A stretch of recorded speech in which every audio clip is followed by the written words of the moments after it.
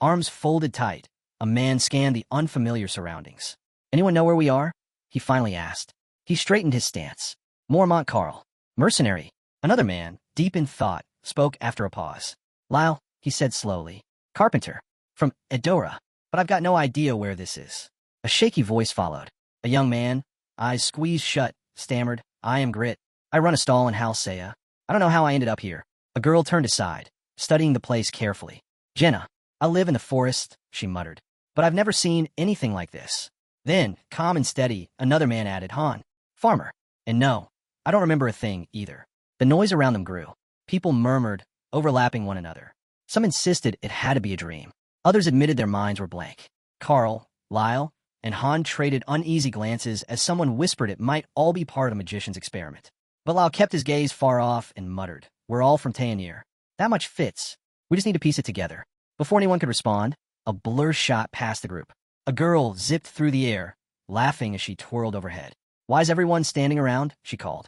The master tore open a rift in time and space. Battle's about to start, so be ready.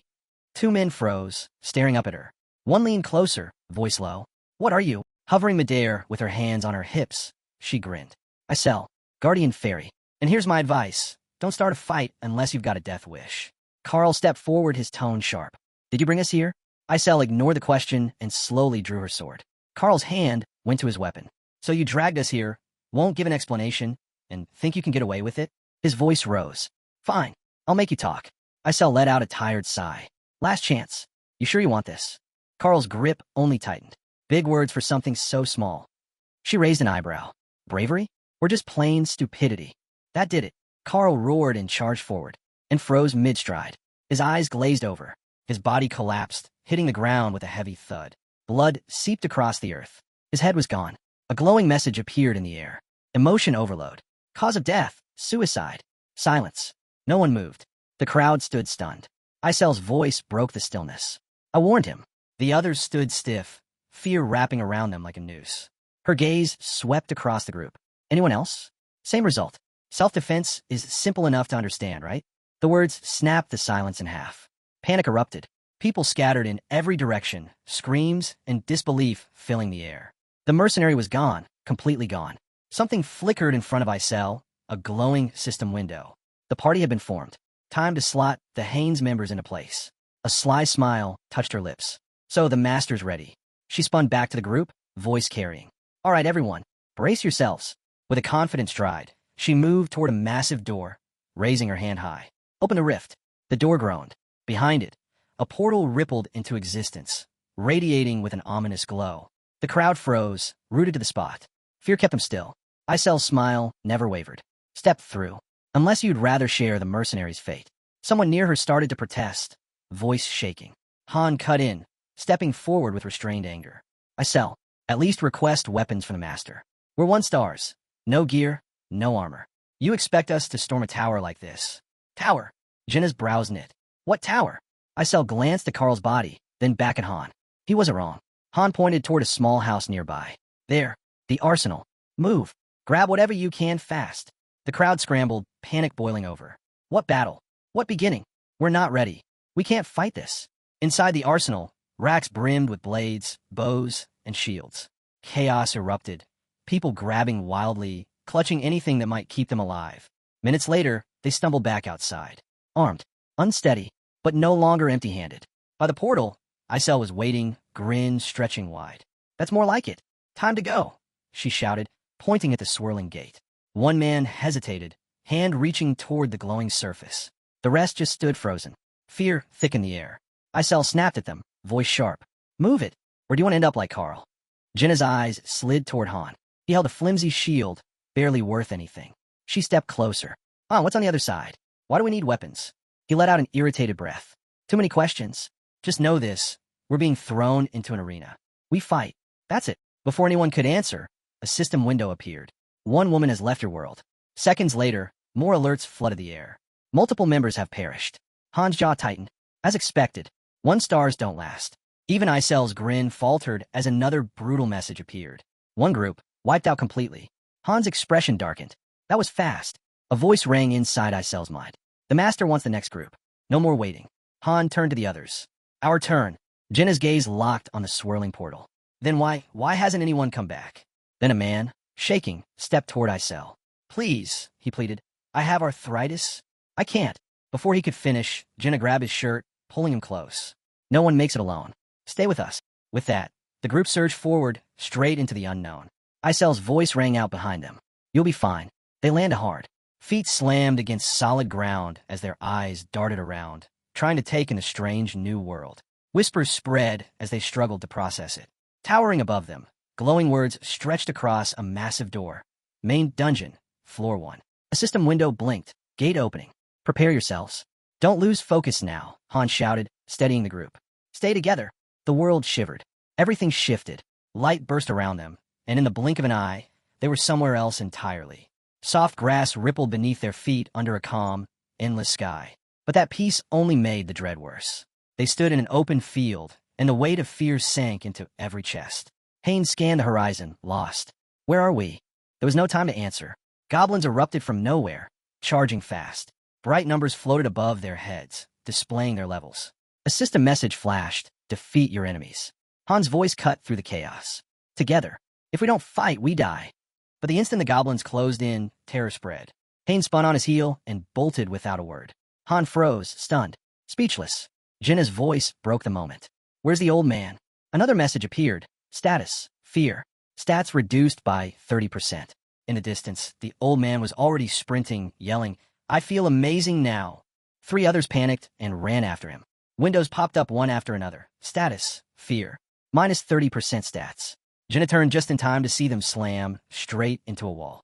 They reeled back, dazed. Reality sank in. They were trapped. No escape. One man pounded the wall with his shield, screaming to be let out. Han glanced over, his voice sharp. Pathetic cowards. Jenna steadied herself and looked at him. If we take down the goblins, will the wall fall? Han's eyes stayed forward. That's the only way. I'll go in close. You cover me from range. Jenna hesitated. What about the others? Han didn't bother turning. Forget them. Dead weight. The goblins shrieked, fangs bared, claws swinging as they charged. Han braced himself, muscles tensed. He rushed forward, while the truth gnawed at him. He had never held a real sword or shield before this moment. The goblins lunged, claws slashing. Han gritted his teeth, muttering low, names Han. Steel clashed. He and Jenna fought side by side, dodging, blocking, swinging with everything they had. Each strike was survival. It was starting to sink in. This wasn't some twisted illusion. They were trapped, inside the very game Han once played on his phone. Game Choose Me. The memories came rushing back. Climb the tower. Reach the 100th floor. Forge weapons. Strengthen heroes. Plan every step with care. Just yesterday, he had been sprawled on the couch, scrolling through a new event, the paranormal dungeon. Back then, 7-star heroes were the ultimate prize. Everyone had one. Everyone but him. He'd burned through thousands of summons, and still nothing. His luck was rotten. Han had thought it unfair, brutal, even. Because in Game Choose Me, there were no second chances. A fallen hero stayed gone. Forever. He remembered the red warning flashing across his screen. His team shivering, all of them marked with the status, fear. Even his strongest fighter was trembling. Then it happened. A boss appeared. Level 999. It ripped through his squad like paper. Han had blinked in disbelief. A glitch, he wondered. But before he could react, the monster struck, fast, merciless. His entire party was erased before the attack animation even ended. And then, a shadow burst out of his phone. A voice thundered. There you are. Han froze. Impossible. The game was over. None of this could be real. Darkness swallowed everything. In the pitch black, a window glowed. Create your account. Another prompt followed. Choose your name. Before he could even touch the screen, his nickname appeared automatically. The game loaded. Windows stacked in front of him, flooding his sight. Welcome, player. Another flashed. Would you like to begin training? Accept to receive a reward. Han stood motionless, sword gripped tight, staring into nothingness. His heartbeat thundered in his ears. The system spoke, its voice echoing. In a small, forgotten town lived a boy named Han. The screen displayed Hyam territory, where people lived alongside slaves. Then another message appeared. An unknown force has invaded. To protect this world, you must climb the tower. Han pressed a hand against the wall beside him, staring out at the field ahead. His chest tightened. This wasn't a tutorial. This was war. A new directive appeared. Eliminate the goblins attacking the city. One lunged. Han had no time left to think. Han's grip tightened. He swung his blade once. Twice. Again. He forced himself past the panic, past the disbelief, and kept striking. His arms burned. His leg screamed, but he didn't stop. With a final shout, he cut another goblin down. These weren't pixels. They weren't lines of code. They were alive. Still gasping for breath, he stumbled forward. A message flashed before his eyes. Mission complete. He froze. The main square. The very one from game, choose me. And now he was standing in it. His throat went dry. His voice cracked as he shouted into the empty air. What the hell is going on? A new prompt appeared, glowing faintly. Summon players from the main menu. Then, a door creaked open ahead of him. Blinding white light spilled out. Inside, a shadow stirred. A figure began to take shape. Han watched as the outline stepped forward, his first summon. She approached, steady and direct. You summoned me, didn't you? My name is Shay, she said. Knight. There was no time to waste. Together, they entered the dungeon. Han was clumsy, unsteady with his weapon. Shay was not. Her strikes cut sharp, precise, merciless. Goblins fell before her blade like wheat before a scythe. Han panted hard, lifting his head just as another notification appeared. Mission complete. He glanced at her stats. 3 stars above him. The gap was undeniable. Another window flickered to life. Use synthesis to strengthen your heroes. Han's jaw tightened, already falling behind. Suddenly, Isel zipped into view, pointing sharply toward the door. Move it. The master's waiting. Han steadied himself and looked at her. Isel, that's your name, isn't it? The fairy froze midair, stunned. Wait, how do you know that? He introduced himself, calm, deliberate. But she didn't answer. Her eyes darted across the player cards in the system. Then her face twisted. There's no one named Han here, she snapped, glaring. You don't even look like a player.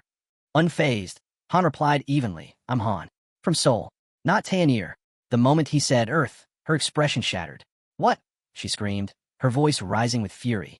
That's impossible. She shot upward, frantic. This shouldn't be happening. Their voices clashed. Isel shrieking that he had to go through the door, Han refusing, calling it suicide. She didn't care. She shoved him toward it, her voice echoing like a command. Get in. Then Shay stepped forward, calm and unshaken. You barged in without warning. Now your body's reacting, absorbing magic. Han stared at his hands in horror. No, this is synthesis. It was happening, and he knew exactly what it meant. One hero would be consumed, so the other could grow stronger. The truth hit hard. Shay was 4-star. He was only one. No sane player would ever trade her for him. Shay stood aside, eyes closed, head bowed, jaw tight. Han shut his own eyes, fists clenched. He knew what was coming. He was about to absorb her. The screen lit up, synthesis complete. His eyes snapped open. Shay's body was glowing, her form dissolving into pure light. Han froze, stunned. Why? Why are you disappearing? She met his gaze, voice calm. This is how it ends. The system chose you. Her lips curved into a faint smile. Good luck. And then, she was gone.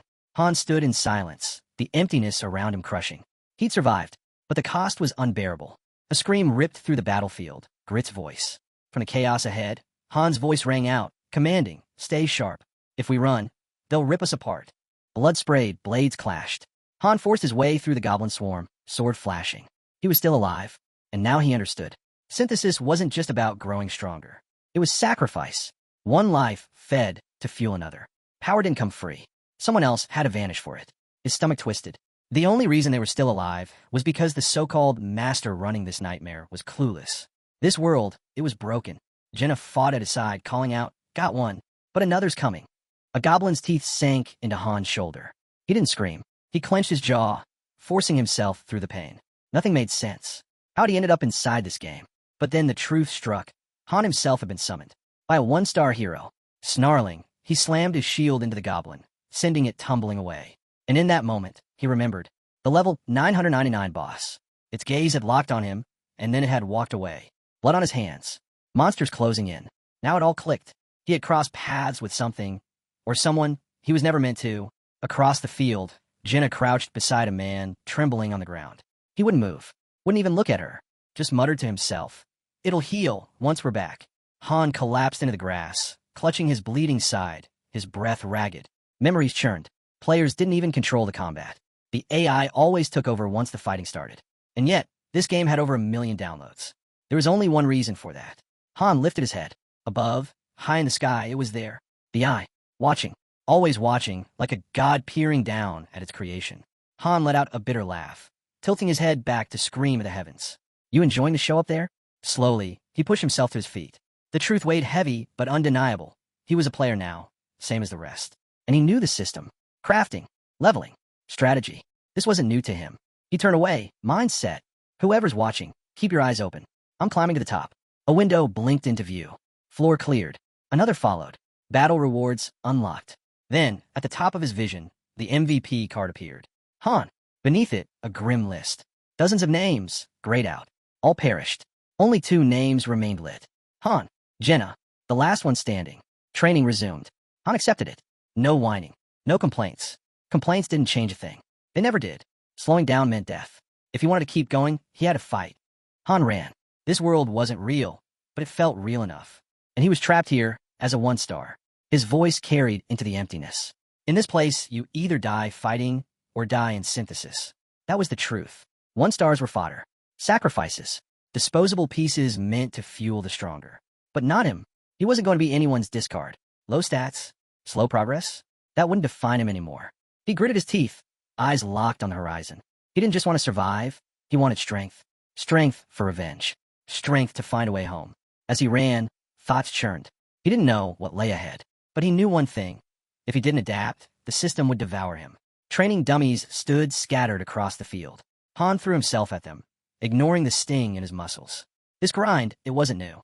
His whole life, no one had helped him. He had always been alone. And here, nothing had changed.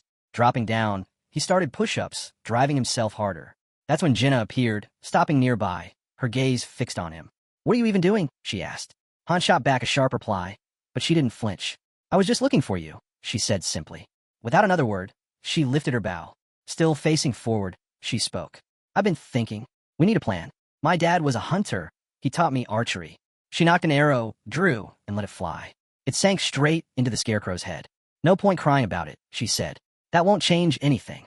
Han wiped sweat from his face, eyes narrowing. "How good are you with that thing?"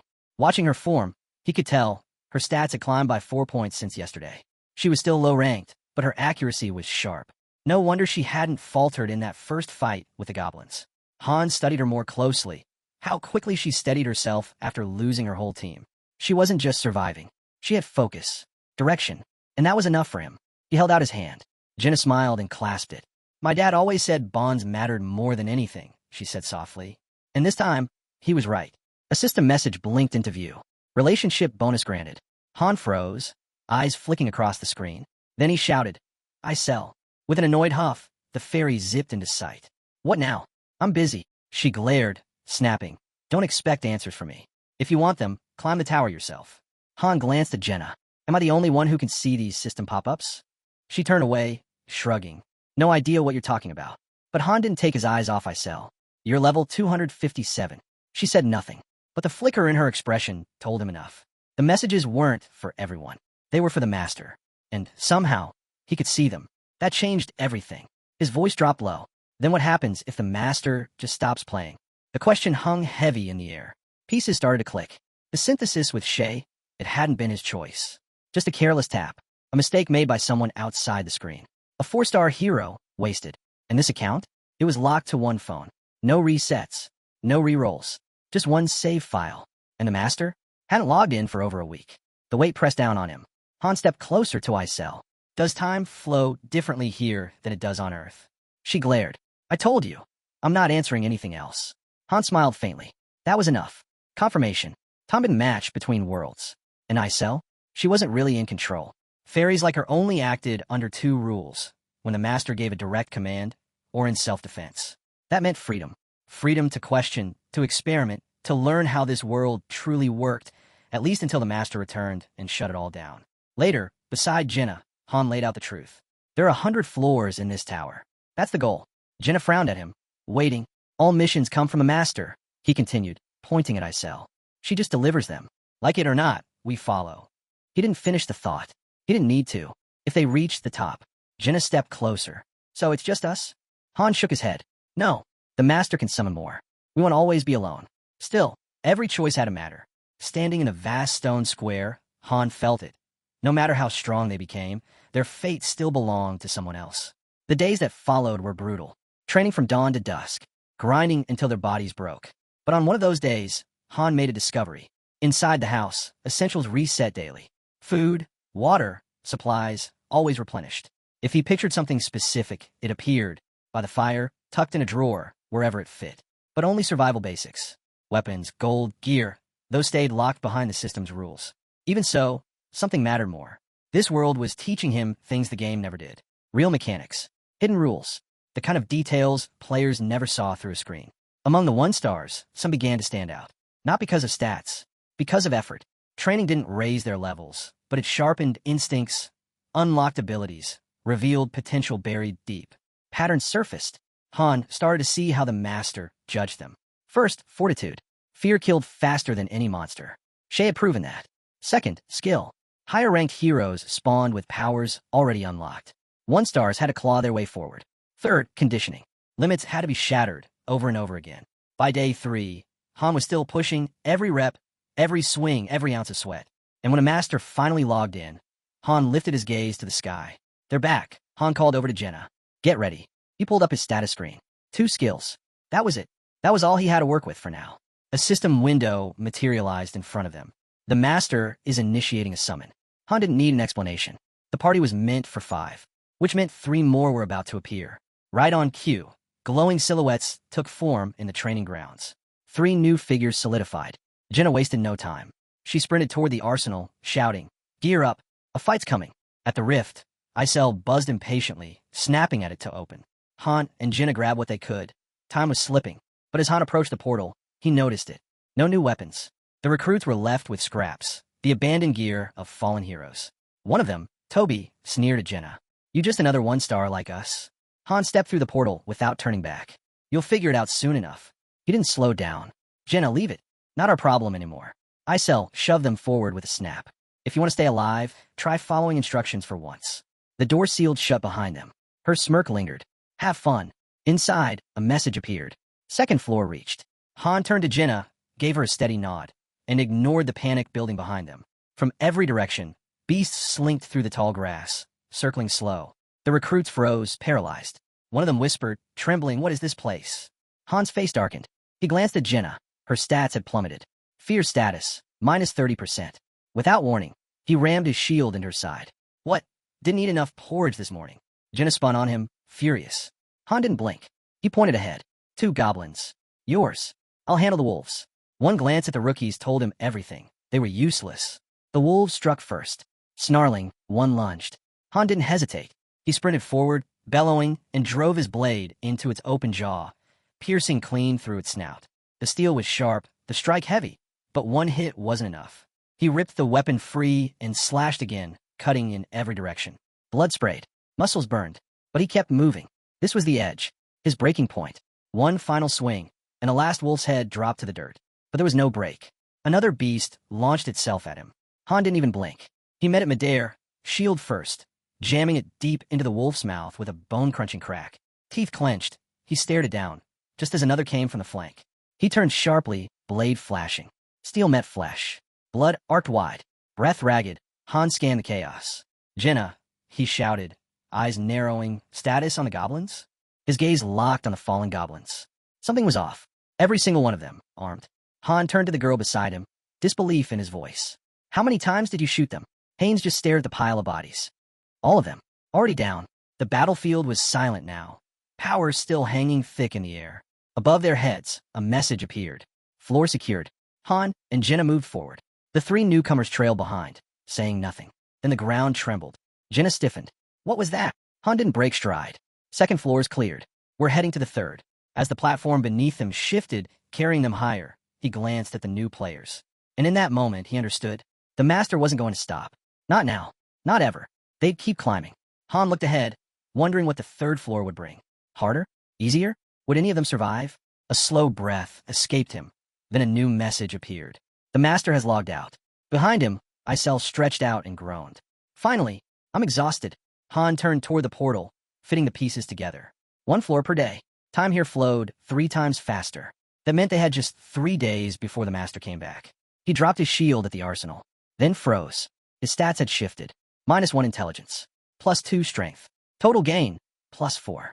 Leveling speed, increased. He was getting stronger. So caught up in the numbers, he barely registered the 3 arguing with Jenna. Their voices blurred in the background. Han's mind was elsewhere. Why wasn't the master rushing?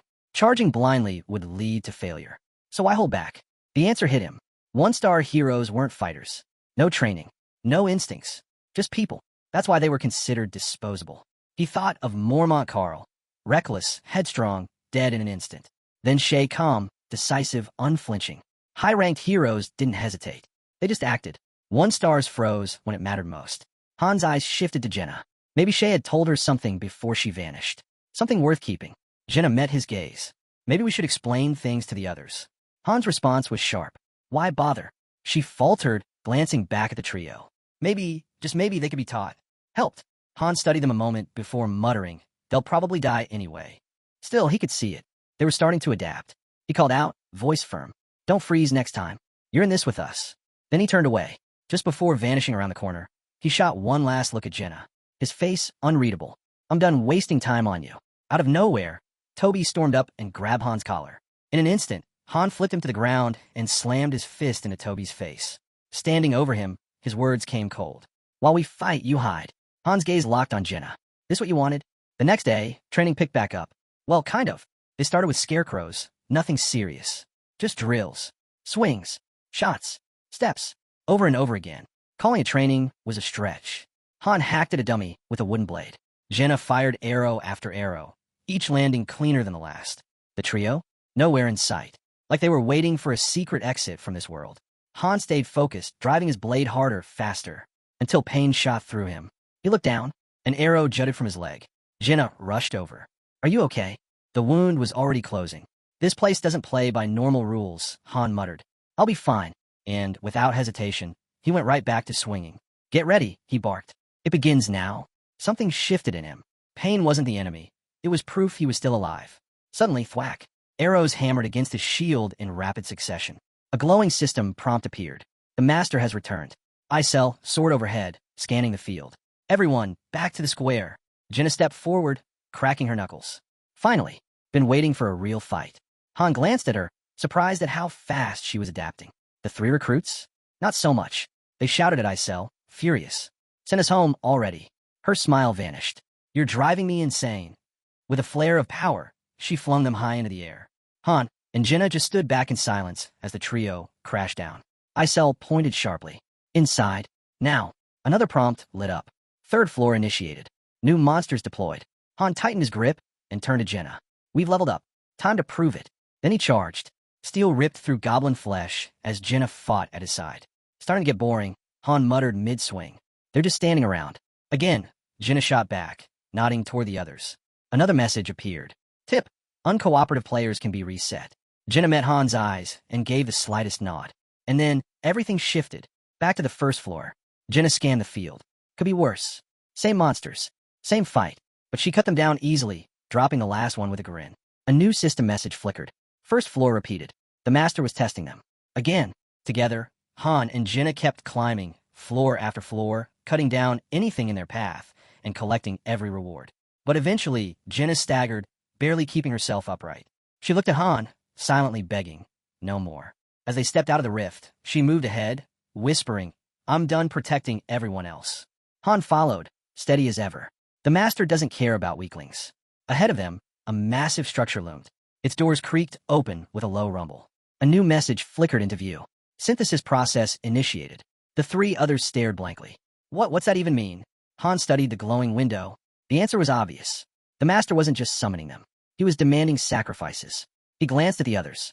They'd had chances, plenty of them, and wasted every single one.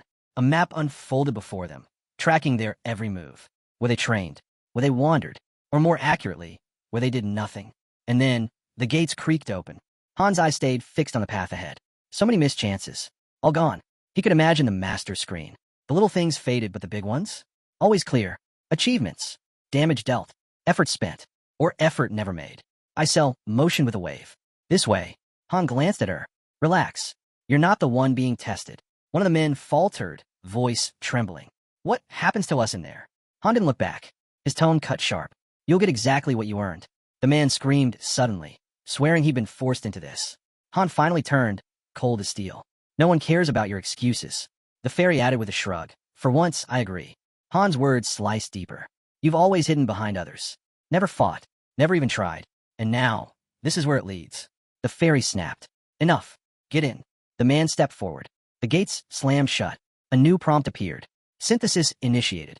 His voice rang out from inside, desperate. No, let me out. You can't. Too late. Blue flames erupted, swallowing the chamber. And then, she appeared. A girl with blazing red hair stepped from the fire. Synthesis complete. She looked around in shock. Wait, where's that guy? He's gone. Han didn't flinch. That's what happens to dead weight. He turned toward the group. So who's next? The fairy pointed. Move it. One player froze, pale as ash. The next walked forward, grinning. They're sending me back. I knew it. I'm going home. Han's head stayed low. Whatever lie keeps you calm. Light burst. Synthesis complete. He was gone. Moments later, Han entered the chamber himself. His body surged with power. Level rising. A new trait unlocked, cold-bloodedness. He brushed past another player, muttering, You got lucky. The red-haired girl stared at him. So, if the master decides we're useless, that's it? We're erased in there. Han looked back over his shoulder. Why are you surprised? You're the one who said you were tired of them. She trembled. But what if I'm next? Han turned away. Then that's it. Every floor we climb, the monsters get tougher, and so do the sacrifices. Han's voice cut through the silence. The master sends the orders. We either fight to live or get burned in synthesis. The girl's voice softened. So you knew from the start. Still facing forward, Han replied, Maybe you should have listened to your father. She fell silent, gaze lowered. Han added coldly, Stick with the right people. That's the only way through. The next day, head lowered, the girl called out, I'm counting on you. Han's reply was flat. Is there a point? Her fists clenched. You told me if I stayed close, I'd survive. I'm trusting you now. His eyes narrowed. Then follow orders. Do that, and you'll live. A tall man stepped forward, fist tight, voice unsteady. I messed up. I was scared. I left everything to you. But I want to change. Han's tone sharpened. Why should I believe you? The man bowed his head. Then let me kneel, if that's what it takes. The girl cut in. At least now he knows his place. Han picked up a stick, staring him down. Ever fought a monster? The silence gave the answer. Han tossed a wooden sword his way. Then prove it. He turned to his teammate. I'm just trying to survive, same as you. Han pointed toward spear. Take it. From what I've seen, it's the easiest for beginners. Mid to long range, fits you better. The girl crossed her arms, a hint of a smile on her face. Close range with the sword. Mid-range with the spear. Long range with the bow. Every angle covered. Han gave a short nod. For a squad thrown together on the fly, the setup wasn't bad. But his tone hardened again. Why are you just standing there? Get ready. The man hesitated. Maybe someone could show me the basics first. Han launched forward, slamming into the ground in front of him. No one show me anything either, he barked. The first time I touched a spear was in a real fight. You learn as you go. Then he exploded into a flurry of strikes. At least you got someone to train with. All I had was a scarecrow. The man gritted his teeth, squeezed his eyes shut, and swung the spear. Han kicked him hard in the gut. Eyes open. You close him to fight, you're dead. The man crashed to the ground, clutching his stomach. Han looked down coldly. And that was me holding back. If it had been a monster, you wouldn't be breathing. Behind him, the girl's voice broke in. Is this really his first time? Maybe ease up a little. Han didn't bother looking back. Don't care. I don't need dead weight. If he can't keep up, I'm not wasting my time. He stepped closer, voice dropping. You got family? The man muttered. A younger sister, she's waiting for me. Han's tone shifted, barely. Then at least you've got something to fight for. He lifted the wooden blade to the man's throat, eyes steady. Now picture what happens to her if you don't come back. The color drained from the man's face. Han pressed harder. If you're going to die anyway, you don't belong out here. Monsters won't spare you. If you want the easy way out, step into synthesis. Decide now before it's too late. The man's jaw tightened. His fists shook with silent rage. Han smirked. There it is. That's the look I was waiting for. Scene shifts, base. 2 alerts blinked in the air. Arsenal unlocked. Forge complete. Cost, 500 crystals. Han scanned the new structure, nodding. A real forge. Finally, progress. He raised his voice. Hey, fairy, get over here. A blur zipped toward him, wings buzzing, face twisted in annoyance. Who do you think you are? Ordering me around? Han replied flatly. You're gonna need better comebacks. That act's getting old. Fuming, the fairy pounded his chest with tiny fists. Han stayed calm. Come on, you're the one sending those system messages, right? Just admit it. He studied her. They're worded exactly like those forum posts. You got internet access. She folded her arms with a huff. Yeah, I check the forums when I'm bored. So what? Han raised a brow. Then you've read the top strategy guides. First build a training center, unlock 10 weapons, then the forge. Her eyes narrowed. How do you know that? Han shrugged casually. Why wouldn't I? That guide's famous. Everyone knows it was written by Loki. Her eyes widened. Wait, even that. Of course, Hans said. I was a player too. The fairy's whole expression lit up, smiling wide. Loki, the legend. Once among the best, feared and admired. If only he pulled a 7-star hero, he would have reclaimed the top spot without question. Dreamy-eyed, she floated in circles, sighing. He could do anything. Nothing was impossible for him. Han suddenly broke her daze. Sorry. She blinked. Sorry? For what? His voice was flat, steady. Because I am Loki. Chapter 6. A system window appeared. Upgrades, 6. The fairy froze midair, then zipped backward like she'd been struck. What kind of dumb joke is that? Han didn't flinch. Account number, 46,631,900. Only the player and the server admins know it. Go on, check it. Or test me with another email. Her eyes went wide as she typed the number in. Seconds later, she gasped. This no way. Her voice shook as she stared at the glowing screen. Then, in a burst, she shot upwards, spinning in the air. Sign something. Anything. I need your autograph right now. I'll be queen of the fan club. Han blinked. There's a fan club? She shouted at the top of her lungs. The fan club. Loki, master of all masters. Expression flat. Han muttered, never heard of it. The fairy stiffened midair, her voice cracking. I really said all that to the actual Loki. Han sighed, scribbling his name across the first thing she shoved in his hand. Great. I'm a 1-star hero now. Huge win.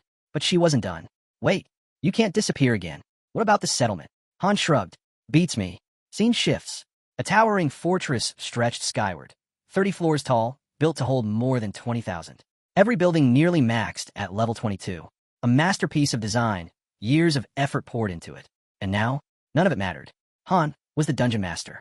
The fairy hovered nearby, voice hushed. What's going to happen to all those people? Han didn't flinch. If you're that worried, disband the settlement. She faltered. I can't. Arms crossed, Han nodded slowly. Figured. Just a mid-level mod. Stuck babysitting. Then he tilted his head. The guy who owned this account. He was human, right? And the ones summoned here, they're not NPCs. The fairy shook her head. No. Every single one of them is real. They come from different worlds. She hesitated, then whispered. Even the creator doesn't know. To him, this is just a game. He throws them into danger like they're nothing. Han turned away, jaw tight. So if I make it to the top, can I go back? The fairy lowered her gaze. I don't know. Han's frown deepened. Then who brought me here? She looked aside. I can't tell you that. Floating higher, she added softly. My permissions are limited. I can advise the account holder, manage buildings, offer a few choices here and there. That's all. Han gazed out toward the horizon, arms folded. Do the other masters' cities look like this? More or less, she said. Some small differences, but the core's the same. Han's mind raced. He pictured countless floating islands, millions of them, each one a settlement of its own. He remembered the system that generated them, thinking it was just an algorithm, skills mixed, traits shuffled by code. But it wasn't. These weren't programs, weren't simulations. They were alive. The infinite content system, the endless multiverse of worlds, all real. Han stared at his phone, thumb pressing a button, and the truth hit hard. None of it was virtual. The game, the missions, the sacrifices, every careless choice he'd made had sent real people to their deaths. Han's jaw tightened. He called the fairy over. She drifted closer, worry flickering in her eyes. If you want to reach the top, Han said coldly, then listened carefully. Cut to the training field. The girl cut through the air, dagger flashing with each strike. Quick, sharp, fluid. Han watched closely. She was different. Fast, natural. Her progress was far beyond what he expected. First time holding a dagger, and already near mastery. The tall guy? Struggling, barely blocking, stumbling with each swing. Han's expression hardened. If that was his limit, he wouldn't survive. The girl gestured behind her, dagger loose in her grip. I even went easy on him, she said. But it hadn't made a difference. Han didn't sugarcoat it. Don't get cocky. We're moving out. She smirked. What? No more training for your #1 assistant. Before Han could answer, the fairy shot out of nowhere, yelling at the top of her lungs. #1. She's #1. I'm the top assistant here. She ranted, puffed up with pride, until Han casually plucked her out of the air mid-sentence.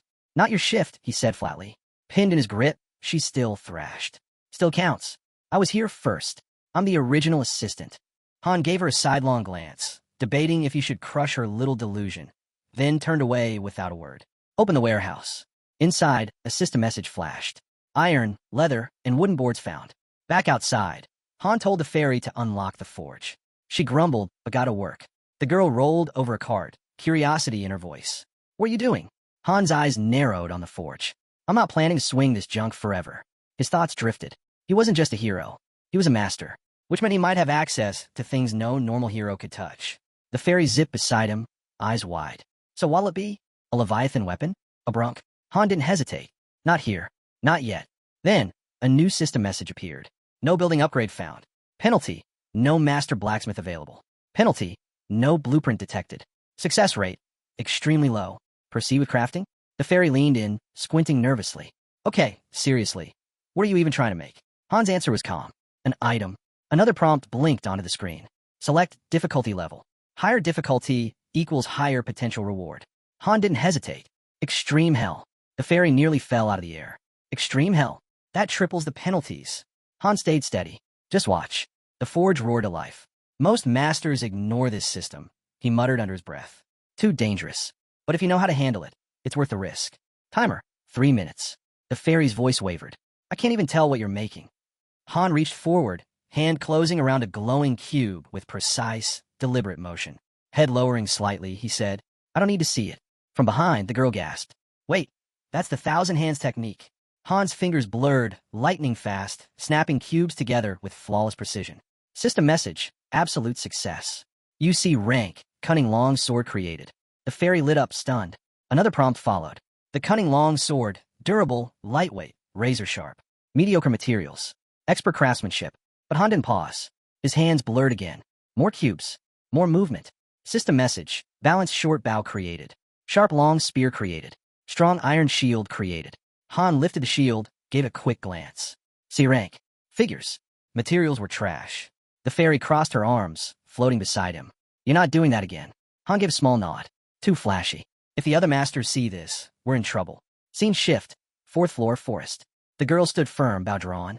In one fluid motion, she loosed the arrow. Clean hit. The enemy crumpled without a sound. Their mission, eliminate all enemies. She eyed her weapon, a grin tugging at her lips. This bow's way stronger than the last. Nobody's taking it from me this time. Han scanned the tree lean. Activate the personal lock. That'll bind it to you. The forest rustled. Harpies burst from the underbrush, wings slicing the air. Han's eyes narrowed.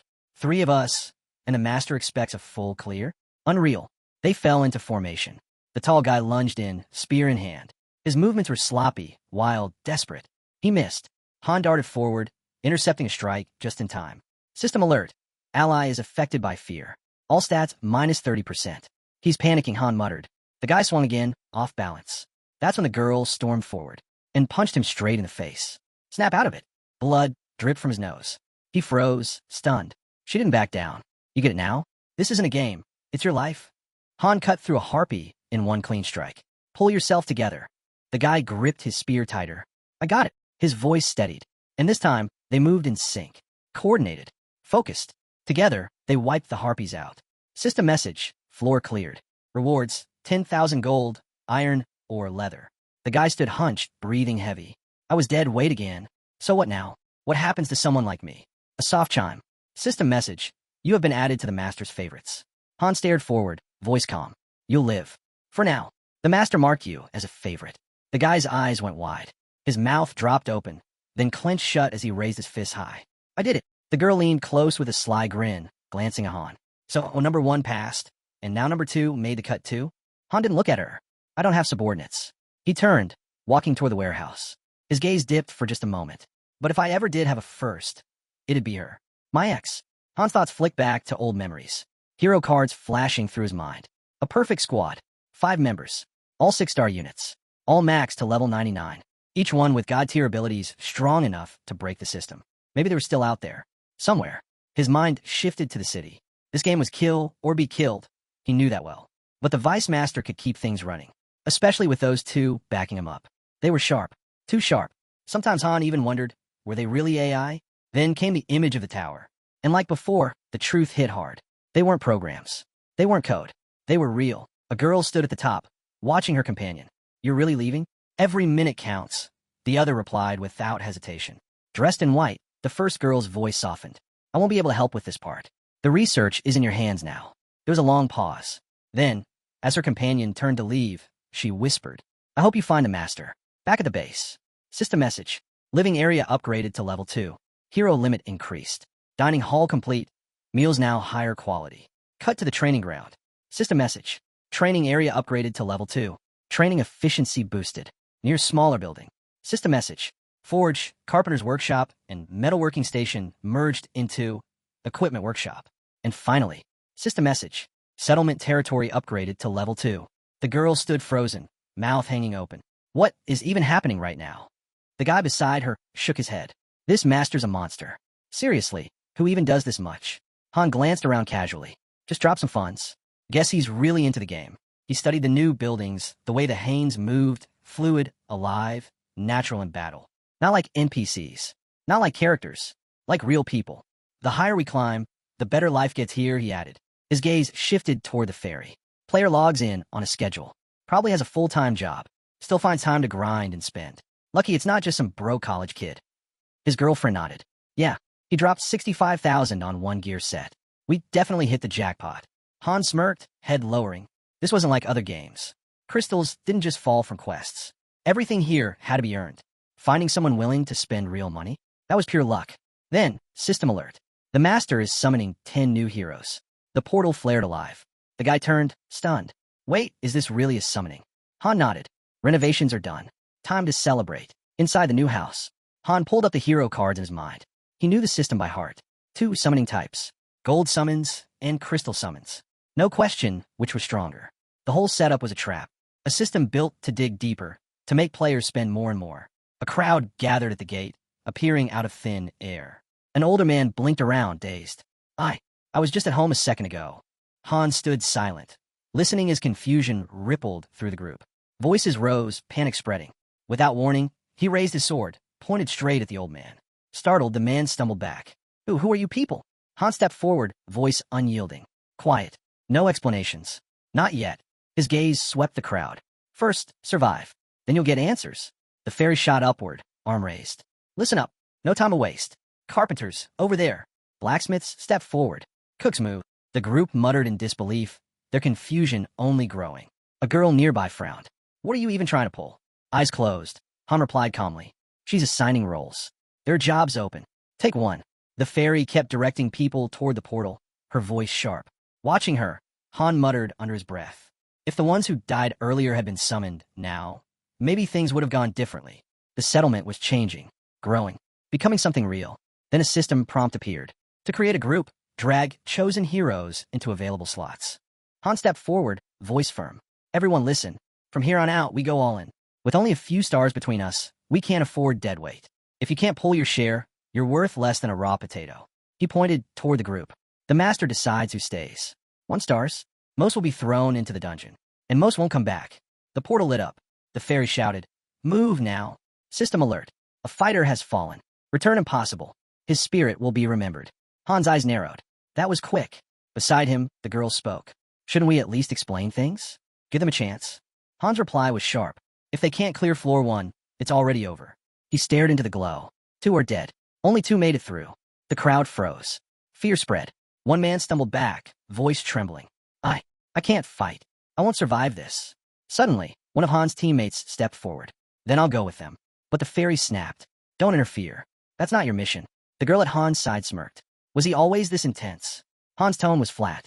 Might as well count me in too. I'm barely better than a rookie. He turned to the volunteer. It's good you want to help, but don't get in their way. They need the experience. The girl threw her hands up. Forget this. I just want a real meal for once. All we've had are boiled potatoes. Han looked at her, realizing something. The fear she'd been carrying, it was gone. He lifted his eyes skyward. It's bright today. Almost feels like someone's watching. Han turned back with a faint grin. Relax. There's no god out there tracking every word we say. In his head, he pictured the system, cold, mechanical, automatic. Everything we say gets filtered, shortened, turned into basic messages before it's ever seen. Not long after, the guy returned, this time leading a group of new recruits. Han gave him a quick scan. No injuries. Everyone breathing. How many goblins did you drop? The guy scratched his head. Just 1. Han stepped aside. Whatever. Let's head back. Maybe this time we'll eat something besides boiled garbage. Scene shift, dining hall. Han glanced around the new space. Looks better in here, he muttered. A real dining hall means real meals. If the master sees we're worth the effort, maybe we'll get rewards. The girl suddenly jumped up, cheeks flushed. This is amazing. I'm calling dibs on lamb steak. The guy chimed in right after. Turkey for me. Han raised an eyebrow. Why are you two even listening to me? Then came a letdown. Plates slid across the table, stacked high with potatoes. An old man rose nervously. He got spices, plenty of them, but the only thing stocked right now is potatoes. Han's eyes narrowed. That same man had claimed to be a cook. Pulling up his stats, Han's scowl deepened. No cooking skills. Not even one. Turning away, disappointed, Han muttered. Maybe someone else here's got real talent. He looked at the girl. Name? She blinked. Huh, you're the new cook, Han said flatly. Her eyes dropped, unease written all over her. The old man stammered. Wait, I could try making something else. Han's gaze cut sharp, quick to adapt. Fine, but lie again and I'll know. You get one free pass.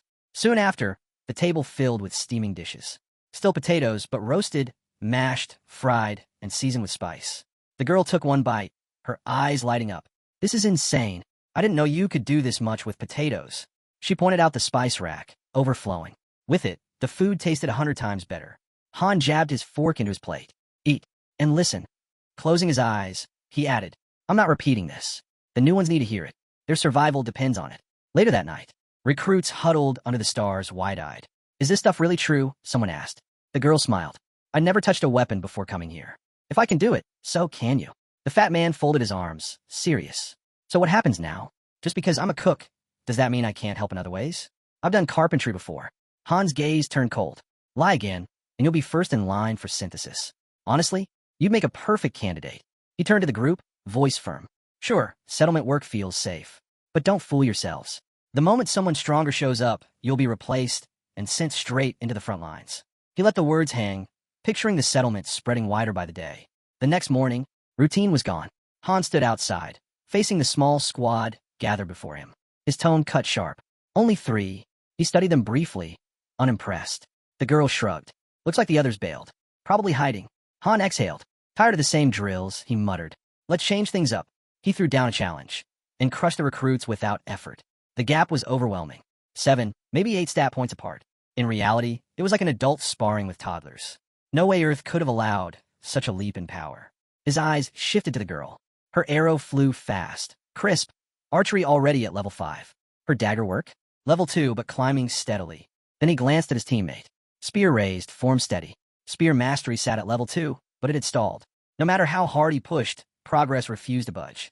Looking back at the newcomers, Han noticed something. Each had already unlocked level 1 in ball control.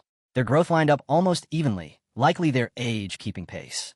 Still, compared to the cowards hiding in camp, they were miles ahead. Soon after, the master summoned another wave, 10 fresh heroes. This time, Han didn't even move. His comrade and the others handled it without him.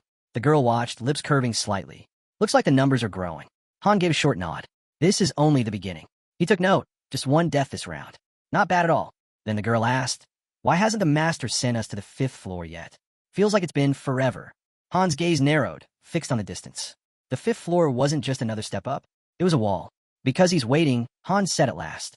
He knows better than to rush it. In his mind, the tower loomed. Every 5th floor was a turning point, a boss fight disguised as progress. Even he couldn't guarantee survival. He imagined a storm pressing down on the city. No matter how much they trained, no matter how carefully they picked recruits, waves like that always claimed lives. The spike in difficulty, not even his girlfriend understood how brutal it truly was. Cards flickered in his thoughts. Combat heroes, all just 1 star. Then the supports. Scene shift, 4th floor. The Hanes lined up in formation, steady and focused. Han watched from behind. Their shields for now, he murmured. No need to rush. Our spears and bows will cover them. The signal rang out. The team charged. 1 fighter blocked a harpy strike. A shout cut the air. Even weak ones can land a hit. Another knight deflected cleanly. Another voice followed, sharp and commanding. Stay together. This works only if we fight as one. A spearman slipped to the side and drove his weapon straight through. More voices rose across the field. It's not about being the strongest. Fight together. Han stayed silent, just watching. Clearing this floor alone would have been easy for him. But that wasn't the point. They had to prove themselves. System message. Battle complete. Rewards. 2,000 gold, iron ore, and leather. The squad cheered, clapping shoulders and laughing. Small victories, but for them, they meant the world. Han studied their faces quietly. The 5th floor, what waited there? Maybe even a mission he couldn't handle alone. He pulled his teammates in briefly. So, how's it feel? The girl grinned. You guys nailed it. Han gave a small nod. Yeah, I'd say so too. Armory. The master had started showing up less often. Still, from the last batch of 10 recruits, he'd chosen exactly what they lacked. A blacksmith, a tanner, a carpenter. Inside the workshop, hammers rang nonstop. E-rank swords, shields, armor. Barely enough for rookies to survive. But the core team? They got stronger gear, crafted from better materials, giving them sharper odds in battle. Checking the player map. Han spotted 3 names marked for synthesis. All 3 had skipped training. All 3 swore they'd bolt the second danger showed. One of them was the same liar who once claimed to be a cook. Days passed. That same man stared at the shield in his hands. We're heading back to the 4th floor today? Honestly, I was hoping for something harder. Han kept his eyes forward, his tone cut like steel. So, we're not stepping onto the 5th floor yet. The fairy answered quickly. Not likely. The girl caught on instantly. Wait, are we? Han stepped forward. His voice carried no hesitation. This isn't going to be a routine sweep. Stay sharp. Don't panic, but don't relax either. Got it, one of them shouted, just as a blinding light swallowed the group. Scene shift. They landed inside a ruined structure. Cracked walls. Rubble scattered across the ground. The street ahead lay broken and empty. 5 heroes stood there, dropped into silence. Eren scanned the ruins. No monsters. Nothing moving. Form up, Han ordered. We head for the center. The quiet pressed in. No enemies. No civilians. Not even background noise. Han's gut told him this wasn't a standard clear. Han, Eren called, pointing. A skeleton leaned against the wall, its armor rusted and shattered. He knelt closer. This place, it's abandoned. The girl walked past slowly, gaze catching on dried blood across the ground. This isn't like the last floor at all. Han's eyes locked on the distant tower. There used to be flowers here, he muttered. Now, we're heading up. Suddenly, the girl froze, scanning the shadows around them. Han turned. What is it? She hesitated, then pointed forward. A city just ahead. Her voice wavered, cutting off mid-sentence. I want to think I imagined it. Eren stepped up beside her, shoulders tight. No. She saw something. She froze, then whispered, barely audible. Is this real? Her voice broke into a scream. There's a goblin horde outside the city. Thousands. They're headed straight for us. Han's focus snapped instantly. How many? Thousands, she repeated, eyes locked forward. System alert. Objective. Survive the goblin horde. Eren's voice cracked with panic. You've got to be kidding me. The girl shot him a glare. Does this look like a joke? Enough. Han cut in, his voice slicing through the chaos. Eren's fists clenched. What the hell went wrong? This isn't a clear, Han said coldly. It's survival. All we can do is hold out. Another fighter stumbled forward. Then what about hiding? No, Han barked. We can't hole up in buildings. Move now. The squad bolted, boots hammering the stone. Eren shouted over the noise. How long do we have to last? 10 minutes after contact, Han snapped back. His scowl deepened. Only a 9% chance for a survival mission on the 5th floor, and they'd rolled the worst possible outcome. Off the main streets, he commanded. Cut through the alleys. They tore through the narrow passages, breath heavy, hearts pounding. Han's mind raced. Low-tier cities had no safe zones. Heroes here were often wiped out before even getting their footing. From the rear, someone yelled, there has to be a better place to hold. They'll break through anywhere. Han growled. No time to scout, this is it. They skidded to a stop at a 3-way split. Tight enough to funnel the enemy. Circle up, Han ordered. We hold here. His blade gleamed as he raised it. Even if 10,000 come, they won't hit us all at once. One of the fighters gave a grim nod. Then we go all in. Han barked orders fast and sharp. Hold the choke points. Rotate the front line when you can. Don't waste rest. You, he turned to the girl, stay in the center. Save your arrows. Fire only when I call it. The squad square their shoulders. One breach, Han warned, and we're finished. Block everything before it reaches us. He narrowed his eyes. 10 minutes.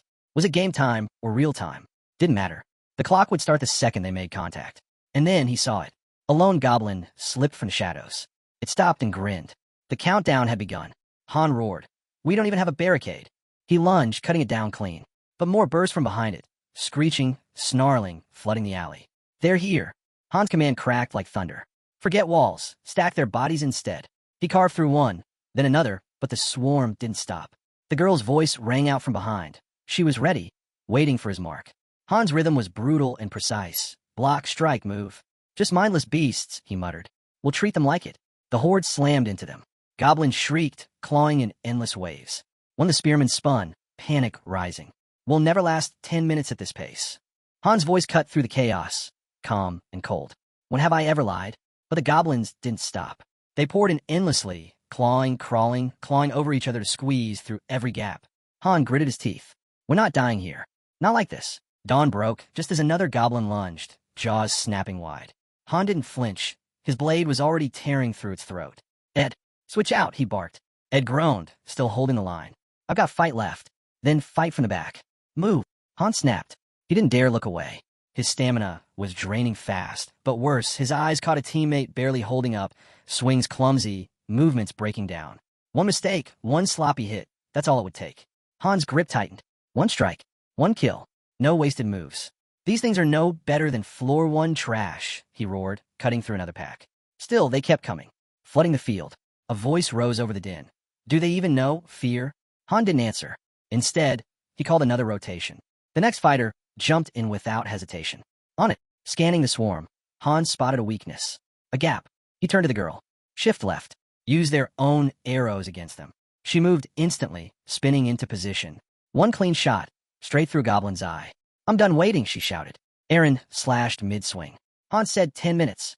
Han growled back. We're only at 5. Another Goblin lunged, but never made it. The girl slammed her knee into its skull, dropping it cold. Stay down, freak. Then a scream cut the air, raw, blood-curdling. System alert. One teammate critical. Health dropping fast. Han's eyes burned. Get him out. Fill the gap. Don't let a single one through. The injured man tried to argue, but Han's glare silenced him. Save it. Heal outside the line. The soldier collapsed, trembling. System alert. Fear status inflicted. All stats minus 30%. Han snarled and shoved another goblin back. Pull yourself together. You want to die whining? The man gasped out an apology. Stop the bleeding. Han roared. The girl was already there, bandages in hand, working fast. Han turned on the rest. You want him alive? Then fight like it. A goblin lunged from behind, but Han twisted, cutting it clean, then stomped another into the ground. Out of my way. The waves didn't stop. One fighter shouted, panic rising. My sword gone dull. Another soldier grabbed it without pause, forcing himself upright. I'll make it work. He stared at the chipped blade, doubt flickering. Han's voice lashed out. Worry about sharpening it after. Swing it now. The soldier swung. The blade cracked a goblin down. Han knew it was inevitable. Not junk tier, but still just iron. Weapons wouldn't last forever. He roared above the noise, blade flashing through another swarm. Blades or not, these things still fall. Han smashed a goblin's skull flat with a shield. No sword? Then use this. He spun. Aaron, swap out. But Aaron stood his ground, still holding. Behind him, the girl cut another goblin down. Take the break while you can. Don't try to be a hero. 3 minutes. Han barked. That's all we need. Why does 30 minutes feel like forever? He snapped again, louder. Aaron moved forward. The girl's eyes stayed locked on the fight. She looked rattled. 10 seconds, Han muttered, voice low. That's all we need. Then he raised his blade high. Cover us. But his gaze caught her quiver. Only 4 arrows left. His jaw tightened. Not good. Let him fly, he shouted. If they break through, none of this matters. She nodded. Understood. 2 arrows loosed, both hitting clean. But then, one goblin slipped through the line. Its eyes burned wild, clutching a jagged stick. On the ground, the injured soldier barely stirred. The goblin lunged, driving the weapon straight into his gut. Blood burst from his mouth. The girl's arrow dropped it instantly, but her eyes locked on the fallen. He wasn't moving. Blood pooled thick beneath him. System alert. Critical condition. Life at risk. Han's fury erupted. He tore through the horde, cutting down anything in his path. Jenna froze, panic clawing at her chest. Do I try to save him? But if I move now? Up front, a fighter raised a shield, shouting, hide. Just 30 seconds of cover. A beast surged forward, strike, aim to kill. Han intercepted, shield up, timing flawless. The impact rattled his arms, but he roared back, charging, blade tearing a line through the swarm. He reached the soldier. Left flank, move now. Han ordered. A young fighter hesitated. But what about Hyde? He's down. We move. Han snapped. Then the screen lit up. System message. The fallen warrior has returned to the arms of the Lord. His spirit will be honored forever. The soldier bowed his head for only a moment, then turned back, carving through goblins without hesitation. Han locked eyes with Jenna. His voice was flat, merciless. We can't save them anymore. Forget them. If you drop, we all die. She clenched her jaw, nodding hard. Got it. Han smashed another goblin aside with his shield. Jenna was right there, blades flashing, cutting down anything that slipped through. How many are left? She shouted. System alert. Basic dagger skill. Level 3. New skill unlocked. Fast movement. Han raised his sword high in signal. Unload everything. If you're watching the clock, make it count. More updates hit one after another. Heroic Awakening activated. Sword and shield technique. LV5. Pain threshold. LV2. Cold-bloodedness. LV3.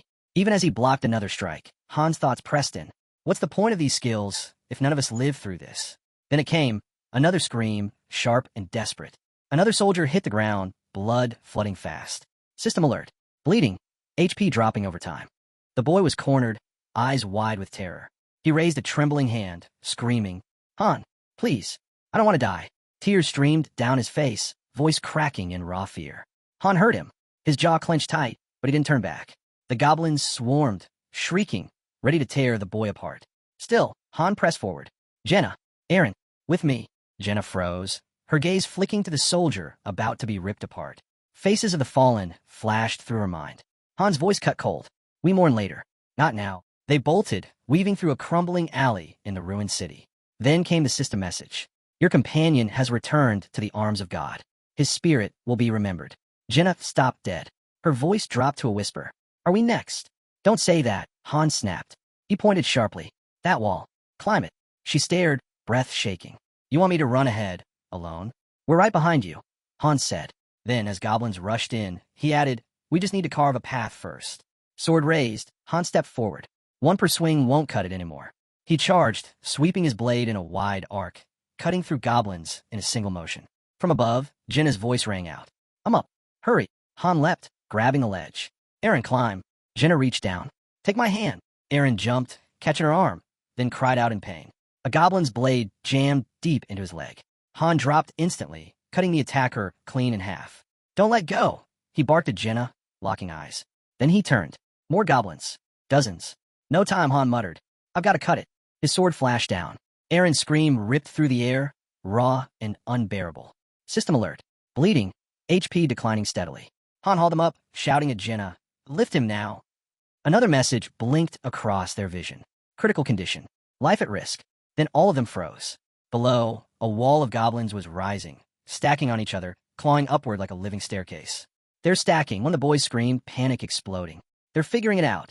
His eyes widened wild. You have to kill Aaron. Use the spear now. Jenna didn't even flinch. She drove the spear down, fending off the wave clawing up the wall. Han's voice was ice. We can't risk him turning. There's nowhere left to run. But her grip slipped, metal clattering against stone. The spear, it's gone, she cried. What do we do? Kick them. Han snapped, never breaking rhythm. Hands clawed upward, scratching, grabbing, dragging at anything they could reach. How much longer? Jenna shouted, panic breaking through. There's too many. 30 seconds, the boy yelled back. Feels like an hour, someone muttered through gritted teeth. I'm serious. We're almost there. Han's blade kept flashing, every swing cutting back another wave. His thoughts narrowed to one single focus. Just a few more seconds. Just hold until the timer shows. And then, it appeared. A countdown lit up, numbers ticking away the final seconds. That's when it struck. A goblin lunged, seizing Han's shield and yanking it down. Han didn't flinch. His sword was already rising. But before he could swing, another goblin drove a blade straight into his gut. The creature grinned, its eyes glinting with malice. Han's body shuddered, his teeth clenched. You piece of... The goblin twisted the blade, then ripped it free. Agony tore through him like lightning. Han's scream ripped raw from his throat as his knees nearly buckled. His vision blurred. System alert. Bleeding. Health will gradually decrease. Not far off, Jenna stumbled, clutching her side. She'd been struck too. Another alert flared. Bleeding. Health will gradually decrease. Both of them, on the brink. Amid the chaos, one boy knelt, staring blankly at the ground. So this is it. Dying here on the 5th floor. What a joke. His head sagged. Why? Why me? I never chose this. Not back on Earth. Not here. Despair clawed deep. But something snapped. His eyes tore open. Rage surged like fire through his veins. Why? He roared. He shot to his feet, his blade slicing a goblin clean in two. You freaks. System alert. Berserker mode activated. One eye blazed blood red. The other stared hollow and black. You think I fall here? On the 5th damn floor. His sword dropped low, hanging loose at his side. There's no reason, no meaning to any of this. A goblin rushed him. Han moved faster than lightning. One strike dead, another gone. 5 more, shredded to pieces. I'm not dying here. Limbs scattered. Blood drenched the stone. Han stood at the center, eyes wild, face locked forward. Come on, he roared into the horde. System update. New skill unlocked. Berserker. For the first time, the goblins hesitated. Jenna's chest heaved. Even breathing hurt. Feels like my body's tearing apart. Han's voice cut through, cold and feral. You want me dead? Then try. He slashed again, faster, harder. Each strike more vicious than the last. Then steel cracked. His blade shattered in his hands. The goblins howled with twisted laughter. Han didn't stop. Fine. I'll tear you apart with my fists. He lunged, bare hands clenched, eyes burning like fire. I'll never stop. He charged into the swarm, and at that exact moment, the timer hit 0. Everything froze. The goblins around him locked mid-motion. Their skin flickered, color draining until they stood silent, lifeless. Han staggered, chest heaving, surrounded by stillness. Not one monster moved. Jenna stared wide-eyed. Han's fists were still clenched, blood dripping from his knuckles. Neither could process what they were seeing. Then Eren, still breathing, still alive, lying on the rooftop, unmoving but alive. System message. 5th floor cleared. Their levels surged. Han, MVP. Rewards cascaded across the screen. 5,000 gold. Iron ore. Leather. Wooden boards. Before anyone could react, the system pulled them out. Congratulations. 5th floor cleared. Daily dungeons unlocked. Gather resources. Build your base. Train your heroes. Every weapon they still carried came with them. Jenna dropped to her knees, breath ragged. She couldn't process it. Han stood motionless, his body still trembling from the battle. Eren lay nearby, silent but alive. Jenna's wide eyes fixed on him. Then, suddenly, a stunned smile broke across her face. Tears welled, spilling over. She laughed, a hollow, breathless laugh, half disbelief, half exhaustion. Han didn't move. The weight of it hadn't hit him yet. Too much, too fast. Still on her knees, Jenna lifted her head toward him. Can you help me? I can't stand. He said nothing, just reach out a hand. As he pulled her to her feet, she whispered, Did we really make it? Yeah, Han said. This is the waiting room. We're clear. She glanced around. Are all floors like that? He shook his head. No, that one was different. Bending down, he picked up the shattered pieces of his sword. Missions like that, it comes down to your team. If the others had been a little stronger, maybe things would have ended differently. He turned toward her. With the right crew, those missions aren't impossible. But we got the worst timing. Jenna lowered her gaze, nodding quietly. They left the waiting room without another word. Outside, a boy rushed over, grinning. You guys crushed it. Chloe's got food waiting. Where's the rest of the crew? Still inside. They're dead, Hans said flatly. The boy froze. What? They didn't make it. Silence hit hard. The kid just stood there, stunned. Han and Jenna walked past. Then a voice boomed across the space, sharp and unfamiliar. The master calls for heroes. If your name is announced, step forward. Later that night, Han collapsed face first onto his bed. He didn't feel much of anything. Not grief. Not shock. Death was just part of the front lines. His mind drifted instead to the new skill, Berserker. How was that supposed to work with cold-blooded? One thrived on rage, the other smothered it. Total opposites. It didn't add up. Was it a glitch? Or was it because he was both a hero and a master? Too many unknowns. Too much to process. He'd figure out later. For now, he just needed a rest. As his eyes closed, he muttered to himself, It's only going to get harder from here. Scene shift, training grounds. Early morning. Jenna was already out there, her blades slicing clean through the air in sharp, practiced arcs. Han blinked. She was always the last one to rise. What got you up this early, he asked. She didn't pause, her strikes still crisp. I want to stay alive. Han watched her closely. Every move was fast, focused, precise. He remembered, Jenna had unlocked a new skill yesterday. Talented, relentless. Then his thoughts drifted to Eren. The guy trained just as hard, yet never gained anything in return. Still balanced on his hands, Han weighed his own limits. Skills level 5. Nothing special for a 3-star hero. Then came the system ping. Level 9. One more level, then promotion to 2 stars. That's when Jenna leaned in and poked him in the side. Han glanced down. What are you doing? She shrugged. You just look cool in that pose. Cut it out, he muttered. She smacked him lightly on the head, lips curling in a pout. Your muscles don't even look tired. Pulling a shirt over his head, Han thought to himself. She kept catching him off guard. After everything that happened yesterday, she'd bounced back faster than he expected. Jenna rubbed at her head, then said quietly, Eren's not here. He probably needs space, Han replied. He was closer to the ones we lost. Silence fell between them. Finally, Jenna spoke. He's usually first on the field, always here before everyone else. Han nodded. Daika was the same. They trained harder than anyone. His eyes swept across the training grounds. Compared to them, they're the real heroes. Across the field, others milled about, pretending to stay busy, avoiding synthesis training, only showing up when a master was watching. Han's voice dropped low. They had talent. They just never had time to prove it. Maybe it would have been easier if one of them had died on floor 5. Jenna didn't argue. She just said softly, let's get back to it. But before they could move, a voice called out, apologizing for being late. Eren. Something about him felt wrong. Han stepped forward. What's wrong? Eren's answer came quiet, heavy. If I'd been stronger, maybe things wouldn't have gone the way they did. Han's expression didn't shift. They died because they were weak. That's all. He looked out across the base. It's already been a month since I came here. Outside, barely 10 days. He pulled out his phone. Whatever checked in 3 times a day, morning, noon, night. Time here ran 3 times faster. Han pictured the game in his hands. During battle events, the timer synced to reality. 30 minutes meant 30 minutes. Any other time, those survival runs would have stretched into 90. No one would have lived through that. Then Isel appeared, grinning like she just won a bet. Han, everyone should be learning from you. Cleared the 5th floor with a squad full of freeloaders, no less. She raised her arms dramatically. Truly, the master of all masters. Jenna leaned in, whispering, "What did you do to make her like this?" Han smirked. "Classified company intel." Isel wasn't finished. She spun on the others, shouting, "While I'm out giving it everything I've got, you're all sitting here like couch potatoes." Isel's voice rang across the field. "You think laziness goes unpunished? Think again." Han watched the commotion from the sidelines, then slipped away. Better to leave them to it. They'll move when someone gives the order. A system ping flashed in front of him. Group 4 has been formed. Names scrolled into view. Han, Jenna, Lewis, Jeffrey, and Owen. The others froze, confused. Han stayed quiet, unreadable, just listening. Then a voice thundered from above. "Selected heroes, report to the rift of time and space." Immediately, Jenna blinked. "Why are we grouped with people we don't even know?"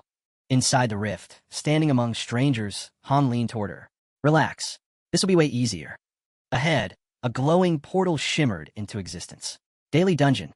Active. These appeared once a day. Resource runs. Today's location, Kinout Forest. Estimated duration, 11 hours. Han skimmed the mission text.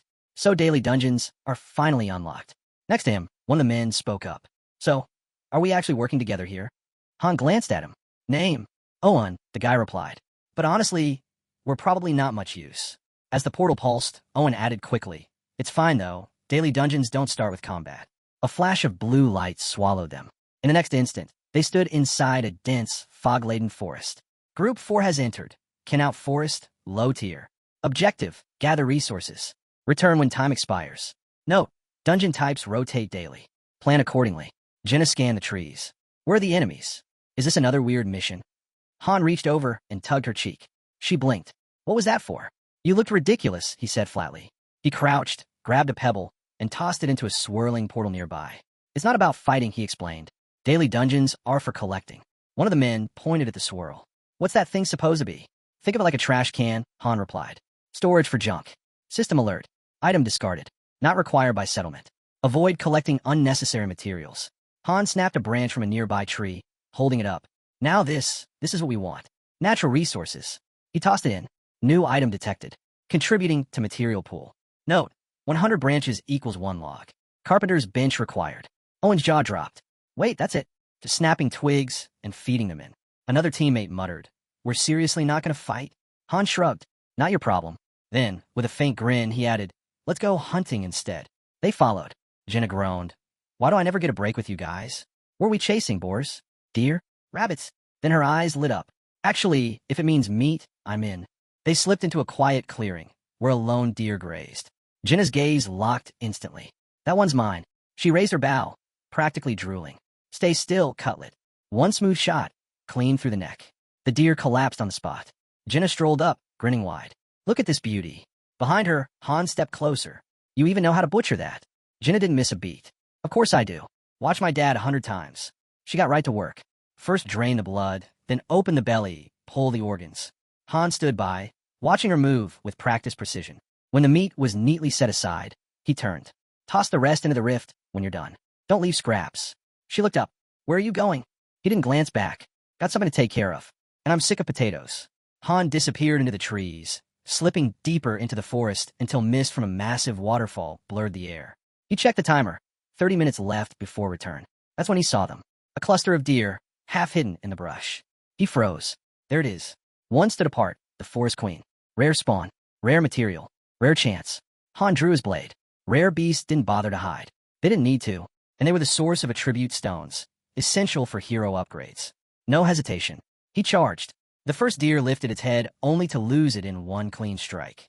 The rest bolted, but one turned, rage in its eyes, charging. Han met it head-on, blade flashing until it collapsed.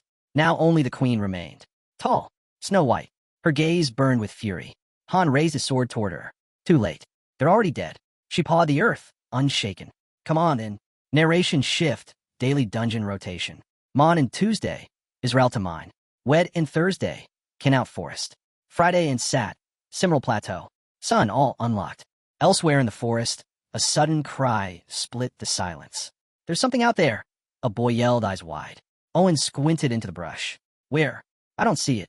Then, just barely, they caught it. A pair of red eyes glowing in the dark. Owen yanked his friend back. Wait, something's not right. The leaves parted. Han emerged, dragging a massive carcass behind him. He smirked, expecting someone else. With a heavy thud, the forest queen's severed head hit the ground. Jenna's eyes widened. That thing's huge. Han exhaled. Yeah, I'll need help moving the rest. One teammate scrambled forward, storing the body into the portal. Han turned to Jenna. How much did you gather? Before she could speak, the system chimed. Item acquired. Queen's blood. I also dropped 2 deer and a boar, she added. Enough to feed everyone. She bent, picking up the queen's head, studying it. Why keep this? It's not edible. Han strapped his shield across his back. The horn. I need it. Only way forward is like this. Jenna leaned in, examining closely. It's a female. Han arched a brow. You can tell that just from looking. She gave a firm nod. Spent enough time in the woods. Right then, a system alert flashed across the air. Skill unlocked. Forest Hunter. Without hesitation, Jenna began carving into the head, her hands steady, like she'd done it 1,000 times. Han stayed quiet, watching in disbelief. Another awakening, just like that. His gaze shifted to her awakening stone. At this rate, she'd rank up easily. No obstacles at all. Another message appeared. Low-tier wind, attribute stone acquired. Infused with forest energy. Useful for crafting equipment that enhances hero rank. The scene dissolved, fading into the bustling tavern at Haynes' main camp. Tables overflowed with roasted meat, the air thick with rich, savory aroma. The room rang with laughter and cheers, everyone celebrating the taste of real food. Jenna strolled in, grinning. They took down an entire deer. Han didn't even flinch. If you're done feasting, come with me. His mind had already moved on. Dungeon rotation. Today's opening, Simral Plateau. The perfect place to farm attribute stones. Not long after, the two entered the dungeon. System notice, 2-person team entered. Low-tier, Simral Plateau instance. Jenna glanced around. You really think this place will make us stronger? Attribute stones are everything, Han replied. We just need to find them. They made their way to the cliff's edge. Jenna stopped, letting the wind curl softly around her. Han's eyes narrowed. Life flowers. Rare, valuable, essential for health potions. He marked their location in his mind. Then noise. A sharp howl split the air. A massive wolf lunged from the shadows. Steel clashed. Blood flew. The fight was brutal but short. The beast collapsed at their feet. Jenna caught her breath, smirking. That's it? Just one wolf. Han slid his blade back into its sheath. The blood might attract more. She crouched, already carving. What about the fangs and claws? Take them. Han answered, eyes still scanning the ridge. Another system ping lit up. Low-tier water, attribute stone acquired. Charged with plateau energy. Vital for crafting and rank progression. Still working, Jenna looked up. It's kind of peaceful out here. Han raised an eyebrow. Wait till I'm done draining the blood before you say that. She let out a quiet laugh. If life was always like this, hunting, gathering, eating, it'd be enough. Perfect even. Her words lingered. If not for the master. Han froze. He hadn't heard anyone say it aloud before, but once he thought the same. Her voice softened. I hope he never returns. Han's eyes flicked toward her. Do the people in Nibelheim feel the same? Jenna held a glowing stone in her hand, its light dancing in the dim air. I don't see the point in endless fighting anymore. Synthesis is over. Jenna closed her eyes. If you could do something for me, something quieter maybe. Han didn't answer right away. Maybe. Depends on how things play out back at base. She turned toward him, sharp. Then why talk about peace if you've got no plans to leave the front lines? That cut deep. Han shut his eyes, a faint smile tugging at his lips. But he stayed silent. Days slipped by. Then light. The team materialized in the middle of a dense forest. System alert. Floor 6 reached. Mission type, reconnaissance. Objective, scout and assess the surrounding terrain. Another ping followed. Daika has joined Group 1. Daika flashed a confident grin. You got nothing to worry about. I got this. Aaron wasn't convinced. This doesn't feel like one of the daily dungeons. The squad leader cut in. It's not. Recon missions follow their own rules. Aaron swept his gaze across the tree lane. The forest was unervingly still. Feels like the 5th floor again, too quiet. Quiet, someone hissed. No talking, no movement. The group hit the dirt instantly. One teammate whispered nervously, do we really need to be lying here? Han glanced at Aaron, his voice calm but firm. This isn't like before. Trust the process. Follow orders, we'll get through it. Aaron gave a slight nod, lowering himself further. Minutes crawled past. Then they saw them. 3 goblins. Level 8. Standard enemies. Nothing special. But Han's eyes locked on one detail. The horn strapped to a goblin's belt. Everything shifted. He lifted his head. Jenna was perched in the branches above. You see anything? She answered without hesitation. Goblin village up ahead. Large. At least 100. Hans got twisted. A trap. One wrong move, and they'd be buried in numbers. He ran the battle through his mind, fast and precise, then gave the call. Jenna, take the one on the right. Aaron, move as soon as they're distracted. Take the second. Aaron steadied his grip, eyes locked in. Han turned to Daika. If it goes bad, cover them. You got it. Daika drew his blade. In an instant, Jenna loosed an arrow. Clean shot, straight through a goblin's forehead. Aaron burst from cover, spear driving through the second. The last goblin's hand shot for the horn. But Han was already there. Too late. One strike. Head severed. System notification. Floor cleared. MVP. Han. Reward. 5,000 gold. In a blink, the forest dissolved. They stood in the waiting room. Daika blinked in surprise. Wait, that's it? We're done. Han shook his head. No, not even close. He didn't wait. He broke into a sprint, heading back toward the tree line. Recon missions weren't just routine sweeps. They were previews. Hints. The future written in fragments. Patterns buried beneath the chaos. He pushed forward until the trees opened. And there it was. The goblin stronghold. Massive. Wolves chained to stakes. Goblins patrolling the perimeter. Not a camp. A fortress. Through the fence, Han caught something odd. One goblin suddenly snapped its head around, staring into nothing. But all that lingered was a faint shimmer of blue particles fading away. Then, flash. The whole squad was yanked back into the waiting room. Jenna's eyes found him right away.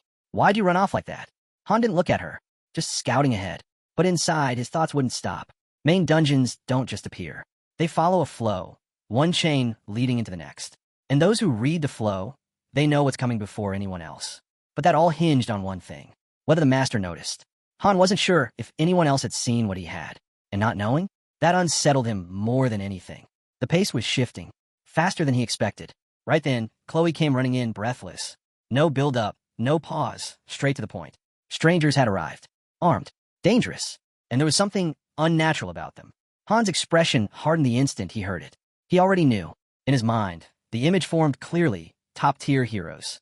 The system backed him up, notifications flooding in. The wolves of destruction have arrived. Special condition. 5 heroes with a linked bond. Strength amplified. Han's jaw tightened. This wasn't chance. And then Isel appeared. Han wasted no time. Did the master make another move? Her answer came with a smile. Yes. A beginner's bundle. 50 grand. Han calculated instantly. That meant 25,000 crystals. 50,000 gold. He glanced at Chloe, still frozen beside him. Yeah, these weren't just strong. They were elite. If it were him, he'd have brought them in too. The 5th floor demanded it. He turned to Chloe. Go back to the kitchen. Nothing will happen to you. I promise. These ones, they're built different. Aaron passed by then, his voice casual, almost careless. Relax. Kick back. New people won't change much in the end. Han said nothing, but he knew better. The scene shifted. Another building. A black-haired girl stood in silence. Jenna spotted her immediately and hurried over, all smiles. Hi there. The girl blinked, surprised, then quietly returned the greeting. Hello. What's your name? I'm Jenna, she said with a grin. Then tilted her head, expectant. The girl hesitated. Edith. Jenna's gaze drifted past her. The man behind Edith stood tall, serious, imposing. Yet in her mind, Jenna imagined kindness hidden beneath the steel. He stepped forward. Not a word. Just silence as his eyes scanned Edith's status window. The truth was clear instantly. She carried class. A 3-star hero. A thief type. Classic. Deadly. Her build wasn't about muscle or stamina. What stood out was speed. Dexterity maxed, sharper than anyone else. Daggers, not bows, were clearly her weapon of choice. Without breaking eye contact, Han asked again, her name, and if they could talk somewhere more private. They moved to a tavern. Jenna set water on the table before slipping into a seat beside them. Edith studied him for a moment, then asked plainly, Do you even know what this place is? Han's reply was steady. Some of it. Not all. What about you? Her gaze dropped, voice low. She admitted she didn't remember much, only that she'd been summoned to fight. Every attempt to think beyond that brought nothing but pain. That made Han lean in. What do you know about synthesis?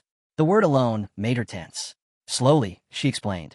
Synthesis was strength, power gained by absorbing others. Han's mind turned. That kind of knowledge wasn't common. From the look of her equipment, she'd been in the mercenary trade. Resting her chin on her hand, Edith let something slip. She had been part of the wolves of destruction. Jenna's eyes lit up. That name sounds so cool. Edith gave a faint nod. The last memory she carried was a mission in Halcea, then darkness. Until she woke up here. Han sorted through hero cards in his mind. It became obvious Edith wasn't just another 3-star. Her skills proved her history. She really had been a mercenary. But even with that, she was nowhere near the level of someone like Mormont Carl. Jenna leaned closer, fascinated. That actually is pretty cool. Edith didn't answer right away. Her head turned, voice dropping. Things aren't the same anymore. Then, voices rang out from the square. Loud, calling names. Avant, Jack, Kevin, Duck, Edith.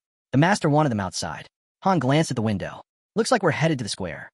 Right then, a broad-shouldered man stepped out, face twisted in irritation. Who the hell called me? Edith rose calmly. The master. Time to go. Jack sat at the table, chewing through meat, grumbling under his breath. TSH, figures. With a master like this. He shoved the rest into his mouth and stomped toward the door. Moments later, Chloe rushed into the hall, panic written all over her. He took everything. Enough meat for 5 people. Jenna's eyes blazed. He better give that back. Han stood unbothered. Forget it. Let's just head to the square. At the same time, the newcomers began to gather. A decision was made. Group 5 would no longer exist. From this moment forward, they were the Wolves of Destruction. A system alert sealed it. Group name updated. Wolves of Destruction. Members. Avant, Edith, Dirk, Jack, Kevin. Leader, Avant. The 5 stood gathered in the square. Eyes followed them from the crowd. Something's off about this group, a man muttered. They even brought a gun. The boy beside him shrugged. I've got a gun too. The man hesitated, searching for a retort, until Han cut in. Doesn't matter. They're dangerous. That much is obvious. At that moment, Isel appeared, waving the newcomers forward. The master's waiting. As the wolves disappeared inside, the man finally nodded. Unease was natural. These weren't friendly faces. And they definitely weren't weak. Han glanced at Jenna, who had quietly trailed him. What do you think of them? She didn't hesitate. Edith seems fine. The rest? Hard to read. Han turned back toward the crowd. His tone sharpened. So, what is it you all want from me? Protection, someone blurted. Han raised an eyebrow. That's it? You just want me to protect you. A nervous voice followed. We came to you because you're strong. Han smirked, the edge in his voice cutting deep. You skip training, avoid effort, waste time, and now you come begging for help? Silence. No one could answer. In his head, he compared them to Daika. Not even close. All these people ever did was put on a performance when a master was near. His eyes dropped to the rally meat Jenna had brought. They had endless chances to learn a skill, pick up a craft, do something. But all they'd done was run from synthesis. Han's voice went cold. Get out before I lose my patience. The view shifted to the newly registered stat cards of the Wolves of Destruction. The man from earlier, pale now, didn't wait to be told twice. He bolted. The others quickly followed. Han turned to Aaron. While you're bleeding out, swarmed by goblins, guess what these guys were doing? Eating, sleeping, acting like nothing was happening. His tone was flat. So no, I don't feel sorry for them. His gaze shifted to Daika, who stood nearby, bruised and battered. Looks like you've actually been working. Daika blinked, caught off guard. How could you tell? Han shrugged lightly. It's obvious. Still confused, Daika admitted it had just been a duel. He'd volunteered. Han gave him a single nod. Then take a break. You've earned it. He turned to Jenna again, who was softly humming beside him. You still trailing me? Before she could answer, a system alert cut through the air. Floor cleared. From the portal, a squad of mercenaries stepped out, muttering in frustration. What a waste. Just goblins. Barely worth the effort. Avant pushed past them, his eyes locking on Han. Who the hell are you? Han smiled lazily, giving a careless wave. Does it really matter? That set Jaken off. He stepped forward, irritation clear in every movement. You think you're tough? Who even are you? Before tempers boiled over, Jenna slipped between them. No one's even introduced themselves yet, she said evenly. Kevin gave her a puzzled look. And who are you supposed to be? Avant stepped forward again, voice firm. I'm Avant, captain of the mercenary unit, Wolves of Destruction. Let's do this properly. Still lounging, Han gave a faint smile. Han. Avant's eyes drifted to the weapon at his side, assumption ready. A mercenary then? Han didn't blink. Nah, just a farmer. Avant studied him, unconvinced. For now, he let it slide, hand resting casually on his sword. Locals usually gather in the square during conscription, right? They do, Han replied flatly. Why ask? Avant didn't bother with an answer. His eyes said enough. He understood exactly what was happening here. Then, system alert. The master is summoning 10 heroes. The entire square froze. 10 at once? Han's brows rose slightly. That was new. A second message followed. Synthesis in progress. Free slots required. Once used in synthesis, heroes will be lost. The gate opened, releasing a wave of confused faces. A crowd of men and women stumbled out, glancing around in panic. They didn't even know where they were. Someone at the fair muttered with disdain. Another batch of nobodies. Isel stepped forward, her voice sharp and cold. She called out names, directing them toward the synthesis chamber. The newcomers froze, shock in their eyes. How did this woman know who they were? Before questions could form, she cut them down. The master gave the order. Just follow it. Chaos broke loose. Jakin stormed up, seizing one of the new arrivals by the throat. It's you, isn't it? This is your fault. The man's value suddenly began to spike. Jinna's breath caught. This can't be real. The person beside her didn't even flinch. Anything can happen here. We just got here, remember? Off to the side, Avant leaned toward one of his men. Don't forget, we still have a second target. The subordinate, still dazed, blinked slowly. Who's next? Spotting the last of the marked, he grabbed both targets and dragged them toward the synthesis gate. Han stayed silent, unsettled. So this is what happens to heroes summoned with money. Beside him, Jinna shook her head. This isn't right. They weren't even given a chance. Han didn't answer, but he agreed. Deep down, he knew, and was making a reckless mistake. Among those one-star throwaways, there could have been diamonds. But the master didn't care. No screening, no testing, just fuel for the grinder. Then, light burst across the square. A muscular man emerged, body glowing gold. I've leveled up, he shouted triumphantly. The system confirmed it instantly. But before relief could spread, the fair's voice rang out again. Another batch of names. Screams followed. Raw, desperate cries from the fresh summons. They begged, pleaded. No mercy came. Avant lifted his blade high. Don't let anyone escape. His crew moved in at once, weapons drawn, ready to cut down every runner. Avant glanced back, spotting Edith frozen where she stood. What are you doing? You with us or not? He snapped. She didn't answer. Her head dipped, eyes closed. Then, without a word, she drew her dagger. Han broke the silence, his voice steady. Isel, send a message to the master. Tell him this. Don't throw people into synthesis without checking first. Without hesitation, Isel summoned her keyboard, fingers flying. She added her own warning. You might be wasting valuable assets. Han exhaled slowly, eyes shutting. This world, it really is a second life. Jakin stormed forward, fury written across him. You'd better stay out of this, he spat. Han didn't even flinch. His smile lingered. I'm not interfering, just passing along some advice to the master. Then he turned his gaze on the still glowing warrior, smirking. Not so amusing anymore, is it? The man snapped. Roaring, he tore his axe free and lunged. You bastard. An arrow whistled through the air, burying itself just short of Jakin. Joanna stood, bow drawn, eyes sharp. The next one goes between your eyes. Jakin's jaw tightened. You little. Avant didn't hesitate. His sword came up, blade leveled at them. Did you just attack us? Edith rushed forward. Wait, don't do this. Let's just talk. Avant shoved past her. Stay out of it. His blade turned toward Han, voice low and sharp. Do you even know who you're talking to? Han met his stare calmly. Of course. And then, with a smirk. You're trash. A system alert cut across the air. Hostility detected toward 4 heroes of the Wolves of Destruction. Feud status triggered. Monitoring inter-hero relations. The wolves closed in, tension spiking. Before blades crossed, the fairy zipped between them, hand raised. Heroes can't fight each other, she warned. Unless you're eager to be punished by the master. Han's voice was cool. That's not a real rule. The fairy froze, nothing to say. Han's tone shifted, heavier now. Let's drop the act. You call yourselves mercenaries. Avant glared back, voice sharp. Yeah, mercs. Hire blades. Paid for the job, paid for results. Han let out a cold laugh. No, what I see is a pack of bandits playing dress-up as heroes. Avant's jaw clenched. His voice dropped, venomous. I've been patient with you. And this is how you repay me? You trying to die today? Han didn't acknowledge the threat. His eyes moved to Isel above. These so-called heroes. His tone cut like a blade. Dead weight. Rank means nothing without backbone. They'll drag everyone down. Start fights. Ruin everything. Isel stared down at him. Stunned, words caught in her throat. Han raised his hand, smile curling. Let's settle it with a duel. The system lit up immediately. Duel challenge issued. Han versus Avant. Rules were clear. Duels settled disputes between heroes. Conditions could be added at will. Avant's second in command gaped at him. What's gotten into you? Han didn't flinch. His eyes stayed locked on Avant. You're nothing but a rabid dog, snapping at anything you see. It wasn't theory. Han had already seen enough. The way the wolves carried themselves, how they prowled through the settlement. He turned to the crowd. All the residents are here, right? The moment the mercenaries realized there weren't any real powerhouses among them, their fear had evaporated. Han lowered his hand, eyes shutting briefly. The new recruits, they won't be able to stop people like this. Avant scowled. What the hell are you talking about? Even Jinna tilted her head, confused. Han opened his eyes. If I win, I absorb you. If you win, same deal. That's the condition. Avant's grin stretched wide, hungry, cruel. The system chimed again. Avant has accepted the duel. Condition confirmed. Synthesis. Begin duel? A weapon shimmered into being before Han's eyes. His lips curled into a smirk. This is going to be fun. The duel screen hovered, waiting. Han's fingers twitched toward it. Avant was already unsheathing his blade, wasting no time. Han chuckled. Nervous? Then his gaze flicked to Jenna. Get everyone out. Now. She blinked. Wait, you're fighting him alone?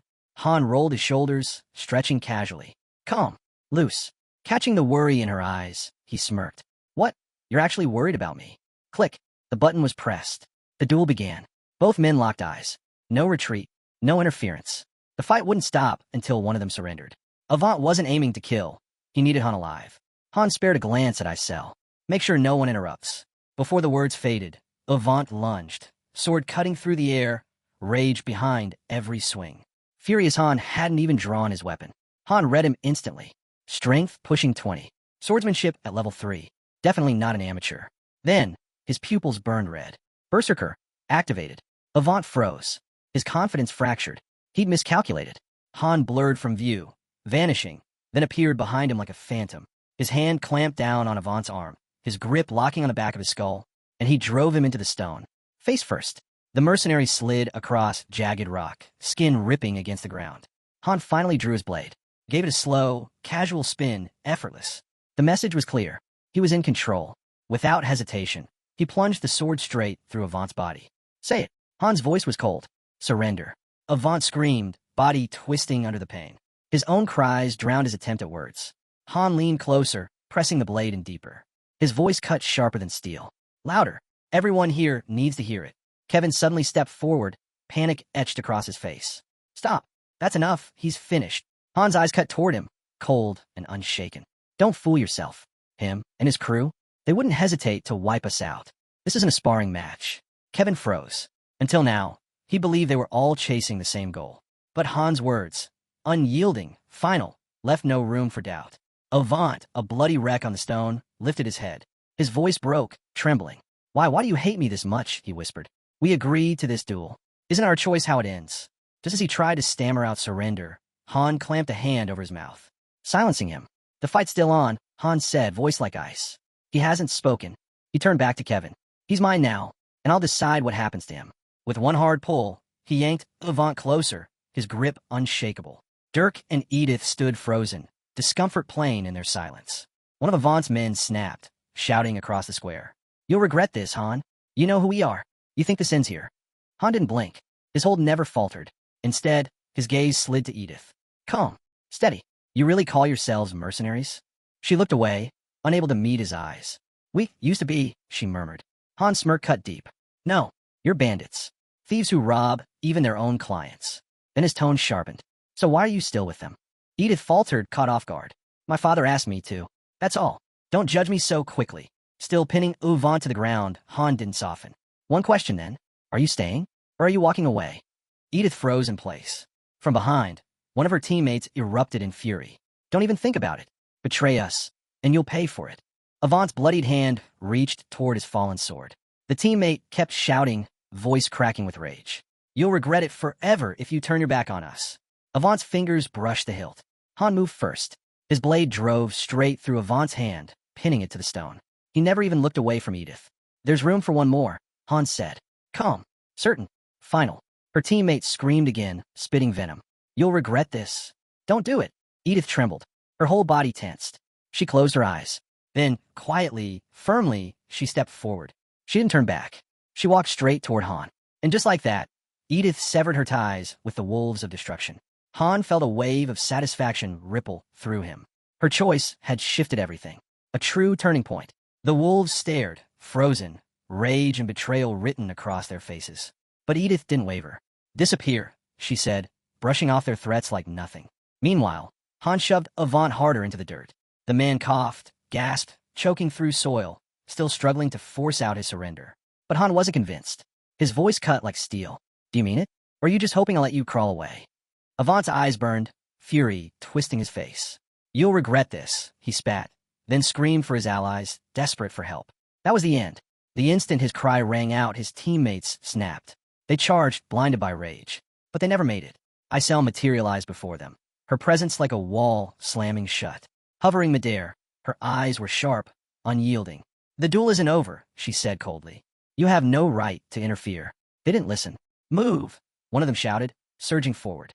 Han's lips twitched, almost amused. He already knew they wouldn't get past her. Isel's gaze sharpened, a wild glint sparking within.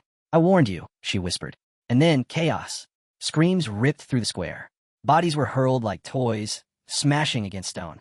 Blood sprayed high, painting the air before raining down across the dirt. When silence fell, Isel drifted above the carnage, lowering her hand with calm finality. "You were warned," she said softly. "Now, you belong to death." Avant's body trembled violently. Trapped between Han's crushing grip and Isel's merciless judgment, reality crashed down on him. There was no escape. Isel floated back, serene once more. "Did I handle it properly?" Han gave her a small nod.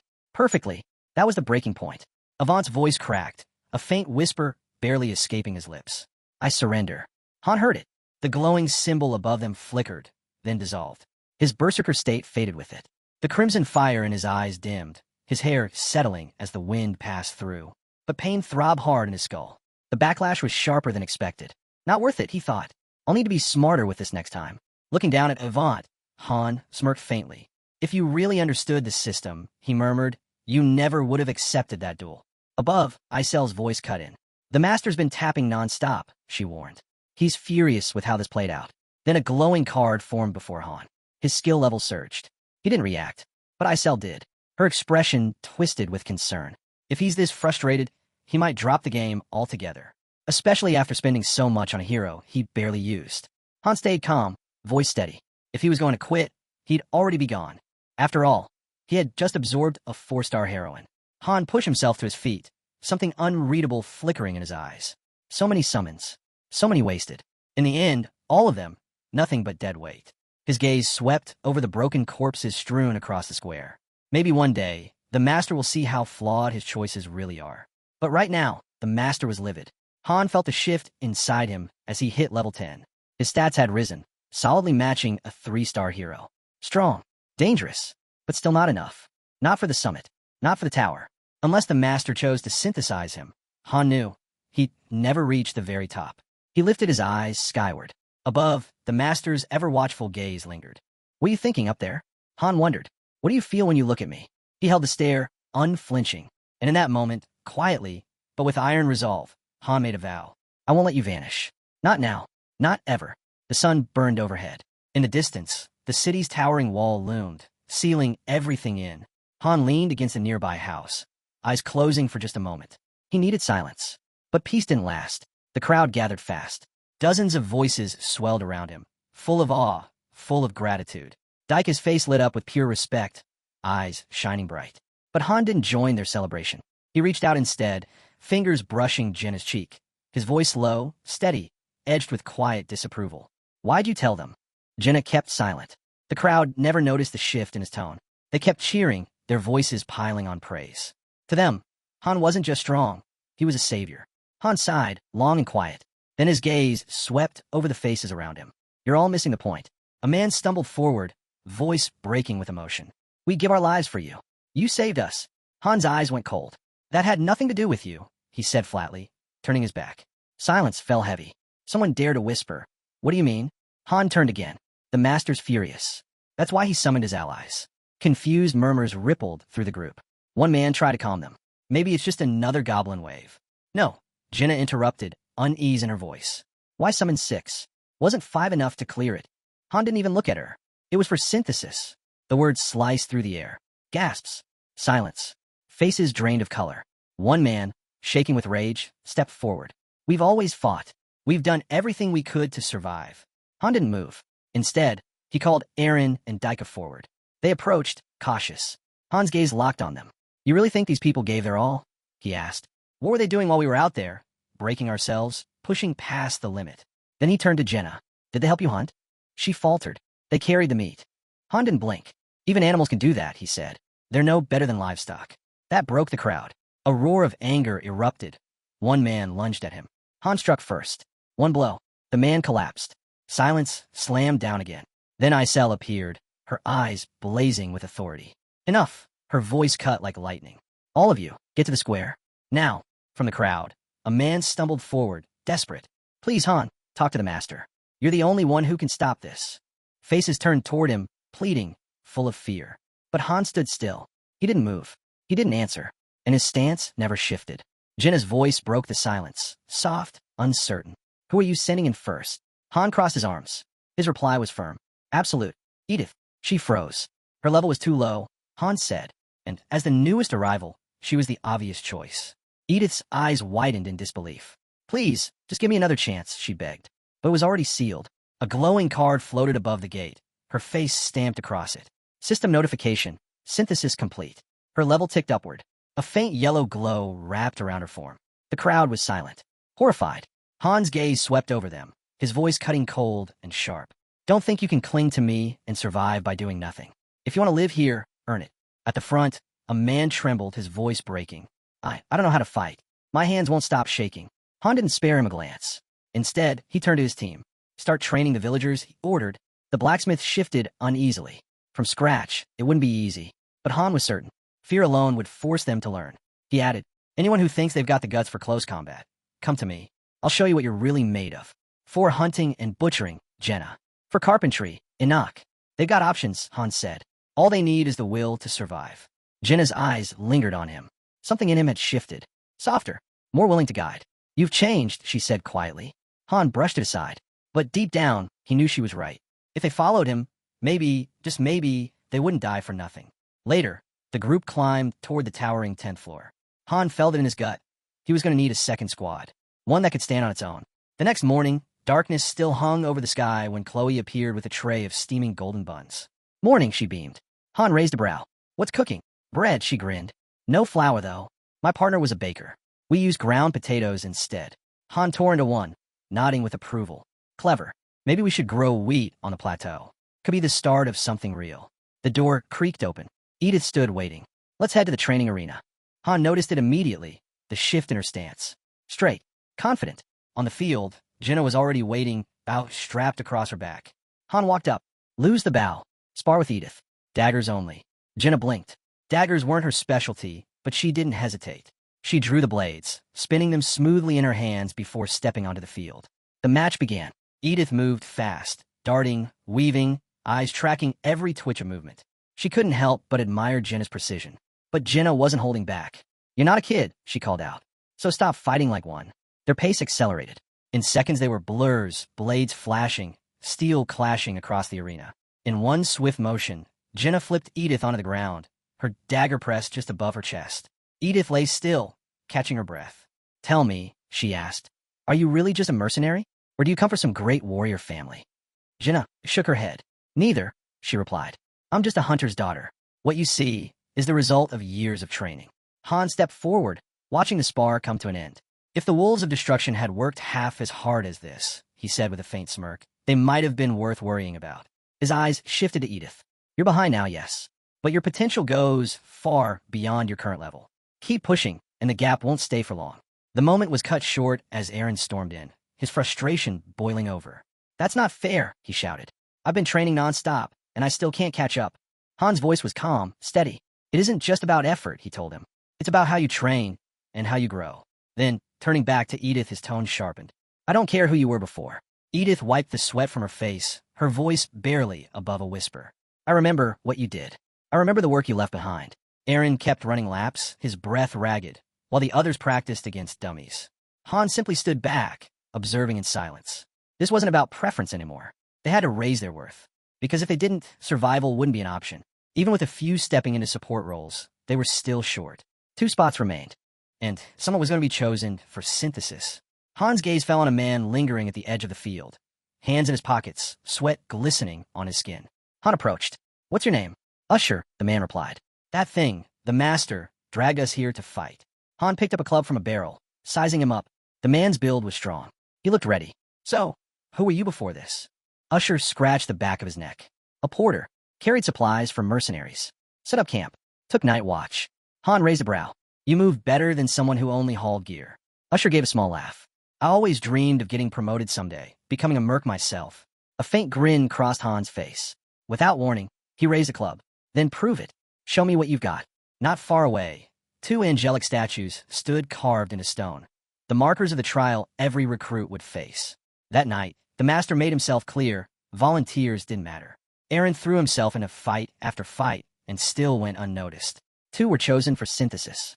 Neither survived, but Usher's card glowed with light. He endured. He rose again, stronger, now level 3. The rest were sent to the daily dungeon. One terrified recruit barely escaped, sprinting from a monster's jaws. Meanwhile, far underground, the mine of firestones remained sealed untouched, and under the heavy silence of the night, the settlement slept. At dawn, the streets filled with restless voices once more. Han stood at the front, arms crossed, scanning the gathered crowd. Anyone want to guess why you're here? The group shifted uneasily until Daika raised a hand. Are you picking a new team? Jenna frowned. Wait, I thought only the master could do that. Han gave a casual shrug. He listens to suggestions. This one's mine. He lifted a glass filled with folded slips of paper. We're drawing lots. Murmurs rippled through the group.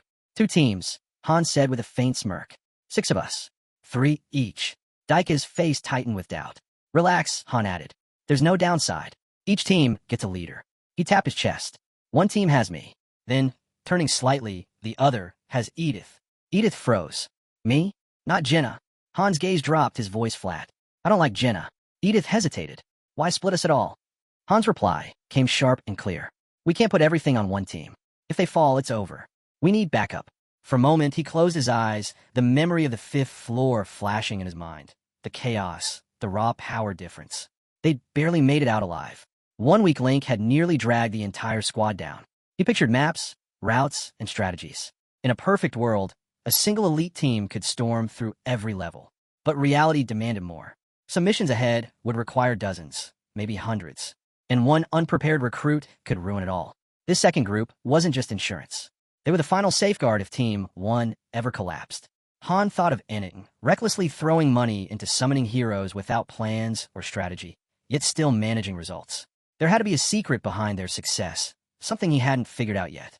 He shook the thought away and raised the glass again, the slips now color-coded. Red team's with me. Blue goes with Edith. The division was clean. No room for protests. Setting the glass down, Han's voice cut through the air. Move out. A sudden gust swept across the training field, stirring dust and rattling wooden dummies. Jenna and Eren glanced down at the red slips clutched in their hands. Edith scanned the faces around her. She didn't need to guess. They didn't trust her. Daika confirmed it bluntly. Yeah, we don't trust you. Edith only shrugged. I'm new. Haven't done much yet. I get it. Han watched the tension build, then called out with a crooked grin. You'd better level up fast, Edith. Otherwise, you'll be choking on our dust. She smirked right back. After what we pulled off yesterday, don't expect us to go down easy. The moment didn't last. Both teams reached their next destination, and the skies split open. Rain came down hard as monsters closed in from every direction. A glowing system prompt appeared before their eyes. 7th floor, mission objective, eliminate all goblins. Rain poured down in sheets, but Han and his squad stood firm, goblins snarling all around them. Eren grinned, hefting his massive blade off his back. This'll be a walk in the park, he said, ready to charge. But Han stepped in front of him. Stand down. I'll handle this. The goblins shrieked and lunged. Han closed his eyes, drawing in a steady breath. A glowing prompt appeared before him. Berserk mode activated. His body ignited in a deep crimson glow. Then he moved. Like a storm unleashed, Han tore through the horde, every strike cutting down another foe. In moments, the battlefield lay silent, littered with motionless goblins. Only one remained, frozen and trembling. Han slid his blade onto his back. Jenna stepped up beside him, wanting to finish it. He shook his head. No, something's wrong here. This floor has more to it. Leave it. It's no threat. Turning away, Han walked toward the river where a broken dam loomed, shattered under the storm. As he studied it, a system alert rang out. Floor cleared. Reward, 10,000 gold, iron, or leather. Back outside the dungeon, Jenna stretched. I'm heading to wash up. Eren cracked his knuckles. I'll hit the arena. Need more training. But before he could leave, Han stopped him. Wait, Eren. A new system prompt appeared. Master has selected double beginner's pack. Cost, 90,001. Reward, 5,000 crystals, 100,000 gold. Han turned to Jenna, his tone sharp. Grab the lot from my room. Then he looked Eren dead in the eye. Go get Edith. Another notification blinked. Items would arrive by mail. Han's gaze shifted toward a nearby building glowing faintly pink. New players are about to flood in, he muttered. A small smile tugged at his lips. This always happened. Han wasn't the type to spend freely, but once he started, he never stopped. He remembered his first time logging in, how real it all felt. The AI alone had stunned him. Just watching Haynes move had been entertainment in itself. It wasn't just the battles or the synthesis system that drew people in. The game felt alive. Real players making real choices, even support heroes acting like they had minds of their own. Han had pulled plenty of friends into the game by now, and he always told them the same thing. The best part wasn't winning. It was watching how people handled the chaos. Memories of past players flickered in his head. Every floor harder than the last. Every wave, something new to manage. That was the thrill of being a master, guiding, planning, deciding every move. Then, two figures stepped into view. System IDs appeared. Ivalka and Roderick. The man scowled, glaring at the girl beside him. Who's she? Before anyone could respond, Ivalka stumbled, collapsing right in front of Han. Jenna walked over, frowning. What's with her? Why is she on the ground? Han brushed it off with a wave. Probably her clothes. Too fancy. Not made for moving. Edith stepped up, eyes scanning Ivalka. She's definitely noble, she said flatly. Edith glanced at Han. I've seen enough mercs to know people. So tell me, what's a noble doing here? Sunlight poured over the settlement walls. Han stood in silence, turning it over in his head. He understood summoning, he understood synthesis. But stats, skill trees, the finer mechanics? Still a mystery. He wasn't some high-level gamer, just a city guardian who happened to take things seriously. Then Roderick spoke up, uneasy. It's strange, like something's pulling the strings. Like there's an enemy right in front of me, and I'm forced to act. I can't shake the feeling. Han gave a slow nod. I'll explain everything. After the draw. He turned to Edith. It was time. The draw began. Blue team ended up with the old man. Red team drew the noble girl. Han stayed quiet, observing. A hardened veteran versus a sheltered aristocrat. The difference couldn't be clearer. Just then, Jenna rushed in carrying a glass. She sat down firmly. All right, time to draw your lots. Han didn't hesitate.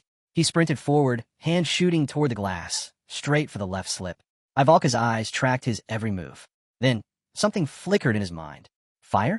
Edith reached at the same moment, her hand colliding with his.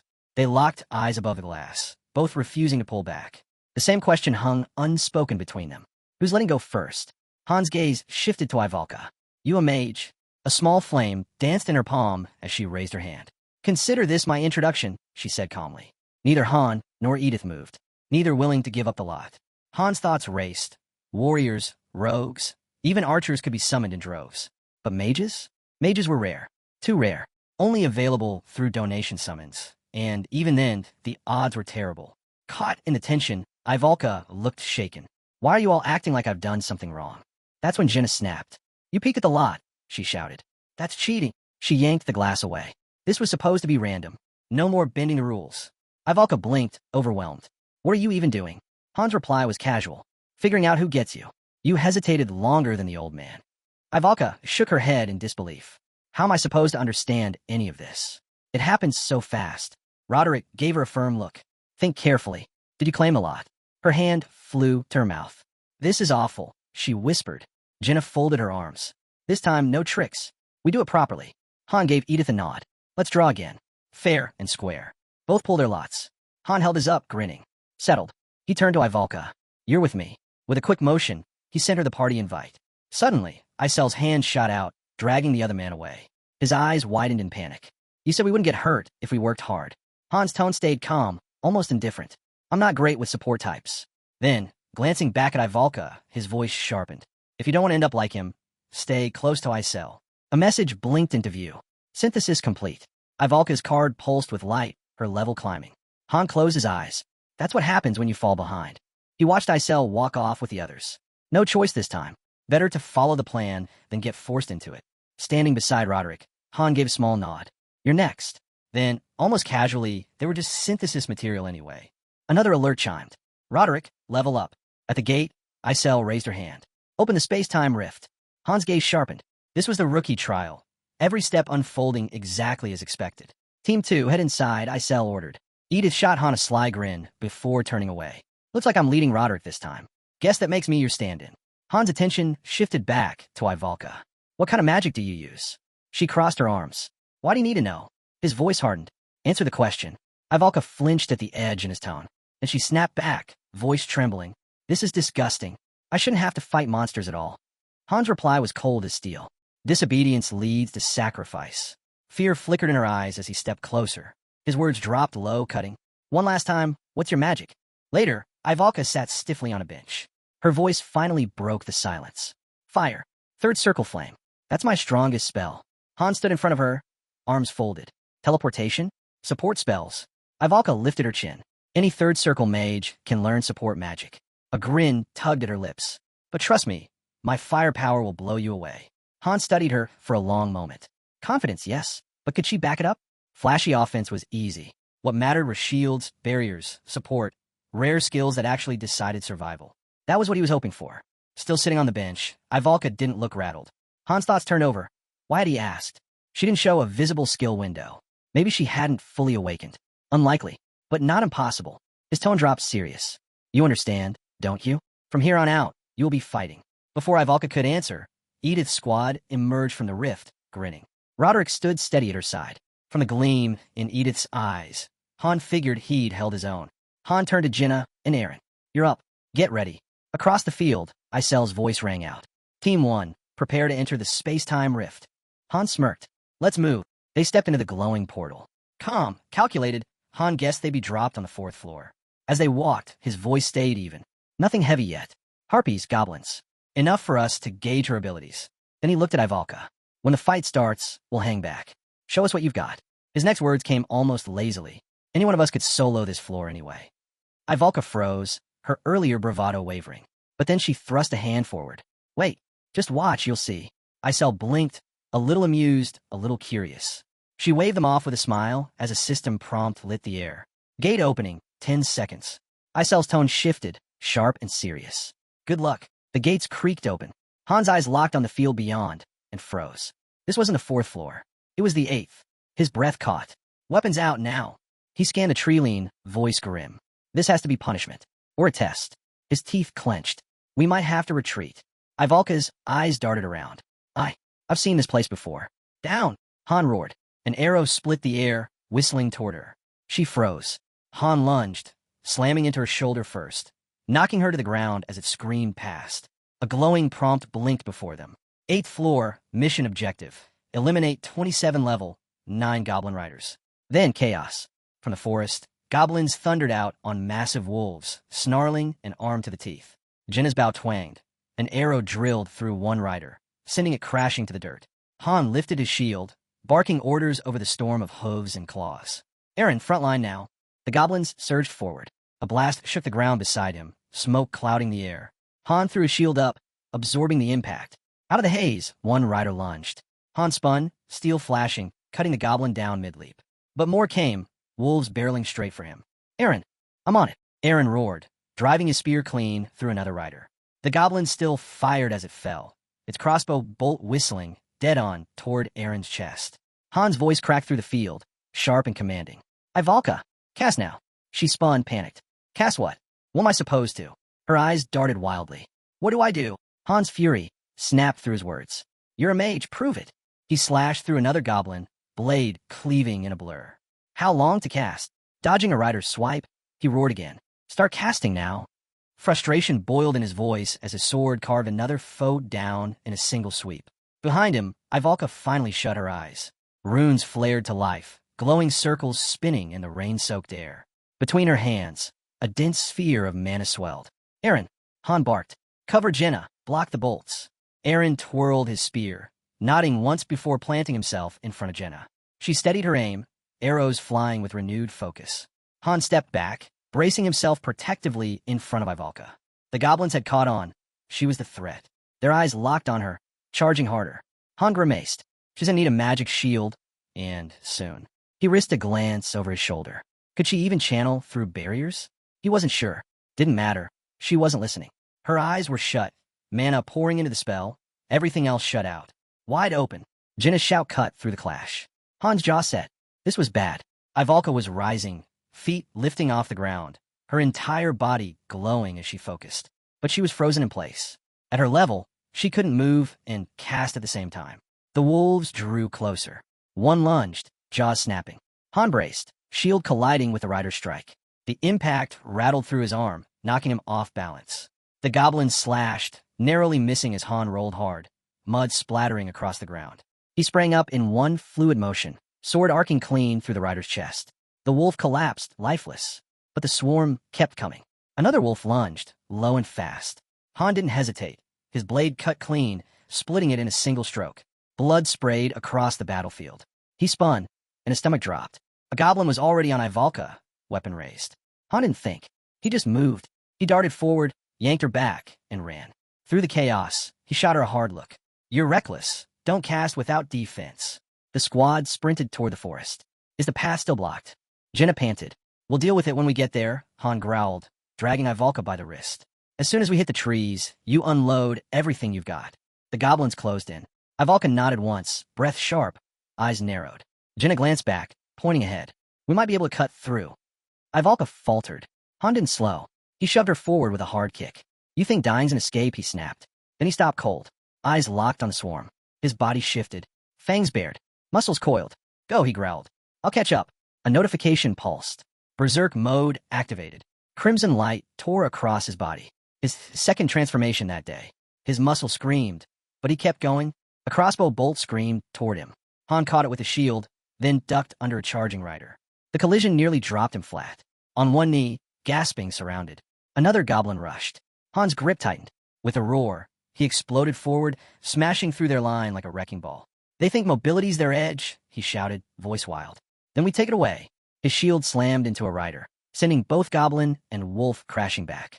He fought like a storm, strike after strike, no pause, no mercy. Han, behind you. Aaron's voice cracked, panicked.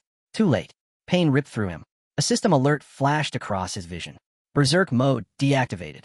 A goblin loomed above, spear ready. Han twisted hard, driving his sword up through its chest.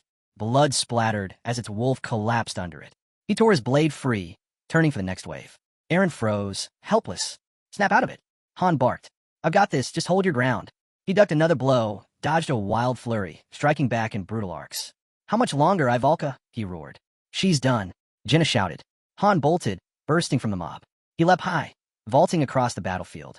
Midair, he kicked off a goblin's helmet, weaving through the chaos like a blur. Disappear, he snarled. And then it came. A crimson light exploded around Ivalka. Wind tore outward, her hair flaring as the earth shook beneath her. Her eyes snapped open. Ignite. Flames roared from Ivalka's hands.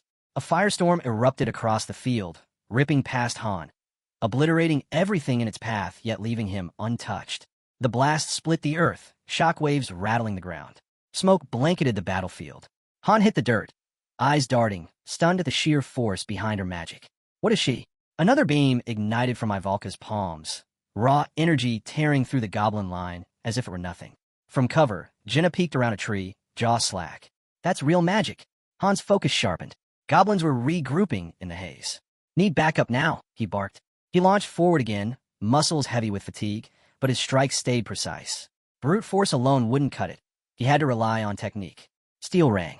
Han parried one goblin's slash, twisted, and drove his blade straight through its chest. An arrow whistled, piercing another. Jenna grinned. Did that help? Aaron appeared at her side, his spear impaling a rider clean through. The wolf tumbled with its master. Need a hand, old man? Aaron teased. Han chuckled between sharp breaths, finally growing a spine. Jenna dove in. Arrows sang from her bow. She rolled under a strike, drew a dagger, and rammed it into a goblin skull. Then, a wolf, riderless, bolted straight at Ivalka. She didn't flinch. Her eyes stayed shut. Before it reached her, a gunshot cracked. The wolf crumpled, a bullet buried in its skull. From the dirt, Jenna muttered, All right, now, it's serious. She whirled on Ivalka. Snap out of it. Move. Too late. Flames curled tighter around Ivalka's fist. Strange runes burned across her face. Jenna's eyes widened. Panic. Retreat. Now. Han and Aaron yanked back, retreating fast. Ivalka's eyes opened slowly. They'll burn, she whispered. The ground sizzled, then detonated. A torrent of fire ripped through the field. Ash and heat flooded outward. Han raised a shield, bracing against the inferno. If she didn't stop soon, they'd be consumed too. The smoke thinned. The battlefield was scorched, twisted, barely recognizable. Han scanned the wasteland. Is it? He stopped cold. More riders surged through the haze. And then Ivalka raised her hands again. Go beyond, she whispered. Ascent. A cyclone of fire exploded outward, spiraling into a storm that swallowed everything. Trees bent, earth shattered, the air itself burned. Jenna clung to a tree, nearly torn off her feet. The battlefield became a blazing maelstrom. When the flames died, Only ruin remained. A massive crater, scorched black and smoking. At the center stood Ivalka, motionless, surrounded by charred earth. Han's eyes widened. A system prompt appeared. Floor cleared. Reward, 20,000 gold, iron, or wolfskin. MVP, Ivalka. No one spoke as they walked from the battlefield, silence heavy around them. Finally, Aaron broke it. She wiped out over 20 riders. In one blast. Ivalka grinned, unbothered. That's the strength of fire. She pressed a hand to her chest, voice steady. And if I ever draw on my true power, you won't believe what you'll see. I carry the soul of the Rivel Witch. Ivalka's nose bled, then she crumpled to the ground. Han dropped to a knee beside her, pulling up her stats. She's out. Mana's at 0. He studied her unconscious face and let out a long sigh. She won't be casting again for at least a minute. That meant only one thing. They'd have to protect her until she recovered. Her card blinked into focus in his mind. No support skills. Strength, agility, endurance, all barely 1 star.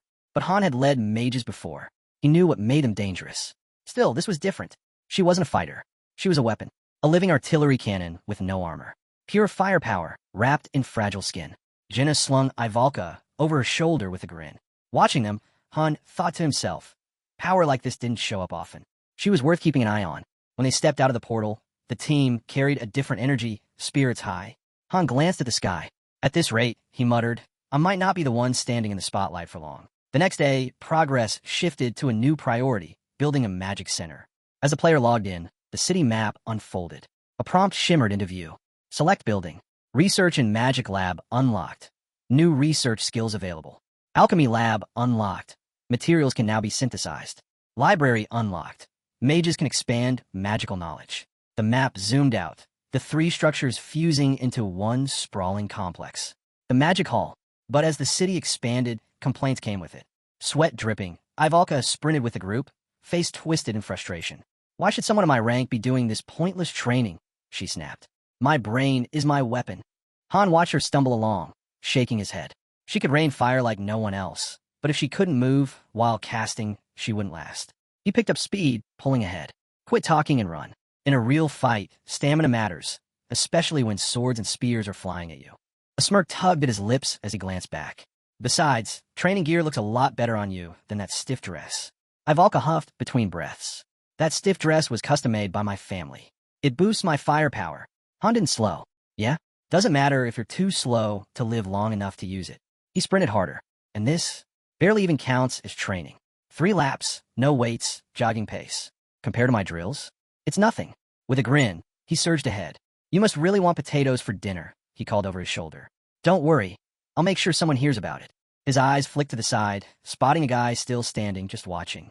Han laughed. You planning to stand there all day? Observation skills are great, but you'll need more than that. The scene shifted. Han stood before the newly finished Magic Hall. City map hovering in view, with Ivalka's data highlighted. A lucky break. Just before reaching the 10th dungeon floor, they had gained a mage. His eyes scanned the dungeon access routes. The newly unlocked Isralta mines widened their options. They could now clear 3 separate weekly dungeons in one run. Han pictured the loot vault. Dark, quiet, brimming with materials waiting to be forged into something greater. Time to begin potion production. A system notification flickered. Ending has logged out. Still jogging laps. Jenna raised her arms, shouting toward Ivalka. Come on, you've got this. Inside the Magic Hall, Han spoke half to himself as he worked. High-grade potions usually came from professional pharmacists or alchemists, sure, but with the mini-game system, anyone could craft them. Just like weapons. Just like gear. He glanced at his avatar. In the interface, it looked like he was holding a book, though he couldn't make out a single word on the pages. His gaze shifted to the cauldron. All right, he muttered. Let's get started. Flowers. Fangs. Tossed in. The interface blinked alive, the mini-game sparking to life. Han tapped through each prompt quickly. Success messages lined up, one after another. Test tubes lit, glowing with bright, swirling liquid. 6 healing potions. 2 for mana. Isel stood off to the side, while Han ran through the numbers in his head. Maybe people would ask questions later, but better to be over-prepared than dead. Night fell over the fortress city. Han stood at the brazier, fire crackling in the dark. His team circled around him. We've got a mage now, he said. His voice carried steady. He gestured at the flames. Guess why I brought this? With a sly smile, Han lowered his hand straight into the fire. Jaws dropped. What are you doing? Jenna gasped. Han didn't flinch. If Ivalka uses fire, then we'd better get used to fire. The flames licked at his skin. His grin turned sharp, almost feral, as he began to count. 1, 2, 3. Then he pulled his hand free. The skin was black and charred. He gripped his wrist, staring at his palm as the others froze. I'm fine. Before their eyes, the flesh began to heal, slow but steady. This, Hans said, voice low, is why it matters. He turned toward them, tone firm now. Her spells aren't just fireworks. If you're not ready, they'll cut through you the same way they cut through the enemy. If you want to survive, train for it. Jenna shifted uneasily. Do we really have to do this now? Aaron glanced down, nervous. How do we even know when to stop? Han raised his hand, scars still fading. You stop when the pain wins. He looked into the fire. We keep going until our bodies remember the flame. Aaron's lips twitched into a tight smile. 5th floor. I remember. His fingers trembled as he stepped toward the brazier. Han's hand shot out, grabbing his wrist. He leaned in close. Do it when no one's watching, Han whispered. No need to stand here proving yourself by screaming in front of the others. Aaron froze, then slowly stepped back. Jenna stood stiff, fists clenched. Her voice cracked. I can't. I'm not doing this. I fight from the back anyway. Han stepped toward her, smile softening. He took her trembling hand, guiding it toward the flames. If we do it together, it won't hurt as much. Just a little sting, like a mosquito bite. His tone gentled, but the weight stayed. You really gonna keep running every time Ivalka casts? In his mind, Han saw it clearly. Ivalka surrounded, monsters pressing in on all sides. No teleportation, no shields, only fire, only her. Without them, she wouldn't even last a minute. She couldn't dodge, not even against the slowest foe. Han's eyes locked on Jenna. If you don't want to see her fall on the 10th floor, then it starts here. Now, steel rang as he drew his blade without warning. Sorry, Aaron, he muttered, turning. The sword spun once in his hand, then sliced deep across his own palm. Blood welled, dripping. He raised it high, a sharp grin cutting across his face. We train for pain too. He passed Aaron a smaller knife. You don't need to follow my lead. As long as it builds your resistance, it works. Even as he said it, a weight pressed down on him. It felt wrong, brutal, but survival demanded it. Han lifted his hand over the brazier. Heat pulsed against his skin. Wounds heal with potions, yes, but the agony stayed. And in battle, you needed to keep moving, no matter how much it burned. His gaze flicked back to Jenna. This isn't mandatory. Not for you. But one day, it could mean the difference between life and death. Jenna bit her lip. Maybe, I'll try later. Han gave a short nod, then turned toward the window. There's another option. Switching. With that skill, she could flow seamlessly between daggers and arrows. Close or long range, no hesitation. Unpredictable, lethal. He pictured their formation. No fixed lanes, no rigid roles. From now on, they would move like a single body. A triangle with Ivalka at its heart. Training would start tomorrow. He met Jenna's eyes again. I know this isn't your style, but me and Aaron, we can't shield her forever. You're part of this too. In his mind, the image sharpened. Their party forming a wall of steel around Ivalka, knights circling their queen. Only then could her true power break free. 2 mages would have been ideal, one for attack, one for support. But they only had her. No backup. Han exhaled slowly. They hadn't even cleared the 9th floor yet. And chances were, they wouldn't. The second team would likely claim that victory, gain the experience. Everyone knew it, even Enning. They were being molded into the fallback unit. Han set down a bucket of water and spread the cards across the table. Each bore a single word: subjugation, survival, guard, breakthrough, execution, defense, siege, pursuit, escape. It was clear now. The 10th floor wasn't for one team. It would demand 2. He struck a match, dropped it into the brazier. Flames roared to life. This wasn't just another dungeon. It was a joint operation. High stakes, high risk. Han thrust his hand back into the fire. His jaw clenched. No more mistakes. No more close calls. Smoke curled up, burning his throat. He coughed, eyes watering, but he didn't move. The scene cut to a small glowing house. A new message blinked in the air. Skill unlocked. Fire resistance. Inside the chamber, Han stood face to face with Ivalka. His words cut sharp and direct. As you are now, you're nothing but dead weight. She froze, eyes widening. If you're going to tone down your spells, he pressed on, then shortened the cast time. Save your mana. Otherwise, don't even bother. His gaze didn't waver. Well, can you handle that? Ivalka jolted, stumbling forward as though her body moved before her mind. I can. I'll do it. I'll follow your orders. Han watched her rush ahead.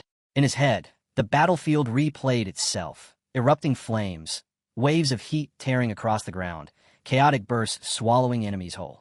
That was her gift. Pure fire. But raw destruction wasn't enough. Her arsenal centered around 3 branches of magic: ignition, flaring explosives, and focus blasts. Each came with its own variations, each draining her reserves at an unforgiving pace. The stronger the output, the heavier the cost. Han's hand brushed the hilt of his sword as he shifted toward Jenna. She was waiting with bow in hand, eyes bright, ready to push. He knew they all had more to give. Ivalka's firepower could wipe armies, but if the rest of them didn't rise to match her, they'd crumble long before the 10th floor. Jenna loosed an arrow with a grin. I'm ready. Han deflected it with a clean strike. Once, sparring had been simple, dodge, counter, reset. Not anymore. No shields. No buffers. He had started weaving in extra challenges, more pressure, more risk.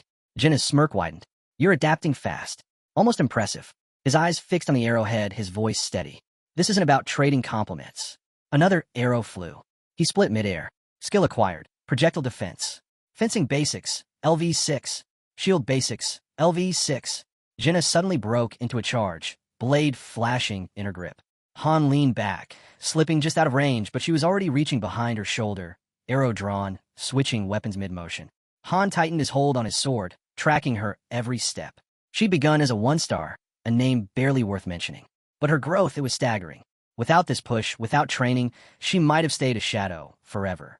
Jenna raised a finger to her lips and whispered, teasing, "Didn't you say no compliments during training?" Han laughed under his breath, lunging in to grab her cheeks between his palms. Careful. People are going to start asking where those scars came from. He turned then, his focus shifting. Aaron's turn. A 1-star, through and through. Still crawling at level 3 with a spear. For days, he'd even disappeared from training altogether, isolating himself, forcing his body to adapt to pain. A dangerous path, but one he'd chosen alone. Meanwhile, Ivalka stood in the heart of the magic hall. Her own chamber forged for fire. Even restrained, her flames flooded the space, licking at walls reinforced to withstand her power. Unless the battle demanded more, she had to limit herself to first-class spells. Anything higher risked breaking the hall itself. Han's attention drifted toward the far wall, where a cluster of recruits sat, slumped in exhaustion. A scattered bunch of 1-stars. Weak, uncoordinated, drowning in their own struggle. Not one of them could hold a proper fight. And with the 5-person cap, every slot mattered. None of them were worth it. Han's jaw tightened. Was anything seriously considering pulling these deadweights into his unit? The thought alone made his grip tighten around his blade. The following day, the scene shifted. Edith's squad returned, bloodied but standing. They'd cleared the 9th floor. Players stumbled out of the portal, battered and limping. Some carried wounds that potions couldn't fix. Others weren't whole anymore. Han stood to the side, arms crossed, his eyes refusing to meet theirs. What was the mission? His voice was flat, cold. Edith stepped forward, her eyes closed. We were ordered to wipe out a goblin village. Roughly 50 of them. Anything unusual? Han pressed. Her head lowered. The ground was slick. Mud everywhere like it had been raining for days. That was all she offered before turning away, saying nothing more. Han stared straight ahead. Now was their turn. A sudden flash lit the portal, flames exploding outward. A system notice followed. The floor had been cleared. Ivalka's level rose instantly. Han emerged with his team, his mind already racing. The 4th floor had served its purpose. It wasn't a training ground anymore. He quickly took stock. Han himself had reached level 10. Jenna sat at 8. Aaron trailed at 6. Ivalka had just hit 4. His fist clenched. That was it. They'd hit the ceiling. Without access to higher floors, their growth stopped here. Later, another player approached to introduce his squad. Dagger production had begun in earnest, and equipment had been upgraded across the board. The flimsy D-rank leather was gone, replaced by solid D-rank iron plate. Han and Aaron now carried proper daggers. The guy even revealed Shern and Makin's cards. They'd been officially slotted into the 1st and 2nd squads. Still trailing behind, but at least they were moving forward. Han thought back to how long it had taken just to push this far, to scrape their way up to the 10th floor. Isel leaned back with a smirk. So what now? You turning into Loki? Planning to call all the shots? You think you can juggle something that complex? Han sat at a table buried in paperwork, stacks of documents closing in. If I could figure all that out, he muttered, I'd be a god by now. He shot her a look. Why do you always show up just to toss weird questions at me? If it were him, he would have already broken through all 100 floors. Han explained that the guy she was comparing him to wasn't just strong. He was chosen. The system itself had marked him. And even with that, it had taken him 2 full years just to claw his way up to the 88th floor. Dozens of teams had been erased along the way, caught by random traps and twisted mechanics. Han leaned against his hand, lost in thought. The Master of Choose Me only grew stronger every time a squad failed. And yet Ink had never failed. Somewhere deep inside, Han admitted it. Maybe their first true defeat wouldn't come until that man was gone. Meanwhile, out on the street, tension coiled. A group of men stood facing the guards. Ivalka looked away, uneasy. It's too crowded, she whispered. That little fairy hasn't summoned anyone yet. Han stayed silent, his gaze fixed on nothing. Half an hour had passed since Inning last appeared. That could only mean one thing. He was still deciding. Then, the system prompt appeared before them. Would you like to enter the 10th floor? The guy fixed his eyes on the dungeon gate. Should he step through now, or hold back? Han folded his arms, a hard frown pulling at his face. The newest recruit wasn't ready. Even after hitting level 10, promotion hadn't come. His skills were still shallow, not nearly polished enough. With another week, maybe less, they could sharpen everything, max out the squad's basics. Then the 10th floor run would be smoother. But Han knew better. If this was Ennington's call, waiting wasn't on the table. Above the portal, Isel rose into position. The rift of time and space unfolded, shimmering with power. Han's jaw tightened. For them, this was survival. For the Master? Just another trial. If they all burned out here, he'd summon replacements without blinking. Sharon glanced toward Han, uneasy. The order was simple when the fight began. Don't get involved. Stay back. Han clenched his fists. His swordsmanship was stuck at level 1. Even reaching level 3 wouldn't change much. He'd only drag them down. He cursed himself quietly for not starting sooner. Then the system voice rang out. Critical mission. 2 squads required. Insufficient numbers? Reinforcements will be dispatched. Tactical stations active. Heroes may be assigned roles before engagement. Han's expression darkened. Tactical stations? He didn't even know how to use them. The mechanics were far beyond what he'd learned. Exhaling, he crossed his arms. I sell. Pull supplies from storage. System confirmed. Inventory restocked. The right hero with the right gear could trigger items mid-battle. Han went over the list in his head. 6 healing potions. Split evenly, 3 per group. Edith snatched them up, grinning. Locked and loaded. Han gave a short nod, turning to Ivalka. Magic potions are yours. His tone sharpened. And once we're in, expect separation. Find the center. If you can't climb, get high ground. Isel scowled, stretching out her hand. Nobody interfere with Han. I'll be keeping watch. Han brushed her off with a smirk. No need, fairy. Don't worry. I'll climb that tower. Light swallowed them whole. Suddenly, a man crumpled to his knees in a yard, clutching his head and sobbing. We're all dead. They'll kill everyone. No way to win. Han didn't hesitate. He shoved the man aside with his boot. The figure spun, dazed, eyes darting. Who are you? Jenna studied him carefully. He doesn't notice us. Can you even see us? She paused, brows furrowed. Or maybe he's just an NPC. Han stood still watching. NPCs spawning mid-mission wasn't new. Sometimes they bugged, repeating lines, breaking immersion. Just part of the system. He lifted his gaze, scanning their surroundings. The town's buildings, something about them felt off. Familiar, almost. Aaron shifted stiffly at his side. Yeah, I've seen this before. Not exact, but close. Feels Western somehow. Han shot him a sharp look, startled. That couldn't be right. Aaron suddenly pointed toward one of the buildings. No, this lines up. We've been here before. The guy scanned the streets, brow furrowed. Yeah, this is the same city we saw back on the 5th floor. Except back then, it was already in ruins. Han paused, recalling it clearly. Leaves scattering over broken rooftops, the silence of a place long dead. The difference was obvious. Back then, the city had already fallen. Here, it was still standing. The girl spoke up, uneasy. The timeline feels wrong.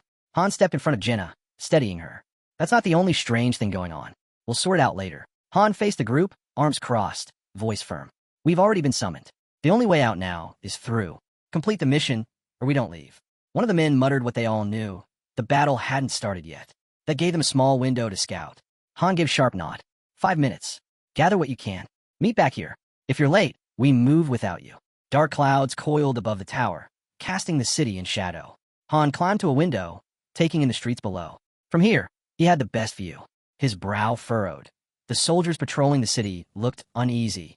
Morale was crumbling already. Then came the sound. Steady, heavy marching. Goblins. Thousands of them pouring in from the northern forest, closing the distance like a tidal wave. Han guessed they'd bring assault ladders first. No siege weapons yet, but it was only a matter of time. He shifted his focus eastward. The river. It was the same scenario they'd faced back on the 7th floor.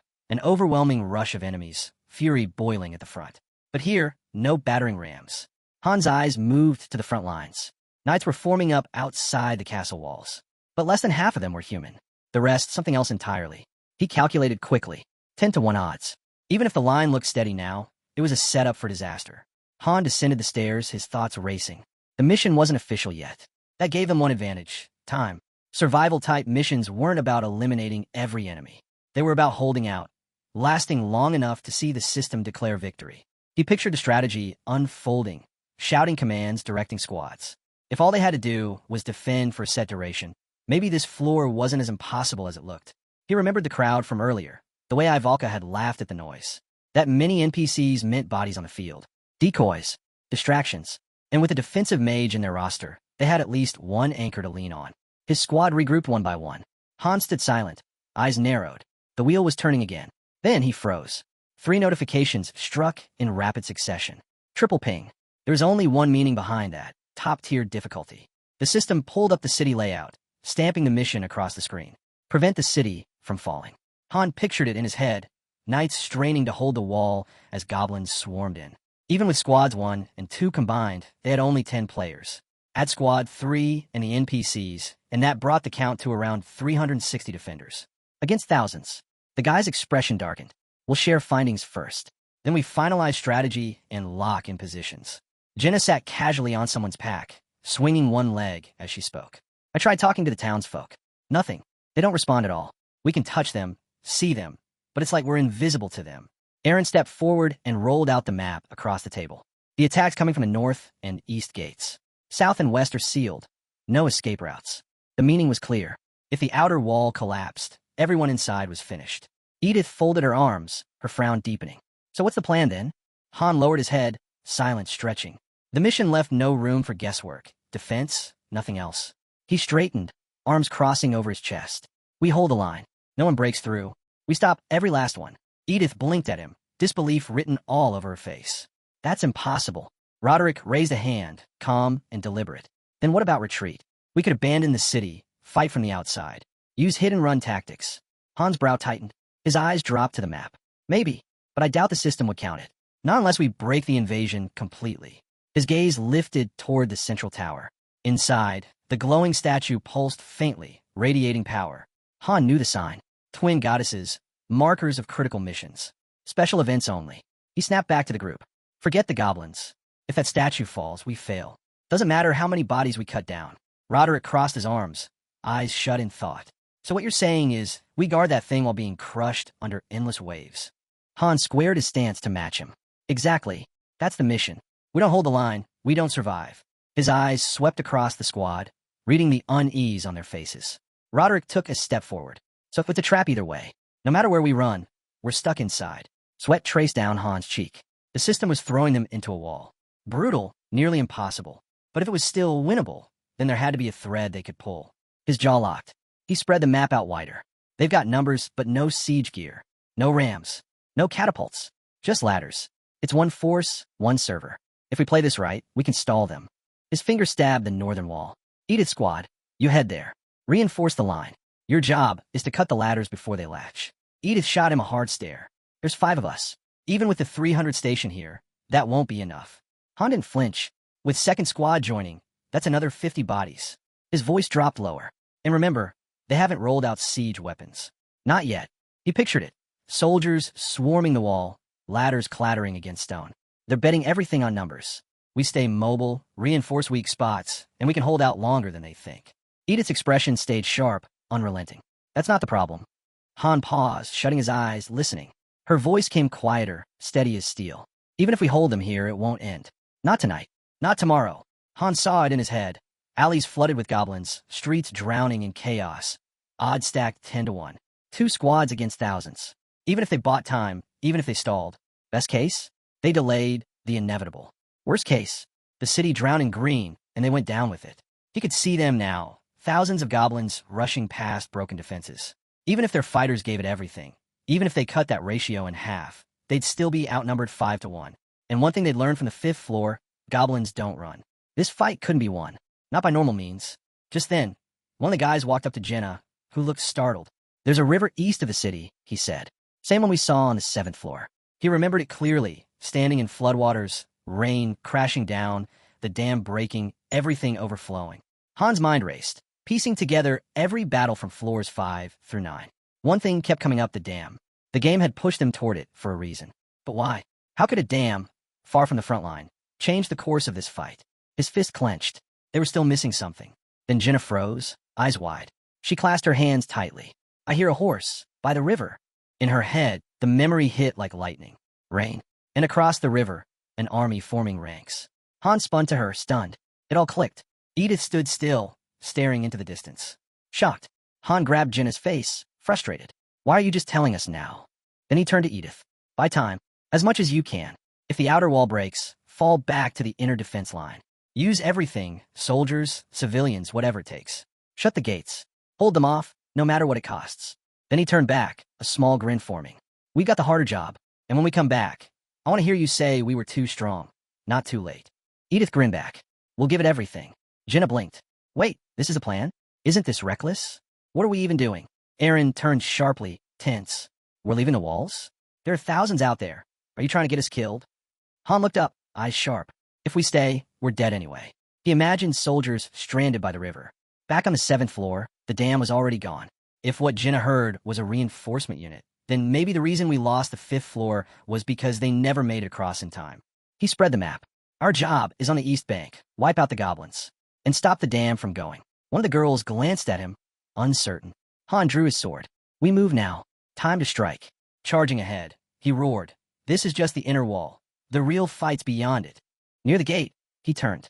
Jinna, scout the area from above. Aaron, be ready. Open the gate on my mark. He faced forward again. Ivalka, charge a 2nd level spell. Fire the second that gate opens. Out of the corner of his eye, he spotted Shern getting into position. Aaron reached for the rope.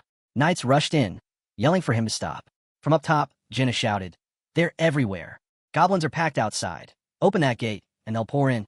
Han snapped, voice sharp. Doesn't matter, we're going through. He stepped between Aaron and the knights. Ivalka's burning us a path. Nobody interferes. The knights roared back in protest. We'll die before we let you through. Jinna darted out from behind a wall, her boots slamming into one knight's chest, sending him sprawling. Ivalka's palms shimmered, fire gathering fast. The gate creaked open. An arrow sliced through the crack. Han snatched it midair, inches before it could pierce Ivalka. Without pause, he spun and hurled it back. A goblin screamed as the shaft buried itself deep. From above, Jinna dropped down and crushed another soldier flat. Then rain. It spattered against stone. Cold. Heavy. Han tilted his head back, droplets sliding across his face. The sound echoed in his ears. Rain. He glanced toward Ivalka. Fire still coiled around her hands, unbothered by the storm. So, it's true, he muttered under his breath. Water can't snuff her flames. The gate groaned wider. Aaron screamed. A surge of monsters burst through, flooding forward. They charged straight at Ivalka. Her hand rose. Ignite. Flames erupted, a torrent exploding outward. The front ranks of goblins dissolved instantly, their bodies reduced to ash. The gate itself transformed into a blazing wall, fire consuming everything in its reach. Dozens gone in an instant. Jinna and Aaron sprinted forward, weapons ready, both throwing a quick glance back at Ivalka. She was already clutching a potion. Drink after every cast. Han barked, eyes locked on her. Don't stop. This is just the warm-up, you ready? Ivalka stepped past him, voice steady. Who do you think I am? Shern froze nearby, eyes wide, body trembling. Han shot him a look, still thinking of tagging along. The system alert flashed, Shern in panic. Stats cut by 30%. Han closed his eyes, exhaling. Go find Edith. She'll put you to work. Survive this, and maybe she'll finally hear that confession of yours. The knights slammed the gate shut behind them, bolts locking in place. Han's voice cut cold. Seal it tight. No turning back. He faced the swarm ahead, blade drawn. Forward's the only path, and I'll cut down every last one of them. He surged ahead, issuing orders. Positions. Everyone spread. To Ivalka, his tone sharpened. Stick to first-class fire. Low output, widespread. Scorch the field, don't stop. Rain hammer harder, sizzling as it hit the flames. They'll break through if the fire drops. Han growled. The horde surged again. Han tracked the rhythm. 20 seconds till her next cast. A goblin lunged. 18. His blade rose, cutting it down. Bolts whistled overhead. Crossbows firing. Han raised his shield, catching the volley before it struck Ivalka. A stone hurtled in. He spun, kicking it aside. Aaron's spear drove through a goblin's gut, ripping it free in a spray. Jinna's blade flashed, severing one head clean. She spun, loosing an arrow point blank into another skull. For seconds, another goblin crept up behind Aaron. Han didn't hesitate. He hurled his sword. The monster dropped instantly. Drawing a fresh blade, his eyes never left Ivalka. Protect her. Han's voice cut across the chaos. They're locking on, shift formation. Ivalka unleashed her next surge. Fire tore outward, a roaring blaze that lit up the battlefield. Screams ripped through the air as goblins went up in flames. Go! Push through! Han barked. They charged over scorched earth, heat searing through armor and skin. But they pushed on. With Ivalka at their center, it was possible. Still, the goblin tide never stopped. A wall of snarling bodies bore down on them, the stampede endless. Keep firing. Han roared above the storm. The rain's choking the flames. We need more spells. The fire barrier was already dimming. Han jabbed a finger left. Aaron, reinforce that side. I'll hold this wave myself. Steel clashed with flesh. The rhythm of combat was brutal, unrelenting. And through it all, Han kept the clock in his head. 20 seconds more. A goblin sprang from the flank. Han spun, cutting it down in one fluid strike. Switch positions, he commanded. Ivalka's voice rang out, another blast. Flames cascaded, reducing the next charge to cinders. Han snapped forward. Move with the blaze. Step with it. Press on. The team surged ahead, fire their only shield. Each burst carved them a path closer to the river. But the goblins didn't break. Packed shoulder to shoulder, they pressed under rain-soaked banners. No fear, only hate. Then the ground shook. Towering above the horde, a brute emerged. Massive, grotesque, his banner raised high. Red eyes blazed under a crooked brow, sword lifted to the sky. His roar split the battlefield. Filthy swine. Another wave of fire tore across the field, flames twisting through the rain like serpents made of light. Han shouted, Aaron, push harder. Don't stop. But through smoke and heat, two crimson eyes pierced the haze. A goblin lunged, spear thrusting. Han pivoted, sidestepped cleanly, then drove his blade deep into its chest. That's when he realized the goblins had shifted. No more hesitation, no more retreat. They were hurling themselves straight into the fire. They'd changed their strategy. Han snarled, blade sweeping in wide arcs, cutting down bodies one after another. Still, his eyes flicked upward, toward the hill. The brute was still there, roaring, pointing, commanding. He wasn't just muscle. He was directing every move, driving them like pawns. And then it hit Han. The delay in Ivalka's casting. He'd noticed it. That monster wasn't just strong. He was calculating. Meanwhile, Aaron and Jenna strained to hold formation. Heat pressed against them like a weight, each breath searing. Even with fire resistance, their movements slowed, exhaustion setting in. Han knew what he had to do. He had to draw the commander's gaze, break his rhythm, put all the pressure on himself. Raising his voice above the storm, Han roared, This is it. Miss this chance, and we're finished. Aaron shot him a glance, confusion flashing across his face. What are you saying? But Han was already moving. His decision was made. That leader had to fall. Across the chaos, the commander's roar cut like thunder. His orders were clear. Target the mage. Kill her at all costs. Inside the thinning wall of fire, goblins clawed and shoved, desperate to break through. One managed to slip past, briefly, before a crushing blow sent him flying. Blood sprayed, a fong ripped loose, and his body hit the ground like a rag doll. Arrows rained through the smoke. Han ignored them. His focus was locked on Ivalka. Now, he shouted, Give it everything. She obeyed. The blast ripped across the field, fire bursting in all directions, flooding the world in blinding light. A searing beam carved through the front lines, reducing goblins to ash. But the swarm didn't falter. Even as their bodies burned, they surged forward, driven by the roar of their chief. His twisted face bellowed through the flames, forcing them to charge again and again. Han's fist clenched. One strike wouldn't do it. But he wasn't done either. The fire thickened, darker, hotter, and then it exploded. The ground itself became a storm of fire. Goblins shrieked, stumbling and collapsing as the inferno devoured them whole. Panic rippled through the horde. Yet still, the massive chief's voice thundered over their screams, dragging them onward. That was the moment. The squad pressed forward through charred remains and drifting smoke. Jenna raised her bow, steady, precise. Aaron braced beside her, shield lifted. She loosed. The arrow sliced through the air like a bullet. The goblin chief saw it too late. His command turned into a strangled cry as the shaft buried itself in his skull. Blood burst, his body shuddered, then toppled. But there was no triumph. Behind them, Ivalka collapsed. Han lunged, catching her before she hit the ground. Her eyes fluttered open, dazed. She didn't understand what had happened. Neither did he. The blast, the overwhelming firepower, even that hadn't been enough. Because the goblins weren't truly after them. The fortress was the real target. They were just in the way. Han looked out over the battlefield. The commander was down, but unease gnawed at him. What next? Then he saw it. Shapes moving through the haze. One goblin stumbled out of the flames. Then another. Then dozens. Pulling back. Reforming ranks just beyond the reach of fire. The horde turned. Step by step, they shifted direction. Toward the fortress. Wind swept the soaked field, bending the grass under sheets of rain. Han understood in an instant. They were alive only because the commander had fallen. This wasn't a win. It was a pause. Potions. Now. Heal up, Han ordered. Every second counted, but the breather wouldn't last. Far to the north, the sound rose, war cries and steel. The goblins had already slammed into the outer wall. This was only the beginning.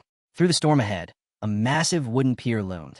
Goblins marched across it, relentless, unstoppable. Han's chest tightened. Rest was over. The next wave was here. Heavy footsteps thundered through the gloom. Aaron froze, his voice shaking. Han didn't move. This fight, he growled, is just getting started. And then it emerged. Towering. Monstrous. Eyes glowing with fury. A level 23 ogre stepped into the rain. Han didn't hesitate. Ivalka, firewall. Aaron, hold the line. But even as the flames roared up, he knew fire alone wouldn't stop this monster. We need more, he muttered. Then louder. Ivalka, hurry. I'll take the ogre. The beast bellowed, axe raised high.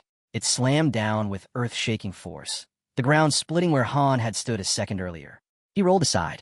Barely. One mistake, and he was finished. The next swing came even heavier. Han realized instantly no shield could block that. This fight wasn't about defense. It was survival. The goblins circled outside the fire, hesitant to enter. But the ogre stepped through the wall like it was nothing, flames clinging to its skin, ignored. Now it was just Han and the monster. The size difference was absurd. Still, he rushed low, blades slashing across its leg.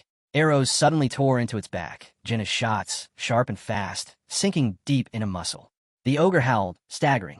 They were sinking. Big target, easy hit. Jenna called. Defense is thick, but it can't dodge. Her tone shifted as she saw the damage. Forget that. Aim for weak spots. Han shouted back. Soft points only. Nothing else matters. Then Jenna's cry split the chaos. Panic. Another ogre. Han's stomach dropped. He hadn't seen it. Their formation collapsed. Aaron was overwhelmed, drowning in goblins. The line was breaking. No time left. Han braced. Shield up.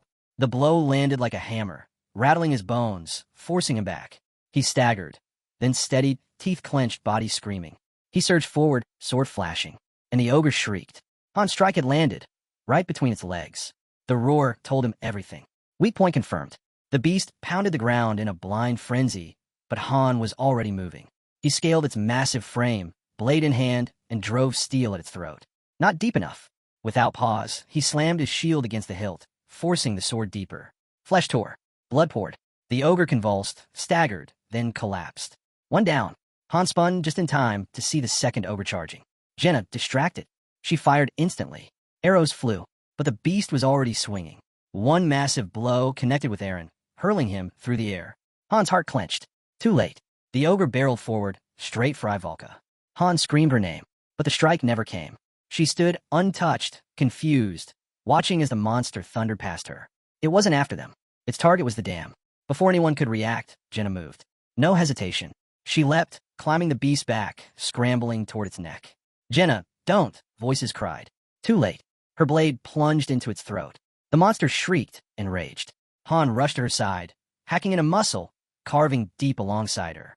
Together, they struck again and again. Blood gushed.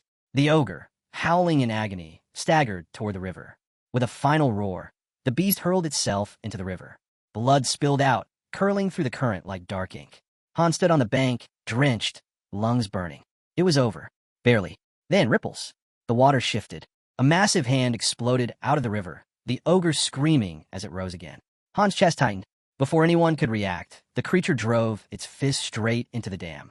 Stone split apart, would snap like kindling. And then it gave way.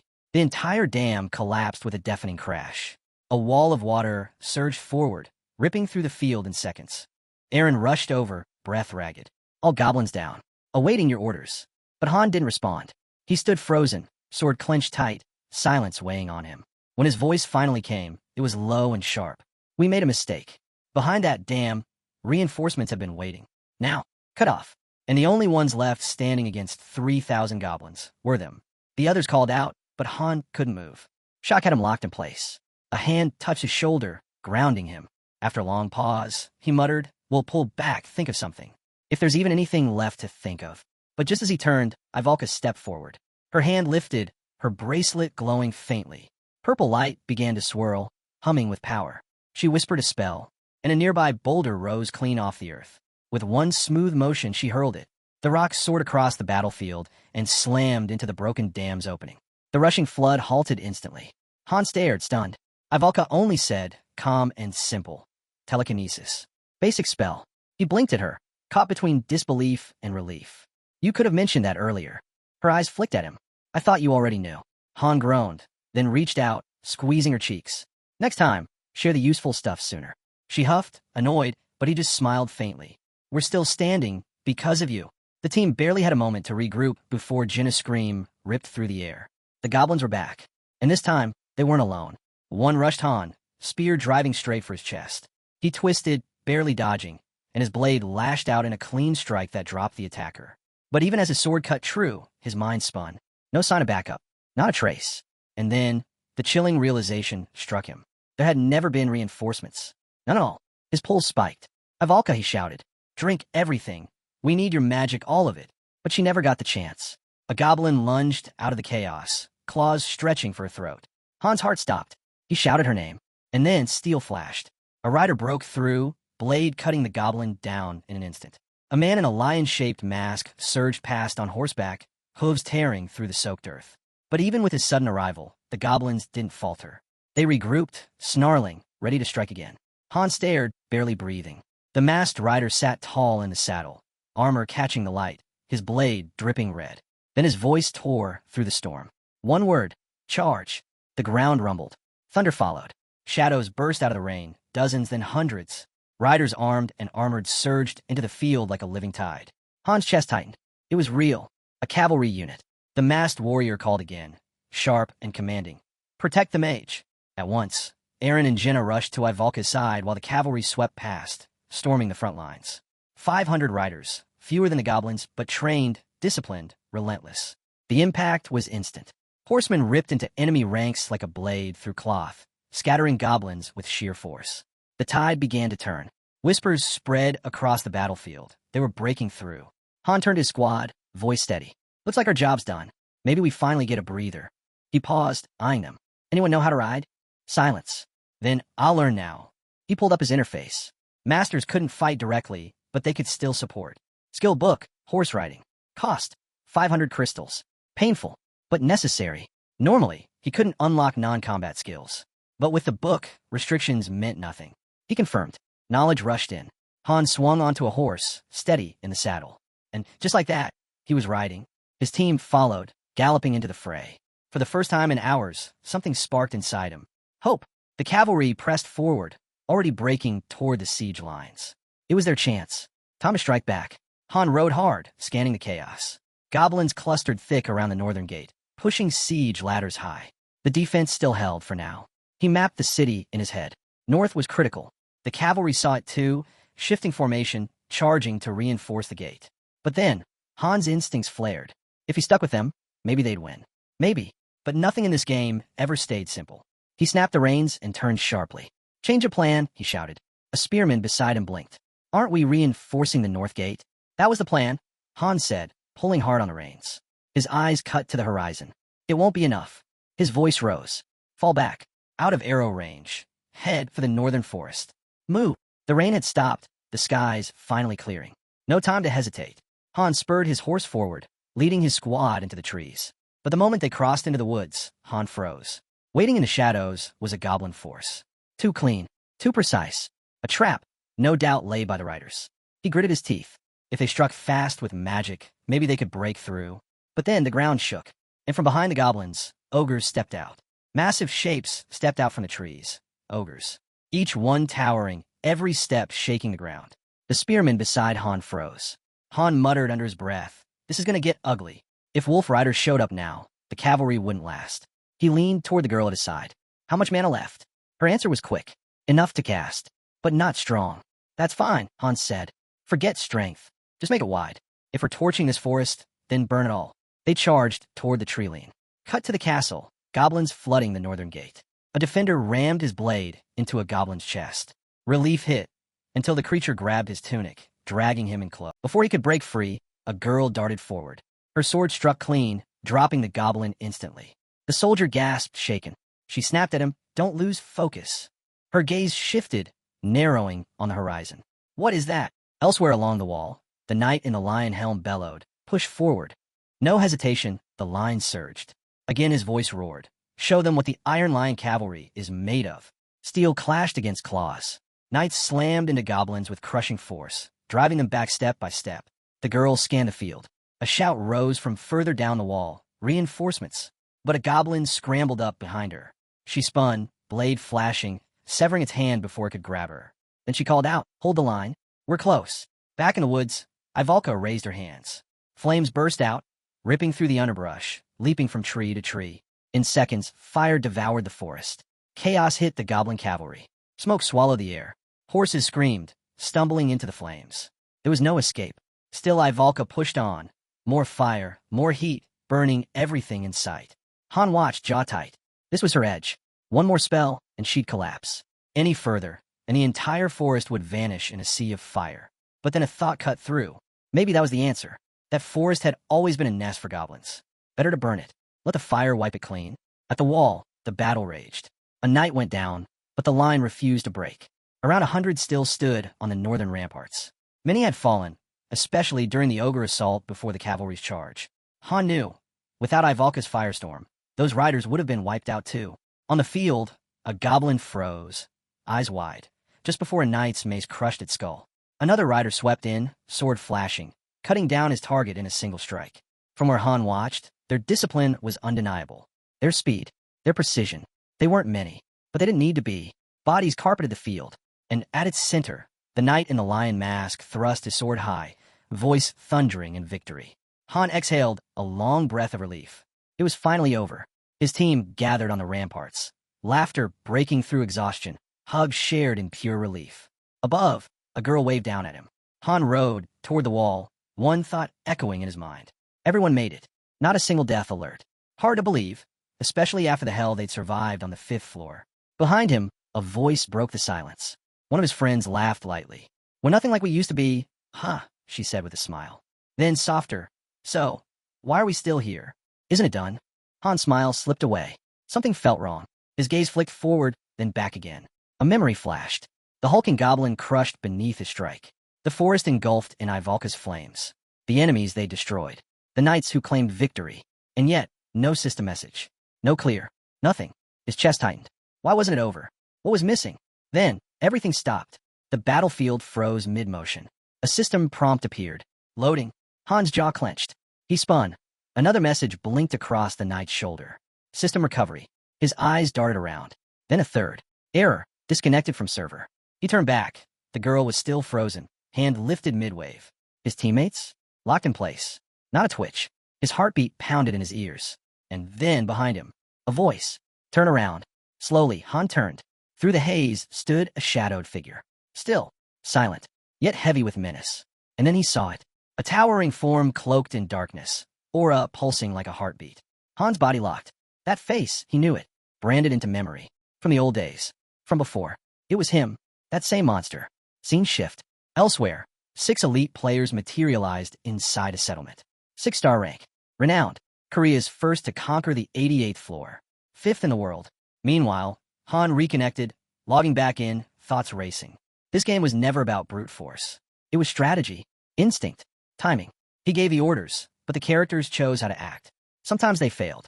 Not from weakness, but because something didn't align. He pictured their cards, ran scenarios in his head. He knew. Luck hadn't brought him this far. This wasn't a game anymore. It was everything. Every battle, every floor, his life was bound to it. And if he had the skill, not even hell could stop him. Back in the moment, the dark figure loomed. Han's eyes narrowed. That thing what rank? 7-star? No, it shouldn't exist here. Then the world bent again. Suddenly, he stood inside a store. Another figure emerged beside the shadow. Hooded, unreadable. Text glowed above it. Level 15, Dark Apostle. The figure smirked. Its gaze locked on his. "I'll be waiting." Han's eyes widened. And then, both vanished into the void. The world snapped back. System reconnected. Recovery complete. The girl unfroze, whipping toward him. Her voice shook.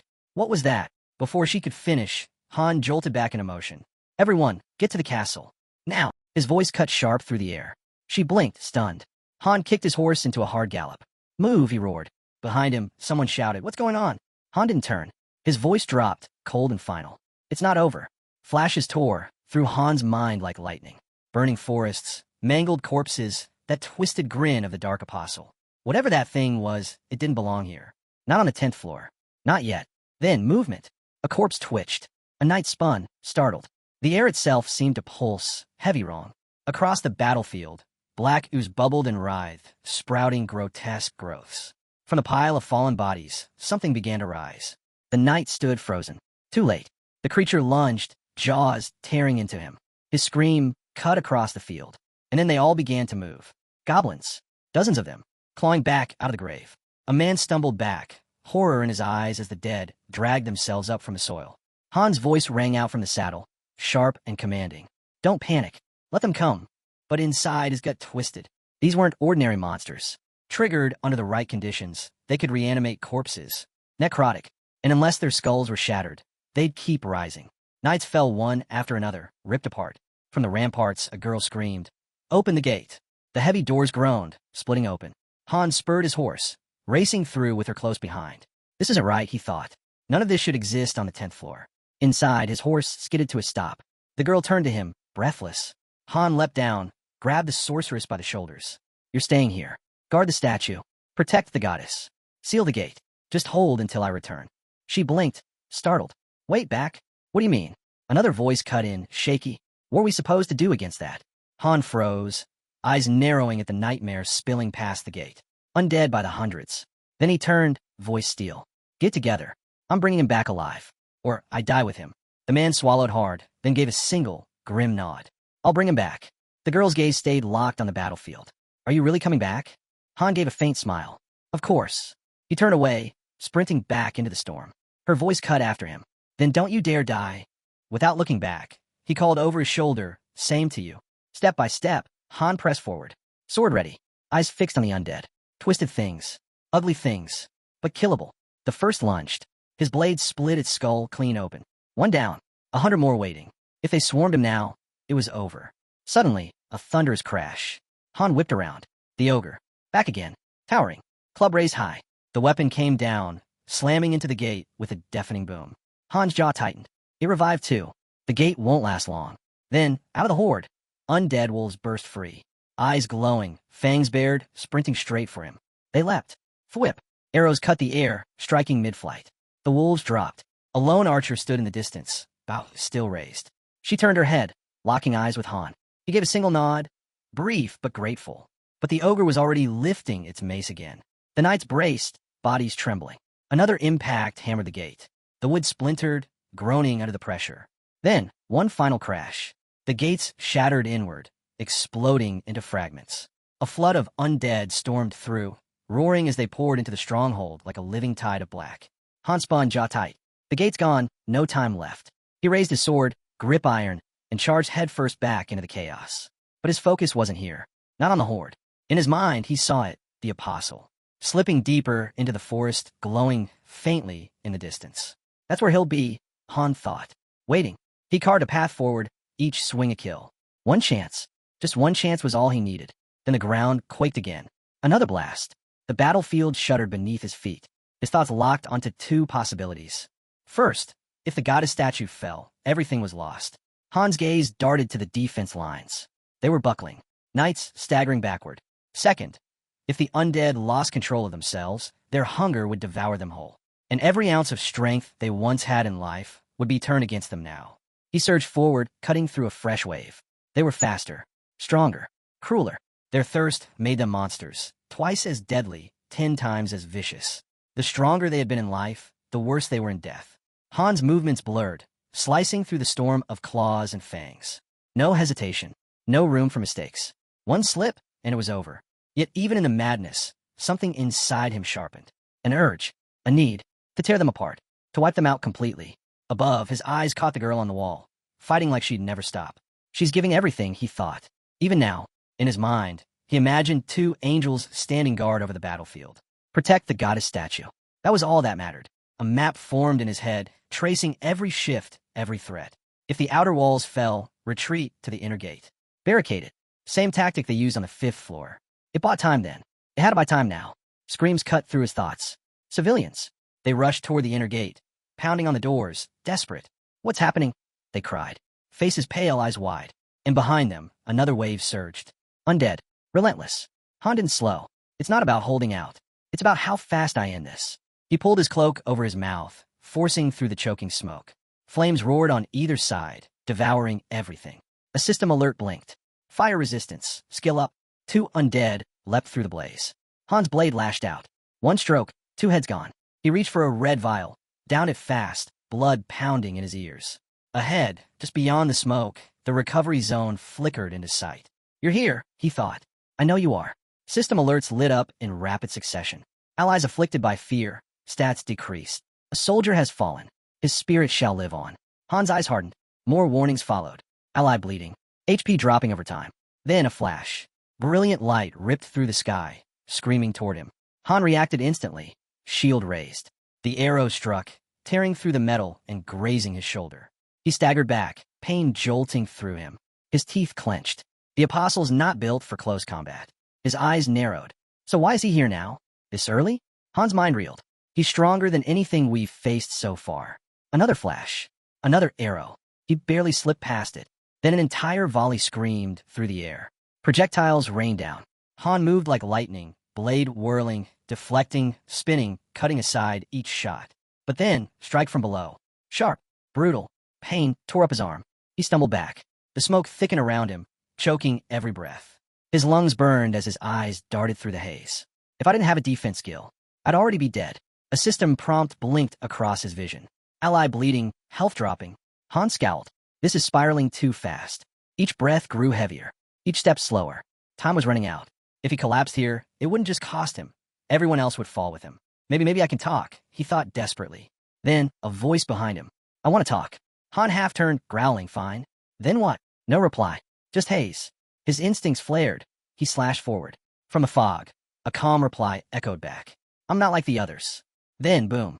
A crushing blow hurled him through the air.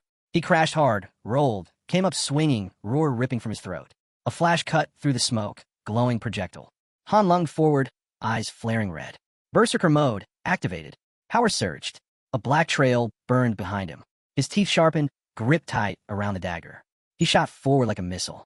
Through the smoke, he saw him. The apostle. Mid-incantation. Arrows ripped into the cloaked figure. Legs, chest, arms. Blood sprayed across the ground. Han screamed, rage tearing through him, and closed the gap in a blink. 1 strike. His blade slashed clean through the apostle's neck. But he didn't stop. He hacked again, and again, and again, until the body was no longer a body. Just a shredded pile of flesh and torn cloth. Only then did the fury drain out. Han staggered, panting, blood smeared across his lips. He stood still, waiting. Where is it? Where's the system message? Nothing. Silence. His chest rose and fell, each breath ragged. A bitter thought sank deep. It's not over. Not yet. Exhaustion swept through him. He collapsed back, slumping beneath a burning tree. Then we've already lost. It's over. His vision blurred. His head drooped. A faint message flickered weakly before him. A warrior has returned to the arms of the Lord. His spirit will live on. The fire crackled beside him. What a pathetic end, he thought. Dragged into a war I barely understood, only to die like some stray mutt. Images flooded his mind. Comrades still locked in battle. Torn apart. Blood-soaked ground. The gray-haired man standing unyielding before the statue. The girl, blade flashing, refusing to quit. And then, the statue. It glowed in his mind's eye. Suddenly, that same light burst beside him. His body shimmered, fading into it. System message, floor cleared. The world froze. Then, reward, 70,000 gold. Item acquired, common fire, elemental stone. A card appeared on screen. Among heroes, a master awaits ascension. Combine ascension stones to unlock a forgotten memory fragment. New dungeon unlocked. Epic adventure series. Gather evolution stones and rare materials to proceed. The world shifted. System message, 10th floor cleared. Han's eyes shot open. A ceiling. Stillness. Breath filling his chest. I made it. Outside, life moved again. Inside, someone sat at his side. Han turned, voice rough. What happened to your face? The man blinked, caught off guard. So you're awake. We were worried. Han scowled. Then explain why you look like you've been dragged through 5 floors of hell. The man dropped his gaze, voice low. I was just trying to figure out why we're even fighting. Han's eyes narrowed. You're seriously looking for a reason now? Still avoiding him, the man said quietly. When I stepped outside the wall, the city was already corpses. Han sat in silence. Even the NPCs? His jaw tightened. Maybe I'm still too wound up to process it all. The man rose, stretching. Anyway, I'm turning in. Han lifted his drink with a dry look. But I'll see that same face tomorrow. A faint smile. Let's hope tomorrow's better. He walked away. Left alone, Han stared at nothing. Maybe we're okay, at least for now. Evening draped itself over the camp. The table was overflowing, platters stacked high, food piled across every dish. The girl blinked in awe. This is a little much for breakfast, isn't it? Her friend laughed. Han said use the best stuff we've got. No holding back. Han leaned back, eyes shut. So, not good enough for you. She paused, then smiled. If you're asking, I'd eat like this every day if I could. Han cracked an eye, glancing around the table. They're all right. That's enough. His gaze landed on the magician, slowly regaining her strength. Then on the quiet one, still shaken. He'll come around. Just needs time. Time press forward. System message. Welcome back to the game. New alerts appeared. Heroes await ascension. Ascension room required. Link to synthesis room. The chamber lit up. Ascension room now connected. Construction begins. Moments later. Ascension room complete. Hero ascension available. Crystals floated in the air, glowing with radiant light. Item synthesis initiated. A burst of brilliance erupted. From its center, a fairy emerged, hands cradling a glowing crystal. She darted upward to Han, grinning wide. You've passed the first star, she cheered. Keep going. You're headed for the 7th. The tower is yours for the taking. Han hesitated. 7 stars. Can I really reach that far? The fairy only laughed. If not you, then who? If it were easy, Sirius would have done it already. Han lowered his head, weight heavy on his shoulders. After everything I've poured into this, and I'm still not a 7-star. There's something I'm missing. Just then, the door to the synthesis room creaked open. System alert. Master initiating ascension. Han's breath caught. So this is it. The upgrade wasn't just a feature. It's an ascension chamber. He stepped inside. It stretched before him like a stairway. A path upward, maybe even beyond the master's interface itself. With the right hero, the right materials, something would happen here. Something even the system itself couldn't fully track. Han stepped up to the altar and set the crystal down. A blinding surge of energy erupted, flooding the chamber. A massive magic circle lit beneath his feet, light spearing upward like a pillar into the sky. Han squinted through the blaze. And then the visions came. A figure, seated in a chair. A child, cradled gently in his arms. Han's hand flew to his sword. His voice cut through the glow. Who are you? He stepped forward and slammed into something invisible. A barrier. Trapped, he could only watch. Han's eyes fixed on the baby. No family. No past. Nothing. Yet somehow, he knew. This kid, he's the one meant to be here. Not me.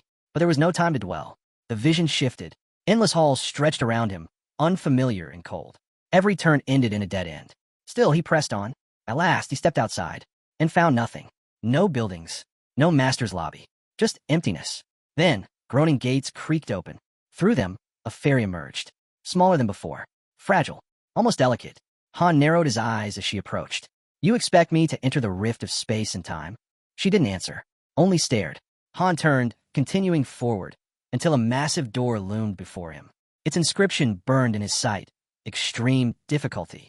A system prompt blinked. Advent dungeon initiating. Then it hit. A crushing weight smashed him to his knees. Siren screamed across his vision. A cold dread climbed up his spine. Status, fear. All stats dash 30%. His sword slipped from his grip, crashing into the dirt. Teeth clenched, fists balled. Heat flared inside him. A crimson aura burst to life. Berserker mode, active. Han forced himself to his feet, breath ragged. Fear won't break me. Then he saw it. A figure, level 999, slowly forming out of the air. A dark entity, cloaked in silence. At last it spoke. We finally meet. Han seized his sword jaw tight, mind racing. Why is this thing here? Is it the one that dragged me into this world? He burned to strike. But one look at its level stopped him cold. This was the monster.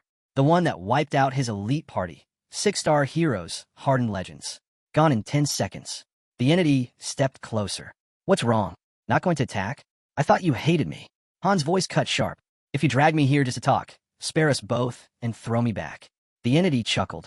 Good. That fire's kept you alive this long. Then agony. Searing pain tore through Han's skull. He dropped, clutching his head, through clenched teeth. This is how hero ascension begins. The entity shook its head. No, you're different.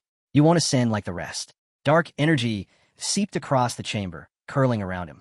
This space, the voice whispered, it's my gift to you. From the darkness, another figure stepped forward. This time, human. The voice continued, smooth and unsettling. This whole stage was crafted just for you. The great Ranker himself. Han's eyes narrowed. Who are you? From the shadows, a girl emerged. She smiled. A fairy's face, but older, more human. He blinked. She looked exactly like the fairy from before. Her head tilted slightly. You noticed? I'm not her. I was made to look like her. She tapped her chest with a finger, still smiling. I'm one of her replicas. Number 100,479. Then, with a playful grin, she extended her hand. Funny, right? Same number as the game's downloads. Han pulled the CEO's business card from his pocket, eyes sharp. His voice dropped cold. What is this?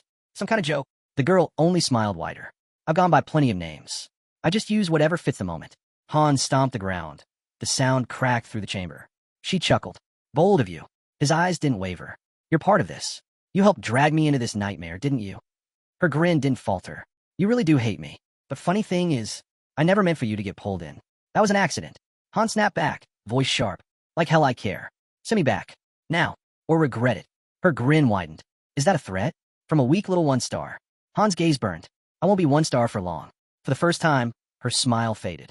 She stepped forward, boots splashing in a shallow puddle. Her voice lowered. Maybe I should have killed you when I had the chance.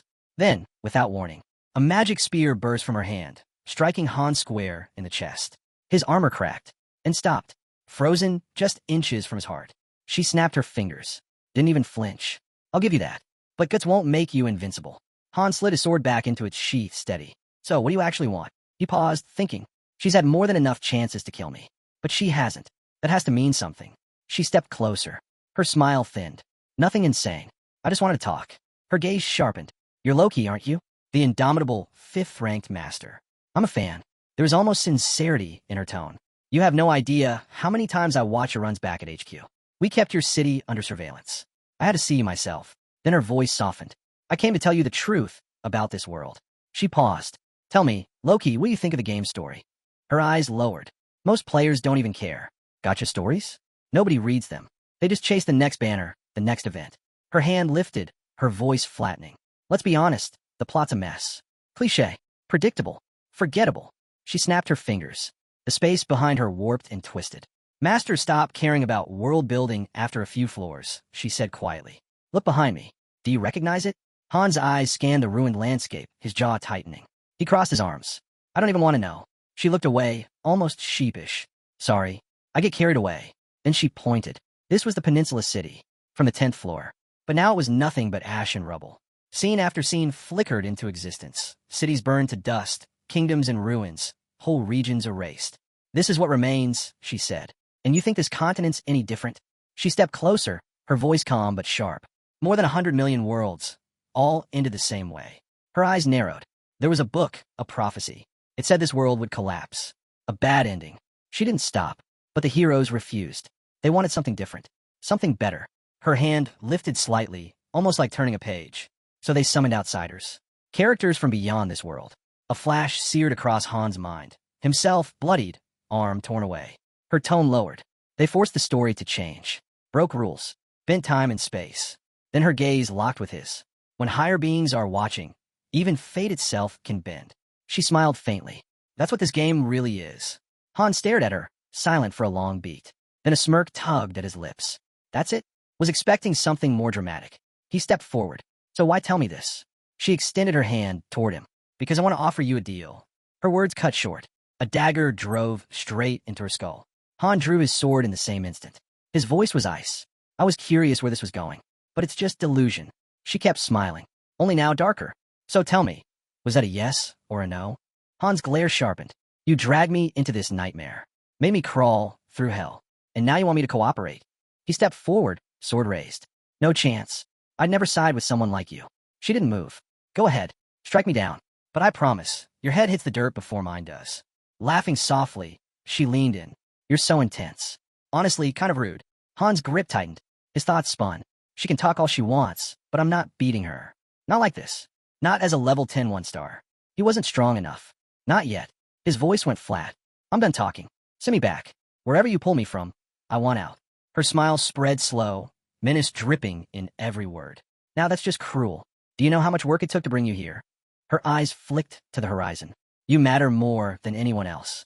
More than the real masters, More than the rankers, more than all of them. None of them compare to you. She looked back at him. Want to know why? Her grin curved sharp. Because like every master, you saw the message. Trust in your bond with your heroes. Han's eyes narrowed. That only shows up after the training arc. She nodded. Exactly. Out of hundreds of millions of players, only one ever truly believed it. The space around them warped violently. In an instant, the two of them stood on a barren plateau. The 80th floor. Her voice carried on the burning wind. Recognize it? 6 months ago, this is where you stood. She swept her hand across the scorched horizon. Only 5 masters have ever held this floor. That's why everyone else is still stuck choking on the 79th. Han scanned the battlefield, memories pulling at him. Yeah, this is it. The one that made me want to smash my monitor. He turned back to her, steady. So why drag me here again? With a lazy flick of her wrist, 2 chairs appeared. She dropped into one and motioned toward the other. Before anything else, sit. There's no truth when you're standing. Han didn't move right away, but as lava split the floor beneath them, she smiled faintly. So, seeing it like this, instead of on a monitor, it hits different, doesn't it? The 80th floor. Conquest stage. No clear objective. No fixed structure. Difficulty shifting every run. No one had ever beaten it clean. The community had a name for it. The Executioner's Wall. Han folded his arms. I already know how to clear this floor. What's the point of replaying it? Her smile never faltered. It's not what you think. Just watch. You'll understand. A cocktail materialized beside him. He lifted it absently, memory crashing back like a blade to the chest. After smashing through the 59th, he charged headlong into the 80th. It was a massacre. His squad, his aces, his core team gone. Now, watching the spawn sequence unfold again, only one word echoed through him. Hell. The floor wasn't just hard. It was punishment. First wave, 2,755 monsters. Each one, level 113. Then the Shards of Despair, 3,164 strong, level 108.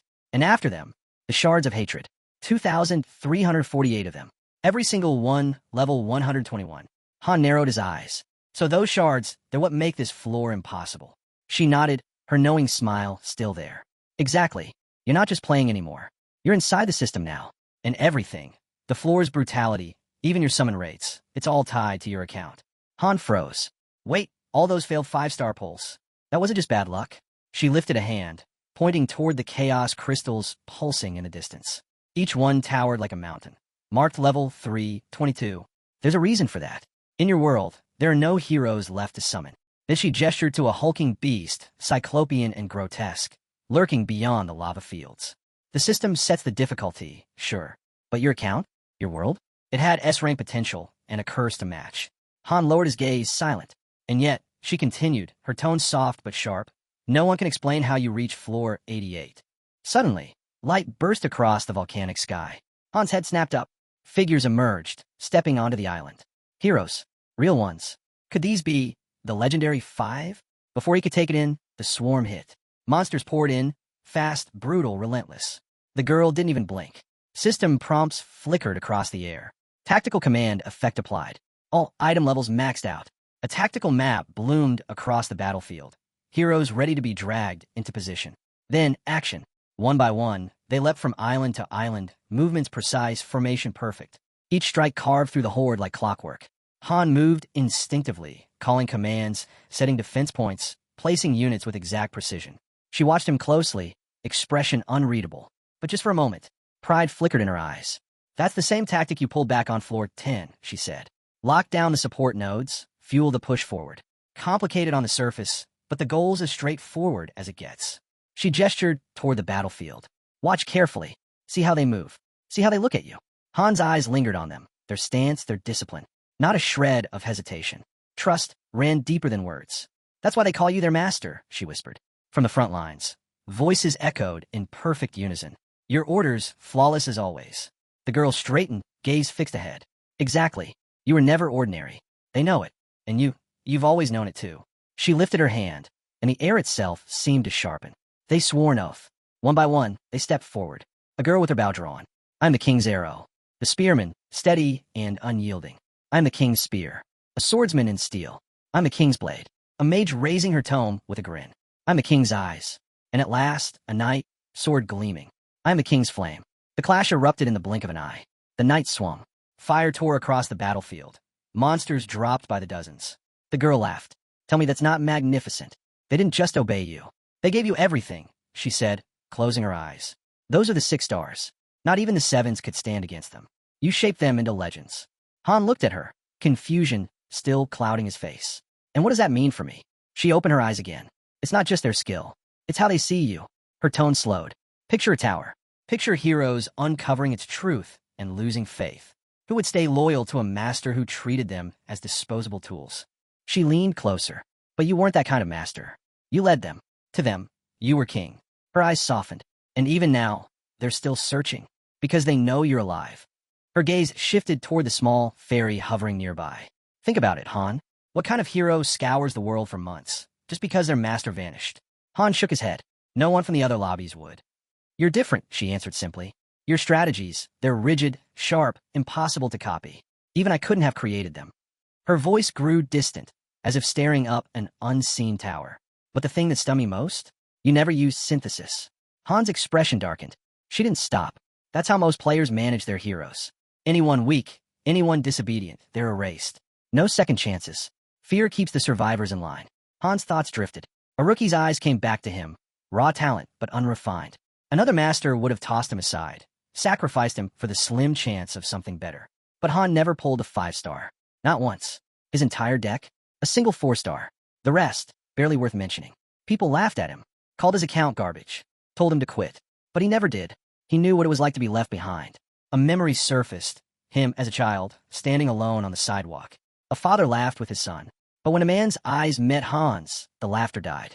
The warmth vanished, and the man looked away. That memory lingered. No, Han muttered under his breath. I never treated them like that. Maybe I used synthesis once or twice, but never to discard someone just for being weak. Her smile softened. Most players did. Every single day. But you didn't. That alone speaks volumes. She studied him for a moment before continuing. It's not just your playstyle. It's how you see people. Most masters burn through heroes like they're disposable. When the shine fades, they toss them aside. But you, Han's mind drifted back to the ones who had followed him.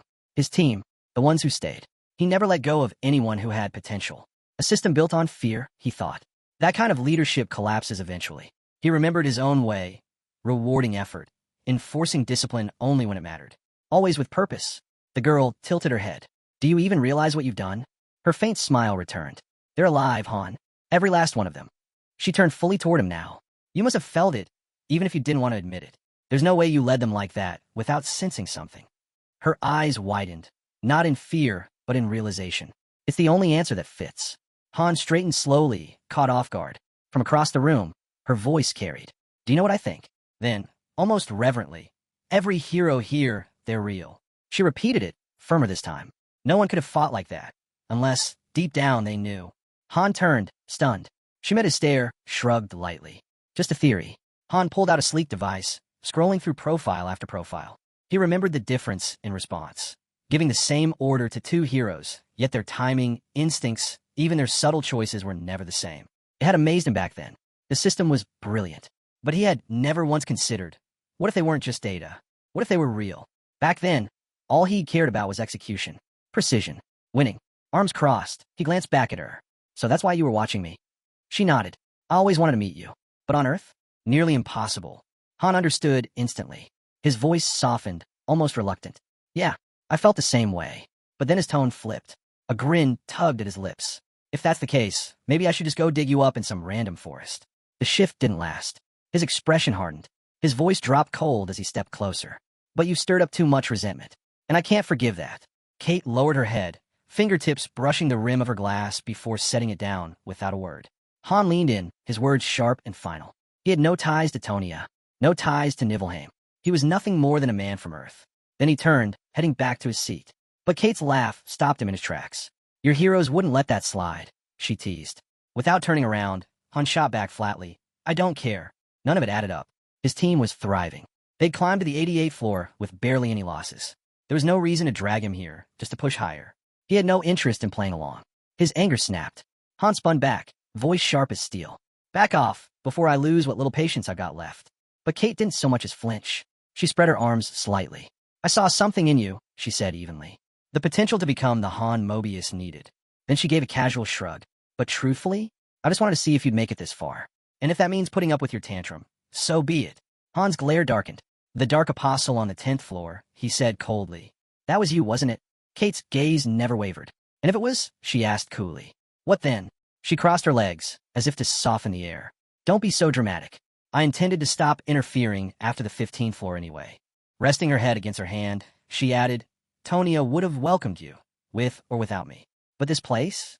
It's as merciless as Nibelheim. Even if you give everything you've got, odds are 90% you'll quit before the end. She paused, her eyes locked on him. But if you take my help, that can change. Han stayed silent. Kate extended her hand across the space. I'll swear on my name, she said. Climb the tower, and I'll send you back. More than that, I'll hand you half my Mobius shares. A faint smile touched her lips. You become one of the most powerful shareholders in the entire corporation. You'd hold real control. Her gaze sharpened, steady. So, are you ready to make it official? Han's eyes narrowed. Don't test me, he warned. You swore you'd send me back, not empty-handed. He took a step closer, tone cutting. This deal of yours, it's too good. There's a catch. There has to be. Kate blinked, momentarily thrown by the edge in his voice. Why do you still despise me so much? She asked quietly. Han didn't answer. Instead, he drew his blade and hurled it straight at her head. She never got to finish her sentence. That was his reply. He would carve out the truth on his own.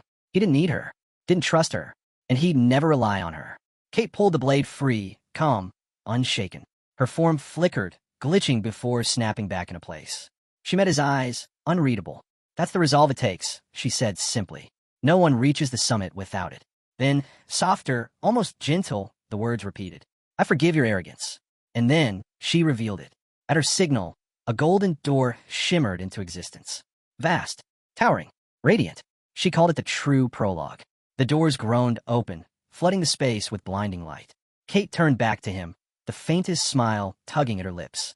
I built this ending just for you, she whispered. But then her eyes narrowed, and the light behind her shifted, no longer gentle, but sharpened into a weapon. A warning. In an instant, the world around Han dissolved. He now stood in a land unlike any he had ever known. Humans and non-humans living side by side, laughter ringing through the air. Children, towny as children, ran through golden streets, chasing each other beneath the sun. A world at peace. Kate's voice cut through the illusion. This land once thrived, she said, until they came. She didn't need to say who. The laughter fell silent, swallowed by chaos. The peaceful streets crumbled, torn apart by an invasion that left only ash and ruin behind. Kate turned toward him, her voice quieter now. Do you see why this ending hurts?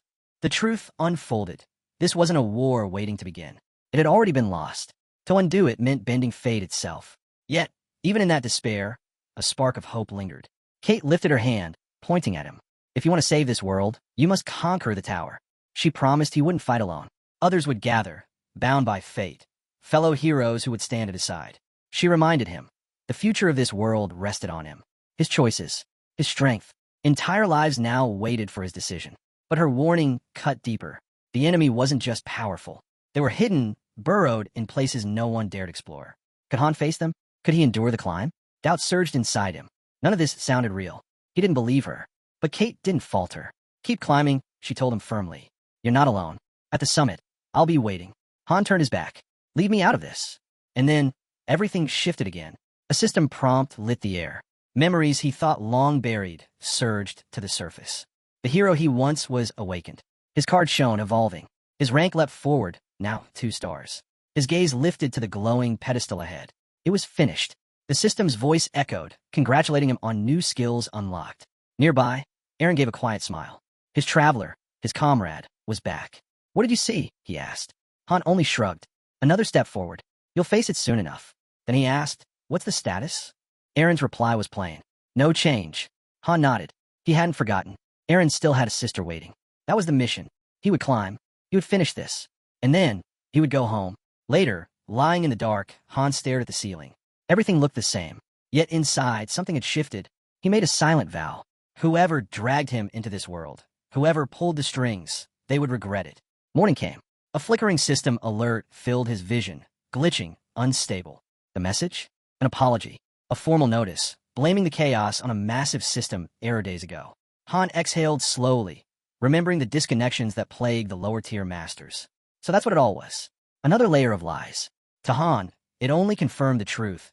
There was no chance the Dark Apostle's appearance on the 10th floor was coincidence. It matched the glitch too perfectly. No question about it. Another message blinked into view. This one promised compensation, 50,000 gold. Not bad. Isel appeared in her usual bright burst of energy, clapping to celebrate his rank up. But her excitement dimmed the moment she saw his face. What's wrong? She asked. You don't look even a little happy. Han hesitated, then said quietly, I met your original. The words froze her in place. What do you mean by that? Han paused, then guessed aloud. It had to be Mobius CEO. That was the only explanation that made sense. Isel looked rattled. Whatever he'd stumbled onto wasn't something she'd prepared for. She had no idea what her original might have told him. But Han brushed it aside. It didn't matter. He wasn't here to dig into secrets. He was just venting. The only thing that mattered now was the tower. Climbing higher. For that, he still needed her. Isel straightened, regaining her usual spark. Then let me help, she said, handing him something shiny. A gold coupon. Han blinked, confused. He hadn't even known such a thing existed. Isel stared at him like he was out of his mind. Wait, seriously? You don't know what this is? It's a gift card, she explained. You can trade it for anything. Han's eyes narrowed. And who sent it? The master, she said. He was impressed. This is your reward, a token of how much he values you. Han had heard of these cards before, usually given out during events. But this one felt different. Maybe the master was shocked they'd gotten this far without intervention. Even so, Han handed it back. Give it to someone else. I don't need it. Isel's jaw dropped. You're refusing? Do you have any idea? This can get you literally anything. But Han shook his head. 10,000 gold barely buys anything useful in the shop. Exhaustion edged his voice. Anything else? If not, I'm going to bed. Isel hesitated. Then the system chimed. A purchase had just been made, with a gift card. Han frowned. He hadn't bought anything. Isel pulled out a small wooden horse and placed it gently on the floor in front of her. A system message appeared. A gift from a hero you admire. Han stared at it flatly. What is this? What am I supposed to do with it? It's from a master, she said. Han looked at the wooden figure for a long moment, then let it fall to the ground with a dull thud. Without a word, he turned and walked away. Gifts should mean something, he muttered. As he left, his thoughts drifted to the others. Why reward just him? What about the heroes who'd fought just as hard? His eyes flicked back once at the trinket on the floor. A gift without meaning, without purpose, was worthless. Later, lying on his bed, Han's mind kept circling. He knew, deep down, the kinds of gift that would bring real joy to real heroes. And he caught himself. Why was he even thinking like that? That wasn't him. Not long after, he stood before a massive portal. This time, he didn't even flinch. Around him, voices rose, chanting for the rift in space and time to open. Han sized up the situation fast. His level wasn't the problem anymore. What mattered now were the threats waiting on the other side. He let out a slow sigh. Let's wrap this up quickly. Even as he steadied himself, his thoughts flickered back to the master. For someone who had joined so late, the power he wielded was absurd. Unreal. Then his gaze caught Ivalka. She was tense. No surprise, after what she'd endured back on the 10th floor. She turned to him with a question. Where to next? Han didn't answer. He didn't need to. They weren't ready for what lay ahead. Not at this reckless pace. No one truly understood how the choose me ending worked. Yet there was again, bold and mocking across his vision. Climb the tower and save the world. The sight made his blood boil. Then another alert flashed. Main dungeon, 11th floor. Before he could react, the system spoke again. Gate opens in 10 seconds. Prepare for entry. Han cut his eyes toward the group. Get ready. We're going in. Ivalka froze, blindsided by how fast everything was moving. Han's thoughts soured. He remembered that familiar arrogance among certain players, the ones who swore raw skill was enough, who believed heroes alone could carry them through, with no strategy, no preparation. He hated that kind of thinking. To him, progress was earned, floor by floor, blood by blood. Getting shoved forward like this only proved how clueless the so-called player behind them really was. Then the mission alert appeared. Objective, eliminate all enemies. Han's jaw tightened. Whoever was pulling the strings thought they were some kind of expert. But to him, it was clear they had no idea what it really took to reach the 100th floor. Moonlight spread across a desolate field, revealing endless rows of gravestones. Long shadows stretched across the dirt. The ground shook. Bony hands clawed free, followed by entire corpses dragging themselves upright. Hollow eyes glowed. Rusted weapons clattered in their grip. Level 11 elites. Han's voice cut the night. Positions. The group snapped into formation, blades out, shields braced, breath steady. Tension thickened. The undead surged forward. Han charged first, taking point at the front. This wasn't about chance anymore. This was his proving ground. Every skeleton that lunged fell beneath his blade, but he knew it wouldn't last. If enemies kept scaling like this, the climb ahead would be nothing less than hell.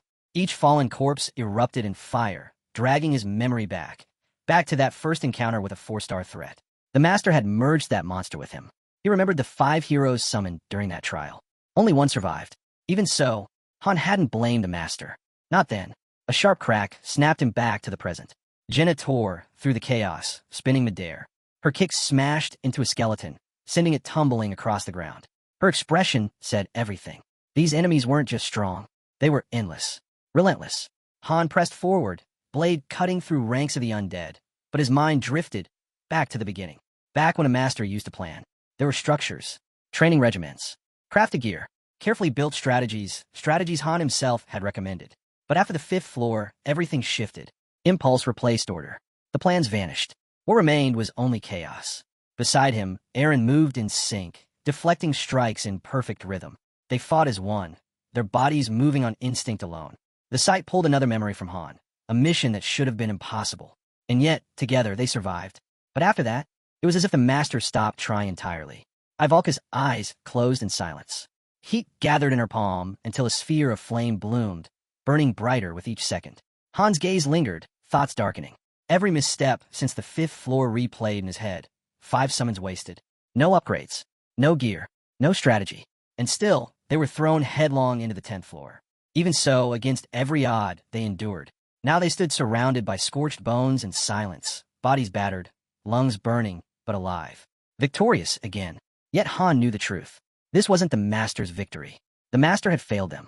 He had mistaken their strength for his own, leaning too heavily on their power, forgetting the role he was meant to play. No, this victory belonged to Han. Power surged through him. Light radiated, his level rising higher. It wasn't just numbers, it was growth he'd carved out for himself. A step forward he had earned. Night fell, draping the world in quiet. The wind stirred the trees, while lanterns outside the stone house flickered like fading stars. Han leaned against the wall, arms crossed. His voice cut through the stillness. Isel appeared instantly, as bright and sharp as ever. Han met her eyes. "Do you always come when I call?" She nodded. "Always." "Good," Han said. "Because I have questions." Isel hesitated, her tone shifting, cautious now. "There are limits. I can't tell you everything." "I'm not asking for everything," Han said flatly. "Just get me close." Clearly flustered, she shut her eyes, shouting, "Fine, but this is the last time." Han wasted no time. "What's the name of the original fairy?" The question stunned her. She tapped a finger to her chin, thinking hard. "The directors had a lot of names," she said at last. "Over 100 million, actually. A new one for every world. In Tonia, she was Kate." Han repeated it under his breath. Kate. And then the thought followed. If she was Kate here, she'd have been someone else in Nibelheim. Pieces began to click. After the 10th floor, every master was granted their own lobby. The world itself changed with each rating, reshaped by its master. If Isel was telling the truth, then every single world's fate hinged on the master at its center. Hundreds of millions of worlds, all turning, all under different hands.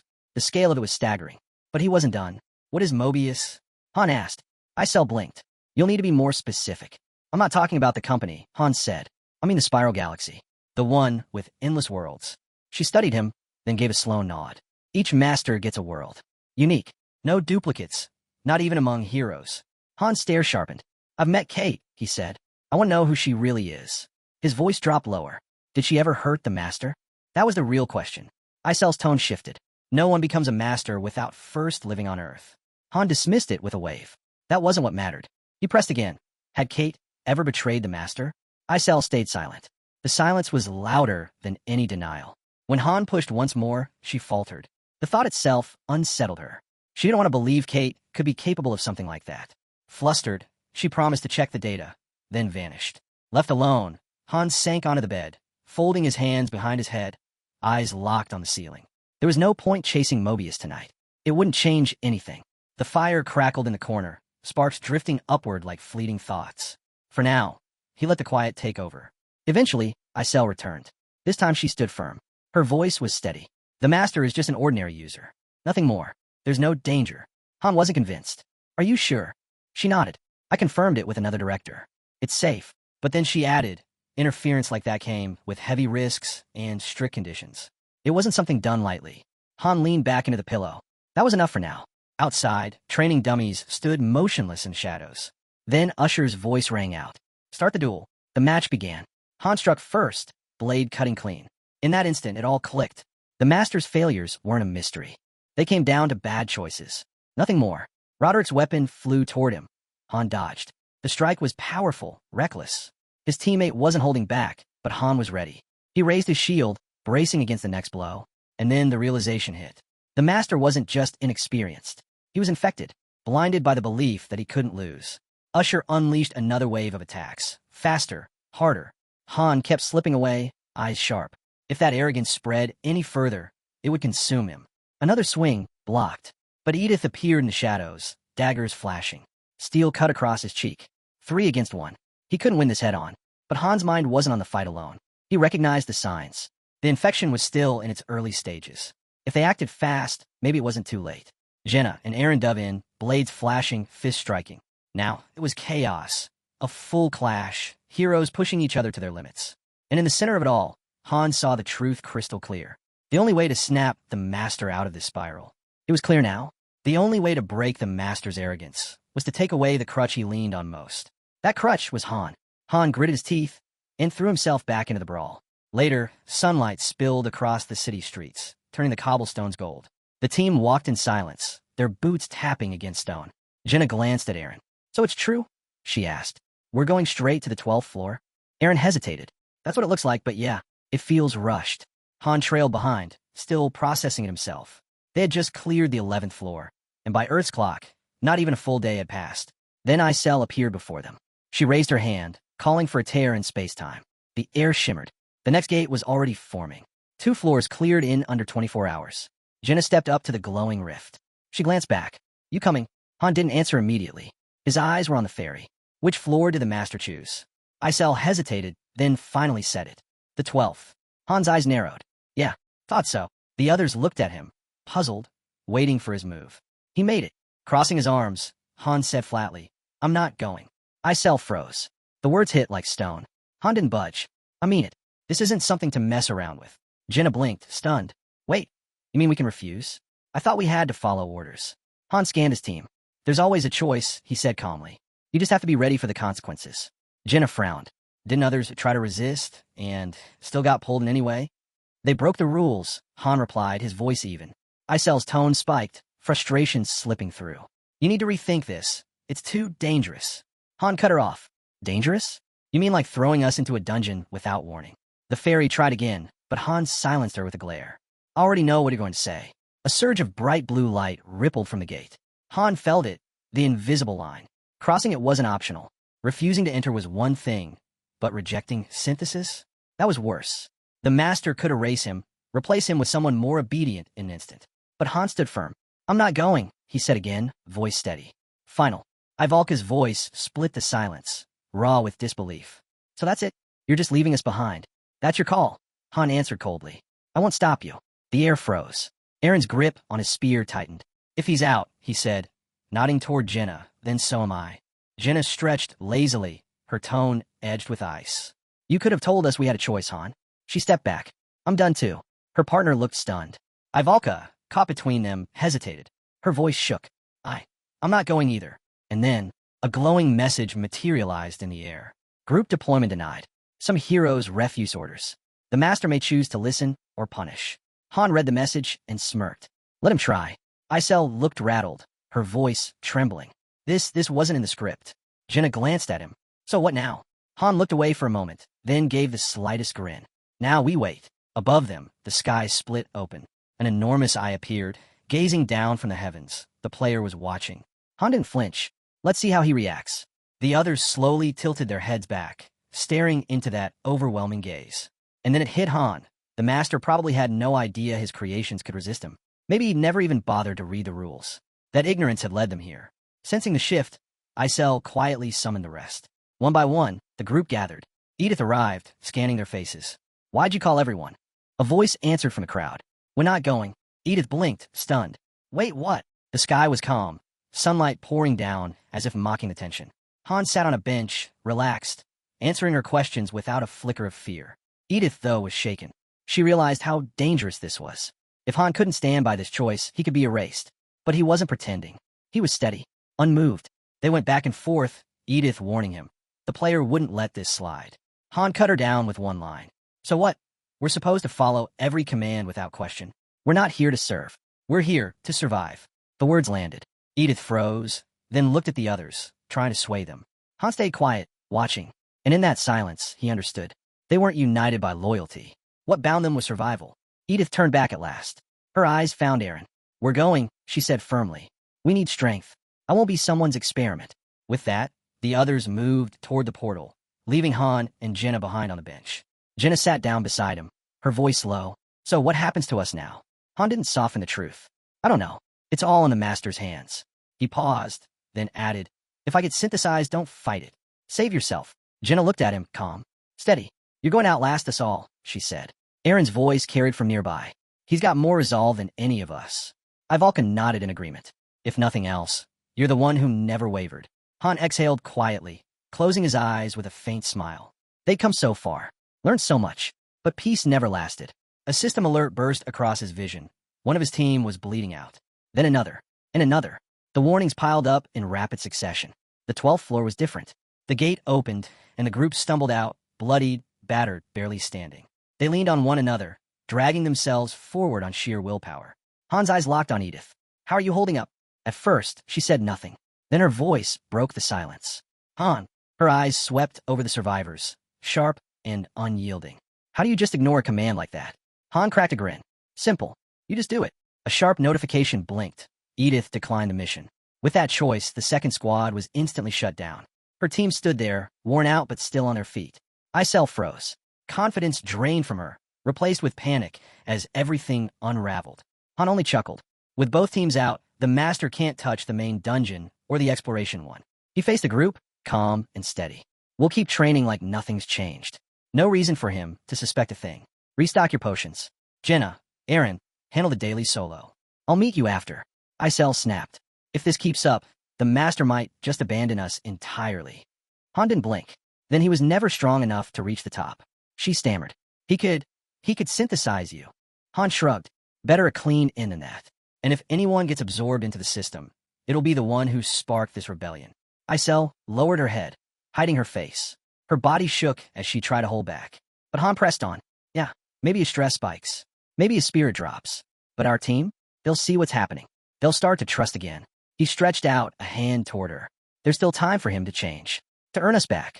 To lift morale. Then he turned, leading the squad away. Just before fading from sight, he threw out one last jab. Our player's not exactly a genius. Isel stood rooted to the spot, dread heavy on her shoulders. The next day, they entered the weekly dungeon. Their goal, gather elemental stones for ascension. The portal glowed, confirming both mission and location. Han split them into two groups. One squad returned with a fire elemental stone. Jenna and Aaron pushed through the forest path. Han and Ivalka descended into the ravine, cliffs alive with glowing crystal veins. After regrouping, they dove right back into training. Han's sword and shield mastery climbed to level 6.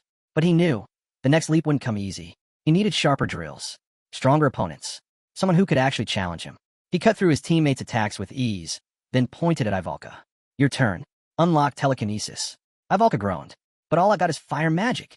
Han smirked. Then get used to potatoes because that's all you'll eat until you pull off. The sky darkened.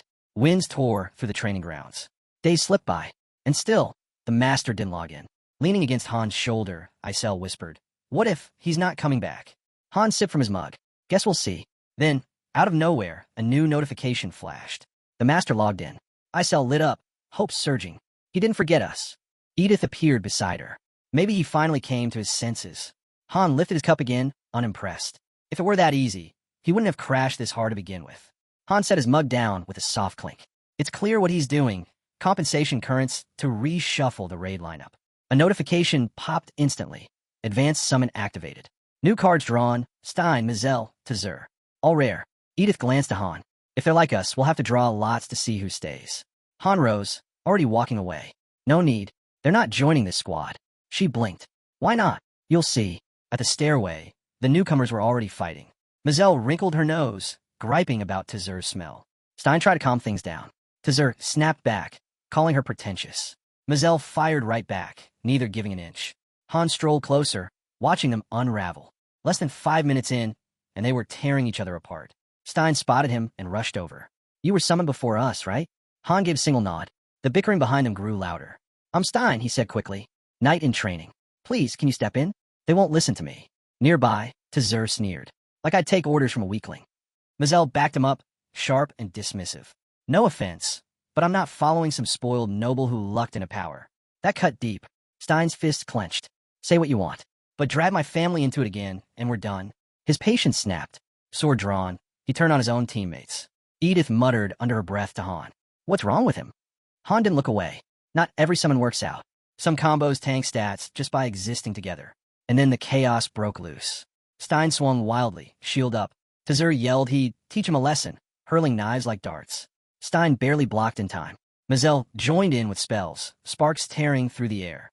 The summoning gate became a battlefield. That's when Isel stormed in. Have you lost your minds?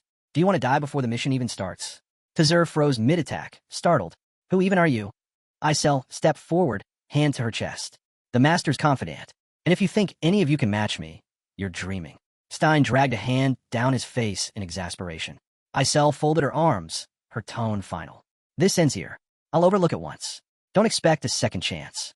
Mazel glared, jabbing at Tazur and Stein. Then get rid of them. I won't stay with these two. I can't even breathe around them. She spun toward Han, sword lifted.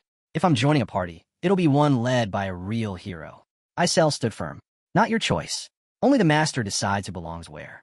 Right then, the team assignment screen blinked into existence. Beside them, a time rift portal tore open, glowing with shifting light. Han started walking off.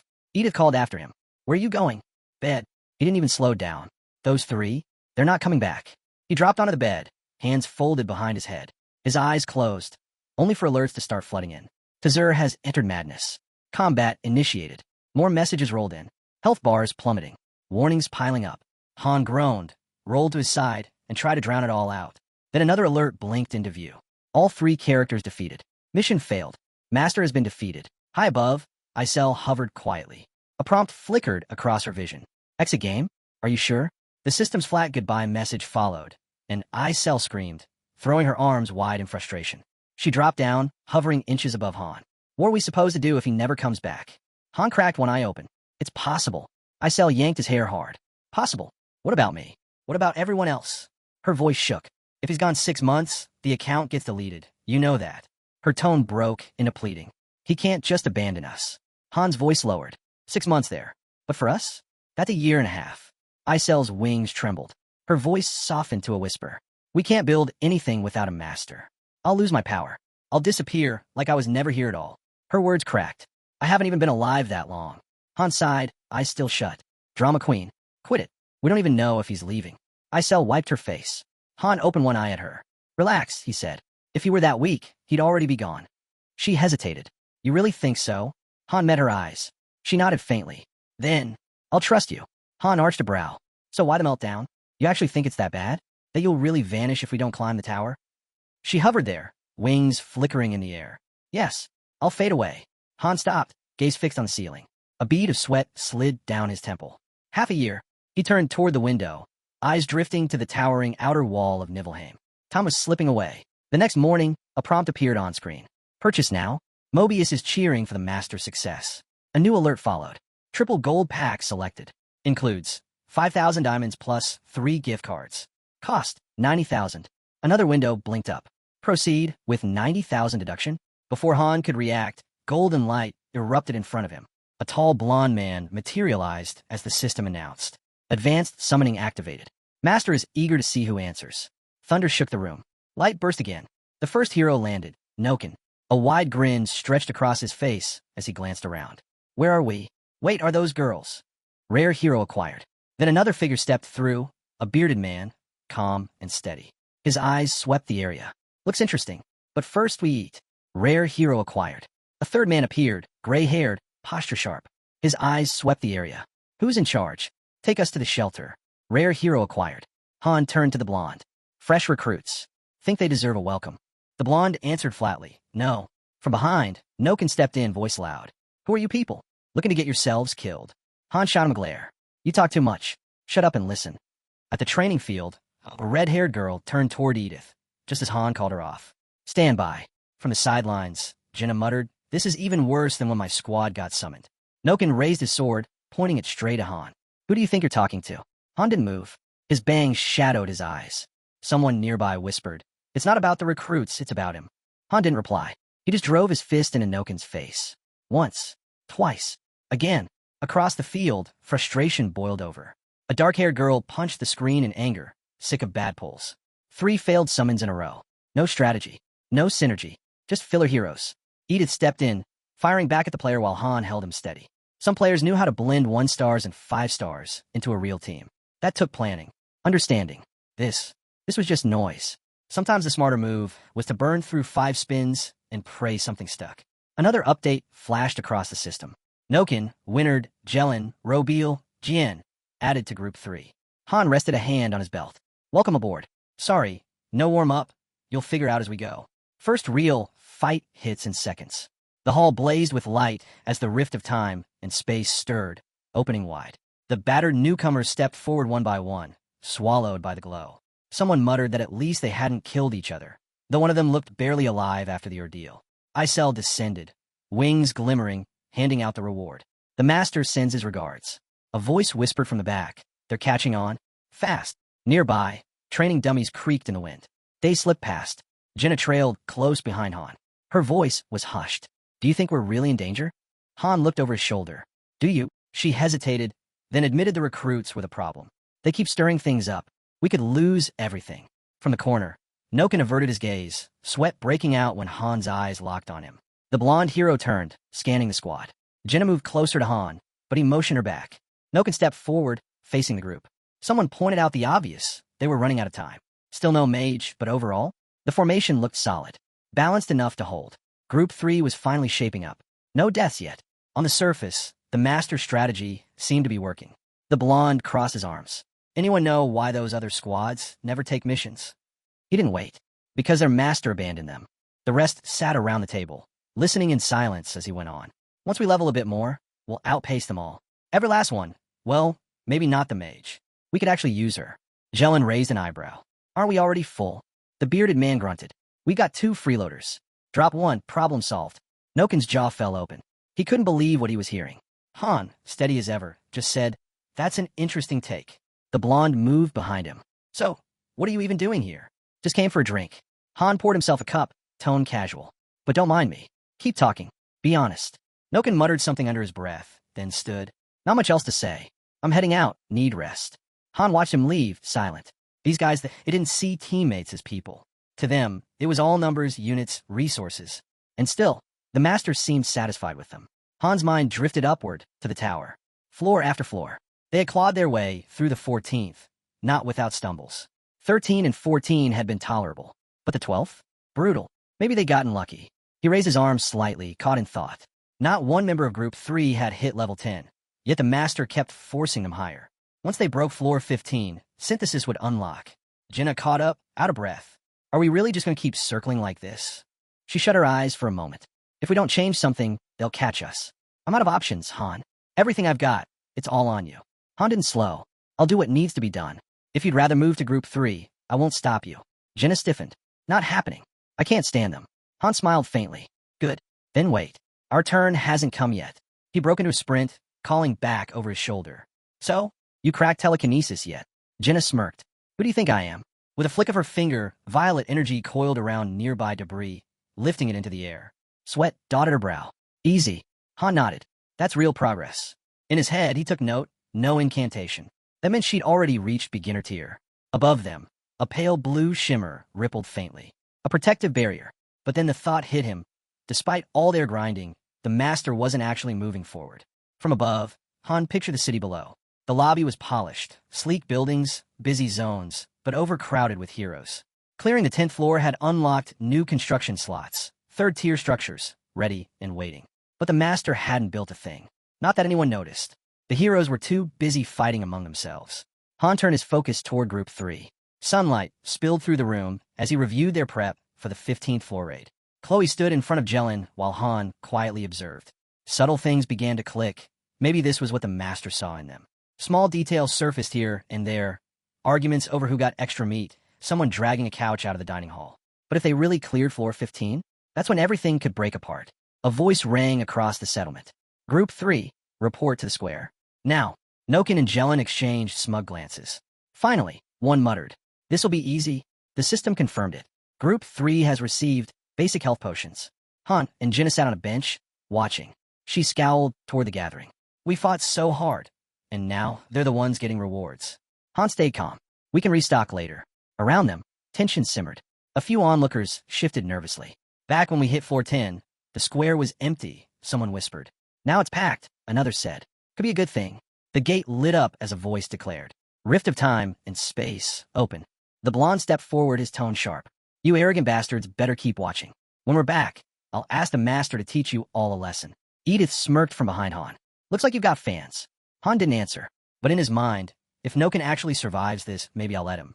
Then the question everyone had been avoiding finally came. What happens if they finish the mission? Jenna turned away, her face tight. Han's reply was flat. Then we follow the master. No more resistance. If we don't, we're done. The portal pulsed brighter, wrapping Noken in a glow. Han's thoughts sharpened. Maybe they'd clear it. Maybe not. They'd survived worse. Odds didn't always matter. Sometimes heroes clawed their way back from the impossible. And if they did it now, the master's confidence would soar. The rest of them would be shoved into the shadows. Han turned to the others. If they make it back, don't fight it. Just go along. A flash of blue swallowed Group 3. Their figures flickered, then vanished into the next floor. Han knew exactly what that meant. The second they succeeded, he'd be first on the list for synthesis. From inside the portal, Noken's voice echoed, sharp and eager. Time to kill.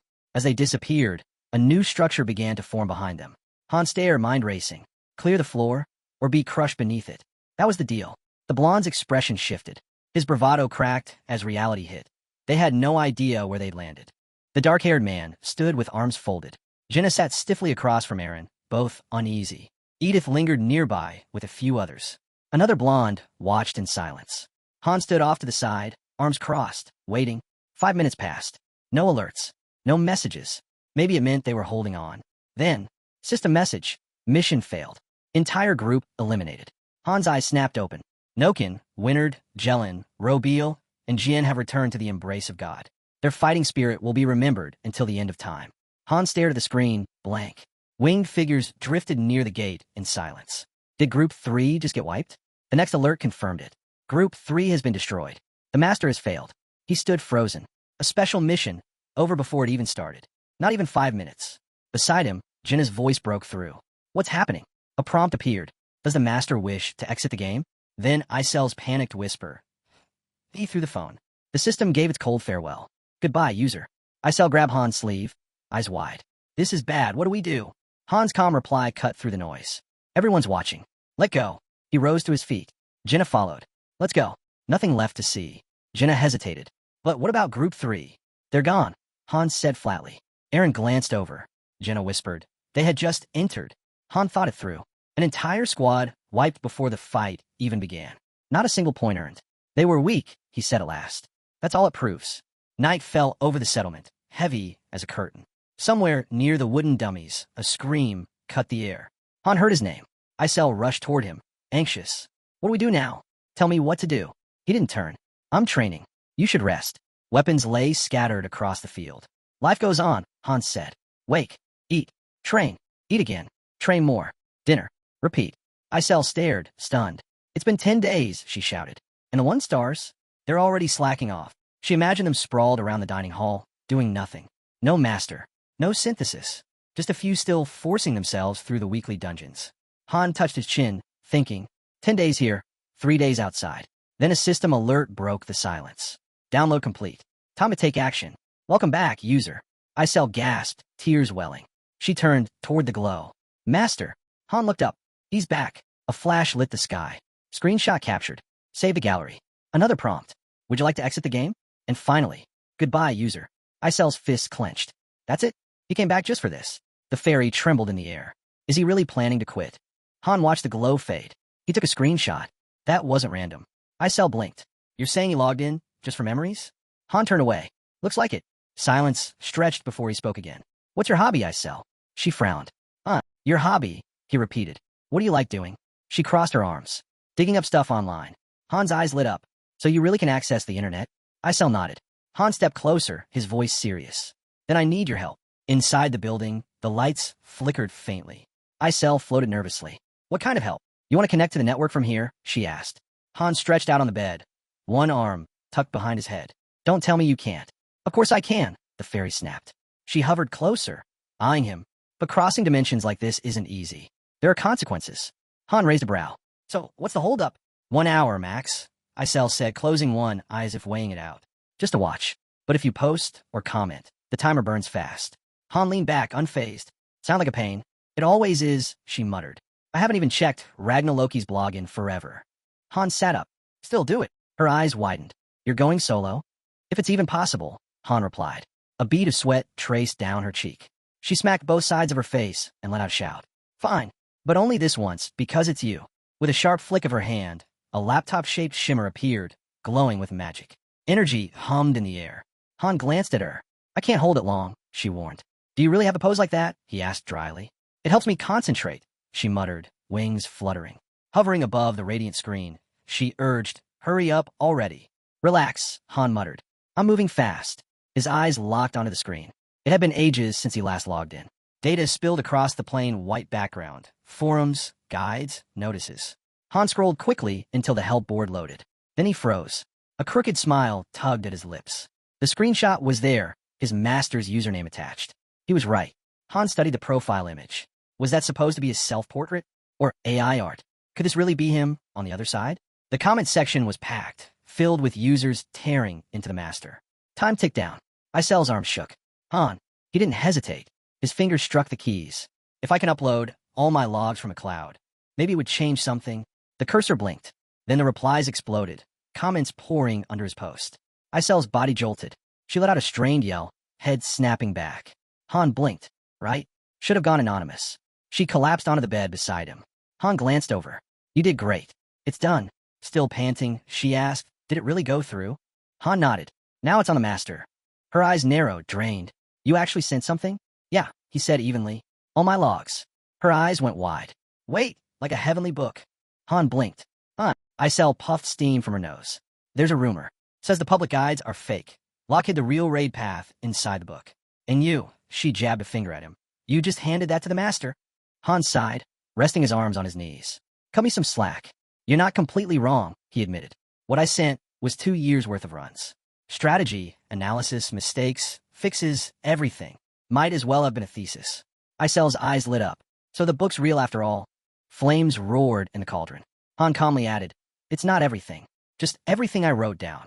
From a nearby slot, thick pages spilled out, worn with use. Han glanced at them, wondering, would the master even bother reading it? The pile was massive, never meant for public eyes. Reflections flickered across the window. But if he actually understands it. A grin spread slowly across Han's face. Light stirred in nearby houses. He leaned back, considering the question, would the master just vanish for good or return stronger, ready to try again? Outside, the settlement rested in quiet safety behind its towering walls. Then, system notification, download complete. Tap to proceed. Han reached forward. The chime followed. Welcome back. A dagger spun through the air, catching the light. Han sat still, calm, hands folded. He was back. A fairy floated in front of him, holding a small horse statue. From the master, she said. System notification. Battle comrade statue purchased for 5,000 gold. Granted to the user. Han extended a hand. I'll take it. The fairy hesitated. You're not going to smash it again, are you? Han accepted it gently. Before I sent the message, I made a change. He looked down at the statue, peaceful in his palm. I added a note. Told him to give this to a hero he actually cared about. A new prompt appeared. The user was pleased with the gift. Bond level increased. Han froze mid-step, eyes narrowing. The master had read it. All of it. Above, a vast eye opened in the sky, silent and watchful. Han didn't blink. I don't need a careless master. If this one's serious about climbing, he better match me, or surpass me. Anything less won't work.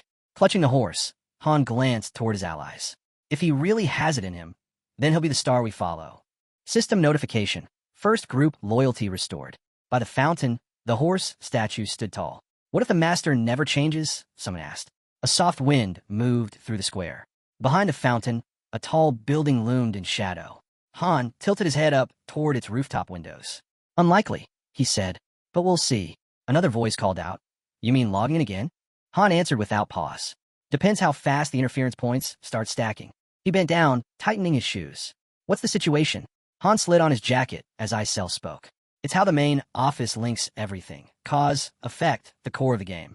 The more active the master, the more interference points stack. And if he starts leveling fast, they pile up even quicker. She lit up, practically bouncing. Oh, and don't forget the diamonds. Han raised a brow. Diamonds? She nodded fast. They're like solidified glasses, physical shards of creation power. With his back still turned, Han asked, same kind tied to real-world money? Exactly, she said. Cash hits harder than anything. Virtual funds are okay, but real money? That's power. And the system sweetens it. A 1% bonus for every deposit. Han took a slow step forward and snorted. 1%? That's a scam. He kept walking, calling out to his teammates. Shake off the rust. Enough sitting around. Without breaking stride, he dropped the verdict. They were back in the fight. System alerts lit the air. First group reactivated. A new notification praised the master for flipping their mindset. Jenna and Aaron followed close behind. Jenna gave a shrug. Whatever. At least we're not stuck in limbo. Not fired up? Someone teased. Before Jenna could answer, Ivalka blurted out. Loud and clear, nope, not at all. Then she froze, flustered, sweat dotting her face. I mean, yeah, totally fired up. Been waiting for this. Aaron eyed Han. Even with the master stepping in, we're still one short. That's 4 of us. Han waved it off. Don't worry. Nearby, a dark-haired girl turned away as the system confirmed it. She'd be filling in with Group 1, at least for now. Edith descended the stairs. So you really ditched the refusal? Han gestured at the system prompt. See for yourself. And the master? She pressed. You'll meet them soon enough. Right on cue, a system ping, Group 2 unlocked. Edith grinned. If you say so, I'm in. Another message locked it in. She was officially part of the first squad. Then the air split open. A white glow rippled wide as the rift stirred. Edith glanced at the team. Don't get used to me being around. Han shrugged. Didn't ask you to. You'll rejoin Group 2 once we clear floor 15. A sharp alert cut across the field. Current stage, 8th floor. Gate opening in 10 seconds. Light flared, revealing a sprawling city stretched behind them. Mission type, Conquest. Eliminate all enemies. Aaron squinted ahead. 8th floor already? Han nodded. Time to put training to work. The ground shook. A hulking beast slammed its paws into the dirt. Behind it, goblin riders poured forward, howling. Spin them. Ivalka shouted, raising her hand. The goblins roared, jaws wide, as a wall of mud ripped across the battlefield. Jenna's bowstring thrummed, arrows slicing the air, striking true. Ivalka thrust her arms forward. Ignite!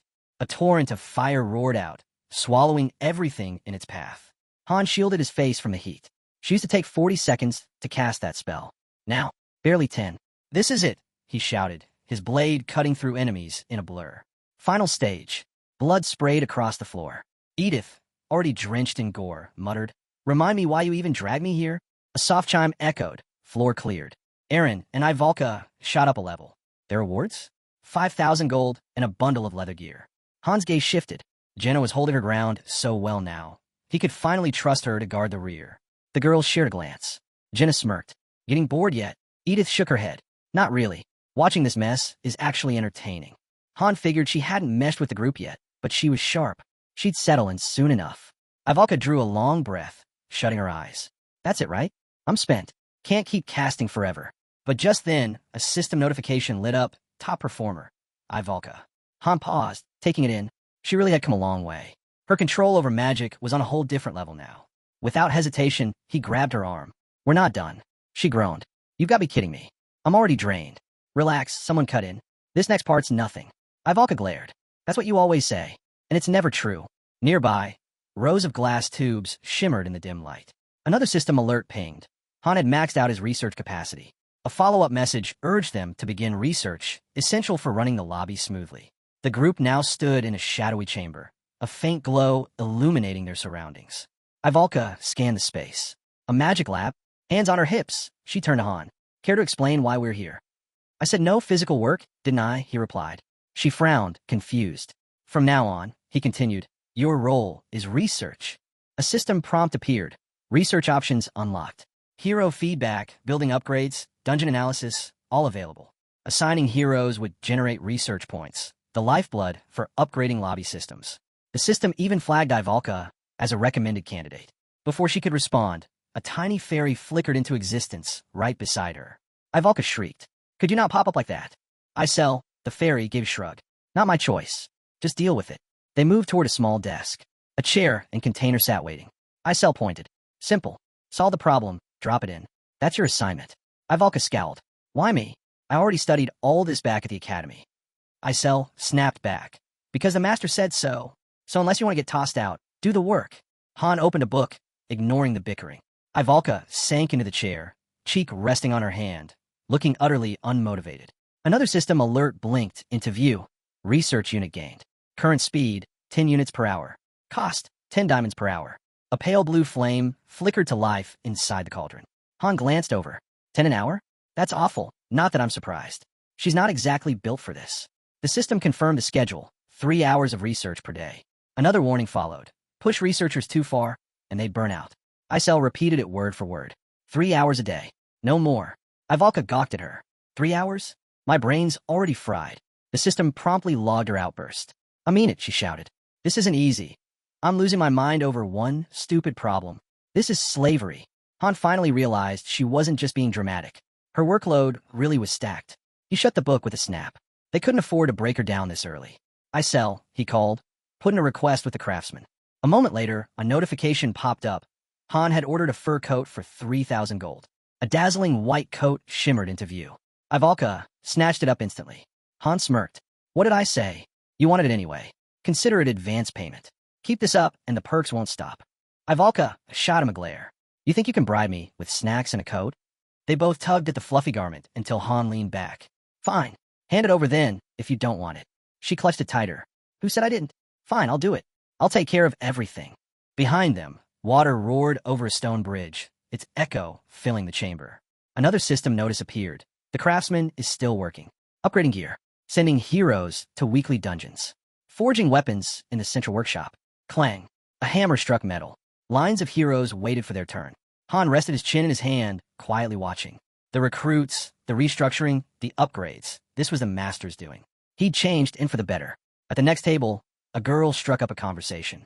Ivalka leaned back, eyes closed. I stick to fire magic, but I've studied plenty of the others. She glanced at Han. You've got some skill. Ever think about picking up magic? Han arched a brow. You serious? She nodded.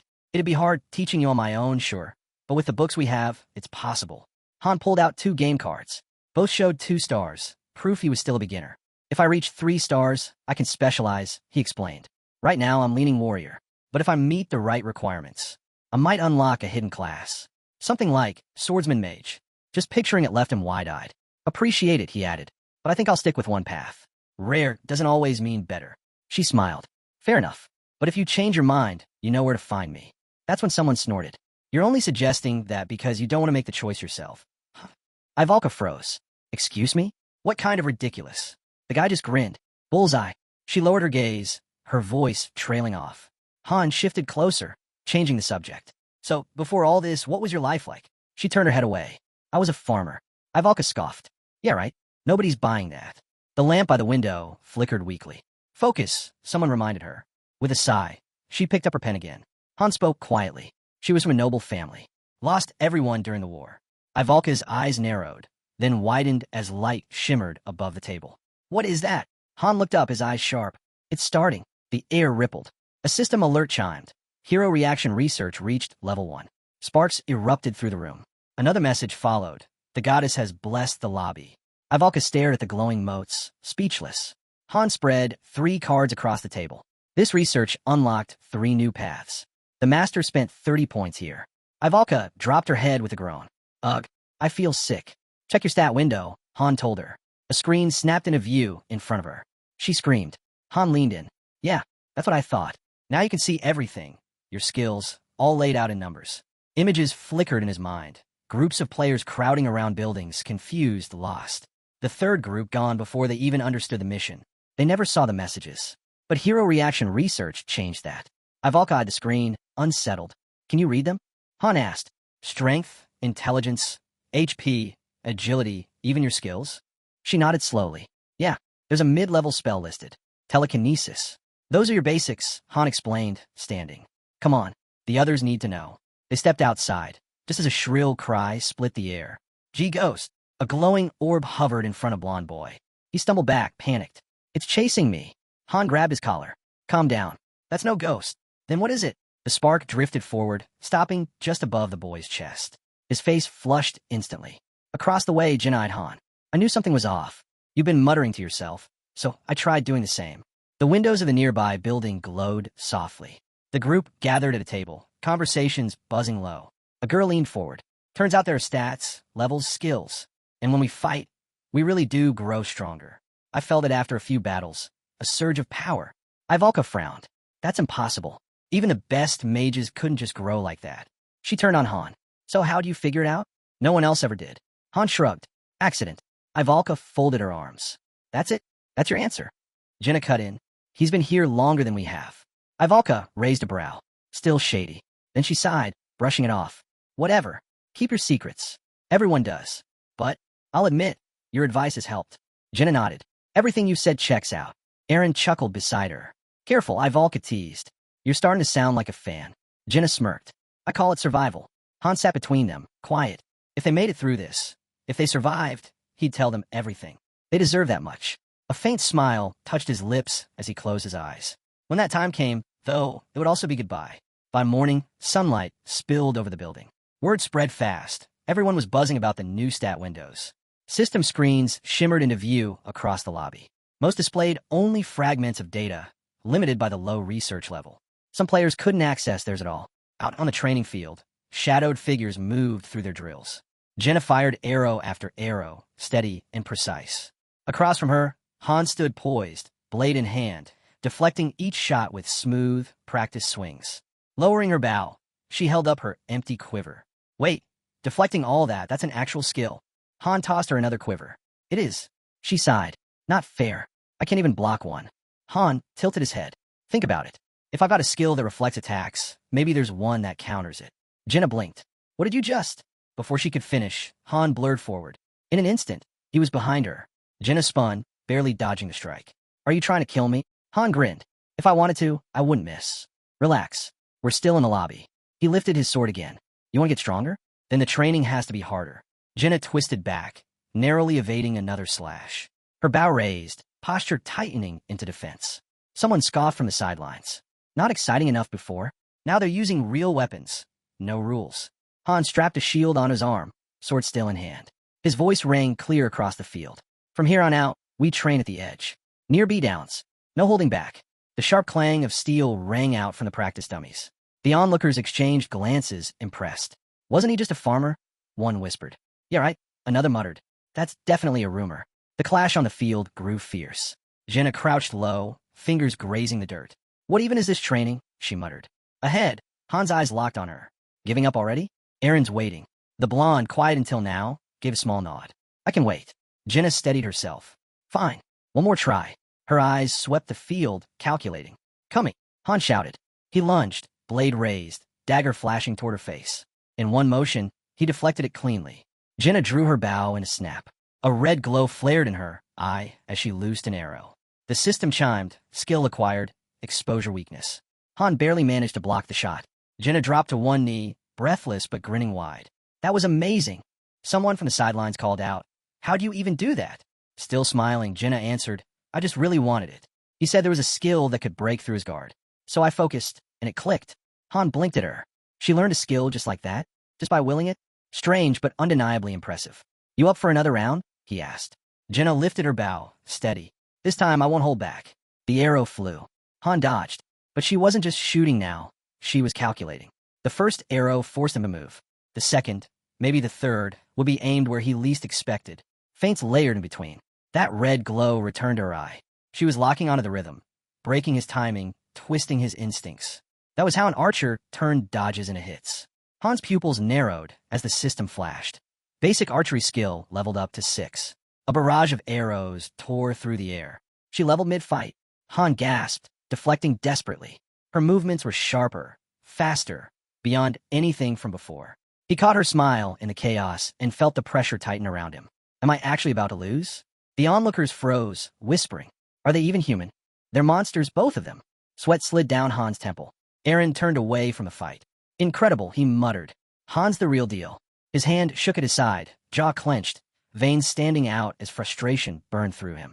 On the field, the wooden dummies sat untouched. The real clash was in the air. Another arrow. Han swung wide, tried to force the distance closed. He lifted his blade high. At this pace, he'd need the shield, his final fallback. But this wasn't about winning anymore. It was about breaking past limits, unlocking something greater. As another arrow streaked in, the realization hit. Tracking the target wasn't enough. He had to read the shot before it even existed. One after another, arrows flew. Then came one wrapped in a crimson aura. Han's eyes narrowed. What if I could sense it before the bowstring even released? A faint glow rippled across his body, circuit-like lines sparking to life. The next arrow soared. System notification, new skill acquired. Insight. Arrow defense upgraded to level 3. Basic swordsmanship advanced to level 7. In a blur, Han deflected every arrow in his path. Dust exploded under his feet as he closed the distance. In the blink of an eye, he was standing before her. Jenna held her ground, jaw tight, eyes locked on him. Lowering his blade, Han asked evenly, "So, does that make one number 19? She glared. "You're a monster." Han glanced at his system window, scanning the new skills now etched there. Jenna turned to Aaron. "What about you? How many skills do you have?" 3, he answered. Spear mastery, pain threshold, and fire resistance. Jenna leaned closer, scanning her system screen. Han raised a brow. "What about you?" She listed them off without pause. Bow mastery, dagger mastery, weapon change, rapid fire, weakness identification, Hawkeye, and dexterity. Aaron, standing just behind Han, gave a nod. "That's plenty." But Han cut in. "Don't get carried away. A long list doesn't mean much if your level can't back it up." 2 dark-haired heroes approached, and Han gestured toward them. Sometimes skills clash. Pick the wrong combination, and they'll backfire. Take mine, berserk and cold-blooded. Bad mix. He paused. "But my case is different." Jenna swiped the sweat from her forehead. Han studied her in silence. 9 skills. No doubt about it. She was top tier. Aaron's gaze lingered on her, thoughtful, as dry leaves drifted across the quiet settlement. A sudden alert appeared. Item combination in progress. 3 elemental stones, fire, water, and wind, hovered in a glowing circle. Target, normal exaltation stone. Success rate, 87%. A prompt blinked. Proceed with fusion? The stones shone brighter as fairy magic surged through them. Then, system notification, combination failed. Items destroyed. Later, Han and Jenna sat on a bench in silence. Han's eyes were fixed on nothing, bitterness etched in his face. 87%, and it still failed. Jenna broke the quiet. "So, can I ascend now?" The fairy hovered nearby. "Time's moving fast. You've already reached 2 stars. System notification, combination complete. Item acquired, common ascension stone." The palace gates creaked open. System message. The master has begun the ascension. Jenna turned to Han, voice low. "Am I going to die?" Before he could respond, she added softly, "Don't worry. I'll be back soon." Han didn't answer. His thoughts drifted. Level 12. Ivalka was at 8.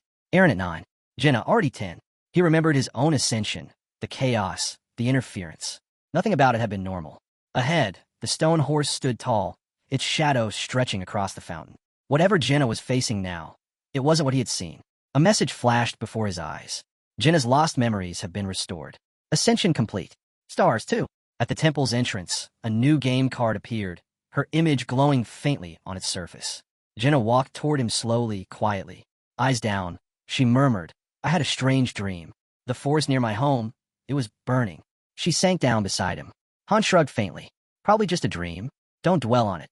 "You're right," Jenna whispered, closing her eyes. "Just a dream. Nothing more." A voice asked if she felt anything else. She nodded slightly. "It's like something heavy just disappeared from my back." Han looked away, lost in thought. So this is what ascension means. Not just leveling up, but unlocking who they were.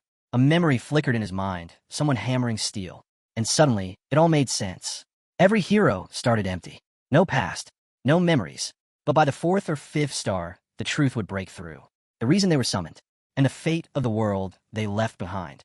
He saw it, cities burning, ruins smoldering. Sooner or later, they'd all learn what happened to the old world. A system alert chimed. Another ascension complete. A new card flickered into being, blonde warrior, spear in hand, standing tall, radiating raw intensity. Han wondered what dream that man had seen. Whatever it was, it had lit something inside him. The blonde approached.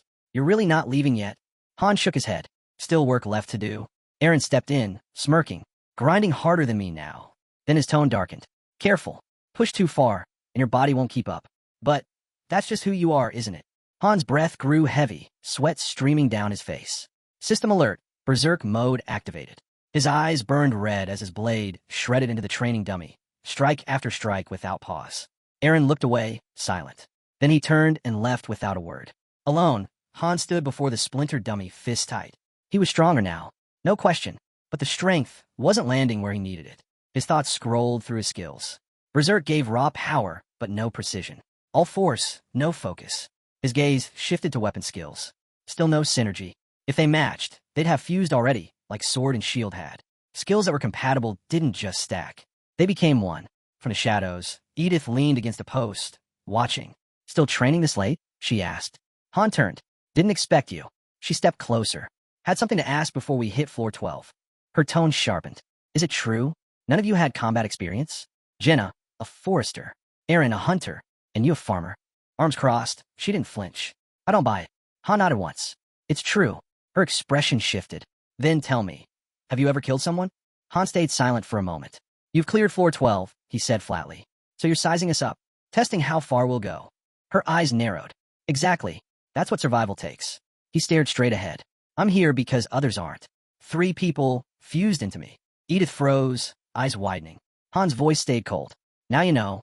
She looked down. So the rumors were true. You're the one who destroyed the wolf mercenaries. Han turned, stepping away. What? Are you here to pass judgment? No, she said quickly. That's not what I meant. His blade cut the air with a sharp swing. Everything here is labeled a monster. That means we kill it. End of story. Edith crossed her arms. That might be how you see it. But maybe your teammates don't. Han stopped.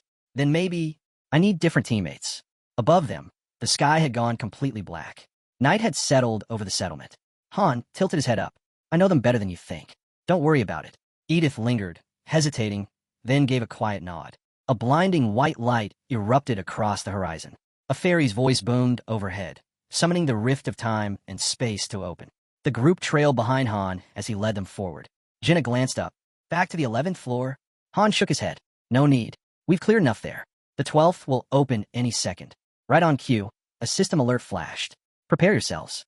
The door to the 12th floor of the main dungeon will open in 10 seconds. Han moved to the front, turning toward the archer. No matter what happens, stick to the plan. Do your job. I got it, Jenna answered quickly. Then do it better than usual, Han pressed. You know what's at stake. Light burst around them. A soft blue aura wrapped the team as another message appeared. Mission type, suppression. Objective, eliminate all enemies. Jenna scanned the surroundings.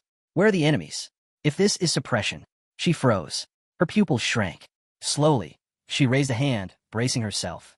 Han's voice cut through the silence. Stop. Everyone hold. Ahead of them stood a formation of spear-wielding warriors shouting. Drop your weapons. Identify yourselves. Above their heads hovered the words. Level 11, human soldiers. Sweat rolled down Jenna's temple. What is this? 45 of them, fully armed.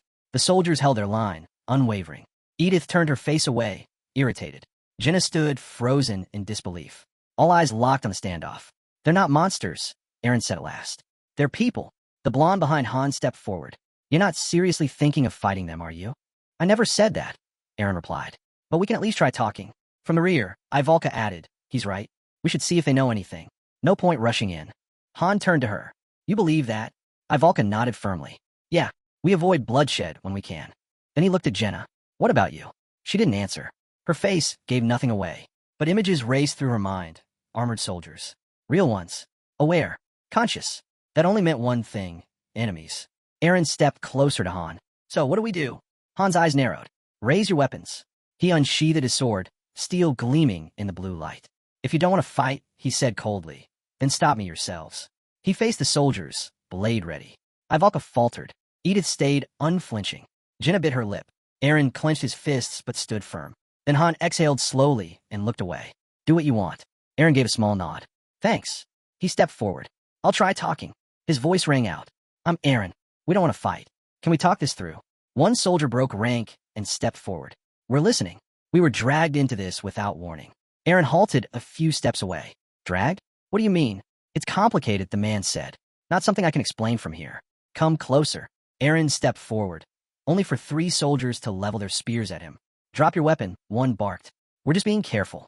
Aaron's grip tightened on his spear, torn between instinct and reason. The soldier's voice broke the silence. We don't want to fight. We just want to go home. After a long pause, Aaron crouched and set his weapon on the ground. That's when Han's hand clamped down on his shoulder. Are you out of your mind? He snapped. Just gonna follow their orders? He turned to the soldiers. You want to talk? Then you come here, unarmed. The lead soldier hesitated. That might be difficult. Han stepped forward, eyes hard. Oh yeah?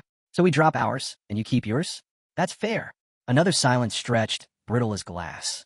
Then, Slowly, a few soldiers planted their spears into the ground. 3 of us will come forward, one said. The leader raised his empty hand. We've disarmed. Your turn. Han exhaled, tossing his blade aside. Fine. Good enough. The soldier gave a short nod. Now we talk. Aaron stood rigid, muscles taut. One soldier stepped closer, face pale. Do you hear it? He whispered, eyes twitching. The voice. It doesn't stop. Another, bearded and trembling, added, It's talking now. Right now. Han gave a dry smile. And what's it saying? Black veins ripped across the man's skin, his face contorting. It's saying, the lead soldier staggered back, hand flying to his sword. Kill them, he screamed, madness twisting his voice. In that instant, a hand flicked from beneath a cloak. A crossbow lifted. Steel hissed through the air. Han's mind snapped back. Another place, another betrayal, back when he'd still been a master. His fingers clenched around his hilt. One truth cut through everything. Hesitate, and you die. Without pause, his blade tore across a soldier's throat. Jenna gasped, frozen. Han didn't stop. His dagger spun, burying itself in another skull. The next attacker fell in two as his sword ripped through torso and spine. No mercy, no hesitation. A crossbow locked onto him, but a dagger pierced the archer's eye before the trigger clicked. Edith stood behind him, arm raised, her stare cold. Bodies already littered the ground. Aaron stood motionless, sweat dripping down his face. Han turned, voice like iron. Well? Still think talking's gonna save us? Aaron's jaw tightened. Slowly, he bent, reclaiming his spear. I'll fight. Edith blinked once. Jenna already had an arrow notched. What about you? Someone asked. Her eyes glowed as she nodded. If we don't strike first, we won't last. A mark lit up. Her arrow loosed, sharp, precise, merciless.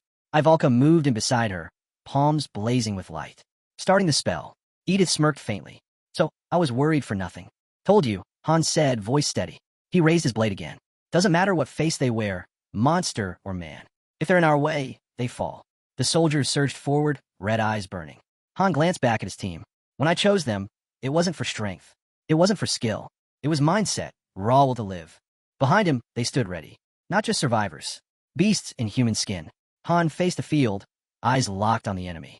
Get ready, he said flatly. This one's a brawl. The soldiers snapped into formation, spears bristling. Edith flicked her dagger forward, voice sharp. Something's off. Han narrowed his eyes. Yeah, I feel it too. No time to think. The team launched. Han swung, calling orders to Ivalka mid-strike. Aaron tore through the front lines, jaw tight. Ivalka's hands lit crimson, ignite. Fire burst out, engulfing the enemy. Jenna's bow thrummed, arrows slicing clean. Aaron's spear rammed through a charging soldier, the body crumpling in his path. The real fight had begun. Han slipped past the blade, countering fast, his sword cutting deep. They've got the gear, but not the training. Sloppy. Broken. Another soldier lunged, then faltered. Han's eyes narrowed. Armor without discipline. Dangerous, but hollow. The man dropped to his knees, weapon clattering to the ground. Please, he rasped. My wife, my daughter. I need to go back. Han loomed over him, unreadable. Go back, he asked quietly. Ow! The soldier's eyes burned red. His skin was pale. He convulsed, then coughed violently. Thick black liquid spilled from his mouth. Moments later, his body collapsed. Ivalka stared, voice low. These people, something's wrong with them. Edith gave a curt nod. Brainwashed. I've seen it before. But not this many. Han shot her a look. You think they're the same as last time? Edith didn't hesitate. Yeah, I know I've already killed them. Nearby, a severed hand twitched in a pool of black blood. Han knelt, Kate's face flashing through his mind. The same black ooze. He dipped his fingers into it, thoughts running cold. It's too early, he muttered. We don't have proof. Just then, system notification, floor cleared. Jenna and Edith leveled up. Rewards, 3,500 gold. Leather acquired. Top player, Han. Han rose, turning to the others. You'd better start getting used to this, he said calmly. Just like I have. The group fell silent. Aaron finally asked what they were all thinking. So, killing humans. We treat it the same as monsters. Han nodded once. No difference. Not here. His gaze drifted to the horizon. The 14th floor. The 15th. Both crawling with human-shaped enemies. Different armor. Different faces. New strategies. But always the same. Hostility. Han pictured the first wave charging at them. And in that bitter thought, a strange kind of relief. Easier to fight when you stop trying to explain it. They crossed the quiet grassland, boots rustling softly in the breeze. Han couldn't shake the thought. Facing enemies that looked human always weighed heavier. Even their master had sensed the strain, giving them a full day just to recover. When Han opened their updated game cards, the numbers told the truth. Their levels were finally high enough. The 15th floor was within reach. But not everyone had it easy. Ivalka and Edith, strong as they were climbing slower. Starting at a higher rank came with its own burden. That's when a small bag appeared outside their house. Han picked it up and glanced inside. The equipment workshop's been at it non-stop, he muttered. Fresh leather pouches. Perfect. More room to carry supplies. He pulled out a test tube filled with glowing red liquid. A system alert lit up. Basic health potion equipped. Isel, standing nearby, immediately warned him, "Don't drop that. It's expensive." Too late. The potion slipped from Han's grip, hit the ground, and shattered. Another system alert. Item destroyed. Followed by a cold reminder. Items could break if handled carelessly. Han turned away. "Didn't you just say that was expensive?" Isel froze, then blurted out, "Actually, it's not. I didn't know." She didn't stop there. Without missing a beat, she deflected the blame. If the master hadn't stuck her with recycling duty, none of this would have happened. The commotion drew the attention of the others. Han fixed his gaze on her. "What do you mean by that?" Isel didn't flinch. She looked straight at the group and spoke plainly. If they wanted to survive, they needed to follow Han. No excuses. No freeloaders. Anyone who dragged their feet would only endanger everyone else. At the exit of the 14th floor, Han stopped. One step forward would take them into the 15th. The mission waiting there was a mystery, but one thing was certain. It wouldn't be like the 10th's story quest. He faced the team. "Stick to what we've been doing, and we'll make it through." Jenna nodded firmly. "If we follow you, we'll be fine." Han shook his head. "Don't lean on me too much." Edith cut in without hesitation. "You're reliable. Your calls are always right." A stat window appeared before Han. 107 points. About the strength of a seasoned 3-star hero. That's when reality sank in. 2 full months had passed. Not once had they stopped. Then came a new notification. A feature had unlocked. The system now allowed their runs to be recorded and played back anytime. First, he had to activate it. Han smirked. "So the master wants everything saved now, huh? Makes sense." The purchase prompt appeared, 300 diamonds. He confirmed without hesitation. A congratulatory message followed, and a projection lit up across the ceiling. Live footage of their movements. Han immediately saw the value. Training, dodging, studying enemy patterns, it could change everything. For now, the master could only watch. But higher floors would grant more control. Han gathered the team before the floor began. "2 things you need to know," he said firmly. "First, this mission isn't like the others." He held up a small statue of 2 angels, identical to the one from the goddess mission on the 10th floor. "Same condition applies. If this breaks, we all die. That's the rule here." His thoughts drifted to the last squad. They'd vanished in a burst of blue light. Not because of a fight. Not even 5 minutes in. They failed instantly. No enemies. No combat. Just complete failure because they didn't understand the mission. Han turned to Edith. "Step 1 is figuring out the goal. Fast." Then he looked to Jenna. "We've got 15 minutes. She pressed him for clarity, but Han didn't budge. The third group didn't last 5. "Do you understand what that means?" He turned his gaze aside, his voice steady but absolute. "If we stand here doing nothing, the mission auto-fails. Total wipe. Everyone dead. That's the second thing you need to remember." His mind flicked to the tower itself. Time flowed differently here. Minutes spent on the floors stretched into long pauses in the lobby, which meant they really did have only 15 minutes. Their tiny base camp was proof. This mission was built on a strict timer. Just then, system alerts appeared. 15th floor reached. Door opening in 10 seconds. Another alert followed. 3 minutes to gather information before the mission officially triggered. The world burst into blinding light. When it cleared, Han opened his eyes to a bright blue sky. Sunlight spilled across rooftops. Cobblestone streets rang with footsteps. Citizens moved through a lively square, chatting, walking, going about their lives. Han's team now stood right in the center of it all, scanning the crowd, his attention locked on a bearded man. Instinct told him the truth. This floor was another city-type mission. Around them, whispers spread, townsfolk murmuring about whether it was really him. An old woman brushed past Aaron without even glancing his way. That's when Han realized they weren't visible. The villagers were NPCs. The town bustled with warmth and noise, nothing like the tension that had weighed heavy on the 10th floor. Then the system message appeared. Mission type, defensive. Objective, protect someone. Han rubbed the sweat from his forehead. One thought pounded in his mind. Surrounded by this many people, how were they supposed to track down one person? His thoughts flashed to Noken's team. They must have panicked the moment they saw this mess. Without knowing the mission's true goal, they would have assumed the townsfolk were enemies. If they'd skipped the 10th floor, they never would have known the rules. Chances were high they'd attacked the villagers outright, or completely ignored what really mattered. Han tilted his head back, watching clouds drift across the sky. In the end, it came down to 2 possibilities. Either the last group had slaughtered innocent townsfolk, or they'd failed to protect their target in time. Different mistakes, same outcome, instant failure. He turned back to the team. This mission's about protection, but it doesn't matter unless we find the one we're supposed to protect. If we don't figure that out fast, we're finished. Jenna frowned, her eyes darting to the bustling streets. But how are we supposed to search? There aren't any monsters here, just people. Han crossed his arms. Does anyone know this place? Aaron stepped forward, sunlight glinting off his armor as he scanned the square. I've been here before. Traded goods around this region. This is a Dilth, a major crossroads. Always packed with travelers.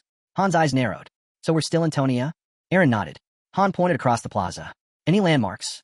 The sun's rays gleamed against a distant temple, its silver-white walls casting sharp shadows. Aaron spotted it immediately. There. That's one of the 3 largest temples outside the holy city. Jenna's eyes widened. I've heard of that place. It's supposed to be enormous. Han moved closer to Aaron, watching the flow of the crowd. Everyone's heading that way. Something's happening. Aaron agreed. Definitely an event. Han turned to Edith. We're moving to the temple. Stay sharp. Without a word, Edith vanished, her body gliding between walls, leaping until she reached a wooden platform high above the city. From there, she had a clear view. The square below swelled with townsfolk pressing toward the temple gates, where armed guards stood in formation, spears raised. One of the guards stiffened, his eyes locked on something unseen. Han reached the gate just as the man barked. You're not Aloe. Steel flashed. Han struck before the sentence even finished. The second guard froze in shock, shouting in alarm, but Han drove his shield straight into the man's face, sending him crashing down. Grabbing the first guard by the head, Han tightened his grip, but before he could go further, Aaron dashed in, tried to stop him. Han released the guard and turned calmly to his teammate. Do you understand what just happened? His voice carried as he looked to the rest. The moment that guard noticed us, it meant one thing.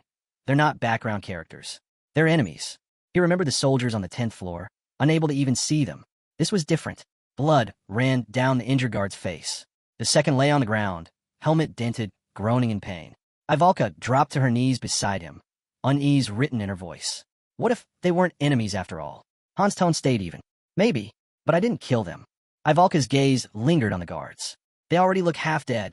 From above, one teammate pointed out the breathtaking skyline, while another whispered in awe, asking if this was the legendary snow White Hall of Silver. Aaron confirmed it. Yeah, that's the place. Near the temple fence, an old man shuffled forward, staff in hand. He raised it high, squinted toward the swelling crowd, then slammed it into the ground. A magic circle rippled outward, glowing across the stone. His voice boomed, carried by spell work. Remain calm. The sun's rays are about to descend. Ivalka froze in awe. Voice amplification magic. Han didn't spare a second. We don't have time for this. We're going in now. Jenna jogged up beside him. Then what's the plan? Han's eyes swept over the gathering. With this many people, there was only one answer. The mission's target is whoever's at the center of all this. As they closed in on the gate, another guard stepped into their path, arms wide. You're not authorized to enter. Han's hand went straight to his weapon. Move if you want to live. The guard faltered, eyes flicking over their gear, then locked on Han. Wait, you're heretics, aren't you? Han smirked, shifted his weight, and kicked a nearby statue. Stone cracked, splintered, and crashed to the ground in shards. The guard's face twisted. Kill the intruders. The temple guards charged. System alerts blinked into view. Level 13 soldiers detected. Unknown level hostile approaching. Han's grin widened. Behind him, Ivalka muttered under her breath. Unbelievable. He really has no shame. The clash erupted. Han spun to the group. Tell me, any of you believe in this religion? A sharp, unanimous answer. No? Good. Han raised his shield. Then don't hold back. Push through the targets inside. He surged forward beside Aaron. Let's break through. A sword swung down. Han caught on a shield, then drove his blade clean through the attacker. Aaron parried a spear, steel ringing loud, before cutting down his opponent in one crushing strike. Another enemy lunged, axe raised high. Han braced, blocked the impact, then shoved the man back with brutal force. Don't fight them all, Han shouted over the chaos. We only need a path through. One guard leveled his spear to rally the others. Protect the temple. Don't let them. An arrow whistled through the air. Jenna's shot cut him down mid-command. Han barked, keep moving. Only fight if you have to. The team pressed forward, deflecting blows, countering when cornered, carving their way through the tide. Han felt it now, deep and undeniable. The one they were meant to protect was inside. If they didn't reach them in time, everyone here was dead. Without hesitation, he slammed his boot against the massive temple doors. They burst open. Han strode in, shield raised, every sense on edge. He glanced at the timer. Minutes left, maybe less. The stained glass windows loomed overhead, painted in shifting colors of light. A system message lit up before his eyes. Mission type, defensive. Objective, protect the target. Time remaining, unknown. Han's pulse hammered in his ears. His voice tore through the temple. Where are they? Ivalka stepped forward, her hand glowing with power. I've got something. A surge of purple energy burst from her fingertips. Furniture rose like feathers, flung aside as if weightless. And there, behind it all, stood a girl, silent, staring back. But then, another voice rang out. Who are you? A priest appeared, clutching a thick book to his chest, tone sharp. How did you even get in here? Han's eyes flicked instantly to the mission window. No change. Not him, he muttered under his breath. Wrong person. The temple's main doors were still wide open. Too open, which meant there had to be more side halls, hidden corridors, and with them, more guards. Shouts erupted as soldiers stormed in. You there? Do you even know where you are? Han didn't hesitate. Split up, he ordered. Take the right. I'll go left. The team scattered. We'll regroup soon. A knight raised his weapon, yelling to capture him. Han cut him down before he finished the threat. He threw himself into a side corridor, the door hanging ajar, boots pounding against the steps as he sprinted deeper. His thoughts churned. Who was the target? The old man? No. Impossible. Then the clue echoed in his head. The rays of the sun. That was it. That had to be it. A shadow blocked the path. I am Kyle, Holy Knight of the Sun. And I. Han blew straight past without even looking. Hey, I wasn't finished with my intro. Kyle's protest faded behind him. No time. Han tore down the corridor, kicking open another door. Inside, a man sat chewing meat caught mid-bite. Without breaking stride, Han slammed a nearby guard against the frame, startling the man inside into choking on his food. Still moving. Always moving. He brushed past the girl in the hall, not stopping, knowing some couldn't see what he could. Then, a glowing system window blinked to life before his eyes. Time remaining. Less than 3 minutes. His jaw tightened. Almost out of time. Another door. Another kick. This time, sunlight. He stepped into a garden bursting with color, bathed under the blinding rays of the sun. Flowers shimmered in the light, and the air hung still. Too still. His breath caught. Shadows moved behind the glass doors ahead. Then, the figures appeared, armor glinting in the sun. A knight turned his back while others drew their blades. One stepped forward slowly, pressing cold steel against Han's forehead. The heretic must die. The sun poured in through the glass, stretching long rays across the floor. And there she was, standing in the center, framed by the light. A girl, her silhouette bathed in gold. A voice broke the silence. Someone called her name. An old man stepped out from behind her, his presence heavy. The townspeople have gathered in the square. Friases turned, brows furrowed slightly. Did something happen in the garden? The bearded man's face hardened. His voice dropped low. Intruders broke in, but they'll be handled. There's nothing to fear. Back in the garden, steel clashed hard against Han's shield. The force rattled his arm. Blood spattered across the flowers. 3 guards closed in. These weren't like the last. Faster. Deadlier. Han stomped down on one's foot and drove his blade straight into the knight's shin. Armor cracked. The man collapsed. Han slipped free, pivoted, and with one clean swing, his blade took the enemy's head. Blood sprayed as the body crumpled.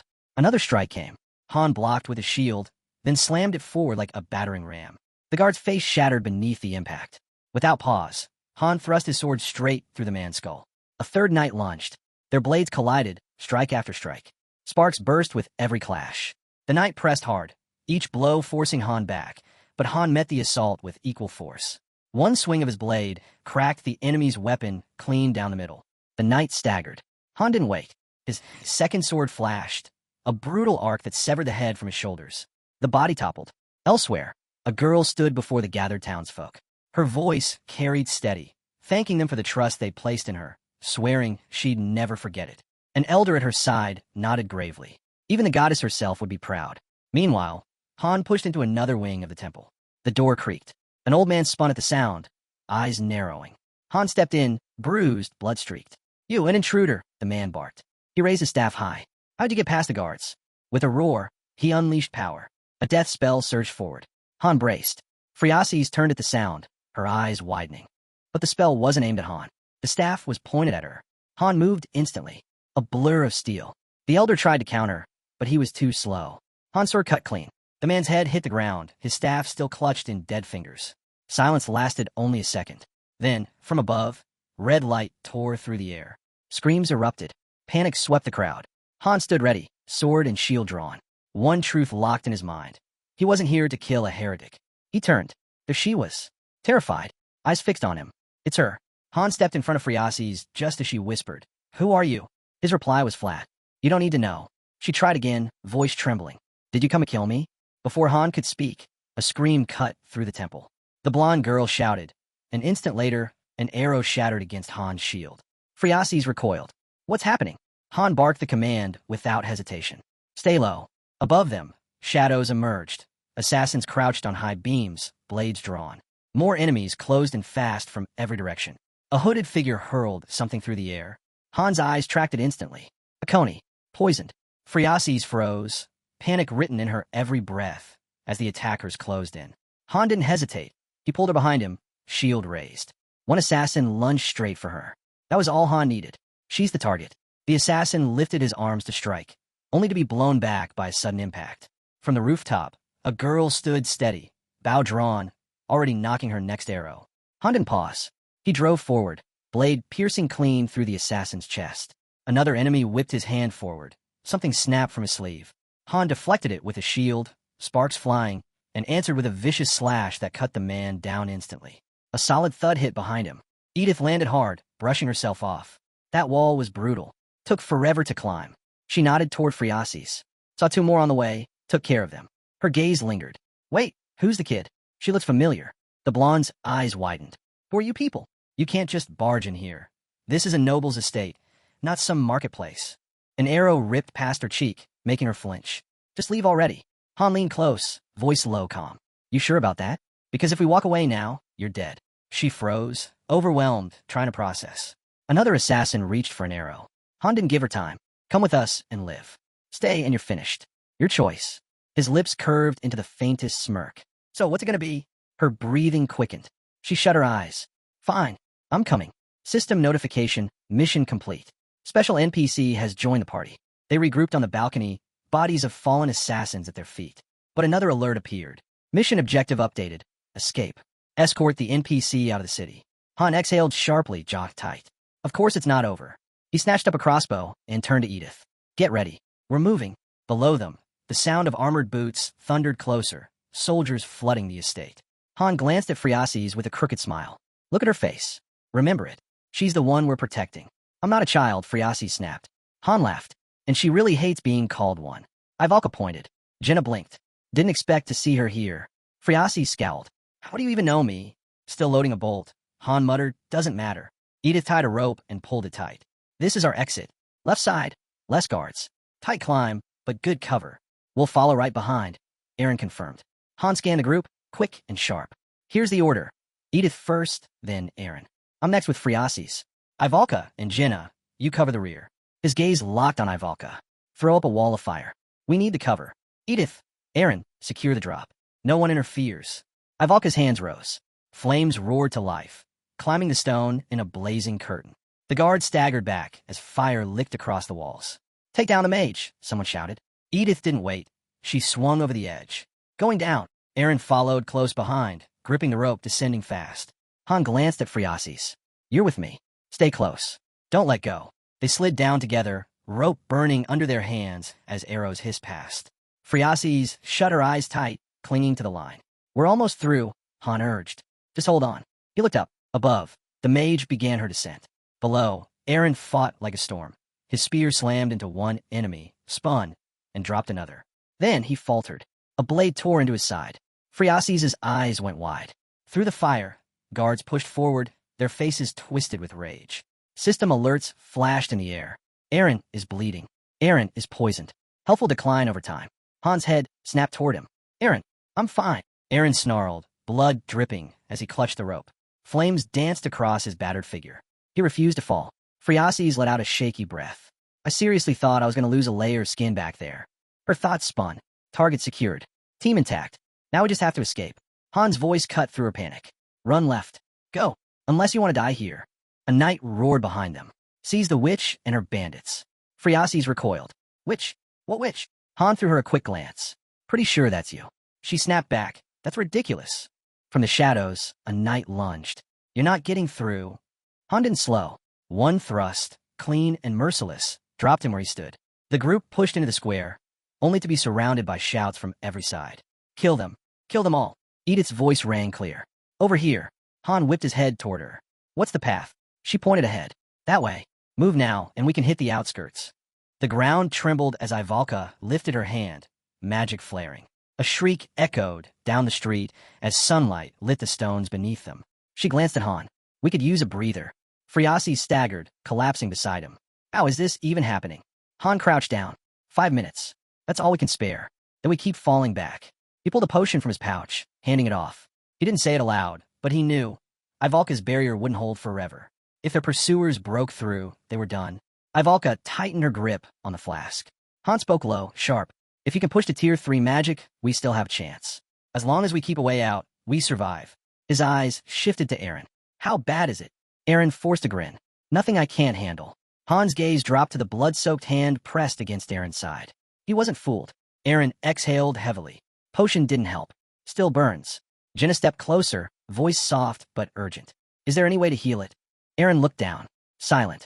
Then, someone turned toward Friasi's. What about you? Got any skills? Anything useful? She blinked. What kind of skills? Healing, if you've got it. Some NPCs get rare traits. If you do, now's the time. Friasi's lowered her gaze. Sorry. I don't. Han studied her for a moment, then let out a quiet sigh. It's fine. Every eye shifted to Aaron. Edith fidgeted. Jenna's stare held. Ivalka stayed silent. Han bowed his head. Reality hit like a blade. This wasn't just a wound. It was poison. Normal potions were useless. No antidotes. No healer. No NPC nearby. Aaron's hand trembled as he pushed himself upright. If I can't keep up, I'll stay behind. The words dropped like stone. Looks like that time's come. He stood, breath ragged. I'll buy you time. You keep moving. Johan's hand covered his mouth. Jenna stepped forward, voice breaking. No. No way. We can all escape. Together. Aaron shook his head. Not happening. A flicker of memory flashed through Han's mind. Too fast, too faint to hold. Silence followed. Jenna raised her bow, forcing a smile that barely held. Aaron's body shook. Jaw tight, eyes shut, he whispered, I'm just not strong enough. Han turned to Ivalka. What now? She looked away. Her reply was soft, almost cold. It's your call. But if we're being logical, we leave Aaron. Han stared at the ground. Friasi's was helpless. Carrying Aaron? Impossible. Protecting one who couldn't fight was already stretching them. 2 would shatter the team. Han shut his eyes. Then, wordless, he pulled a flask, drank, and passed it to Aaron. Aaron frowned. What's this? Drink, Han ordered. Aaron shook his head. Potions won't work on poison. They won't cure it, Han said. But they'll slow it down. He looked at the others. Get the supplies ready. A pack was handed over. 1 dose every 10 minutes, Han instructed. Aaron stared at it. This is a waste. I've made my choice, Han replied, final. Then came the voice. They'd have to split. Han nodded. Group 1, me, Edith, and Friasi's. We take her out. He turned to the rest. Group 2, Ivalka, Jenna, and Aaron. Keep him alive until we're clear. Jenna's voice rang sharp. So we're just protecting Aaron? Han's jaw clenched. They're after Friasi's. If we pull them away, she has a chance. Aaron started to speak. Wait. Quiet, Han cut in. Edith stepped closer, uneasy. That route's crawling with soldiers. It's a near dead end. Han shook his head. Then we won't follow the old plan. The voice pressed him. New tactics. Han laid it out. At first, the mission was simple. Find a target, save them, escape. That's over. Now we got one goal. Get the target out alive. He paused, steady. Forget subtle. They won't let us walk out quietly anyway. The voice came again. Then we use blend-in. A spark flickered in Han's eyes. Exactly. We break out, tonight. No turning back. Someone suggested waiting for nightfall. Han considered. Splitting weakened their strength. Fighting through was impossible. But night gave them one advantage. Stealth. If we don't fight, Han said flatly, we won't need a mage. Fire spells would give us away. That decided it. Ivalka wouldn't be joining his group. Jenna and Aaron, though, they were fast, flexible. Exactly what this leg of the plan needed. Head for the outskirts, Han ordered. The place will be crawling with search teams. No hesitation. Just move. Aaron lowered his head. I'm sorry. Don't flatter yourself, someone cut in. We're not doing this for you. Han's gaze shifted to the girls. His words were sharp, leaving no room for argument. If it comes to the point where you can't protect Aaron, leave him. No hesitation. Your lives come first. Break time was over. Group right, Han commanded. We go left. The team split, Aaron's group vanishing into the shadows while Han's party slipped in the opposite direction. As they moved, Han asked about shelter. Edith answered quick. There are a few spots. Mostly park alleys, some abandoned buildings. You checked? Yeah, earlier. The streets felt different here. Not worse, just strange. Unlike the 5th floor, this place carried an unfamiliar weight. A man sat slumped on the pavement as they passed. Edith kept her eyes ahead, but Phreases glanced back. The man's arm stretched toward her. Are you lost, little one? His voice was low, rasping. She flinched, a tiny hiccup slipping out. Ran away from home. Huh? I'll take you back, the man muttered. Edith didn't hesitate. One sharp kick dropped him flat on his back. The air left him in a grunt. These slums stink, she muttered, eyes scanning the twisting alleys. But they're perfect. Too many turns, too many buildings. Easy to vanish. She moved on without a glance. I'll scout ahead. Find us a place to hole up. Han's mind flicked to the system. A mission tip lingered. Long missions sometimes hid dungeons, stretching the objective. Even if the master logged out, the Haines kept running. That meant downtime. Something no master wanted to sit through. But when he looked at the girl beside him, no panic. No breakdown. For all her fear, she was holding steady. If she were just some spoiled noble, she'd never have agreed to follow. But she had. Phreases understood. Her best shot at living was staying with them. The sun dipped low, shadows stretching across the broken streets. Han nodded toward a rundown building. That one. Solid walls. Back door too, in case we need a bolt. Edith scowled. We'll hole up here until nightfall. I'll rig traps near the entrance. Warn the others to watch their step. Phreases let out a shaky breath. So we just wait? Edith's eyes cut back. I'll be back soon. Han asked. You heading out again? She smirked. I've got jobs to do. You? You'll be fine. Keep her safe. I'll find us a way out. Without another word, she slipped into the alleys and was gone. Han dropped into a chair. Doubt gnawed at him. Maybe Jenna would have handled this better. Right now, he felt useless. Then a voice sliced through the quiet. Phreases. Han's head turned. She looked him straight in the eye. That's my name. Phreases. Second in line for the Imperial throne. Han blinked. Wait, what? She nodded. You heard me. Not that you seem to care. He didn't answer. She tilted her head. So, where are you from? Han shut his eyes. Doesn't matter. Oh, come on. I told you who I am. You can't do the same. His voice stayed flat. Even if I did, you wouldn't understand. She studied him. You mean you're from somewhere I can't even imagine? Maybe. Phreases nodded slowly. Could be. Then her tone shifted. I think you're the squad that saved Nelsa. Han's gaze narrowed. Nelsa, the city on the 10th floor, she said quickly. I heard whispers. NPCs talking about it. She adjusted the crown on her head. It feels familiar, like something I saw in a dream. Han's eyes sharpened. Dreams. She nodded. I keep seeing soldiers fighting to protect a city. Their faces are blurred, but I'm sure one of them was you. She removed her ceremonial headdress, setting it aside. The survivors from Nelsa said someone saved them. But no one ever got a good look. Just stories. Ghost stories. Her voice dropped. I've been having dreams like that for almost a year now. Horrible ones. As if the whole world is about to burn. She looked away before meeting his eyes again, sharp, unwavering. The Empire. The 4 founding families. Every city, every village, all of it swallowed by fire. She leaned closer. Something terrible is coming. Maybe to this world. Maybe to all of them. Then quietly she asked, do you know what's happening on Earth? The sicknesses, the parasites, the monsters. They're getting stronger, aren't they? Han froze. Phreases pressed on. I believe the invasion of Nelsa was only the beginning. A fragment of something much bigger. Monsters don't just wander into human lands, not without a reason. Han's eyes narrowed. Why tell me this? She stared back, unshaken. Because I need power. Power. Han echoed. The power to save the world. Her words cut like steel. Han raised a brow. So you want my help? Yes, she said without hesitation. I do. He leaned back, doubtful. Aren't you royalty? Don't you have an army? Resources? Shouldn't knights be lining up to serve you? Phreases looked down. Her voice was quiet, bitter. I'm a figurehead. A princess in name only. No one listens. No one follows. Han folded his arms behind his head. Then hire mercenaries. You got the goal. I'll pay you whatever you want, she said instantly. I may be a puppet, but I still control funds. Han closed his eyes. Not interested. Plenty of people would take your money. She gripped her crown tighter. But no one believes me. They laugh when I talk about my dreams. Her voice softened. You didn't. A faint smile crossed her lips. That's why I want to hire you. Han frowned, eyes drifting off in thought. This was a pain. If what he'd heard was true, this place wasn't just another battleground. This floor was Kate's memory, twisted into a mission. The point wasn't to play by the rules. The point was to break them, bend reality, rewrite everything. But in the end, even if he helped, it wouldn't change a thing. Because this girl, she was only an NPC. And once the mission was done, the world would reset. Phreases glanced at him. So is that a no? I've got my reasons, Han replied. What reasons? She pressed. He gave the faintest smile. You'll probably laugh. Her eyes flickered with curiosity. We're from another world. Han said. She blinked, and Han tilted his head toward the sky. Not much to do until sunset. Might as well talk. His voice was casual, but heavy with weight. Our world's broken. We get missions. If we fail, we die. This one, he paused, then continued. It's about protecting someone. At first, we didn't know who. But now we do. His eyes locked on her. It's you. Phreases froze.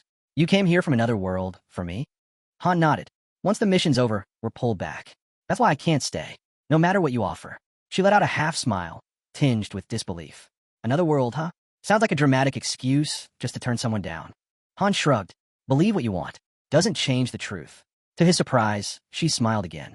I believe you, she said. He stared at her. You didn't laugh at my story, she continued. So I won't laugh at yours. Her voice lowered. I won't try to change your mind anymore. You've got your mission. I've got mine. Han tilted his head. And yours is? She frowned lightly. Isn't it obvious? I won't let those dreams take shape. He studied her. So you're the one who gathered everyone in the square? You mean the Hall of White Silver? She asked. He nodded. Yes. I'll be giving a speech there. Why? To gain influence, she said without hesitation. Right now, I'm nothing compared to my brother. Han considered her words. This girl, who would have been dead if not for them, was already thinking about power. If these so-called choose-me missions had meaning, maybe it was this. Maybe Phreases wasn't just another NPC. Maybe she was worth betting on.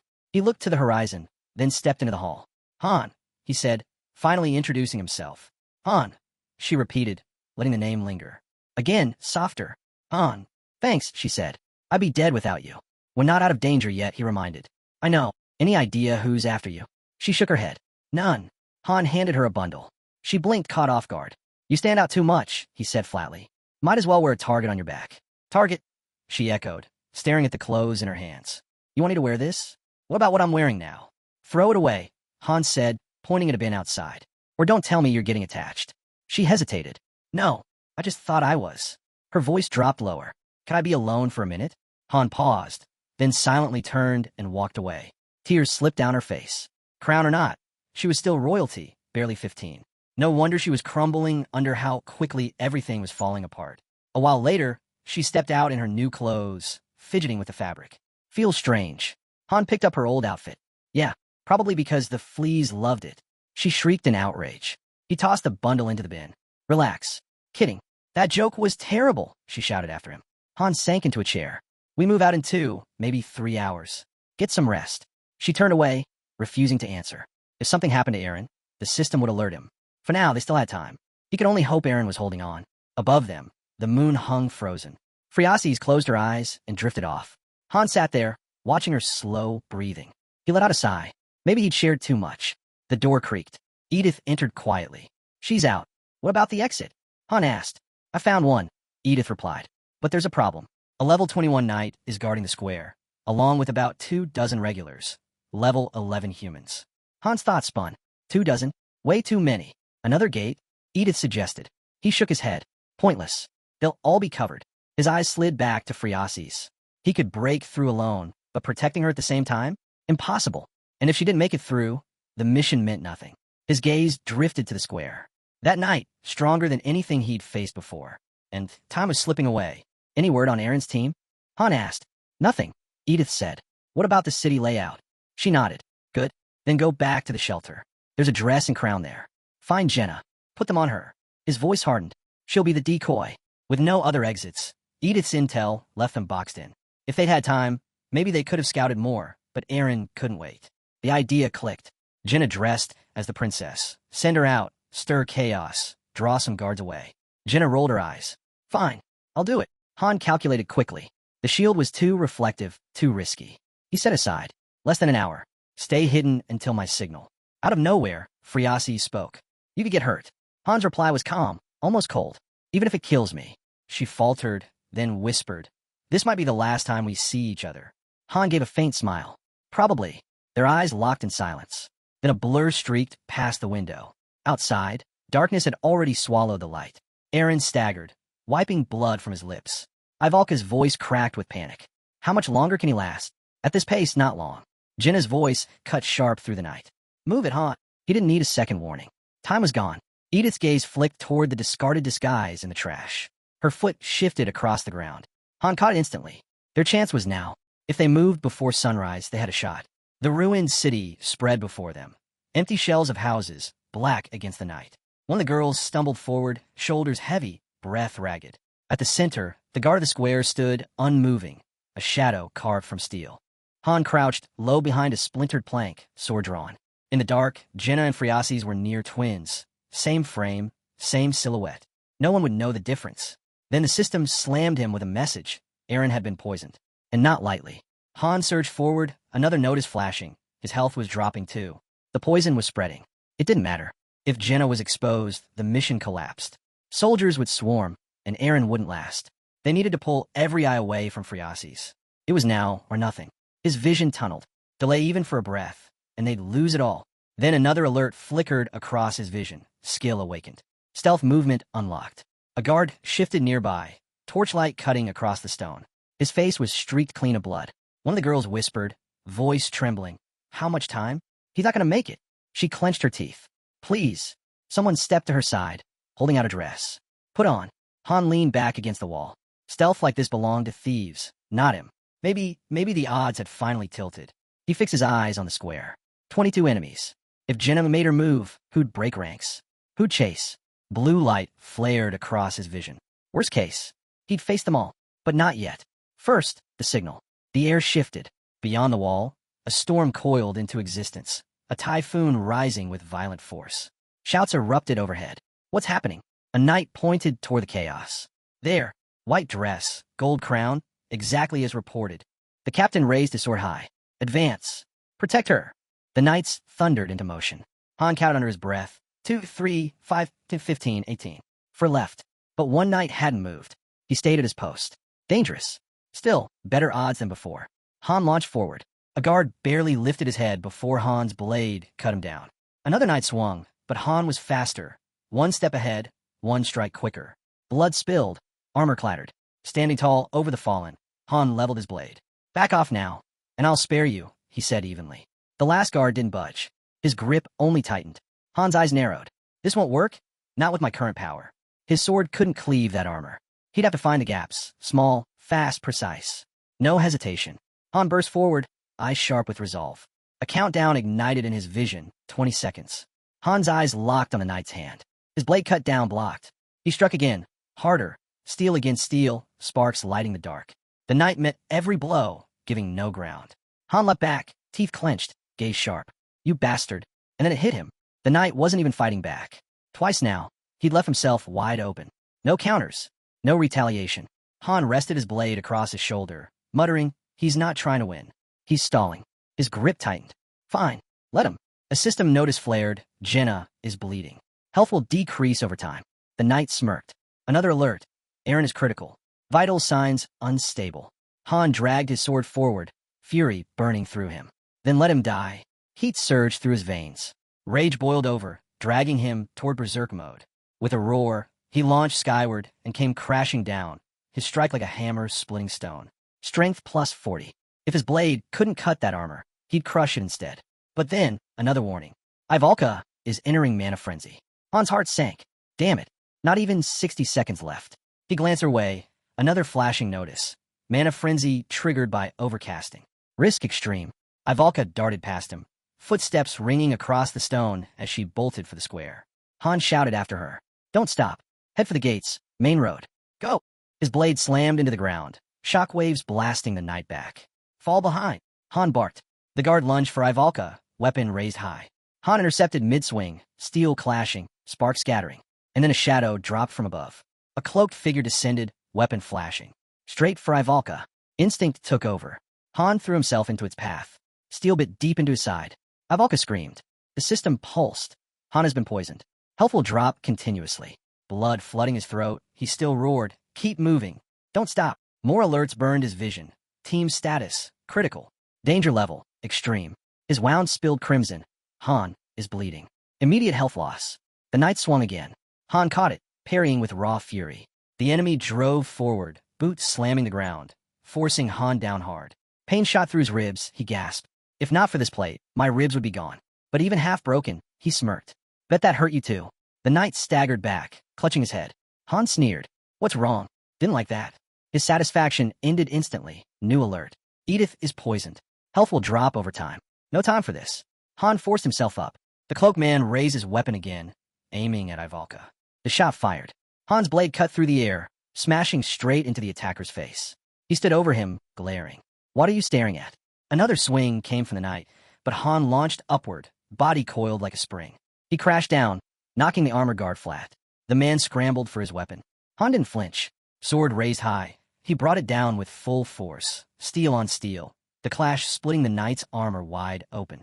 His opponent's blade clattered to the floor with a heavy clang. Han dropped to his knees, hacking blood onto the stone. It's spreading too fast. He slumped against the wall, whispering under his breath, "This place is hell." Through the haze, he caught a glimpse of the girl, already sprinting from the castle gates. His eyes slipped shut. Goodbye. A faint blue light coiled around him. His thoughts blurred, fading into darkness. So tired.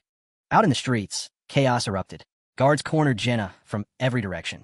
Panic drove her feet. She bolted, desperate to survive. Ivalka staggered, clutching her head, overwhelmed. Han stirred, eyes flickering open. Jenna kept running, but the crown tipped, and she crashed to the ground. And then, a glowing blue aura erupted around her. The system lit up. Target has escaped the city. Best player, Han. Summary scrolled across his vision. Floor cleared. Jenna, Aaron, Ivalka, Edith. Reward, 100,000 gold plus iron ore. Light washed over the team. Jenna exhaled hard. I thought I was done for. You're the one who made me wear that ridiculous getup. Han, still slouched against the wall, managed a faint grin. Didn't like it? That's not the point, she snapped back. At least you knew they were after blood. Han shrugged. No one died, right? Another prompt appeared. Recording complete. Video saved. Save the gallery. Shareable with other players. Han nodded slowly. We made it. Floors cleared. A final message blinked. Exit game? Yes was selected.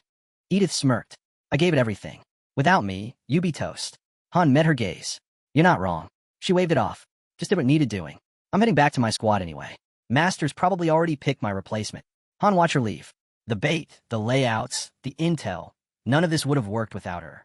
MVP, without question. Jenna flopped back with a groan. Every time we play, you nearly get us killed. I swear, I need 10 hours of sleep just to repair my skin. Then she smirked. Relax. You weren't dead weight. You just attract the worst luck. Aaron turned slowly. Han stood right behind him. I'm sorry, Aaron said, voice low. This all happened because of me. Han didn't hesitate. I get it. Just don't screw up again. Next time, I'm not saving you. Aaron's tone hardened. There's no guarantee there won't be a next time. Han narrowed his eyes. What do you mean? Aaron didn't move. His jaw clenched. You're dragging me up this cursed tower. But no matter what I do, the gap between us keeps growing. Every day, a projection flickered into view. A girl's portrait appeared in the light. Aaron whispered her name. Ivalka. Off to the side, Jenna fired off a storm of arrows. Aaron repeated it again. Ivalka. Red particles swirled around Han. You're something else, Aaron muttered. Han frowned. What?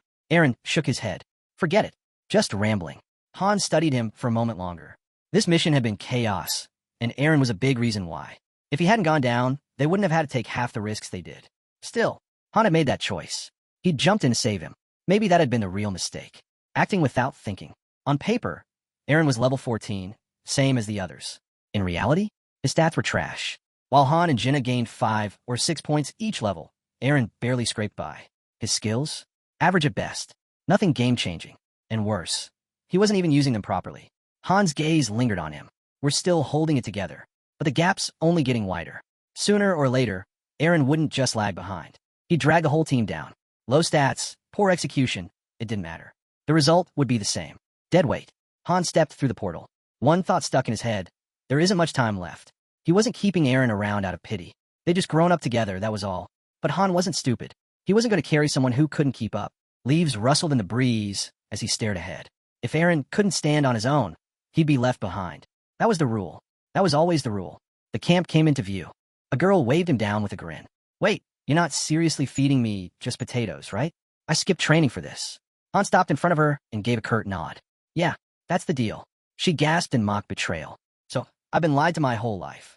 For now, he said, train however you want. No strict routine. His eyes swept over the squad. It's only 3 days. Call a mini break. The master wasn't planning on throwing them into combat anytime soon. When she heard that, the girl smirked and asked what they were supposed to do in the meantime. Han kept it simple. I'll train until dinner. Then sleep. That's it. She tilted her head. Why push yourself that hard? Han didn't blink. Because no one else is going to do it for me. Weights strapped to his legs, he broke into a sprint, 10 kilos on each side.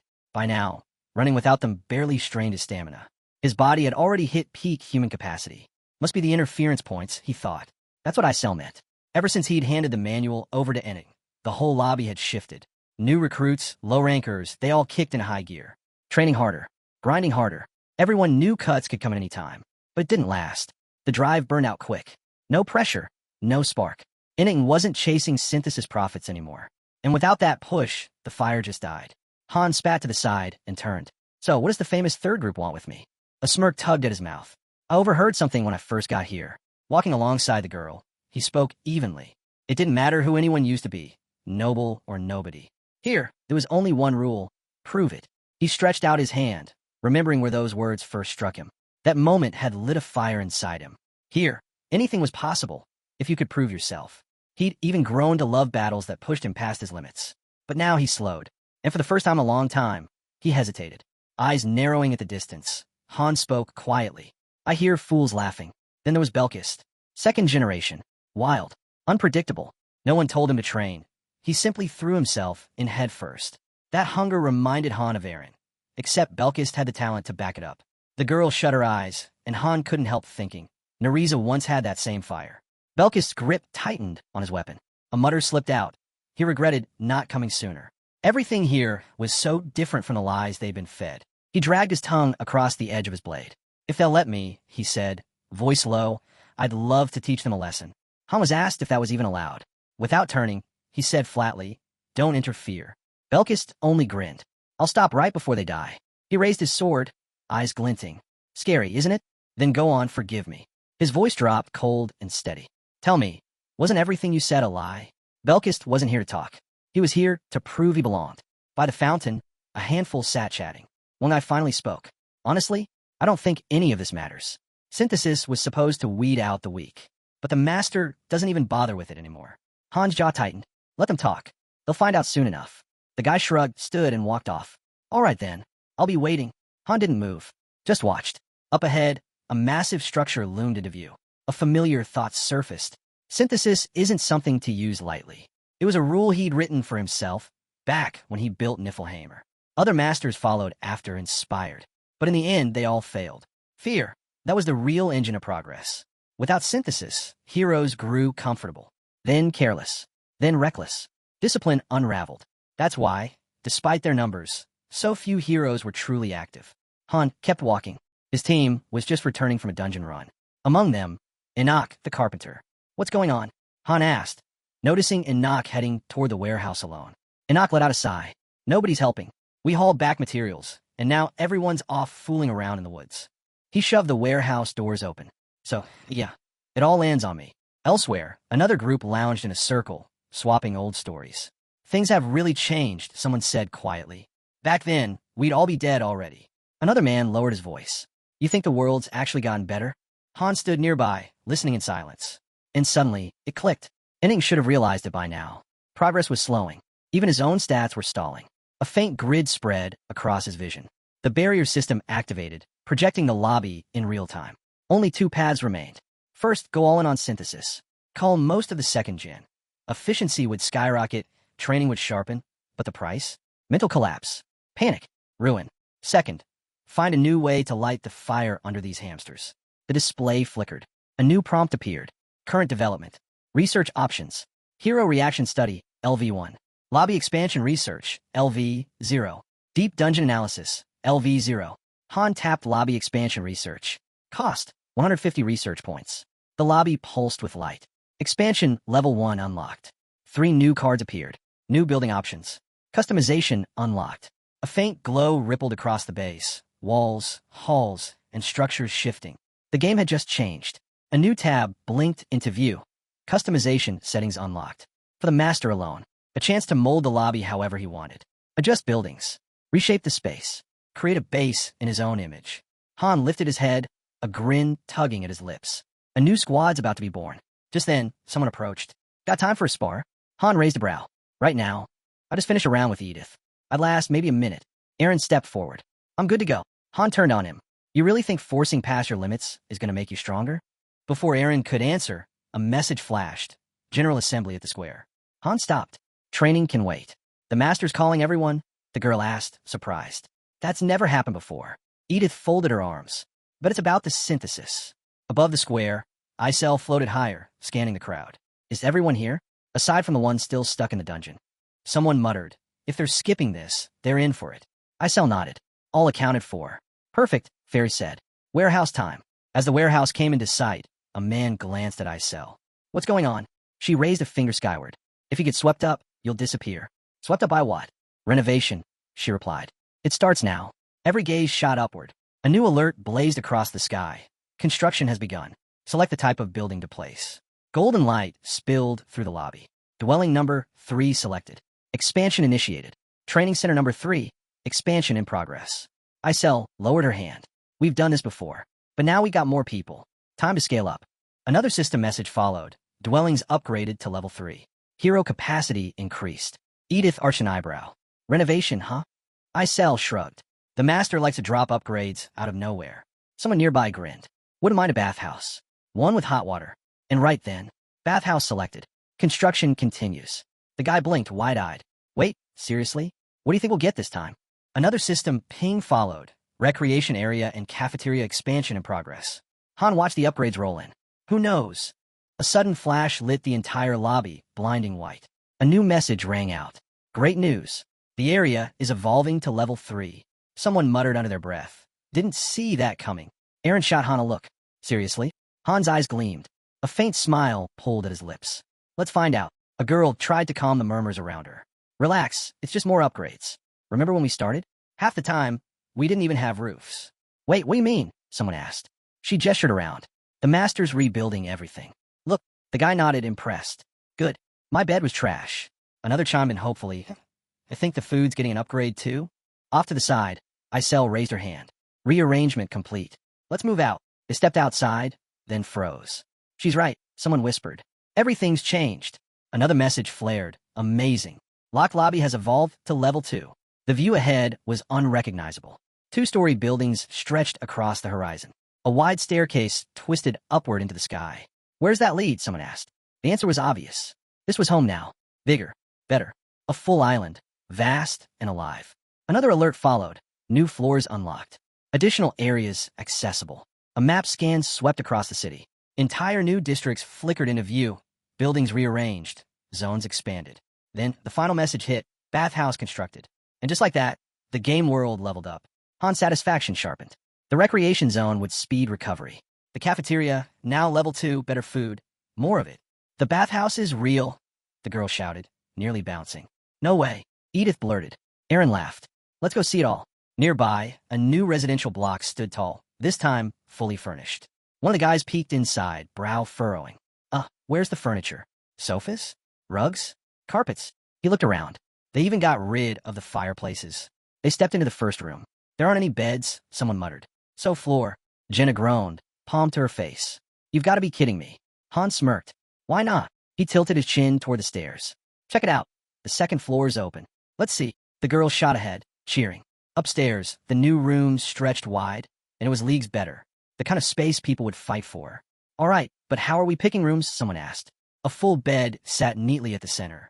Another voice added, yeah, no way he's sleeping on the floor now. They pushed deeper into the new halls, reaching a fresh dining area.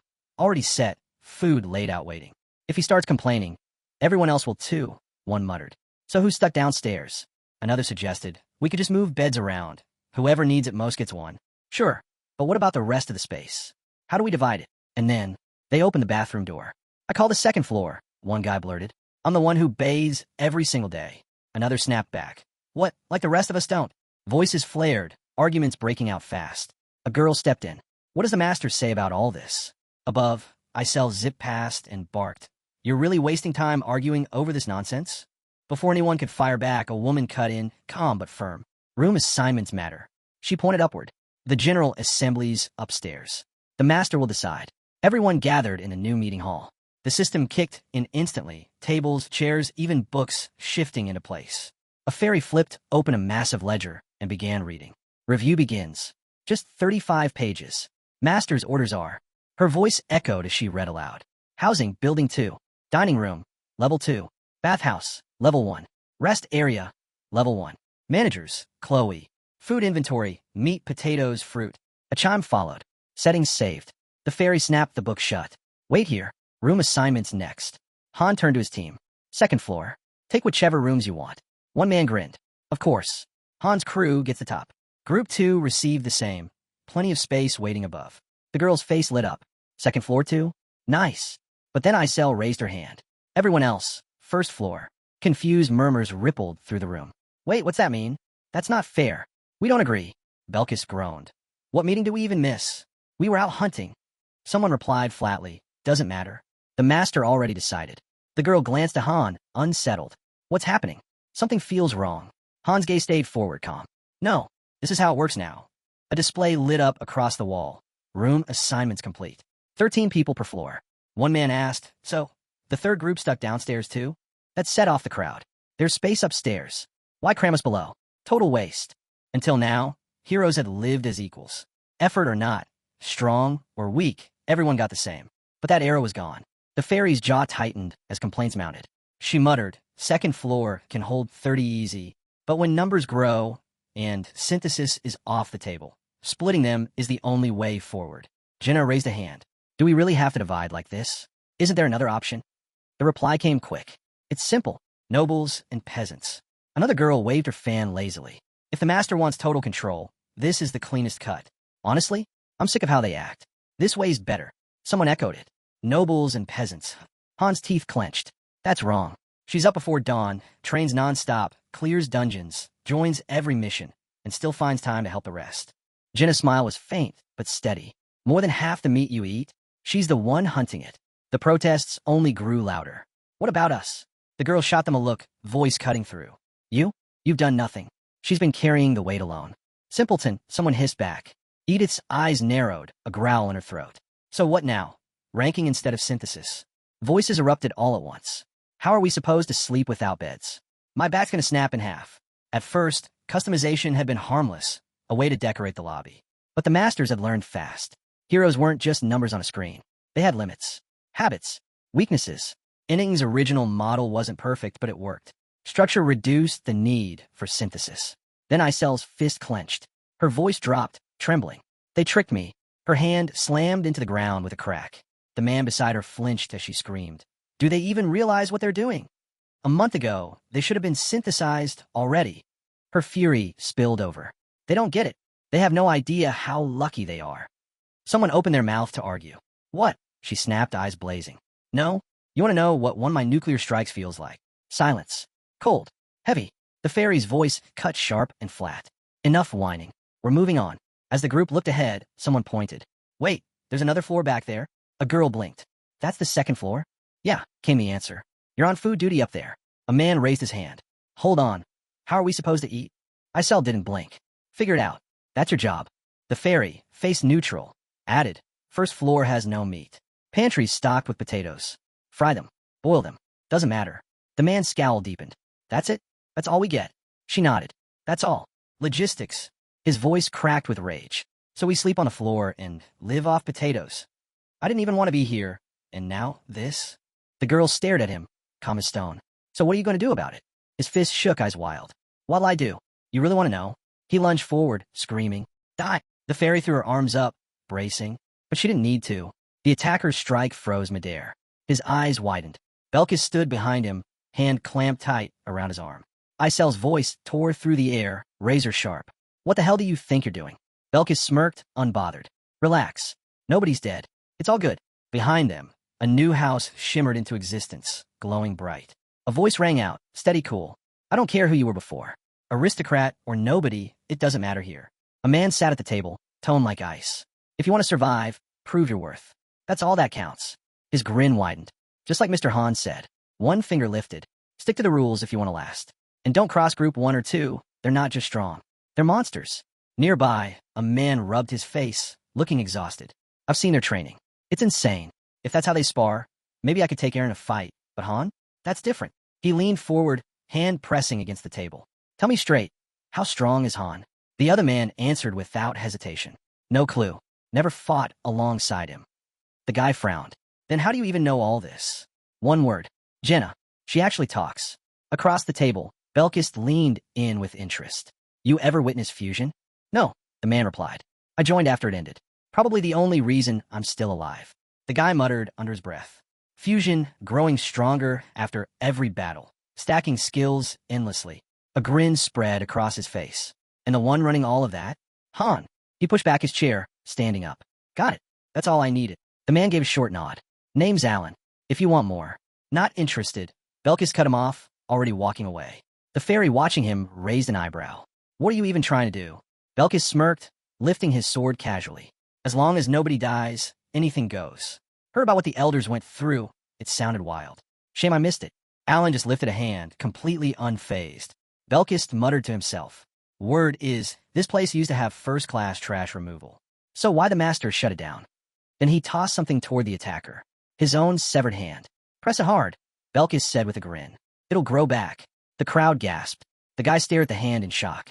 He hadn't even known regeneration like that was possible. He'd never lived long enough to see it. Belkis stretched, grin widening. Right on schedule. This place isn't bad. Gets boring, though. He scanned the room. Anyone else curious what it feels like fighting with one hand? Someone muttered, this guy's insane. Belkis shrugged. Better insane than useless. Han's eyes narrowed. Why are you interfering? Belkis waved him off. Relax. Couldn't help it. Whole thing was too disgusting. My body reacted before I could stop it. Han glanced at the attacker. A lucky break. Without Belkis stepping in, Isel probably would have taken his head. The fairy turned to the guy. What were you asking about? He swallowed hard. Just the difference between the floors. His tone soured. First floor's a dump. Second floor? Like paradise. She nodded. Yeah, our squad stuck on the first floor too. Belkis smirked. Not for long. Isel's jaw tightened. Let me put it simple. Out of 35 of us, only 13 made it to the second floor. The rest? Still crawling down below. When they entered the lobby, the rules became painfully clear. Second floor residents could go anywhere. First floor residents? Step out of line, and they'd be erased instantly. Isel's voice rang out. If you want to survive, you get stronger. No shortcuts. Look at him. Our AC. Try keeping up. Han suddenly reached out and grabbed her face mid-sentence. Isel didn't flinch. You all saw it on the 15th floor? Moves like his aren't for show. Han turned to the crowd. You want better treatment? Earn it. The master's watching. He stepped forward, voice calm but cutting. If he thinks you're ready, you'll earn your place on the second floor. A voice broke out from the crowd. This is insane. We were thrown in here without warning. Why should we live like this? Belkis tilted his head, puzzled. Han's fist tightened. That's enough. The boy laughed, sharp and cold. You think you're special? We had no choice either. If anything, we had it worse. Han looked to the girl at his side. Tell them. She gave a short nod. No food. One mistake, and you got fused. The man went pale. Now he understood. They hadn't trained for fun. They trained to survive. But what does that even mean? He whispered. Light flickered faintly around Han. You really want to know why they fight like that? Han's answer was steady. Because right now, we don't need scouts. We don't need gatherers. We need fighters. And only a handful of you will reach the second floor. Whispers rippled through the group. Half seemed resigned. The rest? Ready to explode. Han thought to himself. These people were soft. Used to comfort. Throwing them straight into this was bound to blow up. A smoother start, a free gotcha pull, maybe a small taste of reward, would have eased them in. Change never sits well with the comfortable. Suddenly, one man snapped. You expect us to fight while we're treated like dirt? This whole system's broken. We won't accept it. The boy grinned. You didn't fight when life was easy, either. A voice from the back shouted, yeah, preach. Another joined in. We're done being pushed around. The man's grin twisted wider. You think we haven't noticed? You're hiding something. Han's eyes narrowed. What are you talking about? The man glared straight at him. Tell us, how do we make the master change his mind? The fairy froze. He knew. Han had buried it deep, but somehow they'd figured it out. The monster couldn't touch them, and now the secret was out. The man turned to the others. Why fight? Why risk dying, just to crawl back to the same miserable life? A voice answered coldly. He's right. Hands shot up. Voices rose. We're not fighting. A system message blinked into view. Han has refused to participate. Group 4, inoperative. Group 5, inoperative. Han closed his eyes. 10 people refused. He opened them slowly, voice dropping low. Looks like they've forgotten their place. A system alert flashed. Mass strike initiated. Haynes has officially gone on strike. A sword hit the ground with a sharp clang. One man froze, staring at it, until the blade began to spin on its own. Han's voice cut through the silence. Icy and absolute. One hand each. That's the price. Clutching his ruined arm, the man muttered bitterly. Figures. Was mine anyway. Han went pale as it sank in. Wait, you're letting them live? Han gave a calm, almost pleasant smile. When words fail, we act. Harsh lesson, sure, but one they'll never forget. The man clenched his fists. That's not a warning. That's underscore. They already know the master can't control them. Han nodded. Exactly. They've got the freedom to refuse. Isel can't touch them, unless the conditions are met. Edith raised a hand to the side.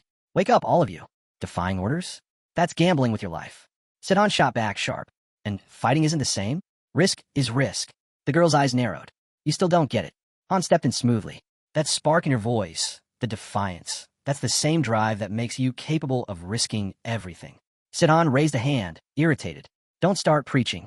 Isel moved forward. Names. A nearby door creaked open. A firm voice called from the other side. Move. Get through. Now. Belkis tilted his head, surprised. The man beside him didn't move, gaze locked ahead. Then someone finally asked, uneasy, what's synthesis? Without hesitation, Isel held out her hand. That's it. The fairy snapped. Get in. Quit wasting time. The man hesitated. But what is it? Synthesis, someone muttered, voice low, eyes darting away. Han caught the whispers and scoffed. First time meeting him, and now they freeze? Move, or she'll throw you in herself. A dry laugh escaped him. Quick to shout about rights, but clueless about synthesis? The girl exhaled. I told them. They just didn't believe me. The crowd stirred with panic. The word spread fast. Synthesis hadn't been used in ages. Most had only heard rumors. As the doorway pulsed with light, several people dropped to their knees, overwhelmed. This can't be real, one whispered.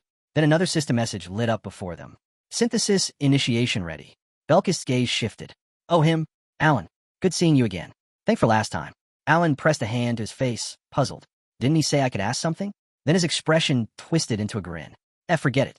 Looks like I won't be getting answers now. His shout ripped through the air, just as the atmosphere warped. A building formed in an instant. Synthesis complete. In a burst of blinding light, two figures vanished. Belkis' level ticked upward. A new skill unlocked. As the group started down the stairs, someone gasped, overwhelmed by what they had just seen. It's unreal, but the awe faded quickly. It still wasn't enough. One man spotted the rewards nearby and turned to Han. Is that it? Will this do? Han shook his head. Not even close. We're far from done. The guy sighed. Figures. Shame, really. Nearby, another man sat frozen in fear as voices whispered about how incredible it all was, hoping they'd live long enough to see it again. Isel turned, ready to address the crowd. A man shouted out, insisting he'd been working the entire time. But someone corrected him. Not Alter. Walter. Hurry up. Walter snapped. His hand shot out, seizing the man by the collar. You lied. You swore nothing would go wrong. Then where are the other two? The man turned his face away, guilt heavy in his voice. I didn't know. I was tricked. I never thought it would end like this. Isel's voice cut through, cold as ice. It doesn't matter. A blinding light erupted around her. Screams tore through the room. She stood still, watching, a grim smile curling at her lips. System notice, synthesis complete. Oliver vanished. Then Walter, swallowed by the same merciless light. A card floated into view. Neriza. Her body shimmered, yellow particles swirling as her gaze locked forward. Suddenly, the man cried out. Wait, I take it back. I didn't mean it. Another message blinked. Group 4 ready for deployment. Isel began to call names. A voice cut in, desperate.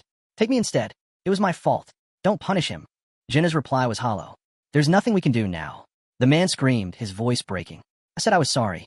Why didn't you stop? Han rested a hand against his face, silent. In his mind, the truth echoed. This wasn't for them. This was for everyone else watching. More names rang out. A fairy drifted around the trembling man. He refused to move. Anything but synthesis. Anything. But fear kept him rooted to the floor. He sank down, mumbling to himself. I have to do something. Han stepped forward. Then what? What now? The man clung to a rumor. There was a way to speak with the master. Maybe he could be reasoned with. But the cost. He'd have to cut off his own hand. The man froze. What? Say that again. Han's jaw tightened. If they hadn't worn those devices, none of this would have happened. A sharp breath. A trembling finger pointed to the side. Sithin's voice cracked. Are you insane? Han shrugged lightly. What's the problem? The man snapped back. That's insane. Not a finger, an entire hand. Grinding his teeth. You said you were ready to risk your life, didn't you? His hand trembled. Then let me do it. I can't. Han cut him off, sharp. You'd rather everyone die? The man's voice broke. That might be better. Han lowered his head. Every choice, every step had led to this moment. There was no turning back. No second thoughts. But deep down he knew. If someone truly had the resolve to do it, to cut off a limb just for a chance to survive, then maybe they deserve that chance. Still, it wasn't something anyone could just attempt. Others had tried. Most failed. It demanded raw strength, perfect control with a blade, precision down to the bone. Anything less, and you'd butcher yourself for nothing. Isel's gaze drifted between Han and Sidhan. The room was silent. Everyone else was gone. Only one remained. The building towered above them. The man trembled. What's going to happen to me? The answer came flat. Don't worry. It doesn't hurt. Sidhan lowered his gaze, whispering something too faint to catch. System notification. Synthesis complete. In a flash of radiant light, he was gone. Han's stat spiked. He barely reacted, muttering under his breath. Nothing special. A pause. Only 25 heroes left. Then, out of nowhere, a voice rang out. They're not even human. They're monsters. Belkist snapped around. Who said that? Han cut him off. Let it go. But the guy clenched his fists. One lesson left. Too many still don't know their place. Han asked calmly.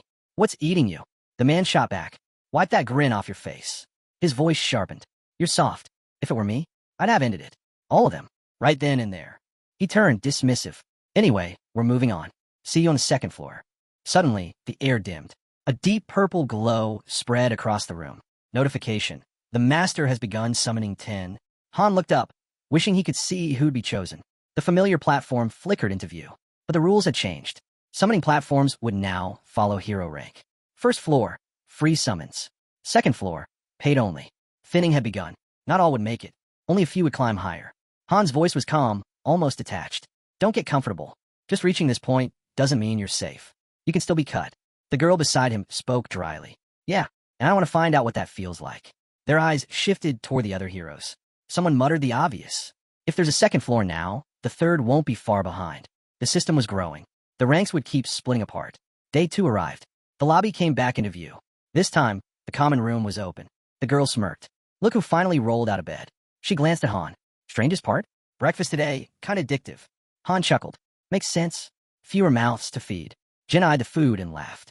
Hard to believe Amarin and Chloe used to cook for 30 warriors every single day. Han grinned. Guess it paid off. Their cooking's actually good now. Meanwhile, the first floor is turned into one big potato farm. He turned toward the window. From this height, the layout spread clear, every building visible. And looming above them all, the second floor, always in sight. No accident. The design was deliberate. Constant pressure to keep climbing. The guy next to him groaned. Morning already? Han walked over. You sleep at all? 3 hours, came the reply. This is insane. The Real upgrade waited ahead. A new hall. Built solely for training and duels. The duel halls were something else. Completely sealable. Perfect for pushing limits, even testing Berserker mode. The space cut off regeneration entirely, making every clash feel real. Too much. Drag the wounded outside, they'd recover instantly. Han looked forward. With stronger facilities came harder choices.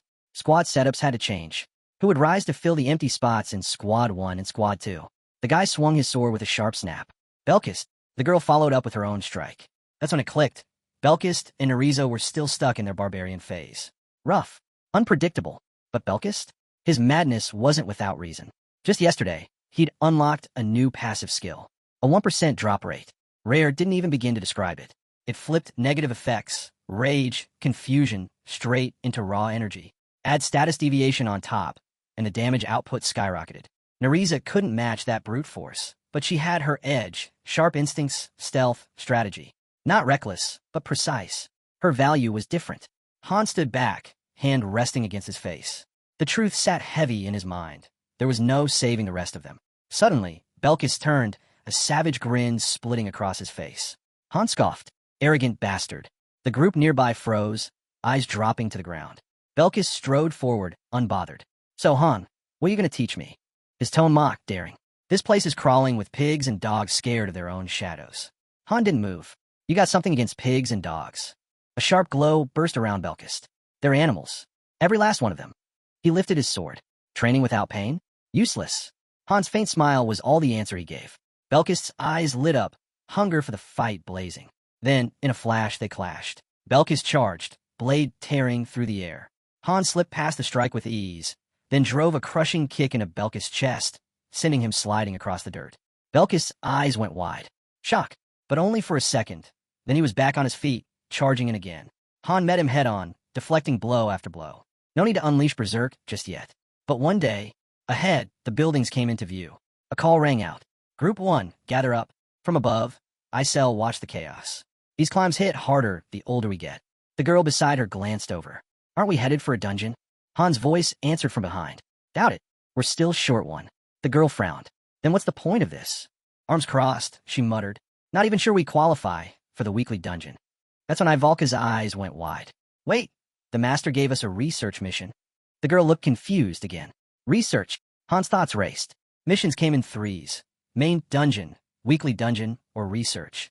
But something felt wrong. The research dungeon only unlocked after floor 10. So why were they being sent now? Isel spoke up. I already opened the rift of time and space. We can return to the first floor anytime. She pointed at a glowing gate in the distance. The girl spotted another gate nearby. What about that one? Can we use it? Han stared at it. No. One of the men tightened his grip on his weapon. Is this research really worth it? Han kept walking. Not really. He stepped down the stairs without slowing. For now, we eat. 2, maybe 3 days.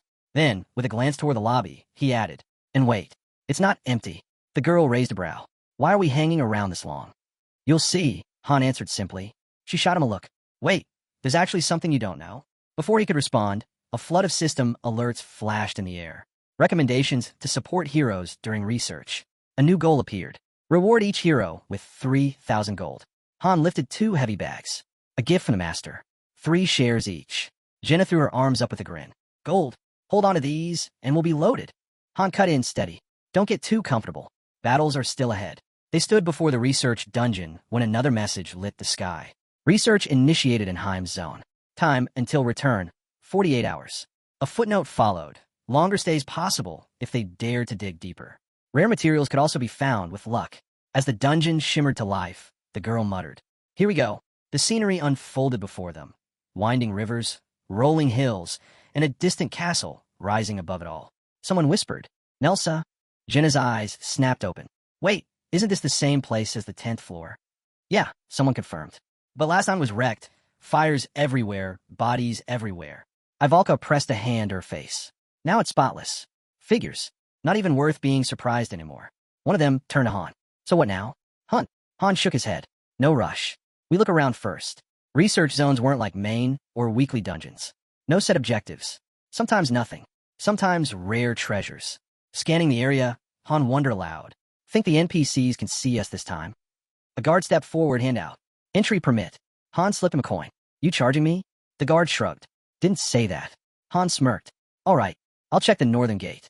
The guard waved him on. Just don't cause trouble. Jenna clenched her teeth. These people are idiots. Han answered evenly. Gold's worth more to them than blood. Back before clearing the 10th floor, Nelsa had already been crumbling. Enemies had breached the castle walls. But here, no scars, no smoke, no battle. The silence was worse. A system ping followed. Group 1 is now exploring Heimer. Time remaining. 47 hours, 48 minutes, 22 seconds. So what? We just wander, the girl asked. Aaron cut in.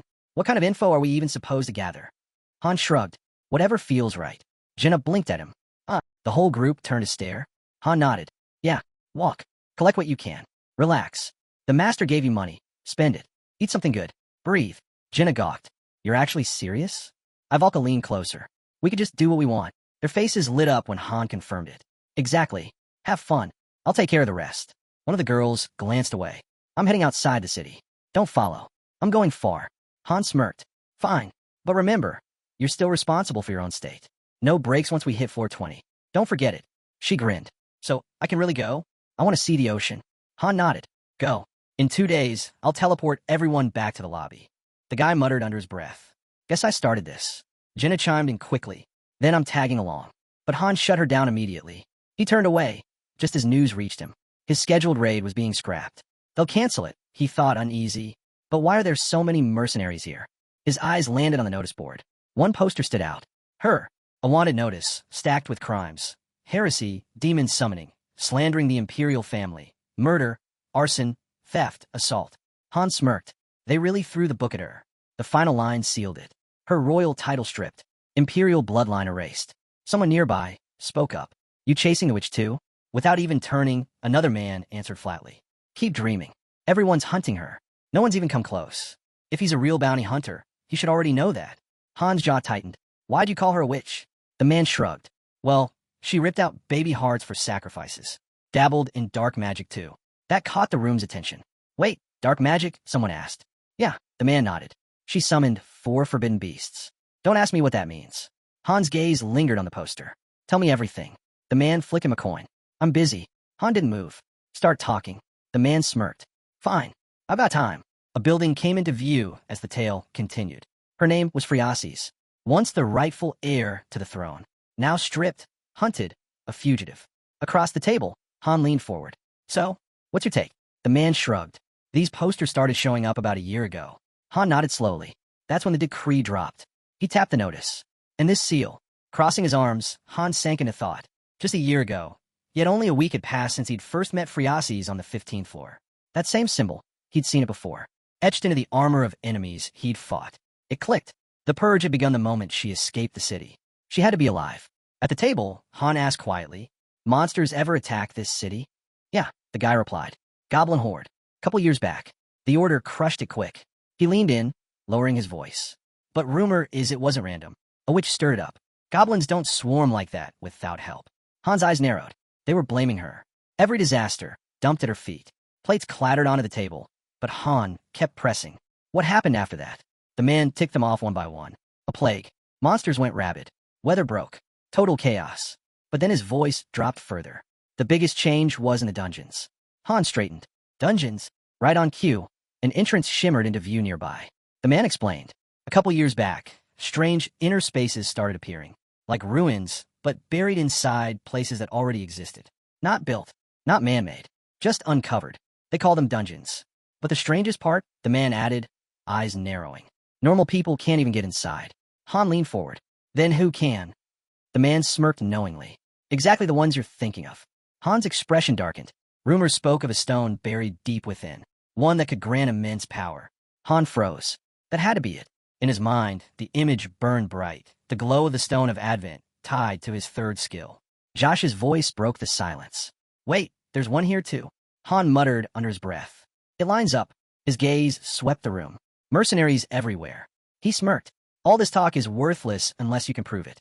You want payment? Earn it. Nearby, a man lay on a stretcher, arm severed clean. Josh followed Han's stare, voice low. That's why I didn't want to come. Han rose to his feet. The dungeon, it's inside the city, isn't it? His eyes locked on the towering temple at the city's heart. That had to be it. The dungeon must have surfaced right after the invasion. Tall iron fences now walled off the entrance. Josh pointed toward them. No way something like that gets ignored. Guards posted means one thing. There's something inside. Han studied the gate. Ordinary at first glance. But adventurers were already gathered, negotiating with the guards. Josh explained quietly. These dungeons are loaded, gold, artifacts, rare gear. And with this many here, it's packed with treasure. He hesitated. But people still die in there. One of the guards handed a flat, square tablet to a waiting adventurer. Josh continued. The order controls it. They sell passes, skim a cut of the loot. Easy profit. Scammers, he muttered. The informant stretched, brushing it off. Anyway, that's all I've got. Need me again, find me. Han's eyes narrowed. How exactly? The man waved him off. Not my problem. Just bring bonuses next time. Left alone, Han studied the flow of adventurers at the gate. Judging by their gear, they weren't here for a quick run. They were preparing for long stays. He crossed his arms, watching. The mercenaries were sharp, alert, eyes scanning everything. Yet no one stepped forward recklessly. Only certain people were allowed through. Han lingered a full 30 minutes, taking it in. Out of the entire crowd, maybe 10% were admitted. And one more detail, if the leader of a group got clearance, the whole team passed with him. Han's eyes stayed locked on the gate. Whatever it took, he was getting inside. Above, clouds drifted. The restless crowd murmured. Then, footsteps. Josh came running back, gasping for air. You're still here? He blurted.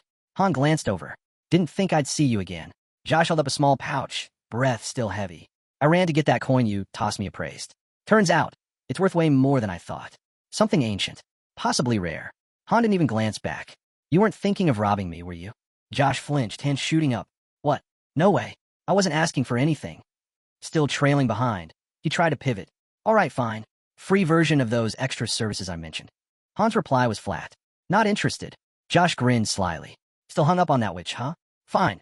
I'll tell you who spread the lies about her. I already know. Josh blinked. What? I spent days digging that up. Han wasn't listening. His eyes had shifted upward, scanning the rooftops. Trying to stay relevant, Josh offered quickly. How about a tour? I used to be a city guide. Best food spots, hidden corners, I know them all. Han cut him off with a sharp look. I said no. Why are you still following me? Josh hesitated, then blurted out. You remind me of a younger one. Han stopped cold. He turned slowly. The younger one? Josh clenched his fists. You're from the east, right? His words drifted, eyes distant. Back east, he'd known a boy, small, quiet, black hair, sharp stare. Looked just like Han. That's why I came up to you in the first place, Josh admitted. You reminded me of him. Honestly, you're the first person I've seen from the east in years. He tapped his lip, ready to say the name. Don't. Han's voice cut like a blade. He turned his back. Josh froze. The name died in his throat. Keep it to yourself, Han said quietly, his expression shadowed. Josh tried to ease the tension. Your name's kind of plain, you know. Han ignored him. Take me to the armorer. The armory was packed wall to wall. Blades lined the walls like trophies. Armor filled every rack. In a corner, shields leaned against a barrel spilling over with swords. Jenna spotted them first. Her smile flickered at Han, then slid toward the unfamiliar face trailing behind him. Without missing a beat, she raised a new bow. Check this out. Han arched an eyebrow. She reminded him he'd been nagging her for a longbow. So she finally grabbed one. Might even be enchanted. Best part? Only 2 coins. The system beeped. Item. Stylish longbow D rank. It looked sleek, but stats? Pitiful. Barely a stamina boost. Han didn't sugarcoat it. Trash. He pointed behind her at a pile of stones. That's where your coins should have gone. Jenna turned and froze. Among the pile sat an elemental stone. Han nodded. That'll make our master very happy. These are key for ascension. Still holding the bow, Jenna asked. So what do I do with this? Ditch it, Han said. We've got bigger priorities. His eyes locked on a stone etched with a spiral. Regenerative. Worth every coin. It even stored past battle data, like a magical recording. No XP from replays, but missions could be retried. Perfect for practice. Jenna tilted her head toward Josh. So who's this guy again? Han waved her off. Don't bother. We don't even know each other. Josh scoffed. Wow, thanks for that. As Han and Jenna started walking off, Josh hurried to catch up. I'm a guide, he blurted, trying to sound official. Let me introduce myself properly. Han smirked. Perfect. Without even looking back, he flipped Josh another coin. Josh fumbled, barely catching it, then immediately launched into a rapid-fire pitch, rattling off wild investment schemes. Another ancient coin sat heavy and warm in his palm. Han gave a short nod. Not bad. Handle your business. Josh's face lit up. Thanks for believing in me. Han glanced at him. You starting something? Josh grinned wide. Top secret for now, but I'll pay you back. Promise. Han waved it off. You don't owe me. Josh shook his head firmly. I hate being in debt. If you ever need something, just say it. Han paused. His voice dropped low. If you get the chance, help the witch. Josh froze mid-step. What? But Han and Jenna were already gone, their boots fading down the cobbled street. Jenna caught up beside him, confused. What was that about? Han answered evenly. The girl. The one we rescued. Han's voice dropped to a whisper. She's the witch. Jenna's eyes flicked to him. You mean, the princess? Elsewhere, the baker had dozed off at his counter. Han checked the time. We got plenty left, he said. If you want to wander, go ahead. A dry wind swept through the streets, scattering leaves across the stone paths. Ivalka kicked one aside. Still haven't made it to the beach, she muttered. Not since the lockdowns. Han gave her a look. You actually tried? Of course I did. For now, their team's access was limited. The rest of the city sealed off. Han pieced it together. They were boxed in. Every 10 floors, another research dungeon unlocked. Clear all 100, and the city would be theirs. The plaza by the fountain buzzed with life. Ivalka's gaze drifted over unfamiliar faces. How long's it been? She asked. About a week, Han replied. She blinked. Feels shorter. Watching people shuffle up and down the stairs, she guessed some had already cleared the second floor. Then she asked, anyone working on the workshop gear? Han nodded. Take the rest of the day off. Training starts again tomorrow. Ivalka didn't look thrilled. Jenna nudged her. Go take a bath or something. Aaron appeared suddenly, climbing the stairs. Han called out. Where are you going? Aaron stopped. I told you to rest, Han reminded him. Push too hard, you'll break. Aaron opened his mouth to argue, but Han cut him down. Training's tomorrow. Resting isn't optional. Han studied him for a moment. That kind of drive, he'd seen it before. Back in Niflheimer. Spearmen who pushed and pushed, never backing down. Most of them never made it. Willpower alone wasn't enough. In his mind, Han pictured Aaron's spear abandoned in an empty field, left to rot in silence. If someone gave everything and still fell short, then they simply didn't have it. Find another way, or die trying. Night draped itself over the city, shadows stretching beneath the faint glow of the barrier above. From the training yard, steel clashed in sharp rhythm. Edith pressed hard. Usher stumbled, struggling to keep pace. Faster, Edith barked. I get it. Usher snapped, barely holding his guard. I'm just tense. Off to the side, Han stood still, arms folded. Jenna glanced at him, brow raised. She hadn't expected Group 2 to train this hard, and definitely not with live blades. Han stayed silent, eyes scanning the lineup. Something wrong? She asked. Daika is not here. Edith, Usher, and Roderick were present. But Daika, the one who'd been there from the start, was missing. Han could still picture him, a back turned, fading into memory. 2 new names lit up, Belkist and Neriza. System notice, removed from Group 3. Their cards appeared on screen. At the same time, the building nearby shifted, expanding outward. Another alert followed. Heroes are being relocated. A map flickered into view, showing updated floor plans and assigned quarters. Belkist's profile scrolled across the screen. Cafeteria, Level 2. Bathhouse and rest area, Level 1. Han looked up as the newcomer stepped in. Belkist strolled with his hands shoved in his pockets, eyes sweeping the space. Now this is something else, he said, clearly impressed. Way better than the first floor. Han slid his sword into its sheath. Time to resupply, he muttered. Jenna offered to escort the lottery picks, but Han shook his head. His gaze stayed fixed on Belkist and Neriza. It was obvious. The master wasn't interested in swelling the numbers. He wanted one elite unit. Arms crossed, Han finally turned to face them. His mind flicked back to Daika, left behind, stuck on the first floor. The truth weighed heavy. Daika hadn't been able to take a life when it counted. Nearby, Edith stiffened jaw tight. Han could tell her squad was down a fighter, and with no reinforcements coming, the only path left was forward, train harder, push further. Han silently hoped the master might send more veterans their way. Edith rubbed at her forehead with a sigh, but Han wasn't holding his breath. For now, they make do. Belkis smirked. Why the killer stare? I just came to say hi. Neriza didn't waste time on greetings. She cut straight in, uninterested in small talk. Han said nothing, arms still folded. Neriza seemed to assume she'd be slotted into Team 1 or 2. Pointless speculation, and she surprised them both. I want on the first team, she said evenly. I won't slow anyone down. Belkis scoffed. You serious? That's insane. Don't get ahead of yourself. Neriza's gaze sharpened. Strength alone doesn't win battles. I've got more than raw force, and if you've been paying attention, you'd know that. Before things could heat up further, Han stepped forward. The rest of the group stayed back, silent. Team placement isn't our call, he said firmly. Neriza gave a small nod. Right. Only the master or team leaders decide that. Jenna leaned close to Han, voice low. So what do we do with her? And why she's so desperate to join us? Han didn't bother softening the truth. No idea. He turned back to Neriza. Why don't you explain it yourself? Neriza closed her eyes briefly, then pressed a hand against her chest. At first, I thought the stories about you were just hype. Exaggerations. Her tone shifted, but I was wrong. Han had a guess. It had to be the regeneration stone, the artifact that stored battle records. With it, anyone could replay completed floors or rewatch old fights. A training tool for most, but devastating in the right hands. He'd shown it to Belkist and Neriza both. How much did you see, he asked. Neriza didn't flinch. Everything. And she added, those tales people spread didn't even come close to reality. If anything, they downplayed what this team could do. Jenna and Aaron stood steady behind Han as Neriza continued. If survival's the goal, then the smartest move is obvious. Join the strongest team. Across the field, Edith called out. Then why not the second team? Neriza didn't miss a beat. I want the first team. Usher's jaw tightened. We're just as strong, he snapped, though the words stumbled on their way out. His frustration bled through more than his conviction. Belkist gave a careless shrug. To him, the answer was simple. Only the strongest endured. If Usher hadn't figured that out by now, that was his problem. Han met Belkist's eyes. Belkist didn't look away. I wanted to, and I'll be more useful than she ever will. Neriza dismissed the jab with a flick of her hand. She called out the obvious flaw in the lottery system. Luck decided placements, not skill. There had to be a better way to see who truly belonged. Edith turned away, then looked back at Han. Decide, she said quietly. Han stayed silent. Edith exhaled. I don't want anyone on my team who doesn't actually want to be there. Simple.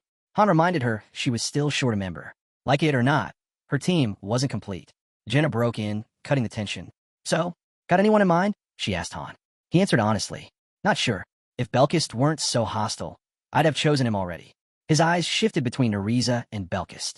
You both refuse to leave this to chance. You want control over where you end up. Fine, prove you deserve it. Han pointed at the training cage. You want in? Earn it. He laid out the rules. No healing, no resets. The fight would go until one of them dropped. Only then would a choice be made. Belkist didn't hesitate. He shoved the gate open and stepped inside, cracking his knuckles as he went. Been too long since I had a real fight, he said, eyes fixed on Neriza. Mind if I kill her? Han's reply was flat. If you can. Belkis' grin twisted wild. He moved to his spot and raised his blade. Go all out. Show me everything. Nereza didn't flinch. She calmly pulled a small vial from her bag, uncorked it, and poured its violet liquid across her weapon. Belkis' smile wavered for the first time. You serious? She didn't look up. I was told to fight my way. The poison shimmered against the steel. Paralysis, strong enough to send its victims into violent convulsions. This was her craft. Her edge. Her blade rose. I've used this on monsters. You'll be the first person. Belkis' teeth flashed. You won't get the chance. He activated the system, sending the challenge. Nereza accepted without pause. On the sidelines, Jenna stayed quiet, her chest tight with unease. The tension in the air was razor sharp. Someone might not walk away. Han had the same thought. The system asked for confirmation. Han gave a single nod. The match began. Belkis exploded forward, faster than most could follow. Nereza met him head-on, striking in tight, quick bursts, but Belkis slipped through every angle, countering hard, driving her back step by step. His grin widened with each exchange, predator closing on prey. Han and Jenna kept their eyes locked on the fight. Even Usher froze where he stood, stunned. His eyes widened. This wasn't the Belkis he remembered. Was he holding back before? Edith muttered. Han gave a quiet command to Jenna and Aaron. Watch carefully. You'll learn something from this. Belkis pushed harder, clearly enjoying himself. Both of them wielded level 4 weapon skills, same as Usher, but the difference in mastery was undeniable. Belkis' blade smashed into the wall, missing Nereza by inches. She countered instantly. Her strike aimed for his ribs, but he dipped low and dodged like it was nothing. At the arena's edge, Ivalka appeared, silent as a shadow. She studied the fight, her voice calm but intrigued. Not bad, especially with their levels and gear. Han didn't look away. Weren't you supposed to be doing research? Inside the cage, Belkis' relentless grin never faded. He pressed forward, blade flashing. Ivalka idly flipped a knife in one hand, watching as the air thickened with each clash. Then Belkis stiffened. A twitch of recognition, too late. Nereza's knife cut through. The blade sliced the air. Belkis dodged, but not cleanly. Her knife grazed his cheek. A system alert blinked to life, bleeding. His health began ticking down. Nereza's voice cut through the cage. Poison. Paralysis. In a few seconds, your body won't even listen to you. Her calm edge made it sound final. Maybe too final. In that same instant, Belkis drove his sword straight into her stomach. Her breath caught. She'd been too focused on the setup, blind to the gap it left. Belkis followed through, slamming the hilt of his weapon against her ribs. She crashed against the cage wall, crumpling pale and trembling. Belkis wiped blood from his cheek, glaring down at her. Your own poison's what's tearing you apart. That's on you. You lose. He turned to Han. You saw it. Any objections? Han's expression didn't change. It was a solid fight. Belkis squared his shoulders. Then, give the verdict. Han's jaw tightened. I already have. On the floor, Nereza let a faint smile slip. She's in the first group, Han said. Belkis' face twisted. What? Aaron blinked, stunned. Jenna smirked. She's sharp. Usher's confusion was obvious. Edith stayed silent, eyes narrowed, thinking it through. Han studied the group. He figured only Jenna, Edith, and Roderick had caught the truth. Nereza hadn't lost at all. She'd staged the stumble, played the part of being overwhelmed, just enough to make Belkis drop his guard. Han knew at the moment her blade nicked his cheek. That poison strike was her win condition. Everything else, her flashy dual-knife assault, her calculated retreats, it was all just bait for that single trap. Most of them had been caught up in the spectacle. Han had seen the strategy. Belkis, still burning with frustration, barked for a rematch. Han's eyes narrowed. Run it 100 times. The result's the same. She's in. Belkis' fists clenched, rage bubbling close to the surface. Why? Han's mind went back to the battles that defined their survival. Sword, spear, magic, arrow. Each roll sharpened by trust, each move linked into the next. That was what made them unbreakable. Nereza wiped blood from her lip as Han answered. We need someone who adapts fast. Someone who can flip a fight when it matters most. He looked through the fence. Belkis' head dipped slightly. He thought maybe he could bend here, let slide. But now he knew he couldn't. Not on this. Deep down, he still believed that without Nereza's tricks, he would have ended her inside 5 minutes. Han folded his arms. You've got skill, he said evenly, but not a place on this team. Then fight me. 1 minute. If you're still standing, I'll walk away. Han didn't blink. The lack of reaction caught Belkis off guard. Instead, Han turned toward Aaron. Let's move on. Time to settle the last member. As if on cue, Ivalka stepped closer. Han shifted the discussion, explaining what mattered in their group's formation. Swordsmen and spearmen weren't about brute strength alone. It was synergy. Positioning. Knowing how every roll locked into the hole. Belkis gave a slow nod. All right, fair enough. But then his eyes shifted to Aaron. His tone flattened. Doesn't change the fact you're not pulling your weight as a spearman. Aaron stayed silent. The victor of the earlier duel just stood still, gaze fixed on the first team. Belkis locked onto him like a predator. Honestly, he continued, I don't know why they keep you around. You're dragging them down. The air snapped when Jenna's voice cut in. Enough. Aaron's doing just fine. Belkis didn't blink. You, of all people, should know better. Pretending failure isn't failure only makes it worse. Jenna froze. Words caught in her throat, and nothing came out. Han's voice cut cold across the field. That's enough. All of you. Belkis gave a thin smile, but didn't push further. Han let out a quiet sigh. His next words stung more than Belkis's. Maybe we don't need a spearman. With the right swordsman, we might still make it work. Jenna's eyes widened in disbelief.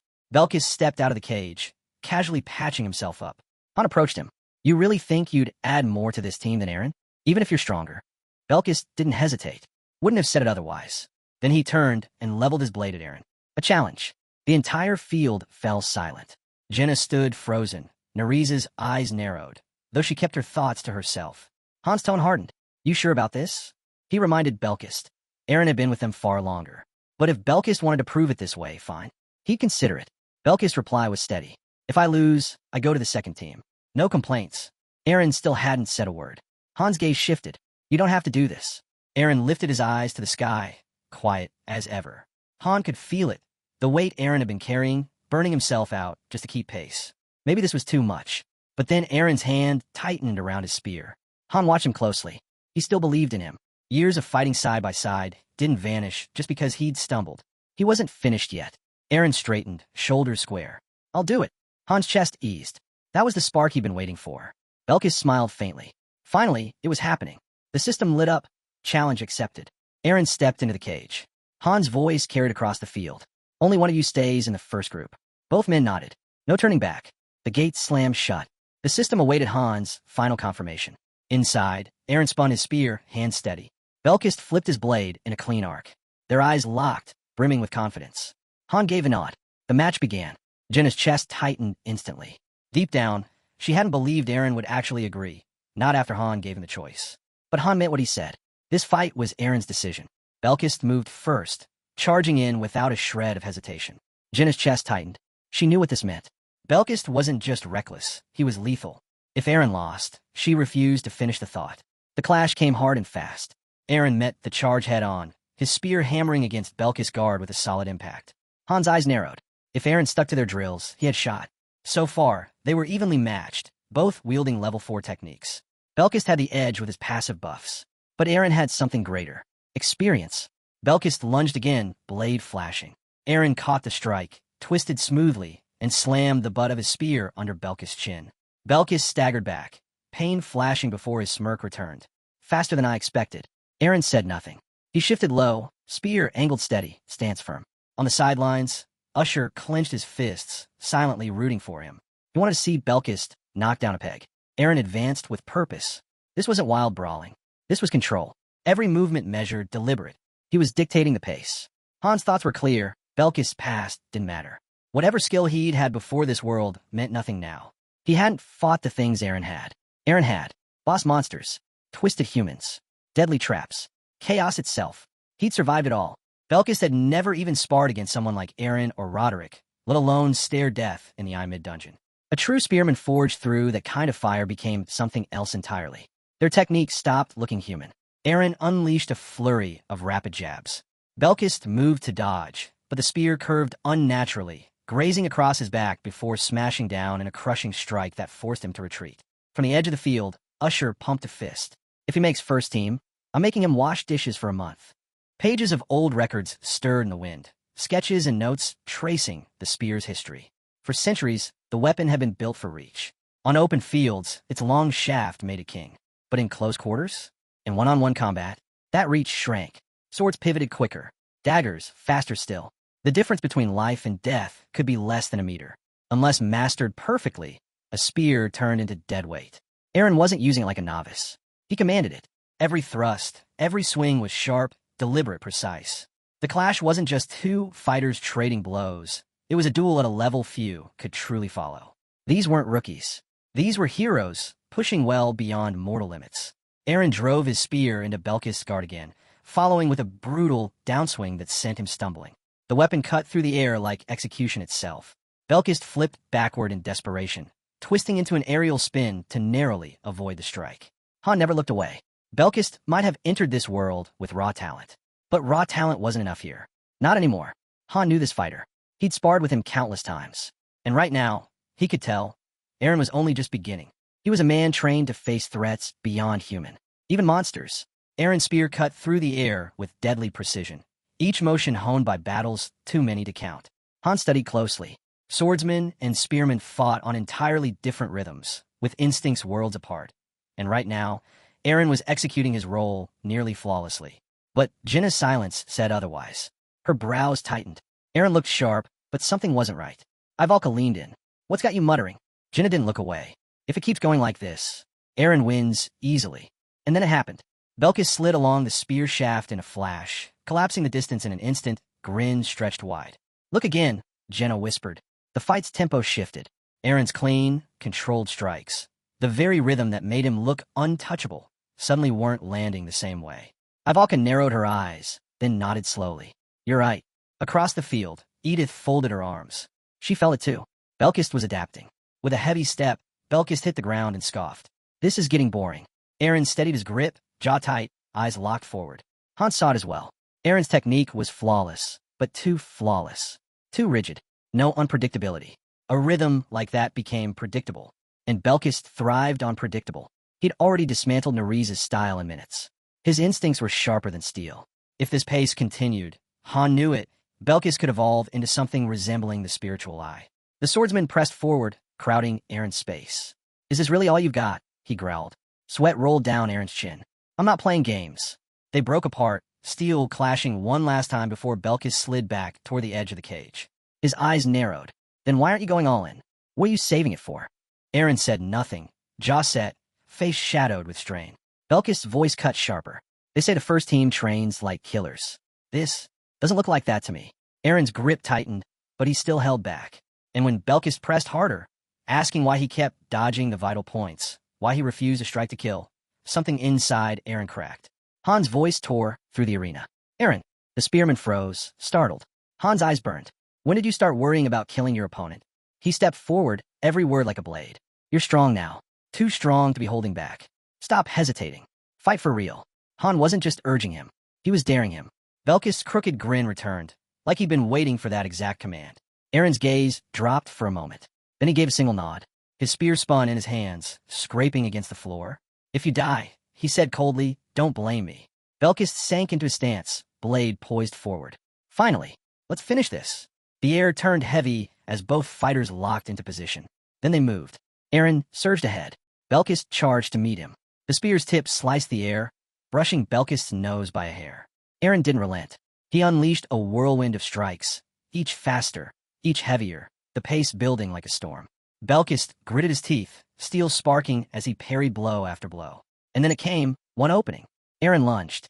Belkist slipped aside at the last instant, spinning into a counterattack, his blade flashing in a relentless barrage. He weaved between jabs, a grin stretched across his face, enjoying the storm.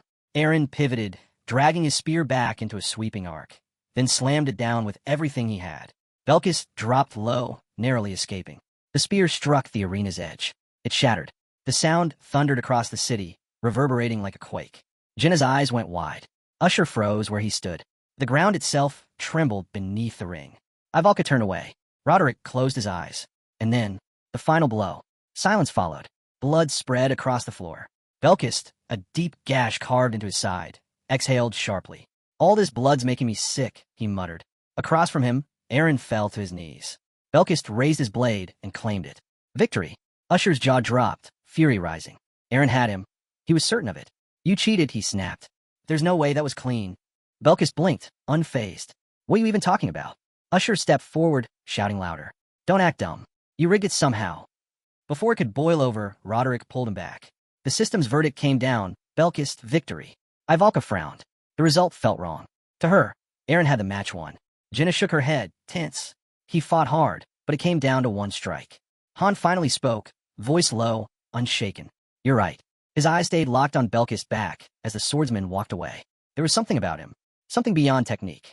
From the very start, Belkist had been studying Eren. His rhythm, his timing, every motion. He adapted in real time, shrinking the gap one step at a time. That moment where he threw himself to the ground, it hadn't been desperation. It was strategy. One decisive gamble to flip the match. No matter how battered he got, he never lost focus. He waited, calculated, and when the opening finally appeared, he struck like a predator. One clean blow. Enough. Passing the wounded spearman, Belkist glanced down, voice cold. Shame. Would have been a better fight if you'd actually gone all out. Eren pressed a hand to his bleeding shoulder, gave a quiet nod. Yeah, I know. Off to the side, Nariza folded her arms. Her look said everything. She wasn't impressed. Not yet. Han's gaze hardened, but he didn't waver. No one challenged the outcome. Belkist stepped out of the cage. Han turned to the group. He's in the first team. Eren stayed on the floor, motionless. The system chimed. Team update proposed. Han looked at the prompt. New first group. Han, Jenna, Ivalka, Nariza, Belkist. The system's prompt appeared. Confirm Eren's removal? Han answered without pause. Yes. Eren lowered his head, the weight pressing down like stone. Han didn't soften it. You didn't lose because you lacked strength. You lost because you held back. And you know it. Usher's fists clenched. He was doing it for us. He was protecting the team. Han's reply cut like steel. This isn't about sparing feelings. We're not here to be friends. Usher had no answer. His jaw tightened, but nothing came out. Han stepped forward, his gaze sweeping over each of them. This is survival. If you don't understand that, you'll die. Jenna started to speak, but Han shut it down with a hand. Enough. Rest. We're done today. The group slowly drifted out, leaving Eren behind, alone in the ring. The system confirmed it. Nariza and Belkist, officially first group members. Belkist's lips curled into a grin, satisfaction clear. Nariza glanced around, calm as ever. Well, she said, I'm looking forward to seeing what this team can really do. Han faced a new lineup, eyes sharp. One thing still nagged at him. Did you really think being in Group 1 makes things easier? He didn't wait for their response. It's the opposite. You'll get the missions no one else touches. The worst of it. Belkist's grin only grew wider. That's exactly why I wanted in. I came here to get stronger. As the others drifted off, Han turned toward the lone figure still standing in the cage. Eren hadn't moved. Sitting there won't change anything, Han said, blunt as ever. Eren's reply came low, steady. I don't want to leave. Han was halfway up the stairs when he glanced back. It's not complicated, Eren said, his voice carrying. I got weaker. Han pressed. Then why didn't you go for Belkist's weak points? Eren rose slowly to his feet. You had the lead, Han continued. And you gave it back. Why? Eren hesitated, then admitted quietly. We weren't supposed to kill each other. Han froze, staring down at him. Since when did that matter to you? This wasn't the Eren he knew. Not the one he'd trained beside for years. Eren lowered his head.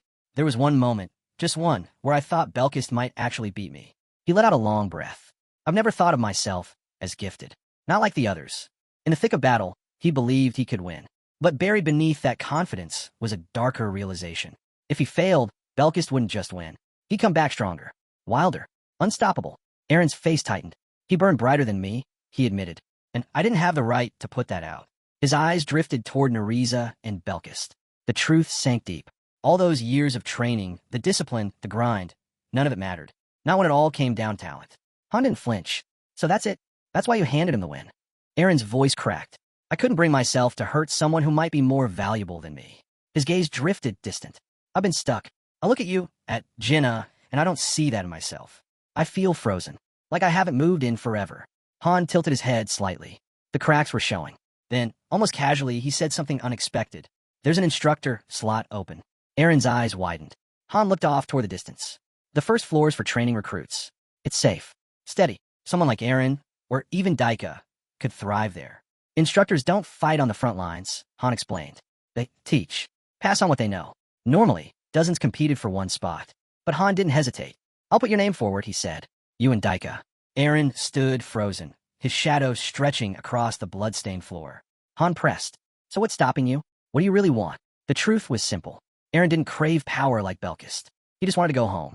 He looked at Han, opened his mouth, but nothing came.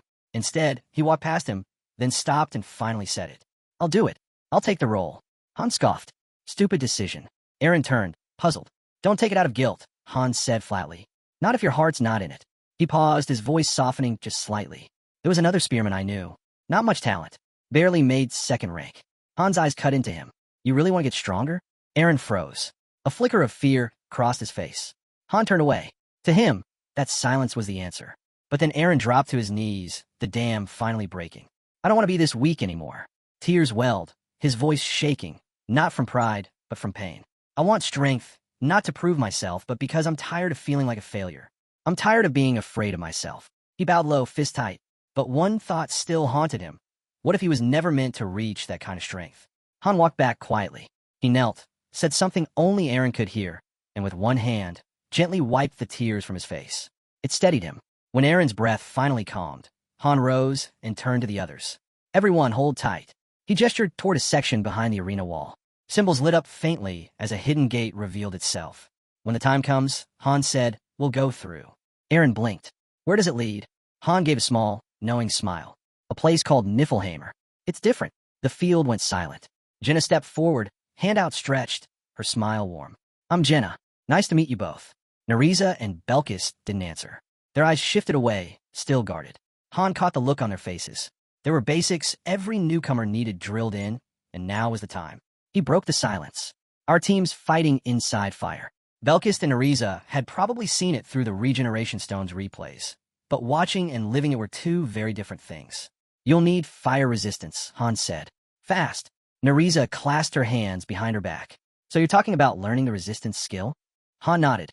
Exactly. Non-negotiable. Any idea how? Belkis was first to answer, his tone skeptical. You just grab the flames, right? Han chuckled. Sounds stupid, yeah? But it works. Belkis crossed his arms, smirking. 4 days. I'll master it. He glanced at Nereza, expecting her to flinch. She didn't. Then I'll do it in 3, she said flatly. Han smirked, turning to Jenna. You'll be covering Aaron's role now. She blinked. With a bow? How's that supposed to work? Han shifted to Belkis. You and I are short range. No solo acts. Stay close. If you push too far ahead, we can't cover you. Belkis' grin returned. Got it. Then Han's gaze moved to Nereza. She was versatile, quick with blades, deadly with daggers, comfortable with tools. She had stealth, speed, sharp instincts. And poison, her signature weapon. Han studied her. Before this place, she'd been an assassin.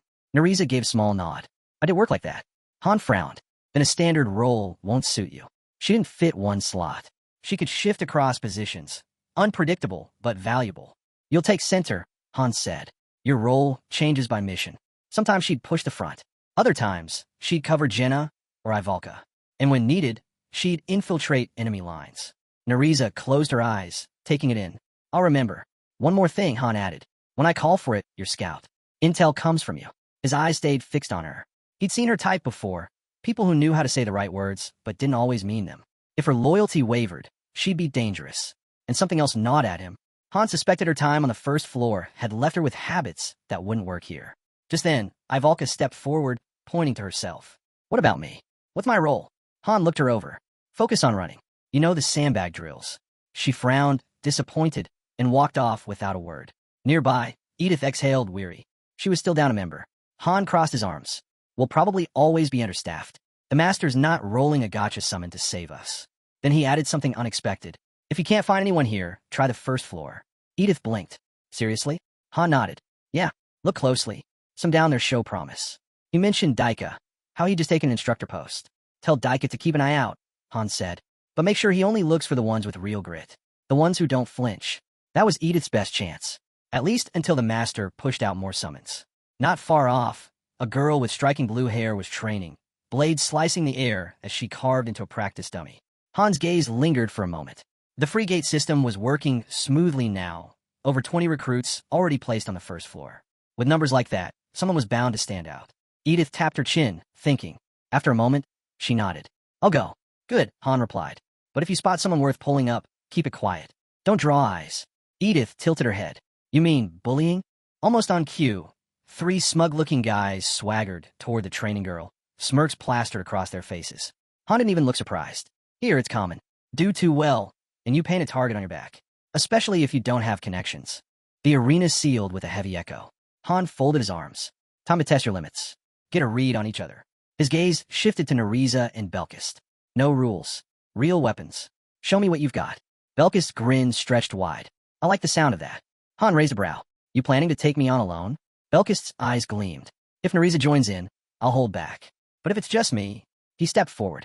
Then yeah, I want that. Han narrowed his eyes. You're serious? A straight one-on-one? Velkus didn't blink. Dead serious. Let me try. Han gave a sharp nod and drew his sword. System alert. Berserk mode activated. The arena trembled as energy rippled outward. Not long ago, Chloe had told him something unsettling. 3 members from the third group had challenged Belkist after his last defeat. The result was brutal. Arms crushed, legs shattered. Not one of them landed a clean strike. Now those same men wandered the first floor, bullying second-tier hopefuls. And while the new recruits could handle them, Han knew the truth. None of them were ready for what was coming. Belkist struck first, his blade cutting fast through the air.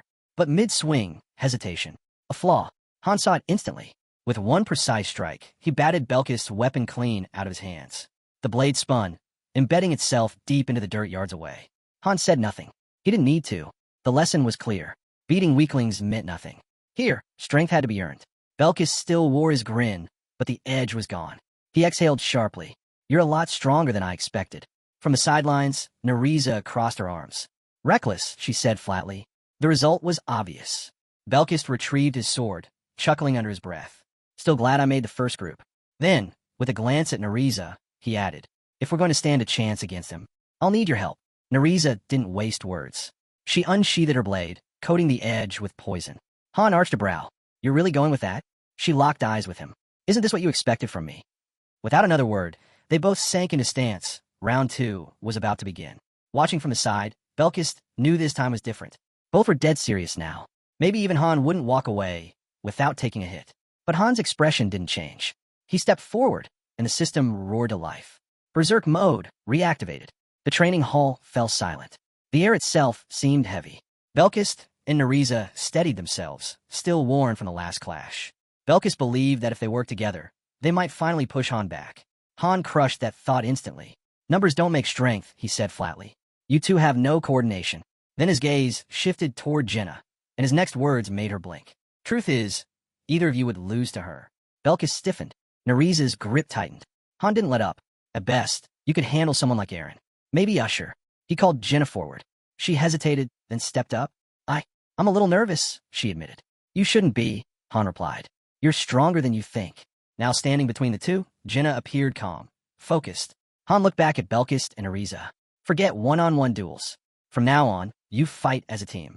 Their new task, defeat Jenna. Belkist scowled. That's how little you think of us. Han's answer was sharp. You'll see soon enough. Belkist muttered irritably and glanced at Neriza. Just so you know, I don't work well with partners. She shrugged. Neither do I. From atop steps, Han's voice cut through. Then stop talking and prove it. Beat her, and I'll give you all the sparring you want. Belkist gave a hard nod. Fine. Don't regret it. He shot Neriza a smirk. Just try not to hold me back. Cracking his neck, he faced Jenna. I'll handle this. But Jenna didn't wait. Her arrow flew instantly. Belkist reacted, slicing the first one out of the air, but he missed the next wave. Arrows rained down from above, forcing him to dive back. Then came a final shot, faster, sharper than the rest. It streaked past his neck, burying itself into the wall, just inches from taking him out. Han watched silently. She's stronger than you, he said again. Belkist's grin faltered. He muttered, I feel like a frog staring at the sky from the bottom of a well. Han pointed at the scattered arrows. This isn't a duel. Neriza's part of this too. They had 2 days. 2 days to learn how to fight as a unit. Han remained at the bottom of the steps, observing. Belkist had seen countless mission logs. He should have known the truth by now. Lone wolves didn't win real battles. And so far, these two hadn't even touched the basics. Then Neriza stepped forward, blade in hand. My turn, she said. Han closed his eyes. Stubborn, he muttered. The arena fell quiet once more. Only Neriza's breathing broke the silence. The ground was littered with Jenna's arrows, a sharp reminder of just how far they still had to climb. They were boxed in, cornered on all sides. Han watched from the sidelines, his expression unchanged. Neither Belkist nor Neriza had lasted even a single minute. Both looked worn down, bruised, drained, barely able to stand. Belkist muttered to himself. As much as he hated the thought, the only chance they had was to fight together. Neriza knew it too. This wasn't going to be easy. They charged in, side by side. Han didn't even shift from his perch. Pathetic, he said. Neriza knocked aside one flurry of arrows, only for another to cut in right behind it. And before she could react, Jenna was already there, dagger flashing, then gone again, darting across the wall, already preparing her next strike. Belkist became her new target. Arrows rained down in rapid succession, each one finding its mark, each one drawing blood. Han narrowed his eyes. Belkist was struggling even more now than when he fought alone. Belkist cursed under his breath, refusing to fall. Han's response was ice cold. Swearing won't save you. Keep this up, and I'll demote you to Group 2. Their training's easier. Belkist shoved past Nariza, snapping. You can't even last 10 seconds out here. Nariza smirked. Big talk from someone who hasn't touched her once. Han's gaze darkened. Their pride was cracking, and fast. Jenna drew again. She wasn't just skilled. She was born for this. This wasn't sparring. It was a hunt. And to her, Belkist and Nariza weren't fighters. They were prey. They lunged again. Jenna released. An arrow struck Nariza square in the chest. Two more pierced Belkist in an instant. Nariza collapsed against the wall. Belkist barely kept his footing. Han looked down at them. Don't waste time. You'll recover once you're out. Then, colder, stop pretending you're heroes. Walk away. Outside the ring, Han leaned back against the wall. Ivalka strolled over, noting something unusual. Those two actually made a decent pair. Han raised a brow. She wasn't even supposed to be here. Her focus was telekinesis training, not snooping around. Aaron stood in the distance, quietly watching. Han didn't miss a beat. 10 seconds before I tell Chloe, he warned Ivalka. He began counting immediately. Ivalka groaned, but didn't push back. She turned and left. Inside the ring, Belkis cracked his knuckles, clearly eager to keep going. But Jenna wasn't. Han collected the scattered arrows. That's enough. Tomorrow, you try again. Nariza didn't look worried. We've still got time, she said casually. Jenna held a flask, irritation written all over her. Han addressed them all. Because you keep challenging her, she's falling behind on her own training. Don't waste her time, or mine. Then came the blow. If you can't beat her tomorrow, I'll replace you both. Belkis froze, thinking he misheard. But Han's tone left no room for doubt. He meant it. Jenna walked off, gathering her arrows, but left them with one last chance. Tomorrow's match would decide everything. Lose, and it was over. Belkis and Nariza remained where they stood, weighed down and defeated. Han could only hope they wouldn't mess it up this time. Jenna turned to him. You'd really cut them loose? Han didn't even blink. Have I ever lied? She opened her mouth, about to throw a certain incident back at him. Thwack! A stray quiver smacked her in the head before she could finish. Han didn't bother to look. He kept walking, chin raised. Talent means nothing if you can't work with others. Jenna rubbed her head, muttering under her breath. Who could possibly replace Belkis and Nariza? Maybe Han was betting on Aaron coming back? But Han shut that thought down immediately. Not even close. On the sidelines, Belkis' grip tightened around his sword. His stance was strong, precise. Han could see that. The problem wasn't skill. It was trust. Either they didn't trust each other enough, or they trusted themselves too much. Belkis looked ready to snap. Han just hoped they'd figure it out before tomorrow. Morning arrived. Han, Ivalka, and Jenna gathered in the square. Jenna scanned the area. Where are they? Don't tell me they ran. Han didn't flinch. They're on the first floor. Ivalka perked up. Wait, so training's canceled. Jenna tilted her head. Why'd they go down there? Han shrugged. Asked for time. So while they're off doing whatever it is, the rest of us? Double workload. Ivalka groaned. She should have expected that. Then, the sound of footsteps echoed from the corridor. Jenna turned and froze. The so-called quitters were walking straight toward them. Han narrowed his eyes. You two ready? They stepped through the archway. Nariza gave a short nod. We did everything we could. Belkis stood beside her, calm and collected. Let's get this over with. The arena was exactly as it had been yesterday. Han laid down the rules again. Real weapons. No limits. One chance. Nariza looked straight at Jenna. We understand. Belkis glanced at her. He wasn't a fan of the plan, but he was in. From across the arena, Jenna raised her bow. They're just standing there? She fired. Belkis stepped in, batting the arrow aside like it was nothing. Nariza followed up, hurling her dagger. Jenna ducked, rolled, and loosed another volley. Belkis' eyes lit up. He grinned. I get it now. Jenna faltered. Something was different. He wasn't charging blindly anymore. He was reading her shots, cutting them down like paper. The system chimed. Skill awakened, anti-projectile defense. No hesitation. Together, they rushed in. Jenna fired again. Too far. Too slow. Not enough to stop them. Belkis cleared the arrows across the ground. Nariza knocked down the ones raining from above. Step by step, they closed the distance. Then they split. Left and right. Jenna's eyes widened. She was flanked. She vaulted into the air, blades sweeping beneath her. But mid-leap, another dagger spun toward her. She barely twisted away, ricocheting off the ceiling, and landed, face to face with Belkis. Still, waiting. Belkis lunged without a word. Jenna twisted away just in time, flipping back and countering with a spinning strike meant to knock him off balance. But then she felt it. Cold steel pressed against her throat. She froze. Behind her, Nariza. The assassin's voice was steady. It's over. Jenna groaned. The outcome was clear. Belkist let out a laugh. Too easy. Han gave a single nod of approval. He turned to the other recruits, shaking his head. All that struggling, when the answer was right in front of them from the start. Jenna should have noticed sooner. But she hadn't. She'd been consumed by Belkist's presence, her focus locked entirely on him. Han silently watched Neriza slip back into the shadows. Not surprising. When someone like Belkist drew that much attention, it was easy to forget the danger right behind you. Now the three stood side by side. Han gave them a short nod. You passed. He told them to hold on to that moment. This was real teamwork. Anyone who had studied their past boss fights should have known already. A team's combined strength could always surpass raw solo power. Belkist grinned. So, does that mean we're ready to take you on next? Han smirked. You sure about that? The arena's open whenever you feel brave enough. But deep down, he already knew how it would end. One strike in berserk mode, and Belkist would be finished. One mistake, and they'd both fall. It wouldn't be the first time they barely scraped through after challenging him. The gate to the next floor remained sealed. Han figured the system, and YTNG was waiting, holding off until the squad's synergy tightened before unleashing the next challenge. As the squad made their way toward the second floor gate, Han slung his sword across his back. He casually mentioned that Jenna would be joining the duels in the next round. Leaning against the wall, Belkist raised an eyebrow. What are you talking about now? Han explained. From here on, Belkist and Neriza would be fighting as a team. The announcement caught them both off guard. But Han clarified it wasn't permanent. They'd rotate, switch partners, and test every combination. The point was simple. Every member needed to learn how to fight alongside anyone. Resting on one knee, Belkist admitted something. He'd always thought this squad worked solo. Back on floors 5, 10, 15, it had always looked like Han was carrying the weight alone.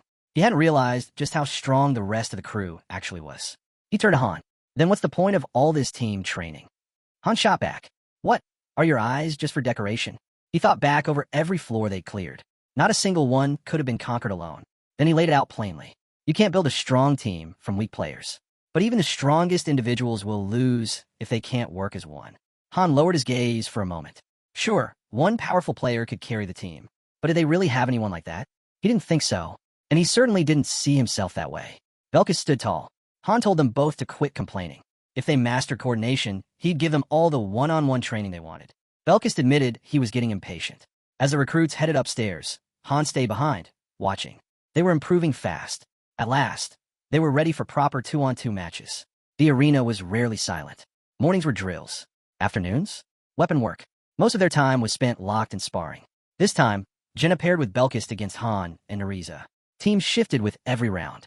But one thing never changed. Any team with Han always came out on top. Even so, little by little, they learned to fight together. A week later, Ivalka joined the rotation. That's when the group began practicing real formations. Han pinpointed every weakness, Jenna's, Ivalka's, and built strategies around them. He refined their strengths, covered their gaps. For Belkist and Neriza, he drilled directly into their weak points. During a short break, Neriza watched him closely. The more she saw, the more impressed she became. Every move, every tactic, everything clicked together too perfectly. Sitting across from him, she wondered aloud. What had he really done before all this? Han answered casually. Told you already. I was a farmer. Neriza snorted. You'll have to do better than that. Just then, a call rang out from the ferry. The first squad was to assemble. First floor. Belkist leaned against his sword with a sigh. Took them long enough. As they walked down the corridor, Han asked if they were excited for the real thing. Outside, Belkist stretched his shoulders. Anything's better than beating on wood.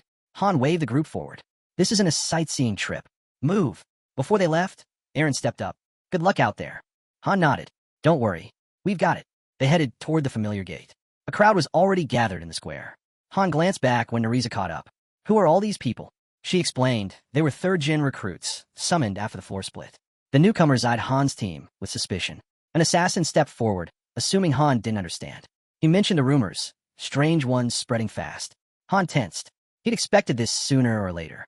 He, Jenna, and Edith were first gen, Neriza and Belkist came in second. That was after Han handed his guidebooks to the master. These new faces? Third generation. Suddenly, someone from the crowd shouted, calling Belkist a cocky idiot. Belkist spun around, furious. Say that to my face. Han cut in instantly. Let it go. An older man shoved his way forward, loudly introducing himself as Melkard. He claimed he'd been trapped here for 4 days and wanted to skip straight to the second floor, muttering something about chronic illness. Han didn't hesitate. He pushed the man aside. Lobby healing works on everything. Flu, cancer, you name it. Don't fake it. Above them, Isel hovered, her voice sharp as it cut through the noise. Enough. You're holding up the Masters team.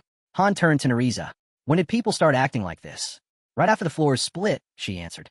As the gate ahead began to dissolve, Ivalka frowned. Why'd it mess with people like this? Han kept his eyes forward. Separation changes people. Ivalka muttered. Still, it's strange. Han shook it off. None of it mattered now. They had a mission. The system chimed. Main dungeon, 16th floor. Opening in 10 seconds. Han faced the group, voice firm. Once we're in, you follow my lead. No exceptions. His gaze swept across them. Anyone have a problem with that? Belkist and Nariza answered immediately. Nope, we're in. A flash of light swallowed them whole, pulling the squad onto the 16th floor. The system prompt appeared, reconnaissance mission. Uncharted territory. Belkist frowned. Never done recon before. Jenna thought back to the 6th floor. Similar assignment, just scouting. She smiled faintly at Han. Hopefully this one's just as easy. Han shook his head. This isn't the 6th. Don't expect it to be. The world around them resembled an ancient castle, or maybe an old mansion. Nariza froze the moment they landed. Han noticed. You recognize this place? She hesitated. Not sure yet. If something clicks, I'll tell you. Han approached a massive door and knocked. A small metal grid slid open. Not an exit. Not even within the mission boundary. He stepped back and turned to Nariza. You're up. Stay out of sight. Signal us if you see anything off. She nodded once and melted into the shadows. Han drew his blade. Formation. Let's move. The hallway stretched long ahead, dim lanterns flickering against stone walls. Rows of statues lined the path, frozen in place, their gaze cold and empty. Belkist held the rear. Ivalka scanned the eerie corridor. This feels like a haunted mansion. No way this is normal. Han noted the strangest part. Everything was pristine, polished. Someone had been maintaining the place. It wasn't abandoned. He tested a few doors. All of them locked. Ivalka's eyes widened as she looked down the endless passage. This place is massive. It feels endless. Belkist muttered. The floor plan's off. Distorted. Even the spacing feels wrong. Ivalka smirked. Smarter than you look. Belkist stiffened. Okay, bad joke, she admitted. Han's voice cut through the air, low and sharp. Quiet. Jenna moved ahead, gaze fixed on the corridor stretching before them. The hall split 3 ways, left, right, and straight. Endless. Han's voice cut in. We're in a labyrinth. This wasn't just some mansion. It was a maze, deliberately designed to mislead. Ivalka frowned. So, where do we even start? Han leaned back against the wall, calm. We wait for Nariza. No sense getting lost before we know what's ahead. Jenna's eyes roamed the walls. I've never seen anything like this. It's way more complicated than anything we've faced before. Belkis gave a short nod. And way too quiet. Feels wrong. Han shot him a dry look. What? You thought these missions were supposed to be fun? Belkis shrugged. Hard to enjoy when there's nothing worth fighting. Han closed his eyes, letting the group catch a breath, but his warning was sharp. Stay ready. He could feel it. The monsters were close. Without turning, he spoke quietly. They're here. Belkis' lips curved into a grin. Excellent. 5 long minutes passed. Shadows crept along the stone walls. Then Nariza emerged from the dark. Han straightened instantly. She reported, I scouted the middle path. All the corridors lead to the same place. It's not a maze meant to confuse. It's connected. Strange. No traps. No enemies. But something else. Han's eyes narrowed. What kind of something? Nariza hesitated. I saw a maid. Bleeding. Crying. You'll understand when you see her. A nearby door creaked open. Inside, a girl sat collapsed, sobbing into a pool of blood. Head low, body trembling. She hasn't reacted to anything, Nariza said quietly. It's like she's not really here. Then, suddenly, the girl vomited blood. Han turned away without hesitation.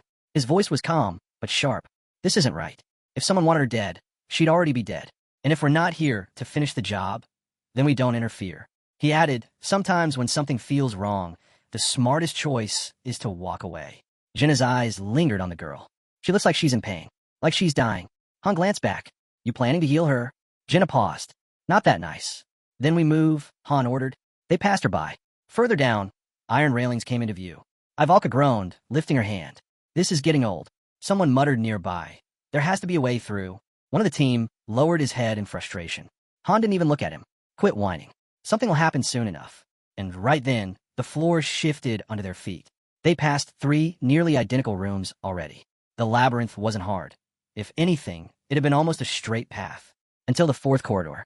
Nariza's voice cut through the air. Enemies ahead. Han's jaw tightened. How many? 7, she answered. Swords, spears, crossbows. Han nodded grimly. The moment we step in, they'll attack. His orders came fast. Nariza and Jenna, take out the crossbows. The rest, lock down the front line. Through the cracked door, they saw the guards waiting. Han raised his hand. 3, 2. A single finger. 1. He clenched his fist. The squad surged forward. One soldier turned his head too late. Han was already there. His blade flashed once. Clean. Silent. A voice barely rasped. Who? Before the body hit the floor. Belkis charged in right behind him. Strikes heavy and merciless. When the clash was over, corpses littered the room. All eyes turned toward the staircase ahead. But something was wrong. Han's gaze sharpened. The floor above, it didn't feel right. Then, slam. The doors behind them locked shut. Han raised his shield, hurling it against the barrier. A harsh clang. No movement.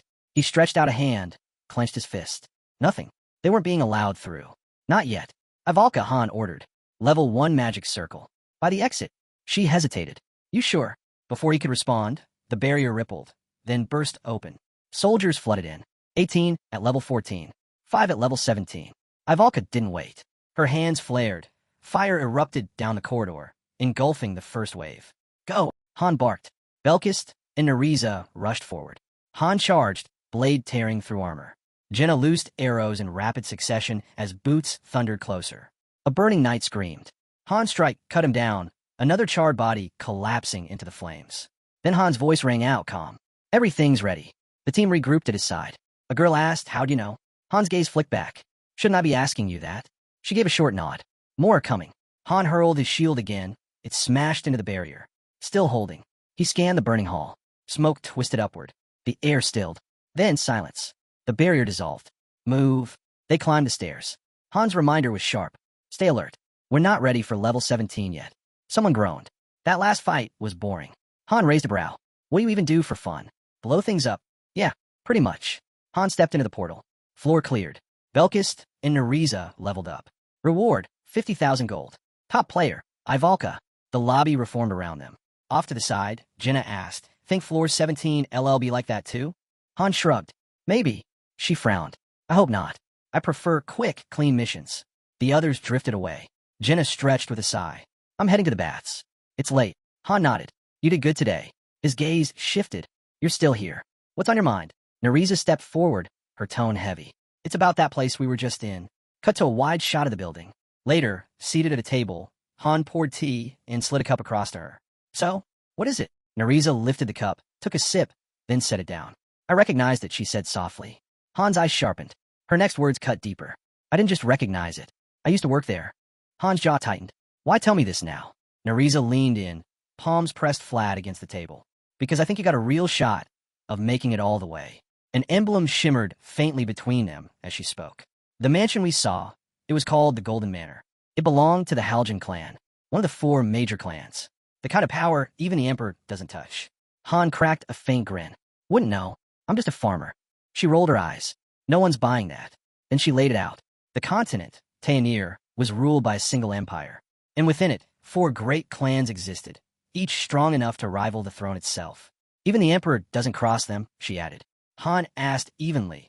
So Golden Manor really belonged to Haljan? Blueprints flickered into view. Nariza studied them. The entrance matches. But the inside? Something's off. Her gaze dropped. I don't know why we were sent there, but it wasn't random. Something about that mission, it felt aimed at us. She paused, then said firmly, I checked the records. I'm sure of it. Han's jaw clenched. So what exactly are you saying? Nariza leaned forward. Golden Manor, it has 5 floors. And the bloodlines tied to the 4 clans? They're not human. Han's eyes narrowed. Not human. She nodded. They carry monster blood. At least, that's the rumor. And not just any kind. Her voice dipped. Some say it's dragon blood running through their veins. Han lifted his cup, staring into the surface as his thoughts churned. Dragon blood? What does that even mean? His mind shifted straight to the 20th floor. A turning point in Pick Me. That floor was the wall, the line that separated rookies from the elite. Anyone who cleared it became a true player. Why? Because the 20th was the same for everyone. No random layouts. No easy paths. Just one custom boss. A trial built for them alone. The 5th floor had been the first wall, where a third of players washed out. The 20th was the second. Only half ever reached it. Nariza sat quietly, watching him. I saw you save the Imperial Princess back on the 15th, she said softly. But I still don't get why Golden Manor appeared right before the 20th. Han exhaled, steady. I don't either. or why you were tied to it. Then his gaze locked on hers. If there's more you want to say, this is the time. Nariza smirked faintly. I'm not going anywhere. And those people? Every last one of them deserves what's coming. She rose to her feet. That's all I've got. Use it however you want. Han closed his eyes, letting the weight of her words sink in. From the corner, movement stirred. Isel stepped out, a playful smile curling her lips. So, finished with the secrets? Han didn't move. You were eavesdropping? Isel chuckled. I thought I was being subtle. Guess I sparkled too much. Han turned slightly. What do you want? She shrugged. Nothing big. Just we've been making progress. But I'd be lying if I said I wasn't nervous. Han's jaw tightened. This is it, he muttered. This is where everything really starts. The interface pulsed alive. A fairy flickered across the screen, confirmation. They were on the road to the 20th floor. Even outside, the game's fan forums were in chaos. Strategy posts drowned under warnings and complaints. Han lowered his head. Yeah, this is where it gets real. For everyone. Isel leaned in. So, did Nariza tell you anything useful? Han gave a faint nod. When I line up her information with what I already knew, the pieces start to fit. A new notification flashed. There's an order, Han said. They're after the key NPC on the 15th floor. And the ones funding them? The Haljan clan. He paused, voice low. I still don't have every detail. But I know this much. They're tied to the goddess somehow. No doubt about it. Isel's eyes widened. Wait, are you saying the floors are connected? Han turned from her, nodding. Exactly. And Nariza gave me 2 key pieces. A map of the labyrinth glimmered in the air. First, the Golden Estate. It has 5 floors, and the layout matches perfectly with the 16th through the 20th levels of the tower. His gaze shifted out the window. The ones living on the 5th floor of that manor carry dragon blood. Isel blinked. Wait, you mean? Han's eyes lit. Exactly. The boss on the 20th floor will be a dragon. A crooked smile touched his lips. Beasts like that are near unstoppable. Lucky for me, I'm not pure blood. Isel's brow furrowed. Doesn't matter. Pure blood or not, a dragon's still a dragon. Han's fist tightened. Then we prepare. That's the only way forward. Isel hesitated, watching him. His gaze stayed on the horizon. We finished this quest. Just back me up. She squared her shoulders. I'm in. The scene shifted. Outside the window, buildings shimmered into focus. Down below, figures gathered beneath a glowing blue light. In an instant, the squad materialized inside a vast structure. They had arrived 17th floor. Towering arches stretched overhead, shadows spilling across polished marble. Belkist scanned the chamber. 5 exits. Already better than the last one. Han nodded. Stay sharp. If this ties into the same labyrinth, we'll be stuck here for days. One of the girls grimaced. We're not going to starve in here, right? Han gave a calm smile. Follow the rules. You'll be fine. But inside, he wasn't so certain. The difficulty here was anything but ordinary. Without warning, a trap snapped open ahead. The team reacted instantly, colliding with a squad of enemy guards. Moments later, floor cleared. Reward, 50,000 gold MVP, Belkist. Breathing hard but steady, they pushed forward. Han sketched out a rough map as they advanced. Another floor conquered. The 18th was cleared.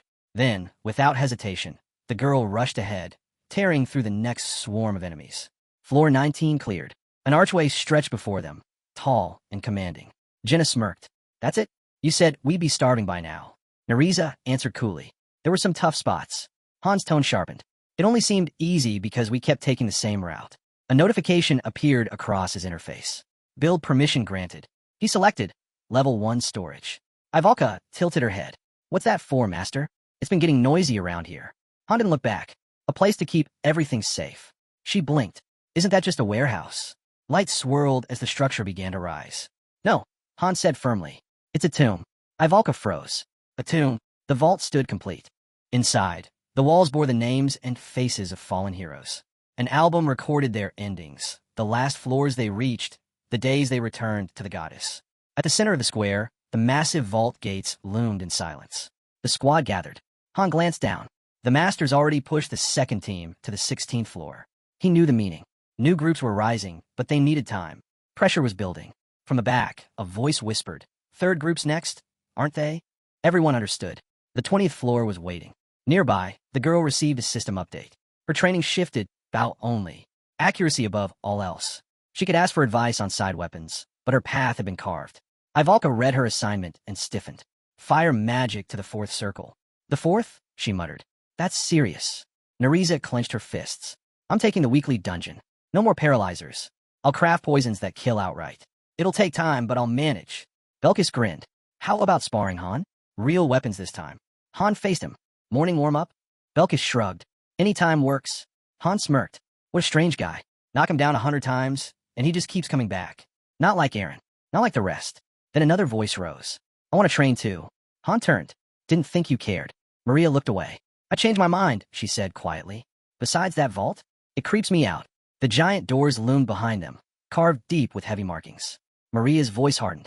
What is this place supposed to be? Han answered calmly. The master's putting everything in place for the 20th floor. Maria frowned. By building a tomb? That's not preparation. It's a warning. Why call it vault?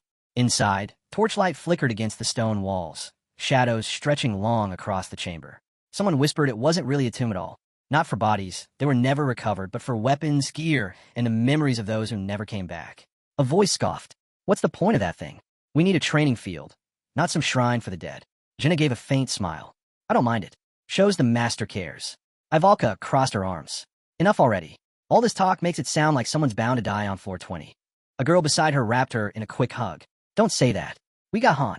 We'll be fine. Same as floor 15. Ivalka pulled back, unimpressed. Fine? We barely survived that. Jenna laughed lightly and placed a hand on her shoulder. Relax. Nobody's dying this time. Nereza smirked. Don't underestimate me. I'm tougher than I look. Han glanced away. Without someone who thinks like you, Jenna wouldn't have made it this far. That's why you're still here. Nereza shut her eyes for a moment. Well, floor 20's next. No chance it'll be easy. Han tilted his head. Scared. Not a chance, she shot back instantly.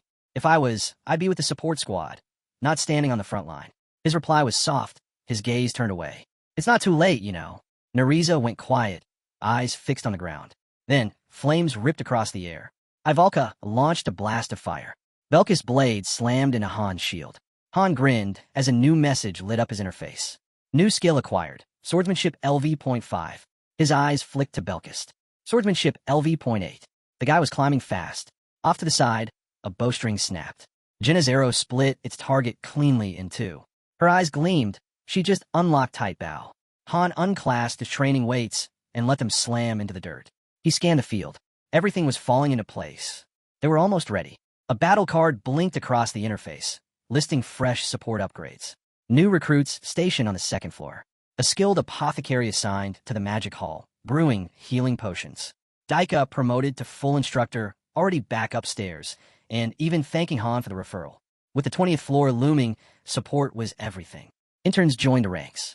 The blacksmith leveled up, now forging D+ rank weapons and higher, finally meeting the needs of the war ahead. Meanwhile, the third group kept climbing. After this run, they'd earned their spots on the second floor roster. No longer just candidates. They were on the verge of becoming full walkers. The armory gleamed, fully stocked. The scene shifted to the house. Han sat at the table, lost in thought. The 20th floor. No ordinary climb. Even when he was master, his parties had been wiped out here 3 times. No second chances. No mercy for mistakes. The true gauntlet began now.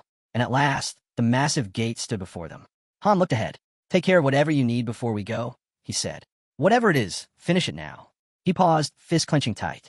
And if anyone leaves a will, his voice hardened. I'll tear it up myself if you die. Someone smirked. Pretty sure Ivalka's already scribbling something. A guy scoffed. Scribbling what? She snapped back. None of your business. Nereza stayed quiet, eyes locked straight ahead. Han stepped forward. We're all walking out of this. You trust me, don't you? Have I ever lied? Ivalka rolled her eyes. Only about 1,000 times. A system alert blinked. 3 groups required to complete this mission. One of the girls narrowed her eyes. Wait, a boss raid? It looked that way. But the objective showed only one target. Another alert lit up. Teams may enter when ready. Her eyes widened. Then I'm not holding back. A hint appeared. Subsequent groups can only join once conditions are met, or enough time passes. Jenna raised a brow. So this is war? Han gave a slight nod. Strange, though. Why would a mission need this many teams? Then the ground trembled. The announcement came. Someone had already gone in. A lone scout, thrown in as bait. Sacrificed to gather intel on floor 20. Han muttered. This started back on the 16th, didn't you notice? Isel snapped. So what? You let him walk in alone? He didn't last minutes. Han only grinned. Our turn now. Group 1 selected to enter first. As the portal shimmered, Isel knelt beside the fallen scout. Listen, Han. Stay sharp. The guy groaned. Still worshipping him. Huh? What's he done to earn that? The girl smirked. Go on ahead. We'll follow. Han met her gaze for a second, then turned forward. The entrance materialized. The 20th floor of the main dungeon. The portal pulsed with blinding light. A prompt appeared. Mission recording active. Progress will be saved.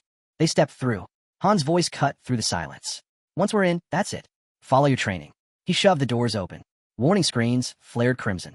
They entered a vast, dim square drowned in shadow. Mission type, suppression. Objective, eliminate all hostiles. One of the girls shivered. This place, it's wrong. Ivalka lowered her eyes, already weaving a spell. Then, laughter echoed. Cold. Shattered. A man's voice roared. It's all your fault. All of it. Han's eyes narrowed. He's burning up. Jenna loosed an arrow. Ivalka's flames surged. The blast swallowed him whole. He vanished in fire. Han's gaze lit with urgency. Keep firing. Flank it from both sides. The squad rushed forward, charging straight through the inferno. A roar thundered out, shaking the square. From the flames burst a half-black dragon. Level 42. A system alert flashed. Unique monster detected. Han shouted, "Don't freeze." The girl's bow drew tight, red energy sparking across the string.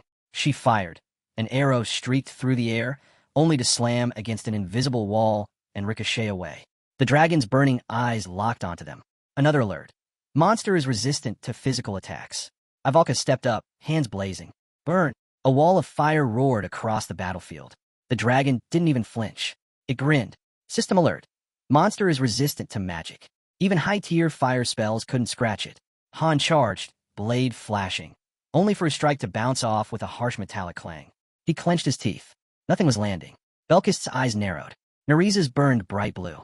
Together they struck in perfect sync, still useless. The dragon raised its head. Fall back now. Han barked. It curled tight, then detonated a massive energy shockwave. Han slammed his shield into place, absorbing most of it, but when he turned, Neriza was already bleeding. I'm fine. Just a scratch, she muttered, pressing the wound. Jenna drew fast. Then I'll take the eye. Her arrow split the air, only to shatter mid-flight against the same unseen barrier. What? She gasped. Why can't we hurt it? Someone shouted from the back. Blades, arrows, spells. It's like hitting steel. That hide's insane. Han's grip tightened. It's not invincible. We just don't have the strategy yet. Belkis growled. Strategy? We can't even chip it. The dragon lunged, slamming down. What do we do? Someone yelled. We can't just stand here. Han's eyes locked on Belkist and Neriza. I'm ready. Belkist answered instantly. Han raised his shield as Neriza unleashed another blaze, wrapping it around the beast. Again, no damage. Seriously, what's left? Someone called. Nothing's hitting. Han slashed the air. Fall back. This thing isn't built for group fights. It's one-on-one. He charged alone, striking hard. The barrier cracked, finally shattered. But the dragon hardly reacted. Its body still resisted almost everything. Han cursed. Everyone else was wasting stamina. They had to regroup. Then the ground split. Smoke and ash hissed upward as shapes crawled free. Level 14 greedy shadows. Han gave a dry laugh. Perfect. Just what we needed. Do we take them down? Someone asked. Before Han could answer, the dragon strike slammed him head-on. His shield buckled, but he forced himself upright, eyes cutting through the haze. There had to be a way. Belkis darted forward, blade flashing. We can hit these things at least. Let's clear them out. From behind, the girl readied her bow again. We just need time. Hold it off. She loosed another shot, dropping low to reload. Han's mind raced. Physical resistance. Magical resistance. 3 moves. Scales as projectiles. Brutal close-range swipes. Endless shadow spawns. Simple pattern. Overwhelming force. The dragon lunged, jaws snapping shut. Han countered with a sharp strike, only for the blade to glance off, barely drawing blood. He cursed under his breath. This was slipping fast. Another wave of shadows surged forward. Han's eyes burned as he charged again, blade slicing at the dragon, only to be swatted aside like an insect. Blood spilled. His health bar dropped fast. Still, he pushed through. Gritting his teeth, he grabbed a flask. One gulp. The potion was gone. The empty glass clinked against the stone. Still bleeding, still breathing, Han forced himself back up. His body shook, wounds tearing open again as he threw himself into another strike, then hit the ground hard, battered and gasping. From a distance, Jenna screamed his name, panic cutting through the chaos. Han roared back, "Worry about yourself." Ivalka's voice cracked with fury. "Why will my spells land? These shadows don't die. I'll end it right here." Han carved through another spawn. "Just a little longer. Hold out." Belkist's blade flashed. "Yeah? How much longer are we talking?" Han barely ducked under claw swipe, thoughts racing. Out of plans. No answers. When would this phase end? The dragon raised its head again. Another swarm poured in. Untouchable. Relentless. Endless reinforcements. No opening. no end in sight. Han's eyes flicked to his torn body, then to the high walls. Guards, watching. When had they arrived? And why weren't they moving? The dragon slammed down, claws ripping toward the spirit. Belkis shouted, voice carrying a strange thrill. This feels just like when I watch Han's old battles. But this time, I'm in it, and it's fun. Han met the beast head-on. Behind him, someone shouted with blind confidence, "You've got this." He scoffed without looking back. "You're getting better at spouting nonsense." Then the ground ignited. Energy surged around the dragon. The formation finally activated. The rear guard could join. The tower blazed as an official deployment order rang out. Rear guard selection initiated. A girl turned to the glow. Who are they? The master had chosen Group 2. They stepped forward without hesitation, announcing their arrival. Confused, the girl looked at Han. Beside her, a boy shouted his name. A man grit his teeth. "Why aren't we allowed in?" The boy snapped back. "Our role's not the same as Group 1's. The guards' eyes gleamed as soldiers. Level 18, level 20, charged in, their weapons glowing. Energy shimmered across the field. Even the statue began to shine. One man cursed. Why cut down all these things just to protect some object? Meanwhile, Han's shield clashed with the dragon, and realization struck. The vanguard wasn't supposed to win. Their job was to hold the boss. The rear guard's mission? Seize the control point. This wasn't just a raid. It was a split mission operation. Han lifted his shield again. Could they actually pull this off? From behind, a voice rang out. "Han, take out Jenna's first." "I'm on it," she called back. Edith slashed her sword, voice fierce. "Hold the line. I'll break through fast." Group 2 stormed the field. The boy led the charge, blade tearing through the enemy line, the others pressing close behind. Han's eyes flicked off the dragon. Clear every last shadow before Group 2 hits the altar. Third circle spells. Ready now. The girl looked at him. Something happens when they reach it. He didn't answer, but his expression said everything. She understood, hands already weaving a spell. The dragon howled, furious, but pressure was mounting. Shadows swarmed in. Ivalka thrust her hand forward. Fire detonated across the battlefield. "Burn everything in our way," she shouted.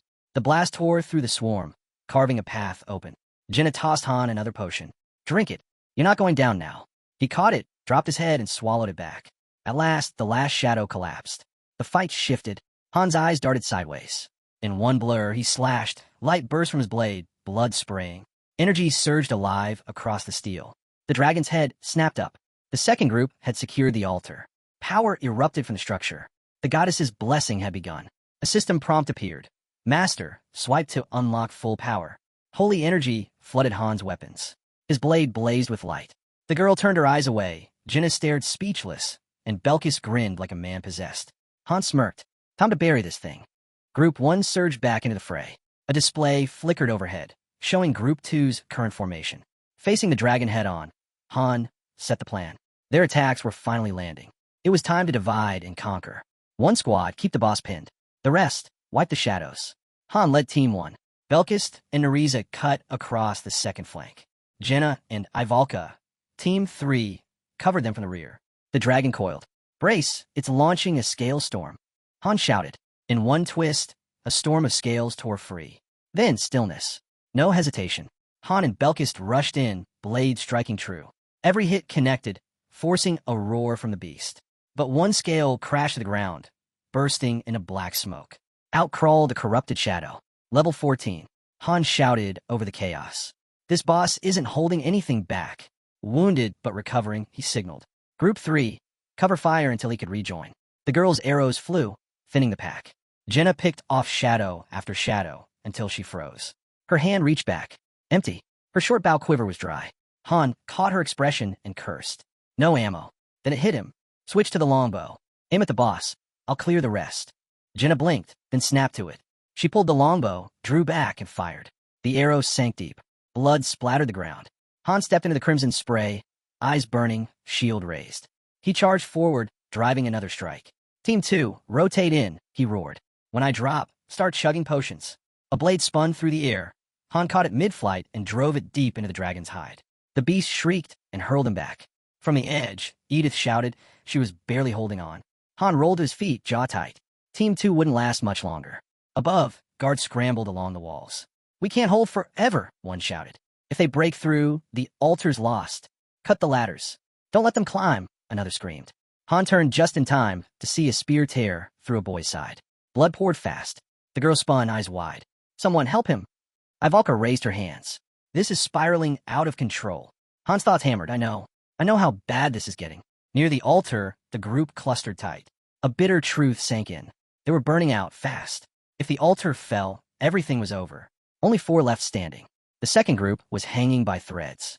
5 minutes, maybe less. Han's gaze shifted. A soft blue glow spread across the fortress walls. Edith froze, staring as light shimmered at the gates. The formation was complete. The rear guard could finally enter. Edith rallied the guards, and Group 3 stormed forward. Run! Han shouted.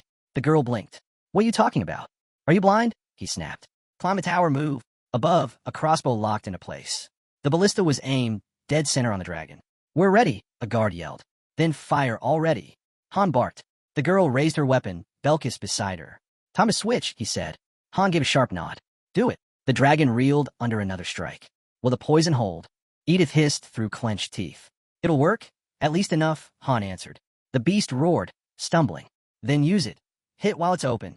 The girl drew back and fired again. Han blocked a burst, turning his head. How many left? 5. Spend them all. Near the altar, the battle pressed harder. Everyone knew the truth. And this before the second group collapsed. Aaron, hold the climbers. Dylan, front line, someone barked. The girl sprinted for the ballista. They're here. Everything was reaching its limit. The players spread across the grounds. One thought heavy in the air. If the altar fell, the monster's immunity would return. Their odds of survival would nosedive.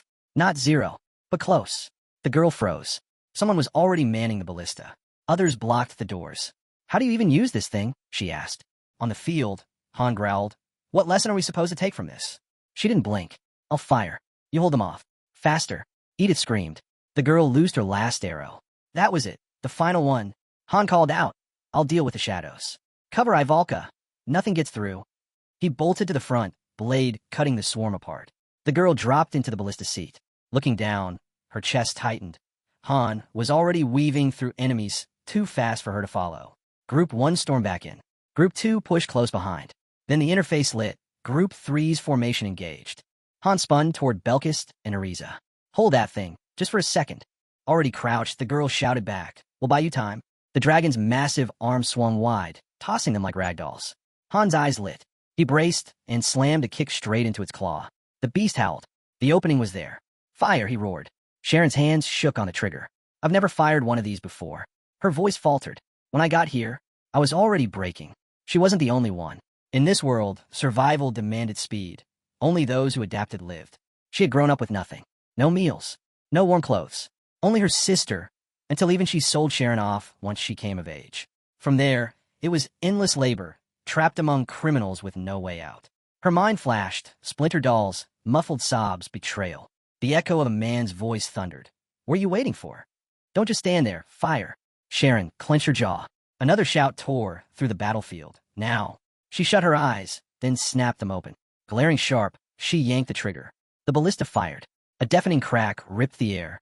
The bolt tore straight across the field, slamming into the dragon. Sharon exhaled, muttering it hit.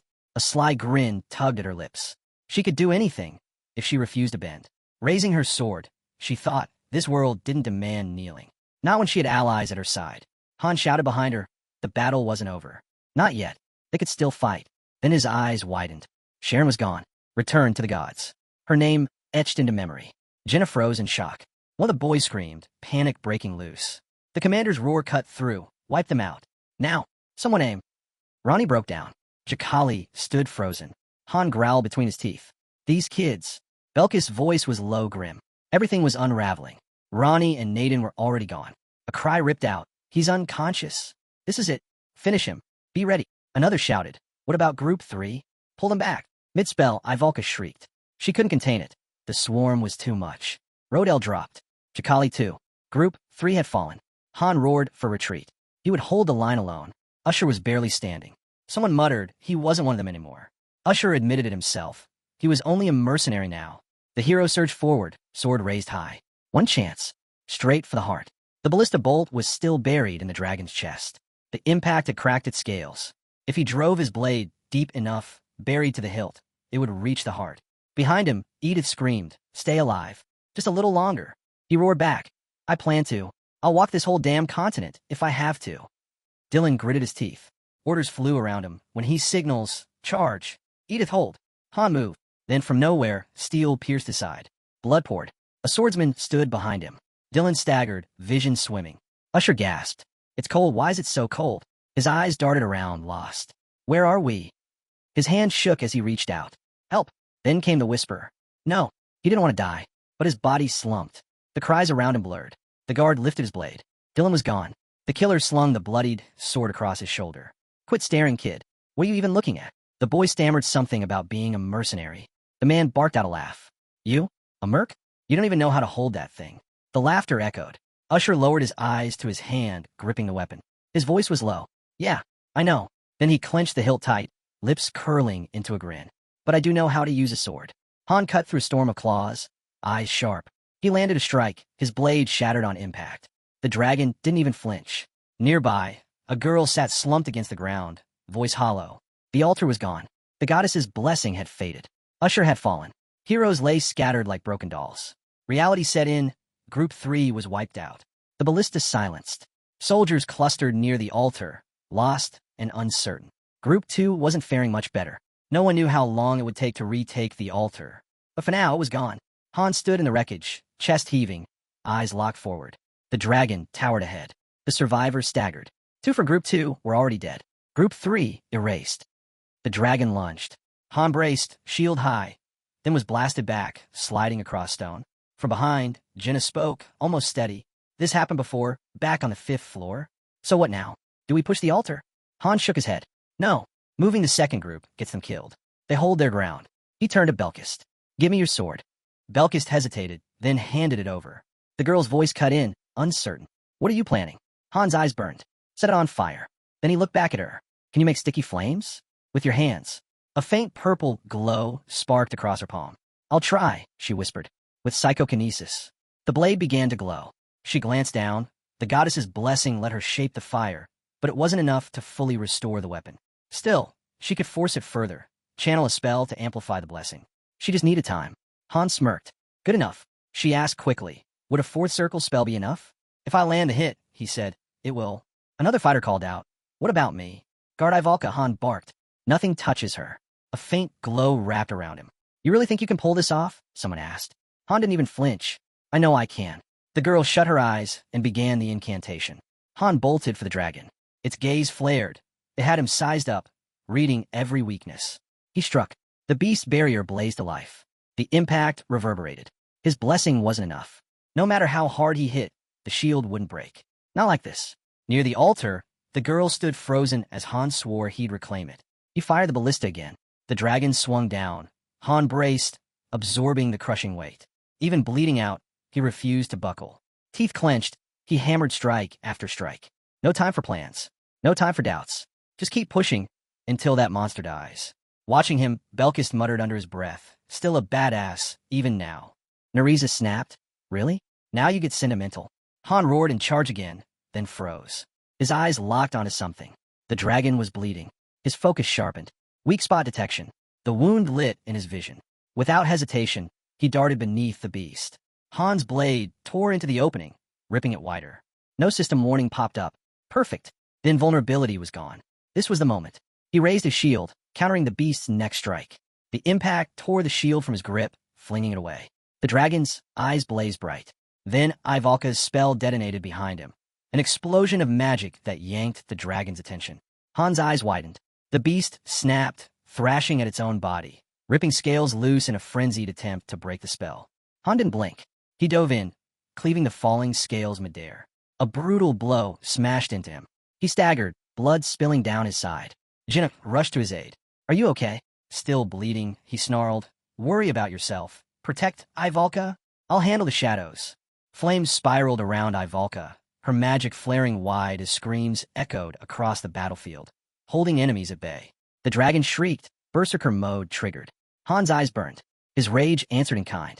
He hurled himself skyward, locking eyes with the monster. A white-hot flash split the air between them. The dragon's tail whipped around. Han slammed into the ground, sword clutched tight. He swung.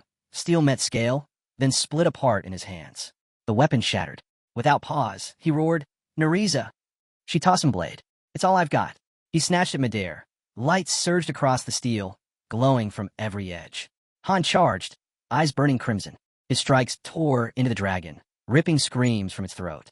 But the blade wasn't his. Fragile. It could snap at any moment. "Throw me everything you've got," he shouted. The dragon lunged for Ivalka. She hurled another sword. Catch! Han caught it, pushing forward again. His body trembled. His vision swam. His legs felt like stone. But Ivalka's flames roared higher. One thought hammered in his skull. If I stop now, we lose everything. The blade split against the dragon's strike. He held firm, teeth clenched. Then the light shifted. Blue fire erupted, blinding, searing, alive. The dragon charged for Ivalka. Han roared, slicing through the blaze. The battlefield lay in ruins. Group 1 clung to life. Group 2 bled out, missing 2 fighters. Group 3 gone. Han stood bloodied, staggering. And then, new skill unlocked. Indomitability. Power surged through him, breaking every limit. Scales split his skin as Berserk flared, 2 levels at once. He raised the blazing sword. A beam of blue fire cut the air. Then another, and another. The dragon shrieked, writhing under the assault. On the sidelines, Belkist clenched his jaw. Damn it, they just keep coming. Han didn't falter. He swung down with everything he had. The blade sank deep into scale and sinew. The dragon roared, refusing to fall. Han growled, body breaking, spirit unyielding. The dragon's eyes glowed red. Its roar split the field. With one last leap, Han closed the distance. Han! Jenna screamed. He landed on the beast. Its jaws snapped shut, teeth sinking into him. Han struck back, slamming a kick into its eye. Blood sprayed as light burst outward. Locked in, teeth clenched, he roared with it, tearing the wound wide. The dragon convulsed, blood pouring from every gash. Its body gave way, collapsing in a thunderous crash.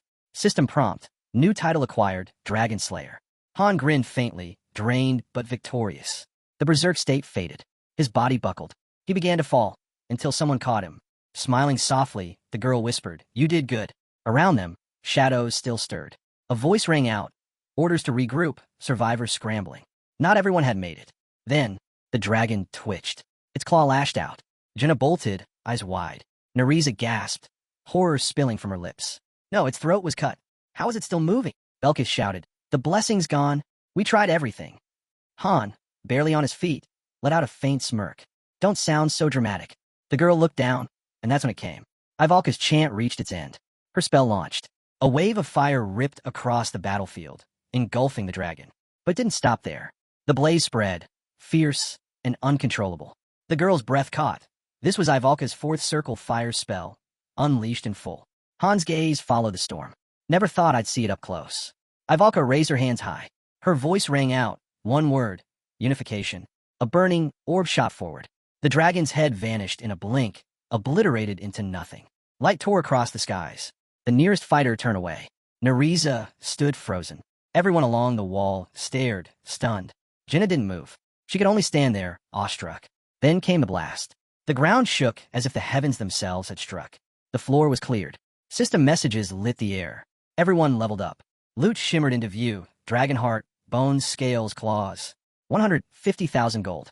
Top player, Han. Portals opened, glowing. Messages rolled in. Floor, 20 cleared. Master title, amateur unlocked. Weekly dungeons, open. Second exploration dungeon, Hausia, now accessible. New structures, available. Hero ascension, ready. Dimensional rift, activation unlocked. The girl grinned. Nobody died. Belkist gave a shrug. Well, none of us, anyway. Han sank down beside her. You can let go now. She laughed softly. Right. Off to the side, a voice cut in. You're human? Han tilted his head. What kind of question is that? Belkis scoffed. Seriously, though, who takes out a dragon alone? Han's eyes drifted over the survivors. First group, 5 left standing. The girl frowned. They failed their roles. Forgive them. Han's voice hardened. Second group, only 3 survived. And what are you saying? We're here because of them. He turned to her. Protect your team. Don't let something like this break them. She gave a firm nod. Understood. Nereza stepped forward. 15 heroes went in. Only 8 returned. Han added, the third group's gone. Not a total loss, but we lost crucial support. He rested his hands on his hips, a grin tugging at his lips. Still, we pulled it off. Let everyone rest tomorrow. They've earned it. Then, another voice rose. I challenge you. A duel. Han waved him off. Save it.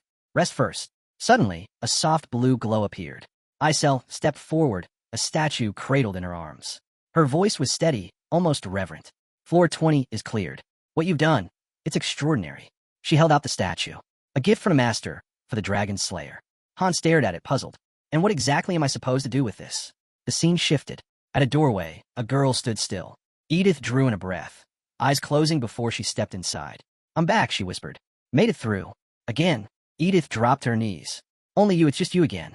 From deep within the house, a scream tore through the silence. Back at base, the reports came in one after another. 2 more gone from the second group. The third group, completely wiped out. Han turned his head. Didn't I say today was for rest? Why are you still here? The girl stood with her hands on her hips. Thought I'd take a peek at the storage room. She gave a lazy shrug, then closed her eyes. Besides, too tired to train. Then go, Han said flatly. Just then, the storage room's door shimmered into view. Jenna spotted it. What's that? Where are you going? Han didn't slow down. I'm busy. The last mission had claimed too many. Usher from Group 2, a natural 2-star, sharp, adaptable, dedicated. Edith had liked him. He could have gone far. Dylan had only just joined, but he and Usher might have been a powerful duo. As for Sharon and the others, skilled, yes, but not seasoned enough for real boss fights. Their deaths showed the gap clearer than anything else. The lobby was heavy with silence. Heads bowed. The girl's gaze stayed fixed on the floor. Then the system's message appeared. Hero ready for ascension. Han. A new structure was chosen. Conversion room within the synthesis chamber. Once built, a new feature unlocked. Hero conversion. Ascension reached level 2. Efficiency climbed. The master activated the conversion. A new tab appeared. Conversion unlocked. It was the second way to recycle underperforming heroes. Inside the chamber, a voice cried out, fearful, begging for mercy. Light burst from the entrance. Transformation complete. Item acquired. Basic spirit stone. Han sat on a bench, silent. Heroes, reduced to materials.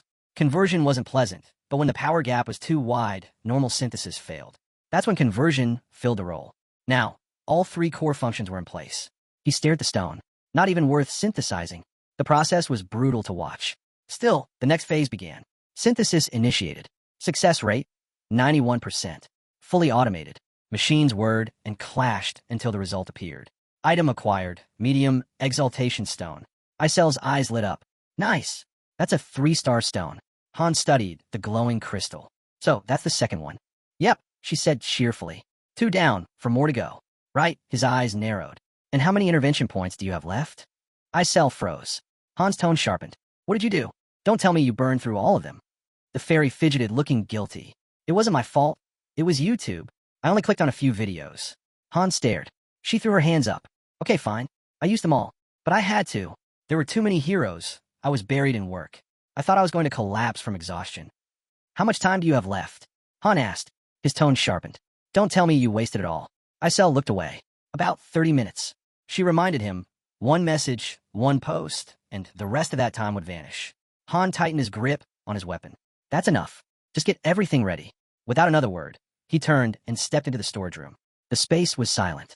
At the center, a glowing pedestal pulsed faintly. Han approached and placed the stone on top. It flared to life in an instant, light searing his vision. He raised an arm to shield his eyes. Same as last time, he muttered. Then a sound. Movement behind him. Han spun. A boy sat on the floor, sobbing. Not again. Han strode to the barrier, pressing his hand against it. Sealed. No way through. Not from this side. He let out a low sigh. Can't move forward, can't go back either. The boy's cries grew louder, echoing through the chamber. Calling out for his parents. Han clenched his jaw, fist slamming against the barrier. He stood there with arms crossed, eyes fixed forward, testing my patience. And then, something stirred. A memory long buried flickered awake. Ascension complete. Han rose to 3-star hero. He stepped forward, and the system shifted. A path opened. His level cap lifted. His ceiling expanded. Class selection unlocked. Back outside, Isel was curled up on a bench, already half asleep like none of this mattered. Han raised an eyebrow. Seriously? I was gone 10 minutes, and you're napping already? He glanced around at the noise building nearby and muttered, Let's talk in my room. Sure. Isel answered, eyes still closed. Summons were underway again. 1, 2, 5 new heroes poured in, the master filling the holes left by the fallen. Han stood watching silently. You sure you don't need to be somewhere? He asked the fairy. She yawned. Later. Next drafts tomorrow. A soft glow lit up a nearby building. Isel shifted, then turned to him. There's something I need to tell you. She hesitated, then admitted she hadn't just been wasting time on random videos. She'd been searching, digging for anything useful. Han began loosening his gear. And, you want to know, don't you? She teased. Because this one's big. She stretched her hand out dramatically. The master subscribed to your channel. Han froze. What? Her grin widened. You're on his radar. His Majesty himself noticed you. He blinked. Run that by me again? Her eyes lit up. The master joined your fan club. Not just any fan club, the National Association. The highest tier. The top of the top. She beamed. Surprised? Don't be. That last raid of yours? It was insane. Even I'm jealous. I want a moment like that too. Han looked sideways at her. A moment like what? Then his expression shifted. His eyes widened sharply. This is about Niflheim, Isel said with a laugh. They're running ads now. Recruiting new students. The details flashed across the screen. Minimum entry. 3-star rank, level 20, second-tier heroes ready for class advancement. Han's eyes narrowed. Students, see for yourself, Isel replied, pulling up a glowing panel. The recruitment notice spread across the display, Niflheimer's elite training center boasting their strength. With mock drama, she spread her arms. Ridiculous, right? They're acting like they own the place. Her eyes locked on him. That's all? No shock. I thought this would blow your mind. Han shrugged. I already saw it. On your feed. They're just doing what we're doing. Doing what we're doing, she echoed, leaning against his shoulder. Niflheimer's heroes, he said simply. And then, out of nowhere, a letter appeared in front of them. Han blinked. He was right here, yet the signature carried his name. Only someone inside Niflheimer could have pulled that off. He dragged a hand over his face. They'd tampered with the user system. That level of access was insane. Maybe the Vice Master's reach was far greater than he thought. Another notification hit. Requirements for the second server revealed. Level 20 and above, still unclassified.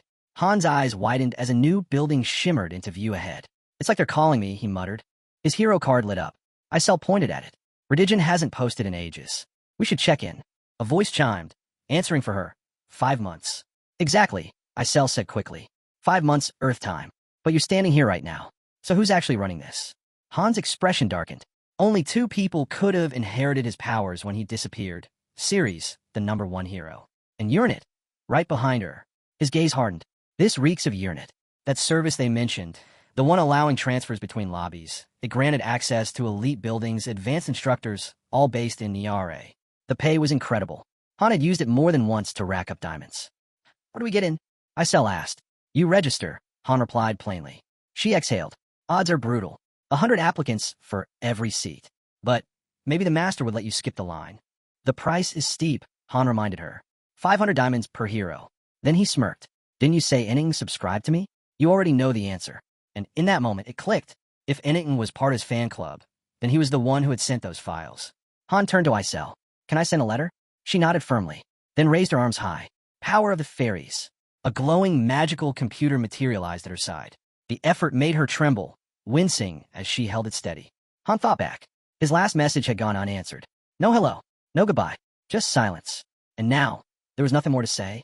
Outside, the streets were deserted. A girl stepped out of the building. Edith turned. Han was there, waiting, inviting her along.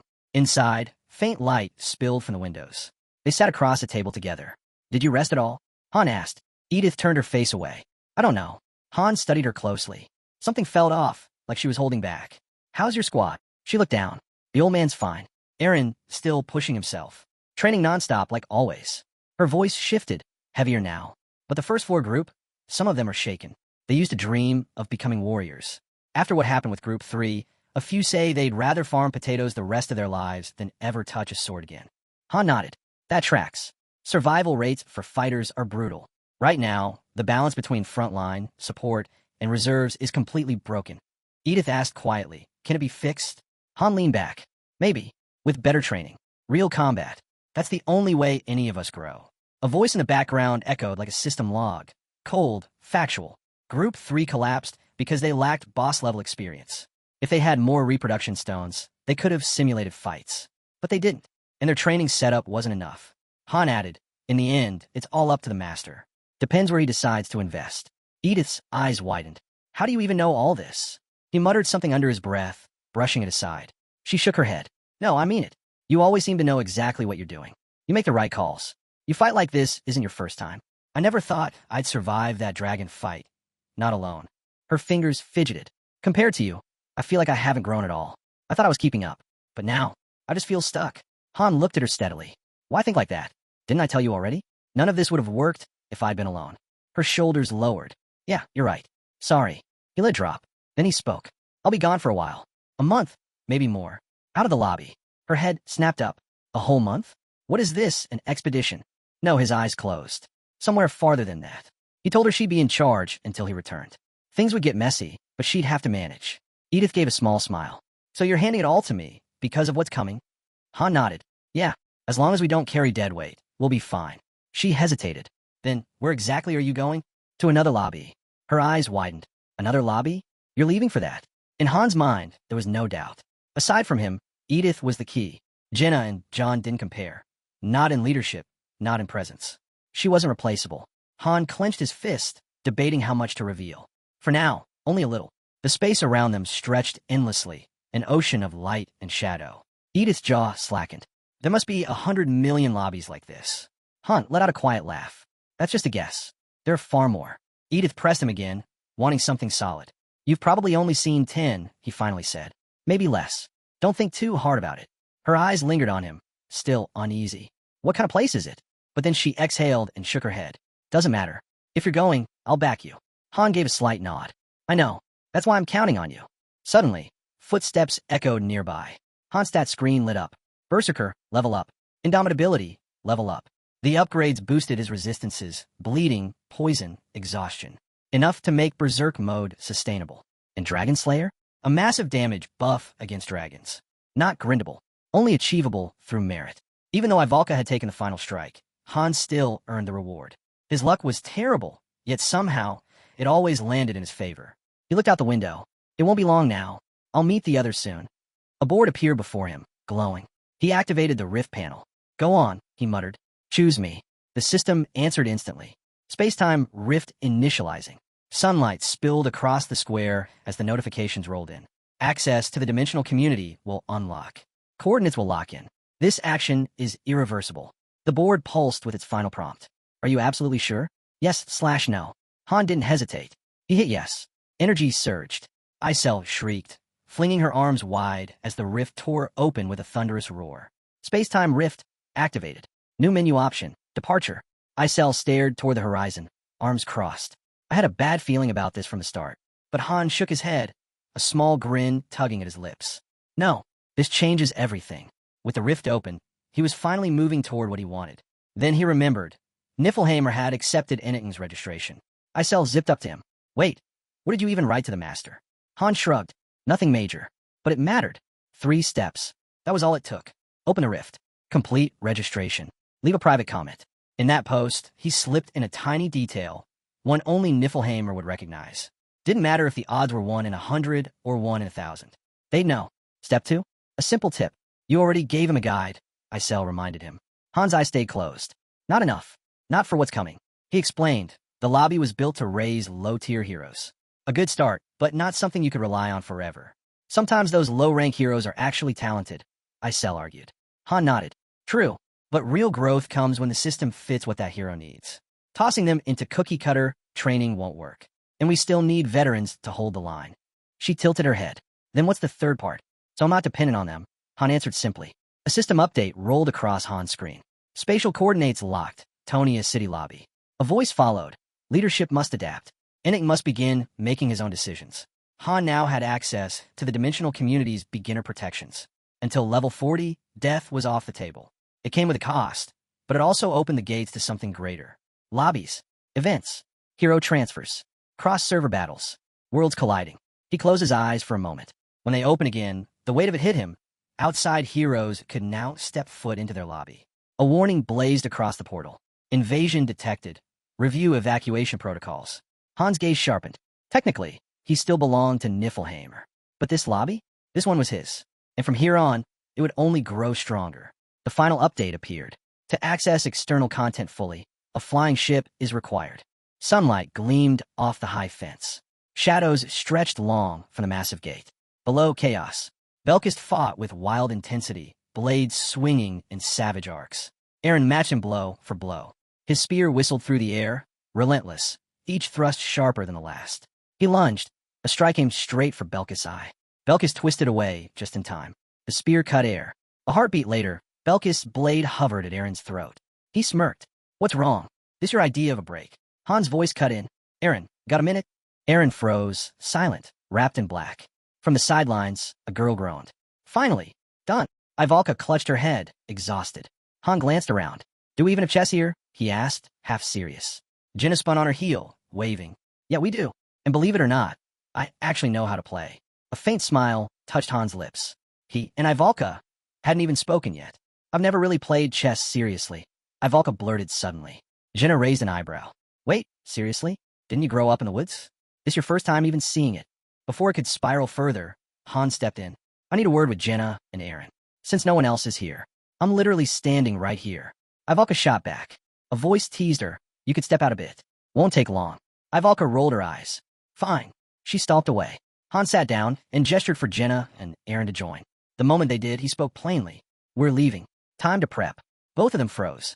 Sunlight spilled across the room. The door shut with a soft click. Jenna blinked. Wait, we? As in, all three of us? Another lobby? Han nodded. We train there. A month tops. Then we return. Worth it.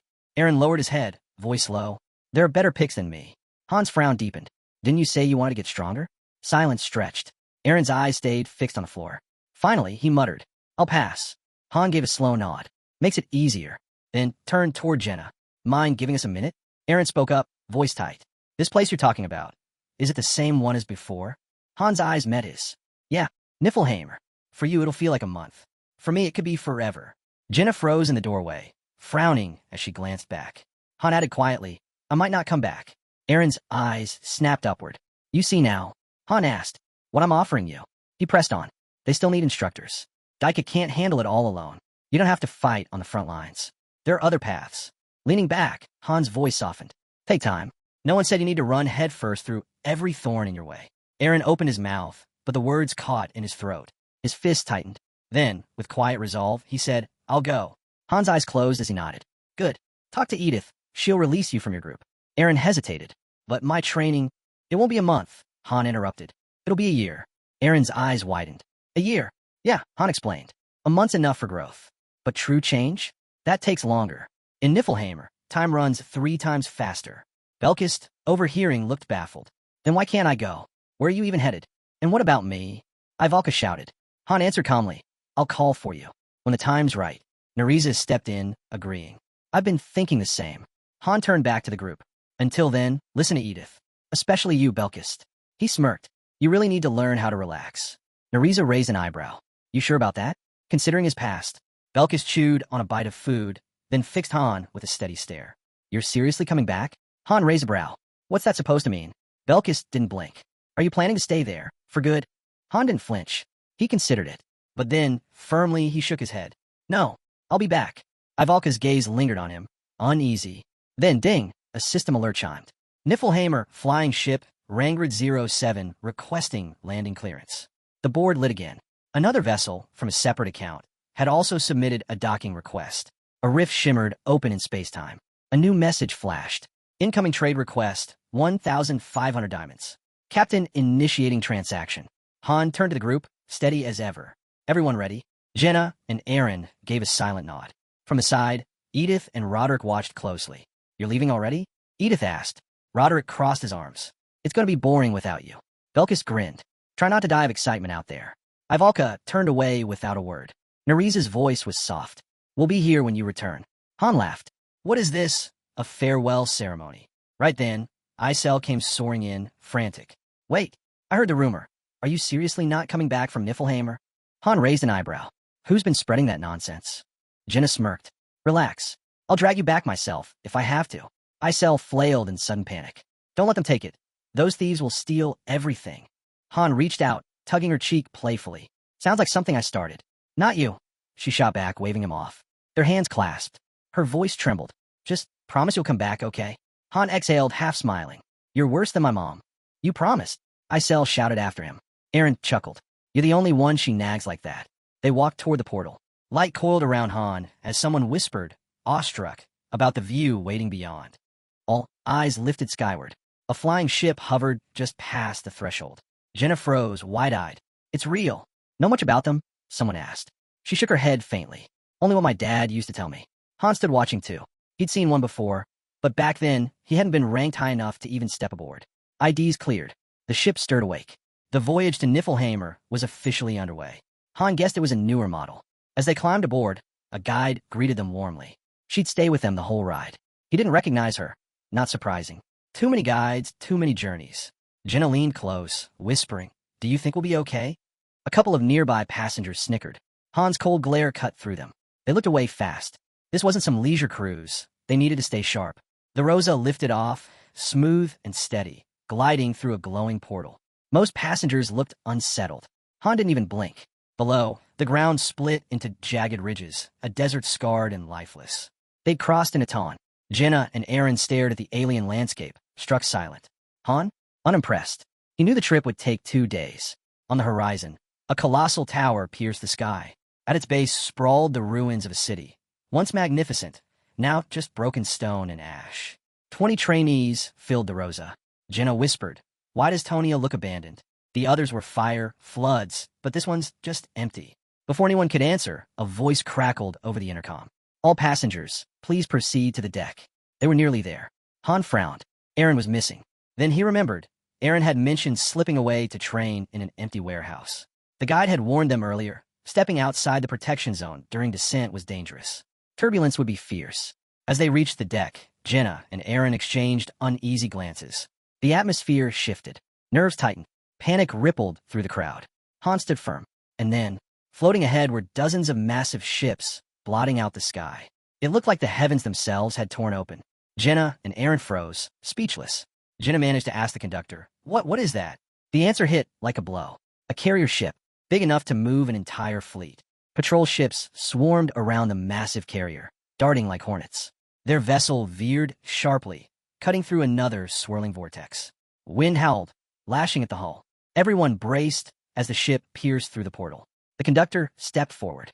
"Welcome to Niflheim." They descended into a colossal structure, the ship gliding down without the faintest bump. Stairs extended smoothly, waiting. One by one, the passengers disembarked. At the base, the conductor offered a brief farewell. Jenna's eyes widened. The sight before her was overwhelming. A massive crowd had gathered outside, voices buzzing with excitement. Then the murmurs began. Someone pointed. "It's them, the 7th-stage trainees." From the crowd, a figure stepped forward. Elderkin, the top instructor. "Follow me," he commanded.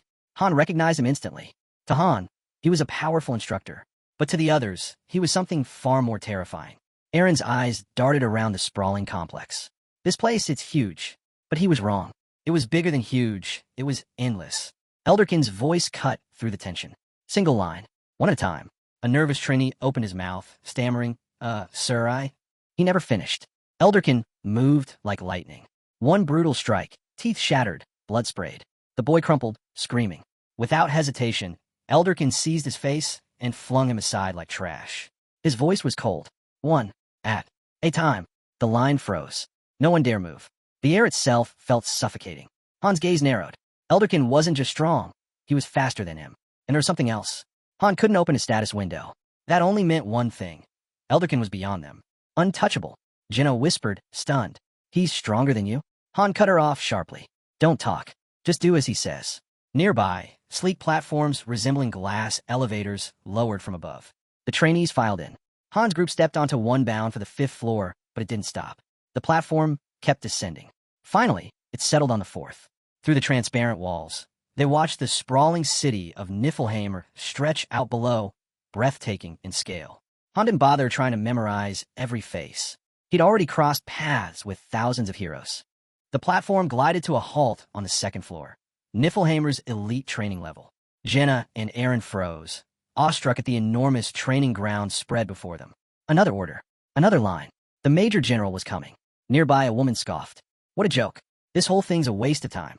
A second later, her body buckled. She collapsed to her knees, trembling. Elderkin's fear skill had hit her full force. Han stayed silent. Elderkin stepped forward, his voice ablaze. "Next time you act up, I'll bury you." This was no place for rebellion. Here, the hierarchy was absolute. Power above, silence below. No one even knew what lay beneath this floor. From the back, a hushed voice asked, "Can anyone really improve here?" The reply came sharp and certain. "Follow the rules, and you won't regret it. We don't demand perfection, just discipline." Han's shoulders tightened. Then, calm and composed, a figure stepped into view. "I'm Eclair, head of training here." Her voice was steady, almost inviting. "You have a choice. Train or walk away. But if you're serious about becoming stronger, everything you need is right here." She scanned the group. We all begin at the bottom. I once stood exactly where you are. Then her gaze fixed on one man. How many ships does your world command? He hesitated. 2. Her reply cut like steel. We have 427. The man bristled, thinking Eclair was mocking him. She didn't flinch. That makes us 3,000 times stronger. And your masters? They're watching. They demand results. Her eyes swept across the trainees. So, tell me, are you ready to die for them? Jenna leaned toward Han, whispering, confused. Neither of them understood what she meant. But Eclair pressed on. Do any of you truly believe your masters stand on the same level as someone like Loki? Han froze. That was it. The truth hitting him all at once. The scale. The purpose. The sheer size of the force here. Eclair didn't soften the blow. Out of every 100, 90 are worthless. Tools to be tossed aside. But here, you'll claim only what you can earn. Her voice rose. This is your chance to join Niflheim. Then she laid it bare. They were brought here for 2 things, diamonds and fighters. Their past didn't matter. Their masters didn't care. Han remembered. Eclair had once been his enemy. He'd fought her, taken her lobby, and only recruited her out of desperation. Jenna looked lost, so Han explained quietly. Top 3 performers get in Niflheim. That changes their lobby. Every single person here was chosen by their master. This wasn't just training. It was survival, an arena for elevation. Perform well, and eventually an invitation would come. The price was steep. Around 1,500 could land you a 3-star hero. That's why Isel had been so tense. Eclair studied them. Think carefully. Niflheim isn't a camp. It's your future. Elderkin stepped forward to sort them. Warriors red, bandits blue. Han explained to Jenna that once training ended, they'd be assigned class. But for now, Jenna was placed among the bandits, separated from Han and Aaron. In the distance, a vast palace rose against the sky, carved like stone and flame. Line up, Elderkin commanded. Skill evaluations begin now. Their performance would decide placement across 4 levels, a system Han himself had once helped design. Aaron went first. His spear work faltered, earning him a low rank. Then came Han. Elderkin studied the results, eyes narrowing. Above average, he muttered. His assistant checked the same data, then froze in shock. Elderkin gave a firm nod. We'll discuss this privately. Step aside. He added, you'll choose your class alignment. Though, I think you already know what you'll pick.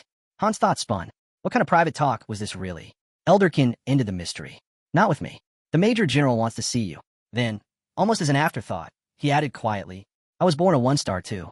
My first battle. I froze. Couldn't move. Han stayed silent, a tight knot forming in his chest. The heroes he trained were already out there, on missions, moving forward without him. A woman stepped up. Port received. Then Eclair appeared again, her eyes locking onto him. You're Han, aren't you? His hand moved instinctively to his sword. Something felt wrong. In an instant, Eclair struck. Steel clashed. Han blocked, swung back, only to be deflected with blistering speed. No small talk, she said, pressing a blade to his throat. This wasn't training. It was an interrogation. She smirked. You've kept yourself sharp, but against me? You wouldn't last. Han didn't deny it. He knew she was right. She demanded answers he didn't have. Then her tone twisted, her eyes wild. How did you know Master Loki vanished? She hissed. Answer, or die. The blade dug closer. Who are you really? Han exhaled, muttering. Someone should probably stop her. Right on cue. A fierce wind ripped through the hall. Heavy steps followed, the air itself tightening with pressure. Someone strong was coming. A figure emerged from the storm, white robes flowing. Urnit, Niflheim's second in command. 6 stars. Her presence said everything. Han narrowed his gaze as she gave him a formal nod. Behind her, the city rose, fortified walls gleaming, cold and unshakable. Another figure approached, Gilbert. His smile was disarming as he extended a hand. Gilbert, instructor here. Good to meet you, Daika. He looked barely older than a trainee, but his presence carried authority. The place is brutal, he admitted. If you can't adapt, it'll eat you alive. Daika blinked. You're the instructor? Gilbert chuckled. Mountain kid. Out there, even toddlers teach. But his tone hardened fast. I've been here longer than you. This place has its own rules. Follow them, and you'll grow. Maybe even surpass me. His grip tightened suddenly, crushing. Gilbert's scream tore through the air. The man didn't budge. If not, you die. A voice cut in. A young woman approached. What brings you here? The man asked. I need to appoint a new instructor, she replied. He tilted his head. Plenty of ambitious ones showing up lately. He listed 2 candidates, fighters who thrived under pressure. Teams here shifted constantly, alliances forming and breaking in a heartbeat. He recalled a quieter group, moving as one, deadly in their silence. Together, they could dominate. The thought unsettled him. He remembered Ryman. And then, everything ruptured. A violent burst of purple light erupted behind him. A summoning. Heads whipped toward the second floor. A crazed man muttered, "Finally, someone strong." Out of the glow stepped beast-like limbs, lion in form, savage in power. A girl grinned, sharp as a predator's fangs. Above them, a vast structure floated among the clouds. Beneath it hung a shadowed level, detached and alien. A world apart, the scene shifted back to Niflheim. Urnit moved with measured steps, bowing low before her master. Han stood nearby, his neck bruised, blood drying across his skin. "You don't have to rush," he said flatly. She bowed deeper. "I've been waiting for you." Someone turned sharply to Eclair. "You injured the master?" Eclair recoiled, horrified. "No, I didn't know it wasn't." Urnit's gaze slid to Han. "Are you all right?" He gave a short nod. "Worry about her. She's the one losing control." Eclair froze, her body trembling with rage. Urnit stepped closer, her voice low. "Please tell Master Loki I'm sorry. I regret raising my blade. I regret every word." Her voice broke. Tears streaked down her face. "How do you plan to atone?" he asked. Terror overtook her. Hands shaking, she lifted her sword toward her own throat. But Han saw it clearly. She didn't even know who the true enemy was. Urnit rested a hand on her shoulder. "I'll handle this. But not here. This isn't the place." Purple light flared from her body, warm and steady. In an instant, the chaos vanished. They were somewhere else. Quiet. Peaceful. A gazebo stood surrounded by endless flowers in bloom. Golden dishes shimmered on the table, radiating warmth. And as the hero looks around, he remarks that the clear sky must mean they're on the 13th floor of Niflheim. Urnith confirms it, explaining that among the 20,000 residents, only the top 5 rankers and their secretaries are allowed here. She pours him a drink, and as he takes a sip, he asks how she knew it was really him. While pouring her own glass, she explains that only the 13th and 12th floors knew he had not logged in for over 3 months, and since there was no information leak, anyone aware of that fact could only be him. The hero insists that her reasoning is still not enough. She continues, saying that when he vanished, she already suspected he had fallen into Mobius. Only she and her secretary Nisord knew of his presence in this world. Until now, when Eclet also knows. Urnith asks if he would like to see the others, offering to summon them all since they would be delighted to meet him. She mentions that Nahaku is currently away on a mission, while Lydigian and she are on standby. The hero asks about Ceres, recalling that Nahaka handles diplomacy and is often gone, and that Mutin moved his residence outside Niflheim entirely. But Ceres' absence is rare. Meanwhile, Urnith orders Nisord to bring more tea and cookies. Nisord quickly returns, setting the items on the table and bowing respectfully to the hero. He then asks Urnith whether she still resents him, expecting anger for having once used her as a chess piece. Urnith answers that she could never hate him. He never discriminated against them, always gave them a chance, and led them to victory through wisdom and courage. Without him, their city and everyone in it would have perished. To them, he is more than worthy of being their master, Loki. She adds that it is an honor to meet him again, that he looks every bit as brave and noble as she remembered. Urnith then tells him that they have prepared a mansion for him on the 13th floor and urges him to rest there until morning. When he asks about the mansion, she proudly explains that it was built specially for him at the very center of the 13th floor, a magnificent place worthy of him. But the hero declines, saying he is no longer a master and does not need such luxury. Urnith protests, saying she worked hard to prepare it and even arranged a welcome party. He remains firm, saying he will return to the 2nd floor. She slams the table in frustration, saying they cannot go down there. He tells her not to argue. She insists, asking how they are supposed to assist him if he stays below. She reminds him of all that needs to be done and all they must discuss. The hero simply replies that he has training to complete and they can meet once it is over. She suggests dismissing all the current trainees and replacing the instructors, but he waves it off. Frustrated, she complains that the dormitories on the 2nd floor are far too small for him, but he still refuses. She begins to cry, like a child, saying that it is beneath his dignity. He asks what dignity she means, and she insists that he carries the aura of an emperor. He turns to the maid and asks if she can see that too. The maid hesitates, unsure, which makes Urnith glare at her coldly. The hero stands up and announces that he is leaving. He asks Urnith to open a portal discreetly so that no one notices. She complies, opening a shimmering gate to the 2nd floor. As he steps forward, he tells her she has done well in his absence and asks whether she still regards him as her master. After a moment of silence, she answers softly that she does. The hero smirks. Suddenly, the ground trembles and a powerful voice roars, demanding to know where the master is. Urnith calmly remarks that Lydigian must have sensed his presence and is breaking through the barrier. She adds that she never told him anything, but that Lydigian has been the one most eager to see him. She warns that there is no time. Lydigian may be calm normally, but once angered, he is uncontrollable.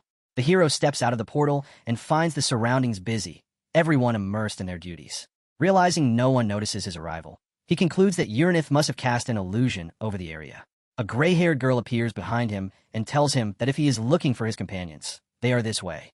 The hero looks at her and asks why she followed. She answers that it is for his safety and that anyone daring to touch him will pay the price. The hero glances at her and mutters that he would crush their spine himself. Looking at the scene before him, he can think of only one thing. He wants to go home. Above, the city hovered high in the sky, its lower tiers sealed behind ornate bars. Han lay on a wide bed in a quiet room, thoughts drifting back to Uranith. He couldn't deny it. She had done her job well. Technically, this was the intern dorms, but his room? It sat on the faculty floor. He'd originally been assigned to the 4th floor. That was, until the room mysteriously caught fire. Now, adjusting his suspenders, Han finished his outfit just as a maid entered. "Need help?" she asked, then added softly. "You'd be more comfortable on the 3rd floor." Han shook his head. "No, and don't tell anyone who I really am." She nodded. "I'll stay close, just in case." Descending the grand staircase, Han spotted Jenna waiting at the bottom, bright as always. Aaron stood next to her, drained and lifeless. Han knew he hadn't slept, but still offered him a quiet smile. Jenna spoke first. "Already talked to the girls. This place is unreal, full of monsters in human form." She leaned closer, her voice dropping. "They say Niflheimer has never lost a fight." Han understood. She was talking about duels between masters. This place truly felt untouchable. No fear, no rivals. "Do you want to reach the top?" he asked. Jenna gave a small nod. "I'm heading back. The others are waiting." Aaron agreed. Han didn't say it aloud, but he knew the truth. Reaching the top meant one thing, being sold to Niflheimer. And he didn't have a choice in the matter. Inside a wide hall, Elderkin stood before a massive board, his eyes sweeping over the trainees. "What's the one thing you need to survive?" he asked. Han answered without hesitation. "Knowledge." Elderkin gave a slow nod. That was it. They had to learn how this world worked, what mattered, what didn't. Every step here was a test. Jenna muttered. "This all feels familiar." Han smirked. "I've said this before." Elderkin's thoughts drifted as he lectured. He saw a chessboard, pieces arranged in order. That's what this place was. Every trainee, every hero, pawns. Nothing more than tools in a master's endless game. Without them, none of this would exist. The so-called beautiful garden, just a playground built on control. Outside, flower petals drifted soundlessly through the air. Far away, Uranith watched. She whispered to herself, "I know what I am a pawn. Maybe nothing more than entertainment in the hero's eyes." Han stepped into view behind her. "How did you know I was here?" She turned slightly. "I told you yesterday. The bond between a master and their hero runs deep." She explained interference points, how the higher the rank, the stronger the link. "When you were dragging a Mobius, 5 of us felt it instantly. Only those on the 13th floor?" Han asked. Uranith shook her head. "It depends on the vessel. Eclair and I are both 6 stars. But our strength? It comes from everything we've poured into this." A glowing interface blinked to life before them. Han's eyes widened. "You can access the system?" "With enough power," she said, "you can create interference points." It struck him. They weren't just high-level heroes anymore. They were evolving. Uranith smiled faintly. "We're like 6.5s now, on the edge of the earthly kingdom. You made that possible." Han stood stunned. He hadn't realized his influence had reached that far. "How do they even see me?" he asked quietly. Her answer was immediate. "The closer we are to you, the stronger we become. That's the law." A thought clicked in Han's mind. 7 stars weren't just stronger. They were something entirely different. Uranith nodded. "Exactly. 7 stars are hybrids. Half hero, half master." She recalled the system failure. The fight with a true 7-star. His power had been overwhelming, beyond anything she'd imagined. And she believed Han could reach that level, without anyone's help. But Han only chuckled, brushing it aside. "You're getting ahead of yourself." He changed the subject. "What about Ceres?" Uranith lowered her gaze. "I didn't search for her. She left." That explained why the fairy had vanished too. Uranith had taken her place without a word. Still, Han wondered, how long could Niflheimer survive like this? Uranith caught the thought instantly. "You're thinking about deletion," she said. "Inactivity penalties." Han gave a small nod. Her tone steadied. "We've secured enough interference points. 10 years at least." It eased his mind. Slightly. Above them, a chandelier burned bright, light reflecting off polished stone. Pillars rose high, framing the grand hall. All of it built for him. Across the far wall hung a vast painting. His battle. His chaos. Uranith's expression was unreadable, joy mixed with disappointment. She looked at him, and said quietly, "The time's come. It was time for him to take the throne." "Stay," she pleaded. "You're not just a hero anymore. You become something more." She dropped to one knee. "Become our master. Let us. We need you." Light from the chandelier poured down, casting a glow over the scene. Han standing silent, Uranit kneeling before him. Then, a system prompt appeared. Title transfer request, Vice Master. Uranit has offered her rights. Awaiting decision. Another figure bowed low beside her, waiting. Han frowned. "I'm not a master anymore." Uranit smiled softly. "You'll have our full support. Tonia will be protected. Everything taken care of." She stepped closer, confidence shining. "So, will you accept?" Han didn't hesitate. He pressed no. Uranit froze, blinking in disbelief. As he turned away, she reached out. "If something's wrong, we can fix it. It's not you," Han said firmly, his voice low. He turned back, meeting her eyes. "I'm just not strong enough right now." Uranit stepped forward. "Then let us fix that. We'll rebuild you." Han shook his head. "I'm going back to Tonia." He stopped at the doorway. "It's not because I hate you. Or this place." He looked back over his shoulder. "Is that really so hard to understand?" Uranit slowly rose, her tone softer now. "I understand, but we won't give up on you." She hesitated, then asked quietly, "What if you can't go back to Earth?" Han stilled, eyes fixed on the curtain ahead. "If that day comes," he murmured, "I'll do whatever you ask." A faint glow shimmered behind him, carrying the weight of farewell. Then, a sharp voice broke the silence. "What trick are you pulling now?" Uranit didn't move. She stepped aside, revealing another Han. An exact replica. "I decided training would be wasted on the real master," she explained. "So I fused several spells. This double will take his place. Even his team won't notice." A brunette frowned. "You're really using a double? Time's running out. We can't waste a second." She glanced at Han. "Right." He hesitated, then gave a short nod. "Fine. Just make the time count." Elsewhere, in front of a weathered building, a blonde figure stood bloodied, spear clenched tight. His team was surrounded by knights. One of them froze, sweat running down his face. He hadn't seen the ambush coming. Han spun toward Eren. "What are you doing? Move. Take them down." Eren shouted back, strained. "I'm trying. We can't hold out much longer." Then the system chimed. Eren, 2-star hero, hidden potential unlocked, awakening. His grip tightened on the spear. Another notification followed. All stats greatly increased. Eren surged forward without hesitation, his spear sweeping in a wide arc. Enemies were hurled into the air, crashing down like broken dolls. Jenna stared, stunned. When did he get this strong? Belkist, arms crossed, muttered darkly. "Didn't expect that. Maybe I underestimated the kid." Even a grizzled knight gasped aloud. "Eren!" someone shouted, pulling him back from the haze. His eyes widened, chest heaving, the rush fading from his body. Han gave him a small, knowing smirk. "Not bad."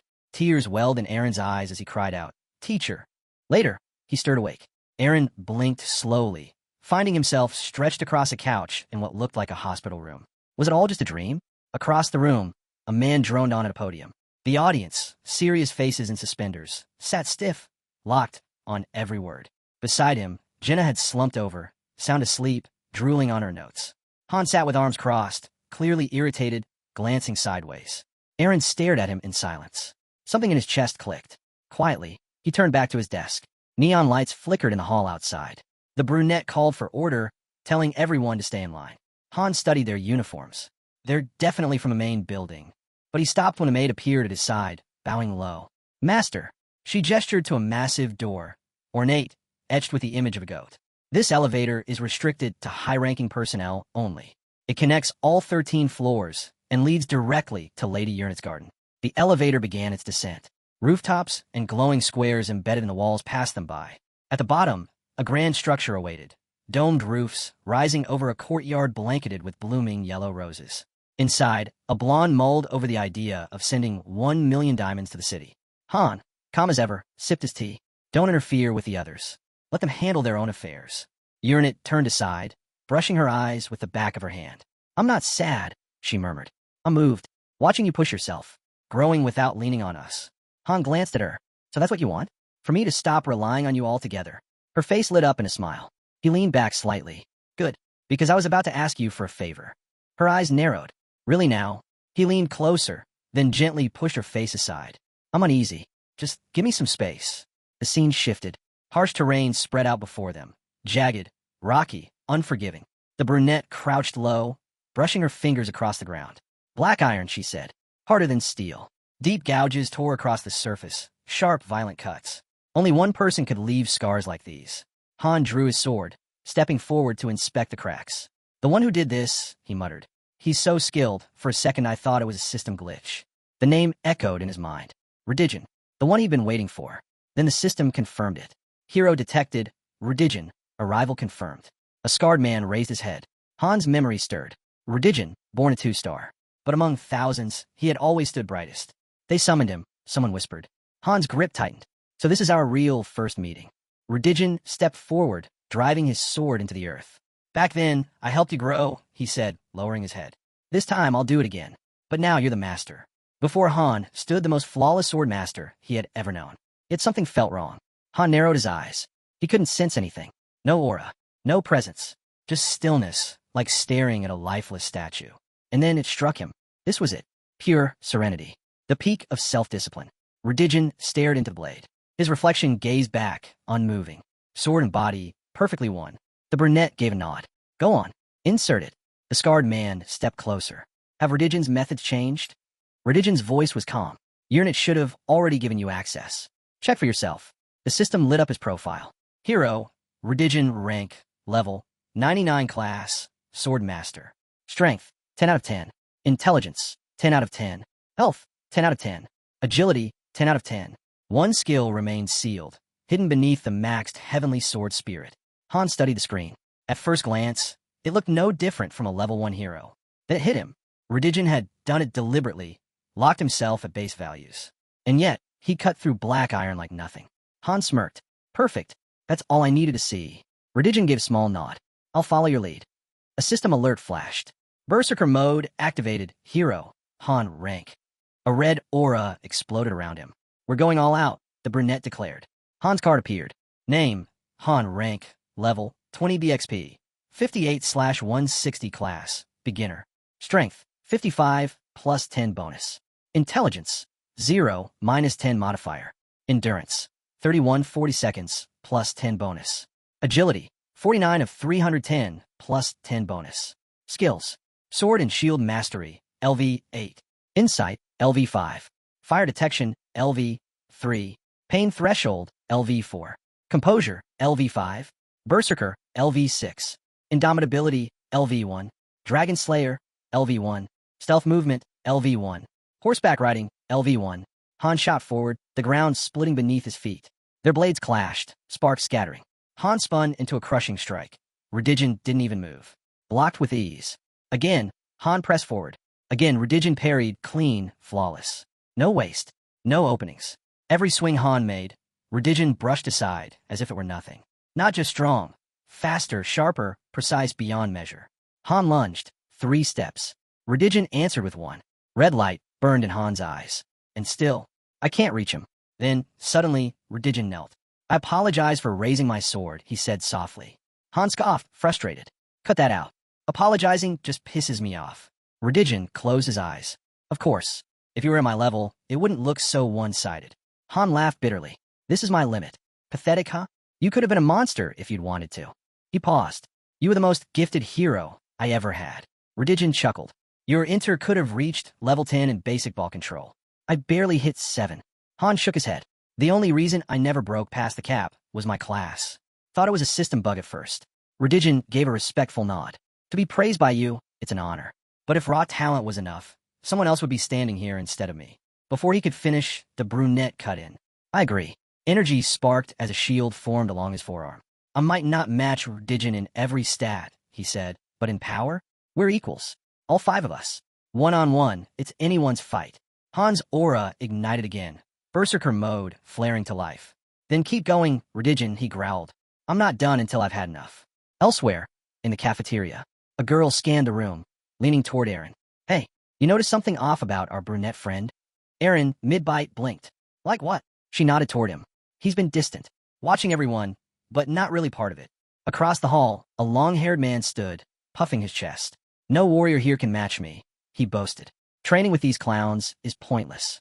Is there even anyone remotely talented in this dump? A red mohawked trainee snorted. You fighting, or just barking? Before either could make a move. Smack! Smack! Han dropped them both with one hand. Aaron didn't even put his fork down. Honestly, that's just business as usual. A girl with a ponytail stormed in, fury in her voice. What do you think you're doing? You want to get kicked out? Because that's exactly how. She pointed at the two sprawled on the floor. No, trainee on trainee fights. You've got issues, settle them another way. One more stunt, and you'll regret it. Jenna suddenly stood. Han hasn't done anything wrong.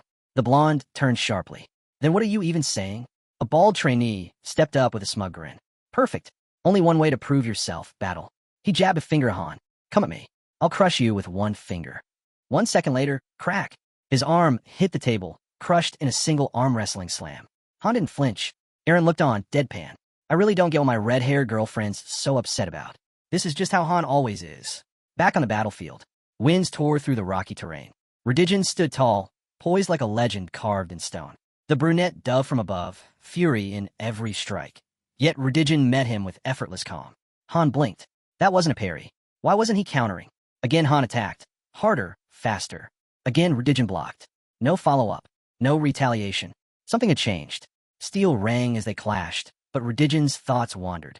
Statistically, he was the top 1%. 10 abilities tuned to perfection, cold-blooded, berserker, indomitability. The synergy was unmatched. His value? At least 5,000 diamonds. He'd pay that without hesitation to hire someone like himself. Smash! A blade slammed against the side of his head. Redigion staggered, eyes wide.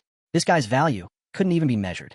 His gaze sharpened as he leveled his sword, its edge hovering at Han's throat. Holding the blade steady, he spoke low. Only real players know what it means to lose. He stepped back, voice steady. Fight me again, because in this city, I've never lost a true match. Steel clashed against steel. Sparks flew as the two locked in another brutal exchange. Han's mind wandered even as his body moved. He thought back to every battle he'd ever fought. No matter how powerful his opponents had seemed, none had ever truly pushed him. But this was different. His sword was not from his hands. Redigion stood tall, unshaken, completely in control. Han was used to crushing weaker foes.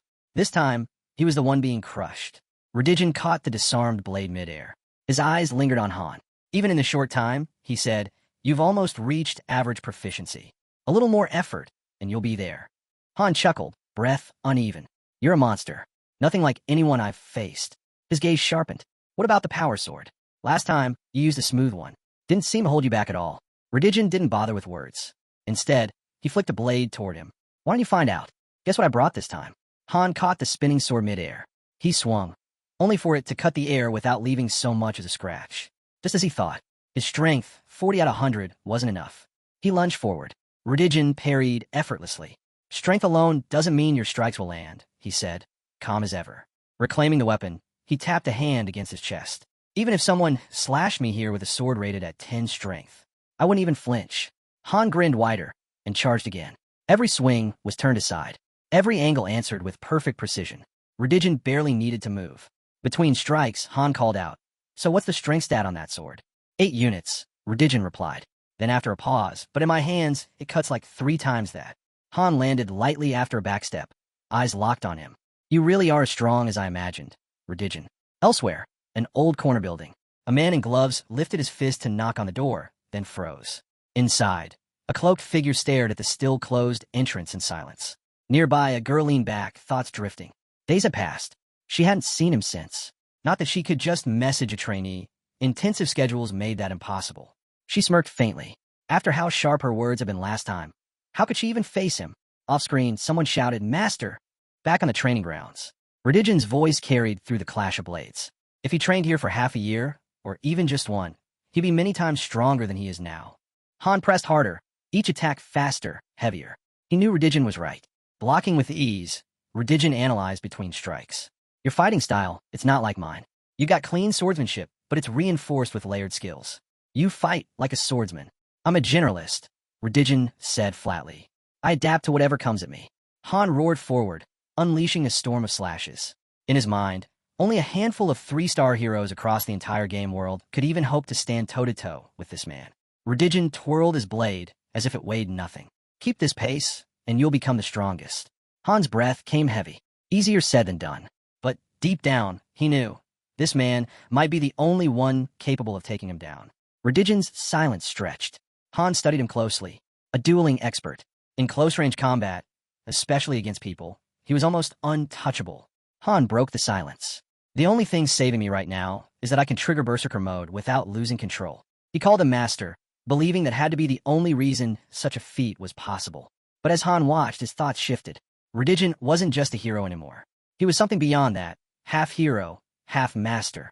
And beneath it all, a storm was brewing. Then the realization struck. Redigin was pulling off the impossible. Cold-bloodedness, running with berserker mode. Two skills that should never coexist. Han narrowed his eyes. No doubt about it. He's bugged. A character who's broken past the system's limits. Redigin finally spoke. Right now, I'd say I'm closer to 7-star rank. They're all above level 100. His gaze locked on Han's. You probably fall into that category too. When skills that should clash start syncing together, it's the sign. Han squinted. That kind of thing breaks the system. It's basically cheating. Redigin shrugged. If skill slots really are unlimited, then everything changes. His tone sharpened. I've also learned something about the 7 stars. Han raised a brow. What is it? Their efficiency rate, Redigin said. It's absurdly high. Han froze, caught off guard. Redigin explained. In a normal synthesis, more than 90% of a hero's data gets lost. Even if you sacrificed a hero with 100 strength, the result might only carry 10 points. Han's eyes narrowed. But 7 stars, they're different. Redigin nodded. Take you, for example. It looks like you're getting advanced sword training. Stuff like this never happened back on Earth. From the sidelines, a girl spoke up, eyeing Han carefully. He's a rookie, right? Han replied simply, yeah. First time here. She studied his form. I can see traces of nighttime swordsmanship in your technique. That's when it hit him. She must be the 4-star heroine fused with him. That would explain his sudden leap in skill. Still, doubt lingered.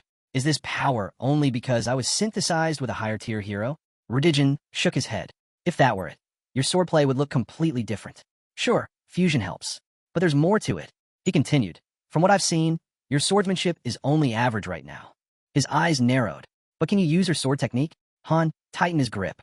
Redigin's reflection gleamed in the blade's surface. I'll try, Han said. The brunette closes her eyes. In Han's mind, her voice drifts in. This is destiny. You were chosen. She offers him a soft smile and wishes him luck. Then, like a strike of lightning, a white flash cuts across the sky. Han's eyes snap open. His body surges with energy. He bursts forward, blade tearing through the air. Redigin doesn't flinch. The system chimes in. It's an awakening. Han's swordsmanship, once a simple 3-star skill, has leveled up.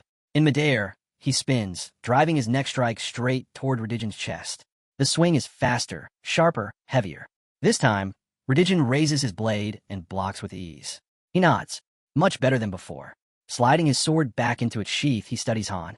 This isn't just copying someone's skill. Your synthesis, it runs far deeper. His gaze sharpens. Efficiency isn't always a gift, he warns. There's danger in it. Push too far, and your data could fuse with hers, maybe even corrupt. Han's grip tightens. If he takes synthesis to the limit, his very core could twist, maybe even be overwritten. Redigin rests his hand on his sword hilt, almost speaking to himself. Perhaps that's why I never mastered defense techniques, even after gaining every scrap of knowledge about sword and shield combat. Han nods in silence, firm in his resolve.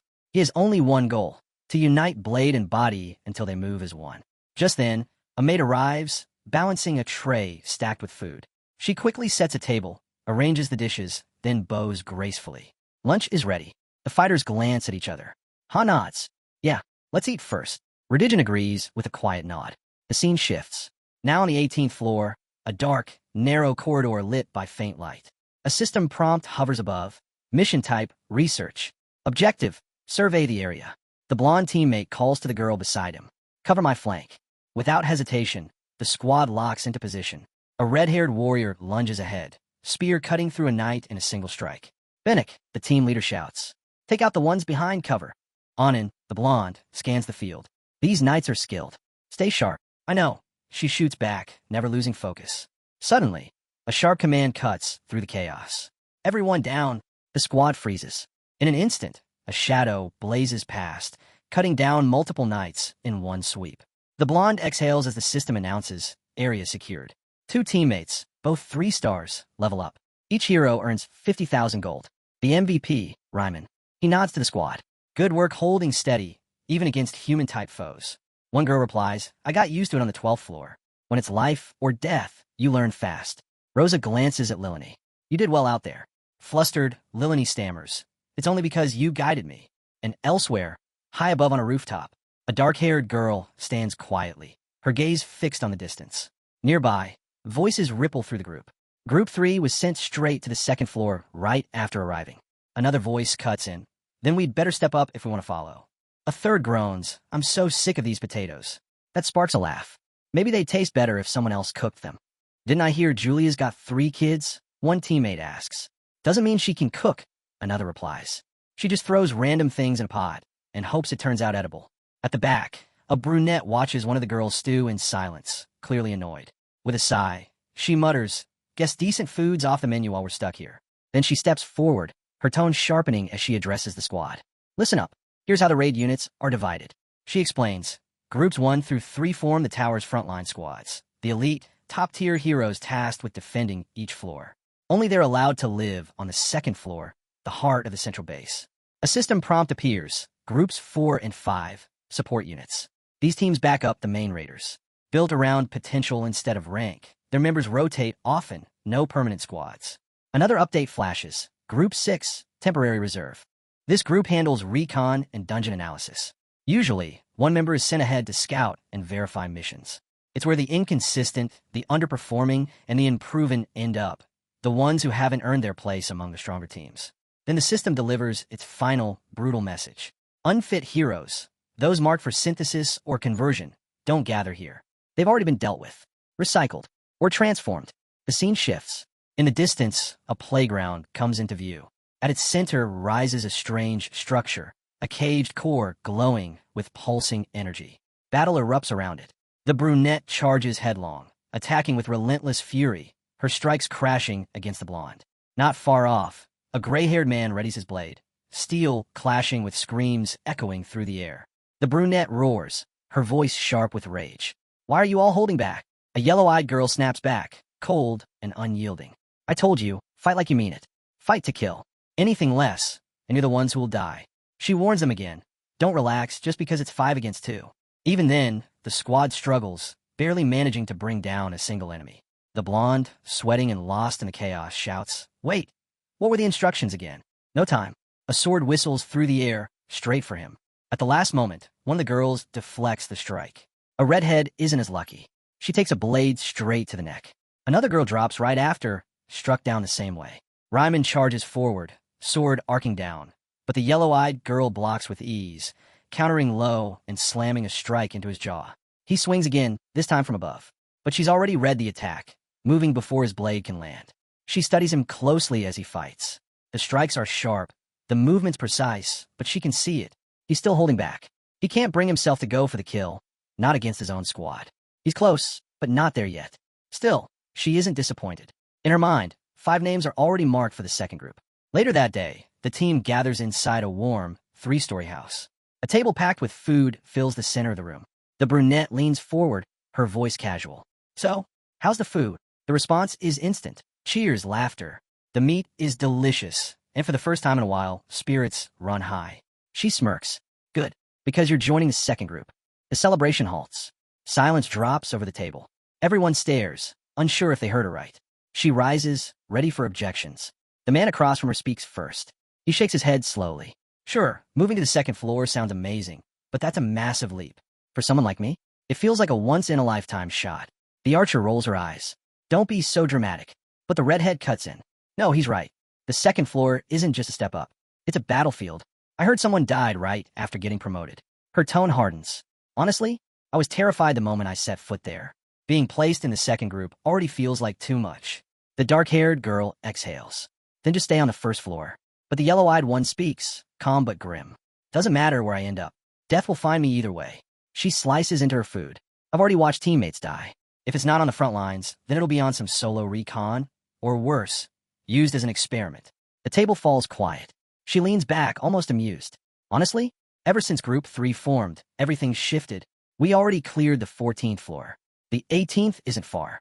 Once we reach it, competition for the second floor will skyrocket. If you're not fast, you'll get left behind. Looking down at her plate, she mutters, I've got to be smart about this. Night falls. The mood turns heavy. Rosa leans back, arms crossed, irritation clear in her posture. From across the table, Lilani watches her, worry written in her eyes. A hand settles on the blonde's shoulder. It's Ryman. He gives a quiet nod. Congrats on making it to the second floor. Across the room, uneasy glances flicker between teammates. Far away, beneath drifting leaves, A warrior with no eyes sits in stillness. Then the system voice cuts in. The master has begun transformation. A pillar of light erupts from the building, stabbing into the night sky. A young man, left behind, reaches out helplessly. His voice cracks. Why wasn't I chosen? I gave everything. You told me I'd make it if I pushed harder. Desperate, he stumbles closer to the light, pleading. What do I do now? Please let me out. But the system responds without pause, without mercy. Transformation complete. The user has obtained the main spirit stone. Another prompt follows. Synthesis commencing. Spirit stone and enhancement stone will combine. Success rate, 91%. Process automatic. From somewhere nearby, a cheer erupts. Synthesis complete. Result, mid-level enhancement stones. One by one, the announcements follow. The blonde, a 3-star hero, has been promoted. His card updated with a new image. The brunette leaps forward 3 full stars. Her image, too, is refreshed. The third member climbs to 3-star rank, granted a brand new card. The young man stares, bewildered. Where they go? A calm voice answers, they'll finish eventually. But another cuts sharper. With your skills? Forget the second floor. You're not making it. Suddenly, bam, the blonde takes a brutal hit to the solar plexus, thrown back hard. A man wrapped in bandages scoffs. Didn't you say you had to surpass me just to survive? Time's running out, even for you. The blonde wipes the blood from his mouth, forcing a nod. Yeah, you're right. He forces a weak smile. Congrats, though. Sounds like the master's putting you in group 4 or 5 soon. The bearded man smirks, his gaze shifting to the brunette. So, you're bound for the second floor now, huh? Then his eyes return to the struggling man, gleaming. You reach the 11th floor barely 2 weeks after showing up. That says plenty. The man lowers his gaze, but the bearded one only grins wider. Outside, the battlefield stretches across rocky terrain, jagged stones shattered underfoot. Weapons of every color clash in furious rhythm. At the center, Redigen absorbs each strike from his master without flinching. Nearby, Han watches, a grin tugging at his lips. In his thoughts, he knows, once he reaches level 10, his secrets won't stay his own. A chessboard forms in his mind. A voice speaks. If basic weapon proficiency is the battlefield, then intermediate proficiency is war. A pawn slides forward. Another voice responds. At this stage, it's not just about attack. It's about control, claiming ground while striking the enemy. A knight leaps into position. This is the essence of intermediate mastery, the opponent says. Glowing zones spread across the chessboard, each one marking territory claimed. Weapon mastery is war itself, and I've already drawn my front line. The knight moves again, and this fight isn't over. Then comes the queen. Placed with precision, it radiates light across the board. Redigen narrows his eyes. The queen demands perfection. Fortresses that won't crack, walls no enemy can breach. The system interrupts. System message. Sword and Shield Mastery. Level 10 awakened. Basic Sword and Shield Mastery has reached maximum level. Skill evolution unlocked. New paths available once conditions are met. Han strike slams through, clean and powerful. But Redigen just grins, brushing it aside as if it were nothing. The ground trembles as green energy bursts around Han, shaking the rocky field. Yet Redigen stands unshaken. His voice is steady, low, commanding. Once I master the art of the ball, I won't even need to swing. Just standing here will be enough to split mountains. As shards of stone scatter outward, he adds, but that kind of power, you don't actually need it to win. Above, the sky roars. Thunder cracks as Han clenches his fist beneath a storm of endless strikes. This isn't what I wanted, he mutters. I never planned on stepping into expert class. His eyes flick toward Urinit, waiting at his side. Sweat slips from his palm as he asks, how far did your training go while I was gone? Pulling his clothes on, he doesn't hesitate with his next order. Open a portal. I want it ready by tomorrow night. Dimension 0584? Urinit asks, confirming. Han nods. His thoughts drift toward a certain blonde man. I've got something I need to send. The scene shifts into a sprawling estate. A heavy knock echoes against the massive doors. Inside, a maid waits. At Han's nod, she opens it. The master's already awake, she informs the visitor. Deeper inside, the boy notices Niled, cleaning with near desperation. You're going all out, he remarks. Without looking up, she replies, it's the least I can do for master. Satisfied, he turns. Urinit, drop the illusion. We don't need it anymore. The system chimes in. Heading to training now? Yeah, Han answers, already fading from sight. I've got people to check on. Long day ahead. Moments later, he reappears beside his group. Jenna is the first to notice. There's something different about you today, she says, smiling faintly. Oh yeah. Han steps closer. Like what? She tilts her head, thoughtful. Not sure. Your energy just feels different. Not bad, just changed. Aaron raises a brow, curious. Han notes silently. Jenna's perception has sharpened. Nearby, the archer stretches with a groan. Ugh, these lectures are turning me into stone. We'll switch gears soon, Han reassures her. Next part should be more interesting. That perks Jenna up. Still weird, though. Every lesson so far matches what you've already told us. It's like you're a prophecy in motion. Han pauses, caught off guard. She really is that sharp. Even an average observer could see it. He didn't fit the mold of a standard hero. Not with what he'd done.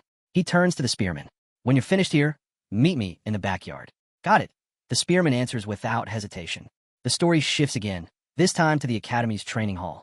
Armed heroes stand ready across the floor. No more lectures. No more theory. From here on, it's combat. The instructor's voice rings out. From here forward, it's solo. No teams. No support. Just you against your opponent. The fighters take their places. If you paid attention, the instructor continues, you'll be able to hold your own. The signal drops. Sparring begins. From the stands, Han watches in silence. His eyes fix on Jenna. Her growth is unbelievable, he thinks. From a single star to this. Arrows fly like lightning, loosed in a blur. Her form is flawless. Each movement smooth, precise. Her agility cuts sharper than before, and every skill she uses lands perfectly. As the teams clash below, Han's gaze never wavered. Something about Jenna stood out. Her teammates were ranked the same as she was, yet none of them could keep pace. If she used one of them as bait, she could take down the entire enemy squad by herself, Han thought.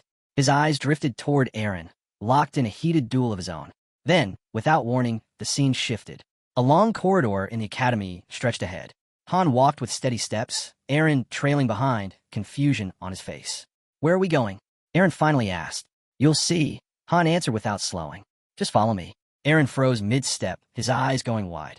A portal shimmered open right in front of him. Han glanced back with a faint grin. Go on in.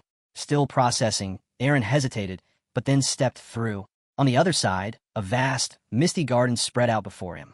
Aaron's voice carried awe. Where are we? Nild, who had silently joined them, answered evenly. The 13th floor of Niflheimer. Misty Gardens. Aaron stiffened. Wait, isn't this where the top elites train? Niall gave a firm nod. Yes. Just then, a cloaked girl stepped forward. Placing a hand to her chest, she greeted them with a soft smile. I'm Urnit. It's an honor. I serve as the master's right hand. Niall's eyes narrowed sharply. Right hand? But that's serious. Urnit's gaze turned cold, her smile fading. Aaron leaned toward Han, whispering, What's going on here? But Urnit had already caught it.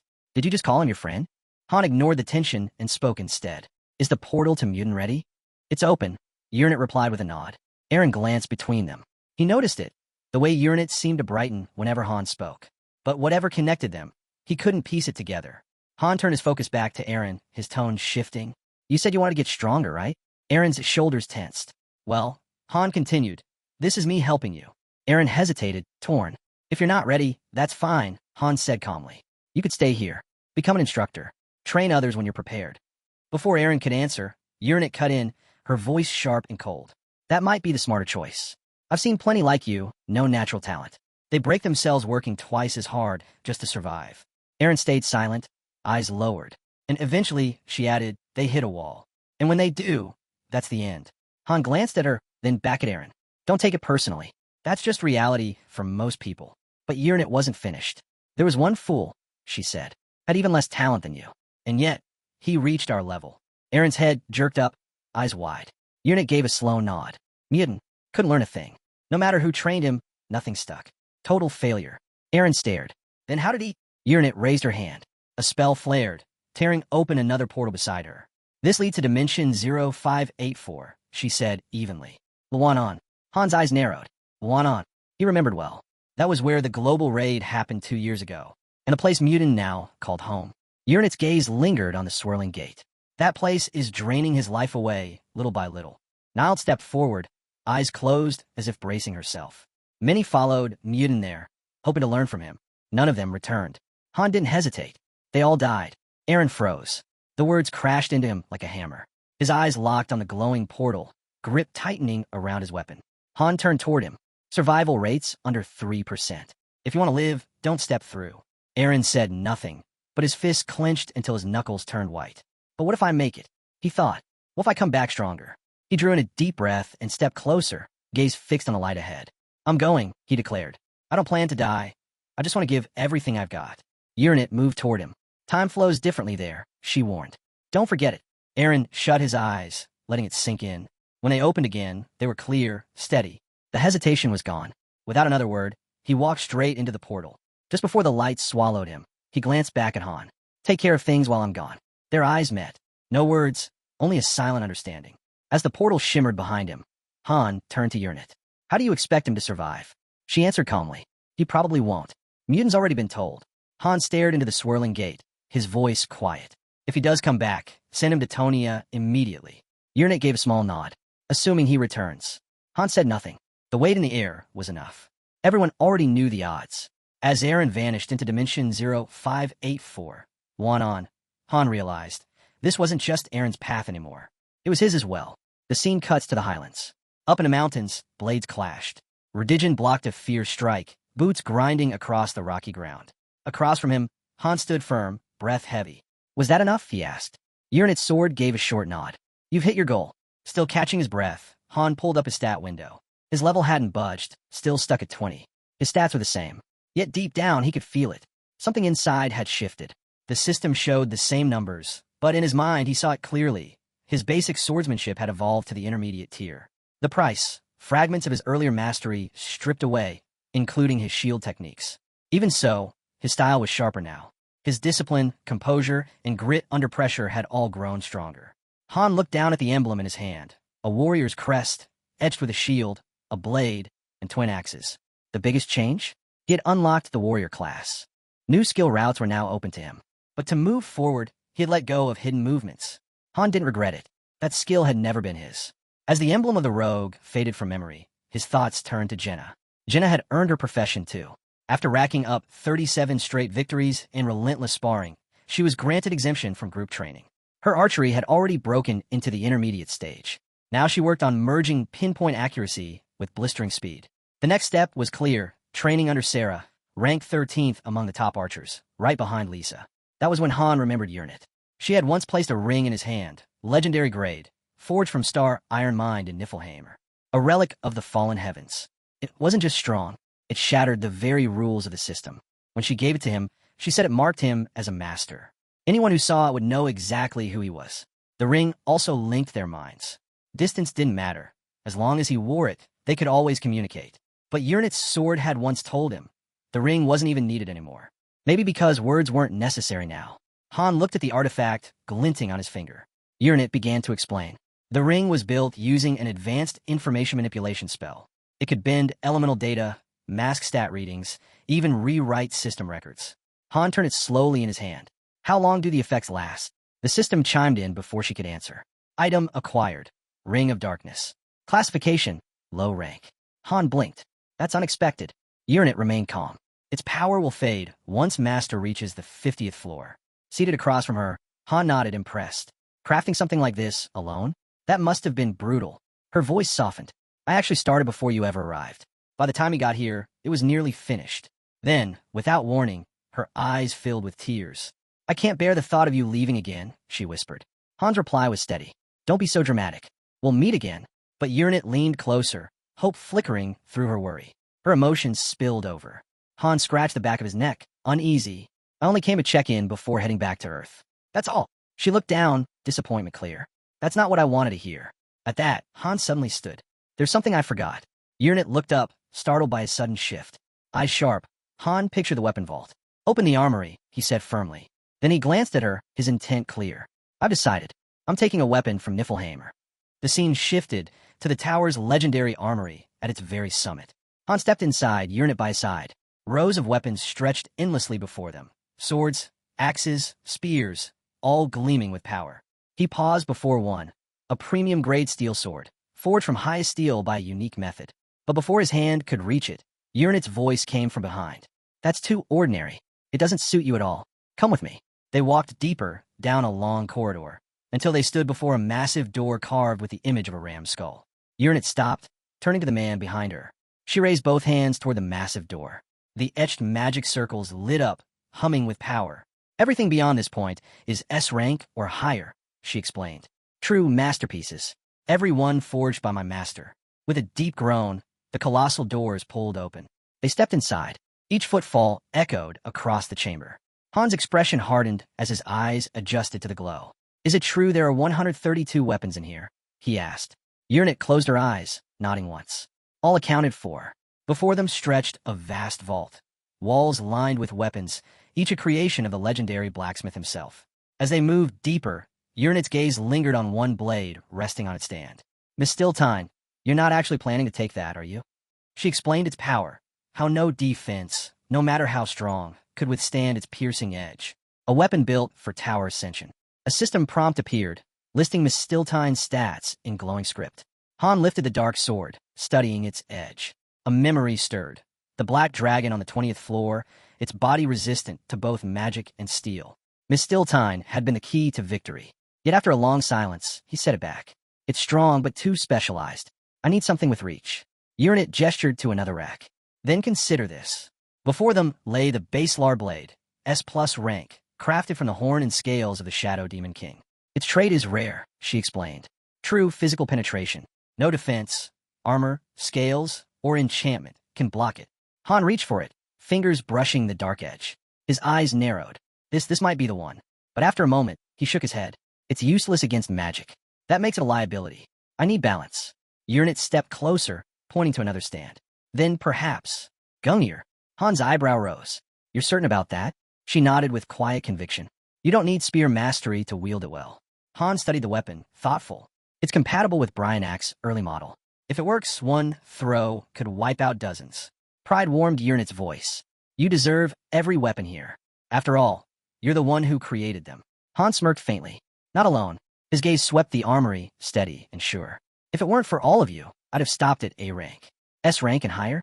That's because of your work. He looked around the vault once more. Besides, most of these are already in use. I can't just strip them away. And the weapon I truly want. I doubt it's here. Urnit's expression softened. I see. These are mighty, yes, but none match what you're searching for. Then Han turned to her, decisive, without hesitation. She stood poised, eyes locked on his shoulder square, waiting for his command. I'll forge a new one, Han declared.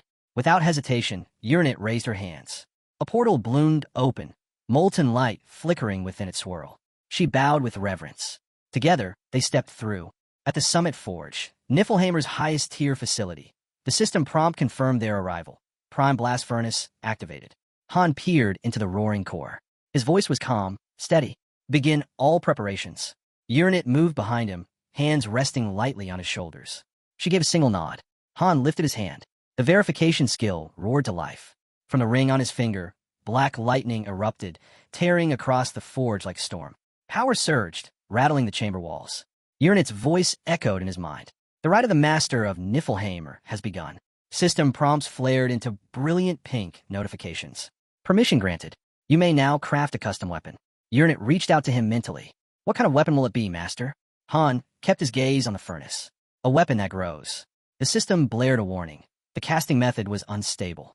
Failure would bring severe penalties. Han didn't flinch. Proceed. A list of materials unfurled. He confirmed his choices, and the storage portal tore open, releasing the resources into the molten blaze below. The magma surged violently, sparks scattering like falling stars. All ingredients in. Furnace stabilized. Urnit confirmed. Summoning workers now. A portal opened at her side. From it, a plump, gray-haired blacksmith stepped out, blinking in confusion. Why'd you drag me here? The master isn't. His words froze. There stood a boy, calmly watching the system prompts unfold. Recognition struck him like thunder. His breath caught. His voice failed. Urnit broke the silence. We're initiating the first class. All blacksmiths ranked first or higher. Report immediately. The old man bowed, trembling but firm. Understood. Above the furnace, Urnit turned to the gathered crew. Give it everything you've got. Right then, the system chimed again. Confirmation. Peak tier forge conditions met. With this setup, the potential to create a weapon beyond imagination was real. Urnit's voice cut through the heat. The first phase was starting. On her signal, ultra-rare materials streamed into the roaring blaze. The old blacksmith spun for instructions. Urnit didn't pause. Magic circles erupted around her, glowing with raw power as she triggered the creation sequence. She declared the enchantment type, a self-adapting system. The weapon would scan its master's combat style in real time and evolve to match it. The blast furnace and processor roared to life. From the control station, the old blacksmith relayed updates. The crew was in place, working at full tilt. But a snag appeared. The fusion of all 13 minerals wasn't syncing properly. Still, the team pressed on. Uranet's tone was steady. Stand by for the next phase. Uranet turned sharply toward her master. Her voice cut through the furnace's roar. Are you truly ready for this? The forge is far more complex than we imagined. Han glanced at her. How bad? Her answer was flat. Harder than breaching the gate to hell. Han smirked, rolling up his sleeves. Then it's like crafting 5 divine tier weapons at once. Still shifting the unstable magic circles around her, Uranet replied. No, it might be even tougher. Han faced the blazing furnace. Ready to cast the bells? She nodded without hesitation. He stood at the first station. This wasn't automated work. This was the real process. 8 layers of difficulty, each one a monster. Standard for a top-tier artifact. He tapped the interface. The system's reply was blunt. To pass through the gates of hell, you must first make a sacrifice. The furnace roared alive. A new prompt appeared. Choose the offering. Choose right, and a hidden difficulty will unlock. Han didn't blink. Stormbringer. Vigalta. Azoth. Uranet froze. You're sacrificing those? He confirmed without hesitation. Uranet stepped forward and cast the legendary blades into the molten core. The system flared. Sacrifice accepted. Gates of hell, open.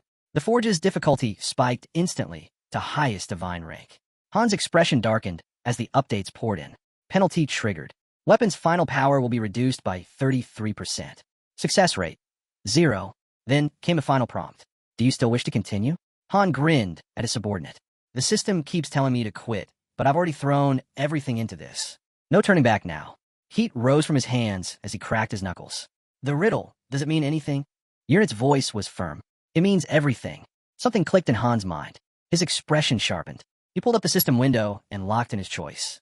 Puzzle initializing. A lineup of supreme deity-level trials flickered across the interface. The system asked, Are you ready? Han folded his arms, choosing the first challenge, a cube. Then he looked at Uranet. You ready? Her eyes sharpened. She raised her hand in a steady nod. Words weren't needed. They were locked in. The air rippled. Out of nothing, a cube spun into existence, twisting and shifting on all sides. The system chimed. Puzzle initiated. 27 by 27 cube. Nightmare mode. Penalties enabled. Han didn't flinch. His gaze locked on the artifact, fingers flying over the console. He broke the cube down, spinning, rotating, reassembling piece by piece. Then came the warning. Penalty activated. Blindness. Darkness slammed down. Still, Han didn't pause. His hands moved with precision, as if guided by instinct. 3 left, 2 right, 5 up for down, 2 left, 1 right, 2 up, 8 down. Minutes bled away. Click. The cube locked into place. System prompt. Puzzle complete. Time, 14 minutes. Accuracy, 100%. A blinding surge of energy burst out from the cube, blasting straight into the furnace. The system responded instantly. The eternal flames of hell have ignited the first blast furnace. Uranet pressed forward, weaving a vast network of magic circles and locking them together. Interference points aligned perfectly. With a sharp command, she declared the processing plant ready. Han didn't waste a second. The next challenge appeared. A rhythm game, cranked to hell difficulty, penalties stacked high. A glowing synth board materialized before him. Objective: land a 128-note combo. He jumped in without hesitation. Fingers flew, the melody thundered, accuracy flawless. Perfect score. Trial cleared. The system rolled on mercilessly. Next game, Tetris. Same brutal settings. Same blindness. Darkness fell. Han didn't flinch. Block after block, he stacked them with precision. Lines cleared clean, combo after combo. 15 in a row. System prompt. Hell mana detected. First furnace fully charged. Then came pinball. Triple speed. Han guided the ball like it was an extension of himself. Every target struck, no misses. No pause. The system dropped the next challenge, solitaire. Cards flew across the board under his hands, disappearing in rapid succession. Another clean clear. Then, spot the difference. From the sidelines, the old blacksmith stared wide-eyed. It was really him. Han had returned. Uranet lifted her grimoire, casting a binding spell to finalize the fusion process. Without delay, she threw fresh materials into the raging fire. Meanwhile, Han tore through the puzzle, marking every difference with flawless precision. Trial complete. 7th test, mosaic. Solved in an instant. 8th maze. Clear without pause. 9th, hidden objects. Tap them all, 0 mistakes. 10th, minesweeper. Every bomb marked. Perfect run. 11th, classic puzzle. Shattered it. 12th, password riddle. This one slowed him down. A single wrong key could reset everything. He steadied his breath, broke the logic apart, and entered the code. Success. Then came Trial 13, blocks, and shifting shapes, twisting into a nightmare puzzle. Han's hands raced across the keyboard as he muttered under his breath about the insanity of it all. Still, he locked in, tuned out the chaos, and pieced it together. Bit by bit, the solution clicked. Stretching his fingers, he smirked. For someone who's already broken past human limits, this barely counts as a warm-up. System confirmed. Stage cleared. At the forge, molten metal roared as flames surged higher. Blacksmiths rushed in to check the results, confirming everything was stable. Uranus stood frozen, stunned beyond words. Han had crushed 13 nightmare-level trials in just 5 minutes, and walked away with power that defied belief. He cracked his knuckles. Just getting started. The system wasted no time. Trial 14 initiated. A colossal 35 by 35 cube materialized, spinning wildly. Hell mode. Double penalties. Its countless parts shifted non-stop, a divine tier challenge. Han narrowed his eyes. No hesitation. Hands blurred, left, right, up, down. The logic held, but the margin for error? None. Click. The cube locked into place. System prompt. Challenge cleared. The spirit of hell surged into the molten core, flooding the first blast furnace. Within the flames, a blade began to take shape, its glowing silhouette carving itself out of the fire. Uranus's voice cut through the roar. The molding was complete. The next step had begun. Trial 15, Labyrinth. Timer, 30 minutes. The minutes bled away. System prompt. Trial complete. The first furnace in history now burned with eternal hellfire. Enchantment arrays spun alive around the blade, weaving regeneration, mastery, and raw lethality into its form. Before Han could draw breath, 2 alerts crashed across the interface. Trials 16 and 17 begin. A twin trial. A 100 by 100 find the difference, paired with a massive mosaic. Both at once. Han blinked. 2 at once. Grinding his teeth, he threw himself into the challenge. One screen, hunting microscopic differences. The other, snapping mosaic tiles into place at impossible speed. This shouldn't even be possible, he muttered. And yet he pulled it off. The sky cracked open, red lightning splitting the heavens. New enchantments poured into the blade. Self-growth, judgment through nature, and crushing offensive power. Han's breath grew ragged. His strength was nearly gone. But the system had no mercy. Trial 21, Rhythm Game, 7 keys. This is bad, his vision blurred. Focus slipped. Then, from the molten pool, the sword's handle began to rise. System prompt. Weapon forged. Rank. Immortal. Curse. Wrath of Hell. Uranus lifted her grimoire high. Reveal yourself, she commanded. The pages turned on their own. A vast, unseen presence swept through the forge. With closed eyes, she whispered, "This is the final spell." Behind her, Han staggered, barely keeping upright. The system delivered its decree. Final phase initiated. Every single riddle, puzzle, and trial merged into one colossal challenge. Time limit, 5 hours. System windows burst open across the interface in a storm of light. Han didn't hesitate. He plunged in, hands flying over multiple keyboards, tackling one problem after another without pause. As answers fell, a glowing blue magic circle flared beneath the sword. He pressed on. Keys clacked. Equations streamed through his mind. A green circle ignited, then orange. His body screamed in agony, every muscle burning, but he refused to stop. A purple circle flared, swelling with raw power, summoning everything left within him. Han lifted one trembling finger and struck the final key. A flash of blinding light ripped through the forge. System prompt. 3-star Bifrost successfully forged. Han collapsed to the ground, drained beyond measure. Behind him, Uranus shut her grimoire with shaking hands. Her breathing came in broken gasps. Flat on the ground, Han turned his head toward her. Did I mess it up? She shook her head slowly, a faint smile tugging at her lips. No. Look, before him floated a black blade. The Bifrost. Its rank unknown, born from the eternal flames of hell. A weapon with no limits. A blade that could grow without end. 3 system notes followed. Han's eyes narrowed. Why is this linked to the proof of the fallen heavens? Uranus lowered her gaze, voice barely audible. She admitted the truth. She'd been afraid he might leave. That was why she slipped in one last enchantment without telling him. Han froze, stunned. Her words spilled out. The blade now carried the power to cross dimensions and summon weapons directly from Niflheimer. Slowly, he rose and gripped the sheathed sword in his hands. He'd never seen anything like it. Never even heard of enchantments with this kind of reach. Eyes fixed on the weapon, he muttered. This blade, it's on a whole other level. From behind him, Uranus's dry voice cut in. You're good at everything, except planning ahead. Han smirked, dismissing her with a grin. You kidding? I can see the future. His cloak rested on the ground as Uranus stepped closer. Can I follow you out of Niflheimer? she asked quietly. If something happened to you, I'd be left alone. Han inspected another sword, testing its fit for the sheath. But Urnit's warning followed. Summoning a weapon from Niflheimer would only work 3 times. His gaze sharpened. 3 pulls from my world's arsenal. Got it. What other restrictions? Her expression softened. She said nothing. Her silence was answer enough. Han gave a small nod. So my strength is capped for the mission, huh? She explained further. The distance was too far. Unless granted more access, the blade could only be summoned once. High above, bystanders near the forge stared down at the boy who had forged the impossible. Han turned back to Urnit. Doesn't matter. Once this weapon's drawn, no bug report or system error will stop me. Still, I won't use it unless I have to. His eyes flicked toward his old gear, lying on the ground. It's done, he said flatly. A subordinate stepped forward. Should I dispose of them? At his nod, she cast both sword and shield into the furnace. Han watched silently as they vanished into the fire. Start to miss my old master, he muttered. Then he slung the new blade across his back and turned with a smirk. The screen shifted. System display. Bifrost blade. Longsword. Forged from eternal hellfire. Infinite potential. Legendary item acquired. Calcium. Proof of the fallen heavens. Crafted from Niflheimer's star iron. Nullifies all laws. Demands immense magical power to wield.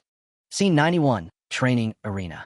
A black-haired girl launched a fierce kick, slamming into the stairwell. A weapon instantly flared to life in response. A nearby bandit rolled aside, just in time, only to be met by a spearman stepping forward, spear braced and ready. High above, Han and Jenna watched in silence. Below them, students clashed with blades and fists.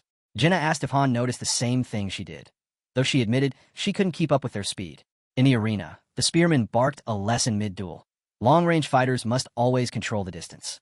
Never let an enemy close the gap. Veselin hurled her sword into the air and shouted her own advice. Strike weak points like the neck and stay unpredictable. Movement was survival. Then a swordswoman leapt in, calling out a final reminder. Instructors would intervene when needed. Until then, the students had no choice but to wait their turn. The focus shifted. An archer stepped into the arena, facing her mentor head-on. Jenna wasted no time. She charged in, blade flashing. But the black-haired instructor slipped past each strike with effortless grace, a faint smile tugging at her lips. She noticed it immediately. Most students pulled back once they sensed her power. But not Jenna. Jenna pressed forward without hesitation. As the instructor countered, her mind drifted, remembering the man who'd once entered the same lobby as her. Across the field, another clash unfolded. Han struck once, just once, and his mentor was sent flying. The students gasped in disbelief. He had actually landed a direct hit on an instructor. The swordswoman froze in shock. A level 20 did that? Her disbelief twisted into fury. Teeth clenched, she readied herself, when suddenly, the system flared. Veselin has entered berserk mode. Crimson energy erupted around her, raw and unstable. But before the rage consumed her, a hand pressed gently against her shoulder. A calm voice cut through the storm, telling her to stop. She stilled. The fury drained away. Her eyes softened as she whispered an apology. The man behind her stepped forward, unreadable as ever. His thoughts lingered. This was already the 7th group of recruits they'd trained across the lobbies. Thousands had cycled through, and yet, none, had ever shown this kind of ability. His gaze landed on Han, standing tall. Even without Veselin at full power, no trainee had ever struck an instructor before. Elsewhere, Urnit watched quietly, sipping her tea. A faint chuckle escaped her lips. Looks like things might be getting out of hand, she murmured. The scene shifted. High above, a colossal floating island buzzed with machinery. At its heart stood a pristine estate, polished and grand. Inside, Nilde stood before his master. Her expression was calm, almost dismissive. You ready? She asked. He slid his sword into its sheath and gave a small smile. It's my last day. Might as well leave the place spotless. Then he remembered. The system had broadcasted a message, congratulating him for taking first place. He turned to his subordinate, brows furrowed. Why me? What did I even do? She answered plainly. You were the best, the most talented out of everyone. As she spoke, Urnit's eyes flicked to the blade, strapped across his back. Nilde caught her look and gave a nod. Yeah, he said. It's my reward for finishing first from Niflheimer. Han's voice cut in almost immediately. Then who placed second? Urnit didn't hesitate. Her mind went to Jenna. Jenna was top among the bandits, second overall, she explained. She's exceptionally skilled. Her master added with a low chuckle. Truth be told, I had to drag her back myself. And honestly, I doubt she was even going all out. Urnit gave a small nod. She had already sent word to the Major General. Han accepted the letter, his expression turning thoughtful. His mind drifted to Edith. What did she say about me? he asked quietly. Urinet's reply was simple. She's been hanging around, trying to gather the courage to apologize. Han scribbled a short note, quick and direct. Give this to her. It should calm her down. Then, glancing at the maid beside him, he added, You've done well, too. She bowed deeply. It's an honor to serve you, my lord. The scene shifted. In a quiet garden gazebo, Urinet sat at a tea table, her expression weighed down. Are you really going back to Tonia? She asked softly. You could have stayed here. Her gaze dropped. I thought my feelings were real. Across from her, Han's reply was steady. Thank you. If not for you, I wouldn't have come this far. He looked out at the garden. Everyone here is incredible. If I were them, I'd be furious. I've pulled strings, forced them into brutal battles, bent their nature to my own goals. Yet, no one has ever pushed back. A pause. Well, except Ceres. A quiet smile touched his lips. I wish I had something to give back. But there's nothing I can offer. Urinet's smile was gentle. Don't say that. If you want to make us happy, just send a message now and then. Han lowered his teacup. I wouldn't even know how. She reminded him of the ring she'd given him. It carried a messaging function. It won't last forever, she admitted. But once a week would be enough for me. Her hair swayed as she lifted her gaze. I'd be happy just knowing how you're doing. If you're safe, if you're hurt, or in trouble, we'd come running. Han rose, voice steady. I'll send word every week. As he turned to leave, Urinet called after him. Oh, and Ledigian wants to see you. He said he had some advice. Han's last stop before departure took him into the mountains. There, before the silent blade that once belonged to Urinet, he stood still. The sword offered him a few final techniques before he left. Clad in full gear, Han spoke one last time. I've said everything that needed saying. Now, all that's left is to answer when the call comes. The scene shifted again. A massive, magical airship hovered on the runway, ready for departure. In front of the students, a red-haired girl stood firm. Hard to believe it's already been a month, she said. Hope you learned something useful. Her eyes swept the group. Whatever you do, don't lean on the rails. It's still dangerous out there. The ship lifted into the skies. Jenna leaned against the railing, gazing out. So we're finally leaving, she murmured. I just want a proper bath. Han stood beside her, watching. A thought crossed his mind. Did she hate Niflheimer that much? She sensed it and gave him a faint smile. It's not that this place was bad. The instructors were incredible. The architecture's amazing. Her eyes turned forward. But it's not home. I just wonder what's changed since we've been gone. I bet we'll see a lot of new faces. The instructor's voice rang out, calling for everyone to prepare. The interdimensional jump was about to begin. The airship drew closer to a massive yellow portal, and with a surge of power, it pierced through, emerging into an entirely new world. What greeted them was nothing like they expected. Students crowded the rails, eyes wide. The skies loomed dark, and the ground below was split open, flames bursting violently from scorched, broken earth. Han stood silently, a faint smile tugging at his lips. The flames of Levitan, he murmured, still burning strong. His gaze drifted down to Ceres, blazing in her elemental form far below. But this wasn't their time. Not yet. If they were to meet again, it would be when he was stronger, far stronger. The airship pressed on, gliding across the hostile realm. 2 days later, under heavy, rolling clouds, the vessel soared over a barren desert. The instructor addressed the group. We're nearing the destination. If this is your stop, no need to come up top. A system message flashed before them. Now entering dimension 1935, Tonia. Ahead, a massive structure loomed on the horizon. On deck, a girl approached 2 students preparing to depart. You 2 were the top trainees, she said. First and second place. She smiled faintly. Honestly, maybe it would have been better if you stayed in Niflheimer. But Jenna shook her head. Our comrades are waiting. System update. Dispatch complete. Han and Jenna, status active. Check character tab for full updates. The instructor lifted a hand in farewell as they disembarked. Take care of yourselves. Their feet touched down. The world around them was silent. Jenna glanced around. Is anyone even here to meet us? Han kept walking. I didn't tell anyone we were coming back. Doubt they'd know. Then a voice cut through the stillness. Isel shot forward like a streak of light, tears brimming in her eyes. She threw herself at him, clutching his face tightly. I thought you weren't coming back. You just vanished. Han looked at her, expression flat. You're the one who told me to go. Flustered, she quickly wiped her tears with a handkerchief. Anyway, Niflheimer must have been amazing, right? But they begged you to stay. He scratched the back of his neck. They kind of did. Her eyes widened. You turned them down? Was it because of me? Han blinked, caught off guard. Because of... Isel dodged the question, her tone shifting. You must be exhausted. You should rest.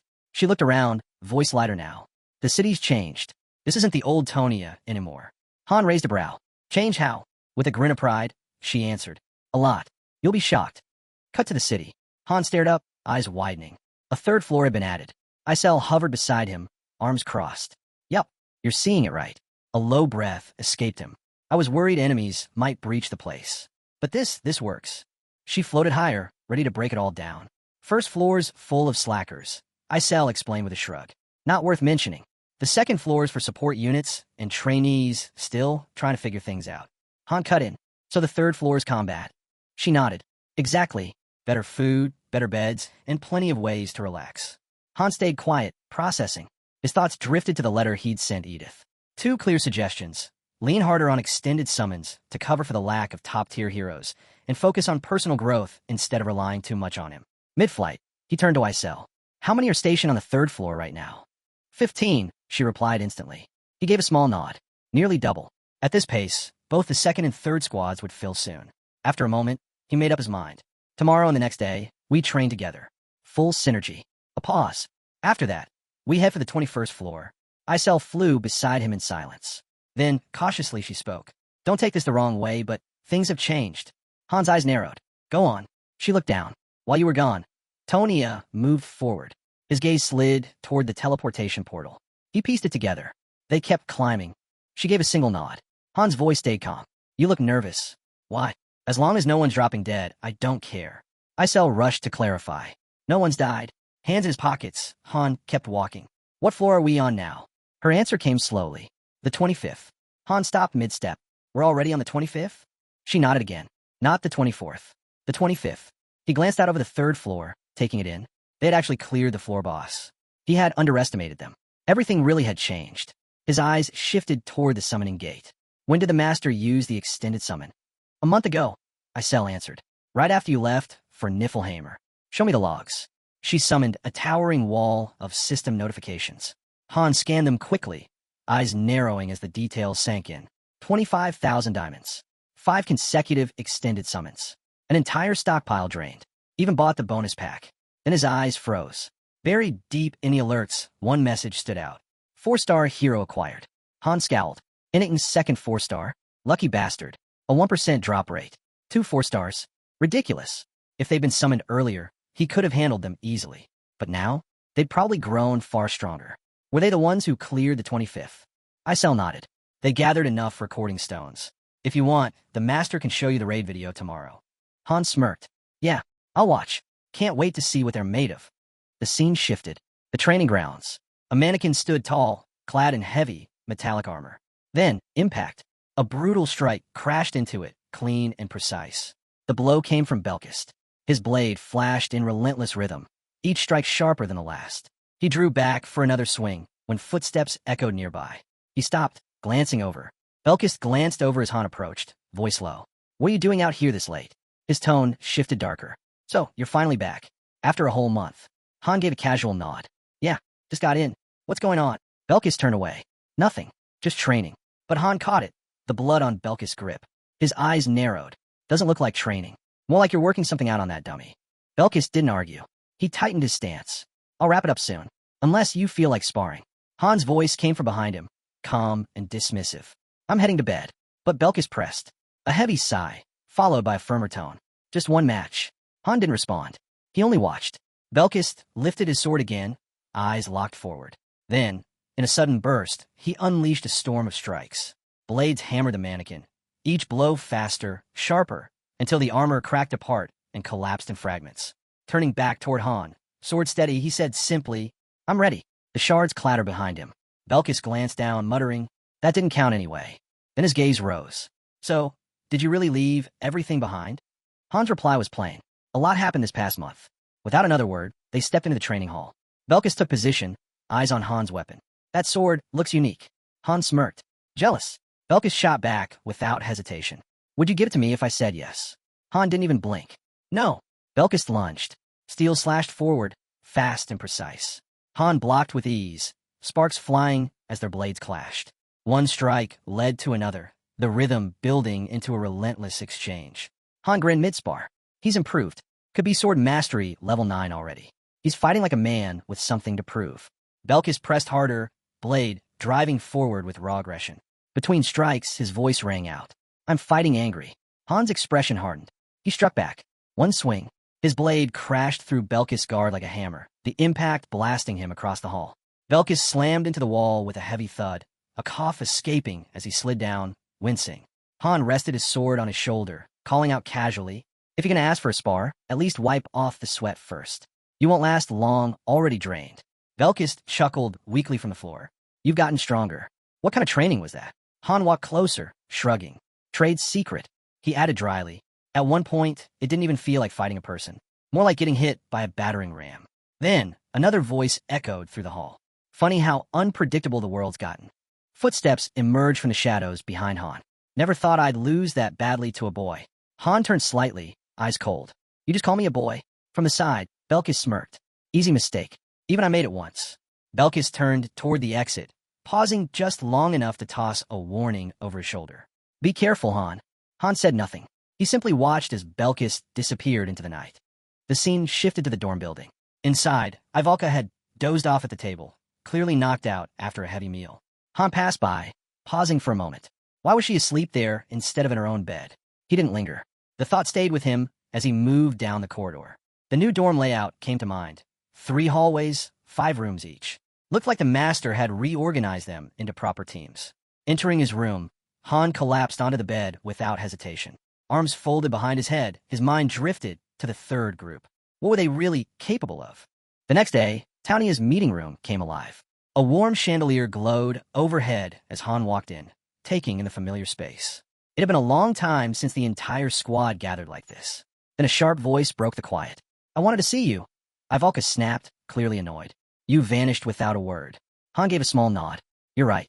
Sorry for not waking you." She crossed her arms, eyes locked on him. "Then why aren't we celebrating? You're back, we've got a 3rd floor now, and the food's finally good." Han's reply was flat. "There's no celebration. Training starts today." Ivalka pouted, displeased. "That's just mean." "No time for fun," Han said coldly, quietly observing. Finally, he spoke, mentioning the exact time the master logged in. But Han's eyes narrowed before he could finish. Something moved under the table. A clawed foot. Without hesitation, Han kicked hard. The table flipped over, dishes and papers scattering across the floor. He didn't even blink. "A rat snuck in," he said calmly. "Not a very good one, either." Everyone turned as a beastkin girl crawled out from beneath the wreckage. She brushed herself off, annoyed, before planting her hands firmly on her hips. "Well, guess I've got no choice now," she huffed. She introduced herself with pride. "Rikari, Great Gale Tribe. We're not like the rest of you." Her glare swept across the room. "You're all just a bunch of dirty little cowards." With smug confidence, she strutted into the center. The others stayed silent, watching. Rikari laughed. "What? You're that scared? You're just people." In a blink, Han had her by the scruff, lifting her off the ground like a kitten. Rikari kicked and squirmed, shouting, "Let me go, you dirty little man." Han didn't even flinch. "What kind of monkey are you supposed to be?" From across the room, Narissa spoke up, her tone calm as always. "She's part of the 3rd group. Got summoned about a month ago." Still thrashing, Rikari spat back. "Coward. Figures you'd act like this. You're human." Han raised a brow. "You're the one who snuck in." "Shut up." Rikari snapped. Then suddenly, her voice rang out in a piercing scream. "Help! Someone! The guy who got beat yesterday." Belkis froze.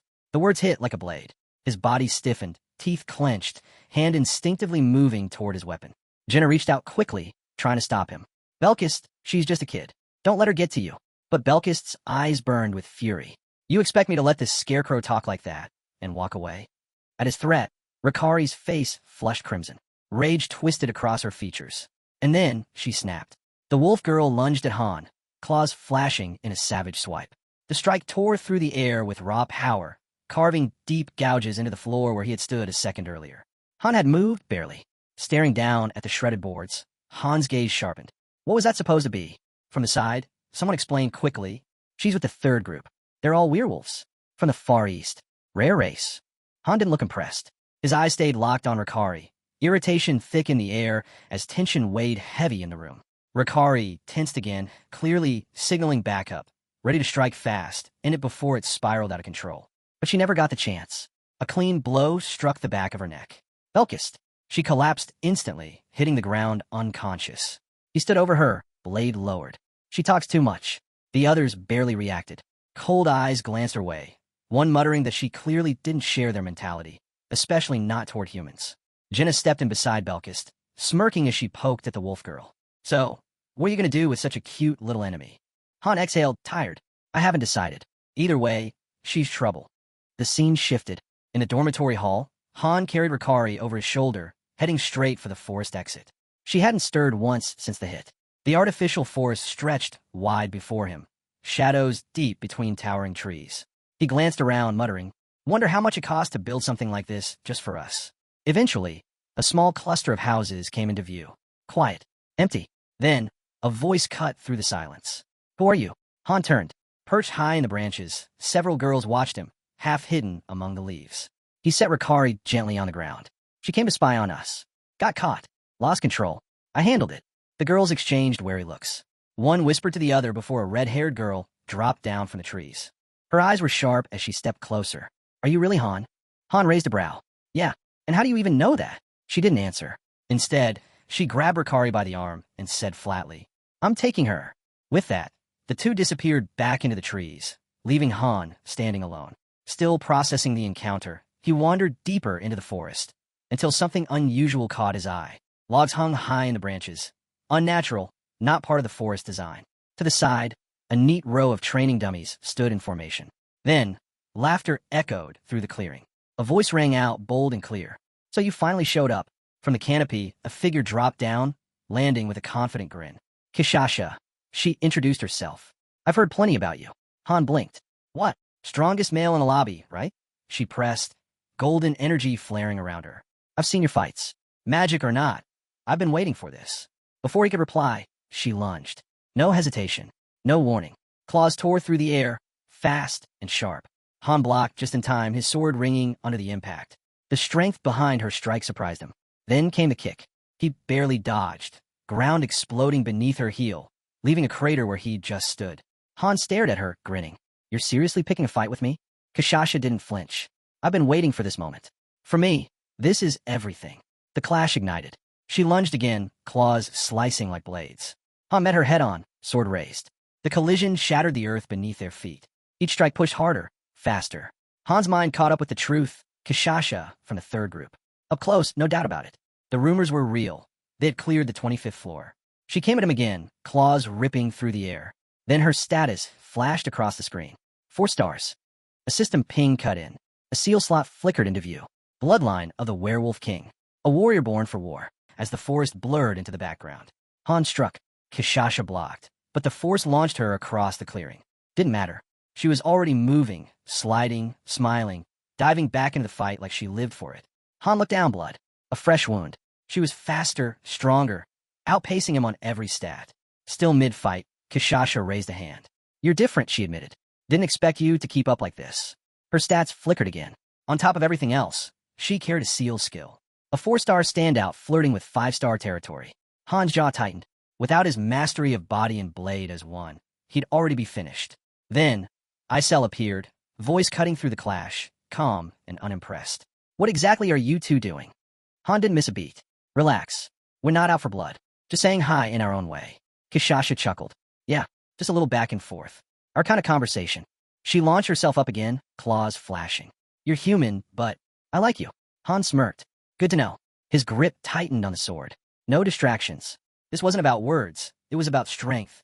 He wasn't like Ledigian, some prodigy who could master every path. He had one, and he was going to take it as far as it could go. He struck again. Unity of body and blade, earned only through action. Kishasha slipped out of range, smooth as shadow. "Nice move," she teased before slamming into him with a brutal kick. Pain tore through Han's body, and he realized she was still holding back. He muttered under his breath. He didn't have time for a drawn-out fight. It was time to end this. Then, berserker mode. Kishasha's eyes lit with excitement. "What's this now?" Han's reply was low, cryptic. "What a pity." But before he could finish, her expression shifted, shock flashing across her face. Han's eyes hardened. Boom! A shock wave detonated outward, searing heat rippling through the clearing.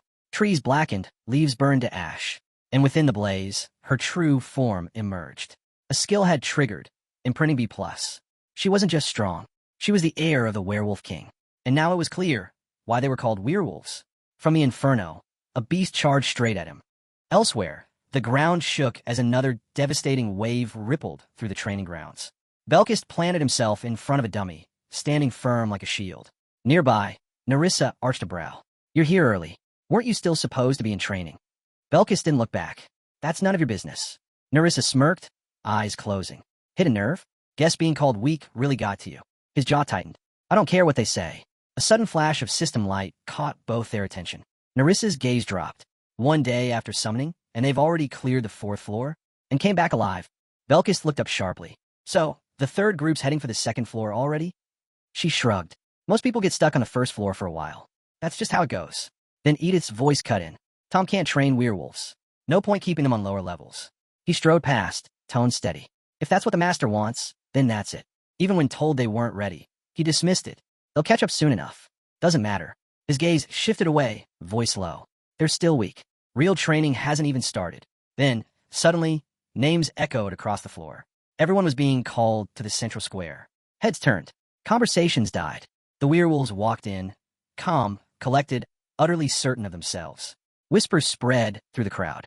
They came back from 25th floor? No one expected them to land in the 21st. It was shocking enough. But the 25th? That was an entirely different level. No wonder there were gaps left in the 1st and 2nd squads. Could they really be that strong?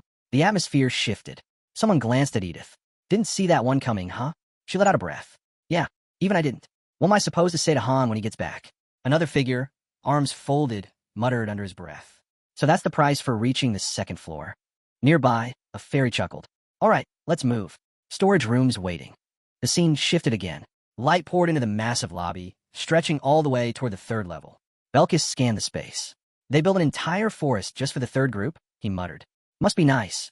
Narissa scoffed. You complain too much. Maybe take it up with Isel. Though good luck with that. A sly grin tugged at her lips.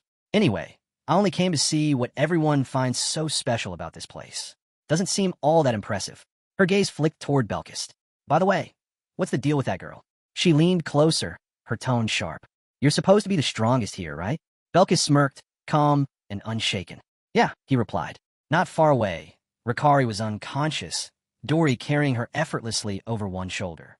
Belkis still wore that smirk, until something caught his attention. His expression hardened, jaw tightening, as he stepped forward. Kishasha turned on him. What's that supposed to mean? You're not the strongest human. She walked closer, hair flickering with fire. I heard about someone else. Black hair. He's the real one to watch. Her voice sharpened. What you showed today wasn't bad, but it still wasn't enough. Now standing face to face with him, she didn't hold back. You don't belong here. A blast of energy roared forward, striking the training dummy behind Belkis. He shielded his face with one hand, but his mind wandered elsewhere, back to when he believed he could fight monsters. But now, seeing it up close, the truth cut deep. He couldn't beat something like that. His grip tightened around his weapon, frustration burning beneath the surface. Like this, he stood no chance. He wasn't ready. Not yet. Scowling, he turned away, swallowing his rage. Above, the protagonist landed lightly, catching fragments of conversation carried by the air. Tension was thick, and a smirk played across his lips. Rumor had it, if the one who killed the true beast ever spoke, the monster would rise again to fight. Belkis' teeth clenched. One day, he muttered, I'll be strong enough to beat them all. Han drew his blade, steady and sharp. So tell me, what exactly is this beast? The creature's eyes gleamed as it lifted its weapon, sneering. Looks like someone's in need of a lesson. The squad moved forward as one. The forest shook with every step, and laughter rippled through the trees. Hidden in the brush, a girl crouched low, her chuckle sharp. Been a while since something's felt this exciting. Guess it was worth coming out. The protagonist stood silent, eyes closed, listening carefully. Someone asked if he was all right. It's nothing, he replied. Injuries were nothing new. He'd lived through them countless times before. Of course. You're a veteran, came the answer. But as he turned away, a thought lingered in his mind. 10 seconds. That's all it would have taken for everything to fall apart. His body in pieces. Kishasha lying dead. No, if anything, he would have been the first to drop. Today, luck had been his greatest ally. Across the clearing, the girl extended her hand. She was no ordinary fighter. Her instincts were razor sharp, her movements lethal, and she had the ability to transform. Kishasha wasn't someone to underestimate. With her palm covering part of her face, she muttered, sending Rikari after him. Terrible choice. That girl can't stand people. Hard to blame her, though. Lost her parents to them. Han's voice cut through the quiet. Looks like she's been clashing with Belkis. Leaning against a tree, the girl shrugged. Just curious. He seemed strong. Kishasha stepped forward. We're not people lovers, sure. But that doesn't mean we're out for blood. If I came off rough, that's on me. Truth is, I'd rather fight than hold a grudge. From behind a tree, another voice snapped. How would you bring him here? He's a traitor. The protagonist exhaled. Too many voices. Too much noise. Kishasha lowered herself onto the grass, shifting the mood. I like meat. This forest has plenty of game. Just grab some fresh. She motioned toward the cuts of raw meat laid before them. The protagonist glanced at it. She offered. He declined. Not hungry. Han grinned. Hope you're ready for the next round. Climbing the tower will be a lot easier with you on board. The girl met his gaze. Do we really need to talk about that? We came here on a contract. Her eyes scanned the group. And I was planning to offer you the same. The hero's expression hardened. And what contract is that? Kishasha licked her fingers before answering. The end of the world. Our homeland was swallowed by darkness. Then a voice spoke. Said it could save us.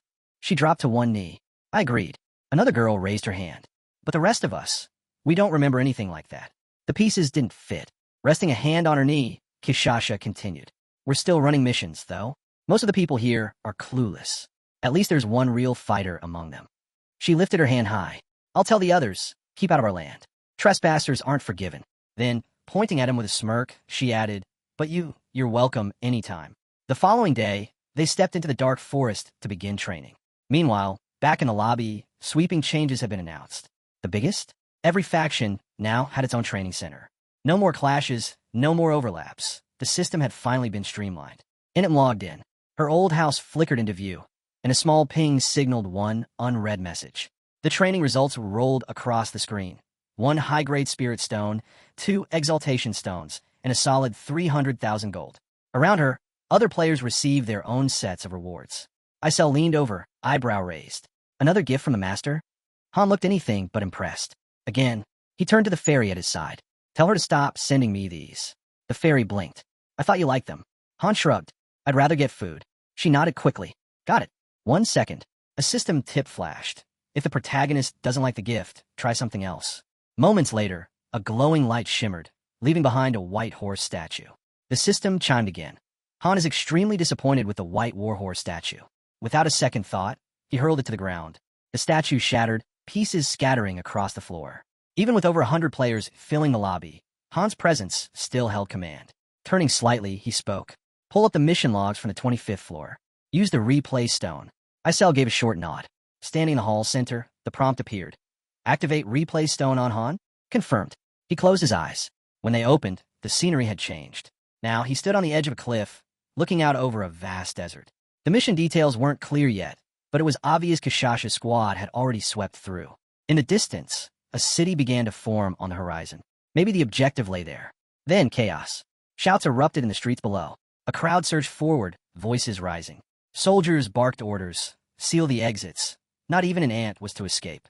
Someone ordered a wanted poster drafted. I knew it, muttered a passerby. In a narrow alley, a girl was cornered, her back against the wall. Her voice shook. Please, I'm just looking for something. I don't want any trouble. One man unsheathed his blade. Looking for something? My son's dying because of your plague. The mob swelled with anger. She's the one who made the monsters go wild. It wasn't me, she cried. Shut your mouth. Someone shouted that she was a traitor. Off to the side, Friases crossed her arms. Han simply watched. This wasn't a helpless child anymore. Should we shoot? One man asked. The answer came cold and flat. Dead or alive, she's worth something. Do it. Crossbows lifted, bolts taking aim. And then, crack. The arrows splintered midair, never reaching her. Friases' lips curled into a wide, chilling smile. Filthy people, so many of you. She launched forward. I could wipe every last one of you out. Kishasha cut the air with her blade. Protect her. Protect him. The rest can tear each other apart. One man stumbled back, panic on his face. She's the Empire's top criminal. He tried to warn them. If you defend her. But his words cut off as a brutal strike dropped him instantly. Friases froze, startled by the sudden blow. A new notification flared across the screen. Floor 25 mission type, escape. Main objective, escape the restricted zone. Special objective, protect NPC Friases. Remaining players, 96. The full team roster appeared. Someone at the front suddenly shouted. Where did they come from? His voice cracked with panic. Listen, we're not here to fight. Just give us the witch. But before he could finish, an attack ripped through the air. The girl raised her hand, her voice flat. This is exactly why I hate dealing with people. She scoffed at the idea of wasting words on someone she was going to kill anyway. Kishasha looked down. Follow me. Friases blinked, startled. Wait, they're werewolves? She thought they'd long since vanished from this continent. The girl's eyes narrowed. She claimed she heard something strange. Blood was in the air. Someone needed to check it. Nishaz stepped forward without hesitation. I'll go. From the window, the girl explained the mission in blunt terms. The NPC had to escape. That was the objective. Survival. Then Friasis gasped, her voice soft with disbelief. They really are heroes? Like the ones who saved me before. Kishasha didn't even turn. What are you talking about? Nana rolled her eyes. Too loud, she muttered. Keep shouting, and I'll rip your arm off. The girl stepped closer, gaze sharp. Is there someone named Han with you? Black hair, black eyes. Sword and shield. Taller than me. Nana scoffed. What kind of nonsense is this? Some warrior. Friasis gave a faint smile. If you know Han, I want to know how he's doing. She pointed toward them. Did you come from the same place as him? Kishasha answered without pause. He was there. Not anymore. That hit the protagonist hard. The way she said it, Han hadn't just left. He'd gone somewhere else. A place called Nil something. Maybe even dead. The finality in her words made it sound already decided. Then, without warning, the girl jumped down, landing hard. Monsters are leaving the city, she shouted. They'll be here any moment. Kishasha's eyes narrowed. So that was why the nearby soldiers hadn't seemed worried despite all the chaos. She turned sharply. We're leaving. Now, come with us. Rikari gave a sidelong glance. Not bad for a human. Friasis looked away, uncertain. A roar split the air. Lizard-like monsters came crashing into the soldiers, sending the streets into panic. Rikari grinned. You gonna run faster or what? Friasis gasped for breath. This is as fast as I go. Kishasha frowned. We'll have to slow down. Then she shouted, Dory. From above, Dory vaulted over the rooftops, landing in front of them with a thud. I'm here, she said without looking up. What's the situation? Her tone hardened as she explained. 3 exits. West, east, north. The west was already lost. Civilians were flooding east. The north was clearer, but slow caravans with camels clogged the path. That meant the others, including Means, were already heading east. But the monsters would be on them any second. Dory's voice dropped low. It might already be too late. The monsters were closing in fast. Their only option left was north. The last head count put them at just 30 survivors. Kishasha turned suddenly. Wait, she said. I have something to say. The girl, still catching her breath, spoke between gasps. Can't we save them? Her voice steadied. 5 minutes. That's all it would take. Just 5 minutes. And those people could make it out alive. Kishasha didn't answer right away. Deep down, the girl knew she had no right to ask. They'd saved her, not the others. But those villagers, they were innocent. Rikari grabbed her by the arm. Why do you care if they die? Didn't they destroy everything? The girl's jaw tightened. Yeah, they did. But they didn't have another choice. Kishasha stepped forward, pulling Rikari back. That's enough. Don't touch her. She only asked. You could have just said no. Then Kishasha turned, met the girl's eyes, and said without hesitation, I'm sorry. We can't. Friasis' voice came quiet, almost a whisper. Won't you reconsider? The air went still. The entire group held their breath. Kishasha's reply, cut sharp and final. No. The girl clenched her jaw, eyes locked on the ground. Slowly, Friasis lowered her hood. Kishasha's eyes widened. A system prompt appeared. Conflict created. Special NPC Friasis requests assistance. Friasis' hand curled into a fist. Branching side quest activated. Evacuate the civilians. The system noted. The master could assign heroes to respond. A new interface displayed each hero's stance toward the request. The girl shut her eyes. Open them, Kishasha said softly. The result was clear. Quest denied. Kishasha's voice stayed calm, but firm. I'm sorry. It's too dangerous. Her eyes burned. I won't risk my own kind just to save a group of humans. Even with the promise of rare XP, gold, and bonus rewards, Kishasha turned away. Friasis muttered bitterly, anger laced with helplessness. Still so powerless. And she wasn't wrong. With a group as rare as Kishasha's, even losing one member would be devastating. Replacements? Almost impossible. Friasis stepped forward, eyes sharp. They'll be here any second. Smoke rolled through the streets as monsters swarmed the city. Then the girl smiled, broad and unflinching, and charged straight into the chaos. Bodies fell around her as Friasis darted forward, teeth clenched. Meanwhile, the protagonist moved through the battle with calm precision. To him, the mission felt almost easy, more like an escort job than anything serious. Barely 100 lizard men in total. No boss. Honestly, the 25th floor wasn't any harder than the rest. He glanced aside. However the run had played out, one thing was certain.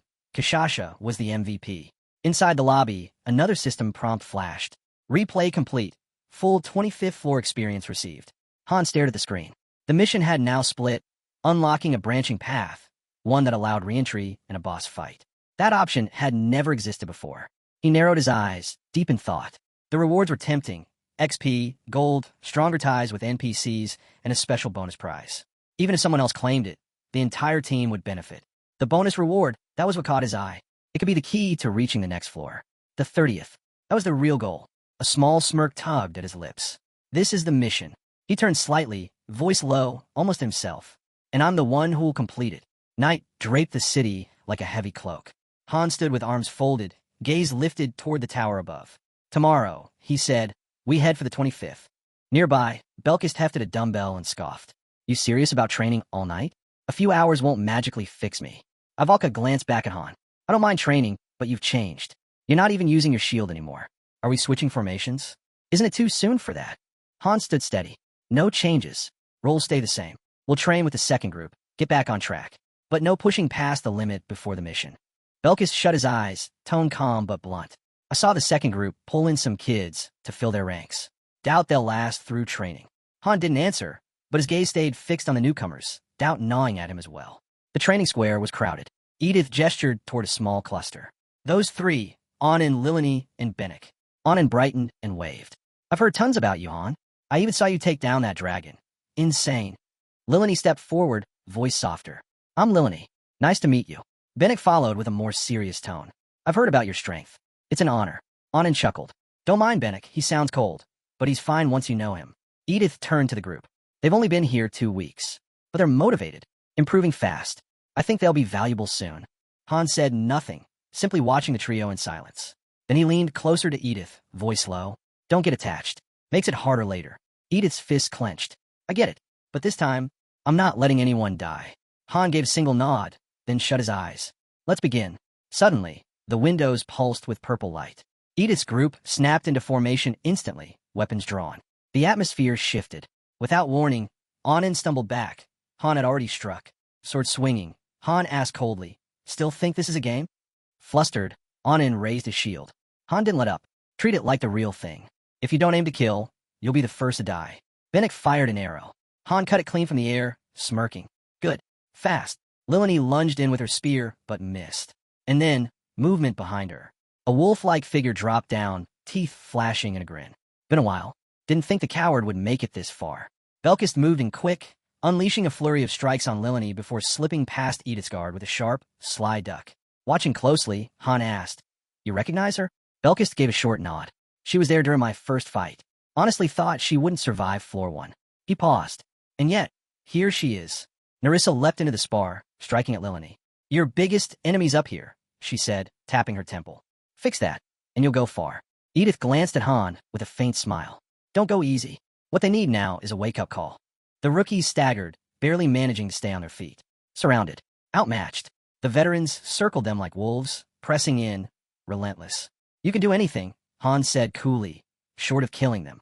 Edith sighed, covering her face. Why did I even say anything? Night draped itself over the training hall. A table nearby was stacked high with potions. Han picked one up, a yellow liquid glinting inside. A notification pinged. Crafting success. Heat-resistant potion created. Isel leaned in to inspect the table, eyebrows raised. You actually brewed these yourself? She smirked lightly. Careful, the master's going to get suspicious. Her eyes flicked to Han's hand. That ring, where'd you get it? Han looked down. Someone I knew in Niflheim. He studied the potions again. The 25th floor might not be the toughest, but he wasn't taking any risks. Thanks to Ivalka, the team had fire resistance covered. But the desert heat, that was a different danger. Exhaustion could cripple them before the real fight even began. Best to prepare. As dawn crept over the settlement, a notification flashed. Raid request submitted. Floor 25, leader, Han. The space-time gate split open with a deafening crack. Light flared from within as a message appeared. Main dungeon activated. Objective, climb the tower. And then, out of nowhere, Friasi stumbled through, dropping to her knees, breath ragged. Slowly, she opened her eyes and froze when she saw Han standing before her. Ow, how are you here? She whispered, stunned. Han's tone stayed calm. How have you been? Friasis looked around frantically. Where are the werewolves? The ones who were here? They're home, Han answered. Resting. You don't need to worry about them anymore. His team stayed quiet, watching. It was obvious Friasis hadn't come here by chance. She wanted something Still trying to process, she asked, "Is this the magic?" Han raised his sword. "Not the time for questions. Our mission's that way." Her eyes widened. "You're helping me?" Han didn't answer. Instead, the team downed their potions and moved out. "We're already on the move," Han said. Jenna glanced at him. "So, the plan is to buy time for the others?" "Solid strategy." Then ding. Notification. First group leader has requested to join side quest. Friasis froze. Her shoulders trembled. Tears welled in her eyes before spilling over. A shaky smile broke across her face, and she began to cry. But the moment shattered as chaos erupted. Lizard men rampaged through the city, tearing down anyone in their way. One lunged straight at Friasis, but before it could land a blow, its body slammed to the ground with a heavy thud. Its head hit the dirt and rolled. Han stood over the body, blade dripping red. The remaining lizard men snarled, turning on him and his squad. They were surrounded. 17 left, someone called out. Han raised his sword. 10 seconds. Wipe them out. Jenna's arrows blurred through the air, dropping targets before they even had a chance to react. Nerissa's blade cut another beast in half. Quick, precise, brutal. Ivalka stepped forward as a wave of enemies surged toward her. She raised her arms, flames erupting from her hands, incinerating everything in their path. "The heat's insane," she muttered.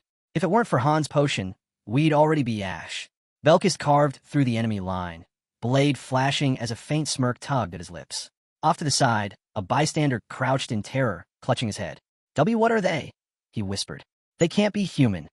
Han sliced through another enemy and glanced toward the crowd. "They still see us?" Jenner shook his head.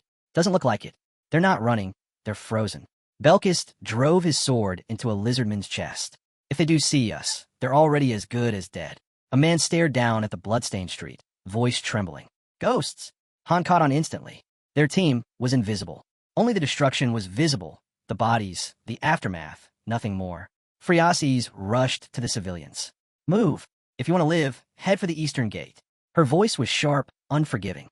"You're being protected, but only I can see who's doing it." The crowd recoiled. "Did you summon these monsters?" "No." Friasis snapped. "They're not mine. I didn't summon anything." The man pushed forward, shaking with rage. "Liar. You betrayed the Empire. You sold your soul to bring these demons here." Before he could speak again, a woman swung a shovel across his back. The crack echoed. "You talk too much," she spat, "especially for someone who only helped the nobles escape." Her grip tightened on the handle. "I don't care who saved them, just as long as someone did." The boys sprinted for the gate, shouting over their shoulders, "We'll never forget what you did for us." Watching them vanish into the distance, Friasis allowed herself a faint smile. Somehow, it had worked, but Han's expression stayed cold. "It's not over yet." The system still showed the side quest as active. Friasis' smile faded. Staring at the endless tide of enemies, her voice dropped. "There's too many." Han didn't waver. "If we hold them here, we don't get flanked. It's still better than the 5th floor, where they came from every direction." His command cut through the air. "Spread out. Now." The ground trembled as war drums thundered in the distance. The lizardman's chieftain stepped forward, face twisted in rage. His roar shook the streets. "You dare defy the laws of nature?" Then, boom. An explosion ripped through the air. The chieftain's head was blown clean off before he even finished a sentence. His body collapsed with a heavy thud. Jenna stood with her bow drawn, voice calm. "Want me to just keep clearing out trash like that?" Behind her, Friasis turned to Han, panic returning fast. "Are you sure we can handle this?" "There's too many." Han's voice never wavered. "There's 100. Each of us takes 20. Then he surged forward. "Stay back and watch," he told Friasis. Ivalka followed, arms outstretched. Flames burst from her hands, rolling forward in waves that burned through the first line of lizard men, their bodies turning to ash. Jenna stepped in next, arrows flying so fast they blurred into streaks of light. Each one hit with explosive force, tearing enemies apart. Her quiver shimmered, arrows replenishing endlessly. System notification. Mana increase quiver capacity, 100 arrows. A glowing crosshair lit her eye. She locked on, and released a storm of arrows that shredded the enemy ranks like paper. Meanwhile, Han was already deep in the front lines, his blade cutting brutal arcs. One lizardman's head flew from its shoulders. Another lost its arm as a strike crushed straight through its defense. Skill acquired, powerful blow. Belkis charged in next, his blade sweeping wide, cutting through multiple foes in a single strike. Basic swordsmanship, max level achieved. "This is crazy," Nerissa muttered, barely able to process what she was seeing. Friasis stood frozen, wide-eyed. "You've all gotten insanely strong." Her gaze lingered on Han as he calmly sheathed his blade. You're on a whole different level than last time, she said softly. Then, a faint smile touched her lips. And yet, you haven't changed at all in 3 years. Han looked at her. You have. Phreases gave a small, grateful nod. Thanks. And what about the two with the spear and daggers? They're alive, Han replied simply. Edith and Aaron. Just not here right now. Before she could answer, another group of lizard men stormed into view, shouting that they'd found humans. 31 of them, all level 22. They charged forward, then stopped dead. Their eyes darted across the field to the mangled remains of their fallen comrades. Silence. And then, they turned and ran. Belkis blinked. Why are they running? Han's gaze swept the blood-soaked battlefield. Because now, they know fear. Belkis muttered, almost disappointed. That was barely even a warm-up. As calm settled over the ruins, Han turned to Nerissa. Sweep the perimeter. Assume it's clear for now, but don't relax. Ivalka fanned her face. Ugh, this heat's unbearable. Even with the potion, it's useless. Jenna tugged lightly at her arm. Come on, let's get out of here. She glanced back at Belkis. You too. Move. Han stayed behind, his eyes fixed on the sand. None of this needed to happen. Footsteps approached. Phreases eased down beside him, her voice low. How have you been? She hesitated, then added. I thought you were dead, but here we are again. A small smile crossed her lips, her cheeks faintly flushed. The sky shifted, burning orange, fading into deep dusk. Phreases stared upward. So really, how are you? Han closed his eyes for a moment. I'm fine, he answered quietly. Hugging her knees, she whispered, I thought I was done for. Han crossed his arms. The werewolves only joined recently. We don't know much about them. They're still new. Han gave a faint smile. But somehow, you managed to stay hidden. Just lucky, I guess, she said. Her eyes lifted toward the distant tower. Honestly, this is all because of you. From her pocket, she drew out a golden crest and held it out. The Haljan clan, one of the 4 great clans. They were the only ones who ever searched for me. Without them, we wouldn't have lasted this long. Strange, though, the whole area feels empty now. Han stayed silent, listening. His thoughts drifted back, long corridors echoing in his mind, his squad trailing behind him. Nerissa's voice, sharp in memory, about the Hans, the Order, and the battles they had been dragged into. Everything tied back to the 20th floor. And that mansion, that suffocating stillness. The desert glowed gold in the fading sun. Finally, Han broke the silence. So why are you here? Phreases rose slowly. I'm looking for something. Han turned to her. What is it? A faint smile touched her lips. Something I saw in a dream. A key. His gaze sharpened. And what are you planning to do with this key? Her voice was steady. I'm going to save the continent. Then she met his eyes. I don't really know what it is yet. It's more of a feeling. But when the time comes, I'll know. Han stepped beside her, still speaking in riddles. Even back when we first met, you wouldn't stop talking about your dreams. The end of the world. He studied her face. A realization flickered through him. She'd appeared in 2 major missions already. Even ones she wasn't directly part of, they somehow circled back to her. In his mind, he retraced the village map. 3 exits in total. Most evacuees had gone east. But Phreases? She had gone north. Han smirked faintly. If that was the road she chose, their paths would cross again. Without a doubt. Suddenly, a portal shimmered open before them. Quest complete. Phreases blinked, startled. What's that? Don't think too hard about it, Han said, eyes scanning the fading battlefield as corpses dissolved into dust. It's time to move. He turned on his heel. Phreases fell in a step beside him. Weird things always happen when you're around, she muttered. Han didn't reply, but his thoughts lingered on her. The truth was undeniable. She had already died once. Faces surfaced in his memory. A mercenary team, bought with gold, who had tried the 15th floor. None survived. Then the werewolves, the newest squad. The ones who cleared the 25th floor. And now, Phreases, running with them. This was her 3rd time through. Han calculated quietly. The number of single squads sent forward to test the tower's danger levels, far higher than most people ever realized. The evening sun stretched long shadows across the towers as they drew closer to the exit. Phreases slowed, turning back one last time. Will we meet again? Han stood with his arms crossed. We will. On another floor. She smiled faintly. Then I'll survive. For all of us. As she walked away, the final notification appeared. Quest complete. All team members leveled up. Reward, 100,000 gold. MVP, Jenna. The desert dissolved. In an instant, the group stood before a towering gate, looming in silence. Han's thoughts drifted. He remembered something he'd read about a hidden bonus stage inside the rift of time and space. A challenge only one person could enter. And only once. Ivalka fanned herself, eyes narrowing. I don't like this. When it starts off easy, that's when things usually go wrong. She glanced at Han, waiting for his answer. He nodded once. Then, without a word, Han stepped forward. You go on ahead. The girls exchanged puzzled looks. Maybe he wanted to grind for materials. Or maybe he just needed a moment to breathe. But Han knew the truth. This was a solo trial, one he couldn't walk away from. He entered. Darkness swallowed him whole. A pitch-black chamber stretched endlessly, corridors twisting and branching like a maze. No monsters, no traps, just silence. He walked. An hour passed. System message. Bonus stage complete. Han rubbed his chin. Honestly, I thought I'd fail this one. He flipped through a page in his notebook, scanning the sketches and notes he'd made. Either way, the 25th floor was done. Tomorrow, they'd head for the 26th. As the gate split open before him, his eyes narrowed. If his instincts were right, then everything on the 25th floor, all of it, had been nothing but warm-up. He chuckled under his breath. Ivalka had been right. When things go too smoothly, that's when the nightmare begins. And if anyone understood the rules of this game, it was her. The next day, the desert burned under the sun.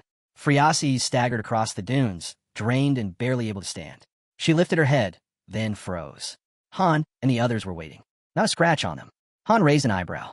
Still alive? Gasping, Friasi's nodded. Barely. I thought I was ready, but it was harder than I expected. Han handed her a small bag. Potions. Food. Water. Use them. Her weak smile trembled. The only reason I'm pushing this hard is so I can keep getting your help. Belkis glanced over. So what kind of mission is this? Simple, Han said flatly. Stay close to Friasi's. Keep her alive. Friasi's pointed toward the horizon. I've seen this place before in my dreams. I just have to follow the signs. Han scanned the endless desert. Signs? He didn't see a thing. Before he could ask, the ground trembled. Something shifted in the distance. His eyes narrowed, locking onto the horizon. A massive swarm of lizard beasts, charging with feral rage, straight toward them. Weapons flashed into view in an instant. Someone shouted, "This time, we're ready." Perfect way to burn off lunch. The desert sand turned red as the battle exploded around them. Friasis stood frozen, watching the slaughter unfold. Even the Empire's royal guards, they weren't like this. Not even close.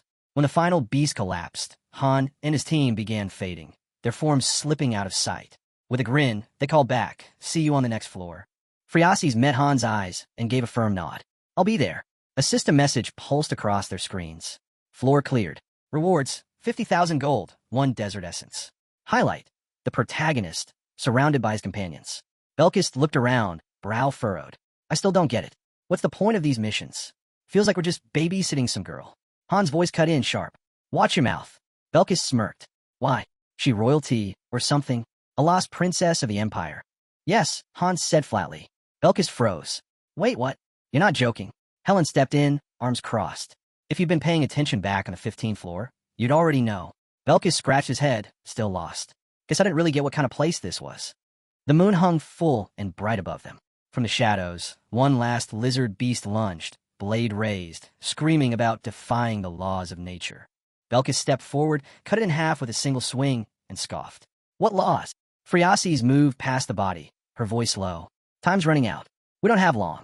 Her gaze lifted skyward. If my dreams are right, we have 10 years left. Then the world ends.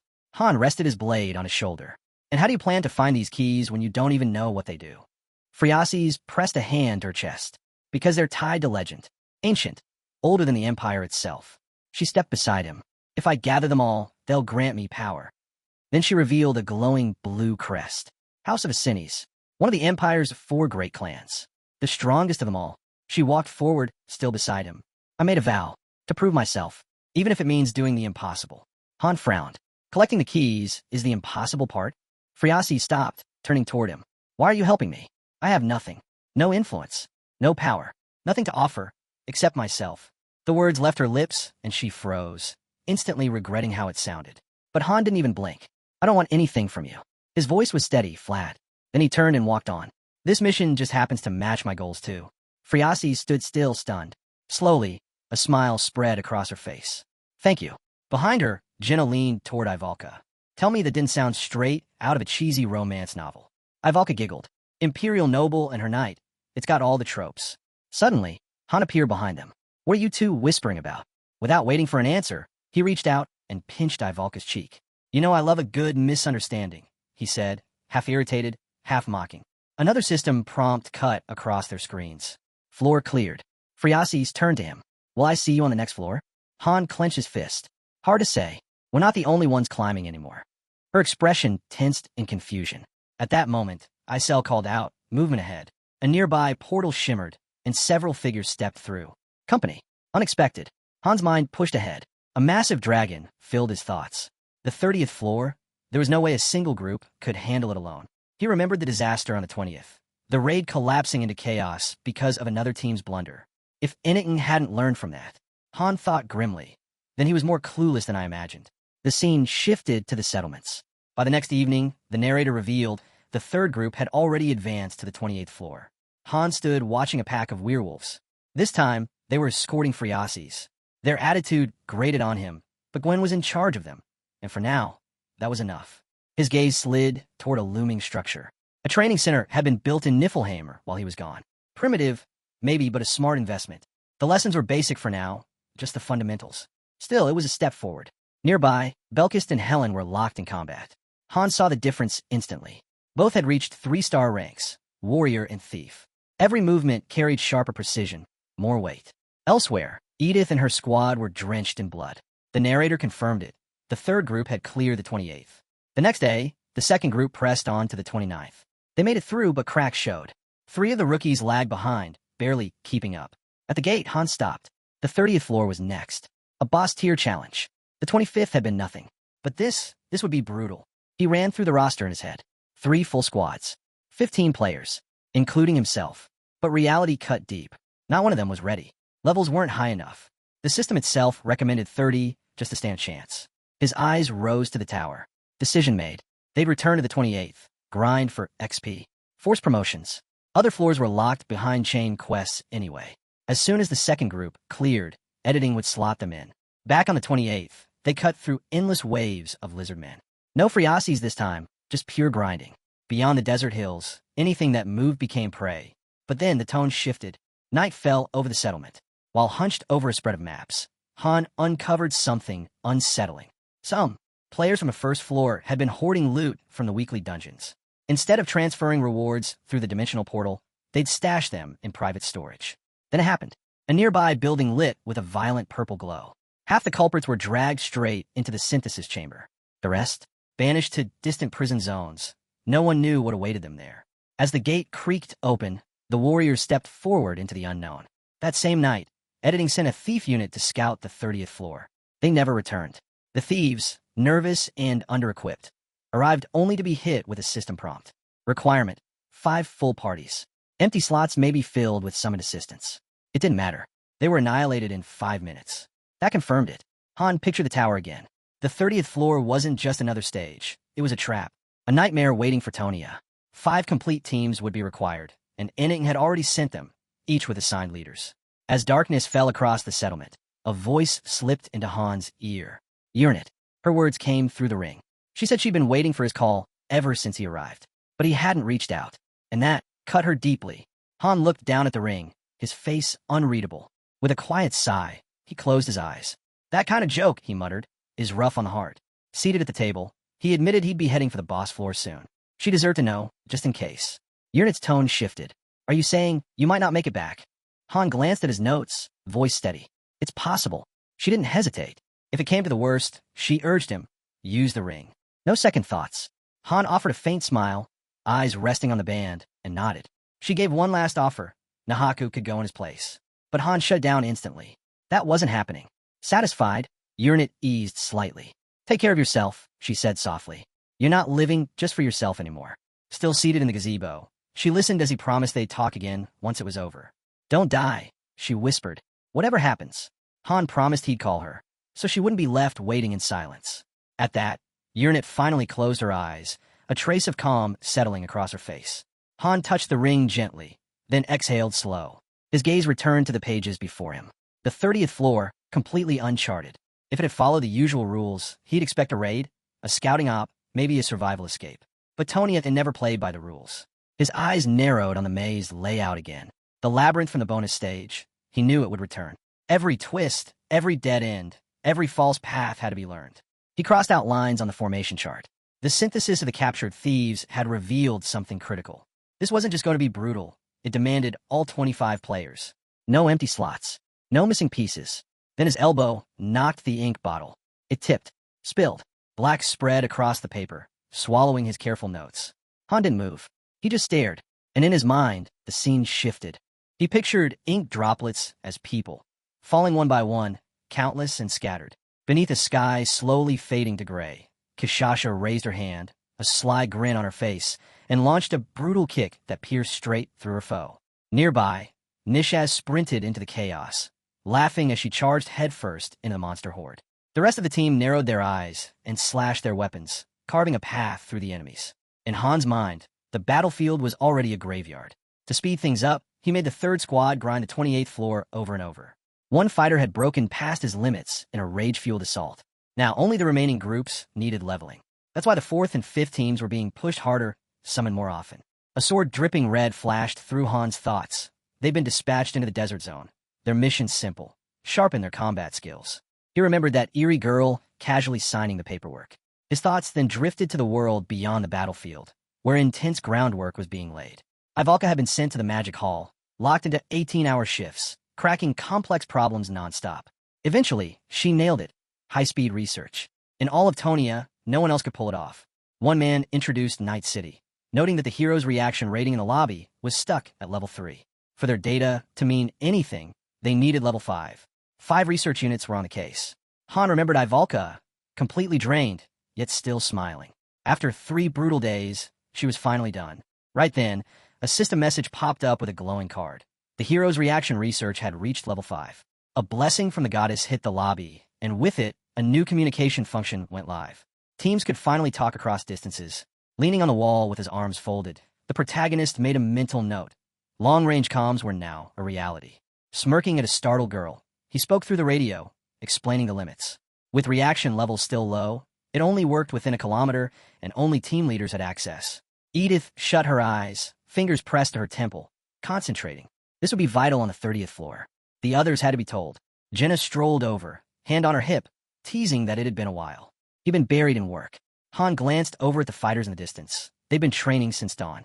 Something felt different in the air, like a shift was coming. Turning to Belkist, eyes sharp and intense, Han told him he was impressed. Belkist was going all in, more than even Aaron, putting everything on the line instead of just going through the motions. You could see it in every clash. Jenna watched the sparring match, noting how hard they were going. But from what Han said, it sounded like they still held back during routine training. Nariza gritted her teeth and swung hard. Her blade spun through the air, embedding itself in the ground behind her opponent. Belkist snapped at her to retrieve it. She wiped the sweat from her jaw and moved to obey. Han, arms crossed, stared ahead. His sword's movements were changing, just as Lydigian had once described. He was approaching intermediate weapon mastery. It looked like a level up was coming. His eyes flicked to Nariza, still swinging away. She trained just as fiercely. Her strengths leaned more toward support, tracking traps, gathering intel, but she'd earned her place just the same. The protagonist watched carefully, catching the glint of her opponent reflected in her eyes. It was obvious there was still a serious gap between her and Belkist when it came to real combat. Without warning, Han jumped in, deflecting the incoming strike with a swift parry. He moved smoothly, swinging his sword and telling her to fall back. He'd handle the rest. Belkist stepped in, grinning. "Took you long enough. I've been waiting all day." Han smirked, the grin on his face turning sharp. Joining the first squad was the right move. No way the second would have given me this kind of workout. As he drew his sword, he let out a laugh. "Since when did you get so talkative?" A system window flickered into view, showing updated stats. Belkist's smile hardened, and he charged. Han met him head-on, blade raised to block. The clash rang out, steel grinding against steel. Han countered and surged forward. Watching Belkist come at him, he thought, this guy lives for moments like this. With another grin, he sidestepped the strike. "No matter how many times I go down," he said, "I'll get right back up. That's the difference. I don't fold, even against someone stronger." His grip tightened on the sword. That kind of mindset, that's what made Aaron worth trusting. Someone like that could be counted on. Their blades kept flying, fast and furious. Belkist gave a sharp smile and redrew his sword. A system chime confirmed it. He'd hit intermediate mastery with the blade. Not one to be left behind. Han responded with a clean swing of his own. His system window lit up. Intermediate mastery, level 3. Night settled over the glowing dome above the city. Light spilled from the windows of towering buildings. Inside one of those offices, the protagonist stood before the gathered teams, arms crossed. "This is the first time all 5 squads are here," he said. Edith placed a hand on her hip. "Didn't think Group 3 would actually show up." Perched casually on the windowsill, Kishasha smirked. We're still part of this mission. Maybe I'm not the biggest bruiser in the room, but I take my roles seriously, not like some others. Ryman stepped forward, hand outstretched. I'm Ryman. Heard a lot about you. Leaning against the couch, Gilbert gave a small nod. Gilbert, good to finally meet you. Standing next to Han, Edith pointed right at him. Let's be clear. I'm the one who brought everyone together. He didn't. I need to lock in a command structure for the 30th floor and whatever comes after. Han added, there are 25 of us now. We need a leader. Kishasha let out a laugh, tossing one leg up in the air. If we're picking a military lead, why not go with the strongest? Keep it simple. Edith raised her hand and pointed straight at Han. He's got the most on-mission experience. He reads situations fast. Anyone who's fought beside him knows. He's the real deal. Still crouched on the table, Kishasha kept smiling. I won't argue. Dragon Slayer leading the charge? Fine by me. But we won't be fighting side by side. We just don't sync. Edith clenched her fist, tension rising. If that's the case, then maybe picking a leader doesn't even matter. Han's brow furrowed slightly. He stayed calm. Our styles don't match. Forcing that won't help. It'll only slow us down. Kishasha rested her hand on her cheek, brow arched. Smart move, she said. You get how teamwork works. I'll follow your lead, on the mission, at least. Han folded his arms and turned to one of the men. I'll give the basic commands. The rest? You'll have to figure it out yourselves. Edith looked out the window. He acts cold, but he's got a good heart. Closing his eyes, Han addressed them all. Don't hesitate. The first to flinch is always the first to fall. There's always a way out, remember that. Then, without warning, he stepped on the girl's foot. Ryman flinched, stunned. Han looked across the room, voice flat. If you're not ready to give it everything, then stay behind. Nervous and sweating, Ryman clenched his fists. I didn't come this far just to back out now. I'm staying. Han's gaze sharpened. He thought to himself, they'd know the truth soon enough. Gilbert stepped forward. Mind if I ask something? He turned toward Han. I'm fine with you leading. Honestly, most of us already treat you like the leader anyway. He looked ahead, serious. The 4th and 5th groups fought hard to make it to the 2nd floor. But by the time we did, the 3rd floor was already under construction. If we prove ourselves on this mission, can you help move us up? Han turned away slightly. It's the master's call in the end. But I'll submit the request. He then held up several diagrams. Memorize these layouts. The 30th floor could turn into a maze. We need to be ready. Gilbert leaned back on the couch, watching quietly. So young, and already the one calling the shots. They were all here, pretending this meeting was about choosing a leader. But truthfully, they'd already decided. If this was all just a show to highlight the gap between the 2nd and 3rd floors, then they were all just pieces on a board. Still, he smirked to himself. Not for long, he thought. One day, I'll be the one in charge. The morning sun lit up the city. Han unsheathed his sword. Everyone ready? He tightened his grip. Ivalka adjusted her bracelet, joking. Anyone get there, we'll sort it out? Belkist raised his sword. Did you? Jenna slung her quiver over her shoulder. No one's dying today. Han's leading us. We'll be fine. Han stepped forward, muttering, you guys lean on me too much. But even so, the squad advanced through the streets, steady, focused, unshaken. Edith took position in front of her team. Kishasha led hers with a quiet grin. Ryman, brow furrowed, marched ahead with conviction. Gilbert's crew stood outside, weapons ready. Then, a system window lit up, attack unit established. All 5 groups merged into one. 25 warriors stood before the dungeon gate.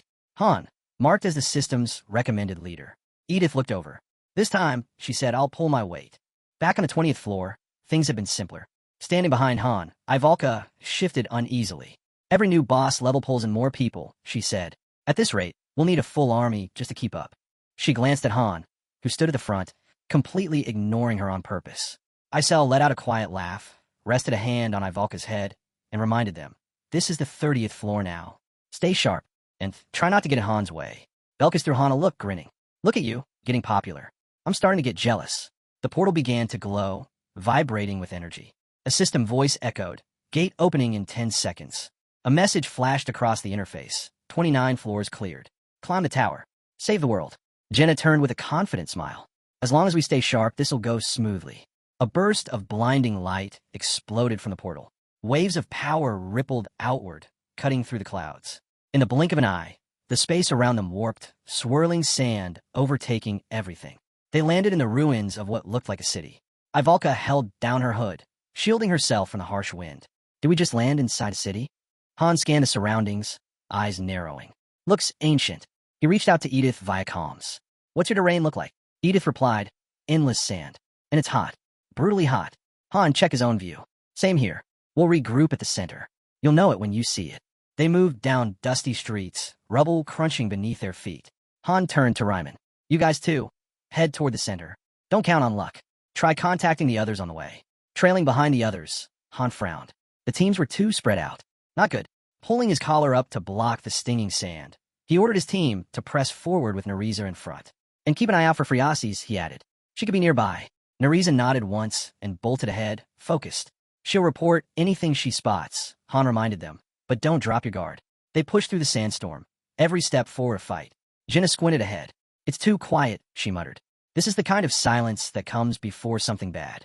Han raised his radio, calling out to the second and fourth team leads. He paused by a crumbling angel statue. Meet at the large building in the center. Through the haze, he caught sight of the girls pushing onward. In the background, Ryman's voice crackled through the comms, relaying updates. Weapons were drawn. Everyone was on edge. Then, out of the storm, Nereza reappeared. Someone slumped over her shoulder. I've got the princess, she said. Found her unconscious in the middle of the road.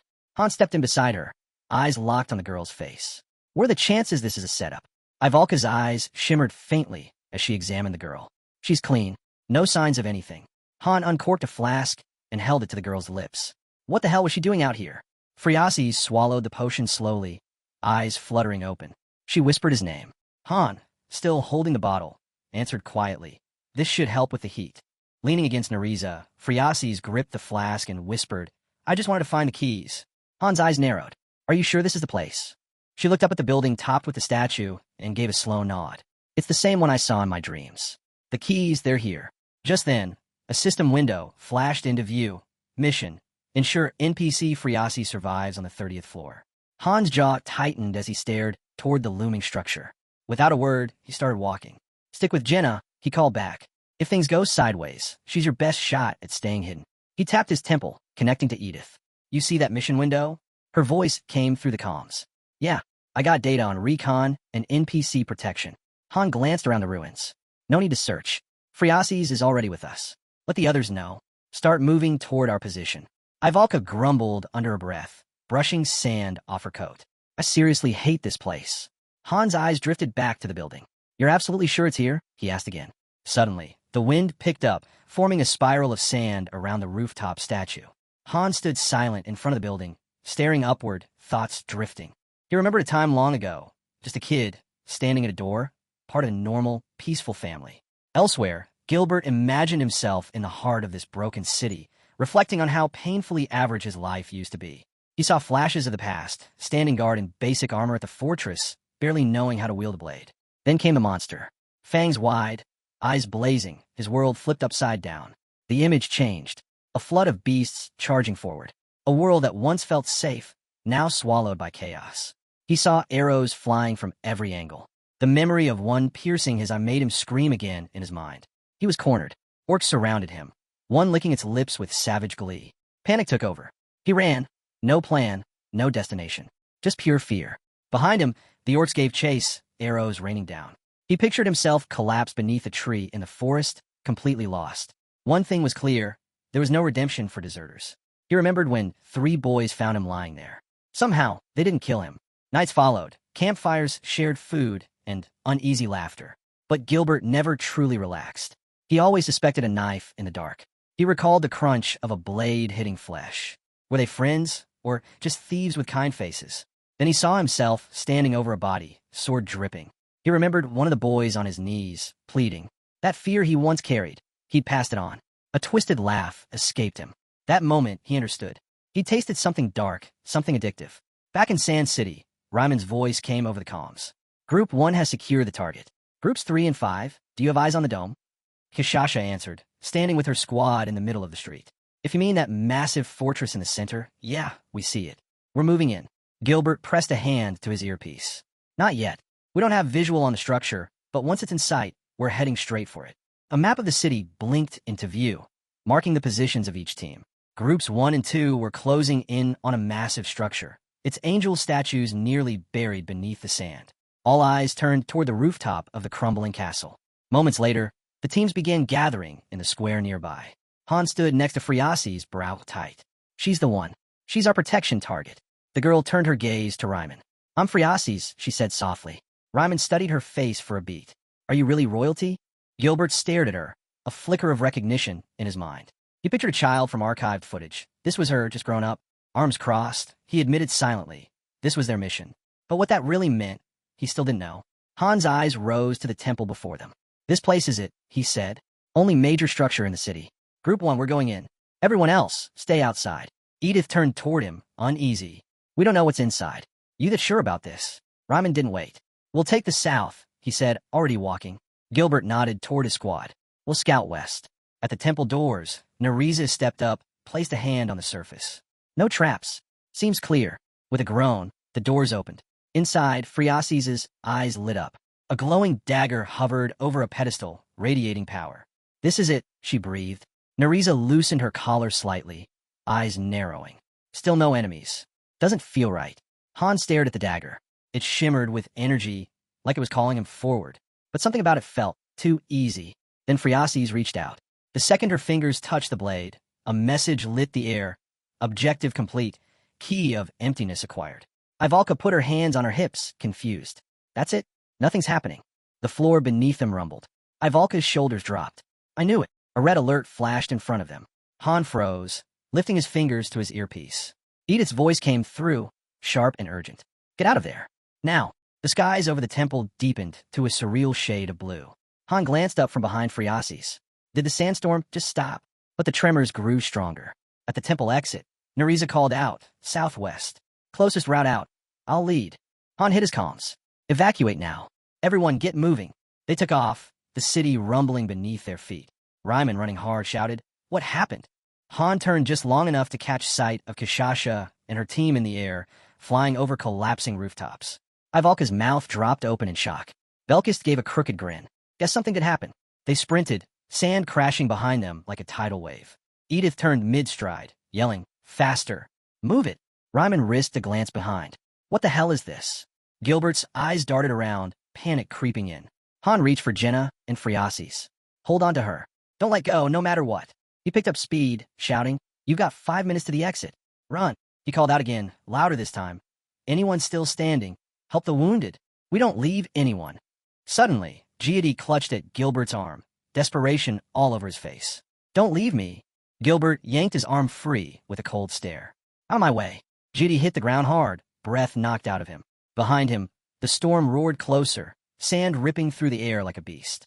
His scream tore through the chaos, raw, terrified, full of tears. As the last of the squad fled, a message flickered into view. Return to the embrace of God. His fighting spirit will be remembered forever. The storm surged forward, swallowing the city whole. Towers vanished under waves of sand. Gilbert stared straight ahead, rage smoldering behind his eyes. Just pawns, he muttered. But I'm not going down with them. I'll finish what I started. The sandstorm barreled through the ruins. Han vaulted over a low wall, voice sharp over comms. 1 minute to the exit. His eyes scanned ahead. No enemies, no movement. Still, he didn't relax. Don't slow down, he shouted. Keep running. Even after we're clear, buildings crumbled and disappeared beneath the roaring dunes. The teams regrouped behind the fortress, breathless and dust-covered. Friasis lowered her head. Is this my fault? She asked, voice barely audible. Han stared at the bottle in his hand.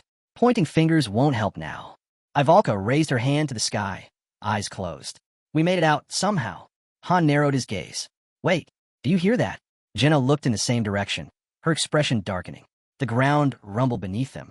An earthquake, she said quietly. Han tapped his earpiece. All units, regroup. Now. Ryman's voice came through. Is it over? Mission complete. Walking across the trembling ground, Han replied, Don't count on it. This is just the beginning. He turned to Friasis. Grab your weapon. Stay sharp. Overhead, the sky began to crackle with energy. System alerts flared. Sandstorms whipped across the city. Buildings were lifted, twisting upward into the sky. The fortress shook beneath them as the entire city rose, perched atop a monstrous dune. From the heart of the dust, a creature bared its teeth. Han looked up. Is this what you saw in your dreams? Friasis trembled. No, I've never seen anything like that. System update. Mission changed. The beast raised one enormous paw, eyes blazing. Inside the fortress, it towered like a nightmare. New objective, eliminate all enemies. Protect Friasis. The group stood frozen. The ancient statue loomed behind a creature. Friasis stared, fear etched across her face. Joe stood motionless, sweat dripping down his brow. Edith couldn't speak. Kishasha crossed her arms, a smirk playing at her lips. Ryman clenched his jaw, silent and tense. Gilbert's face paled. He looked up, mouth open. What is that thing? The creature stepped forward, tearing everything in its path to pieces. Someone in the back chuckled darkly. Gilbert blinked, then laughed, wild and shaky. Now this is the real fight. Too much for you? A voice asked, half amused. Gilbert's laugh turned into something feral. You dragged me out of hell just to toss me into it again? His mind drifted back, flames and smoke, chaos. The forest burning, the blood.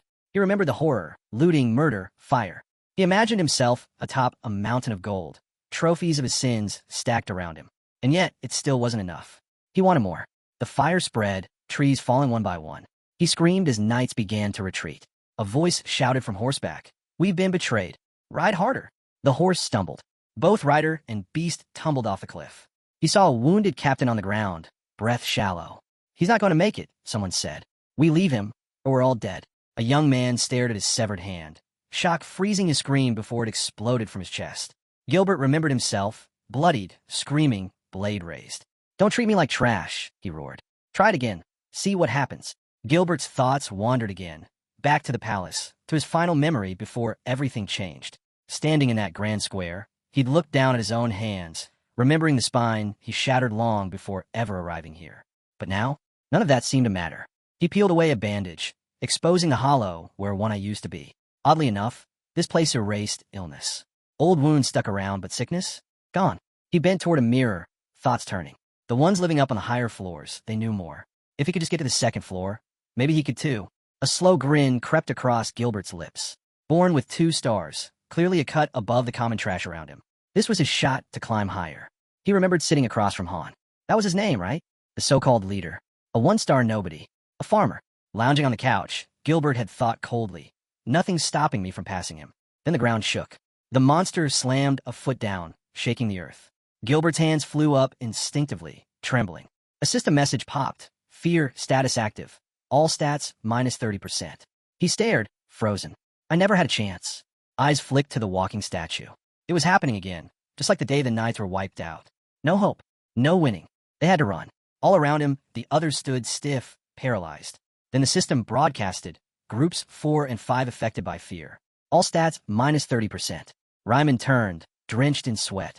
What is this nightmare? Shouldn't we retreat? Gilbert spun, panic rising. An ant can't kill a giant, not even with a weapon. Belkis crossed his arms, unfazed.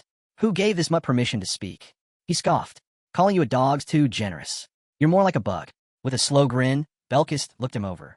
Seriously, what happened to your face? Then, without hesitation, he stepped up behind Han, drawing his sword. Let's wrap this up. Gilbert turned to the group, voice cracking. What do we do? How are we supposed to escape this? Han kept his eyes on the monster. Looks like you forgot how this works. We don't leave until it's dead. He lifted his blade and faced the team. Get ready. Gilbert felt his breath catch. He's completely insane, he thought. That thing was a nightmare made real. The terror he thought he'd buried clawed its way back up. Han raised his sword again. Prepare for battle. Gilbert shouted, pointing at the beast. You've lost your mind. This is suicide. Another alert flashed. Panic attack triggered. All stats minus 50%. Breathing hard, Gilbert stared Han. You really think we can take that thing down? Then, thud.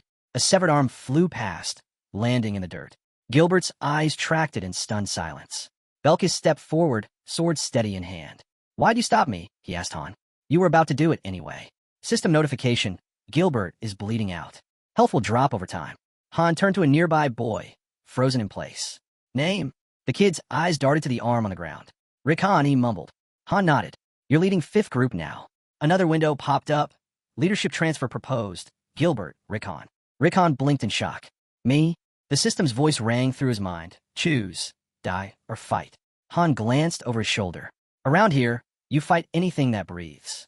That's the only rule if you want to live. Ivalka sighed, rubbing her forehead with closed eyes. Of course it's never simple. Jenna raised her fist with a grin. But we've pulled through worse. We'll do it again. Belkis let out a low chuckle, slinging his sword over his shoulder with ease. Nereza turned away from the group, silent, eyes shut. Rick Han stood frozen, eyes locked on the monster ahead. Slowly, his expression hardened. He gripped his sword tight and yelled, We can fight too. Friasis stepped forward, concern in her voice. Are you sure? Holding his blade awkwardly, Rick Han asked. How do we even hurt something like that? Jenna shot him a calm look. You watch. Study its movements. That's how you find your opening. Her eyes locked on the towering monster ahead. Easily over 300 meters tall, maybe more. It looked like it was carved from stone. Against something like that, they were less than ants. Ryman threw his hands up. So what now? Someone say something. Han stepped forward, steady and focused. We buy time. Gather intel. Retreats, not an option. One of the fighters dropped his head into his hands. How do we even start? From behind the fog, dark figures began to emerge. Friasis slowly turned. Her breath caught. Through the thick pink mist, a swarm of creatures charged forward. Dozens of reptilian beasts tearing across the sand toward them. First wave incoming, the system announced. Han gripped his sword. They'll be here in seconds, he muttered, just as another wave surged in from the west. A second alert flashed. Second wave engaged. Edith raised an arm to shield her face from the dust. Kishasha sprinted ahead with her squad, laughing. Leave these little bugs to us. Han turned to Raimon and Edith. Forget about Group 3 for now. That next wave's heading straight for us. Fourth and fifth will be right behind. He faced the rest. Listen up. Protect the target. Figure out how to kill that giant. And whatever happens, don't let anything get through to Friasis. His eyes moved to the Colossus in the distance. He scoffed. It's obvious who it's here for. Stay out of its way, and it won't touch us. Squads moved into position. Raimon stepped forward, sword ready. Han, we've got movement, east side. Another system ping, third wave launched. Han scanned the battlefield, taking in the enemy's rhythm. This floor is not just testing us, it's trying to wipe us out. Jenna turned sharply, voice urgent. Han! Everyone's eyes locked on the feet of the stone giant as it slammed 1 foot down. The shockwave sent a cloud of sand blasting out. The team scattered, barely outrunning the storm of debris. Han tapped his comms. Everyone spread out. Keep your distance. Don't provoke it. He bolted forward. Friasis, stay with me. Edith's voice buzzed in his ear. We're getting overwhelmed. Some of them are heading right for us. A wave of savage lizards barreled in. Han cut, one down mid-charge, voice steady. This was coming. Don't lose focus. Prioritize the furthest flank. More shadows crept through the dust.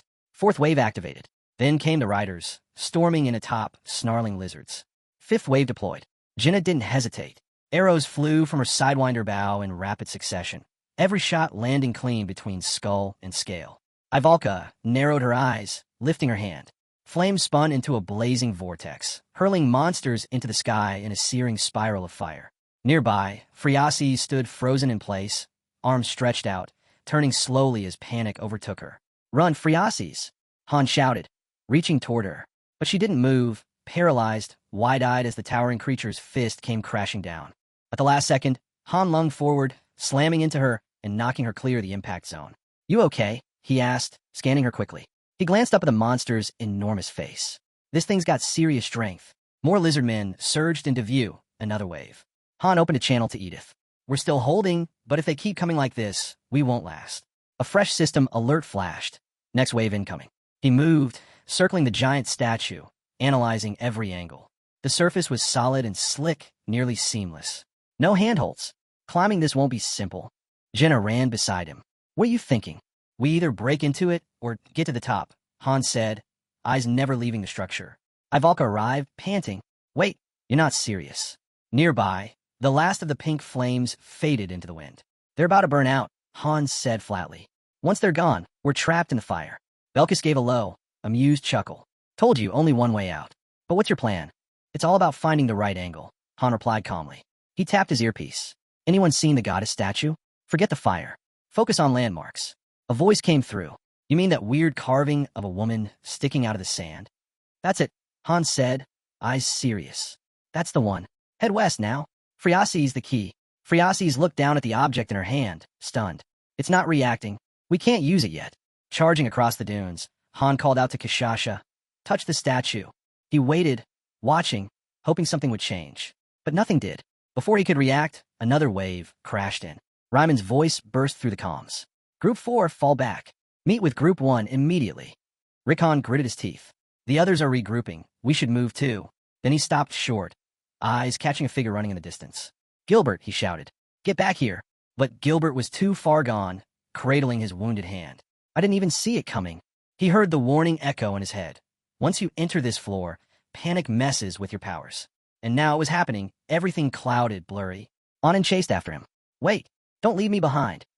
The monsters stared, their glowing eyes locked on the panicked boys charging straight toward the flames. Ahan screamed, pain shock. Edith dropped beside him. Hey, breathe. Drink the potion now. Roderick knelt next to her, grim-faced. Only 2 left from Group 5. If this keeps up, they're finished. 2 already ran. Edith glanced his way. That look. I've seen it before. My old unit had it. Right before they fell apart. Roderick hoisted Ahan onto his back. Come on, stay with me. Then Ahan's gaze locked onto a nearby corpse. One of their own, a spear through his chest. Elsewhere, Han dashed across the blistering sand, pressure mounting by the second. We're almost at the breaking point, he thought.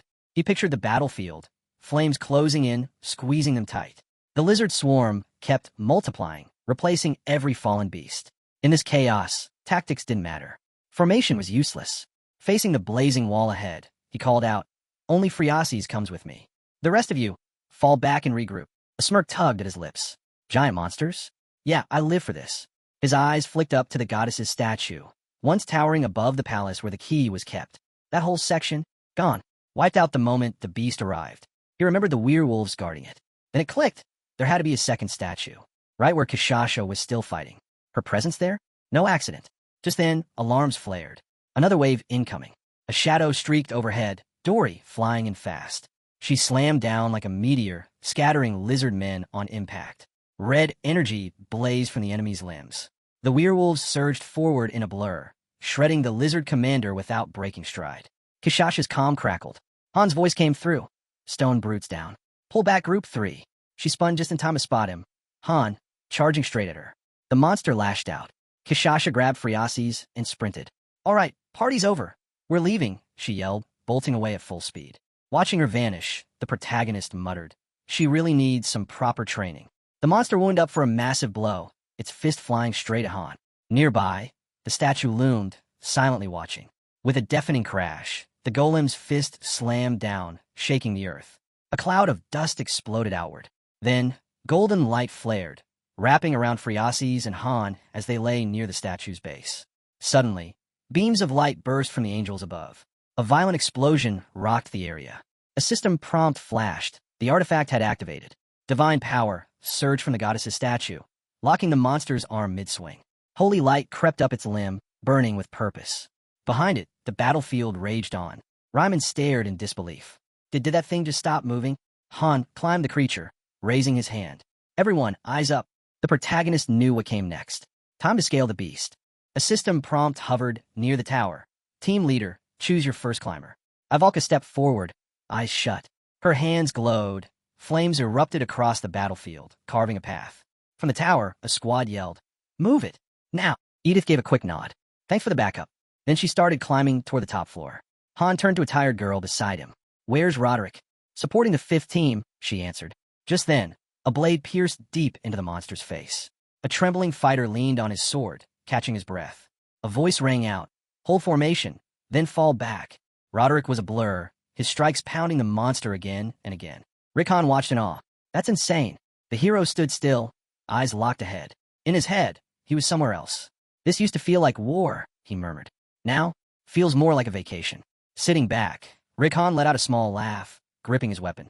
I used to dream of wandering the continent as a mercenary. Looks like that dream's finally real. Roderick bowed his head, listening. You've still got a ways to go before you're the real deal, Rickon added. Then, softer, but honestly, you're already a damn good warrior. Rickon looked over at him, a little surprised. Roderick just stared at the ground, saying nothing. Then, footsteps. Someone stepped up beside them, voice steady. Count me in. I'm with you now, too. Eyes locked ahead, Dylan told the man next to him, no matter how this ends, I'm walking out stronger. Roderick glanced over. Still just a kid, he muttered. A flash of memory, Dylan, shaking, paralyzed by fear, collapsing under the weight of it all. But now, that same boy stood tall, a sly grin creeping across his face. His hand reached out, not just to fight but to hold on to something worth believing in. Then, a silent body slumped near the wall, spears scattered across the ground. One hand still gripped a sword like it refused to give up. Suddenly, it moved, ripped the blade free. The hero lunged forward, both hands gripping the weapon, slashing clean through the enemy. All around him, warriors stormed the field. A scream rang out, raw and panicked. Nearby, Rickon wiped his mouth and asked, "Where's Gilbert?" Edith shot a glance toward the chaos. Not dead, probably, but he can't win this one alone. From the top of the tower, the team spotted the next wave. A system prompt flashed, advance now. They didn't hesitate, just nodded to each other, smiles full of fire. Then gone. Just dust left behind. They shot forward like lightning, fueled by momentum and the command they'd been waiting on. Each member moved with purpose, scaling the tower with wild speed, each using their own technique. Suddenly, the entire tower shifted. A system warning popped up, defense system activating. Gears churned, walls rotated. Far above, a hatch groaned open. Something shimmered inside, then burst forth. Monsters, dozens of them, sleek and mechanical, poured out from the top. They descended fast, targeting every climber on sight. From the peak, a blinding spear caught the sunlight, and dove, sharp and lethal, straight at the intruders.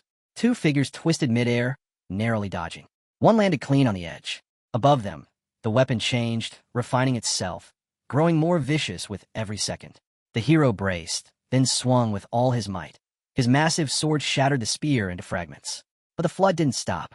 More enemies spilled out, laser-focused on him. He gripped the remains of his weapon and rushed forward, slashing clean through robotic skulls.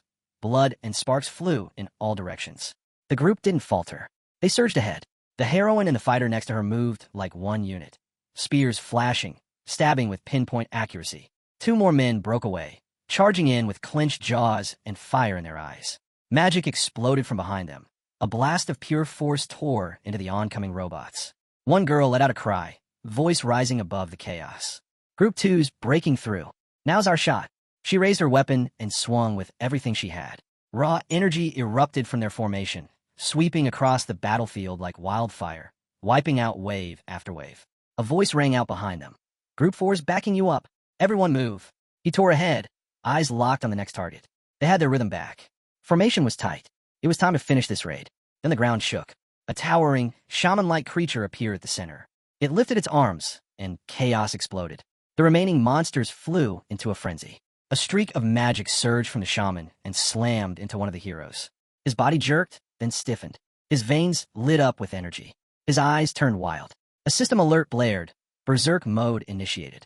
He roared, then tore through the enemy with brutal grace, bloodied blades slicing through everything in his path.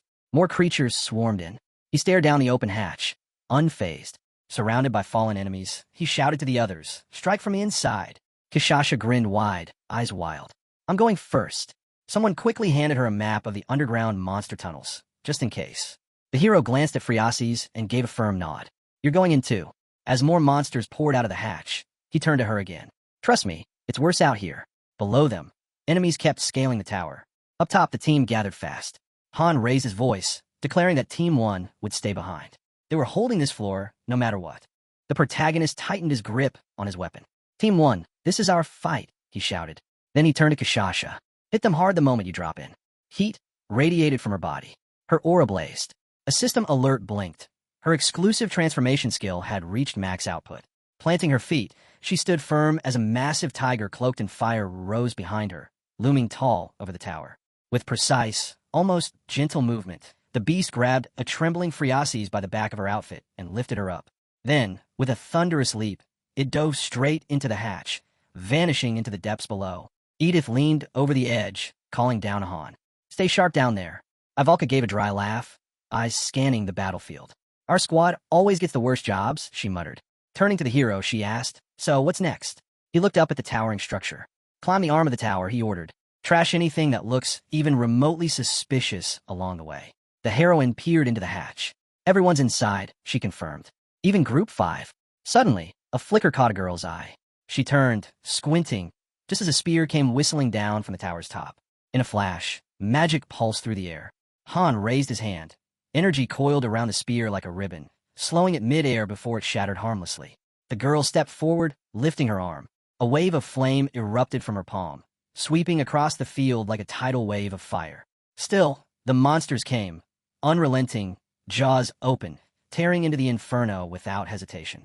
Jenna raised her bow and fired, arrow after arrow, each one landing with brutal precision. All around her, the others pressed forward, hacking through enemy ranks without mercy. High above, the tower master clenched his teeth, fury twisting his face as he watched their advance. Han glanced up at him, a calm, confident smile playing on his lips. Further along the tower's side, Gilbert clung tightly to the metal, sword in hand. His head hung low, chest heaving as he struggled to catch his breath, but he didn't let go. He looked up. No exits.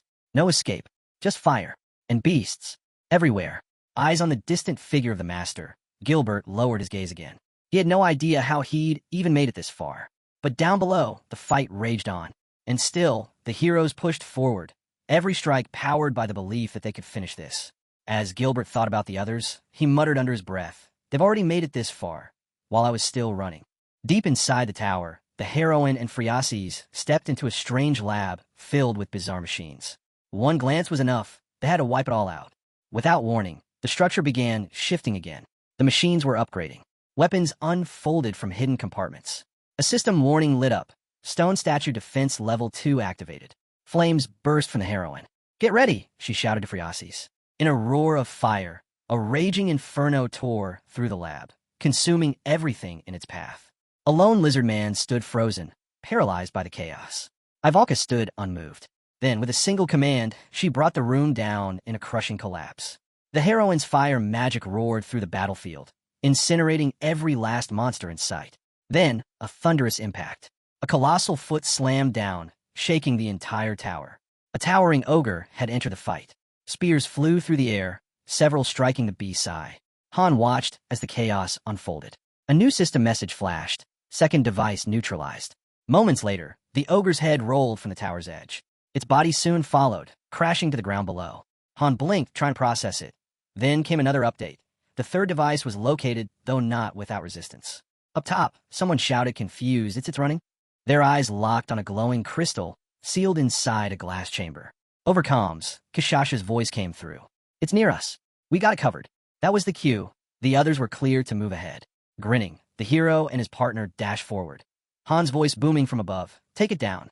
Monsters swarmed, shrieking, trying to block their advance. The two heroes tore through them, spells crackling around them as they fought their way to the chamber. Without hesitation, the hero surged ahead, sword ready. With one powerful strike, he drove the blade into the glass. The crystal shattered, shards exploding outward. The tower master's face darkened. Another alert blinked in. Defense level 3 engaged. Sparks flared from the master's eyes. Then, blinding light burst upward, cutting across the sky like a blade. The heroes looked up, shielding their faces. They knew the pattern now. Level 1, ballistas and lizardmen. Level 2, ogres. And now, level 3. Whatever it was, it wouldn't be easy. Han narrowed his eyes, already bracing for what was coming. A violent surge of energy erupted from the tower's summit, fired by the master himself. Another system alert blared. Ancient stone statue, laser system engaged.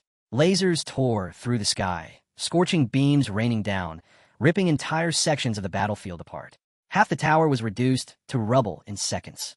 The massive statue slowly turned, scanning the wreckage with chilling calm. On a fractured platform, a group of fighters stood stunned, trapped. Jenna stared at the destruction, shaken. "I wasn't ready for this." "We're close to the head."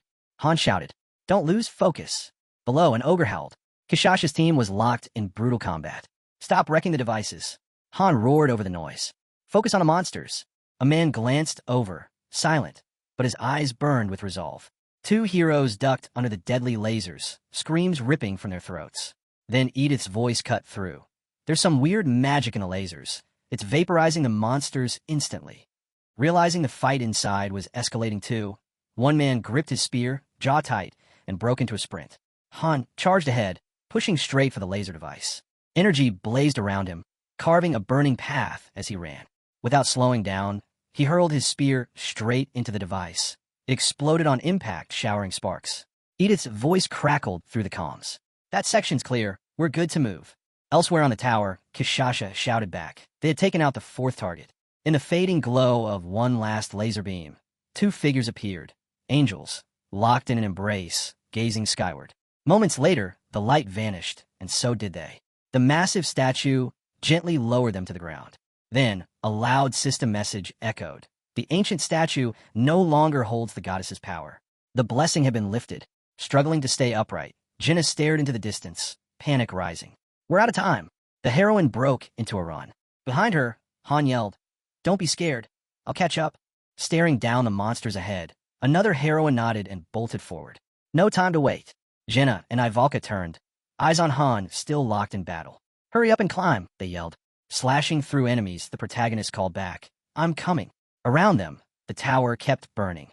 flames climbing skyward in massive waves. Two boys, scrambling up the structure, looked at each other nervously. "This path's insane," one shouted. Reaching down, Jenna extended her hand. "Han, grab on."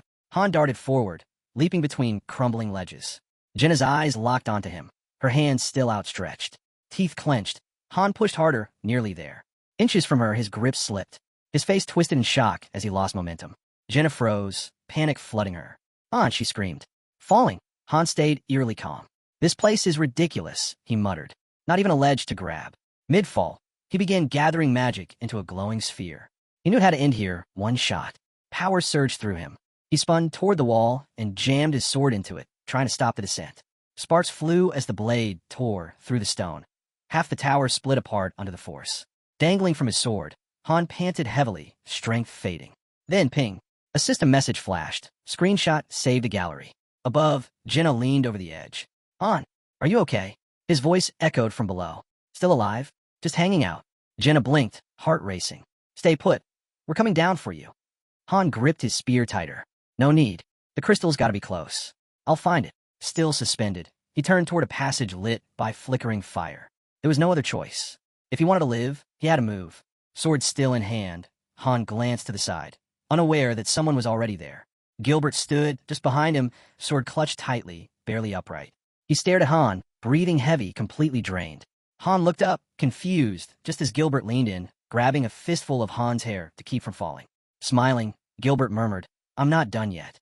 I'll make it. I'm getting back up there." Eyes focused, he readied himself, already forming a plan. He looked toward the statue, then grinned. Han blinked, struggling to make sense of what was happening. Then his gaze steadied. Eyes shut, breath calm. His form began to shift. He was already moving on. Han's berserker state faded, his form stabilizing. Gilbert, still gripping Han's hair, looked up in panic. He had no idea what was happening. Then, Han's transformed hair slipped loose. Gilbert's hands missed their hold, and he fell. His body drifted, shrinking in the distance, flames rising to meet him. In seconds, he was gone. A system prompt blinked into view. Gilbert has returned to the Lord's embrace. Han didn't flinch. He stared forward, then burst into motion, springing off his own sword midair. He landed smoothly inside the sector filled with hidden entrances. Far below, his sword tumbled through the air. Without missing a beat, Han reached out. Magic pulsed. The blade spun around, boomeranged back into his waiting hand. He stepped inside one of the structures and glanced to the side. "Status report," he called. Boots landed beside him. Without looking back, Han moved deeper into the tunnel. Then, monsters. Dozens of them. Weapons ready. One lizard-like brute stepped forward, roaring that he was the strongest. Han didn't even blink. One clean motion, and the creature's head hit the floor. A spear flew at him next.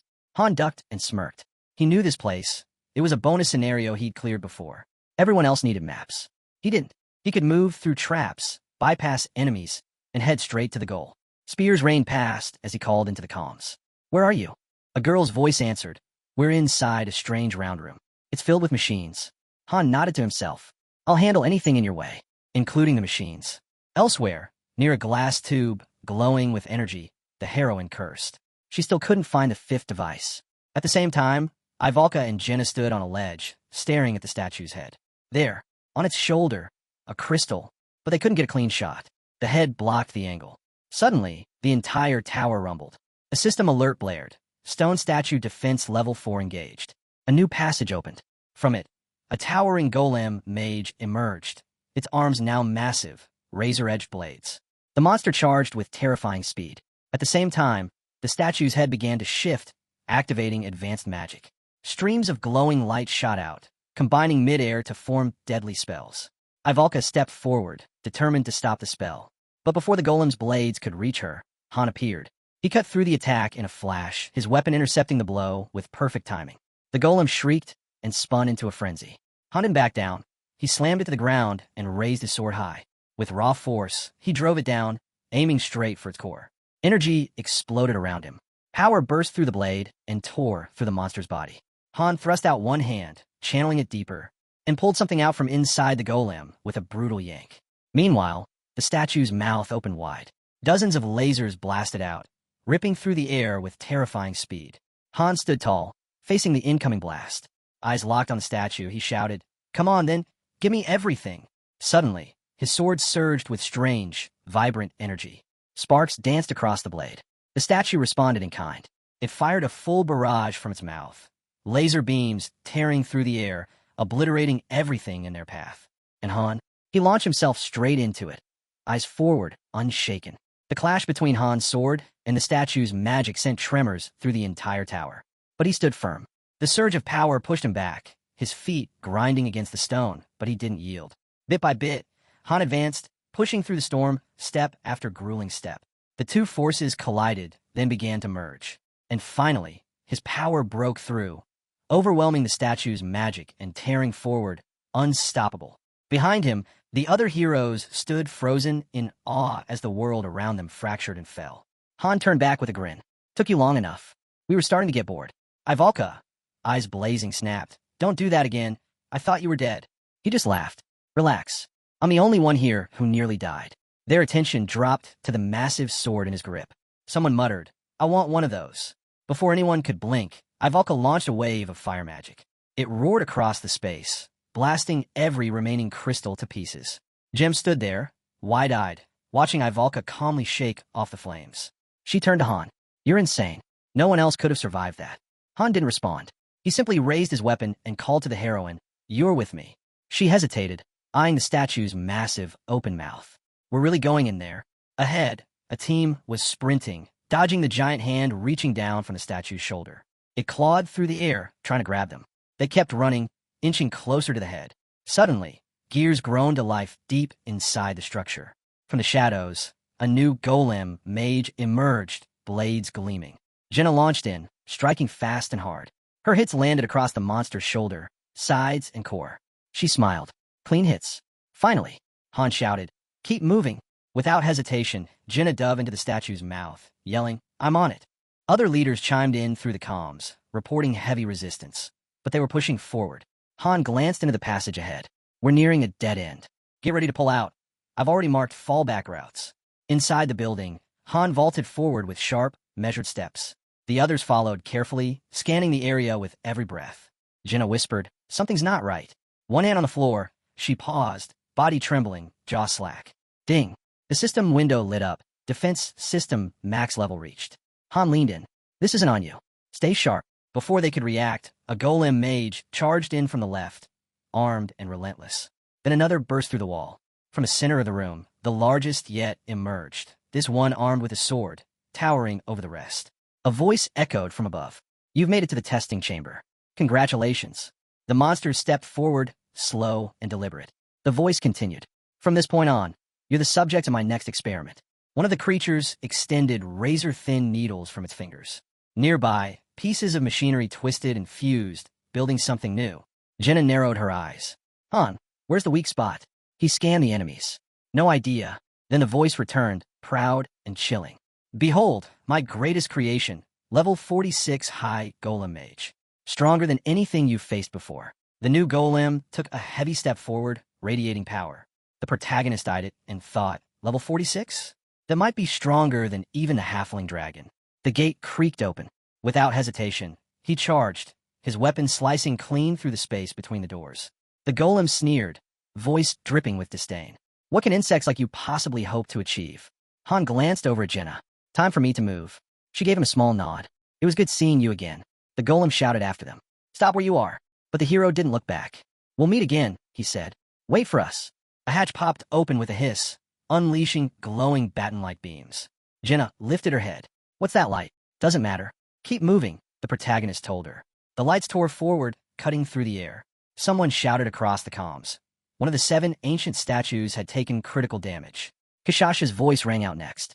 We hit a wall. Dead end. Han answered quickly. Take the stairs. Turn right at the split. Follow the path halfway. The exit's there. Wait for us.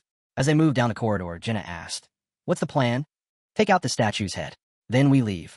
She exhaled, almost smiling. You always take the hardest jobs. Suddenly, she froze. Something's behind us. The protagonist's eyes narrowed. It's already through the door. The golem's roar filled the corridor. You dare challenge my final creation? Without warning, a storm of attacks launched from the shadows. Arrows whistled toward Belkist. He grit his teeth, smirked, and muttered, We'll settle this here. Ivalka shot him a glare. What are you even saying? We should be fighting together. A new alert popped up. Bennick was down, bleeding out. Edith messaged in. Enemy count just spiked. How many? Han asked. Over 1,000. I'm pushing for the exit. The protagonist sighed, hand pressed to his forehead. Got it. I won't let Friasis die, even if I'm the last one holding the line. Edith responded without hesitation. Then I'll give it everything I've got. Nerissa turned back. 3 of us can still move forward. If 2 hold them off, I'll boost them with everything I've got. Han gritted his teeth.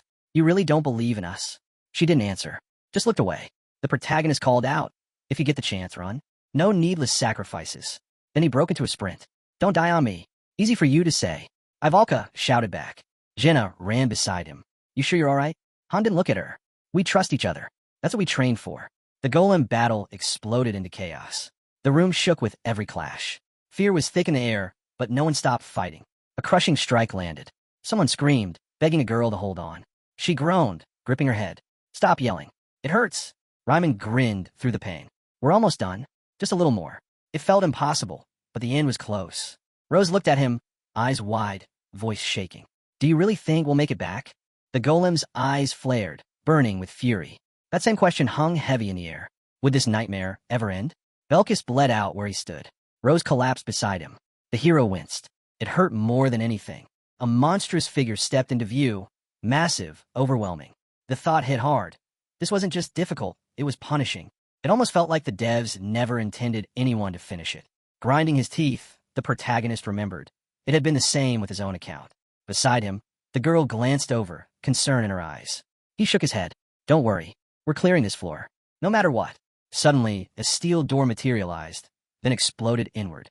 Someone had knocked it right off its hinges. Inside, a shadowed figure sat calmly on a chair, muttering under his breath, People really are fools. The protagonist stepped inside, frowning. The figure turned slowly, eyes locking onto him.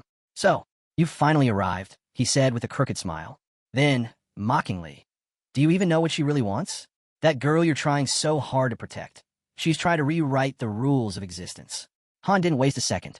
His blade flew forward. You're wrong. At the same moment, the girl fired, her arrow cutting through the air and landing solid. The creature staggered. Han stepped in, voice sharp. What are you even talking about? The enemy dropped to the floor. Han turned to the girl. We need to wipe out every one of those devices. Don't leave anything behind. She nodded. Got it. But before they could move, the golem's eyes reignited. Belkis and Nerissa dove out of the way as the creature snapped back to life. Belkis cursed under his breath. It was fast, too fast, and nothing was getting through its defense. If I can't beat this, he thought, how the hell am I supposed to fight a dragon? Meanwhile, the protagonist entered a new chamber, eyes locked on the center. A massive crystal pulsed before him. He drew his sword. This has to be the last one.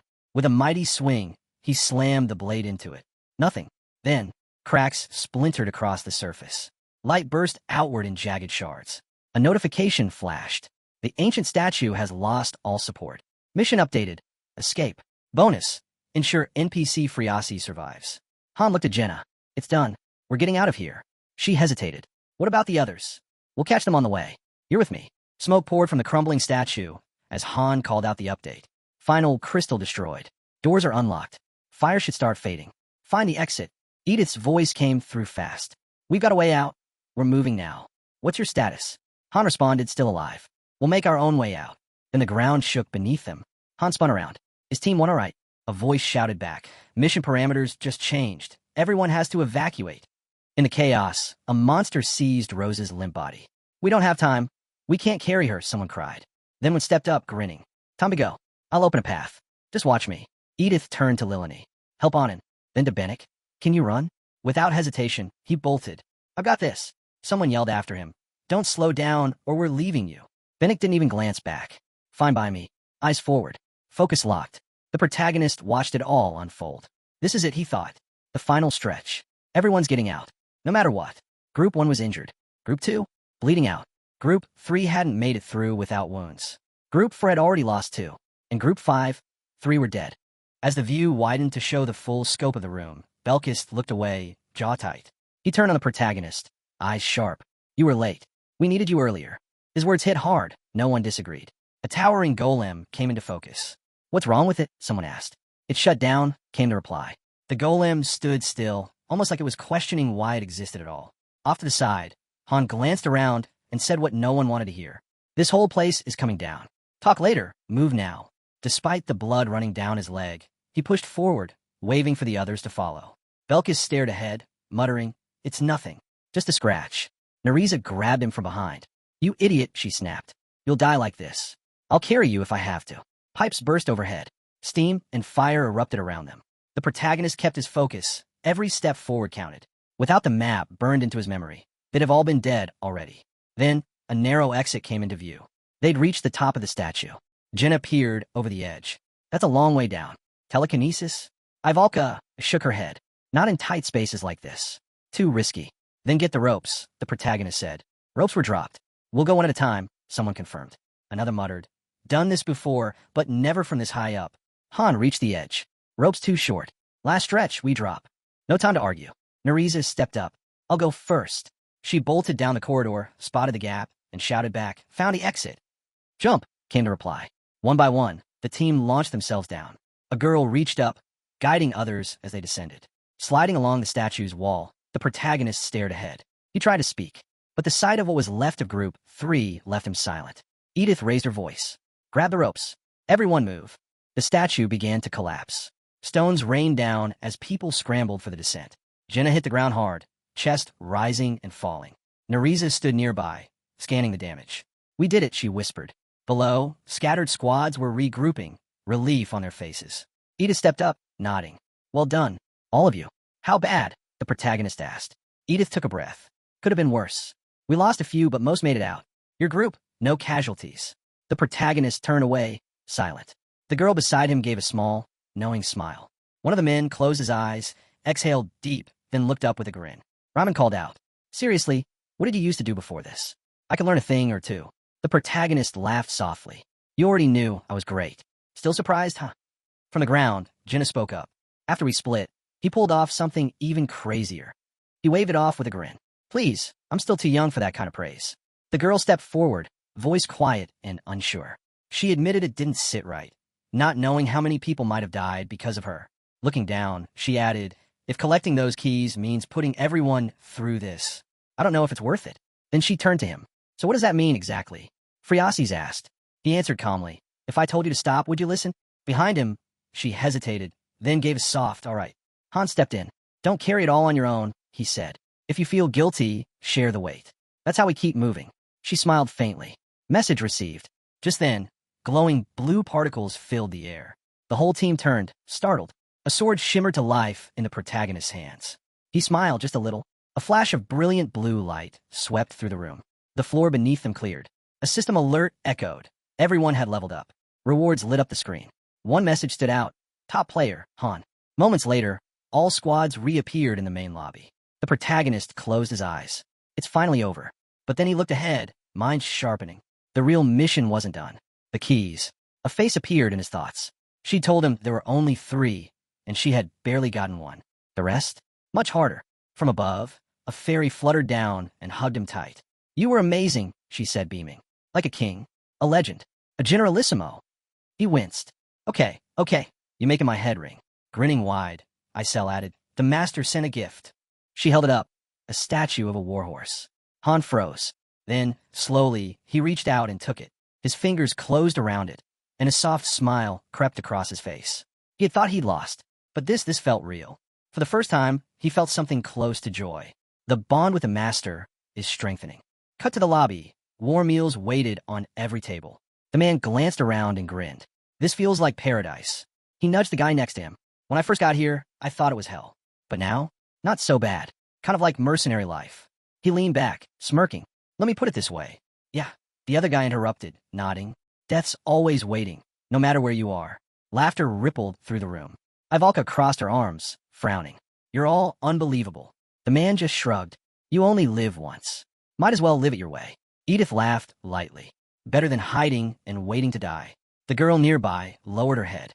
Quietly, she said, "So many lives gone."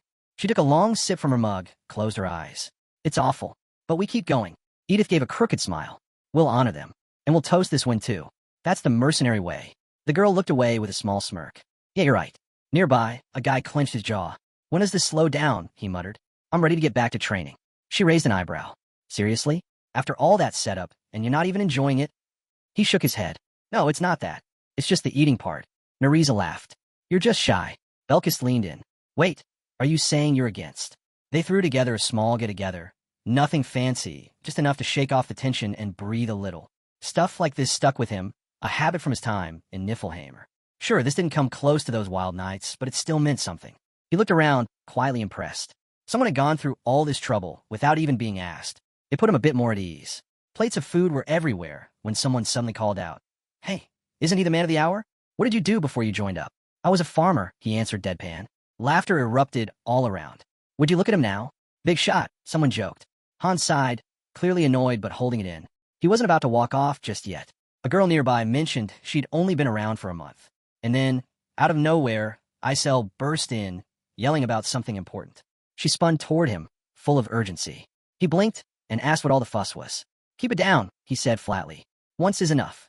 But she grabbed his shirt and insisted she had news. He frowned. Another fight? She rolled her eyes. No, genius. If anything, we're gonna drop dead from the booze before any monsters get here. Then, softer, if it weren't for you, we'd be toast by now. He gave her a light smack, looking away. The others snickered as she grumbled that her wings were sensitive and he needed to be gentler. He muttered, just be quiet. The view shifted, revealing a structure ahead. He stood by the ferry, staring at it. What is that? With a sly grin, Isel said, You'll see. A glowing screen lit up. It looked like a website. She puffed out her chest. Courtesy of fairy tech. He groaned and covered his face. Looked straight out at anything. Then the screen played a video, the 30th floor raid. The view count was insane. She beamed as it played. Skimming through the comments, he muttered how it reminded him of the feedback he used to get back in Niflheim. The ones he skipped didn't count, in his opinion. Isel leaned in. How's it feel? Respected master and famous hero. He gave a crooked smile. Honestly, kinda awesome. A notification popped up. Monthly limited pack, 4,500 diamonds, 300,000 gold, plus 150 diamonds and 10,000 gold daily. All for just 50,000 won. Han raised an eyebrow. That's a lot, right? The protagonist added. I've never spent that much before. Isel nodded. Well, that video hit over 50K views. He said he used the donations to buy it all. She grinned. Smart move. Then a new alert. 3 unread messages. Han narrowed his eyes. Had his username leaked? Maybe, but he shrugged it off. As long as no one had their coordinates, it didn't matter. The lobby loaded up. He muttered, if someone does find us, they'll probably crash the party. Isel picked up on his vibe. Something on your mind? What makes you say that? He shot back. You don't exactly look thrilled. The window closed. He let out a breath. Guess I'm just not in the mood. Weird, considering how much buzz the video was getting. But at the end of the day, he was still just a guy. He knew the truth. He was still punching above his weight. Real top rankers wouldn't be fooled. They'd see right through him. Hands in his pockets, the hero said, let me know when the next video drops. I won't forget, she replied with a wink. Just then, a man walked up with a grin. Man, I've been gone forever. What did I miss? Han shrugged. Not much. Just talking. Ryman clinked his mug down, then raised it. Come on, share a drink with me. The protagonist paused. He wasn't really into alcohol. But this felt like a moment. Besides, things were about to get busy again, starting tomorrow. One drink wouldn't hurt. Suddenly, the lobby screen lit up again. A bright message flashed. Congratulations on clearing the 30th floor. New weekday dungeons unlocked. Israel to Mine, Kindred Forest, Simul Plateau. A third research dungeon, Kaya, was now available. Several new buildings had been added too. Tonia Lobby had leveled up. Every 10 floors, the Master's Zone changed, separating low and high-level players. The higher the zone, the more content unlocked. The 30th floor had opened a brand new area, Ancient Ruins. If they could send a team there using a flying ship, they'd come back with rare materials and high-value gems. Stuff normal dungeons couldn't offer. But building a flying ship? Not even close to easy. It took rare resources, advanced research, tons of money, time, and at least a 4-star magic engineer. Even Innit couldn't pull it off yet. Still, the company had already started exploring rentals. Problem was, renting one cost a fortune. And if it got damaged, even more fees stacked on. Definitely not worth it right now. Holding his sword, the protagonist thought about how incredible it'd be to own one someday. A guy nearby noticed him staring. What's on your mind? Just thinking about getting some training in, he replied. Han stepped forward. No need to rush. They'd get that ship, eventually. Then he called out to the guy. But something stopped him cold. A message alert blinked. An unread chat from earlier. He hadn't even bothered to check it before heading out. Didn't seem important at the time. Belkis groaned in the background. If we don't start soon, we'll lose the whole day. A light flickered inside the building. Isel rubbed her eyes. What now? The protagonist turned to her. I need temporary master permissions. She squinted. Why? Want to check the incoming messages, he said. Stretching lazily, she waved her hand. Fine. I'll grant it. You owe me. Fairy magic doesn't come cheap. He scrolled through the unread chat logs. As he read, he guessed the player was probably online, someone from the same sector. Pull up the map, he said. Let's see where this guy is. Isel nodded, and the map expanded in front of them. Most of it was gray. Gray zones mean inactive masters, she explained. They haven't logged in for ages. Ideally, each sector needs 100 active users. Right now, we've got barely any. The player had written something simple, something honest. He was alone in his sector, and he didn't want to give up. The message continued. The player said he had extra materials from farming and wanted to help out. The protagonist noted how fast he was getting to the point, didn't waste a second. Then came the ask, send your coordinates so I can deliver the supplies. The hero narrowed his eyes. Hold on. Isel chimed in right after. Yeah, don't be reckless. He nodded. That's exactly why he hadn't answered yet. Han gave a dry smirk. He's probably a hunter. You know, the dumb kind. Pretends to help newbies, then robs them blind. That type was all too common. They usually went after low-level players who didn't know any better. Isel's jaw tightened. With that many gray sectors, chances were this guy had been pulling the same scam for a while. He's not even worth a reply, she muttered. The protagonist ran a hand over his face, thinking it through. Another message popped up. You there? Are you going to answer? He exhaled slowly. Yeah, I will. Isel's head snapped up. Wait, what? Why would you reply? If I don't respond, that doesn't mean we're safe, he said. Besides, PvP raids don't happen that often on the 30th floor. Then she blinked. Hold on. He's only on floor 30 and already has a flying ship? The protagonist shrugged. Could be dumb luck, or he dumped a fortune into the game. Maybe he's got a top-tier buddy carrying him. More messages rolled in. The guy was getting persistent. With an annoyed sigh, the protagonist typed back a short reply. Be careful. The player shot back a casual no worries. Then added something else. Said he wanted a flying ship too. He had blueprints, but couldn't figure them out. Needed help decoding them. Isel frowned. Okay, what's he really after? Han's expression turned flat. Once this is over, I'm deleting the entire chat thread. Isel's eyes widened. Shouldn't you wait until the master's online to do that? He's not here, the protagonist replied. This is better.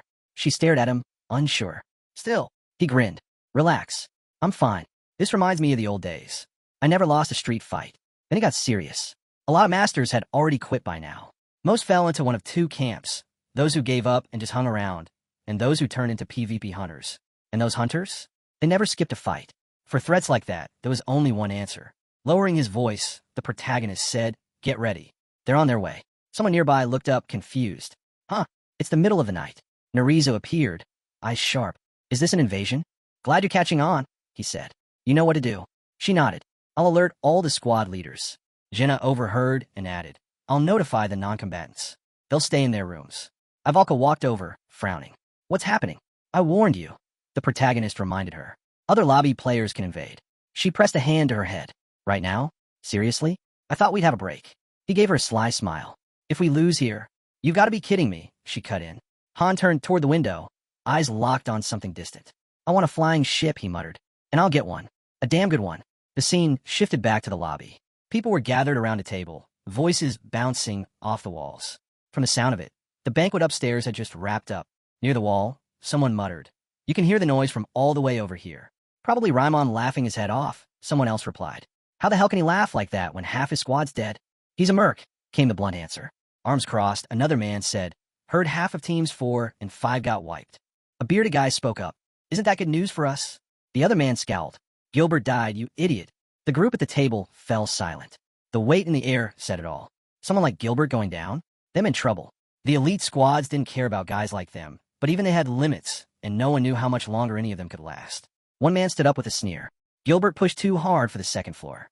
Idiot got himself killed. Mark let out a dry laugh. Seriously, aren't you tired of this crap? Is this what we call living? Another pointed at him. Is that booze in your hand? He held up a sausage. What, stealing food and alcohol now? You think that's how we're going to impress the master? Then his eyes glinted. But I've got a better idea. A real one. Something that'll make an impact. And I can let you in on it, if you're up for it. Everyone stared at him, stunned. He asked again, well, you in? Before anyone could answer, a scream shattered the moment. Panic in someone's voice, shouting for evacuation. A man rushed in, yelling, We're under attack. Take cover. The first man glanced around, still expecting an answer, but Mark cut him off. What kind of invasion? Get inside now, the messenger barked. Stay away from the perimeter. Emergency order from the third floor. Another guy's eyes went wide. You mean, from another lobby? Mark echoed the question in disbelief. People froze where they stood, backs against the wall. Raimon's voice rang out, confused. Wait, this is real? Another lobby's invading. Edith frowned. Hold on, didn't you call us here with some kind of plan? The protagonist grinned. Yeah, we're gonna crush them. Perched on a shelf, someone asked, what is this, a war? Just wait for my signal, the protagonist said calmly. Be ready. One man glanced around. Only 5 of us. That's it. Belkis just smirked. I was getting bored anyway. Perfect timing. Don't jump the gun, Han warned. Another voice pushed back. Then when? You want to wait until they're inside? The protagonist grinned again. Don't kill them. Not yet. We've got plans in motion. Killing? That's plan B. He added, the system protects heroes up to floor 40. They won't die in PvP, but if they go down, they'll get hit with penalties. How bad? Someone asked. Bad enough, he said. They lose stats, skills, gone for good. Even top players turn useless if they take a hit like that. Suddenly, a portal ripped open, blue light flaring. A flying ship surged through, setting off system alerts. Unauthorized entry detected. The ship dropped lower. No alarms, no resistance. None of the heroes had picked up on the breach. It landed quietly. The ramp extended. From the corner, the protagonist watched people begin to file out. One of them scoffed. No welcome party? Lame. Another cracked their knuckles. Warehouse should be on the first floor. Let's clean the place out, gold gear, whatever we find. Grinning, a girl sneered. As for the witnesses, we know what to do. The guy next to her asked, what? Drag them back half dead. She crossed her arms. Exactly. We'll break them until they switch sides. More figures stepped through the portal, arms full of supplies. The girl let out a lazy yawn, eyes forward, until something slammed into her and sent her flying. A man stepped out of the shadows. Quietly, the protagonist slipped in behind him. Hey, the intruder snapped. What are you staring at? He spun around and froze. A hand clamped tight around his wrist. A second later, he hit the floor, gasping for air. Han didn't hesitate. A sharp kick to the face dropped him flat. Eyes gleaming, he asked, only 7 of you? The man coughed, struggling to breathe. I don't know. Han tightened his grip. Try again, unless you want to lose that hand. Blood in his mouth, the guy finally spilled. 7. 4 scattered in different areas. 1 leads. 2 more stayed on the ship, including the guy who came down. None of them are engineers. Han narrowed his eyes. Departure time, 10 minutes, maybe 5 if they rush. The man collapsed, wheezing as Han scribbled something onto a note. It's me, Han. A message from Edith came through. Status? Han replied coolly. Handled. Give it 10 minutes. We'll be back in bed. Then he added a second message, teeth clenched. Don't wait. Why? What's going on? Came the reply. He stared at the controls, completely locked out. The whole system was running on auto, which meant no manual override. He couldn't stop it. Tied-up intruders sat slumped against barrels nearby as a new system warning rang out. Enemy raid in progress. Warehouse breach detected. They were only taking the best items. The most valuable. Han's jaw tightened. From his side, one of the intruders beamed. Today's haul? Top tier. Another laughed. Plenty of cash, drinks, girls, and no one even tried to stop us. Pathetic, someone muttered nearby, watching their little victory celebration. Behind a wall, the hero overheard another voice grumbling. Where the hell is this place? And where's the guard? Sleeping on the job? Out the window, the flying ship came into view. Someone mentioned the departure was ahead of schedule. Whatever. Earlier's better, another answered. A bright alert flashed. Flying ship departing with your belongings. Light flooded the sky as the ship lifted off, leaping between dimensions. Han looked away. Belkis waited by the door, saying nothing. The ship tore upward, racing into the clouds and vanishing into the rift. Inside, one of the crew muttered, Master wasn't like this before. Everything's different now, right? But before he could finish, a heavy blow launched him clean off the deck. Back inside, the protagonist walked down the corridor. Just as he grabbed a door handle, a battered body came flying out from inside. Belkis glanced at it, unimpressed. Who's this chump? Can't handle a fight? What? We supposed to cower in here with trash like that? I could barely breathe in there. Turning to him, the protagonist asked, Status? The man caught his breath. That was the last one. Across the hall, a panicked voice shouted, Stop. Don't kill him. You'll regret it. There are consequences, real ones. No one listened. Steel flashed.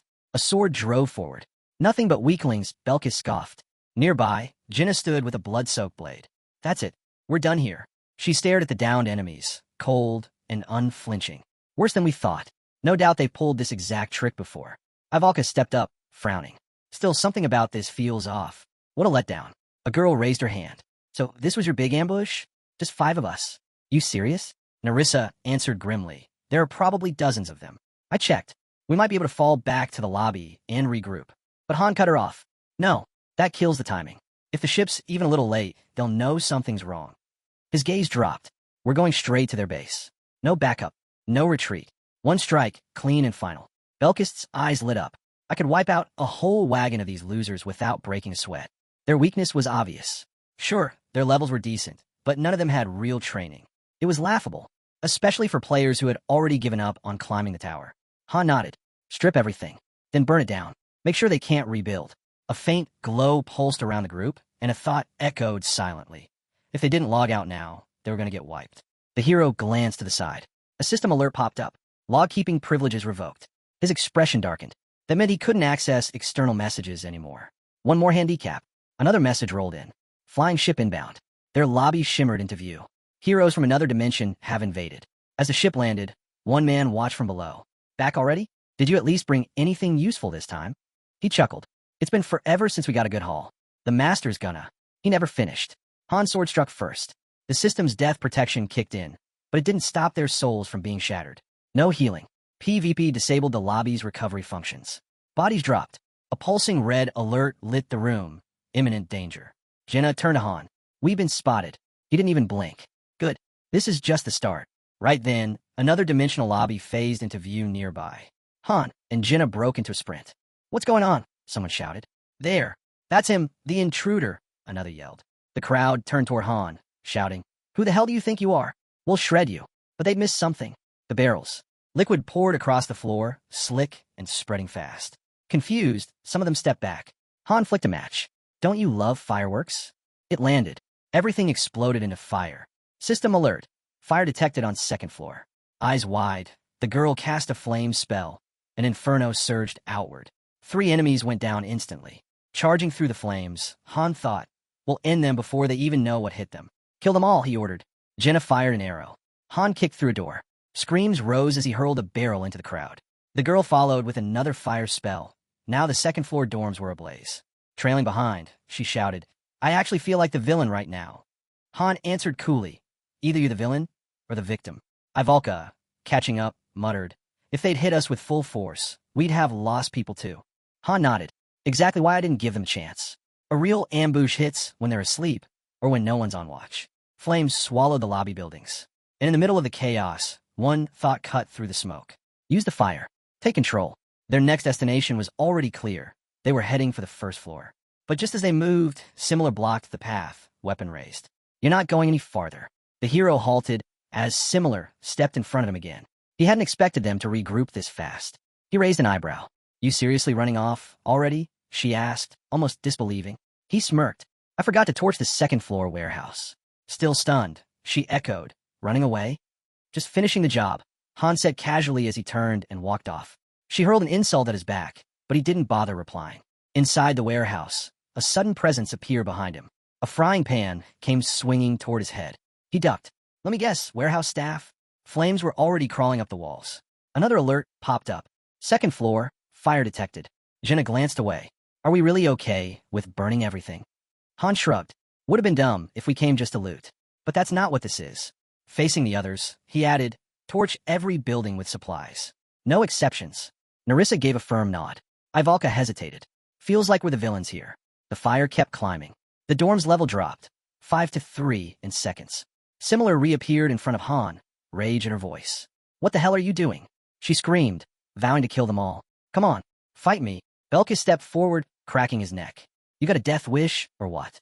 Han muttered. Just kill her already. Belkis grinned. Then it started. Steel clashed. Similar gritted her teeth and lunged. Belkis' eyes burned with excitement. Similar shouted, pushing forward. He laughed. You really do want to die. And just like that, her hand was gone. Jenna stared, horrified. Similar's face twisted in shock. You're cheating, she screamed. One clean swing. Her head hit the floor. Someone nearby cried out, only to be silenced by a shot through the skull. 2 lobby members down. A girl nearby whispered, Is that enough? Everything's burning. We're the villains here, but not all of them deserve this. The equipment workshop went up in flames. Han turned. It's not over. Jenna stepped forward. You can't keep going. We're not killing anyone else, he said, just destroying what's left. The top fighters? Gone. The supplies? Gone. Warehouses, ash. Weapons workshop, engulfed. Central square, devoured. Dorm, half collapsed. Equipment shop, wrecked. Flames danced through it all. One thought pulsed through the blaze. Burn it all. The entire lobby was on fire now. Han muttered. Even the game master's probably ready to log out after this. A notification blinked to life. He read it. Quietly, send him. The man across from him panicked. Hands clenched, he shouted, stay back. If we fight full force, we can win. Han's voice stayed calm. Just one question. Answer it, and you live. The man dropped to his knees. Anything. I'll tell you anything. Han stepped closer. Where's your magic engineer? The man pointed. Magic hall, over there. Thanks, Han said. Just then, a small castle appeared. He reached for the door. A fairy nearby shouted. No. Fist clenched, she screamed at him. Why can't you stop? Why do you always steal? Why do you burn everything? Do you even care about right and wrong? Han gritted his teeth. Move. No, she said, standing firm. And then, he shoved her aside. The fairy sat on the ground, eyes fixed on him. If you take me with you, how am I supposed to survive? She mumbled something about that stupid dream of his, becoming the king of thieves. Looking away, she muttered, it's already been half a year, stuck with the worst master imaginable. And after all that, was he really going to burn everything down? Did he even care? Inside the hall, Han stepped in. Potions were scattered across the table. A girl was lying across it, completely out cold. He placed a hand on her shoulder. This was her, the magic engineer, the key to the flying ship. Even with the chaos outside, she hadn't woken up. She rubbed her eyes groggily. Who the hell's disturbing my sleep? I've been working 3 days straight. Han didn't wait. He tied her up on the spot. She protested weakly, still half asleep, as he slung her over his shoulder. Outside, the fairy just stared, stunned. Han turned and asked, what? I'm taking her. Surrounded by fire, he glanced at the others and called out, if you want to live, get back to your dorms. People scrambled to nod and scattered fast. Jenna, holding onto a cart, looked over. That's a girl. She's our biggest asset, Han replied. Don't let her get away. Jenna frowned. So we're just kidnapping her. Yeah, he said without flinching. Jaw clenched, he added, I'll get her to the ship myself. We wrap this up now. The girl on his shoulder just grunted. Fine, just don't drag it out. From behind, the fairy yelled, her voice cracking with anger. Why are you doing this? Murder? Arson? Kidnapping? You're no better than a demon. He didn't even glance back. Call it whatever you want. But she pushed harder. Why? He answered, flat and bitter. The first time he raided the hunters, they were desperate. He let them go, even gave them supplies. A month later, they came for him again. And again after that. Over and over, it was the same. No matter how it started, it always ended the same way. They never change, he thought. The fairy clenched her fist. Is this really what you believe? She reached out. After everything, you're just walking away? He kept moving. Then his voice came sharp. Fairies only fight when ordered by their master, or when someone tries to kill them. So why haven't you surrendered already? Around them, fire devoured what was left. Survivors were scattered across the ground. In the center of it all, Han stood, torch in hand. The fairy grabbed her hat. If you actually do this, our master. You probably already logged out. Han cut in. Tears welled in her eyes. Then why would you go this far if you knew? What are we supposed to do now? He turned his back. I don't care. He stepped through the portal. A flying ship burst out behind him. As he approached, he caught sight of the girl. What a terrible name, he thought. Narissa spotted him. You're back. How's the ship, he asked. Nothing's working yet, she admitted. Might need ID verification or something before we can fly. Where's the girl? We tied her up, Narissa said. The girl struggled against the ropes, trying to speak, but her words were muffled. As Han untied her, her voice finally broke through. Let me go right now, or I'll kill you. Well, at least now he knew who she was. Gritting his teeth, he said, You're a magical engineer. Wrong, she snapped. I'm Cadio, a third-rate magician. Just hearing that name made people flinch. Han stood his ground. I need the flying ship to launch. How do we make that happen? Cadio glared at him like he'd asked to be set on fire. What makes you think I'd tell you anything? Her voice turned sharp. I should boil you alive. One of the men stepped forward, unsheathing his sword. Getting bold, aren't we? Maybe she'll talk faster if we slice off a few fingers. Han closed his eyes and let out a breath. No, that'd make me actually feel like a villain. You are villains, Cadio shrieked. He raised an eyebrow. Wow, so this was just one big misunderstanding. She bared her teeth. What misunderstanding? Keep that blade away from me. Unbothered, Han held out a hand. Stand by, he said coldly. If she casts so much as a spark, cut her hand off. Belkis nodded without hesitation. Gladly, turning back to her, Han continued. We'll sort out the drama later. Right now, we need to get back to where we came from. And I need you for that. You understand, don't you? Cadio clenched the rope still wrapped around her. We can't stay here, she growled. That's on you. Han looked away. Shouldn't be that hard. Just move the ship back to the last location. Tears slid down her cheeks. I'm just a researcher. Belka scoffed. Exactly why I wanted you dead. Han thought, heartless. Magical engineers specialized in support. Things like flame suppression spells. If she'd done her job earlier, maybe the place wouldn't be a smoking ruin. Finally, Catio exhaled. Fine. I'm ready. Then she added, you'll let me go after this, right? Han looked straight at her. Go where? Then to the others. Tie her up again. The ropes snapped back into place. Catio screamed in fury. Off to the side, the fairy lost it. You really took everything. Fine. Go on, take it. Choke on it. And may your next bottle of rum land somewhere the sun don't shine. Han blinked. Can't say I've ever heard a goodbye like that. He turned back to glance at her. She was glaring now, as if they'd walk away from this untouched.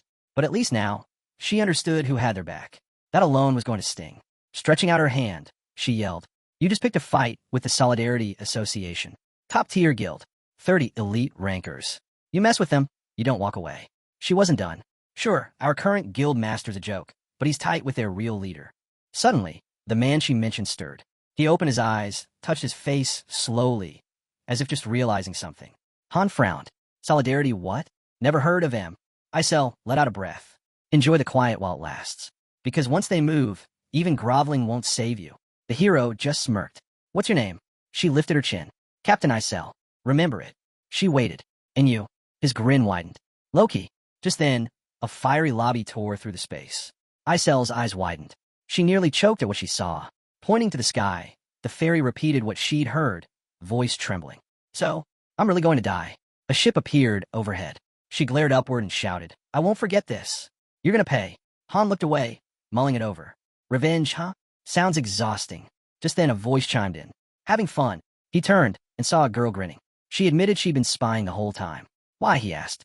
She laughed. It was just too entertaining to ignore. Han blushed, caught off guard by her honesty. She smirked. This moment's going straight into my memory album. He groaned. Could you not say my name like that? It's getting embarrassing. As their ship drifted through the clouds, Han casually asked, know anything about the Solidarity Association? Urnit shook her head. First I've heard of them, but I'll look into it. Closing her eyes, she added, give me the word, and I'll find their base. Burn it to the ground. Our fleet's been idle too long. It's craving battle. Han leaned on the railing. Hold off. No need to engage unless they move first. Urnit grinned. If they do, I'll be ready. Han smiled. Do whatever you want with them. Her eyes sparkled. Can't wait. As their lobby came into view, Ivalka asked, what time is it? Morning, probably, Jenna guessed. Han glanced around. We really walked far. The girls tensed.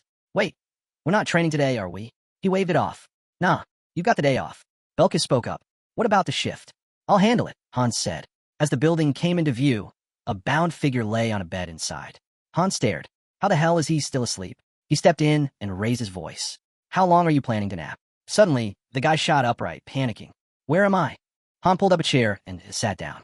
My room. What? Take me back right now, the guy shouted. Why'd you bring me here? Han crossed his legs. Because I'm in charge of the flying ship now. Catio's eyes widened. Han kept going.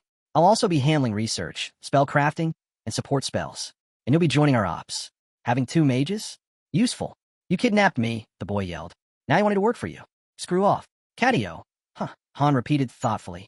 From behind the door, a voice chimed in. It was her. He probably hasn't eaten yet. Come in, Han called. She stepped in with a tray and nodded toward the bed. So, this is the boy from yesterday? Han nodded. Catio's one of us now. Treat him nicely. Jenna walked over with the food. You must be starving. Here, eat. Can't exactly escape on an empty stomach. Still tied up, Catio snapped. I can't eat like this. Jenna tilted her head. You sure? She asked. Han shrugged. He's not going anywhere like that. But Jenna shook her head. That's not what I meant. I made this for him. Catio hesitated, grabbed a sandwich, and scowled. You think food will win me over? He glared at all of them. I'm not helping a bunch of villains who burn down homes and enslave people. Han leaned back, casual as ever. Tell me, what do you really know about villains? He asked. Do you even understand what your so-called master's done? Catio froze, a slight tremble running through him. Han didn't let up. You're just as guilty, you know. An accomplice. I was following orders. Catio shot back. If I go back, I'll have no choice but to follow them again. His hands shook, and the food he was holding slipped, clattering onto the floor. Staring at it, Catio mumbled, he wasn't always like this. My master used to be different. Now he's just lost. His voice dropped even lower. But I still believe in him. Han stared ahead, unmoved. And you really think someone that far gone can change? Cadio looked away, frustrated. Han leaned in. Look around. Wouldn't it make more sense to use your talents freely here, instead of being worked into the dirt over there? The girl glanced over at Cadio, pity in her eyes. At least our leader actually listens to us. Han gave a knowing nod. That guy you're loyal to? He's not the same. Look at yourself. You're so drained, you couldn't even lift a hand when it counted. If you weren't this burned out, maybe you would have already tried to take us out. He let a smirk creep in. Guess I need to push a little more. Join us, and I'll give you 3 promises. Ivalka blinked. 3. First, Han said, holding up a finger, no overtime. Ever. Ivalka tried to interrupt, but he waved her off. I mean it. Off the clock means off the clock. You do whatever you want with your time. Second, he added, crossing his arms, we don't go around trashing people's lobbies. Cadio gave a bitter laugh. You literally just did. Because your master hit first, Han replied calmly. Check the logs. It's all there. Cadio didn't respond. Han kept going. We're a raid unit. That's all we do. No distractions, no nonsense. Cadio slumped onto the bed, muttering, none of this matters. This place isn't home. Han raised a brow. So what? You got family waiting for you back there. No, Cadio admitted. But still. Then even better, Han said. No baggage holding you down. He paused, then added, and third, no one here cares where you came from. Zero judgment. Cadio stared. Are you the captain or something? Han held up 3 fingers again. Not the captain, but I've got sway. And those are my terms. No overtime. Mission only. Total equality. Cadio narrowed his eyes. You're absolutely sure about the no overtime thing? Han grinned. He knew exactly what kind of value Cadio brought to the table. A skilled magic engineer wasn't just a ship tech. They could drop support spells, craft elite potions, enhance gear, and research like no one else. In some circles, they were stars. Ivalka folded her arms. Wow, you're really laying it on thick. Why treat him better than me? I'm a mid too. Han shrugged. Because you've already signed on. He hasn't. So since I'm already pulling weight, I don't get the special treatment? She said with a glare. Han looked away. What's really bothering you? I said I'm fine, she muttered. He kept walking. Either way, he's not going back. Ivalka stopped him. And if he says no, I'll make sure he says yes. She turned away. And if I just don't like him? Han's jaw tightened. You'd rather throw him back into that mess? I didn't mean it like that, she said quickly. With a sigh, she crossed her arms. Fine, let's see if he's worth it. Han let out a breath, thinking, all this drama, just because she didn't want to fly solo. With a lazy wave, he said, I'm grabbing a nap. If anything big comes up, wake me. Maybe I'll give him a tour later. Ivalka shot him a look. And what exactly am I supposed to do in the meantime? Han turned back. Ask Jenna. I'm right here. Jenna answered flatly from nearby. Hands in his pockets, Han added, plenty still needs doing. Once we wrap up the tour, we're heading back to our lobby. Ivalka groaned. Again? Seriously? Just then, their airship reappeared in the sky. Someone muttered, well, that seals it. All around them, cleanup crews moved in, clearing the aftermath of the battlefield. Someone else noted the presence of mechanics. If the ship was still in the air, they must have had a few working systems left. A supply cart rolled in, pushed by a girl. Han glanced over and said, we're bringing them too, prisoners included. As the ship and cart came into view, a notification blinked in, skill traits now accessible. Han's current abilities were clearly listed, ready for review. Then came another alert. An airship had arrived. Apparently, it could travel across dimensions. Another message appeared. A new hero had joined the team, Cadio, class mage. That was followed by a report, 14 items secured. Isel commented that their master was probably in shock. The hero gave a small nod. A lot had happened in just one day. Staring out the window, the protagonist muttered, takes over a week to craft a flying ship. Costs rare materials and diamonds. And I handed over both a ship and a mage. Of course he's panicking. Isel added, if I total up everything we hauled in yesterday, it's around 7.8 million gold. She glanced at him, and everything was tracked. No way he doesn't know who pulled it off. Just then, another message flashed. Hero Han submitted a request. Approval from Mage Cadio. Cadio stepped through the doorway. The protagonist asked what he wanted. Cadio looked around but shrugged. Don't worry, I'm not getting attached. He scanned the room. Nicer than Harura, sure, but I'm not falling for it. The protagonist froze, then looked down. Cadio shifted, unnerved by the silence. Guess there's no helping it, he muttered. I'll have to synthesize it myself. Off to the side, Han took a breath. The offer on the table was good. Cadio already had 4 stars. But Han couldn't afford to waste resources on someone who wasn't committed. Cadio clenched his jaw, forcing a smile. The protagonist broke the tension. Relax. I'm kidding. I promised you 3 things, didn't I? If you want something else, just say it. Cadio closed his eyes. The March issue of Lumagen. Han blinked. That edition only printed in Harura, practically impossible to get. A new notification popped up. Han requests Lumagen, March issue. He pulled out a copy like it was nothing. Anything else? Catio smirked. A scarf. Stoat fur. Got it, Han said. Next, Catio's jaw dropped. How do you have all this? Han figured he wasn't used to people just giving him stuff. All right, Han said, last one. Grinning, he headed for the door. Someone called after him. Where are you going now? Without turning back, Han replied, to get what I want. Back at the lobby, another message lit up. Han had launched an expedition. Destination, Harura. Objective, robbery and abductions. As a mission was accepted, a small fairy slammed against the barrier, screaming, what the hell is going on this? Time, she snapped. Get out, and don't come back. Arms crossed, the hero stood unfazed. I brought her here for a reason, he said coolly. We're making a contract. She's joining the team. The girl narrowed her eyes. You better be sorry for dragging me into this. Grinding his teeth, Catio muttered. How the hell did you talk her into it? Lady didn't flinch. She chose to come. Her voice steady. The girl looked straight at them. I'm done with that place. He never cared whether we lived or died. Catio tried to push back, but Ivalka turned to the protagonist. Well, are you in or not? The answer came fast. Your call, the hero said. Make it now. Today's the day. As Han turned to walk off, the girl asked, where are you taking the mage? He shrugged. No clue yet. I need to figure that out. Scene shift. The dorm building. Sitting at the table, the girl began her report. I finished the intel gathering on the Solidarity Association, she said. Raising her eyes, she continued. They popped up about 6 months ago. Most likely, they're a migrated guild from a major mobile game. Han stayed silent as she went on. They used to go by Blood Alliance. Back then, they were strong enough to control an entire server, Server L. His jaw tightened. And their rules? Pretty insane, she added. They only recruit men over 30. And every single member has to drop at least 10 million won a month on the game. Han blinked. Wait, what? She nodded. 10 million. Monthly. Just to stay in. The hero looked down, deep in thought. This wasn't just a powerful guild. They were practically flooding the game with cash. Even their name came from an old in-game greeting. Their mission? Total control over Z server. They expanded fast, raiding nearby accounts, converting them into vassals, and bleeding them dry. Han's fist curled. Did the Free Masters try to stop them? She nodded. Yeah, didn't work. The guild's war chest was just too deep. Players kept joining by the day. Han asked, what about their army?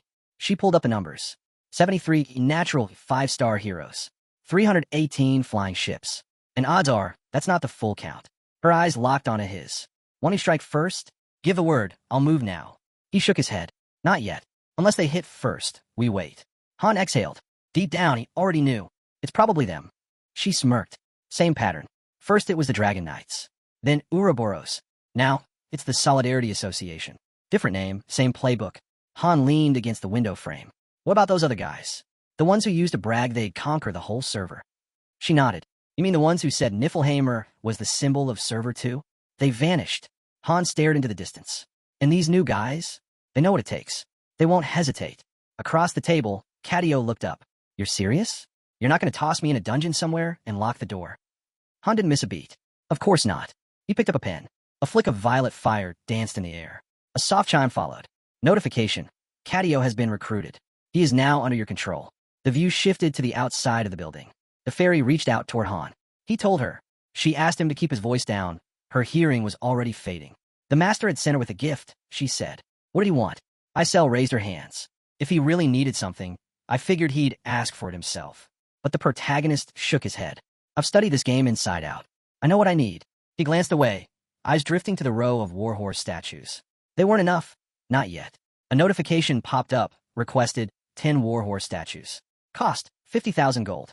With a loud crash, the statues came tumbling down. Han picked one up, a grin playing on his face.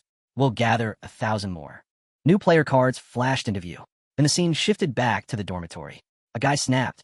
What you all staring at? Just sitting around having fun? Belkis shot him a sharp look. With that attitude, maybe you need a quick lesson in respect. Han cut in. Ease up. He might just need some time to get used to things. The guy flinched. Belkis scoffed. Maybe. He's got potential, but not with that kind of attitude. Ivalka frowned. Why'd we even take him in? Other groups were available.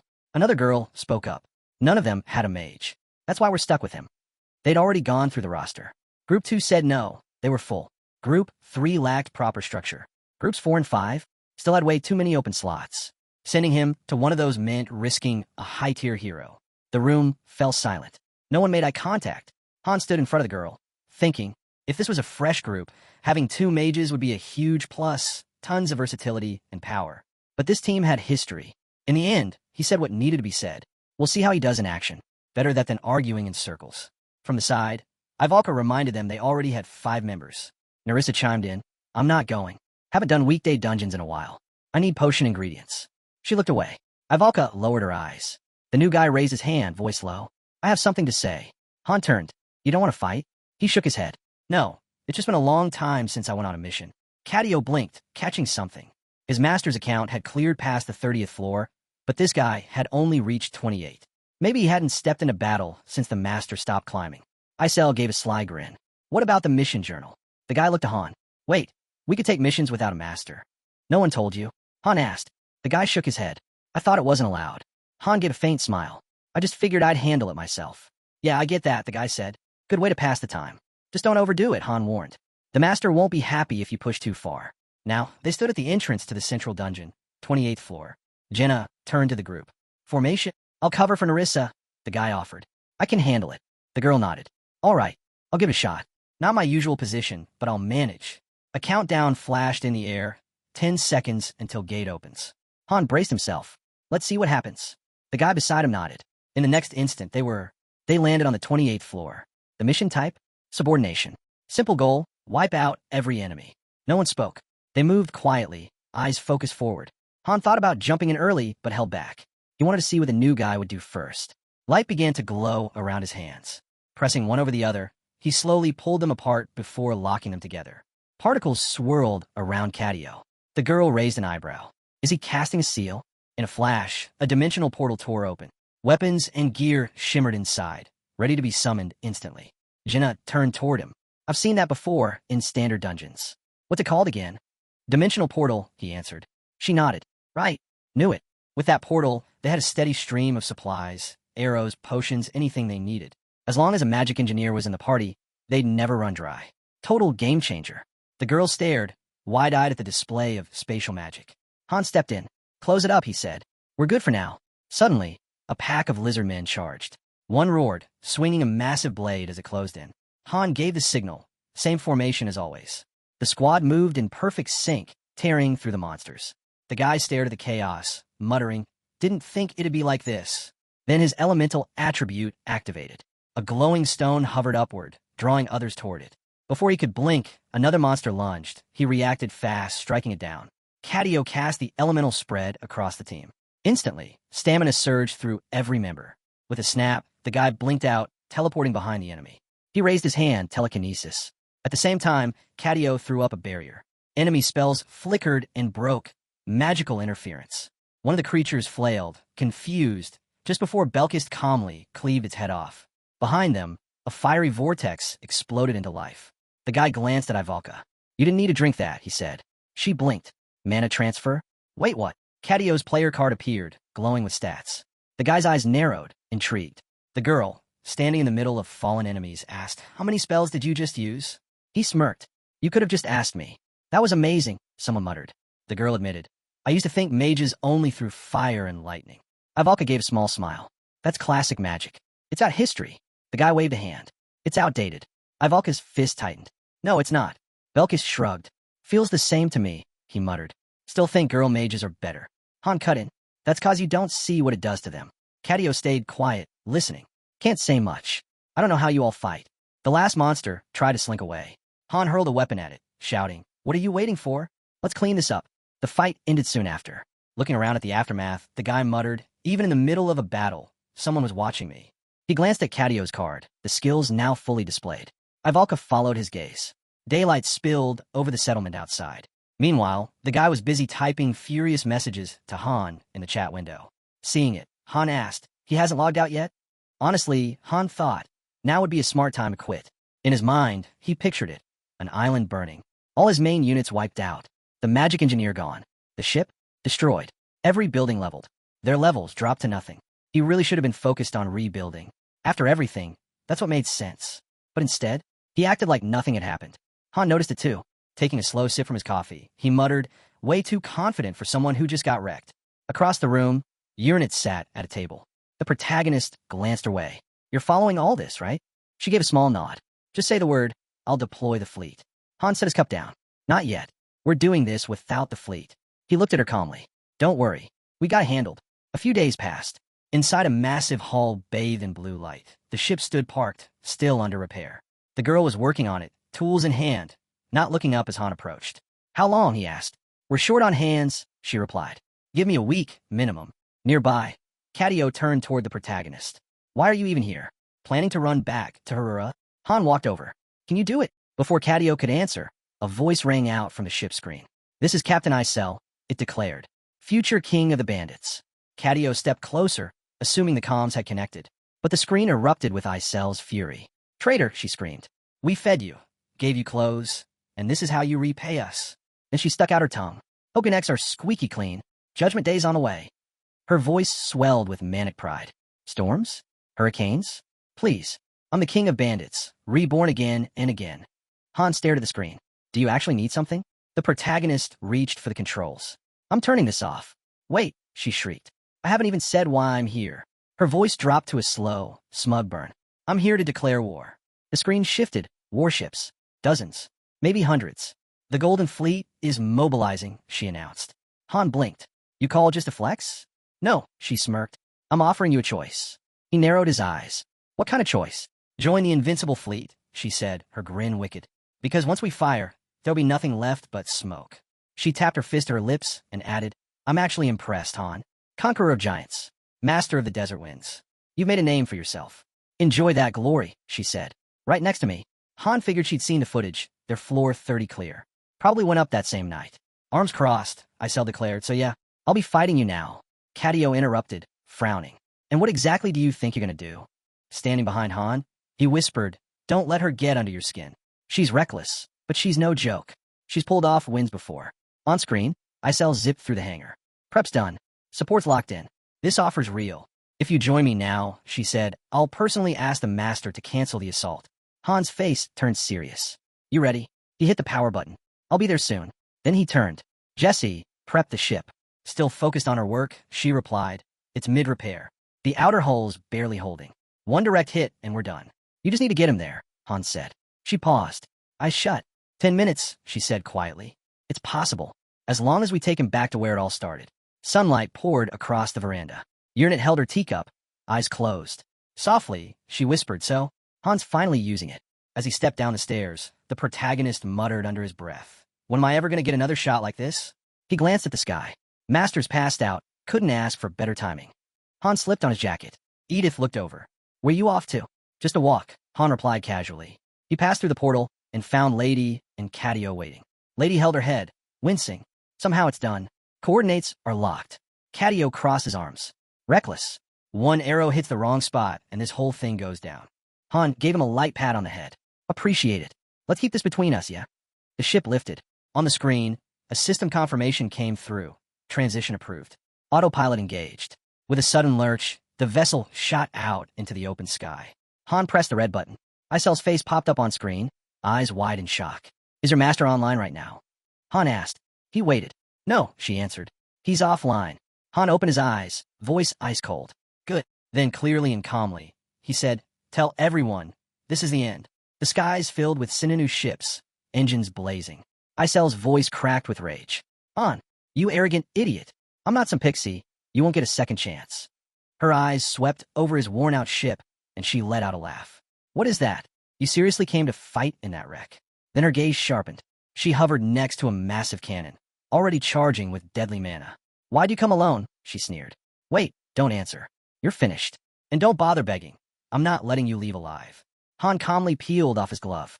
You're in it. What's the status on the proof of Other Heavens and Bifrost Link? Stable, she answered. No disruptions. Then with a quiet smile, she added, you can summon anything your mana allows. Follow-ups won't be affected. Suddenly, red energy burst from Han's ring. A golden glow lit up in his palm as the weapon began to form. A sword took shape, slow, deliberate. Gripping it tightly, Han stepped forward. Isel's cannon fired. A blinding wave of blue mana tore through the air. Wind screamed as the beam surged toward him, but Han didn't flinch. He raised the glowing blade. With one swift swing, he sliced straight through the blast, clean and effortless. The redirected mana spiraled off, absorbed by the sword. Isel froze, stunned. Han's ring glowed again. He raised a hand, summoning another weapon. Purple energy pulsed in his palm. A system alert flashed. Special ability activated. Eye of Argos. Han placed his hand over his eye. In a flash, purple light surged, and the battlefield lit up. Every weakness across the enemy fleet glowed like a beacon. Shots rang out. Enemy ships opened fire. Han moved fast, faster than before. Each swing of his blade batted away the attacks like dust in the wind. He drew his arm back. Weapon number 11, summoned. A bolt of lightning slammed into the ground. From the smoke, a colossal spear formed in his grip. Winds roared as another alert appeared. Fragarak, charging complete. Auto defense mode enabled. Han's eye flared bright. Locking onto the enemy fleet, he gripped the spear. You ever felt what it's like to be completely outclassed by overgear? He asked. Isel trembled. What is this? Han smirked. Let me show you. He hurled the spear with full force. It tore through the air like thunder and slammed straight into one of the ships. The spear pierced the glowing blue core at the center of the ship. Sparks erupted. Then the entire vessel erupted in a violent explosion, gone in an instant. Isel stood frozen, speechless. The spear spun back into Han's hand like a boomerang. Still smiling, he said, even if you try to steal these weapons, you couldn't use them. I made sure of that. Isel's voice cracked. A low-tier hero, destroying a flying ship in one shot? That's not possible. The blade now spun in a tight orbit around Han, deflecting every blast fired his way, never once leaving his side. Isel clutched her head. This can't be real. But Han was already preparing the next strike. The second spear launched into the air, twisting and darting like lightning between the enemy ships, before detonating mid-air. A chain of explosions lit the sky. No! Stop! Isel screamed as another ship ignited in flames. Han caught the spear mid-air. Just 2 ships remained. Isel's voice trembled as she began backing away. We surrender. We give up. We don't even know who you are. Take what you want. Just let us go. Then, the very ship broadcasting her voice exploded in a fiery flash. Han gripped the spear tighter. One left. He rocketed forward, closing the distance to the final ship as it raced toward him. The 2 ships collided with a thunderous crash. Han jumped aboard. A soldier charged him, calling out something unintelligible. Han answered with a clean punch to the jaw, sending the man to the deck. Standing over him, Han said calmly, "Big mistake." The soldier scrambled back in terror. More crew members emerged on deck, staring at him in stunned silence. Then one by one, they dropped to their knees. "Great General," one of them shouted. "We didn't know. We were wrong," another cried. "We didn't recognize you. Please have mercy."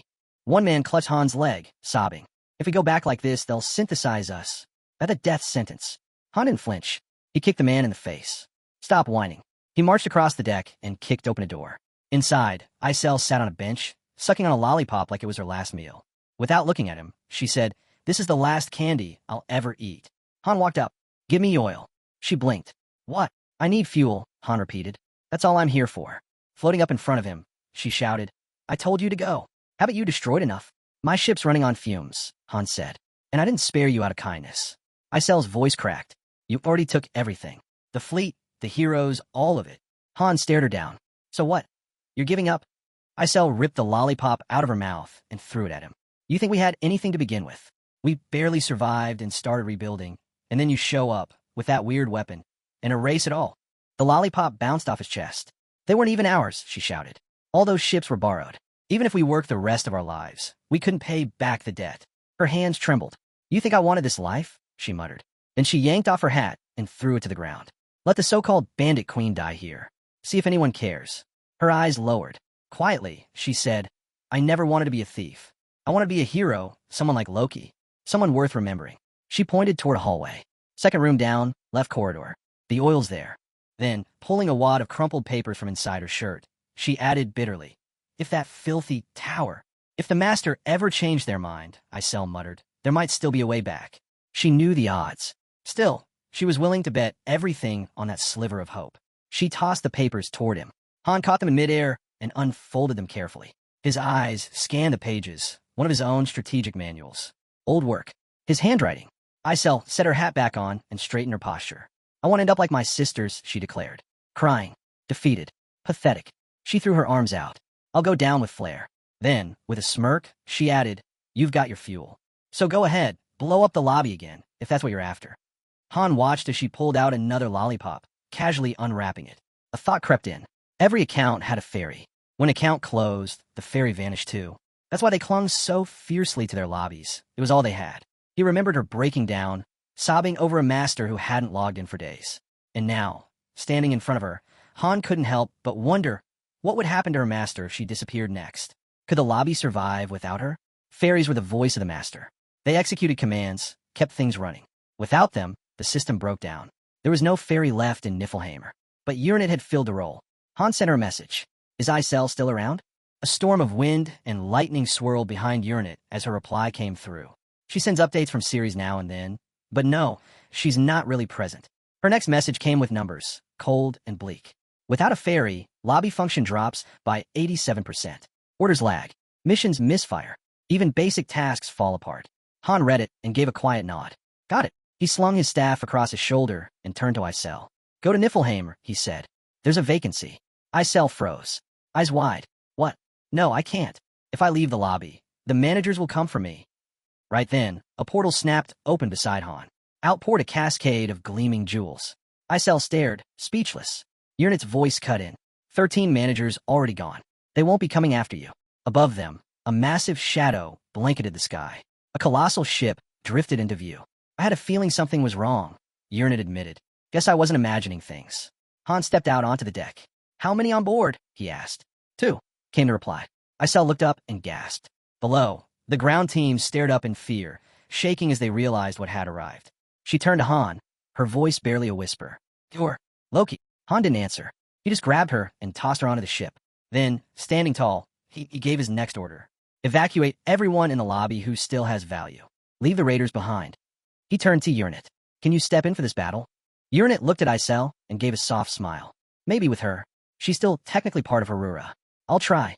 Han looked up, steady and sure. If you can do it, then do it. If not, I'll handle it. He took one slow breath, then raised his voice for all to hear. I am the greatest hero of them all. As the light around his weapon faded, he muttered under his breath. Only 2 summons left. A brilliant pulse of violet light surged across the settlement, flashing through every window. Cadio came sprinting toward him, livid. What did you do? He didn't stop. You think I didn't see? He shouted. You lit the fuse. Harura's under siege. The whole fleet had mobilized. And Han? He took off in a busted ship and came back like it was nothing. Still moving, Han glanced over his shoulder and barked. Less talking, more running. If I let a mage with stamina that low hang around, I'd never live it down.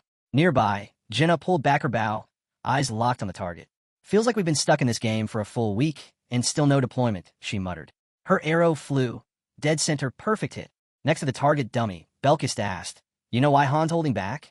Han wiped sweat from his face, lifting his shirt slightly. A flicker of fire mana danced behind him. Ivalka stood quietly, observing. He's probably trying to sort out the team structure, she said. Belkist raised an eyebrow. So someone from the first group's about to get dropped? His smirk widened. Why the long face, Ivalka? She turned and walked off. Jenna narrowed her eyes. Don't go too far. You know she's a core part of this team. The master wouldn't just cut her. Then she turned to Han. You agree, right? Han nodded slowly. Belkist isn't wrong. Jenna exhaled. But he's not exactly right either. She looked straight at Han. What about me? If someone else offered more, would you replace me too? Belkist chuckled.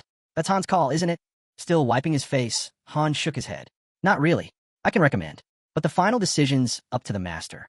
In his mind, he saw the team laid out like pieces on a chessboard. Everyone had trained specifically for this, building up fire resistance to support Ivalka's magic. She was the core of their strategy. Removing her now would topple the whole formation. If that kind of order came down, he wouldn't follow it. Jenna kept her tone level. Our 5-man squad is tight. Every role's defined. If any of us weren't pulling weight, we'd be gone already. She glanced over at Cadio, who was panting heavily. The master's not replacing us, she said. He's trying to figure out where to put him. Night fell over the building. A soft glow lit the workspace as glass clinked on the table. We did it, a girl cheered. Medium healing potion, complete. Grinning wide, she gave Ivalka full credit. The recipe was nothing like what she'd used before joining them. But now, it was finally clicking. This was Tilda, a pharmacist. She tapped her fist to her lips, thinking. Still, the success rate's low, and it burns through ingredients fast. And with limited pouch space, we'll have to prioritize medium potions. She frowned. We might not be able to make enough before the next run. Ivalka scribbled in her notes. If you join the first group, that won't be an issue. You'll be able to restock supplies using the interdimensional portal. Tilda blinked. Seriously? Then her face lit up. In that case, we'd better double the batch. Ivalka paused, surprised by her excitement. While Tilda worked the cauldron, Cadio sat nearby, grumbling. Han had promised no night shifts, and here he was, stuck watching potions boil. The thought of brewing high-grade supplies while scaling a tower made his stomach turn. Out by the gates, Isel stood tall, voice ringing out. First group assemble. With a hand pressed to her chest, Ivalka declared with pride, "Elemental magic stands above all." She folded her arms and nodded at Cadio, casually assigning him ship duties. "Let the schoolboy in a maid outfit handle the chores. I've got real work to do." Shaka let out a sigh. "Can we save the flirting for later?" Jenna laughed. "As long as we're not headed for another scorching desert or an endless maze, I'm good." Her eyes settled on the portal ahead. A flower garden might be nice for a change. The team stepped into the teleporter, vanishing into a burst of blinding light. As it faded, the clouds split apart to reveal a crystal-clear sky. Ivalka blinked in disbelief. Her gaze slowly dropped to the endless stretch of blue below. They weren't on land anymore. A ship rocked gently beneath them, drifting in the middle of the ocean. The vast sea stretched out in every direction. Silence fell. "This is it," someone murmured. "The legendary ocean." Han didn't waste a second. "Fan out. Check for anything useful." They searched the vessel and gathered the basics. Supplies, fresh water, and a compass tucked away below deck. Ivalka raised her hands in frustration. "Seriously? They dropped us in the middle of nowhere for an exploration mission." Han studied the compass. "This is the destination. There's an exit out there. We follow this course." Then he turned to the group. "Who here can swim?" Silence. Han's expression darkened. Folding his arms, he said flatly, "Everyone but Ivalka take rowing shifts." Ivalka stepped up. "I can row too." "No," Han replied firmly. "There are only 2 oars, and there's a reason we pair up this way. Warriors and mercs split the workload. You, stay in the center. And unless you want us all sleeping with the fish, keep the fire magic to yourself." She stared at him, speechless. Han didn't budge. "Think about it. We're on water, in a wooden boat. You set it on fire, and we're done." Ivalka looked down, her voice barely a whisper. "Got it." The wind tugged at the sails, and the surface rippled, bubbles. Creatures burst out of the sea, heading straight for them. Han yanked off his glove. If the boat capsized, it was over. He drew his blade, sliced open his palm, and dove into the waves. "Jenna, cover me," he shouted before disappearing beneath the surface. Underwater, he pushed forward through the swarm. He spotted them, sharks. His blood would lure them. It worked. The moment they turned, Jenna zeroed in and opened fire. The sharks dropped, but the other sea beasts were closing in. Han weaved through their attacks, slashing with precision. One by one, they fell. Then air. He shot upward, gasping. He stopped cold. Something had grabbed his leg. "Where is he? I can't see him." Jenna shouted, eyes scanning the waves. Belkis glanced at Ivalka. "You gonna burn the ocean next?" "Go ahead." Narissa stood still, eyes closed. "We wait for the order." The water turned red. Suddenly, Han broke the surface. Jenna rushed to pull him aboard. "You're insane," she breathed, voice shaking. "You just jumped in like it was nothing." She dropped beside him, heart pounding. Ivalka let out a breath she didn't know she was holding. Gazing over the drifting bodies, Han spoke quietly, "We move. Keep your guard up." As night crept in, the battle didn't stop. A merman clawed its way onto the deck, and Han struck it down. He didn't look back as he warned, "They can sneak up on us. Stay sharp." Ivalka sat quietly on the floor. Belkis flopped down beside her, nudging. "So, no shot of trying another magic type?" "Thought you were dead set on steering the boat with telekinesis." He gave her a lopsided grin. "If it's too much, just say so. No shame in quitting early. I'm itching to get back to my training anyway." Just then, a system alert flashed across the screen. The quest might continue even if the master logged out, and the search could take a while. Above the ship, the sky shimmered, warping. A message appeared, floor cleared. "Han, top hero." As Han stepped out of the portal, his eyes drifted toward Ivalka. She greeted him with a bright smile. "Let's try wind magic next," she suggested cheerfully. But before he could answer, fresh notifications popped up. Cadio had replaced Ivalka. Her smile vanished as she stared at the message in disbelief. Sunlight poured over the estate. A man rested his hand gently on a young Ivalka's head. "Starting tomorrow, you'll begin your training at the Schuttenberg's estate," he said softly. "Ignore everyone else. Focus on one thing, bringing honor back to our family name." She nodded, smiling with pride. Later, as a cauldron bubbled beside her, Ivalka formed a flickering fireball in her hand. Watching from behind, a woman commented, "Fire seems to suit you." Eyes wide with excitement, Ivalka blurted out, "What's next?" "I want to learn another spell. Any element is fine." But the woman shook her head. "That's not how it works. Elemental mages usually master just one." Handling more than that? That's rare, almost unheard of. Staring into the fire, Ivalka clenched her fists. On my family's pride, I have to get stronger. She watched other students pass by, already comfortable with their magic. She was still trailing behind. Later, at a desk stacked with scrolls and papers, Ivalka made a quiet promise to herself. I'll surpass them all. I won't let that purple crest on the wall be taken from me. Behind the desk, her teacher flipped through reports, muttering, we accepted every child the families recommended, but none of them are showing true potential. Suddenly, flames roared down the corridor. Miss Fawn, Ivalka called out, spinning around as the woman approached. Was this you? Fawn asked calmly. I was just practicing, Ivalka replied. Fawn said nothing. Ivalka lifted her hand, crackling with energy, and burst into laughter. Fawn raised her own arm. Streams of green magic spiraled out, dousing the flames instantly. With a small smile, she turned to Ivalka. Looks like we've got a real talent on our hands. I can't wait to see what you become. Ivalka lit up, thrilled by the praise. Isel suddenly spun into the room, twirling like a whirlwind. Surprise, she shouted, dancing around Ivalka. You've officially been removed from the first group. Ivalka blinked. Wait, what? What does that even mean? Relax, Isel said with a grin. You're on break until somewhere between the 35th and 40th floor. Give or take. Ivalka's jaw dropped. That's forever. I'll get rusty. Isel shrugged. Orders from the master. That's that.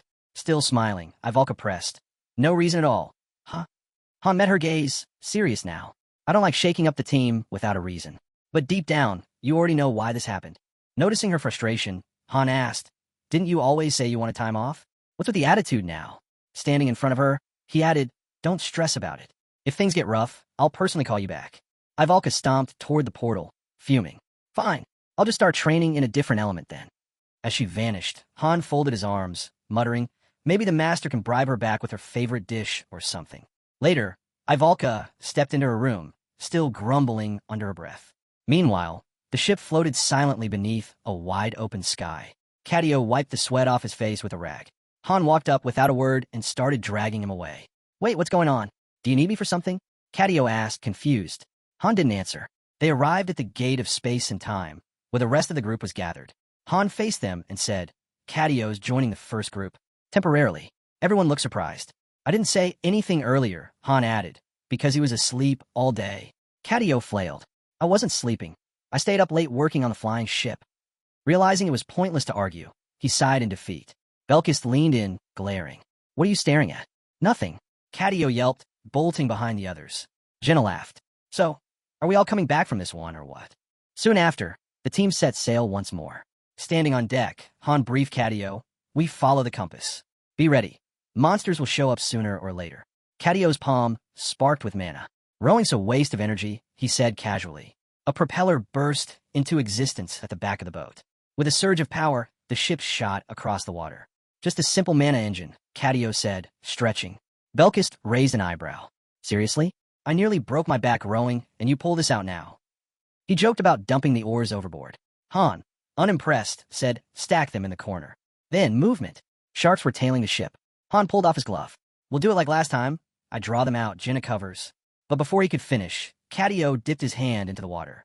A pulse of electricity surged outward. The sharks froze mid-pursuit, then floated to the surface, unmoving. Shaking his hand dry, Cadio explained magnetic field. Sharks react to electric signals. Easy. Belkis gawked at the floating bodies. Yeah, we definitely should have brought him last time. Cadio let out a yawn and walked off to sleep. Han watched him go. Thinking back, Cadio was labeled a magical engineer. But maybe there was more to him than that. They continued sailing. Cadio, now walking calmly across the water, turned back toward the boat. Surface tension, he said simply. Arms folded, Han stared from the deck. If we had you on the 30th floor, we wouldn't have had to risk that climb. We could have just sprinted up the statue. Jenna clenched her fist. Ivalka has potential too. She'll learn. All of it. Cadio climbed back aboard, unbothered. She might, but elemental mana doesn't work like this. It's built different. Han watched him for a moment, expression unreadable. We'll see. Then, movement ahead. A ship appeared on the horizon. Han checked the compass. It pointed straight at it. They were headed that way. The other ship cut swiftly through the waves. On deck, Friasi stood with the wind tugging at her hair. As she brushed it aside, she froze. Someone had called her name. Looking up, she spotted the crew approaching. Leaning over the rail, she raised an eyebrow. What are you all doing here? She asked, tossing down a rope with a playful smile. You really do show up everywhere. Catio chuckled, but Narissa was quick to cover his mouth. "Time to head inside," she said, leading the group away. Everyone could use some rest. The others followed silently, keeping their eyes on Han as he stayed behind to speak with Friasis. No one said it out loud, but the thought lingered. Having a princess suddenly swarmed by unexpected guests couldn't be easy. Han stepped forward, visibly irritated. "Can we talk inside?" he asked, his tone flat. "I'm tired. I need sleep." Friasis clenched her fists, forcing a polite smile. "I've got questions first. Like, how did you even end up on that boat? How did you find us? What exactly are you after now?"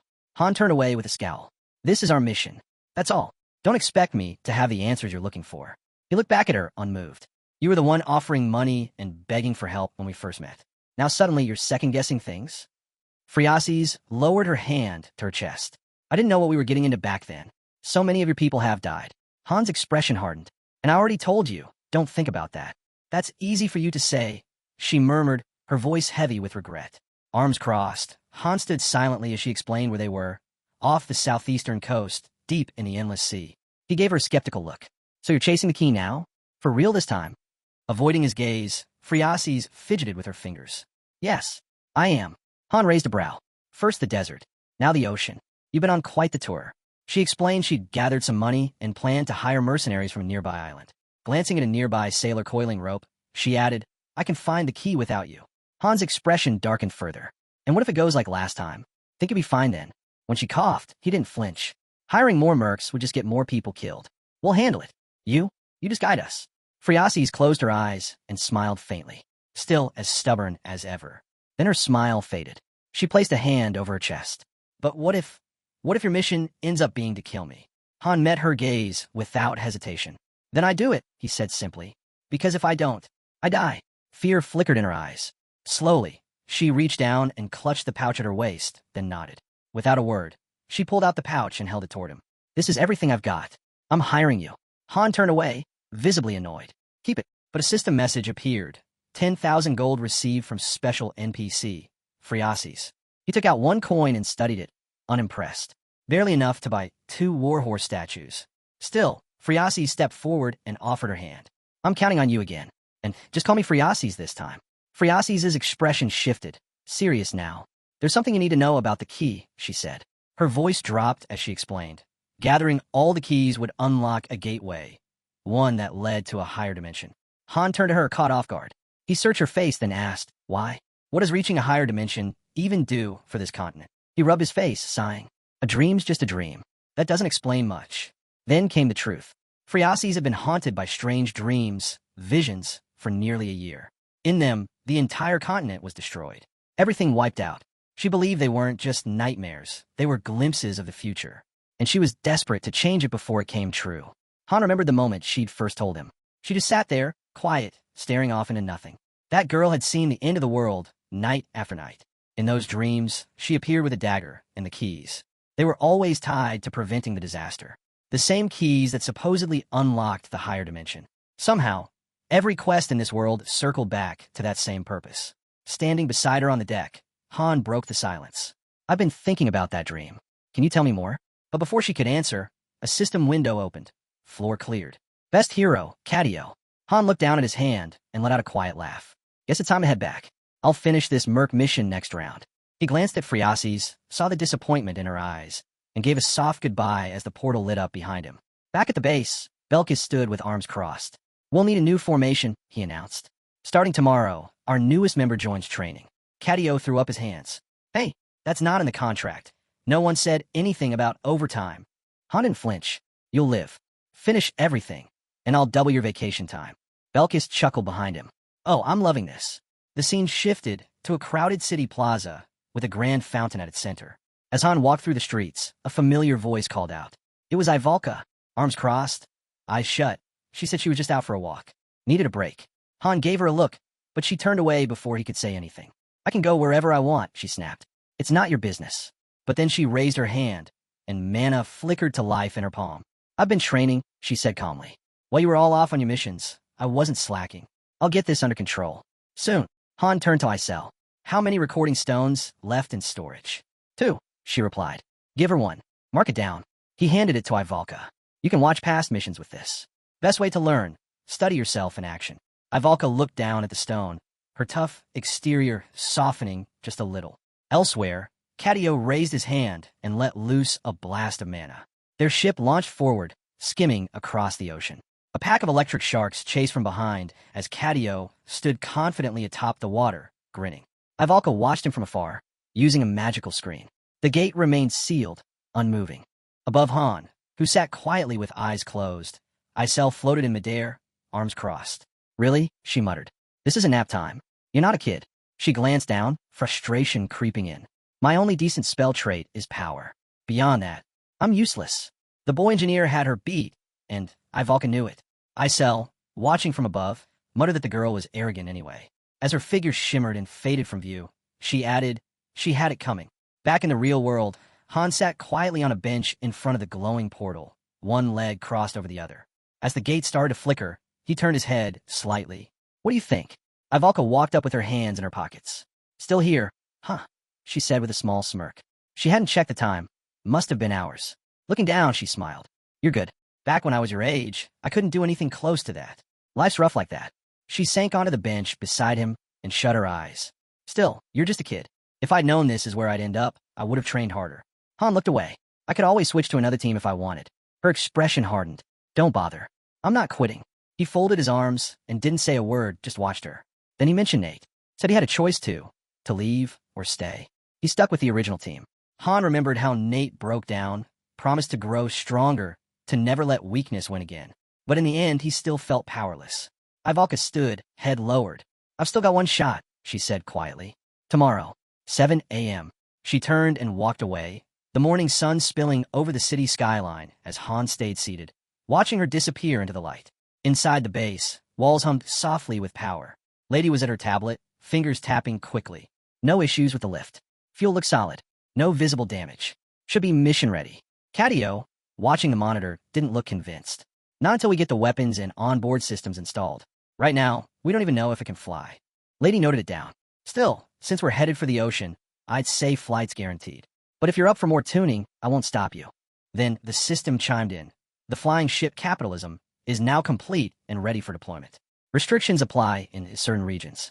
The whole team stood before the finished vessel. Catio dropped to his knees, shouting, "I've been conned. I've worked harder here than I ever did in Harura." Another system message appeared. Complaining detected.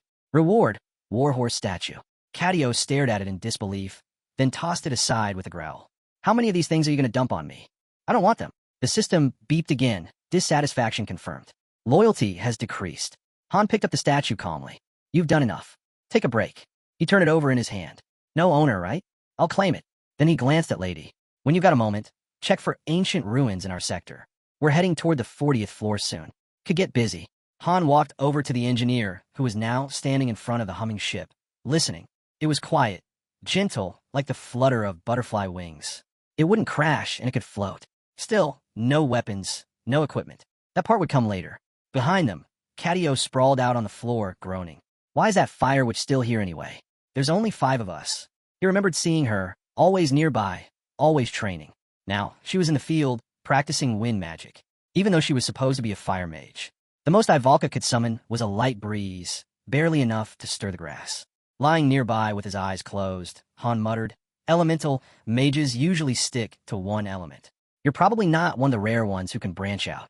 His voice trailed off as he opened his eyes, gaze dimming as he looked down. The view widened, revealing the entire city spread out beneath the sky. Suddenly, the portal began to stir. A system message rang out.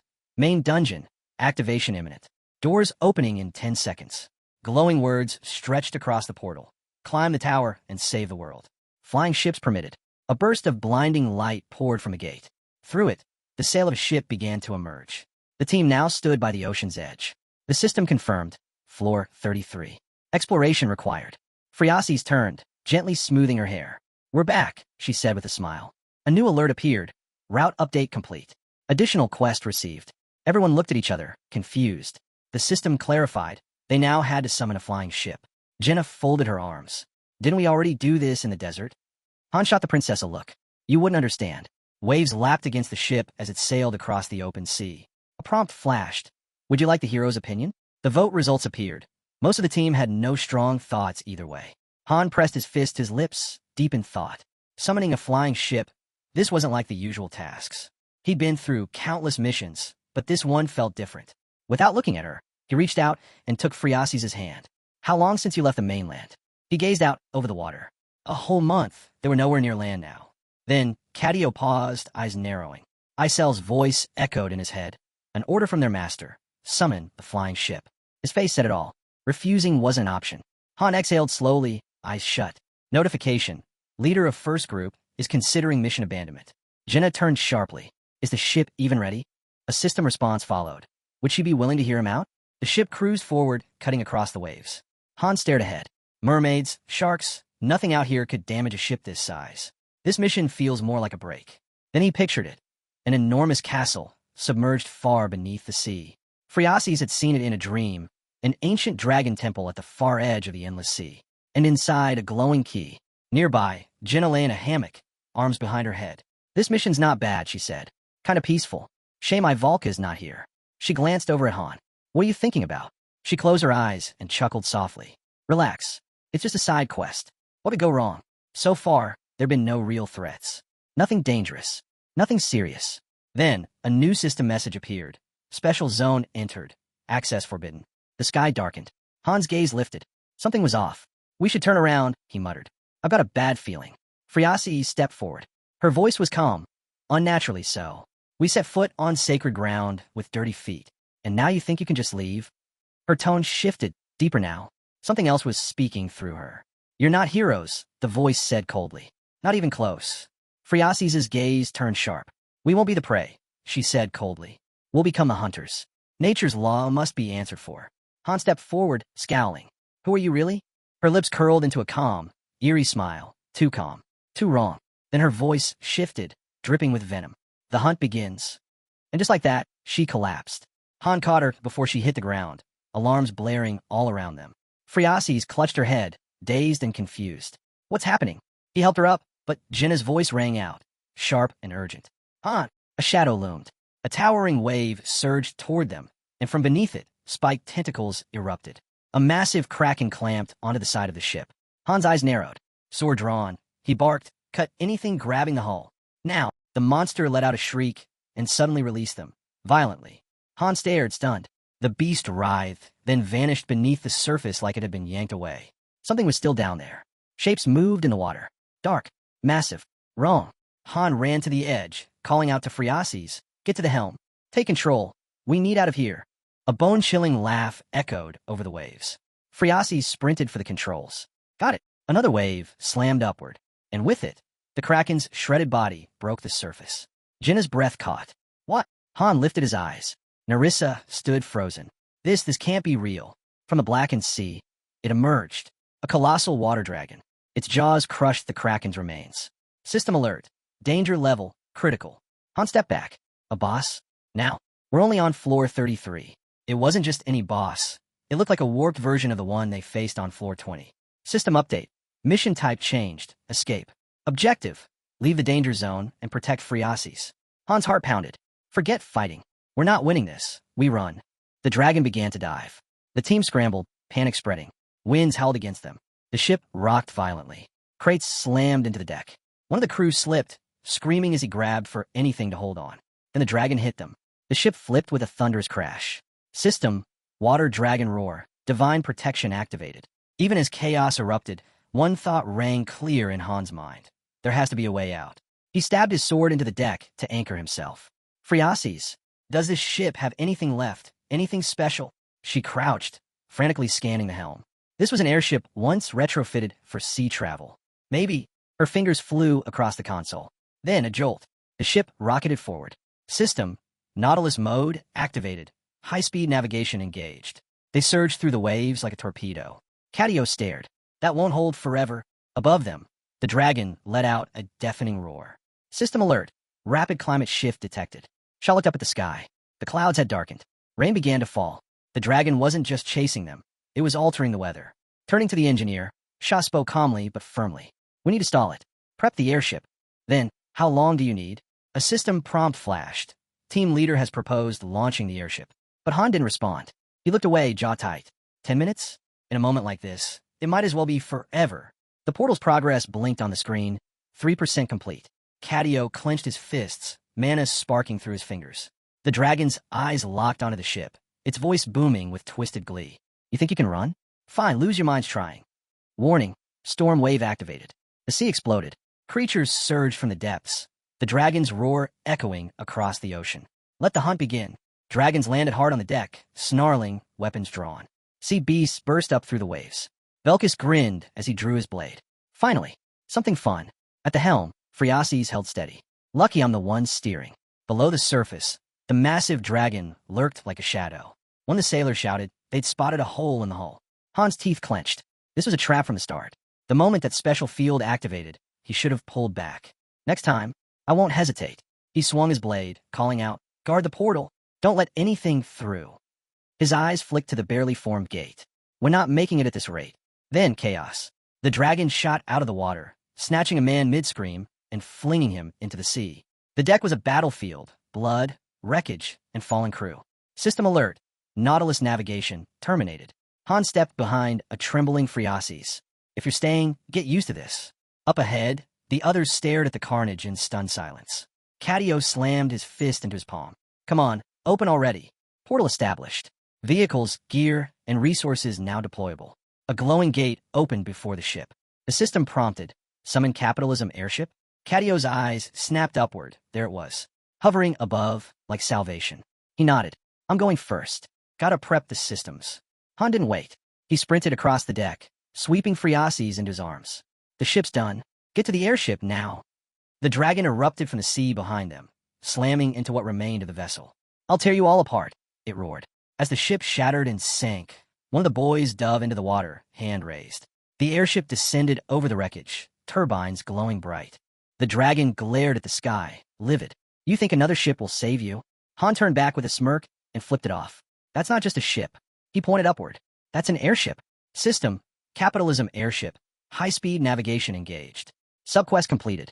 New quest unlocked. Hidden beast hunt. With a roar of engines, the airship surged forward, leaving the broken sea behind. Han held Phreaces close, breathing hard. An airship, this is a whole different class. Jenna stood near the railing, tense. What is that long thing behind us? Nerissa ran over, eyes narrowed. I've heard the stories. Ancient sea breeds. They called it the sea god. Han said nothing, watching the horizon. Dragonborn, one of the first, dating back to the Empire's founding. He placed a hand on the ship's hull, mind racing. We walked right into their trap. At least now, we knew the boss's patterns on the 35th floor. With the right prep, we could beat it. As the mission ended, a notice blinked across the screen. Level complete. 150,000 gold acquired. Nerissa pulled her hood down and said calmly, we'll need time. Can't rush this. Then, a new system update appeared. Hidden stage unlocked. The sacred water dragon hungers. Han's face tightened as a warning flashed. Another window popped up. Return denied. You're trapped inside the water deity zone.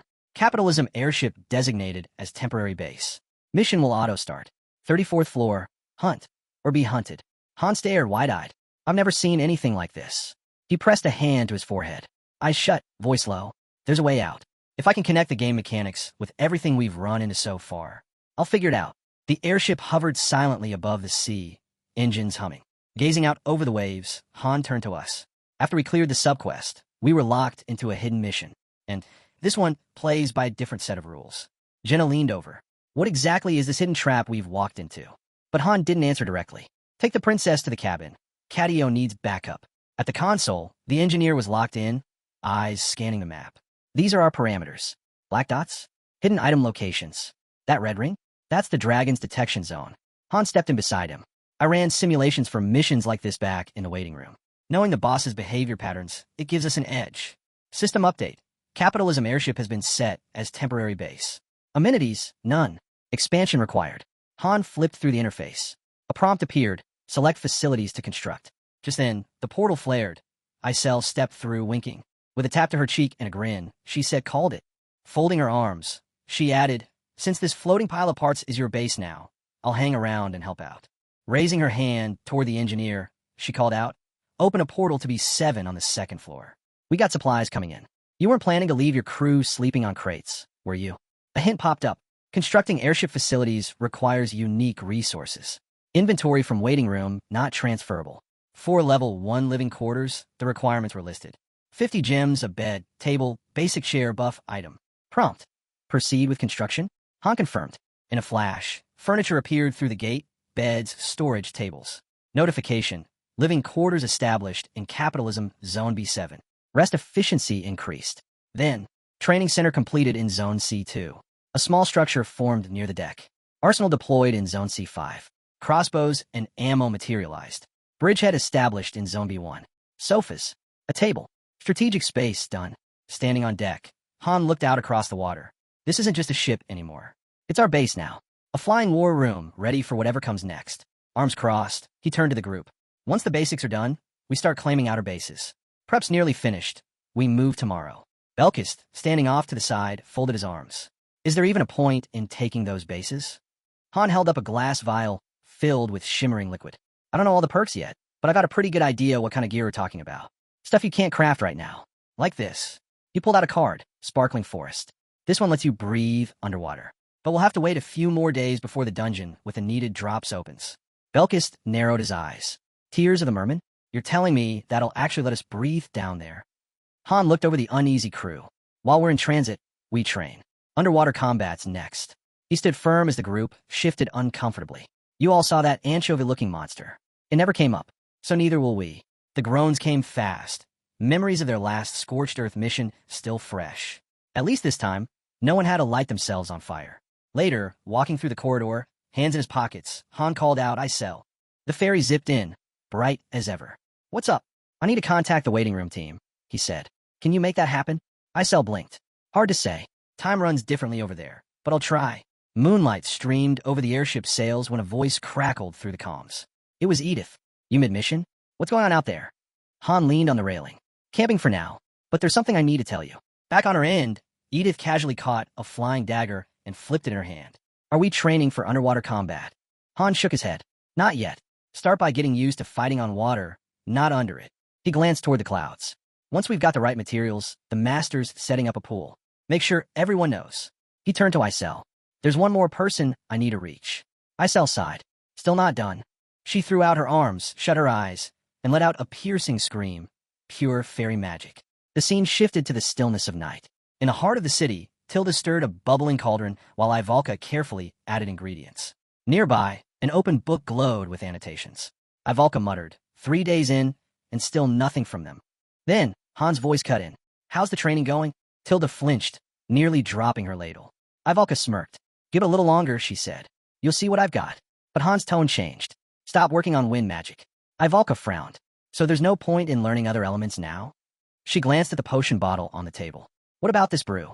It's mid-tier already. Through the link, Han's voice came back calm, but clear. Pause that too. Cadio can make a stronger restoration potion on his own. The girls exchanged surprised looks.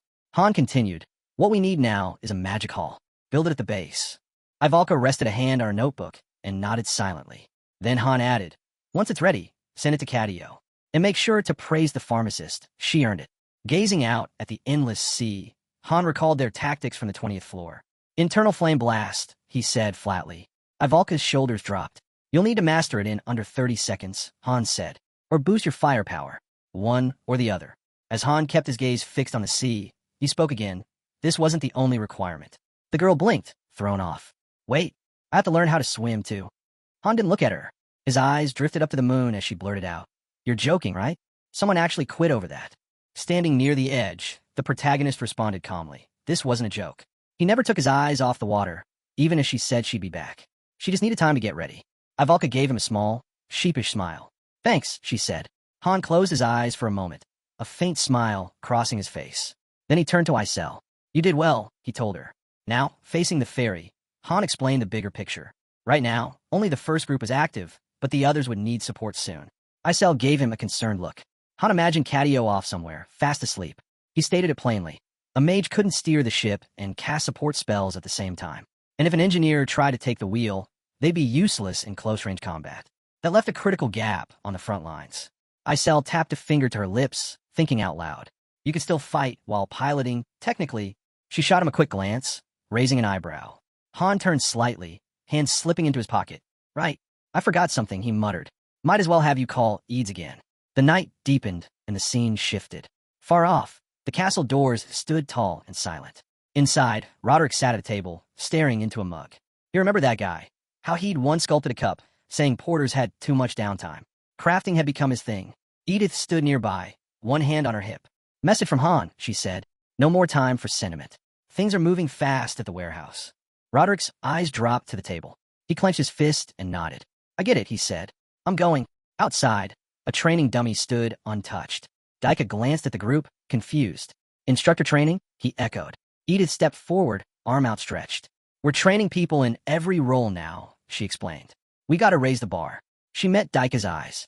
Only a few are training on the first floor, but we've already passed 100. You can't handle that alone anymore. Daika froze. He suddenly understood. He'd be part of the missions now.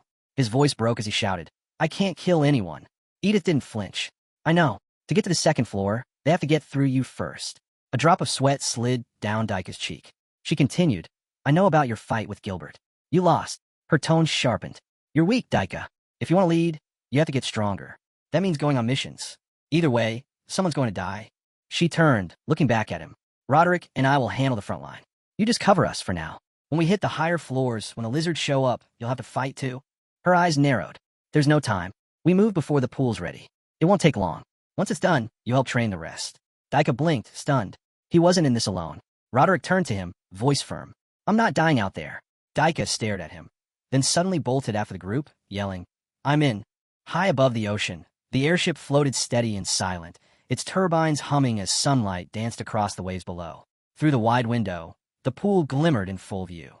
Inside, Jenna lined up a shot beneath the surface. Bow drawn, she squinted, then let the arrow fly. It sliced into the water, cutting a slow path toward Han, who calmly raised his sword, eyes locked on the incoming projectile. A moment later, everyone surfaced, blinking through the sting of salt water. Jenna rubbed her temple, clearly annoyed. These arrows are useless down here, she muttered. I can't get the right angle, and nothing flies straight. I can't fight like this. She swam over, frustrated. Why not just use that mage instead? He's practically ready to quit anyway. Belkis let go of his training board with a sigh. Yeah, I already knew I was hopeless in the water. He popped up next to Han, wiping water from his face.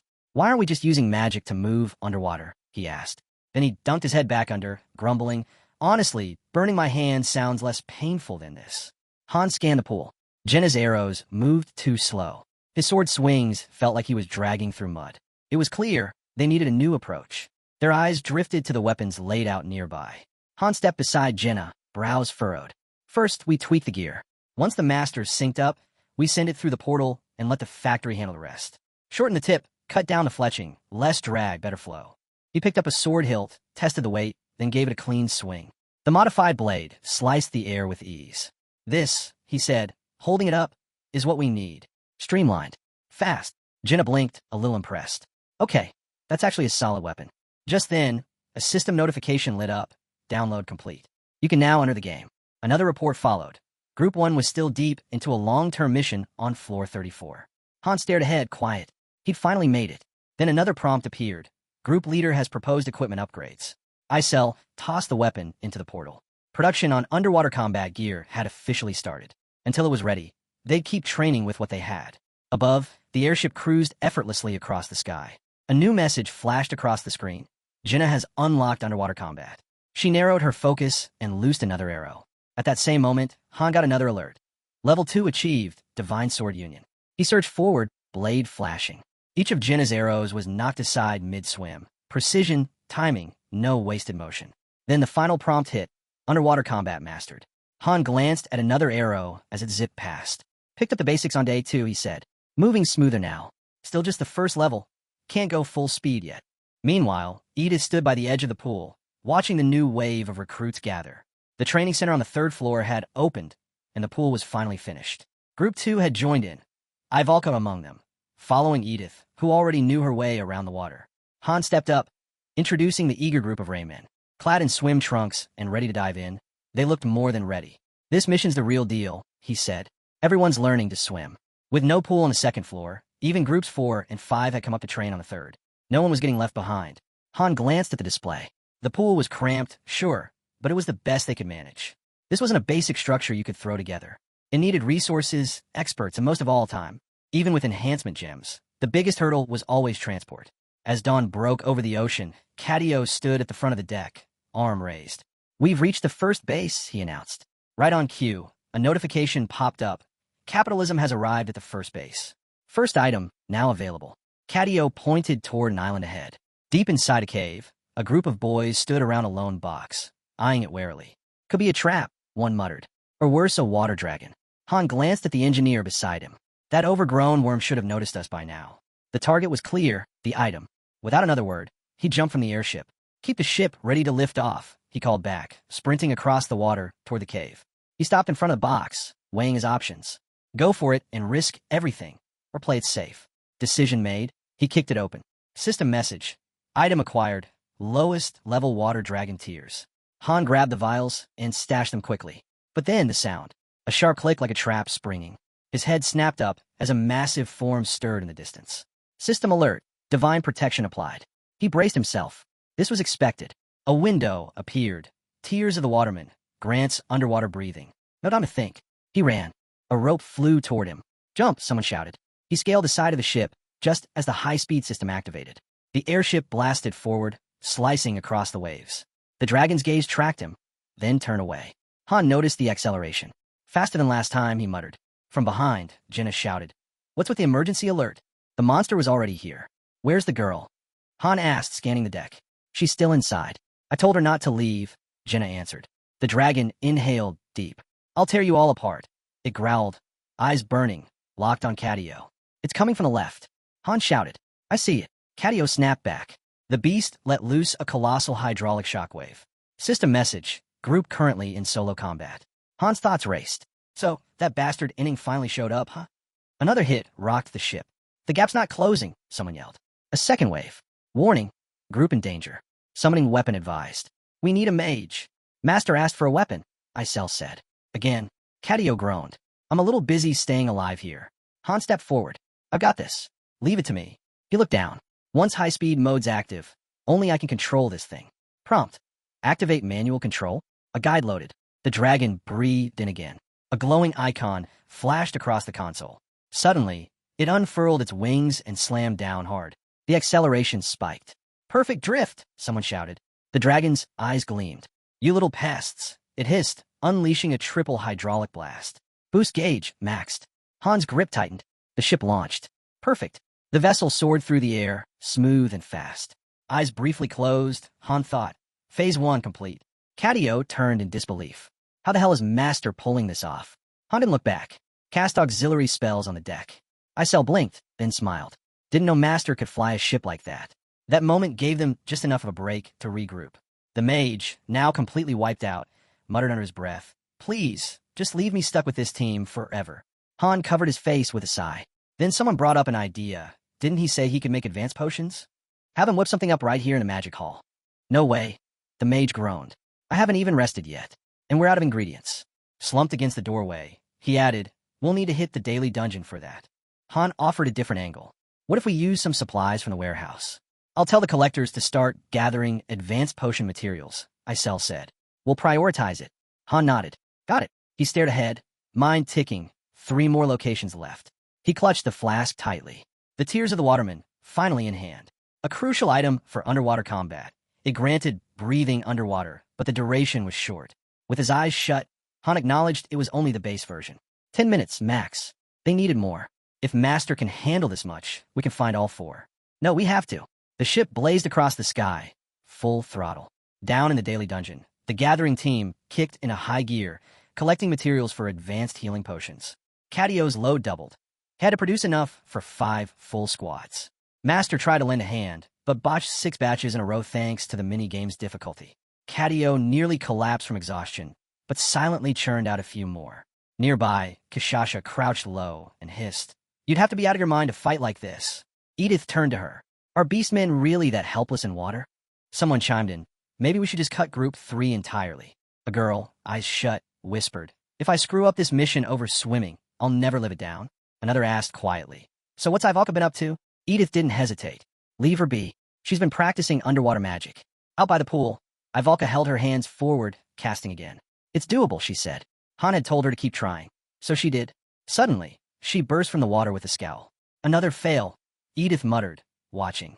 She looked away. "How's the roster for groups 4 and 5? The reply was blunt. Nobody wants in on the main mission. Edith pinched the bridge of her nose. How'd the rumors even reach the lower floors?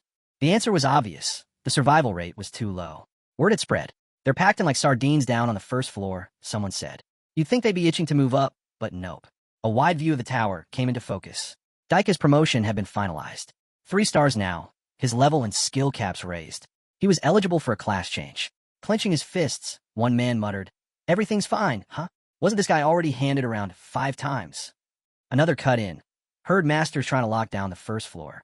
This promotion's part of it. Mark leaned in. Let's just keep watching. The first man stayed quiet. Then someone else commented, at this rate, Masters never sending us to synthesize. What's that guy even doing solo down here? They pamper him, then ship him straight to the top floor's isolation chamber, another scoffed. One of them smirked. Guess it's time I rally my team. Maybe even scout for some instructor candidates while I'm at it. Back on the battlefield, the monster opened its jaws wide. Jenna fired a rapid volley. Her arrows pinged uselessly against an invisible barrier. Divine protection's active, someone called out. The creature had entered a state of conditional invincibility. Jenna held out her hand in disbelief. How is that even a thing? Nothing's landing, came a frustrated reply. Han, standing just behind her, kept his eyes on the monster. It's a conditional state. We need more data. Then he added, next time you spot him, fire an arrow into the water. Jenna blinked. Into the water? The monster was already shifting below the surface. You saw it, Han confirmed.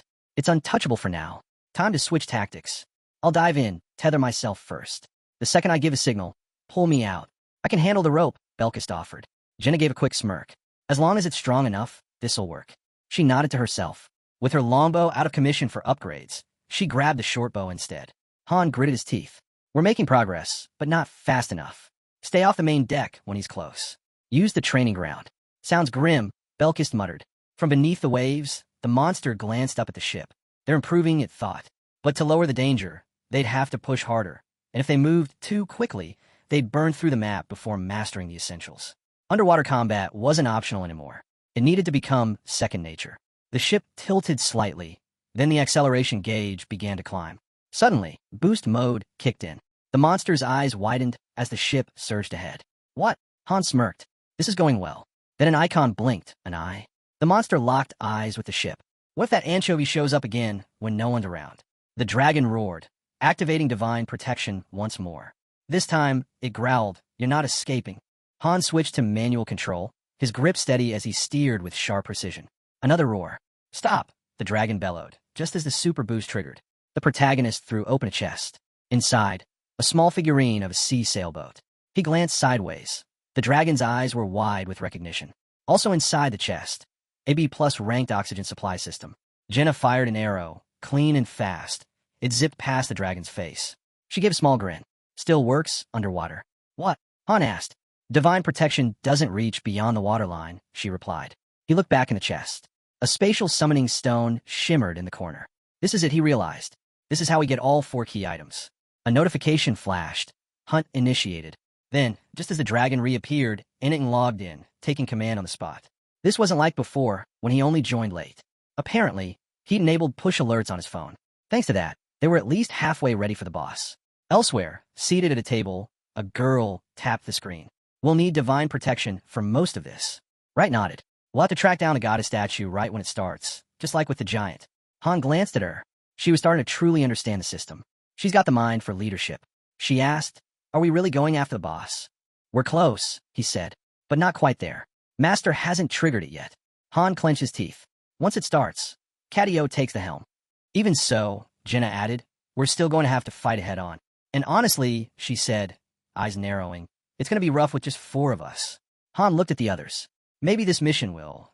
This mission might require splitting the teams. One group holding the line at the goddess statue, while the others push toward the objective. Han pointed out the obvious flaw. With how few water tiers we've got, only our squad can go on the offensive. One of them would have to carry the spatial summoning stone. Han nodded. When Master logs in tomorrow, we'll put it to use.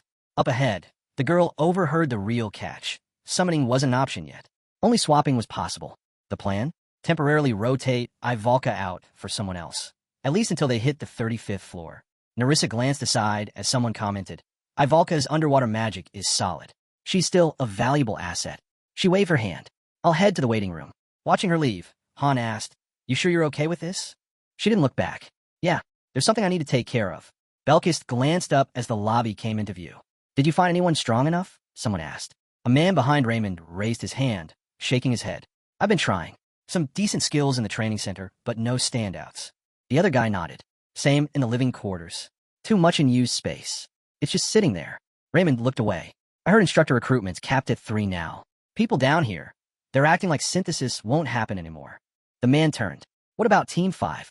Shouldn't they be out recruiting? Carter answered. They said they were searching for a woman to complete the lineup. But they're probably just off flirting somewhere. Quiet buildings faded into the background. Someone muttered, no, they're serious. They really want in. Another voice followed. Staying on the first floor, it's risky. A short laugh. No kidding. Master could ship her off to be synthesized at any time. Gritting her teeth, the girl shot back. That's not the issue. It's the people down here. Their attitudes lately are the real danger. The man smirked. Everyone's grouping up under Mark now. But it's not the kind of leadership we want. The boy exchanged a look with the others. The ship cruised forward, fans kicking in. She heard it, loud and clear. Of course. It had to turn out like this. Ivalka reappeared with a grin. I was just taking a little break, she said smugly. Time for the genius magician's grand return. Standing across from her, Han asked, so, did you learn how to swim? She shot the question right back at him. His eyes lit up. Not only had she learned, she'd also mastered 4th level fire magic. Internal explosion, he reminded her. It works underwater. Dangerous, but effective. There are consequences, I know, she cut in. I've been grinding. Non-stop. He turned to leave. I'll send you back. Wait, she shouted. Give me one more day. He turned with a smile. Relax. It was a joke. A statue came into view. Han pointed toward it. Once the mission starts, we board the airship and go straight for the goddess statue. The girl asked, that's how we trigger divine protection, right? He nodded. With our current numbers, we won't last long without it. The more we delay, the worse our odds. A tactical map loaded on screen. Han explained, we've only got 5 bottles of water tears left. Group. One team would take the offensive, face the anchovy head-on. The rest? They'd defend the goddess statue. Belkis raised a hand. Can I really fight underwater? It's not easy. Han turned to the girl. What about you? 4th level fire magic. Can you actually use it underwater? Her head dropped slightly. On land, I can only hold it for 30 seconds. And underwater, he stepped closer, eyes on her. I need a real answer. She lifted her head. I can do it. Han crossed his arms. Then Belkis and Narissa, your front line. You'll take the anchovies attacks. Jenna, you with the boss group. Jenna blinked. I'm in. For real. Han rested one hand on his hip. You'll cover the breakthrough point. Underwater attacks are weak. We'll need magic the moment we break through. Ivalka raised an eyebrow. The girl nodded. Got it. Training time was locked at 20 hours a day now. They weren't in the waiting room anymore. This was a mission. Ivalka had learned the basics of swimming. Yes, but her eyes dropped again. I can't cast underwater spells yet, she admitted. I have to keep my mouth shut to breathe. And without the previous stages of training, elemental magic's harder. Then, she stiffened. Her eyes shut tight. I'm not saying it's impossible, she shouted. I just need time. I'm working on casting internally. I've already memorized the theory. It's just the execution. I'll figure it out. Han frowned. For now, there was nothing more to do but wait. But time wasn't on their side. The dragon returned. Han reminded them. This was a race. The ship sped toward it. This wasn't a standard mission. It was a covert hunt for a water deity. Group formations flickered across the screen. Light particles gathered around Ivalka. The ship hovered, then stopped cold over the ocean. Outside the window, a deep, endless pool came into view. Underwater, Han and the girl pushed through the current. Jenna had reached level 4 in underwater combat. Han, too. With boost enabled, they could now hit 100 meters in just 40 seconds and hold underwater for 10 full minutes. They trained deep beneath the surface until nightfall. Under moonlight, Han slammed his sword down hard. Dirt scattered, but he didn't look satisfied. Something was off. His skills weren't syncing. Everything was technically correct. No calculation errors, but none of his abilities combined. A quick glance at his interface, 12 active skills. But they all ran solo. When 2 skills sync, power could double, even triple. And with perfect synergy, it could spike tenfold. That was the secret, breaking the limit. 4 low-level players without raw stats. It was the only way to outperform top-tier heroes. Nearby, Jenna called out, You really think you can slice the sea with a sword? He glanced over. Probably not. She sat down next to him. You're not sleeping either? Nope. Figured I'd train instead. Same, she replied, cracking a grin. Figured you'd already be asleep by now. Han smirked. Still got work to do. She stood, raising her arm high. Well, I'm gonna tear straight through with the ballista, Jenna said with a grin. Thick iron bolts slicing through the sea. If that's not a walking weapon, what is? Han replied flatly. I didn't slice the sea. She looked at him seriously. How strong are you planning to get? And what about the people following your lead? Do you ever think about them? This is just part of the job, he answered. But as the ship pushed forward, it was obvious something was weighing on him. When pressed, he said it simply, I'm still too weak. She scoffed. You're such a fraud. Still, Han understood exactly how Nate had felt. Then his eyes widened. He stared at her. Wait a second. Jenna hadn't learned peripheral vision in Niflheimer. That was a high-tier archery skill, merging rapid-fire shots with pinpoint targeting. It could bend arrows mid-air and slice right through enemy defenses. She stared back, confused. But to Han, that confirmed it. Jenna's archery was far more advanced than she let on. As the ship continued ahead, she casually mentioned the real problem, their lack of unity. Yawning, she added, maybe it's not that complicated. Lifting her head, she said she'd received a fusion, a new ability like gaining a skill. So why shouldn't you try? She asked. He blinked. You got one. 5th floor, she nodded. Without another word, he rushed forward, eyes locked on the monsters ahead, then launched straight into the fight. Watching his relentless assault, the girl muttered, You're insane. It felt like a contest to see who would collapse first. His fist clenched. You're not wrong. But it doesn't feel like that anymore, she said. That's because now I've got technique and experience. Jenna pointed off to the side. It used to look like raw violence. But now, it's strategy, staying calm in chaos. She paused. It's a psychological technique, right? So, if there's no real danger, does it even work? Han grinned. Guess we'll have to make it dangerous on purpose. He muttered, what a pain. She turned to him. Why do I even bother helping you? He shrugged. It's not like you've actually helped. Not in any meaningful way. Hand covering his face, Han considered something new. Maybe the place where you awaken a skill affects how you develop it later. Then, water gathered nearby. The girl stepped forward, arms raised. A training dummy appeared. A second later, boom. A blast hit it square in the chest, ripping it apart. Ivalka turned to him, smiling. Well, what did you think? Flawless, Han replied. Even underwater. He narrowed his eyes. Power seemed low, though. I held back, she explained. Dummy's too small. In real combat, it's different. How many times can you cast it? Ivalka raised 3 fingers. Then I need a potion. Han thought to himself. This fire magic, it's weaker than expected. The one I saw on the 20th floor was way stronger. Then her eyes widened. Wait, am I coming with you too? Han smirked. Whether you like it or not, I'm dragging you along. Their ship slowed to a halt, docking beside a thick stone wall. Han looked forward. What's going on? Group 1's fine, someone answered. But Group 3 ran into trouble. What kind of trouble? It's Kishasha's beastmen. They keep getting seasick, and none of them can swim. Han sighed hard. She added, it's apparently part of their species. They're supposed to have physical strength way above humans. Exactly, Han muttered. And yet, here we are. Off to the side, Edith let out a sigh and covered her face. I've been drilling them nonstop, and they still can't grasp the basics, she said. Kishasha finally figured out how to dog paddle, but that won't help in a real fight. Gritting his teeth, Han muttered, maybe we should focus on getting them used to the motion first. I'm already working on it, Edith said. We built a raft for training. The girl lowered her head. Honestly, only Group 2 is actually ready. Groups 4 and 5 can barely recruit anyone. Then a man raised his hand. What about me? Someone laughed. You? You're like a slug stuck in mud. Mark raised his hand calmly. Let's not twist this. I was just being honest. The man across from him snapped. Everyone aiming for the top floor says that. What makes this raid worth it? Carter fired back, then stay down here and live off potatoes like a coward. The man's eyes flared. Let's see who dies first. Without warning, he swung, fist connecting with Carter's jaw. Idiot. As the room broke into chaos, Isel stepped in. What the hell's wrong with you? Fighting between heroes is banned. Carter clenched his fists. Damn it. The girl closed her eyes. Groups 4 and 5 aren't ready. They're not even full, and the ones they did recruit are barely 2-star level. Han stared ahead. We're out of time. We'll deal with the first floor cleanup after the mission. Word spread fast. The water dragon had appeared. A full-scale battle was coming, right in the middle of the ocean. Surface attacks wouldn't work. Fighting in underwater was the only option. Everyone except Group 3 needed underwater combat skills, and fast. Edith grinned. So what's the 20th floor like? Enemies are pushing in, someone answered. It's definitely possible, Han added, eyes fixed forward. A girl stepped up. It's not like last time. We've trained since then. Han closed his eyes for a moment. That last time, it was an accident. Leaning against the wall, he said, I'm going. Edith nodded. Go on. Isel let out a sigh. Han turned. She gave it everything she had. The fairy waved it off. It's not a big deal. Then she asked, can you really clear it first try? You mean if failing means dying? She nodded. Yeah, that. A knock at the door broke the silence. Han opened it. A girl stood there, smirking, busy. Not far away, a man holding a bottle leaned against the wall.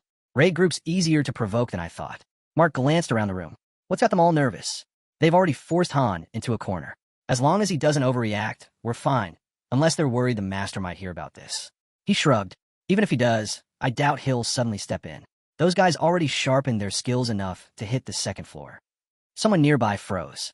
This mission, we're doomed anyway. Another one looked stunned. Didn't you hear from the collectors? Someone's been camped on the 34th floor for days. Now even the other groups have started swimming and training. He exhaled. Looks like we're all about to get pulled into the same mission. Mark let out a sharp grin. Only half the raid team made it back from the 30th floor. How many do you think survived this one? Someone muttered bitterly. First floor's already a dump. Just then, another guy's eyes widened. The door's locked. Mark turned. Who is it? Why would someone from the 3rd floor come down here? The girl stepped inside and calmly began unbuttoning her shirt. I've got a few questions. The man smirked. Guess I'm the one undressing now. But his smirk vanished instantly. His eyes snapped wide in shock. Get out, Mark barked, his voice cracking through the room. Everyone out. Now. The tension hit hard. The room went dead silent, then exploded into motion. The girl, now fully buttoned again, stared straight at him. So you do get it. His jaw tightened. What are you even talking about? Her tone cut sharp. I've met a lot of scum before, but you're different. There's something about you. Something I can't pin down. From the side, Narissa stepped forward. I'm the one asking questions here. Her eyes narrowed. Who are you, really? Outside, night had already fallen. Inside, Han sat across from the girl, eyes forward. He finally spoke.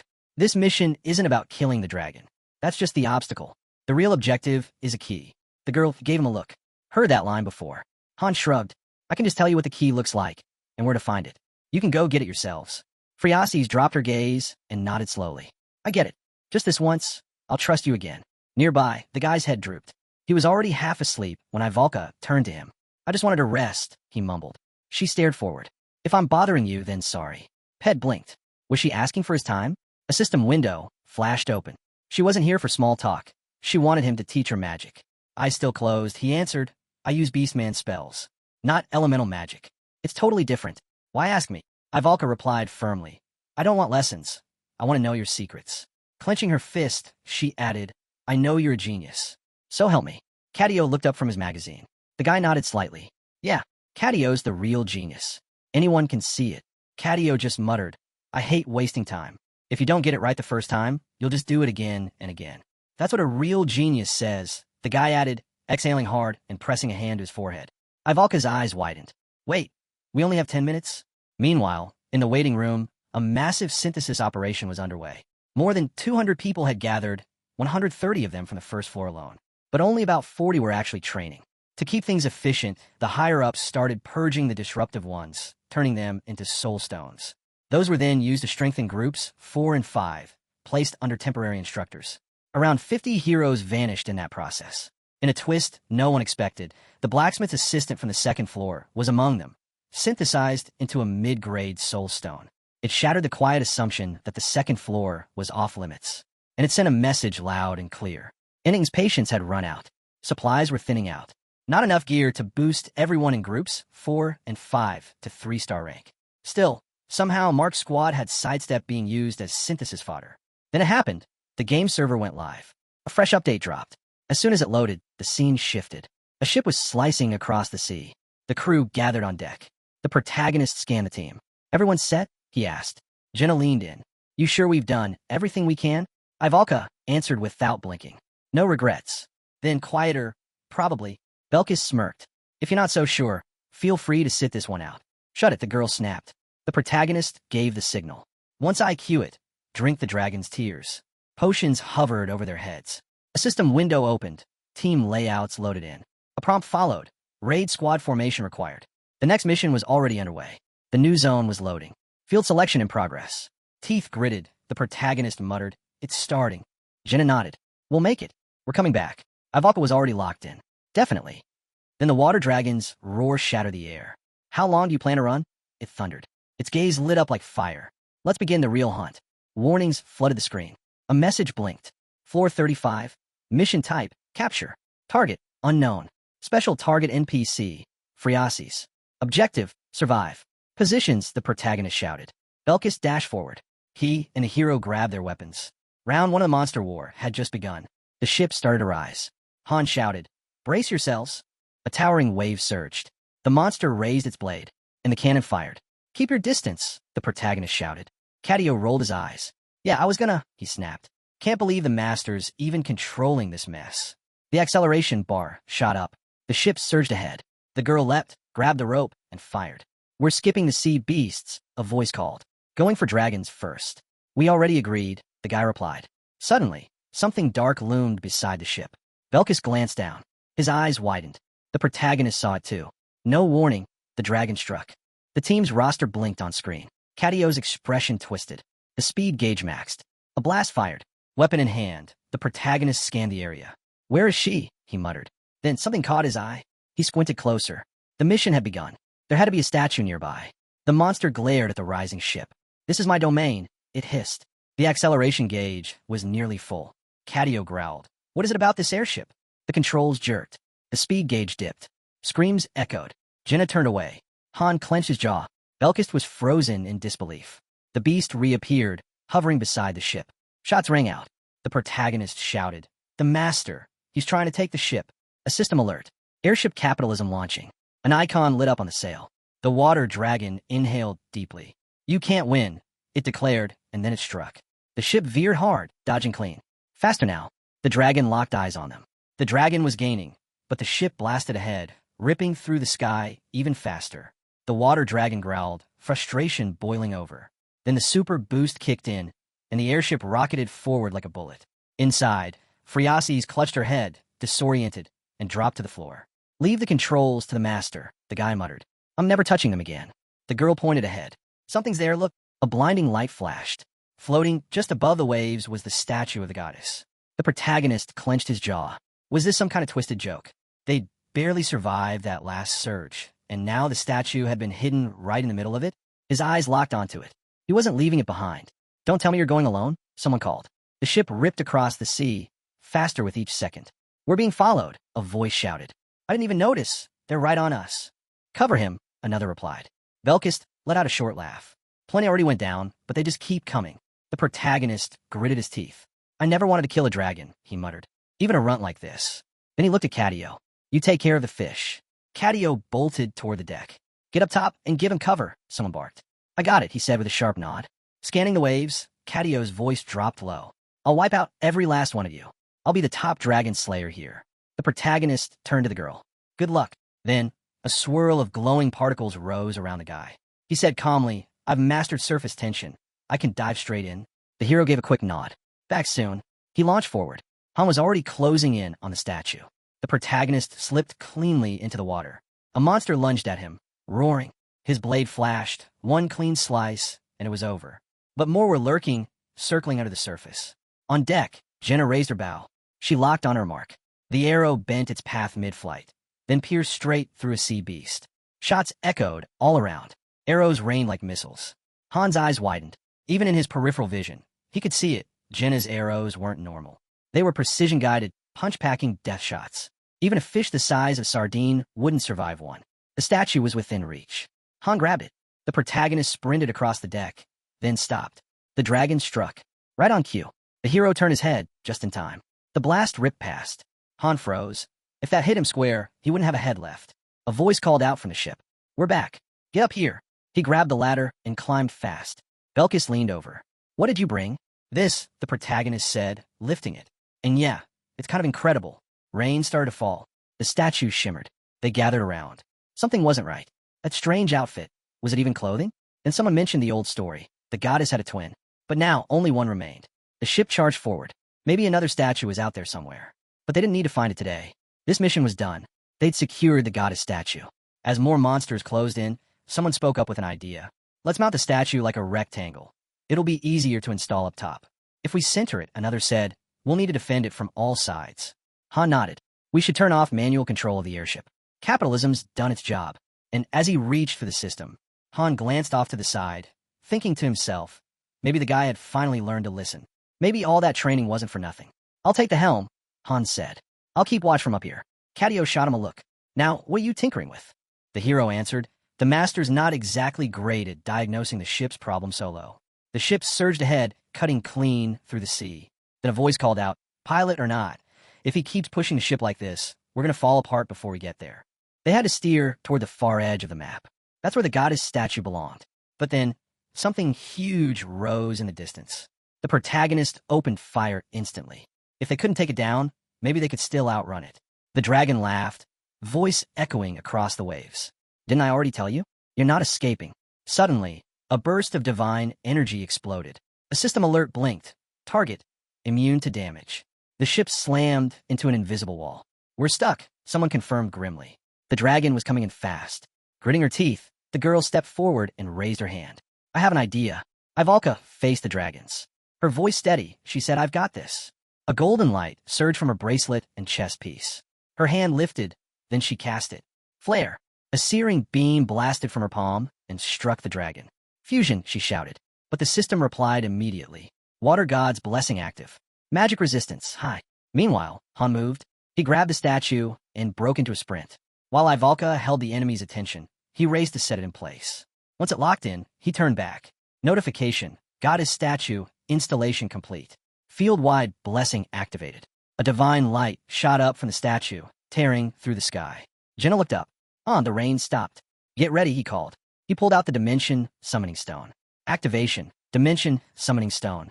Prompt, summon additional parties? Selection, Party 2, confirmed. Edith and her team materialized. "We're guarding the statue, just like we planned, yeah?" she asked. "Exactly. Take Freya with you," Han replied. A silver-haired boy added, "We're all in." Jenna hurled a small boat figurine into the air. It spun upward and expanded mid-flight. Notification, ship figurine used. A medium-sized ship took form. Selection, Party 3, confirmed. Kishasha and her team arrived. "Ugh, I hate water," she muttered. Her team didn't look any more confident. King's Blessing activated. Fear resistance boost, Kishasha only. Everyone else looked shaken, but she was already sprinting. "I got the gist from that human woman," she said. "Leave the fighting to me." "Understood," Han said. Party 4 summoned. "To survive like always," Raimon shouted. "Stick together. Don't lose your heads," another voice added. Party 5 summoned. Narissa stepped up to Han. "Sorry we're late." Han met her gaze. "No need to apologize." Without hesitation, Narissa merged with Party 1. "We fight together." Then her team froze as they saw what waited ahead. A massive dragon hovered over the ocean. Around it, mermaids. Below, sea monsters thrashed in every direction.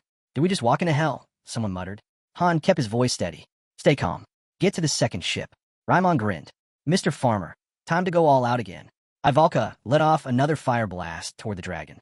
Han called out, "That's enough, Ivalka." Jenna walked over. "You all right?" Ivalka touched her head, her voice faint. Whatever spell she'd cast had drained her. The dragon let out a thunderous roar and began charging up another blast. A surge of water energy built, then fired, slamming hard into the field's barrier. Han pulled out an old oxygen tank from a previous mission, giving it a quick check. Time to move. Behind him, the eyes of the goddess statue lit up. Oxygen device activated. He uncorked a vial, the mermaid's tears. Party 1 has received the mermaid's blessing. Oxygen capacity, unlimited. Belkist wiped sweat from his face. "So, are we fighting now or what?" Leaning in, Han whispered to Cadio, "Take the ship to the center. Hover just above the water. Wait for the signal, we dive together." Not far off, 3 girls stood locked onto the dragon. Jenna drank her potion without hesitation. Capitalism acceleration device activated. The team surged forward, pushing toward the center of the field. "You're not going anywhere," the dragon roared. Han gave a quick glance back. "Good. Keep chasing." Notification, Water Dragon Cat is roaring, gathering Water God's power. Then, something massive stirred below. The squid monster was back. Monster Wave, Round 1. Cannibalistic Shark, LV, 33 times 105. Mermaid, LV, 37 times 80. Baby Water Dragon, LV, 34 times 53. Water Dragon, LV, 39 times 74. Kraken, LV, 41. Han glanced toward the statue. Just as expected, they're surrounding us, all targeting the statue. He keyed into comms. "Edith, they're coming your way. Hold them off." Edith responded coolly. "Don't worry, Han. You couldn't beat us last time. There's no way we're losing now." On board the ship, party members snapped into position. Edith shouted, "You're not trainees anymore. Show them what you've got." 2 bolted toward the ballistas. A black-haired guy called out, "I've got this one. Onin, take the right." Roderick gave the next order. "Use your spear techniques now." A girl answered, "On it." Monsters rushed in like a tidal wave. Edith didn't hesitate. Clear out the smaller ones going for the ship. Don't hold back. Use your potions if you have to. The ballistas launched, bolts tearing through swarms of mermaids. One mermaid vaulted aboard, claws bared, lunging at a rookie from Party 5. The girl raised her shield, bracing. But before the strike landed, Kishasha flashed in, gripping the mermaid's head mid-air. In a blur, she tore across the deck, ripping down enemies like a whirlwind. Mermaids and dragons dropped one after another. She slammed one underfoot like it was nothing, flicked another aside with a clean strike. She turned to the stunned rookie. If one of us slacks, we all suffer. I get that now. So don't freeze. The girl nodded fast, wide-eyed. Okay, everyone's fighting mermaids and water dragons like it's nothing. Nearby, someone shouted, don't go in solo. If you get surrounded, you're done. We still need intel. Others were locked in, cutting down anything trying to climb aboard. If we don't thin them out now, one muttered, we're screwed. Who's gathering intel in this chaos anyway? A rookie from Party 4 grumbled, swinging his weapon. I used to fish for a living. This ain't fishing. Another slashed beside him and laughed. Yeah, I'm off seafood for life. Then Party 5's leader called out, we'll hold the deck. Miguel, keep those arrows coming. Miguel, the stocky guy with a bow, nodded.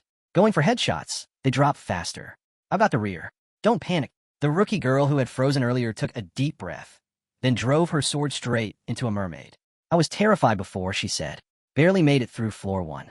But if I don't survive this, everything I fought for is wasted. Another fighter grunted as he sliced through a mermaid. Can't wait to crush those smug idiots who laughed at us on floor 1. With all the healing we've got now, this might actually turn into a fun hobby. More mermaids clambered aboard. Some are heading for the statue. Cut them off, someone shouted. The ballista swung toward them, firing shot after shot. Each one dropped a mermaid before it could get close. Then the ship jolted hard. The entire deck shook as enormous tentacles rose from the sea. The Kraken had them. The ship's gonna snap, someone screamed. How do we even fight this thing? We're toys to it. Party 3 charged in. One fighter launched a brutal kick right into the Kraken's face. Others followed, claws slashing, tearing into its flesh. Then, Kishasha soared through the air. Mid-jump, she transformed and ripped through the Kraken's mass with a clean, vicious strike. The beast dropped. A massive splash drenched Party 3. Ugh, water, one groaned. Another spat out seawater. It's salty. Watching the aftermath, Edith let out a faint smile. Way smoother than last time. Roderick nodded beside her. Yeah, this time, we're bringing everyone home. Suddenly, a mermaid launched up from the sea, screeching, who human? Spears in hand, a pack of them followed, storming the deck. Edith and Roderick moved fast, blades slicing down attackers in clean arcs. A rookie from Party 3 staggered back. I think I'm gonna puke. A Party 2 member glanced over. Party 3's seasick again. Pull back. Edith barked. Let them recover before they drop. Meanwhile, on the dragon, someone stood atop its head, driving a sword deep into its skull. Another hacked at its neck just below. There's no end to these things, one yelled. Watch the jaw, another warned. Too late. A scream rang out. My leg. Blood spilled. Potion, now. A teammate shouted, rushing to help. Back on the ship, the hull tilted as it veered sharply toward the center of the fight. The dragon's eyes locked on them. Han turned to the crew. Get ready, we move now. Cadio popped up from below deck. Hold on, take this. He tossed a vial. Han caught it clean. Mermaid tears. Only had enough to brew one bottle. Han nodded. Better to have it than not. Kato stepped forward, handing over 2 stones.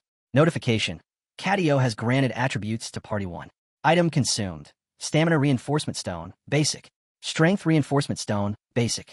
Party 1 stats, +5 stamina, +5 strength. The ship skimmed across the sea, dragon hot on their trail.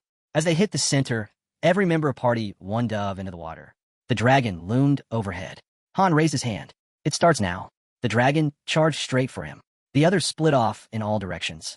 Ivalka's already casting. Han thought, we end this here. Up close, the creature was massive. Its glowing eyes locked onto him. It's even bigger than I thought. He veered suddenly, and Belkist appeared beside him, blade flashing. Steel met scale. Blue blood poured out. Han's eyes widened. Damage worked underwater. He signaled. 2 fingers up. Everyone attack. Narissa darted in, dagger flashing. Belkist followed with a clean strike. Jenna loosed an arrow. It twisted mid-flight and struck hard. The dragon howled. Then, from deep inside the beast, Ivalka's spell detonated. Magic burst out from within, and the dragon exploded. Han locked eyes on the beast.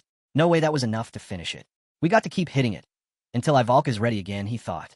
He raised 2 fingers high. Belkist didn't hesitate. He shot forward instantly.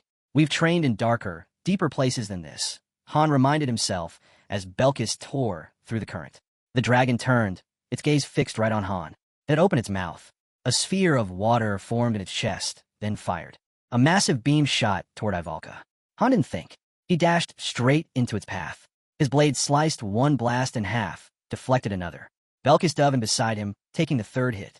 But a final beam still streaked toward Ivalka, until Jinna's arrow twisted through the air and knocked it off course just in time. Then came the flare. A blinding light lit the sea from behind, while had launched her next spell. Flare fusion. It detonated inside the dragon's body. The tail was gone, blown clean off. Even though Ivalka's attack had faded, Han saw it. The damage was real. But it wasn't enough.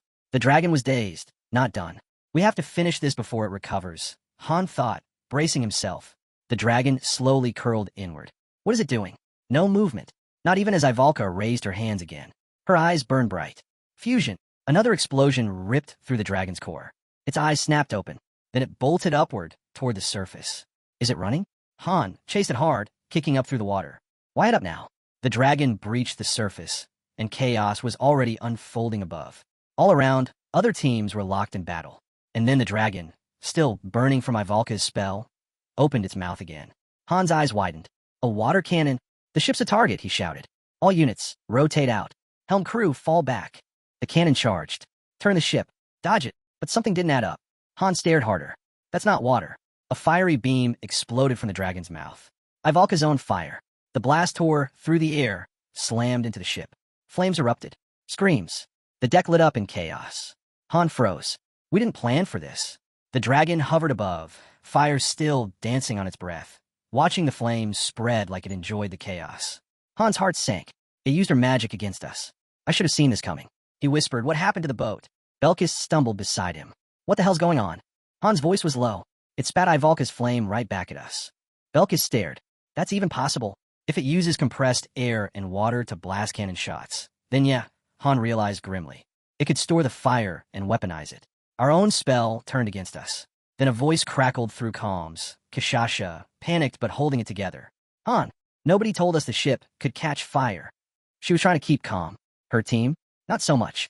I told you, we can't swim, she yelled. Party 3 was breaking. Stats were crashing. Fear cut them in half. A younger voice hit Han's earpiece. Kishasha again. Desperate now. No one warned us. The ship's burning. We don't know what to do. We can't swim. Everyone's freaking out.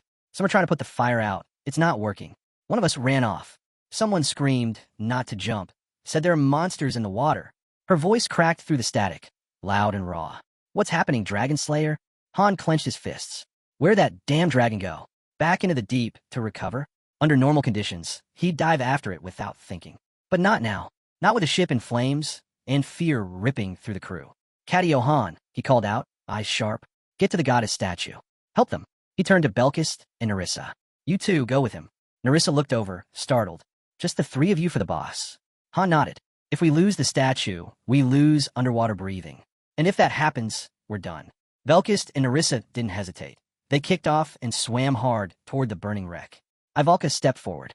What about me? Han looked at her. It's not your fault. Just a setback. We'll handle the rest. Back on the ship, Edith was doing everything she could to contain the chaos. But things were falling apart fast. What the hell is this? She shouted, overwhelmed. This is on me. I'm sorry. Han's voice was calm. What do you mean? She answered fast, voice tense. The airship's coming. Abandon the ship. Get everyone, Friasis too, to the airship. If we can't hold the statue, drop it. Just survive. Han blinked. Wait, what? I don't. The line cut. Beside him, Ivalka looked pale. This is my fault. No, Jenna said gently. Nobody saw this coming. Not your fault. Han didn't hesitate. She's right. Giving everything you've got isn't a mistake. If anyone's to blame, it's me. I'm the one who brought you in. That decision's on me. Ivalka shook her head. But I asked to be here. Han cut in, steady and sure. I never put someone on a team unless I know they belong there. Tears built in Ivalka's eyes. Han looked at her and said, softer now, there's still a way through this. Have I ever lied to you? She took a breath. His calm steadied her. Then Jenna grinned, leaning in. You two are starting to look real cozy, babe. Ivalka jumped, face flushing. Wow, what are you talking about? She turned fast. Anyway, what do we do now? Cadio was already steering toward the wreckage. Jenna looked ahead. The monster's underwater. It's hurt. That's why it didn't attack again. It couldn't. The 3 swam along the surface, heading back into the field. Han let out a breath. Edith, Catio's closing in. Abandon the statue. Get everyone on the airship. Edith was quiet for a beat. What about you? We finished the job, Han replied. I'm not letting pride get people killed. She didn't respond. You made a promise, said no one dies this time, right? Han said, so don't let your team go down like that. Fine, she said at last. Han into the call. This ends with us. Their bodies shimmered faintly, buffs activating. Ow, Jenna asked, narrowing her eyes. Han pointed forward. Check your mission log. A display slid into view. Floor 35. Mission type, plunder. Objective, ensure NPC Friasi survives. Plunder or capture, not extermination. Han's eyes narrowed. We don't have to kill it. Just take the key. The dragon's not the goal. It's just guarding the vault. Then we skip the fight, he said. Grab the key. Get to Friasi's. Jenna gave a sharp nod. No other option. Then we move. All three dove deep into the water. Elsewhere, Shurgan had fallen. A mermaid's blade across his neck marked the end of his fight. Lilani dropped to her knees. Panic closed in fast. Her stats dropped like a stone, cut in half. The ship, now fully engulfed in flames, began to sink beneath the waves. One by one, members of Party 3 were thrown into the sea. Kishasha shut her eyes. Not now, she thought. But this time, the king's power stayed silent. Even she wasn't immune. Fear crept in. Then she saw her, a younger teammate, barely afloat. Kishasha launched forward, reached her, and pulled her to the surface. Is everyone okay? She shouted, eyes scanning the chaos. All around, Party 3 struggled to stay above water. But then, the monsters came. A girl's eyes blinked open underwater. All she could see was blood. 3 monsters surged toward the group. Nishaz was the first to fall. She's gone now, welcomed by the goddess. Her bravery in battle wouldn't be forgotten. The girl tried to reach the others, but before she could, a spear pierced her from behind. A second wave of beasts struck hard. Nandio was next to fall. Another soul returned to the goddess. Her courage, unforgettable. The last fighter looked back at her fallen teammates. She fought desperately, but a creature's claw sliced her throat. Lackery screamed, I'm going to die. Her voice cracked as she called Kishasha's name again and again. Just breathe. Stay with me. Kishasha shouted back, trying to calm her. Then Lackery spotted 2 nearby figures. Please, I'm the only one who can swim. Errol didn't wait. I've got you, she said in Dovin. Suddenly, a monster charged at her, mounted on a shark. Errol raised her shield and blocked the hit, then countered, slashing hard. But the shark clamped down on her leg and dragged her under. She stared up, stunned, then disappeared below. The man beside her never moved. Errol was gone. Another warrior lost. Her spirit would stay with them. Then a voice boomed out. Fall back to the ship. Everyone get on board. From the deck, Catio shouted. I'm opening a path. Run? I can't hold it forever. Kishasha clung to her wounded teammate. Lackery, pull it together. You're a warrior. But the blessing was gone. The monsters had overrun the goddess's domain. The skies broke. Rain fell. Kishasha gently laid Daruma down. Panic clawed at her. Why isn't she waking up? Why isn't the potion working? Edith looked over grim. Because she's gone. Daruma had fallen. Her fight ended before it even began. Another soul in the goddess's embrace. Kishasha stared.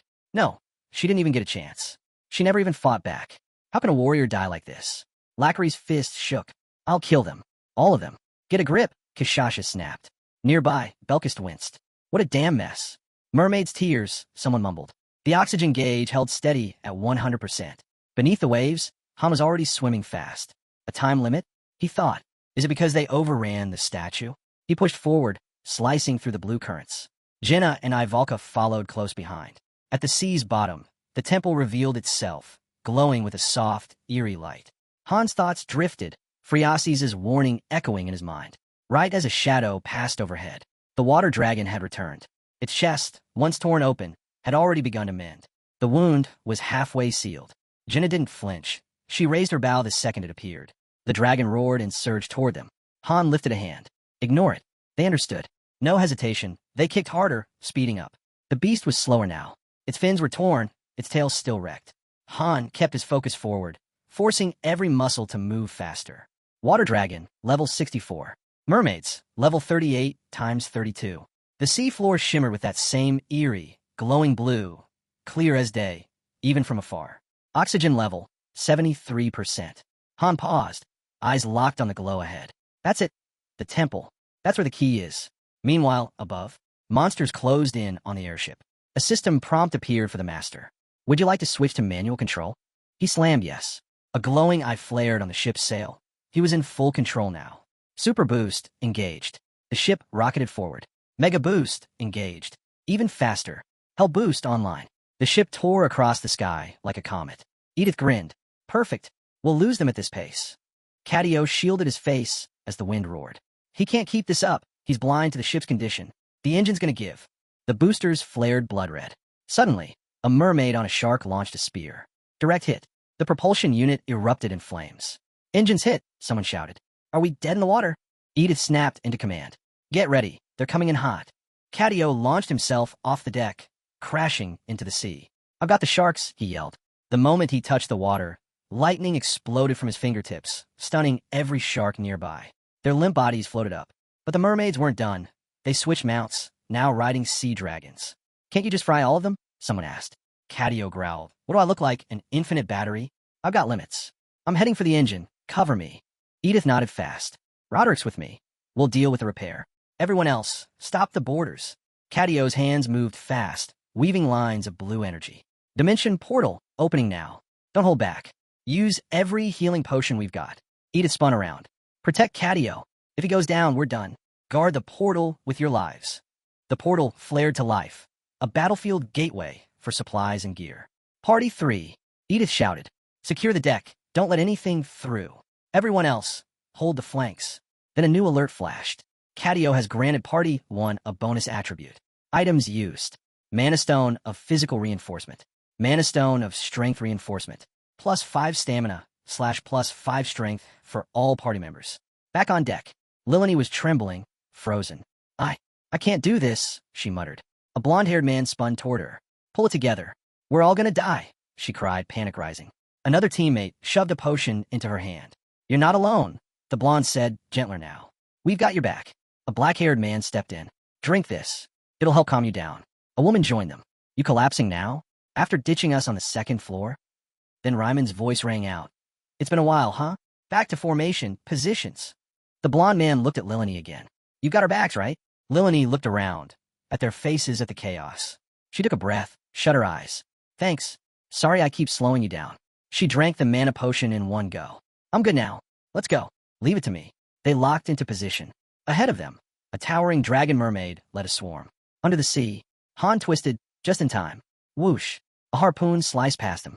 He and the others dove deeper, weaving through the incoming fire. Below, the sea floor glowed brighter. Han reached for Ivalka's arm and motioned forward. They swam hard toward the submerged temple. Oxygen level, 43%. At last, the massive temple emerged from the depths, ancient, weather-worn, and carved from stone lost to time. Han narrowed his eyes. This has to be it. Temple of the Ancient Dragon. And somewhere inside, the Goblet of the Ocean. The key. Etched dragons wrapped around towering doors. A statue of the goddess stood solemnly nearby. They sealed it to keep the water out, Han guessed. No entrance in sight. Fine. We'll make one. He signaled Ivalka. Without a word, she raised her hands and began casting. A thunderous blast tore through the temple roof. Stones shattered, revealing an opening. Han motioned again. Ivalka dove in first. Then came Jenna. Han followed, right behind. He landed with a clean thud on solid ground. Ivalka, seal it.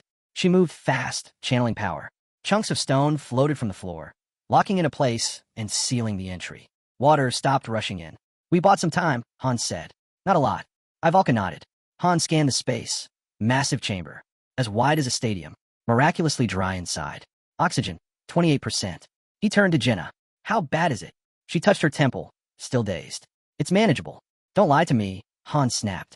You're bleeding out. Jenna's left leg was torn, blood spilling fast. Status effect, bleeding, health decreasing. Han knelt, pulled a potion from his belt, and sighed. That harpoon didn't stick, he muttered, but it tore you up good. This'll stop the damage. He poured the potion over her wound. Steam hissed off the contact. Then wrapped the leg tight with a strip of cloth. You need to stop moving, or it won't heal. I can still fight, Jenna muttered through clenched teeth. Boom! The entire temple shook. A deep voice thundered. You dare trespass without permission? The dragon. Han lowered Jenna gently. Hold still. I'm not useless, she said. I can still help. Stop. You're not helping anyone if you drop halfway through. Jenna stared. Since when are you this soft? Han ignored the jab, pulled another bottle from his pouch. A pale, glowing liquid. Mermaid's tears. Cadio gave us one bottle. You only use this if you're out of options. He set it beside her. She looked at him differently now. She'd never seen this side of him. Turning to the others, Han said, Ivalka, stay with her. I'm not sitting around doing nothing. Then why'd you even come? Ivalka pressed a hand to her chest. If this mess is because of me, then I'll take responsibility. That's what nobility means. And you, if you brought me, then act like a proper knight and see this through.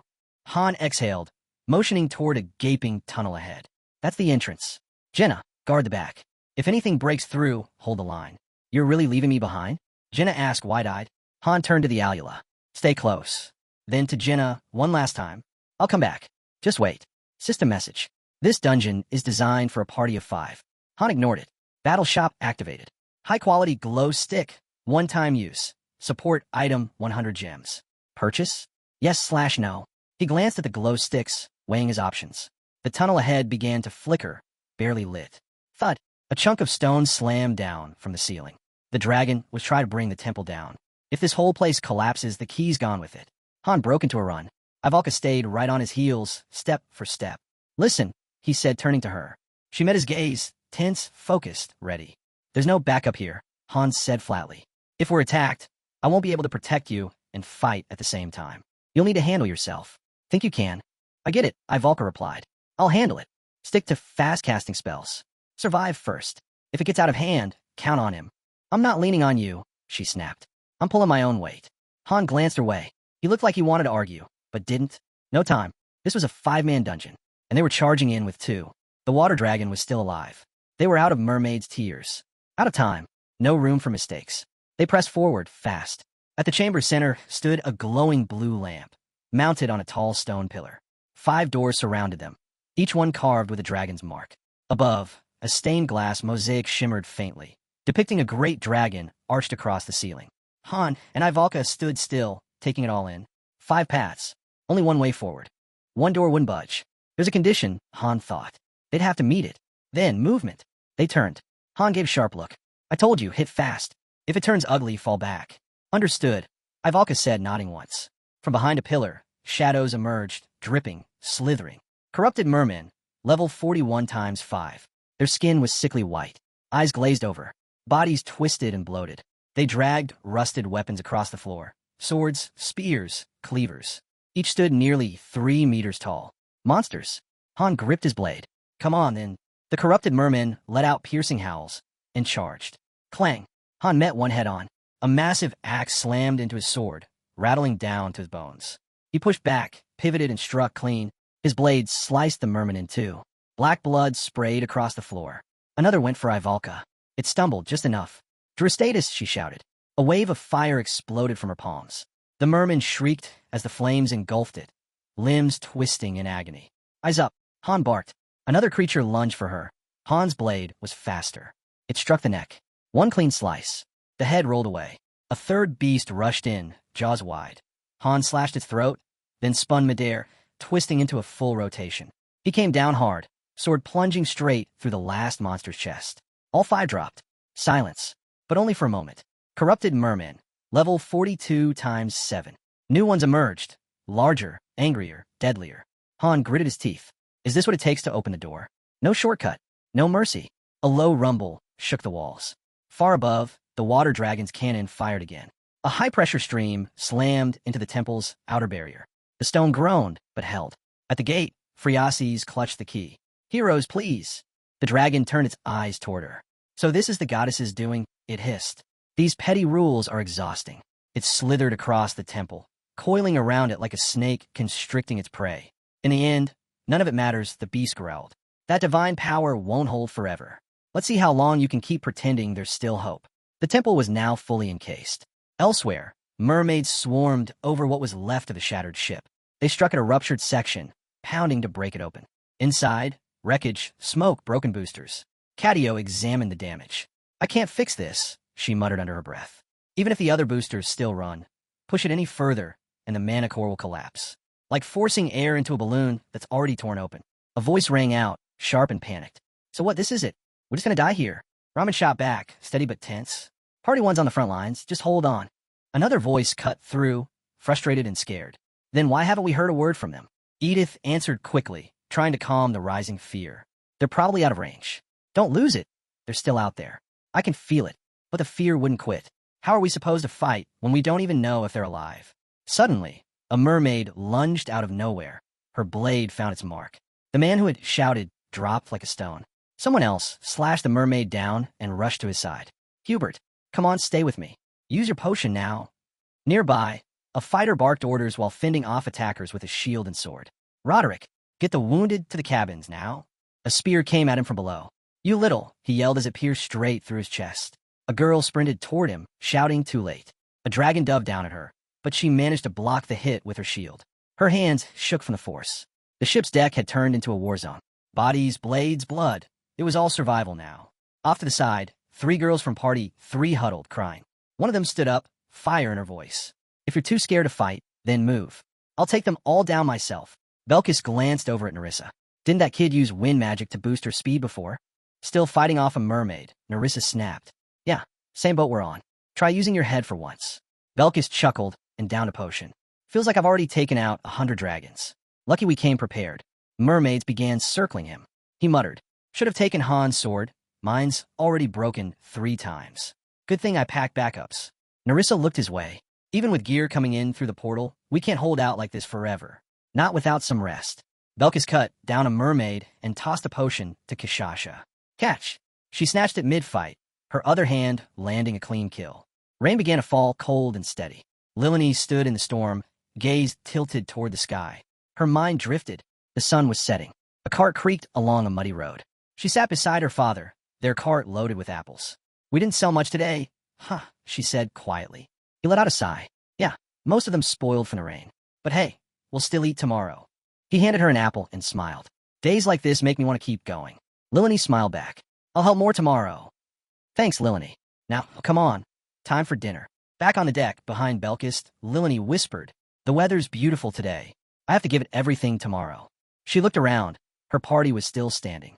Flashes of memories ran through her mind. She held them close. If the weather tomorrow is like this. Her voice trembled. Dad, I'm hungry. Her body, bloodied, crushed from the waist down, collapsed where she stood. She didn't get back up. She had returned to the goddess. But her courage, her will, remained. Not far away, a blond man screamed, voice shaking with fury. You black-haired bastard. You killed someone who was life itself.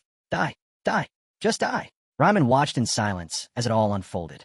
Behind him, Lilini lay still. Roderick gripped his spear with white-knuckled rage. The mermen surged forward, screeching, bloodthirsty, and wild. Nerissa carved her way through the enemy. Out of our way, you freaks, she growled, not slowing for a second. Nearby, a wounded man sat in a pool of his own blood, muttering through clenched teeth. I'll kill every last one of them. Next to him, another fighter shook uncontrollably. I can't do this anymore. A hand gripped his shoulder, steady and firm. Stay here. We'll take it from here. Across the battlefield, chaos raged. A girl from Party 3 was caught in a merman's grip, its teeth clamped onto her leg. She screamed. Roderick stood frozen for a second, his mind flooded with ghosts. He saw one of his fallen comrades, grinning once as he said, Not bad, huh? Gone now. Another had joked. I've been running errands all day like some merchant, but I'm still standing. He was dead, too. Then Lilini's voice echoed in his memory, back on the 20th floor. Back then it was Dyron. Now it's Rosa. Her voice trembled. But someone like me, I'm still here. His gaze hardened, and then he heard her again, gentler, softer. Thank you. I'm alive today because you taught me the spear. That same girl, now lay torn and lifeless in the blood-soaked dirt. Something inside him snapped. The mermen rushed in, weapons raised. A man for Party 2 lost his arm. He went down screaming. More mermaids charged. Roderick let out a roar and hurled his spear. It tore through the enemy ranks, blue blood flying. He charged. One after another, he struck them down, his momentum unstoppable. Lilini's body didn't move. Edith and Cadio could only watch as Roderick lost himself in the fury. But he didn't stop. Each swing of his spear dropped another foe. His hands tightened around the shaft, his breath breaking into ragged cries. Somewhere else on the battlefield, Han and Alula fought side by side. A merman screeched and lunged, its weapon swinging. Clang! Han blocked with his sword. In one swift motion, he pulled a dagger and jammed it straight into the monster's eye. The blade twisted. The body fell. Blood streamed from Han's wounds. His HP was tanking. He glanced up. Ivalka was lighting up the battlefield with flame. Her dress was in tatters. Blood trickled down her ribs. I'm fine, she shouted without looking back. Han barked. If it gets worse, fall back. I told you, I've got this, she shot back. 10 of them. Corrupted merman. Level 43. Third wave. Han tossed her potion. She caught it without missing a beat. You sure you're okay? She asked. I've got 2 more. We'll make it work, he replied. What about mana potions? Only 1 left. Keep it. We don't know how many waves are left. With that, he charged straight into the enemy. The mermaids rushed him, but Ivalka's flames lit up the path behind him. Han moved fast. Would have been easier if the whole team was here, he thought. But no time for what-ifs. He steadied his blade, then swept forward, beheading 1, cutting down 3 more in a single motion. As he fought, patterns started to emerge. Their attacks had rhythm. If he timed it right, he could cut through them clean. His body took the lead. His mind sharpened the plan. But the damage was building. His skin was slashed open in dozens of places. Blood poured from every cut. Still, he pressed on. Round 4. Corrupted merman. Level 43. 13 of them. The walls split open. More enemies burst into the chamber. Corpses piled up around him, and so did the wounds. They were already drained from the last fight underwater. Just the 2 of them left. No room for coordination, just pure survival. And with every round, the enemy numbers kept growing. Han thought about triggering Berserk mode. No, not yet. The backlash is brutal. 3 uses max. And if this dungeon resets, we might have to survive 4 more rounds. He was down to his final potion. With nothing left to lose, he hurled the empty bottle at a merman's face. It flinched. Han dashed in and struck it down without hesitation. He turned to cut down another, but a spear-wielding merman blocked his swing. Han ducked just in time, the spear grazing past. He countered fast, his blade slicing clean through the creature's torso. Then, wham! Another enemy slammed into him from behind, sending him flying across the chamber. He hit the ground hard, coughing blood. A shattered mana potion rolled past his hand. He tried to rise, but the enemy was already closing in. Suddenly, boom! Flames erupted, engulfing the mermen in a roaring inferno. Han shielded his face from the heat. When the fire died down, he opened his eyes. Every enemy in sight had been incinerated. Standing in the center of the scorched battlefield was Ivalka. Her hands were bloodied. Her eyes burned with an unnatural blue glow. She'd entered magical overdrive. Han's eyes went wide. Mana surge? Ivalka, stop, he shouted. Too late. The next wave was already charging in. Round 5. Corrupted merman. Level 45. 18 enemies. A harpoon shattered as Han surged into battle. He weaved between attacks, his sword slicing into one creature's shoulder, then down through its chest. He leapt, spinning through the air, cleaving a second in half and tearing across a third shoulder as he landed. They kept coming. From every side. Too many to count. Han raised his sword high, breathing hard. Ivalka was barely standing. Her life force was draining fast. Han pushed forward, slashing through enemy after enemy, forcing a path through the swarm. Then he saw her, cornered, fading fast. He broke into a sprint. Hey, you bastards, he roared. Don't any of you have a shred of conscience? The final gate had appeared. It was nearly wide open.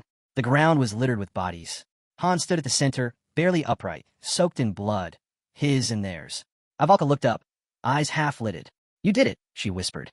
Han slid his sword into its sheath and stumbled toward her. His reflection shimmered faintly in the blood pooled around them. A blade was still lodged in Ivalka's chest. Her hands were burned, but she smiled. Was I helpful? She asked, her back pressed weakly to the wall. Han knelt in front of her, pulling out a potion. Ivalka looked down at the broken bottle beside them.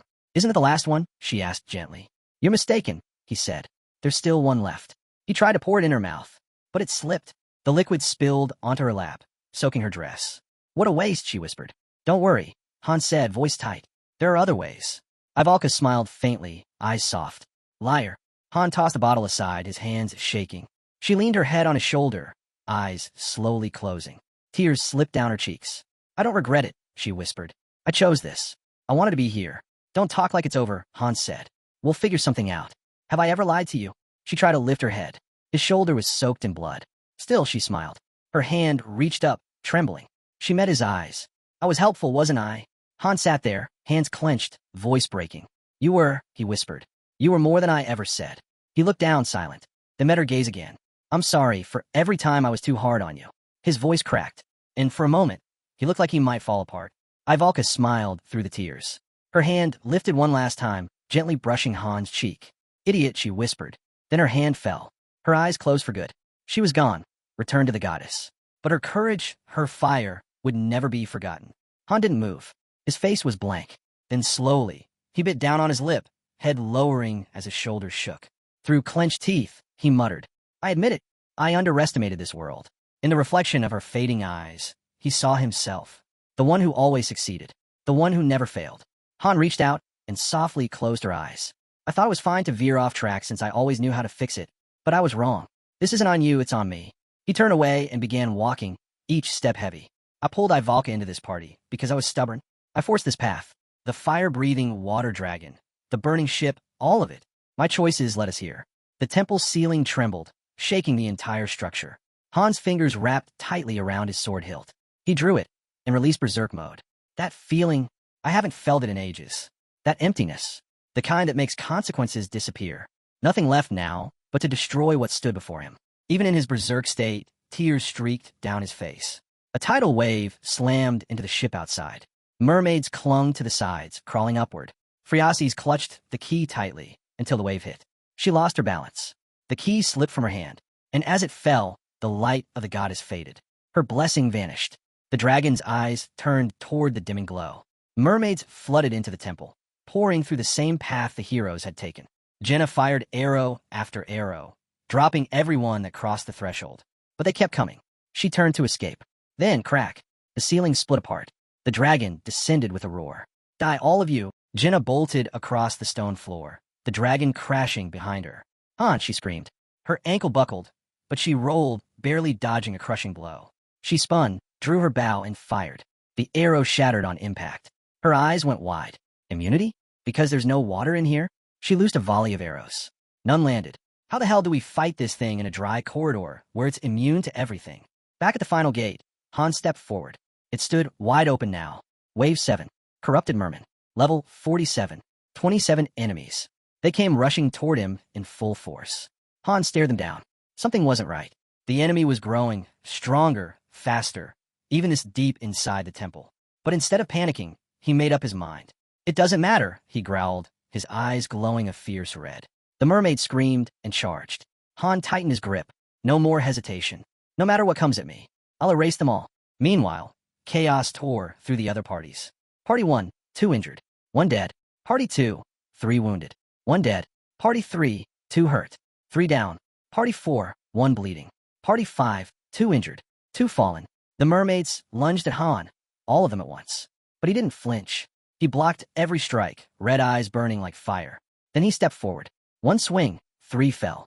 Another, more bodies dropped. A blur of merciless slashes cleared the battlefield. Han stood alone in the wreckage, blood coating his blade. He wasn't done, not even close. Han spun to the side, eyes burning. Next, an enemy lunged. He slashed its throat clean through. Next, another crept up behind him. Han ducked low, sliced its hands clean off, then twisted around. A flying axe cut through the air. Han caught it mid-spin and hurled it back. It buried itself in the attacker's skull. Black blood sprayed like ink. More enemies surged in. One tried to sneak close. Han cut it down in a single motion. Another charged. Han leapt high into the air, disappearing from sight. The mermaid looked around, confused. Too late. Han came down like a storm, blade gripped in both hands. 1 swing. 1 arc of fury. Everything in range was erased. System notification. Berserk skill has exceeded system limits. Adjusting level. His body began to shift, twisting, warping, something no longer human. New notification. Skill awakened. Berserk. Level up X2. Berserk has reached max level, level 10. Elsewhere, deep in the corridor, Jenna sprinted through the never-ending maze. This place just doesn't end, she muttered under her breath. She threw open a door and froze. It was the same chamber, the same one where Han and Ivalka had fought the first wave. She stepped in slowly, eyes scanning the battlefield. Ivalka, she whispered, spotting the fallen girl's body. Back in the chaos, the mermaids were still coming. Han was drenched in blood. His wounds were worsening, but he kept pressing forward. Notification. Bleeding has intensified. HP will drop periodically. He glanced down. The side wound. It's bad, he muttered, gritting his teeth. But I'm not done yet. Notification. Skill awakened. Pain tolerance leveled up. Now level 7. Another spear came flying. Han dodged and lunged forward. Notification. Pain tolerance leveled up. Now level 8. He soared into the air and slammed down, cleaving through his target like butter. Heads, limbs, everything in his path was cut clean. The red in his eyes blazed brighter. Notification. Composure skill limit exceeded. Readjusting level. Skill awakened. Composure leveled up times 3.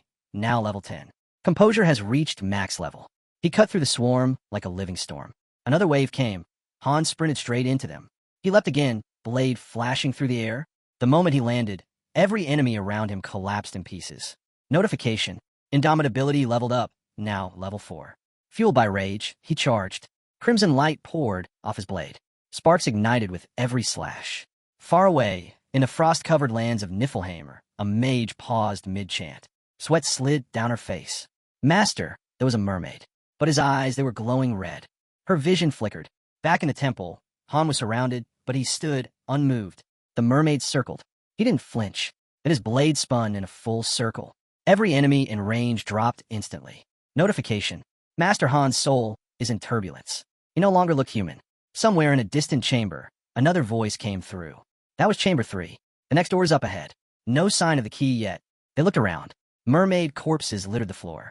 Guess I have to clear all 5 rooms, whichever path I take. Notification. Pain tolerance leveled up ×2. Now, level 10. Pain tolerance has reached max level. New skill unlocked. Battle speed, level 1. Han exhaled slowly, still standing. Barely, but standing. He stepped into the 4th chamber. 3 statues loomed before him. Half human, half serpent. Each one held a deadly spear. Each one had a glowing stone embedded in its chest. They weren't just statues. System notification. Monster wave, round 9. Guardian golems, level 50 ×3. Han's grip tightened around his blade. Let's finish this. One of the towering statues slowly raised its spear, its tip fixed directly on Han. Han gripped his blade tighter. The weapon had shifted, now a longsword, humming with residual power. Notification. Han has entered a state of exhaustion. All stats reduced by 90%. He didn't flinch. Shadow cast across his face. He said nothing. His mind drifted back. He remembered standing in front of Ivalka. I know you use fire magic, he had asked her. But what about teleportation? Any support spells? Ivalka had laughed, covering her mouth with that usual mix of pride and playfulness. Support magic? Please. That's for turret mages. What God is raw firepower. I warned you, if I ever showed you the real thing, you'd all be stunned. That memory faded into another, back in training, the two of them running side by side. This is insane. Ivalka had huffed, panting hard. Why am I even doing this? I'm a brain mage, not a brawler. Han hadn't even slowed down. Then stick to potatoes. Meat's for people who move. She gasped, mock offended. Using food as an insult? How cheap. Then came the image of the coat. Han handing it to her quietly. No words. Ivalka had hugged it close. Trying to win me over now? So indecent. Flames flickered, another memory. She stood tall, a green aura spinning in her hand. While you were off playing hero, she said, I was training. She lifted her fan with practiced grace. And by the way, my vacation's over. The genius is back. I bet you noticed something was missing while I was gone. Her flame flared sky high. Now, in the present, Han's eyes burned with focus. He activated indomitability, planting his stance. Ivalka's voice came back one last time. Idiot. He clenched his jaw. Notification. Skills Berserk and Composure are fusing. The swirling flames tightened into a perfect ring, then shattered like glass. Notification. New skill unlocked. Exceed, level 1. A blue aura erupted from his core, rising like a tidal wave. Energy flowed through him in pulsing waves, each one stronger than the last. The 3 guardian golems lunged together. Han didn't move back. His red eyes had turned violet, burning cold and bright. He shot forward, caught a golem's spear with raw strength. Crack! The spear exploded in his hands. The golem's arm shattered. Cracks split through its chest. It collapsed in a heap of stone and dust. Then the next one, and the next. All turned to rubble under Han's onslaught. He stood in the aftermath, sword in hand, blue light surrounding him like a shield. Purple light surged from his wounds, his chest, his legs, his back. Every injury now pulsed with raw power. He lifted his head slowly, trembling, but still standing. I'm not going down, he growled. His eyes locked on what was ahead. Rage simmered beneath the surface. Notification. Skills Exceed, Indomitability, and Battle Speed are synchronizing. New effect added to Exceed. A column of light burst from his body. Blinding, wild, unstoppable. Han stood at its center, shoulders rising and falling. I'm close. Just a little more. Then he heard it. The dragon's voice echoing through the ruins. You cowards, where are you hiding? Han gritted his teeth and kept moving. One step, then another. Just a little more. I have to break through. The dragon's voice thundered again. I'll find you. Han moved carefully, blade at the ready, aura still flaring. Meanwhile, aboard the battleship, Kishasha, Lackery, and another party member froze in horror. A mermaid stood before them, red eyes gleaming. and clenched in its teeth was the severed head of one of their own. Lackery dropped to her knees, paralyzed. The mermaids stared them down, eyes glowing brighter. No! Lackery screamed and lunged forward. In that instant, a massive shadow dropped from the sky. A dragon swooped down, jaws wide. Chomp! It clamped down around her, then vanished into the sea. Lackery! Kishasha shrieked. But she was already gone. Somebody help her! Kishasha screamed. Right then, Belkis launched himself off the ship, straight into the sea. As he dove, he drew his sword. Blood spiraled in the water around him. Notification. Lackery has returned to the goddess's embrace. Her warrior spirit shall be honored forever. Belkis' fists clenched. She's gone. A dragon came rushing in behind him. But before it could strike, Belkis spun mid-water and cut it to pieces. Notification. Belkis Savage has reached level 4. New title unlocked, Dragon Slayer. Crimson light exploded from his body. Surrounded by mermaids, sharks, and dragons, he bellowed. Fine, I'll take you all on. Back on deck, Roderick was deep in the fray. He split a mermaid in two with a clean sweep of his spear, spun, but another blindsided him, slicing across his legs. He crashed to the ship's edge. The mermaid grabbed his fallen spear as he stared back at her, lifeless. Suddenly, two party members jumped in, taking her down before she could finish him off. We're done here, Ryman yelled. Everyone fall back to the cabin. Another voice joined in. Retreat. Move now. One healer blinked, confused. What? He turned, saw someone ducking in shadows. You're already healed. Why are you hiding? The man muttered, terrified. I'm not going back out there. That's suicide. Elsewhere, a wounded fighter, his arm gone, ran past, shouting, Where's Miguel? A bald man replied grimly. He's gone. Miguel's body lay nearby, still and broken. They've taken the deck. Get below now, the bald man ordered. A girl called out. We're all in. Where do we go from here? Suddenly, 3 mermaids smashed through the ceiling and landed in front of them. Edith and Cadio froze. Cadio backpedaled, raised a staff, and cast a barrier, just in time to block a flying spear. Down one more floor, he shouted. Friasis clutched the key, heart racing. What was happening? A mermaid charged her fast. Before it could land a strike, Edith flashed in, decapitating it mid-sprint. Get back, she barked. Then, thud. A spear embedded itself in Edith's shoulder. At the entrance, for more mermaids, blocked the way. We're surrounded, the white-haired girl yelled. My weapon's broken, the fat guy panicked. Ryman snapped. Then use your dagger. Throw it, stab it, to slow them down. He turned, furious. We need an exit. Clear a path. Edith gritted her teeth, gripping her dagger tight. On. What are you doing? Hurry. Notification. Hubert is on the brink of death. His life is in danger. Edith closed her eyes for a second, trying to steady herself. Another alert. Notification. Gerald is bleeding. HP will drop steadily. She shouted again. Han. And the next blow came, harder than the rest. Notification. Roderick has returned to the goddess's embrace. His fighting spirit will be remembered forever. Far from the chaos, inside the temple, a blue glow pulsed in the room.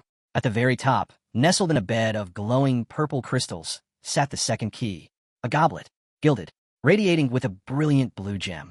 Han stood before it. Then, triple warning, danger alert. His hands tightened around the hilt of his sword. Notification. Monster wave, final round. Ancient Guardian, level 61. Han stepped forward. Second boss. One shot. That's all I've got left. Suddenly, crack. The temple's dome split wide open. A dragon roared as it crashed through. You? I'll kill you. At the same time, the Guardian stepped out from the shadows, towering, armored, primed to strike. Han took a stance, blade ready, both hands clenched around the grip. This is it. No more thinking. Just finish it. Blood dripped freely from his wounds. A violet glow pulsed from beneath his skin. Notification. Han is on the brink of death. His life is in danger. The dragon and the ancient guardian charged at him simultaneously. Alert. Skill awakening. Han's body, sword unity, and power strike have fused. His eyes flashed deep violet. New skill acquired. Destructive sword spirit, level 1. With what little strength he had left, Han swung his blade at both monstrosities. His body was barely holding together. Jenna and Belkist were bleeding out. Ivalka, already gone. Cadio, injured. From Party 2, Edith wounded. Roderick dead. 2 more barely clinging to life. Lilani gone. From Party 3, only Kishasha still stood. Party 1, completely wiped out. In the 4th group, 1 had fallen. The rest were bleeding out, 1 foot in the grave. In the 5th, 2 were down, barely breathing. 3 had perished. It was nearly over. Han's sword slammed into the dragon's hide with a thunderous clang, the echo ripping through the temple like a shockwave. Then, a soft chime. Notification. Water God's blessing activated. Incoming strike intercepted by divine barrier. Another alert hit. Warning. The monster is immune to specific attack types. Han's body trembled, sword still raised. His jaw clenched. Blue energy sparked around him, and his glowing eyes narrowed. In his mind, the voices of the fallen echoed. Ryman, Ivalka, Roderick, all of them. All the failure. All the rage. It exploded. He roared, and brought his blade down again with everything he had. This time, it struck clean. The dragon's bone shattered. Its flesh unraveled into smoke and mist. Within seconds, the beast crumbled into dust. Notification. Water god's blessing bypassed. High-strength barrier ignored. Golem's defense shattered. It was done. The dragon was no more. Han gasped for breath, the berserk aura fading fast. Blood poured from his mouth. His vision blurred. He stumbled forward toward the goblet, hand trembling, eyes flickering. He reached for it and collapsed, face first into the cold, shallow water. Then, Han! Han! A voice shattered the silence. Jenna was at his side, shaking, sobbing. Wake up! What are you doing? Han's eyes opened slowly, weak and distant. Jenna, he whispered. His voice was barely there. He saw the goblet beside her. You got the key, he said with a faint smile. She nodded, tears falling. What about you? She asked, voice breaking. Han exhaled slowly. I don't think I'm going to make it. No, she said, shaking her head violently. Don't say that. He looked at her, soft but honest. I'm sorry for all the lies. Jenna's face twisted with pain. She yanked out a healing potion, tried to feed it to him, but his lips wouldn't move. Her hand shook. With no choice, she drank it herself, then pressed her mouth to his, transferring the potion breath by breath. She pulled back, face flushed, but eyes locked with fire. Wiping her mouth, she growled. If you die, I swear, I'm never forgiving you. You told me, Han murmured. If I wanted to survive, I had to find the right people. It's alive, Han. Don't quit now. His eyes caught the fabric in her grip. That's Ivalka's dress. Jenna didn't stop. She drank from the mermaid's tears, her hands desperate to keep him alive. Then, without hesitation, she began pushing him upward, fighting against the pull of the deep. Below them, the ancient temple began to sink into the ocean. Han's fading gaze caught one last sight. Ivalka's body, weightless, floating downward, drifting into the dark with the water dragons. His chest ached. He couldn't reach her. He couldn't say goodbye. But he knew. He had to keep going. For her. I knew this could happen, Han thought bitterly. But knowing doesn't make it hurt any less. Jenna swam, fighting to keep him afloat. Every second was a struggle. The oxygen meter blinked, 39%. Han stole one final glance downward. Ivalka's form was drifting, growing smaller, vanishing. This wasn't how I imagined it would end. The sea swallowed everything, sound, light, warmth. Silence pressed in from all sides, and with it came the weight of isolation. I may never see her again. Then, Han's eyes flew open. He was lying in bed, back in town. Pain pulsed through his body, dull but real. He raised his hands, checking. No wounds. No blood. I made it, he murmured. A bitter smile tugged at his lips. I wish it hurt more, he thought. No scars. No marks. Nothing to show what he'd lost. The room was cold. Too quiet. A cart rolled past the door. Isel paused, her eyes wide. Ah, Loki, you're awake, she gasped. Thank goodness. I thought you weren't coming back. Han sat up slowly. His body ached with every movement. I'm fine, he muttered, voice hollow. He eyed the cart beside her. What's all that? Isel glanced at it. They're things. Master said to send them to storage. Only a few personal items from 8 members. The rest didn't make it back. Han's stare sharpened. How many died? Isel hesitated. Her voice softened. 13. Han's breath caught in his throat. 13. He said it again, quieter. That many. He turned his head, face darkening. Over half the force gone. Isel gave a small, pale nod. Should I take this to the check room? She asked quietly. Han didn't answer right away. His eyes stayed on the floor. 13 lives, he thought. And soon, even their names will fade. His jaw tightened. Even the check room can't hold that much. Then came a voice, quiet, bitter. Unfair, isn't it? Someone muttered nearby. Only third-floor members get to store their stuff. Another man stepped into view, his eyes sunken with fatigue. Ryman and I are the last from Party 4, he said. Party 5, hardly anyone left. He stopped, struggling to speak. I keep seeing him, he said, voice shaking. Lying there on the deck, that kid from Party 5. He died, right at the end. He could have lived, if he just held out a little longer. The man opened a small pendant. Inside was a faded photo. 2 parents, smiling, with a boy between them. He worked harder than anyone, he whispered. Said he'd get strong, impress some girls. No one's gonna cry for him. But when the new recruits come in, I'll tell them how brave he was. That no one was cooler than that kid. He gently set the pendant on the cart, movements slow, deliberate. I need to hold on to something. If I don't, who will? His hand lingered on the cart, heavy with grief. Han looked at Isel. Don't throw anything out, not even if it doesn't fit. She blinked. But the check room's full. Tell the master to upgrade it, Han said, his voice steady. Isel raised an eyebrow. Upgrade it? That's a waste of resources.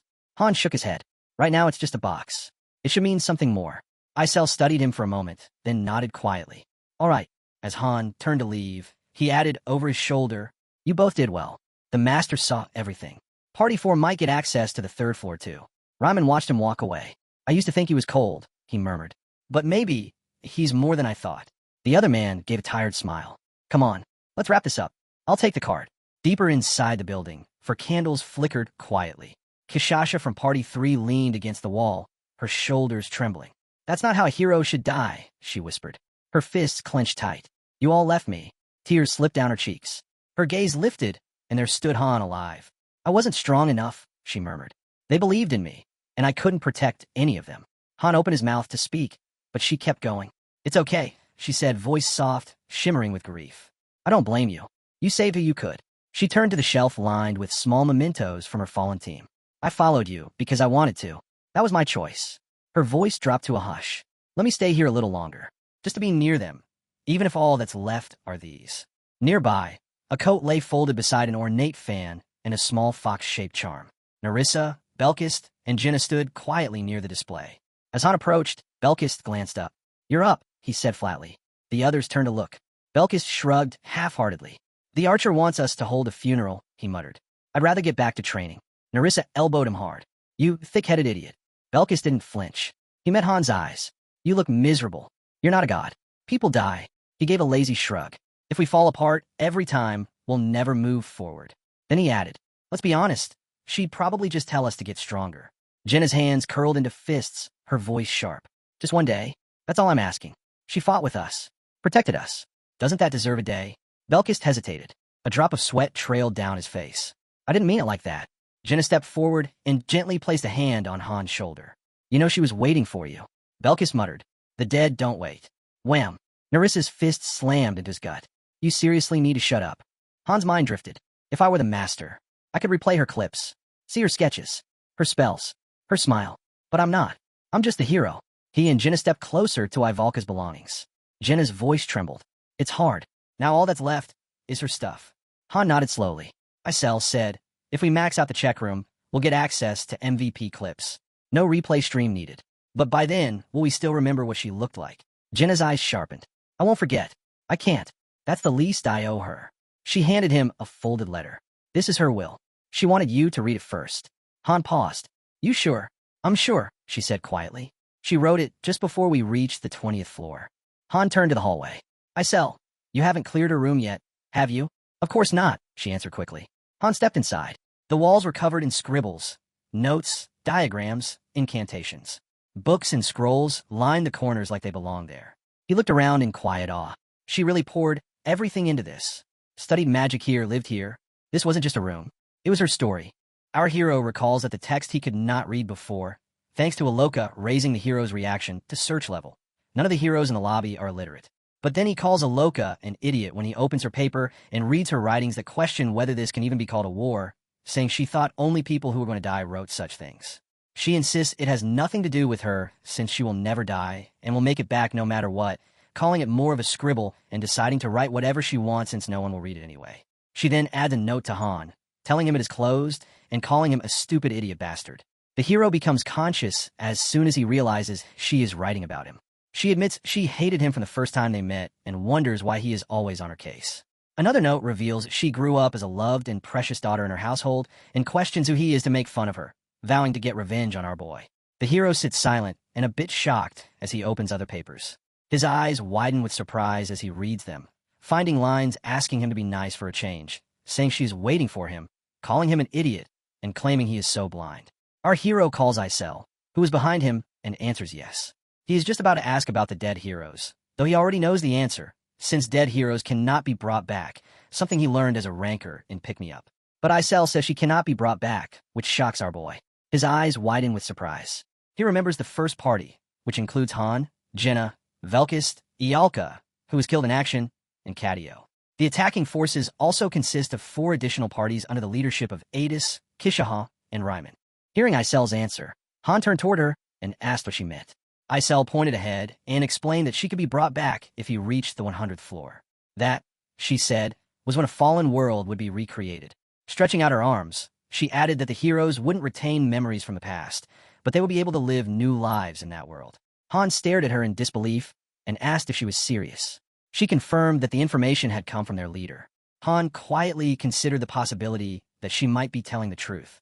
Isel then asked if she could return to her work. Han nodded, and she vanished. Meanwhile, the master logged in and was welcome to pick me up. He began constructing facilities. A notification appeared, asking him to choose the facility he wanted to build. He selected the check room. Another message confirmed the selection of check room level 3 and asked whether he wanted to add it to the current building. He chose yes. The check room glowed blue as a countdown timer appeared. A message displayed on screen explained that higher-level facilities required more resources to upgrade and that heroes couldn't enter while construction was in progress. At the same time, Han looked up and placed a letter into an envelope. The master then opened the gift shop. He purchased a warhorse for 5,000 gold, a flower crown for 3,000, and a necklace for 1,000. While still looking upward, Han combined the 3 items. He pressed the confirmation button, and a new statue began to form. The combination was complete. He had obtained the Morning Warhorse statue, which was gifted to Han. He peered at the statue through his spectacles, smiling. As he held it, he wondered if Morning referred to the early heroes in the game. Han stepped outside, still deep in thought. As Loki, he had never done anything like this. He recalled how he used to treat heroes who died during missions as tools, useful until they broke. As he walked past Yala's room, he suddenly heard a voice calling the master.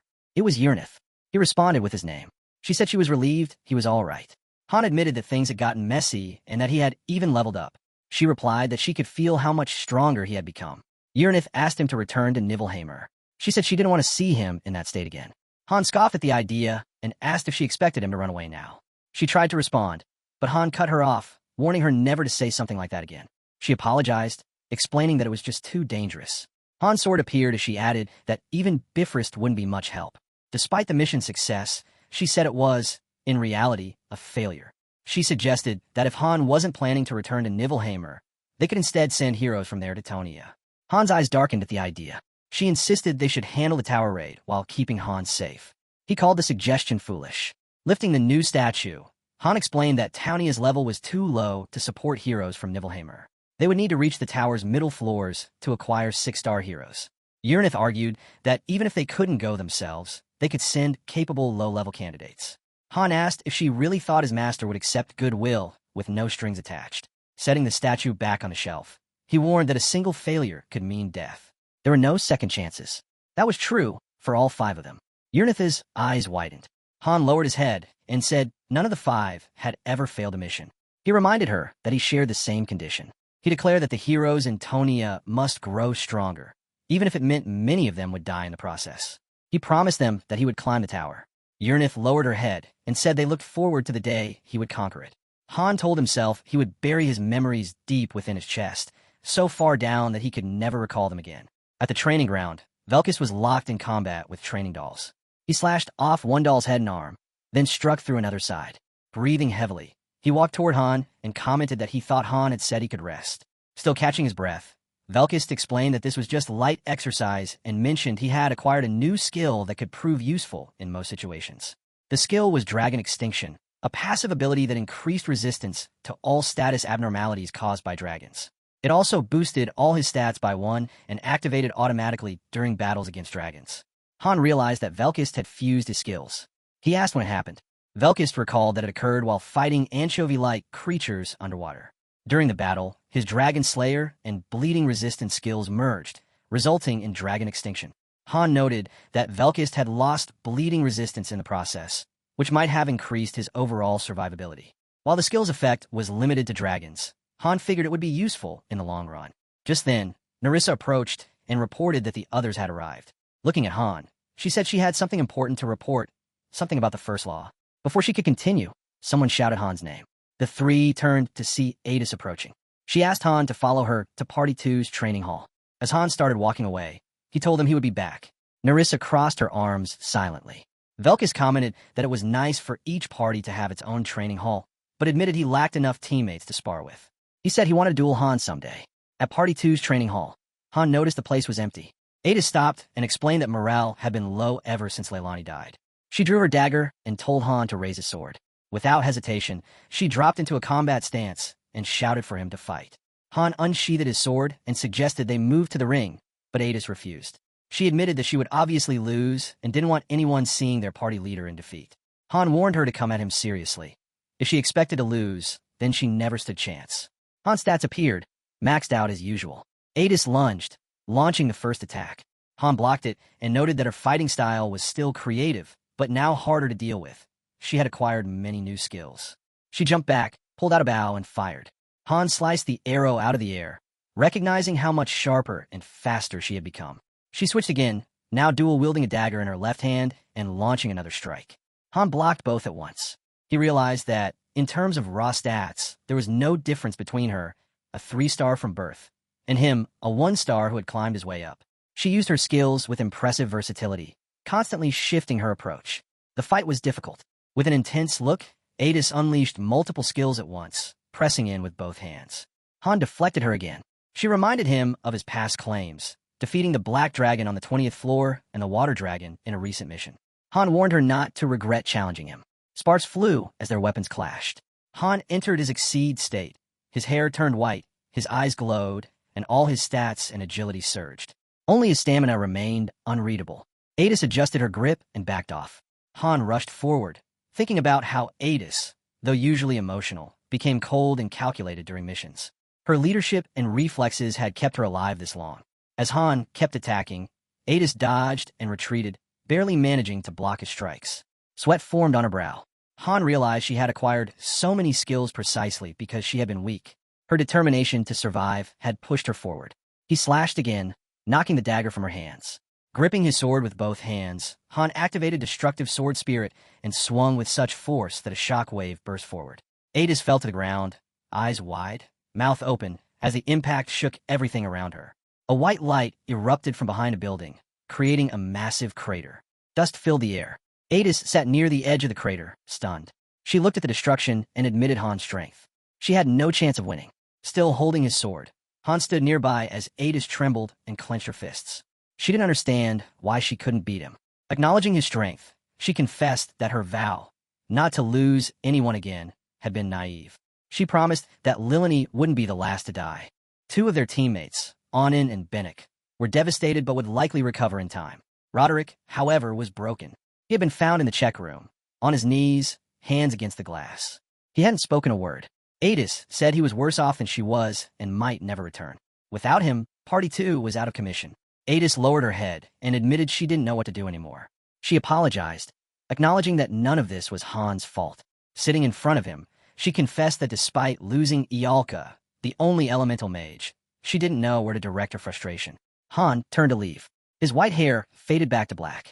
He thought about the weight of Ialka's loss and the mental toll it had taken on Party 2.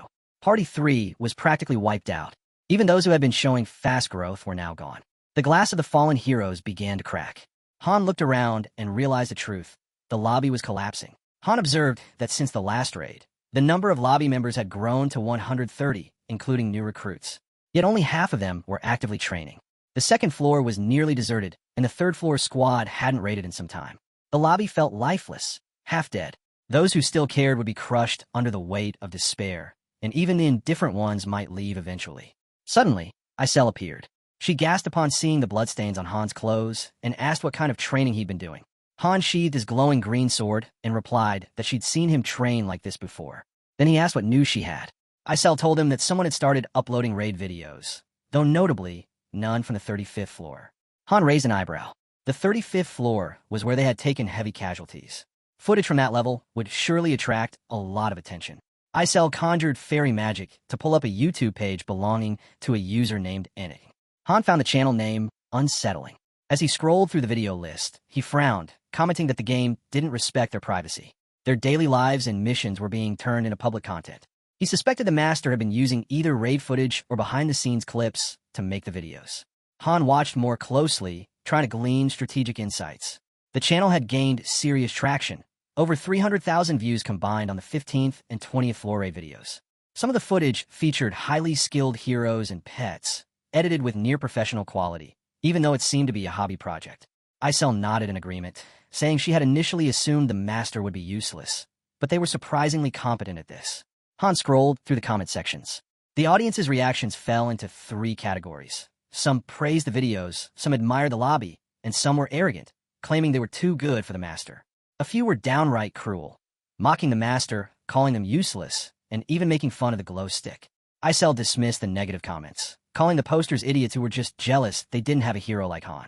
Han thought the master might be incompetent in some areas, but not entirely wrong. After all, the master couldn't directly interfere in missions. Still, he mused aloud, there were other ways. A structure formed in his mind, a tactical post, a small blue facility that allowed the master to exert limited influence during missions. Han recognized its potential, but also its risks. A tactical post was a double-edged sword. Isel started to say something, to be honest, but Han was deep in thought. He imagined heroes gathered around a chest, enemies hiding in the shadows, and a guiding hand pointing them forward. He remembered that an inexperienced master could easily ruin an entire party, which was why he had kept silent until now. Curious, he finally asked Isel about the tactical post. Before she could answer, she threw colorful confetti-like paper flares into his face. A system notification popped up. Han had been appointed vice master. Isel, now wearing clown glasses, cheered, celebrating his promotion to vice master of Tonia. The system message explained that the vice master served as the master's proxy, helping manage the lobby, leading battles, and holding wide-ranging authority. They could also climb the tower and push the boundaries of the system. Brushing confetti from his clothes, Han commented that his new position must mean that hero reaction research had reached its max level. Isel confirmed this, saying the mage kid had pulled it off in just 2 days, something that normally took far longer. She was still shocked by it. A system pop-up confirmed it. Hero reaction research, level 10. Han briefly smiled as he thought of Yalka, who used to pull all-nighter solving puzzles. The memory brought a flicker of warmth. Isel clapped her hands, exclaiming that Townia's lobby was now basically in Han's hands. He could do whatever he wanted. Han gently tugged her cheeks and said she'd done all of this to keep the lobby from falling apart. Isel suddenly burst into tears, expressing her fear that Han might leave Tonia. Han froze, realizing she might be trying to prevent the complete collapse of the lobby. He gently let go of her cheeks, now flushed red, as she cupped her face with both hands. With a soft sigh and a faint smile, Han accepted that becoming vice master meant dealing with a lot of burdensome responsibilities. But he understood it was necessary. He turned to the others and called Party 1 to gather. Later, inside a brick house, Party 1 assembled. Nerissa congratulated Han on his promotion, while Jenna reminded him that he was now the strongest among them. With a proud grin, she admitted she was honored to be part of his party. Velkist, still crossing his arms, remained uncertain about the purpose of their meeting. Isel scolded the group, urging them to show some respect now that Han outranked them. Han glanced at the blue-haired girl who was rubbing her eyes and muttering about wanting more sleep. Jenna curiously asked what kind of changes they could expect. Han gestured for everyone to sit, then spread a map on the table. He explained that the map depicted the lobby layout. Though their numbers had grown, they lacked quality. With the dangers ahead, especially after the 35th floor, more casualties were inevitable. To ensure efficiency and retain stable manpower, they needed to reorganize. Nerissa questioned whether these duties weren't the master's responsibility. Han responded that the master was overwhelmed and couldn't handle everything anymore. The lobby had simply grown too large. Raising his hand, Han posed a question to the group about what was needed to rule effectively. Velkist's eyes narrowed as he challenged Han, asking whether he truly acknowledged the master as their ruler. Han confirmed it, explaining that many heroes had lost the will to fight. A strong leader was necessary, and he alone wasn't enough. He mentioned that Ryman and Party 2 were still mourning their dead, and Kasha had started wandering the forest alone. In his view, the master needed to take a more active role.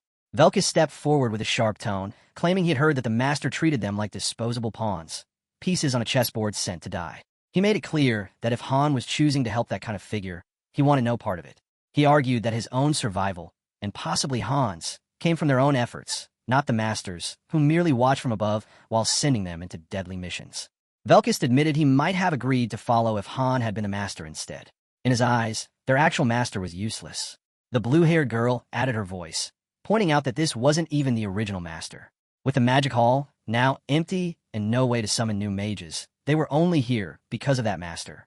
She said they followed orders out of self-preservation, not loyalty. Helping voluntarily was a different matter entirely. Velkist raised his hands in frustration, calling the vice master role a joke, likening it to a slave kissing the chains that bind them. Nerissa placed her hand over her heart and firmly stated that helping the master was the best way to survive. Velkist scoffed, still finding it absurd that anyone would choose to support someone who had sent them to die. Han remained steady and repeated that survival depended on working together, even with the master. Velkist wasn't convinced and found the idea laughable. Tension in the room rose quickly, with Isel nervously trying to shift the mood, reminding everyone that they were supposed to be celebrating Han's promotion. Jenna quietly raised her hand and asked for a moment to speak. She voiced her belief that the master did not view them as pawns. The master had granted their wishes, provided food and beds, and had grieved when they lost comrades. She pointed out how Han had once refused a mission, something that a mere puppet wouldn't be allowed to do. She suggested that perhaps there was a greater purpose behind everything. While no one needed to force themselves, helping the master ultimately benefited them too. Han smiled quietly as he listened to her. He reflected that this kind of perspective was why welfare systems mattered. He nodded in agreement, emphasizing that they couldn't simply ignore the master. Their presence here was no coincidence, and if they hoped to reach the 100th floor, cooperation was essential. Nerissa agreed, repeating that aiding the master was also a form of helping themselves. Jenna gave a casual shrug, making it clear she wasn't pressuring anyone. The blue-haired girl stretched with a lazy yawn, saying she would go along with it if it meant getting more sleep. Velkist growled at her, asking if she truly wanted to sleep forever. She trembled and ducked behind Han, though Velkist eventually relented and agreed to help. Han thought to himself that even if he didn't like the master, clearing the 100th floor was the only way back home. Whether they trusted the master or not didn't matter. The key still lay with them. Velkist asked what they were supposed to do next. Han promised to explain things as simply as possible. Velkist nodded, this time more willing, and reassured Han that he would assist. Suddenly, the system made an announcement. Loading was complete. Han looked up and saw the master's eye watching over Tonia. It was time, he thought, to improve in it. Night had settled over Tonia, casting long shadows across the quiet streets. In the stillness, hushed voices echoed through the lobby. A young boy stood before Mark, his voice trembling with fear as he reported that the raid team had returned, but not in the way anyone had expected. If things continued like this, he said, they might all be synthesized. Mark rubbed his forehead in irritation, dismissing the boy's worry. Synthesis wasn't something to fear, he claimed, especially since they had only stolen from the storage unit. But then his tone shifted. With a sudden flash of cruelty, he grabbed the boy's face, his fingers digging into the boy's cheeks. He leaned in, voice low and rough, and questioned whether the boy was afraid of synthesis or of Han. The color drained from the boy's face. Tears welled up, and he began to cry. Mark sneered and muttered that true fear was understanding that death wasn't an escape. Elsewhere, Rodri sat alone in a crumbling bar, nursing a half-empty glass of liquor. The silence was unbroken until the door creaked open. Adis walked in without hesitation, placing her own glass down on the table across from him. With a dry edge to her voice, she remarked that he never could hold his liquor and questioned whether drinking alone even counted as having fun. Pouring herself a drink without asking, she glanced at him as he remained silent. She said that Party 1 was trying to pull something together for the master, trying to take initiative now that the lobby had gone to hell. And yet, here they were, just sitting in the dark. Her thoughts drifted back to a moment with Lilani.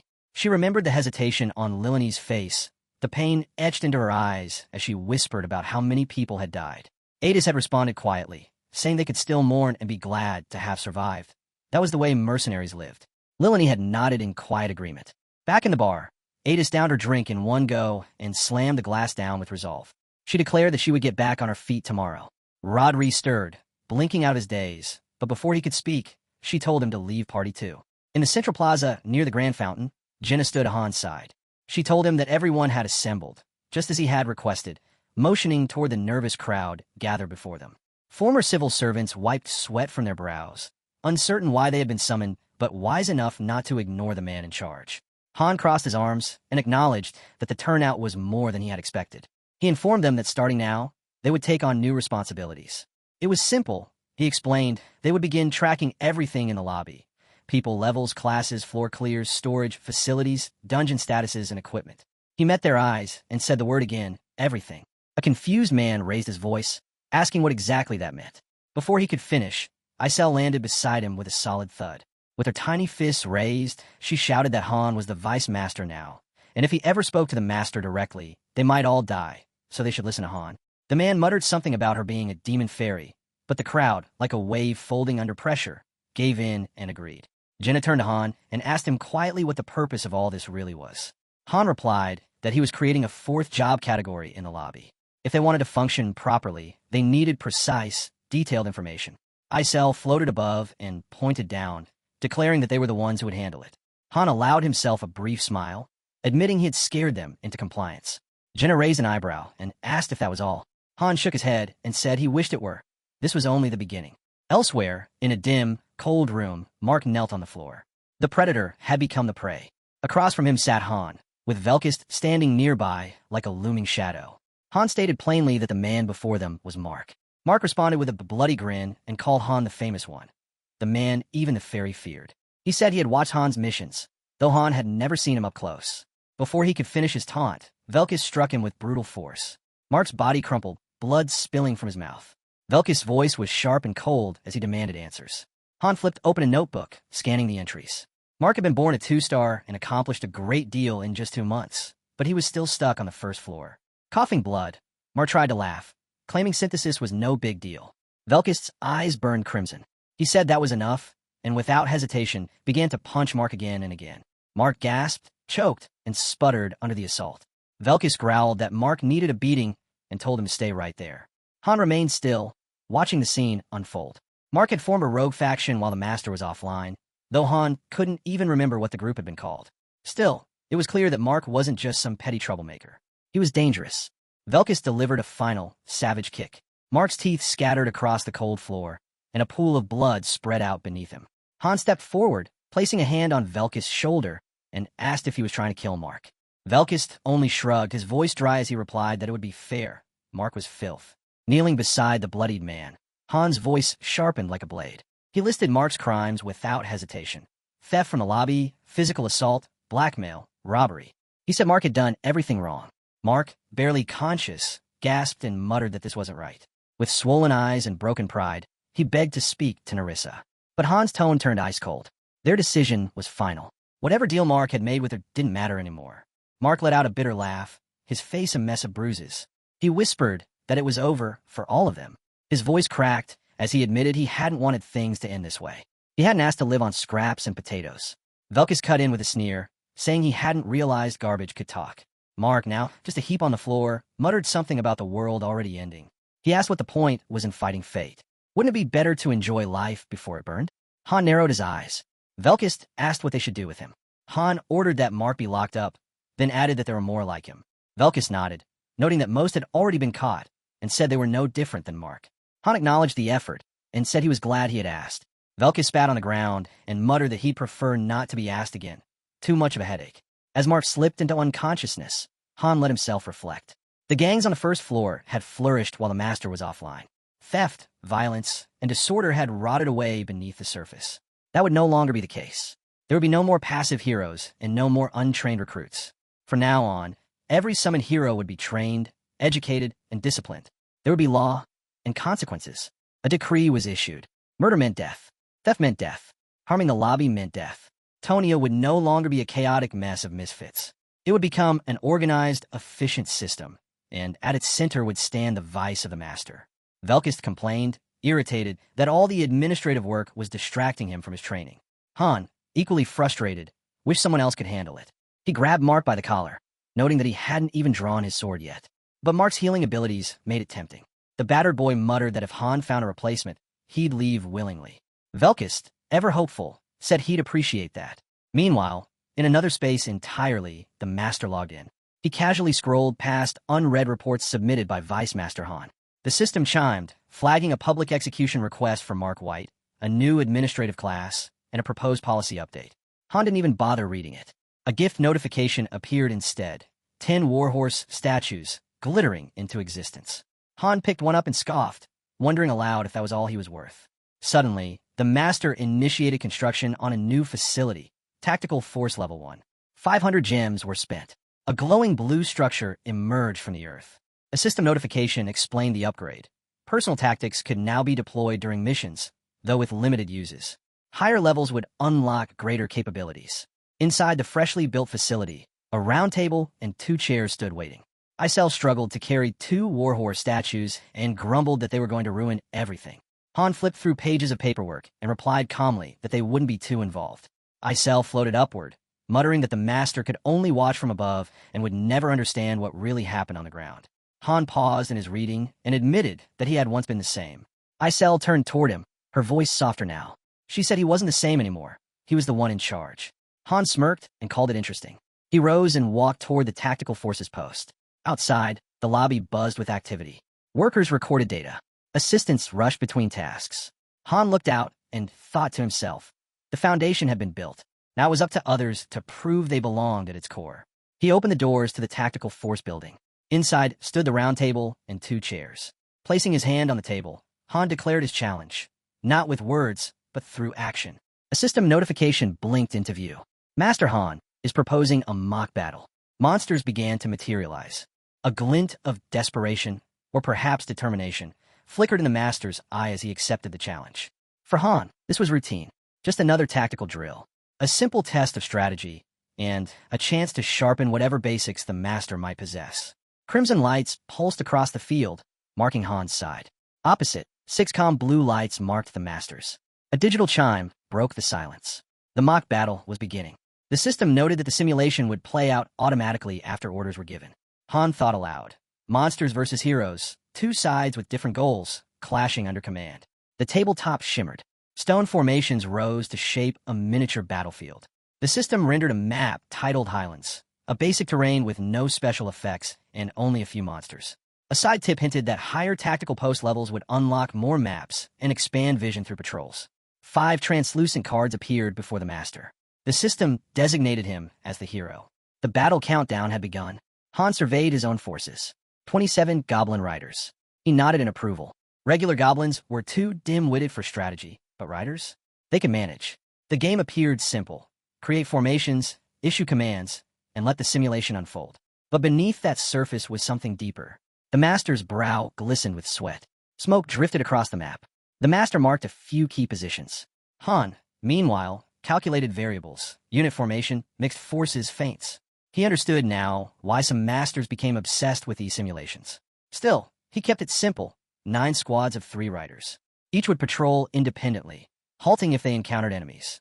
Han deployed his units with confidence. If the master tried hiding in forests, he'd only drain stamina. Han had the advantage. Miniature heroes and monsters materialized on the map. Han's and Jenna's command cards flashed. He smiled. Party 1 was being used. Not bad. He placed his monster token with practiced ease. This was, after all, a one-on-one lesson from former Mock Battle League champion. 3 minutes passed in the real world. 10 in the simulation. It ended swiftly. Han's goblin riders emerged victorious. He raised his hands slowly to his face, unreadable at first, then hardened. That had been far too easy. The roles shifted. Now Han commanded the heroes, and the master led the monsters. Han selected Party 7 with renewed resolve. Another 10 minutes passed. Another victory. Han blinked, wide-eyed, his breath shallow. This wasn't from effort. It was from disbelief. The master was this weak? Another round. 5 minutes. Another loss for the master. 3 matches. 3 defeats. Han exhaled, wearied. The strategies had been laughably bad. He glanced toward the master. The man was still sweating, eyes squinting in desperate focus, still trying to learn. But all Han felt was a dull, numbing disappointment. Behind him, Isel appeared, hovering with dry amusement.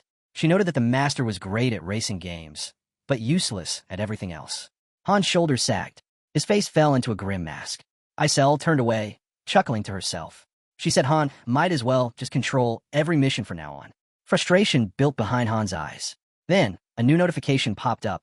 The master wanted another battle. Han declined. Another request. He declined again. The master looked stunned. Han sighed and muttered that he didn't want to play anymore.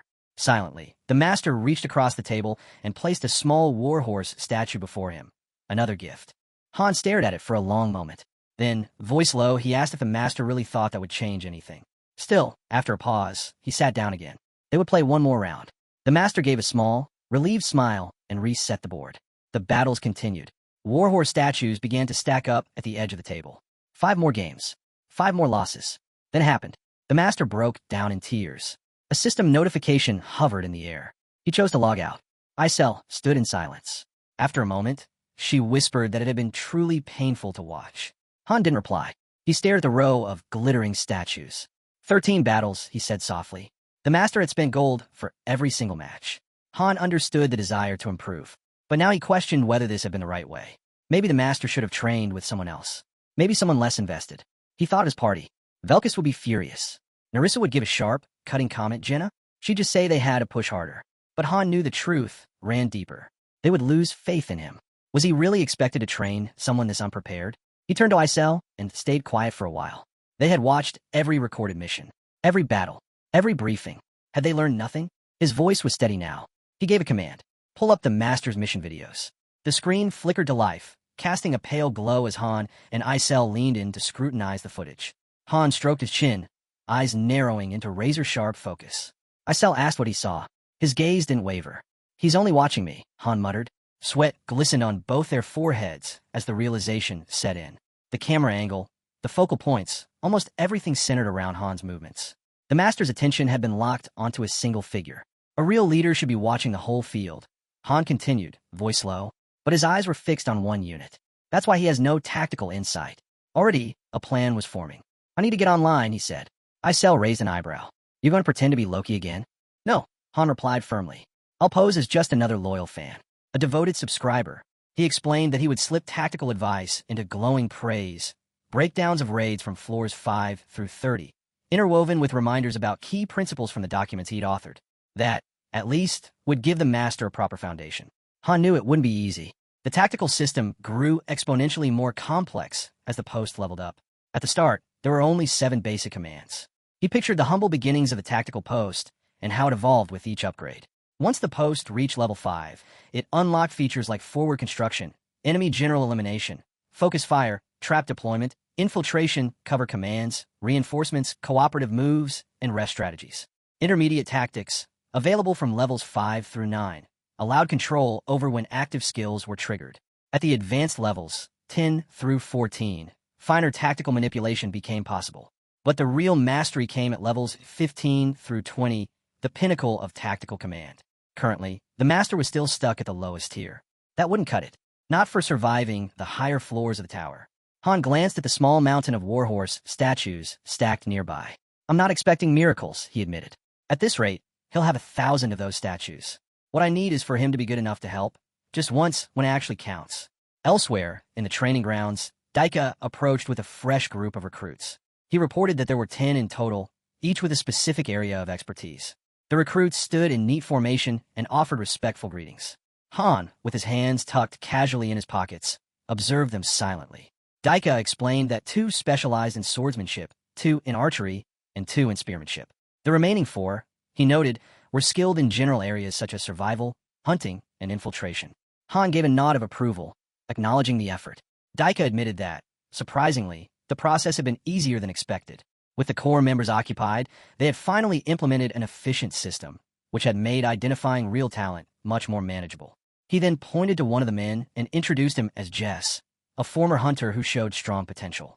Jess stepped forward and stated that he had seen Han's fights and had heard much about him. Daika added that Jess was a replay stone user. The master had shown him Han's previous missions to help him learn and improve. Han imagined the review room, the glowing stone projecting old battles. He gave the master some silent credit. At least he was being thorough. Han turned to Daika and asked if the hiring conditions had been relayed. Daika confirmed that they had, explaining that he had only selected individuals capable of teaching. Skill alone hadn't been enough. Han began to walk away, saying he intended to introduce someone who would be taking the lead on instruction from that point forward. Daika blinked in surprise at the mention of a head instructor. Footsteps echoed through the space. Then, a familiar voice broke the silence, remarking that it had been a while. Rodri stepped into view. Daika's eyes widened in disbelief. Then a genuine smile spread across his face. Han remembered what Adissa had said. She'd recommended Rodri not because of his talent, though he had plenty of that, but because of his grief. She said he mourned harder and longer than anyone when a teammate died. Said she couldn't stand to watch him break like that anymore. Rodri had resisted at first, but Adissa had spent an entire night persuading him. And in the end, he'd agreed. Han knew Rodri wasn't a traditional instructor, but his battlefield experience? That was worth more than any formal title. And right now, that was exactly what they needed. Daika and Rodri moved together to address the newly appointed instructors. For Daika, it was a quiet acknowledgement. His time on the front lines had likely come to an end. Later, Han, made his way through the corridors of their residence. He encountered Adissa in the hallway, who gave a nod of greeting. "You're back," she remarked. "Where are the newcomers?" Han asked. "In the drawing room," Adissa replied. "They've been waiting.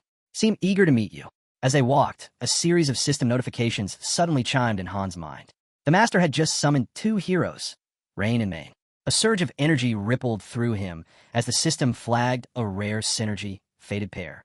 Their bond was marked as paired breeze and double harmony of forest. Han stopped in his tracks, stunned. Another pair of 3-star fated heroes? The master's luck was beyond reason. Adissa led him into the drawing room. Standing there were 2 young girls, one with vivid green hair, the other with icy blue. Each held intricately carved totems adorned with miniature monster skulls. The green-haired one stepped forward first. "I'm Rain," she said cheerfully. "I'm Main," said the blue-haired girl, her voice cool and calm. Han gave a welcoming gesture toward the couch. "No need for formalities. Make yourselves comfortable." They sat proper and composed. Han studied them with quiet interest. "You're both mages?" The girls nodded in unison. "Yes." As Adissa poured tea, she added, "Rain is wind elemental, Main is ice. Both are elemental mages." "Impressive," Han murmured. The girls, now seated, shared with pride that they were well known in the northern regions. Adissa handed Han a cup of tea and added, "They've already been tested. The results were excellent. They'll be a huge asset in combat." A wind and ice fated pair, Han thought. The master had truly hit the jackpot. He took a thoughtful sip of tea, his eyes never leaving the 2 young mages. They remained still, awaiting his judgment. Finally, Han spoke. "Party 2 will accompany you during initial missions until you're fully acclimated. In the meantime, you'll work in the magic hall. Ko will take over command of the airship from this point forward." Adissa blinked at that. "You're assigning both of them to Party 2? Are you sure? That's a lot of magic power concentrated in one group." Han tilted his head deep in thought. He acknowledged that the arrangement wasn't balanced. Adissa reminded him that he always emphasized the importance of balanced hero compositions, her voice tinged with concern. Han met her gaze. Behind his eyes, something colder and more resolute began to surface. He said they were changing their approach. Adissa's expression shifted as she asked what he meant. A long silence followed, heavy and deliberate. When Han finally spoke, his voice was flat and devoid of emotion. He stated they would begin using one-use heroes. Adissa froze in place, stunned by the revelation. Han went on to explain that from now on, with the exception of parties 1 and 2, every other hero would be treated as expendable after a single deployment. His mind flickered with images of Party 3, Party 4, faces of comrades past. The grim weight of his decision settled like a shadow over the room. Adissa could only stare, and Han said nothing more. The newcomers were shocked by the plan, so Han explained further. He said it meant that parties ranked 3 and below would be used and then discarded. Adis was stunned and protested, asking what would happen if multiple roles were needed, like on the 20th floor. Han simply walked away, saying he would handle it. That was the reason they had magic engineers. He added that Kishasha had isolated herself in the forest and that only 2 members from Party 4 had survived. Those 2 survivors were filled with disappointment and wondered if Kishasha was still nearby. Han then told Adis that there were only 2 people with real boss raid experience. Even if they tried to challenge the 14th floor, most would be overwhelmed by fear or panic. He explained that raising heroes with enough experience required a lot of money and time, and it would be extremely difficult. Finally, he told her that the master had decided to use parties 1 and 2 as the main force to conquer the tower from now on. Our hero quietly reflects that his own opinion isn't far from the master's decision. If it's difficult to spread out their forces, then the only real option is to bring in more people, however many are needed. Speaking to the warriors, he tells them that's why they must be prepared for any situation. The scene shifts to the outskirts of the forest. Han knows Kishasha hasn't emerged from the woods in some time. Party 3 was once just as skilled as Party 1, but the penalties of fighting on water and a series of misfortunes had crushed them. Even if the master wanted to reinforce the party, the chances of recruiting more non-human members were slim. For Party 3, it was essentially over. Fully equipped, Han walks into the forest. He quietly notes that even the world won't leave behind a hero it deems useless. Kishasha is in danger at this rate. Suddenly, someone walks past him. It's Velkist, who remarks that they seem to keep running into each other. Han asks what he's doing here. Velkist replies that he saw potential in a newcomer and was helping with training. Then he returns the question. Han answers that he's going to see Kishasha. Velkist scoffs and says she's useless. What's the point of being strong if her mind is so fragile? Han replies that it's partly his fault she ended up this way. Velkist shakes his head and says Han has gotten soft, that he's completely changed. Han doesn't understand the comment and simply walks on. He heads deeper into the forest, his thoughts heavy. He remembers when he once carried Kishasha and the others, non-human allies who relied on him. He walks through the trees where she once made her home. The memories return again and again. Reaching an open field, Han raises his voice. I'm here to get you. Are you done grieving? Come out. We need you for the missions. From deep within the woods, a faint voice replies. Missions? What's the point? All my people are dead. Why would I help humans now? Han explained that if they reached the 100th floor, they would have a chance to bring them back. He reminded her that she already knew this. She questioned him, asking what guarantee he had that any of it was true. Han admitted there was no guarantee, but said he still believed it was something worth holding on to. She let out a bitter laugh. Her voice trembled as it came from behind the thick bushes. She said that at first, she thought she would be fine. She reminded herself that she was a warrior, that she had completed the coming-of-age ceremony, and that even the Varian king had acknowledged her. Han opened his mouth to tell her he still saw her as a warrior, but she shut him down with a sharp and final refusal. He stood in silence. Then she stepped out from the cover of the bushes. Her face was worn and her eyes full of pain. She shouted at him to go back. She told him not to come there again and not to send anyone else either. Everything, she said, was her fault. Her mistake had cost the lives of her people. She no longer had the strength or the will to fight. Han tried one more time. He asked if she understood what would happen if she continued to isolate herself like this. She replied softly that she did understand, and that maybe, in the end, it wouldn't be such a bad thing. Han sighed and said it was a foolish choice. Then from behind the trees, we get a glimpse of her.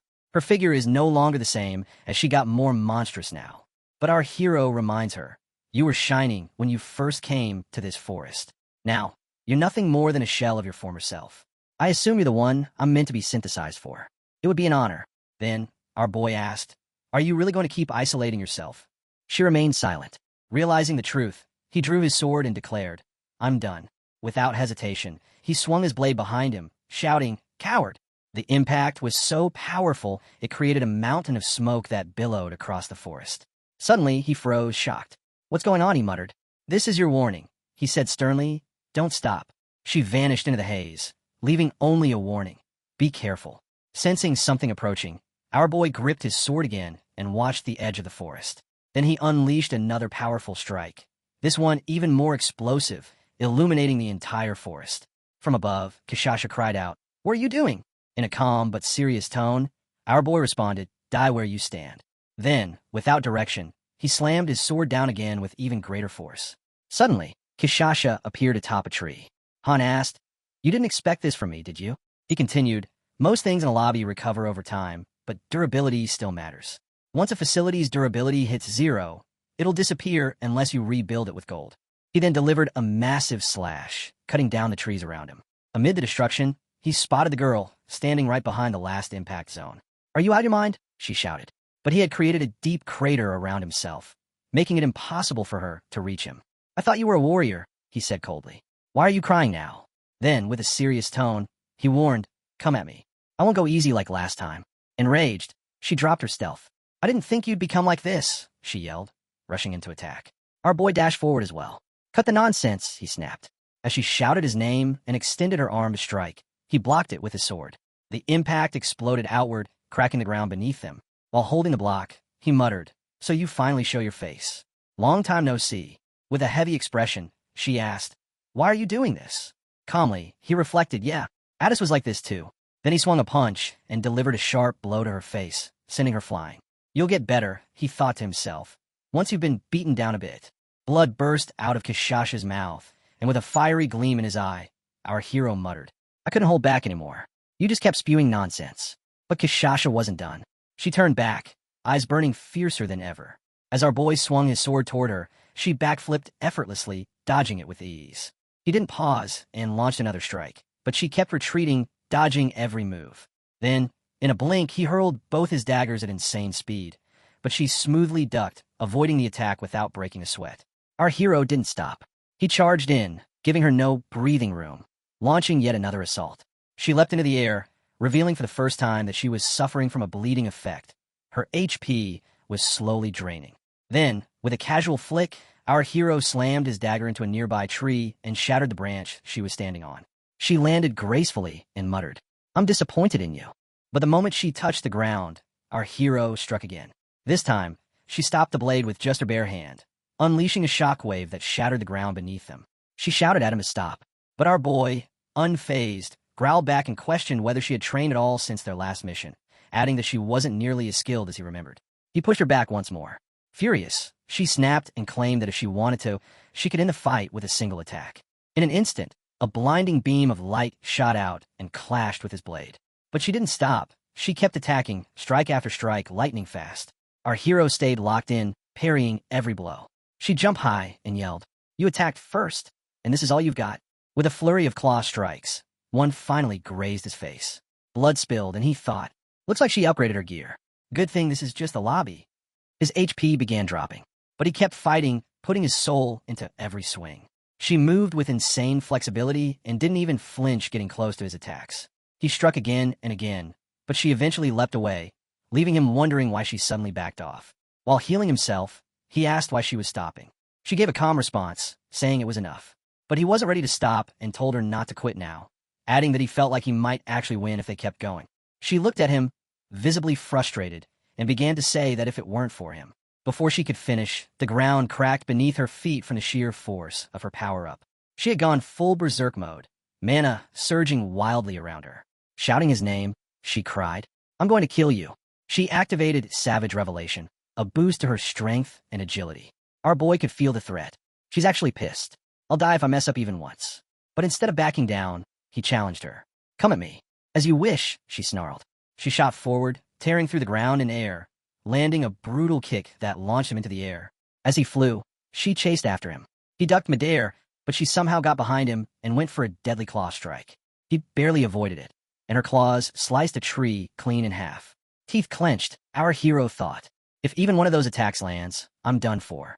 But if I focus on the way she starts her moves, I can guess where she'll end up. I just need to stay light on my feet. She kept coming, attacking from every direction, not giving him a second to breathe. He analyzed her. Her agility stat is lower than Abyss, but her movement skill is on another level, and her skills are seriously dangerous. Then, we see her status window. She possesses a transformation skill and a sealed slot. Our hero activated Mind's Eye, sharpening his senses to read her moves. As predicted, he countered with a powerful sword strike. Then he landed another hit before she could react. She stepped back, clearly shocked, and accused him of hiding his powers.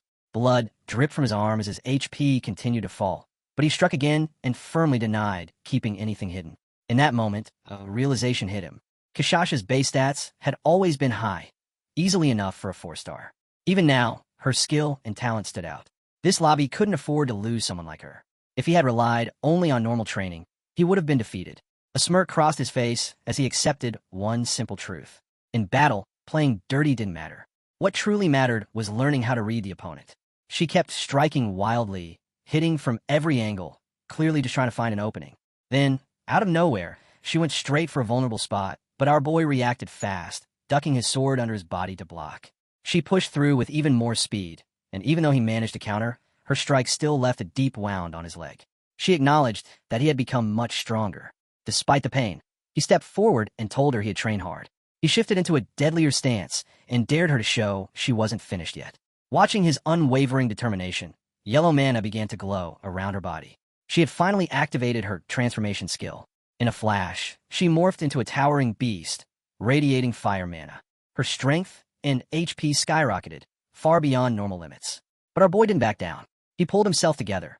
But the moment she moved with that insane speed, he knew he was in trouble. He completely lost sight of her. Suddenly, a crushing blow came out of nowhere, sending him crashing through the forest. Bruised and disoriented, he spotted her again. She had reverted to human form, but still looked monstrously powerful. She could switch between forms in an instant. Grinning through the pain, our hero muttered, "This is way better than seeing you curled up in some corner of the forest." Her rage exploded again, fiercer than before. But this time, our boy unleashed his own power. White mana burst from his head as he entered his Exceed state. "Get it together," he shouted, his aura flaring. His hidden skill awakened, destructive sword spirit.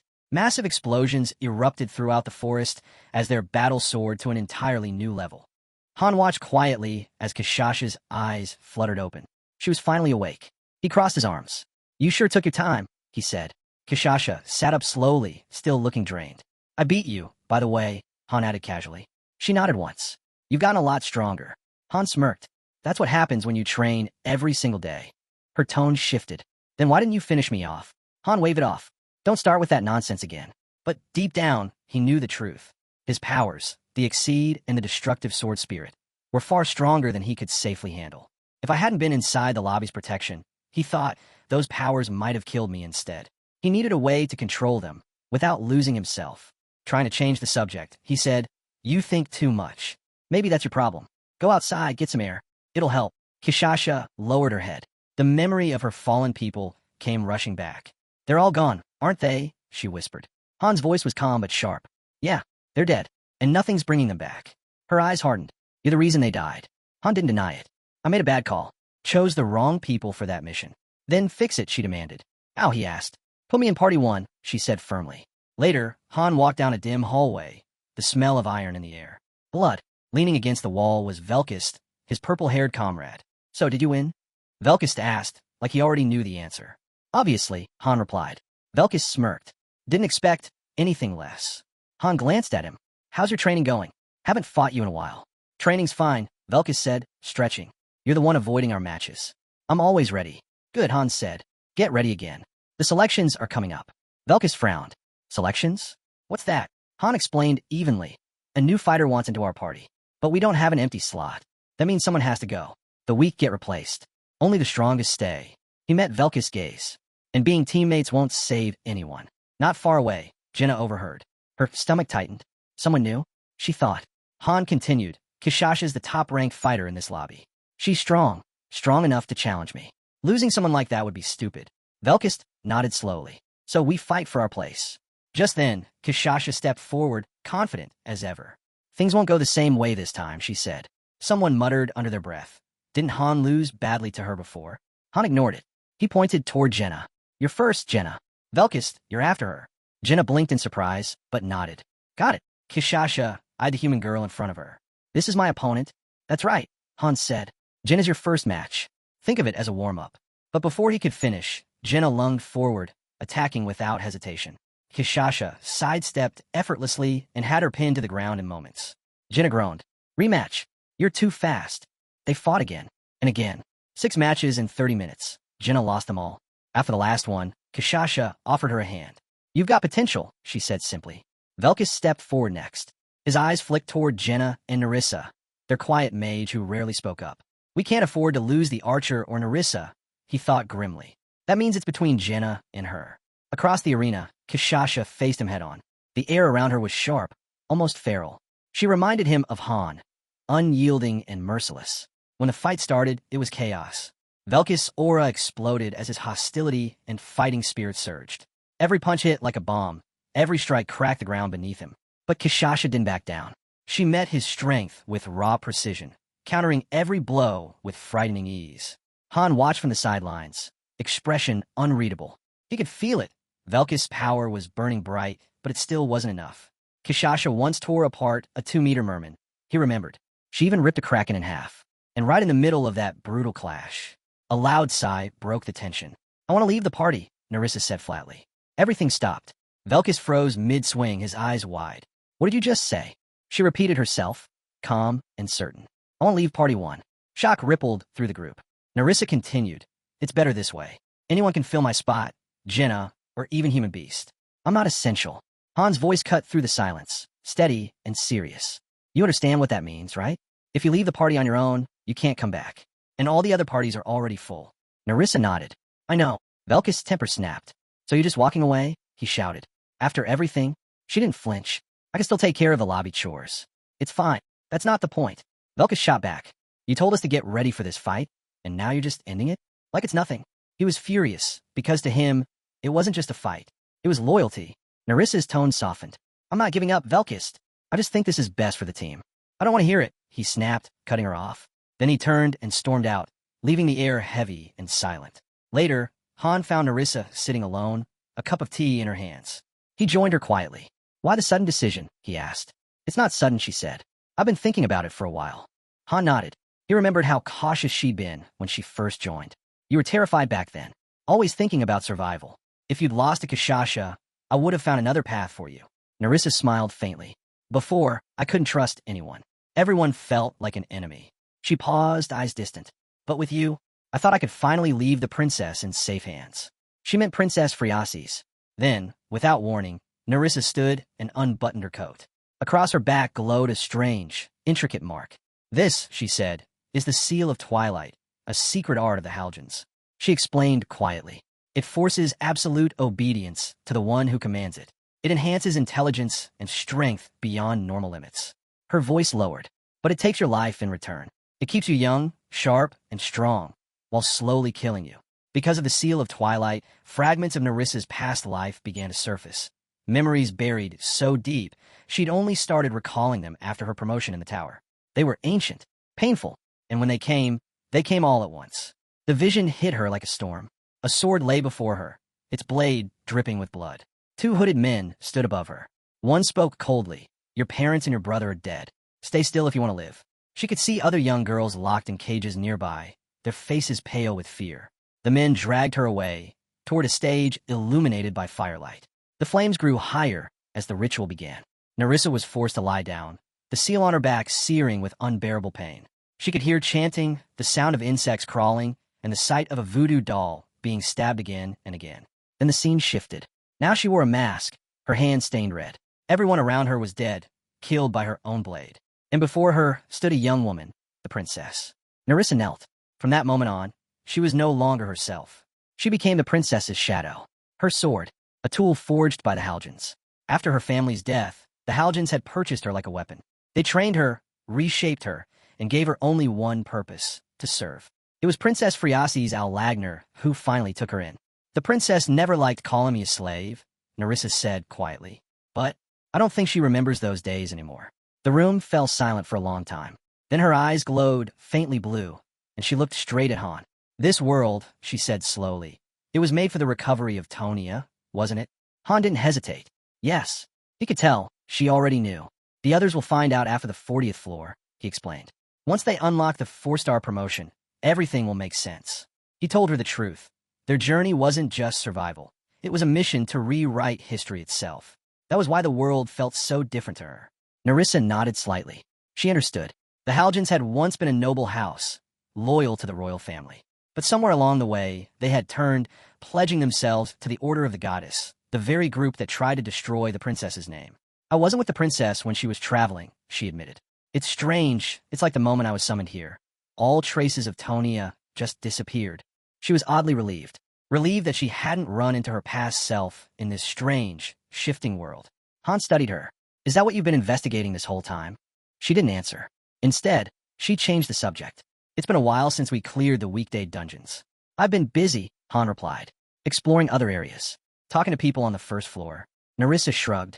I have other priorities, she said simply. That was the truth behind her decision to leave the party. If I stay, I wanted time to investigate on my own. She believed what she was doing mattered more than fighting. Then she added thoughtfully, the heroes on the 1st floor might look weak now, but with the right training, they could reach the 9th floor in just 2 weeks. But her tone darkened. Once they meet Nelsa, they'll start asking questions. They'll realize the truth, that everything they've seen inside this tower might just be fragments of Townia's forgotten past. Han nodded slowly. For lower-ranked heroes, he explained, only those who climb the tower gain access to its secrets. The rest, the ones who can't keep up, they're erased.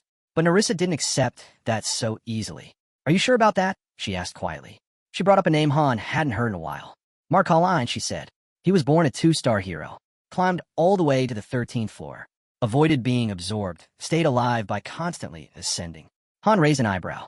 He's from Vardia's underground guild, Nerissa continued. Controlled the entire 1st floor without even showing his face. He's supposed to be executed soon. Han crossed his arms. Go on. Mark survived by selling information, Nerissa said. He dealt secrets for profit and protection. Han frowned. I doubt he ever had the real information we need. Nerissa nodded. You're right. He mixed truth and lies to control people. But I don't want everything he knows. She leaned forward slightly. I just need to know who our real enemies are and who aren't. She spoke clearly now, every word deliberate. There isn't a single hero in the main lobby who sides with the Order. The true enemy is the Tel Ikar Order, also known as the Order of the Goddess. Han thought about it. Hundreds of heroes were summoned, and not one of them is from the Order? No saints? No followers? Nerissa's tone hardened. The Order of the Goddess isn't holy. It's a monster. Han looked at her, then asked the one question that mattered most. And what about me? Where do I stand? Nerissa's gaze didn't waver. I'm from the Halgens, she reminded him. We were your enemy. She took a step closer. So tell me, Han, can you still tell the difference between ally and enemy? Nerissa stood beside the Haljan crest carved into the wall, her voice steady. Do you even know who your enemies are now? He thought back to everything they'd faced so far. The 15th floor, where they discovered the truth about the Order of the Goddess. And the 20th, where they learned the Haljans themselves were enemies too. So many heroes had been summoned into this world. Yet, among them all, only Nerissa had ties to that ancient bloodline. She began to reason it out aloud. The Asini's family might still be allies. They helped with sailing after you found the first key. And the Schuttenberg family trained mages like Ialka. She hesitated, but I can't say for sure they're on our side. In Tonia, 5 great powers ruled alongside the royal family. If even one turned against them, the balance would collapse. If all 5 became enemies, the world itself would fall apart. But there was something else that truly worried her. What if, she said slowly, an enemy gets summoned into our own lobby? Han's eyes narrowed. Nerissa continued. Someone who can control people, twist them with words or power. They could take over the lobby from the inside, without us even realizing it. Han stayed silent, because he'd already thought the same thing. If a manipulator like that appeared, someone who grew stronger in secret, then no amount of strength would save him. It wouldn't just be a threat to the lobby. It would be a threat to him. The air between them had grown tense. Because of the danger she foresaw, Nerissa made a bold proposal. Give me your position as Vice Master, she said without hesitation. Han didn't respond right away. Her tone was serious, too serious for a joke. Meanwhile, far away at the regular summoning site, a new summoning had just finished. 10 unfamiliar figures stood in the circle, blinking against the light. The 6th group this week. They looked disoriented, lost between worlds. Selena, the coordinator, stepped forward with practice calm. We'll need to start summoning 50 at a time, she murmured to herself before turning to greet the group. Welcome, she said kindly. Please follow me. I'll explain everything once we're inside. The new heroes followed, some dazed, others whispering with excitement at the word hero. Selena continued as she led them through the hall. You'll notice you can all read here, she explained. Even if you couldn't before, the system grants that ability. No one is illiterate in this world. She guided them toward their quarters. You start work tomorrow. Instructors will train you to fight and survive. That was when one girl broke down in tears. I've never even held a weapon, she cried, her voice trembling. Then, she turned on the others with disdain. Why am I stuck with these common people? The guy beside her didn't flinch. Your status here isn't based on birth, he said firmly. It depends on your skills and your special traits. The girl straightened, her pride flashing through her tears. I'm Maribel de Strauss, she declared. My brother is Kyle von Strauss, the silver paladin of the White Silver Hall. The guides quickly checked her status window. 1 star. They noted it down and led her to her assigned room. Maribel stepped inside, and her face fell. This place is tiny, she exclaimed, disgusted by the cramped quarters. Selena, who happened to be nearby, said evenly, it's actually better now. We used to fit 16 people in one room. Now it's 12. One of the residents glanced up. Not anymore, she said. Darina died yesterday. So now it's 11. Maribel froze. People die here, she whispered, her voice cracking. The reality was sinking in. She soon learned who was in charge of the entire lobby. Han, I want to speak to him immediately, she demanded. He needs to move me to better quarters. The others only sighed. He doesn't listen to just anyone, one replied flatly. Maribel crossed her arms, refusing to accept it. Then someone bring me tea, she snapped. But before anyone could react, a loud voice echoed through the hallway. Everyone outside. People began filing out reluctantly, grumbling about the overcrowded rooms and harsh living conditions. Then the official announcer appeared, standing tall before the gathered crowd. He unrolled a parchment and read in a clear, commanding voice. Mark Colline and 13 others are charged with assault, human trafficking, and other serious crimes. He paused before the final line. Their sentence is execution. The accused turned on Mark instantly. You lied to us, one shouted. Marchus smirked, completely unfazed. I told you I'd keep you from being used for synthesis, he said coolly. I never said you wouldn't die. The announcer's voice carried across the courtyard. Do any of the condemned have final words? One of them screamed. This isn't the only lobby. There are infinite fallen worlds. Mark laughed, loud, wild, and unrestrained. You idiots, he shouted back. You're fighting in a world that's already over. And then the executions began. Maribel stood frozen among the crowd, her face pale as she watched the sentence carried out. Her earlier arrogance had vanished completely. For the first time, she understood. This world didn't care about titles or noble blood. Here, heroes could die like anyone else. Selena entered the dim chamber and bowed deeply. Maribel de Strauss has arrived, she reported. Her brother is a paladin, one of the Order of the Goddess. Her master leaned back in his chair, lips curling into a faint smirk. Let her go, he said casually. Then, as Selena turned to leave, he chuckled, quietly, almost to himself, his eyes glinting with amusement. Back in the main lobby, Nerissa had succeeded. She now held the position of acting vice master. And the most remarkable part? It hadn't even been difficult. Han had handed it over without resistance. Across the training arena, the sound of tension filled the air. Jenna stood still, a whip trembling in her hands. The weapon felt heavier than iron. In front of her, Han knelt on the ground, shirtless, back bare, and already marked with faint red lines. His posture was unyielding, his breathing slow but sharp. He's pushing too far again, Jenna thought uneasily. This wasn't a normal training room. The arena's healing functions were disabled here. Every wound inflicted was real, and stayed that way until healed by hand or potion. Still, Han's voice was firm. Do it, as hard as you can. Jenna hesitated, but his tone left no room for argument. With a deep breath, she drew the whip back and lashed forward. The crack echoed through the chamber. The sound was sharp, followed by a hoarse gasp as Han's muscles locked in pain. His fingers dug into the stone floor until his knuckles turned white. For a moment, Jenna thought he might fall unconscious. Instead, he forced himself down onto his hands, breathing through clenched teeth. Again, he rasped. Jenna's stomach twisted. He's going to destroy himself. But she obeyed. The whip came down again, and again, each strike louder than the last. Han gritted his teeth as the pain burned through him like fire. Each hit reminded him of his own weakness, the fragile shell of flesh that couldn't contain the monstrous strength inside him. The destructive sword spirit, the exceed techniques, power beyond reason, and yet completely unstable. He had survived the water dragon only by chance. Fighting Adis and Kishasha had shown him the truth. His strength came at the cost of his own body. If he unleashed that power in the field, without the safety of the lobby, it wouldn't be his enemies who died first. It would be him.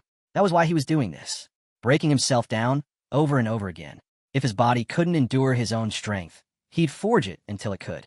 The ninth strike landed. His body jerked violently, his breath catching. Stop, he gasped, voice cracking. But Jenna, caught in the rhythm of the training, swung one last time. The whip snapped against his skin with a vicious crack. Han's scream tore through the room, raw and furious. Damn it, Jenna. I said stop. He staggered toward the large stone bath on the side of the arena, its surface glimmering with green light. He nearly fell in, the water splashing around him as he sank into the viscous, healing mixture. A low groan escaped him as the potion seeped into the open wounds, its warmth dulling the pain. Slowly, the shredded skin began to knit back together. Han leaned back, exhaling hard. It was a brutal cycle, but one that worked.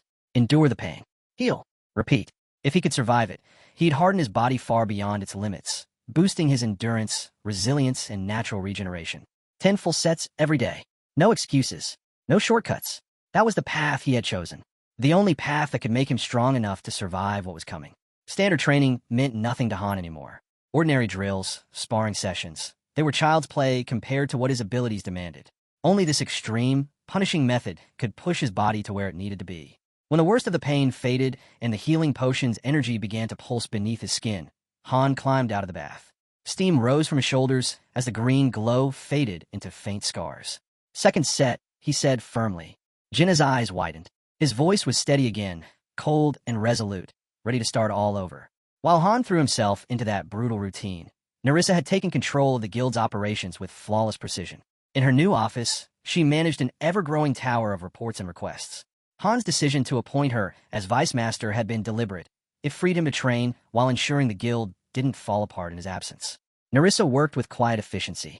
She restructured the training hall schedules, optimized staff rotations, and began drafting the first formal set of guild laws, rules to govern conduct, settle disputes, and define ranks. Once the foundation was solid, she summoned dozens of heroes into her office. Each was assigned to fill critical administrative and support positions long left vacant. Resource reports, patrol summaries, recruitment assessments, stacks of documents covered her desk. Her pen never stopped moving. For Nerissa, every new line written was another step towards stabilizing the chaos. Across the guild hall, the sound of wooden pieces clacking echoed through a side room. Anything sat surrounded by a small group of newcomers, eyes sharp as she studied the board before her. The game wasn't for fun, it was a test of foresight. Every move earned her experience points, raising her tactical skill level with each victory. This wasn't personal ambition, it was preparation. If she could upgrade the guild's tactical post, it would grant a passive boost to every hero's decision-making in the field. Sharper instincts, faster responses, better coordination. Each calculated move across that board brought the entire guild closer to that edge. Back in the training arena, Han's focus was absolute. Velkus stood nearby, arms crossed, watching as Han practiced a defensive sequence against a high-level training dummy. Working on defense. Velkus called out. Han didn't answer right away. He deflected the dummy's strike, its metal arm vibrating under the redirected impact. Trying to stop attacks without breaking the gear, Han said finally. Sweat rolled down his temple as he adjusted his footing. I need to absorb or redirect power without losing ground or shattering my equipment. He could easily crush the dummy with one full hit, but that wasn't the point. The goal wasn't strength. It was control. Velkus tilted his head. That's insanely difficult. Han nodded. It is, but I need sharper senses, finer control over energy flow. My regeneration's already at level 3, so I can handle the stress. He paused to catch his breath, then gestured toward the far end of the arena. Kishasha was there, striking through the air in clean, powerful arcs. Maybe spar with her, Han suggested. She could use the challenge. Velkus snorted. She refused.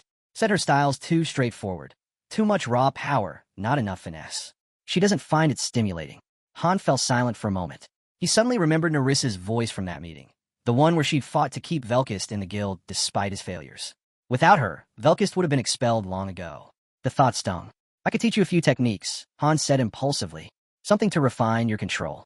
Velkus looked up, caught off guard by the offer. But before he could respond, a voice rang out inside Han's head. Sharp, urgent, and unmistakable. On. My office. Now. It was Urnitha's voice, cutting through the connection spell like a blade. Han exhaled once, quietly, then turned toward the exit. The next phase of the guild story was already waiting for him. Han entered Urnitha's office to find her sitting behind her massive desk, papers and glowing data screens scattered around her. She offered a faint, tired smile. Just wanted to say goodnight, she said lightly, but her voice didn't match her eyes. The humor vanished almost instantly. Her tone hardened. We have a problem. Han's posture straightened immediately. Disturbing rumors, confirmed. Urnith said. Solidarity Association forces are on the move. Hundreds of airships, all converging on one target within our server. She slid a thick report across the desk. Charts, photos, surveillance data. Everything pointed to the same conclusion. This mobilization isn't tied to any world raid announcement, she continued. They're not gathering for an event. They're coming for us. She tapped the screen, and the feed shifted to a scrolling display. Han's own public channel. Thousands of comments flooded the screen, some cheering, others mocking. All of this started a week ago, Urnith said sharply, right after the collapse of the Barts Union. Han's eyes narrowed. The Barts Union was supposed to counter Solidarity's rise, she reminded him. They didn't last 7 days. Han folded his arms, thinking, their propaganda system is far beyond anything we've seen, Urnith added. They're controlling public perception, faster and cleaner than anything's video network ever could. Then she leaned forward, voice low and urgent. Niflheimer needs you, Han. Without you, we're exposed. You built the foundation. You leave from the front, or everything we've built starts to crack.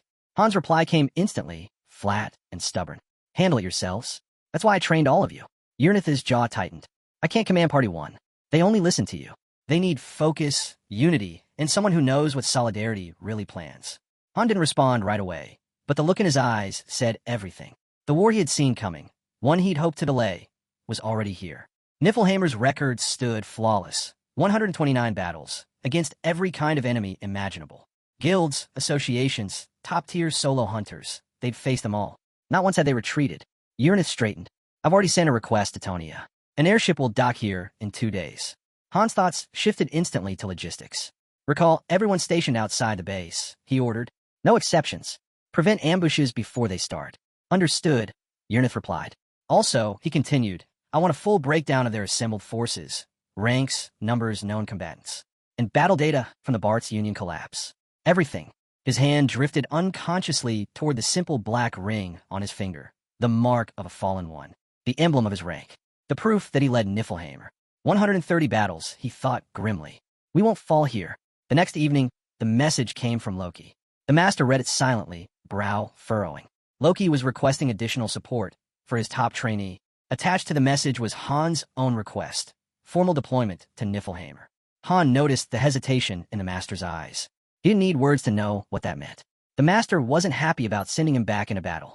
Later that night, Han gathered his team. I'll be gone for a week, he told Jenna. Niflheimer needs me. Jenna nodded, though her expression fell slightly. Be careful. Velkist crossed his arms. Who am I supposed to spar with while you're gone? He grumbled. Then, after a pause, is Niflheimer a good place? Jenna perked up immediately. Of course it is. There's so much to learn there. I wish I could go too. Han smirked faintly. You'll have your turn. Take care of yourself. Things will get busier once I'm back. I'm already busy, Jenna said, half smiling. I'm training hard too. A low rumble shook the air outside. They all turned toward the sound. The windows flashed with blue light as shadows passed overhead. The airship had arrived. Han inspected the airship's deck, the faint hum of engines echoing through the hangar. Lady was already there, checking through repair logs and mechanical readings. How's it coming? Han asked. Almost done, Lady replied, brushing grease from her hands. A few more adjustments and she'll be flight ready. I could use a couple more hands for the crew, though. Han nodded. Approved. Anyone specific in mind? Not yet, Lady said. Cadio's busy teaching the twins in the magic hall. I'll find others. Good, Han replied. You want to test the airship, right? Lady grinned. Yeah, there's a ruin not far from here. Good place for a proper trial run.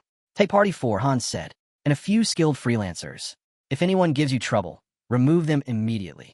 Lady gave a short salute. Understood. Before he could leave, a familiar voice called out. Han, you're not leaving forever, are you? Isel ran up the ramp, eyes wide with panic. Han smiled faintly. No, I'll be back soon. Just business with Niflheimer.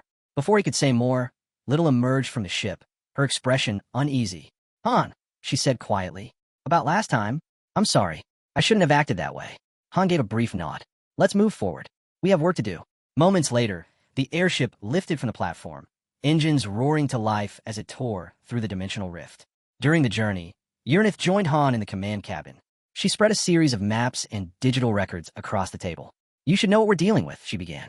The Solidarity Association, their numbers, their fleet, their known heroes. They have over 200 operational airships, Urnith explained. Mid-tier strength, but overwhelming in coordination. Their vice master, he's the problem. Han looked up. Go on. He infiltrated the Bart's Union on his own. Killed every leader, every guard. No resistance. One man ended the entire faction. 7-star. Han guessed. Confirmed, Urnith said grimly. He's that strong. Han leaned back, unfazed. People said the same about Ceres. Didn't stop me then. Urnith frowned. Don't underestimate him. Han's answer was calm, but certain. I don't underestimate anyone. But I don't lose either. The words had barely left his mouth when the ship jolted violently. Alarms blared through the corridor. What now? Lady shouted from below deck. Han rushed to the window. Outside, streaks of light filled the sky. Enemy fire. We're under attack, Han said sharply. An enemy airship was closing in fast, its crew shouting through loudspeakers. Anyone flying the black goat symbol will die. Little's face went pale. We don't have any weapons. The ship shook again as enemy blasts shattered the outer barrier. A crash echoed through the hull. They've boarded. Lady's voice came through the comm. Within seconds, armed fighters stormed the deck. One of them sneered when he saw only Han and Little waiting. 2 of you? This'll be easy. Han's eyes narrowed. You sure about that? Little whispered quickly. Han, let me hold them off. Can you boost me? He interrupted. Yes, I can. Before she could cast the spell, one of the attackers laughed. I'm level 50. I'll take your arms and legs before you die. Han didn't reply. He simply moved. A flash of silver, and a man's head hit the floor before he even finished speaking. The others froze in disbelief. Han's aura surged, his body glowing faintly with that familiar, dangerous light. Big seed state. Now Little Han ordered. Little's chant rose over the noise, weaving threads of power through the air. Her strengthening spell wrapped around Han like a living current. He turned just as another fighter charged. She was faster, sharper, stronger than the rest. Her blade met his in a burst of sparks. You think beating one level 50 makes you invincible? She snarled. Han parried smoothly, eyes focused. You talk too much. She attacked again, faster this time. But when her sword met his, the sheer force of the impact sent her reeling. She stared, stunned. He's not level 50. He's level 70? Lightning crackled outside, lighting the sky in brief flashes. Little's voice trembled. Han, I'll try to buy time. Not needed, Han said flatly. The enemy roared, charging forward. We'll send your heads to Niflheimer as a gift. But before they could reach him, a deafening crack split the air. A bolt of lightning slammed through the hull, hitting the deck, and then another, and another. The entire enemy squad convulsed, screams drowned by the roar of the storm. In seconds, every attacker was gone, struck down by the very sky itself. The storm faded as suddenly as it began. leaving behind silence and the faint smell of ozone. Little stared in disbelief. Was that you? Han looked out the shattered window, watching the lightning dance across the horizon. No, he said quietly. That wasn't me. All around them, the fallen enemies lay motionless. The air crackled faintly, the scent of ozone lingering after the storm. Little stared in awe, eyes wide. That lightning, she whispered, from the fading light. A figure stood up among the smoke and debris. A young woman, calm, poised, and wearing Niflheimer's insignia. Sorry I'm late, she called cheerfully. Yurni gave me the wrong directions again. Han's eyes narrowed slightly. You're? The girl bowed gracefully, a bright smile lighting her face. I am Nihaku Gastfiel, ranked 5th in Niflheimer, she said proudly. Greetings, master. Han blinked, momentarily speechless. Then, to everyone's surprise, Nihaku's expression crumpled. Her lips quivered, and tears welled up. I thought you were leaving for good, she cried, her voice breaking. I thought you hated me. Han sighed quietly. Actually, seeing you makes me feel kinda nice. That only made things worse, or better, depending on how you saw it. Nihaku burst into louder sobs, smiling through the tears. Sorry, I didn't mean to talk like that, she stammered, wiping her eyes with her sleeve. Then, straightening, she declared, just wait here. I'll finish off what's left. She raised one hand, her expression shifting from flustered to fierce. Lightning surged overhead. The surviving enemy soldiers panicked instantly, scrambling to escape. Zayap! A colossal bolt of lightning slammed down, vaporizing them where they stood, reduced to ash in an instant. But Nihaku wasn't finished. Her eyes glowed bright blue as she turned her palm toward the enemy airship. The mages on board frantically strengthened their defensive barrier, layers of energy rippling around the hull. It didn't matter. Nihaku's next bolt tore straight through every layer, detonating the airship into 1,000 pieces. The explosion lit up the entire sky. In one strike, she had annihilated 25 enemy heroes and 3 mages. Little could barely contain herself. Nihaku, you're incredible. A real hero. Han, expression flat, rubbed his temples. I'm going back to sleep. Wake me when we reach Niflheimer. He walked off, ignoring the stunned silence. Nihaku just grinned and skipped over to Little, humming to herself. Flashback. When Han had first summoned Nihaku, he hadn't thought much of her. She seemed clumsy, unremarkable. He had almost merged her with other heroes during a synthesis session. If he hadn't discovered her true power in time, Nihaku would have been gone. Now, that same useless hero followed him faithfully, her power unmatched and her loyalty absolute. They reached their destination hours later. When Han went to his quarters, he found Nihaku already there, curled up on the floor, fast asleep. He just shook his head and stepped outside. From the deck, he saw it. A colossal ship looming ahead, sleek, dark, and powerful. The Brynhildr, Niflheimer's flagship. Their smaller airship drifted into the massive docking bay of the Brynhildr. As the ramp lowered, Little stepped out first, turning to Han. Good luck, master. We'll be waiting. Then she saluted and walked off with the crew. A familiar voice greeted him at the entrance. Welcome back, master. Uranus stood there, composed as ever. Han nodded once. It's been a while.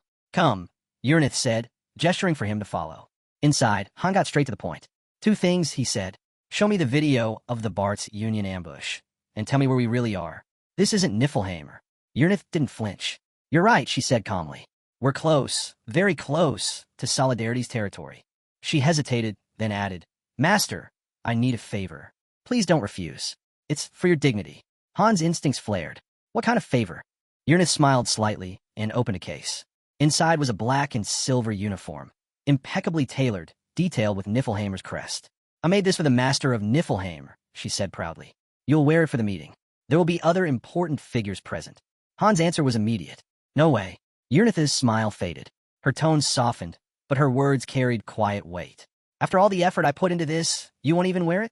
She asked, her voice tinged with disappointment. You don't appreciate my work? Han sighed, rubbing the bridge of his nose.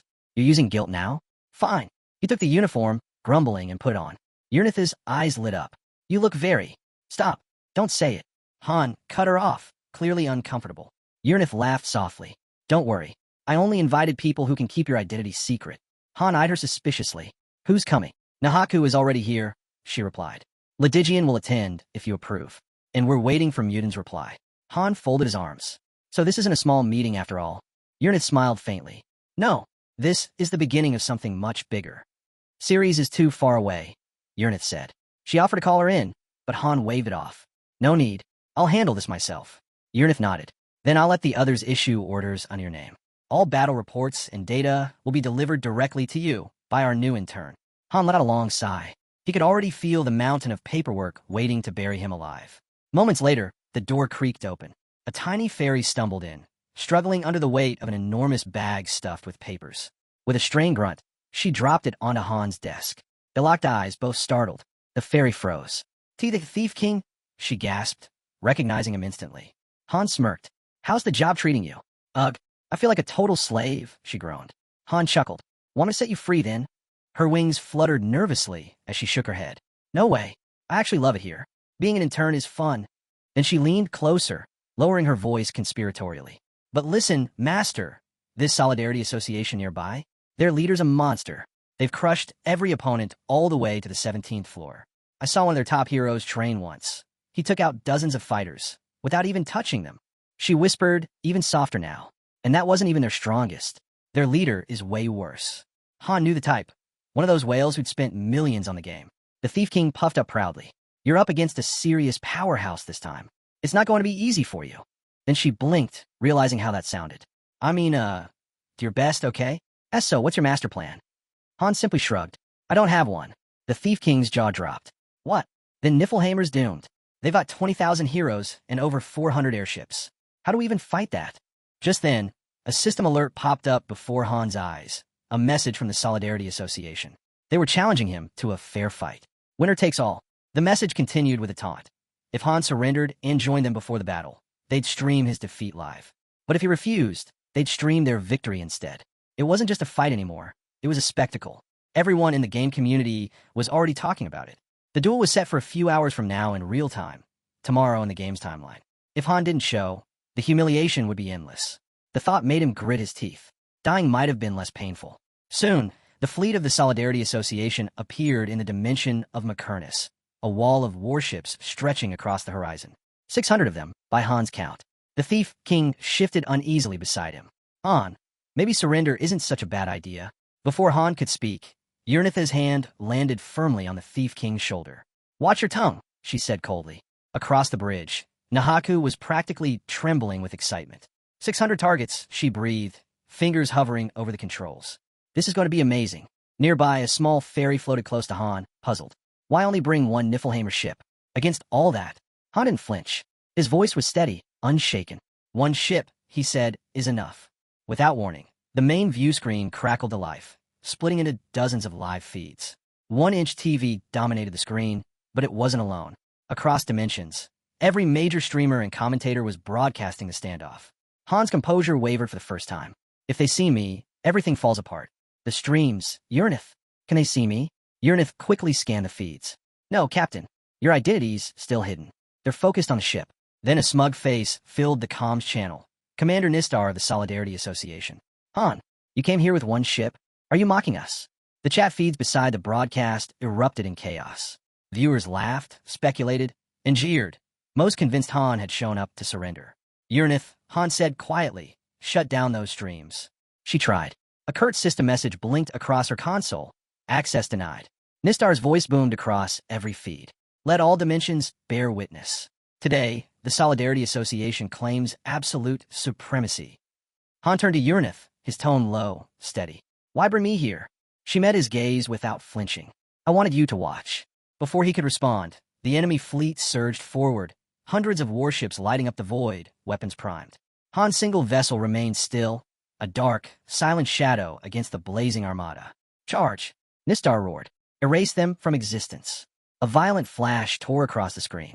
When the glare faded, a lone figure stood on Han's ship's hull, Lydigian. Calm, unmoving. In an instant, 3 others appeared beside him. Han's core unit, Party 1. Before anyone could react, they vanished, then reappeared directly on the Solidarity Association's flagship bridge. Nistar stumbled back in disbelief. Teleportation? Across kilometers? Impossible. The air crackled as his elite guard, the Association's strongest heroes, closed in, surrounding Han and his team. Nistar sneered. "You're finished. Kill them all." A commanding voice cut through the chaos. Silence. A tall swordsman stepped forward, his presence alone enough to make the guards hesitate. "They're mine." His eyes locked on Han. "I am Kshatra, the 100 Sword King. Your demon blade fascinates me. But today, your reign ends." I've never known defeat. Shutra lunged, his blade a streak of light aimed straight for Han's heart. But before the strike landed, Lydigian moved. A flash, too fast to follow. In the blink of an eye, Shutra's sword was no longer in his hands. It was in Lydigian's. The bridge fell silent. With one fluid swing, Lydigian unleashed a wave of energy that tore through the elite guard. They fell in unison, lifeless before their bodies hit the floor. Shutra stood frozen, staring at his empty hand, the reality sinking in. Across every live stream, chat windows erupted in chaos. Shock, awe, disbelief flooding the feeds. Lydigian turned to Han and bowed slightly. Master, give the order. Han's voice was calm. Win. In a single motion, his squad moved, precision, purpose, destruction. As Uranith closed her eyes, her mind reached outward, brushing against the vast network of enemy ships. Her psychic power surged like a storm. One by one, the Solidarity Association's vessels froze in place. Then turned, their command codes rewritten, their allegiance shifting. Every ship now awaited orders from one man. Han. Her voice cut through the comms like thunder. All ships fire. At once, the enemy armada turned on itself. Turrets twisted, cannons charged, and in an instant, the sky lit up with chaos. Beams of pure energy tore across the fleet, ripping through their own ranks instead of Han's lone vessel. Massive warships exploded one after another, shattering into fragments of burning metal. From the flagship, Nistar's panic screams echoed across every channel. Master, it's not me. I've lost control. But his voice was drowned out by the roaring inferno. The dimension itself seemed to tremble as the Solidarity Association annihilated its own fleet. When the last explosion faded, Uranith's lips curved slightly, just enough to show satisfaction. Inside the command chamber, Han Islet sat before a colossal display screen, cables running from the terminal across the room. Beside him were Uranith and Nahaku, watching intently as the screen filled with real-time footage of battle.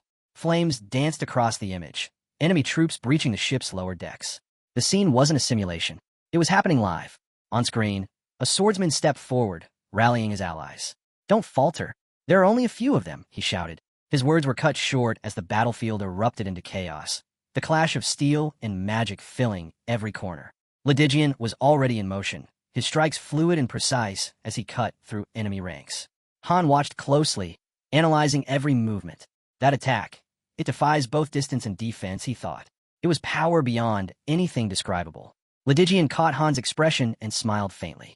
You honor me too much, master. Across the room, Nahaka let out an unimpressed huff. Her eyes gleamed as she stood, summoning energy. Then let's make this interesting. Nahaku gasped fell, entering the field. In a flash, her body ignited, transforming into a sphere of blazing fire. She shot forward like a meteor, crashing into the enemy lines. Uranith and Lydigian closed their eyes, channeling their magical sight to view the combat through pure energy perception. Moments later, Lydigian spoke softly. Master, I'll share my vision with you. You should see what I see. Han nodded. The battlefield sharpened in perfect clarity before him. Nahaku moved like lightning, her blade cutting arcs of flame and light as sparks of hyper-Pika energy surged around her. The air itself crackled from her strikes. Amid the chaos, a small intern clutched her headset, voice trembling. Master Han, can't we make these battles a little less complicated? This is exhausting. Han didn't look away from the screen. That's why tactics aren't needed, he said calmly. The intern gawked at him. Not needed? We're outnumbered 1,000 to 3, and they've got heroes with 5-star potential. Some even at 6-star rank. Han's voice stayed even. Stars mean nothing. Power doesn't come from levels. Then his eyes narrowed. On the screen, he saw the formation of an immense spell, a pulsing mass of light consuming the battlefield. Armageddon, he muttered. A ritual of 20 mages sacrificing themselves. Before the intern could react, Uranith stood. Then I'll erase it. With a single gesture, her magic surged. The colossal spell shattered like glass, its energy dissolving into the void. Nearby, a captured enemy stared in disbelief. That spell cost 20 lives, and she destroyed it like nothing. Uranith calmly adjusted the display's interface, her focus unbroken. Outside the ship, the war continued to rage, flashes of fire and lightning illuminating the endless sky. Nahaku pressed on with steady precision, her movements fluid amid the chaos. Fireballs burst from her hands, slamming into the advancing waves of enemies. Despite her relentless assault, the status window flickered before her, revealing an undeniable truth. The power gap was too vast. A moment later, the stream abruptly cut off. The same window then appeared before Han, displaying a list of unread messages and 2 glowing prompts. Yes or no. Han leaned back slightly, his voice calm but curious. Those 400 ships that split off from the main fleet, what happened to them? Uranith answered without hesitation. Mutants taking command of the First Fleet. They're handling it. Outside, the battle continued to rage. Soldiers and swordsmen fought with ferocity, their war cries echoing through the halls. Erase them, even if it costs us everything, they shouted. Their blades showed no mercy. The floor ran red. As the chaos deepened, some of the enemy soldiers began dropping their weapons, desperate to surrender. But then, a new system prompt appeared before Han. Logica of Solidarity request to surrender. Accept. Yes/no. Han's response was immediate. Reject all surrenders. Moments later, another message appeared. Kiliad of Solidarity request to surrender. Accept. Yes/no. Reject. Han ordered again. The enemy ranks fell into panic. One soldier cried out, "Even surrender won't save us." Another choked out, "At least spare the innocent ones." But Lydigian carried out his master's command without hesitation. No mercy, he confirmed quietly. The massacre continued. Bodies covered the floor like fallen shadows. Nearby, the intern, still trembling and lost in the confusion, turned to Uranith. Why all this? What's happening? Uranith smiled faintly. You'll have to get used to scenes like this if you don't want to stay an intern forever. This is what victory looks like. The air was thick with smoke and flame. Explosions rippled through the distance as Nahaku's fireballs scorched the battlefield. Han silently observed it all. Tens of millions in resources, he murmured. Lost in minutes. Then his tone hardened. Locate their base. Destroy everything. The order spread instantly. Niflheimer's airships launched into formation, engines blazing, weapons primed. But before they could advance, several dark figures materialized from the smoke ahead. Uranith's eyes narrowed. Master, it's them. Han's gaze sharpened. So they finally decided to show up. With a thunderous crash, a massive glass door shattered, and through it stepped a man with a mocking grin. Urka Daij, he said proudly, torture specialist of the Solidarity Association. He laughed, voice echoing through the chamber. His level appeared on the interface, 99. 2 more figures followed. The first, a towering man with cold eyes. Nord, Uranith whispered. His level was unreadable. The second, a calm woman with silver hair. Shioha Neatra. She introduced herself smoothly. Reconnaissance officer of the Solidarity Association. Level 99. The captured enemy beside Lydigian turned pale. It's them, he whispered, trembling. Han's gaze fixed on him. Who are they? The prisoner swallowed hard. They're the leader's direct subordinates. His personal heroes. You don't understand? Master, they're not like the others. They're monsters. Han's expression remained unreadable. He turned slightly toward the trembling prisoner. Why are you speaking as if we're allies? He asked coldly. You seem to forget. You're still the enemy. Before the prisoner could respond, Shioha's voice cut through the silence. You betrayed him, she accused, her eyes narrowing on the Solidarity commander. You were trusted by our leader, and this is how you repay him? The commander's face twisted in rage. Lies, he barked. He struck the prisoner with a brutal blow, the sound echoing across the hall. The man crumpled instantly, lifeless. The commander straightened, sneering. That's the fate of an insect who dares speak out of turn. Shioha only laughed. Her smile was sharp, almost playful. Oh, how ruthless, she teased, then turned her gaze toward Han. You're quite handsome, you know. How about we skip the fight and have a little fun instead? Her tone shifted, dripping with arrogance. But really, if you think you've already won, you're delusional. Her grin widened as her voice grew darker. What stands before you now is barely a fraction of the Solidarity Association's true strength. The air seemed to hum with her rising magic. I'm the incarnation of immorality, she declared, spreading her arms wide. A mage who embraced all 7 curses, a witch denied, even death itself. Allow me to bless you with a fate both tragic and beautiful. A sudden crack split the air. Lightning flared. Nahaku's bolt struck Shioha squarely in the chest, hurling her backward. Smoke curled from her form as she collapsed, unmoving. Nahaku tilted her head slightly. Oops, my hand slipped, she said casually. Urka let out a booming laugh. You think that'll kill her? He stopped mid-sentence, glancing toward Shioha's motionless body. Shioha, he called. No answer. Hey, quit joking around. Lydigian's voice was cold. She's dead. Urka's expression twisted into defiance. Impossible. Even when she's torn apart, she comes back. She always comes back. Han's gaze lingered on the still body. That lightning, he said thoughtfully. It carries layers of curses, status effects stacked endlessly. Not surprising, considering Nahaku's experience of fighting cursed monsters across multiple floors. His voice lowered, calm but cutting. It's almost pitiful. Urka's master wastes fortunes chasing outdated power, blind to what true combat has already become. Urnitha's patience snapped. Master, she said sharply, glaring at Urka. There's no point wasting words on trash. And that woman, how dare she flirt with you in the middle of battle? Han gave no reply. The silence was answer enough. Later, Han sat alone in the grand library, papers spread across his desk. His eyes moved slowly over the text before him. This work, he murmured, is challenging in its own way. It had been a long time since he last found himself here. He thought back to his first day, how he'd been dropped into this place without warning and forced to hunt goblins just to survive. By the second day, during training, it became clear that something about him was different. His growth rate was unnatural. He wondered if it had something to do with the seal, that mark still hidden within him. I need to know more, he muttered. By the fifth day, he'd been assigned to Party 3, a team led by a man whose attitude grated on everyone. Han had chosen to ignore him and focus only on progress. By the 14th day, he finally met the one everyone called a leader. The man had introduced himself simply as a farmer. But Han noticed the calluses on his hands, the pale skin, the confidence in his movements, details that didn't fit that story. There was something too polished about him, too deliberate. A night, Han thought, or someone trying to remember how to be one. Later, Han found himself watching the raid on the 15th floor through a replay stone. He wondered quietly if he might one day meet her, the figure who'd appeared only briefly during that battle. If I keep climbing, he thought, I might find what I've been looking for. But even that hope came with one unspoken truth. He'd have to survive long enough to reach her. And somewhere in the back of his mind, he recalled the other man who had been there that day, someone who seemed to know far more than he should. The man stood before him with an air of quiet confidence. We're not from this world, he said. We came here on a mission. Han paused, studying him carefully. A mission? He thought. Then he must have arrived before me. When did you come here? Han asked. The man smiled faintly, his tone unreadable. Earlier than you think. He explained that this place operated under cruel laws. Each person was assigned a mission. Failure meant death. Nothing more, nothing less. Han wondered whether he should tell Her Highness about this. But revealing too much could be dangerous.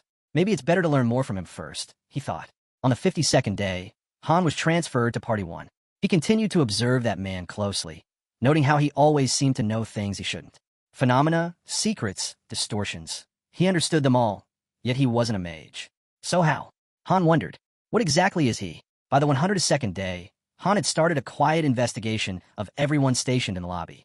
No one stood out. No one, except himself. On the 20th floor, Han encountered a familiar face once more. Haljan's patriarch, Ricardo von Halderath, a being carrying the blood of a half-black dragon. The meeting was brief, charged with unspoken weight. Later, on the 42nd level, Han only caught a glimpse of his face again, less than 3 seconds, while passing through Niflheimer's dimensional zone. Meanwhile, Adis oversaw the lobby operations, tirelessly scouting new recruits for the red parties. That was when Han made a startling discovery. There were other lobbies. Entire groups of people scattered across the tower system, each fighting their own unseen wars. He kept a cautious eye on Adis, too. How does Shriggan still hold his will together? Han wondered, after losing so many on the 20th floor. There had to be something or someone keeping him informed. Maybe Adis was receiving updates directly from him. Still, Han knew that staying idle in the steam plains of the 25th floor would lead nowhere. If he wanted answers, he'd have to keep climbing. The status window appeared before him once more, its letters glowing faintly. Climbing the tower means saving the world. 25 stages conquered. Countless more ahead. When he finally met Her Highness, her expression was calm, distant. What are you doing here? She asked. How have you been? Han hesitated. There was no trace of recognition in her eyes. Does she not remember me? He thought. Or has the past itself changed? Whatever the truth was, he still lacked the pieces to understand it. Later, a man bound in ropes was dragged before him, fury burning in his eyes. You broke your promise of silence, he spat. You said you'd keep it secret after I told you everything. Han's voice remained composed. What you told me wasn't truth, he said. Just assumptions, illusions, stories dressed as facts. The man glared back. You never intended to negotiate. Han turned away. Negotiation only exists between equals, he replied evenly. And you have nothing I need. He glanced over his shoulder one last time. Remember this. Stupidity brings death.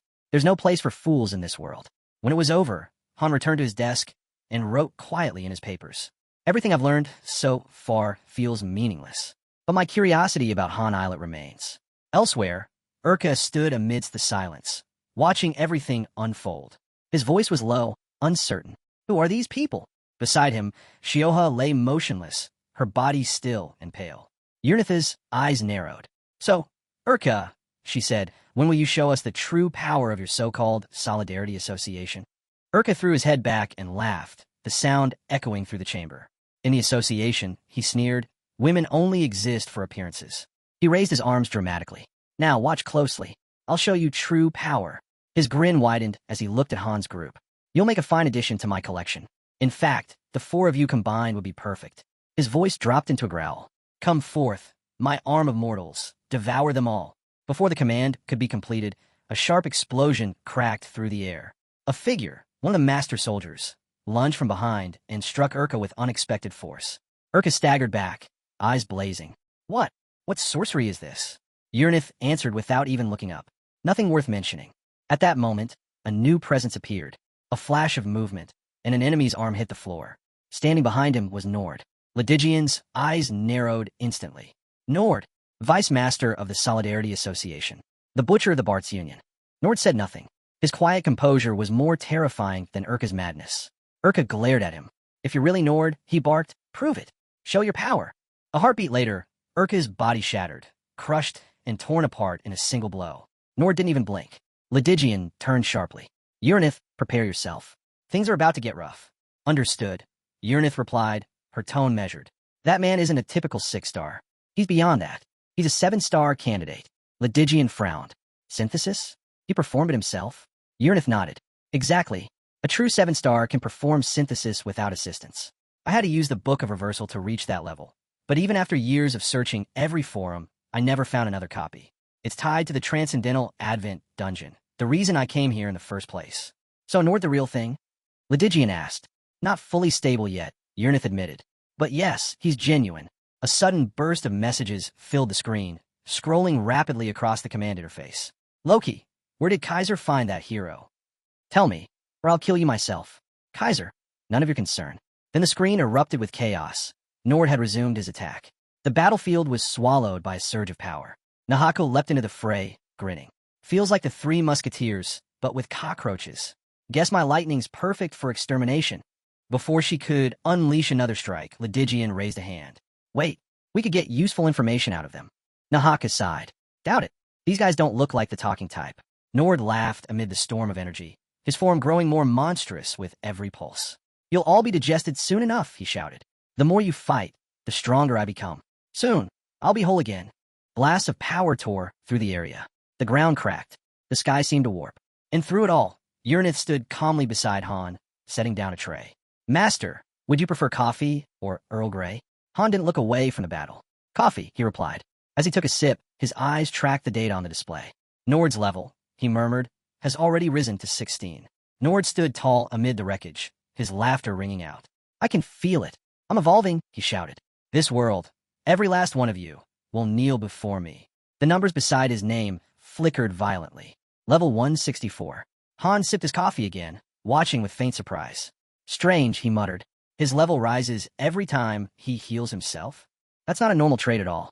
He lowered his cup, eyes narrowing. What exactly are you, Nord? Urnitha's eyes narrowed as she studied the data flashing across the screen. It's not just his level that's rising, she said. His resistance increases with it. Nahako, sitting beside her with a mug in hand, took a sip and instantly grimaced. Ugh, what is this? It tastes like dirty water.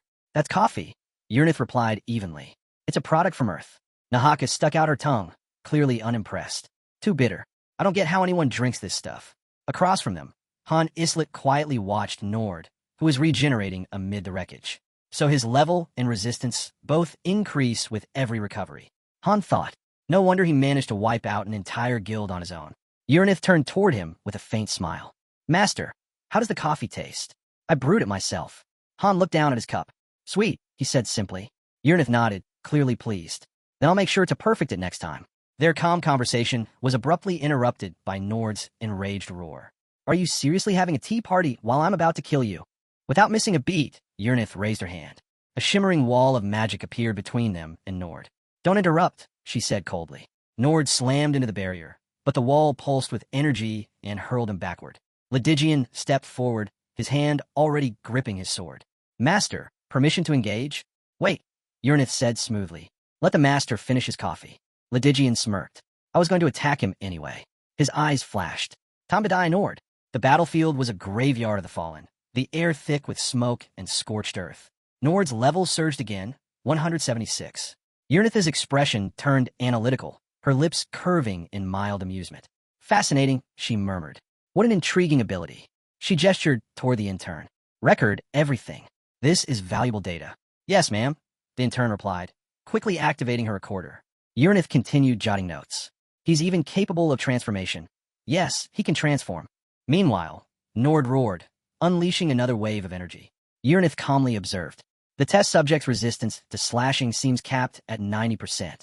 Ledigian parried the attack and sneered. Pathetic. The intern, watching wide-eyed, blurted out, 90%? But he's still cutting through him like nothing. Han ignored the noise around him, sending a message across the network. Last warning. Tell me where you obtain Nord. Silence. No response. So, Han thought, either they can't talk or they won't. Ledigian's sword blazed with light as he unleashed a flurry of strikes. Each blow tore deeper, faster, until the explosions drowned out even Nord's screams. Nord's level spiked once more, 185.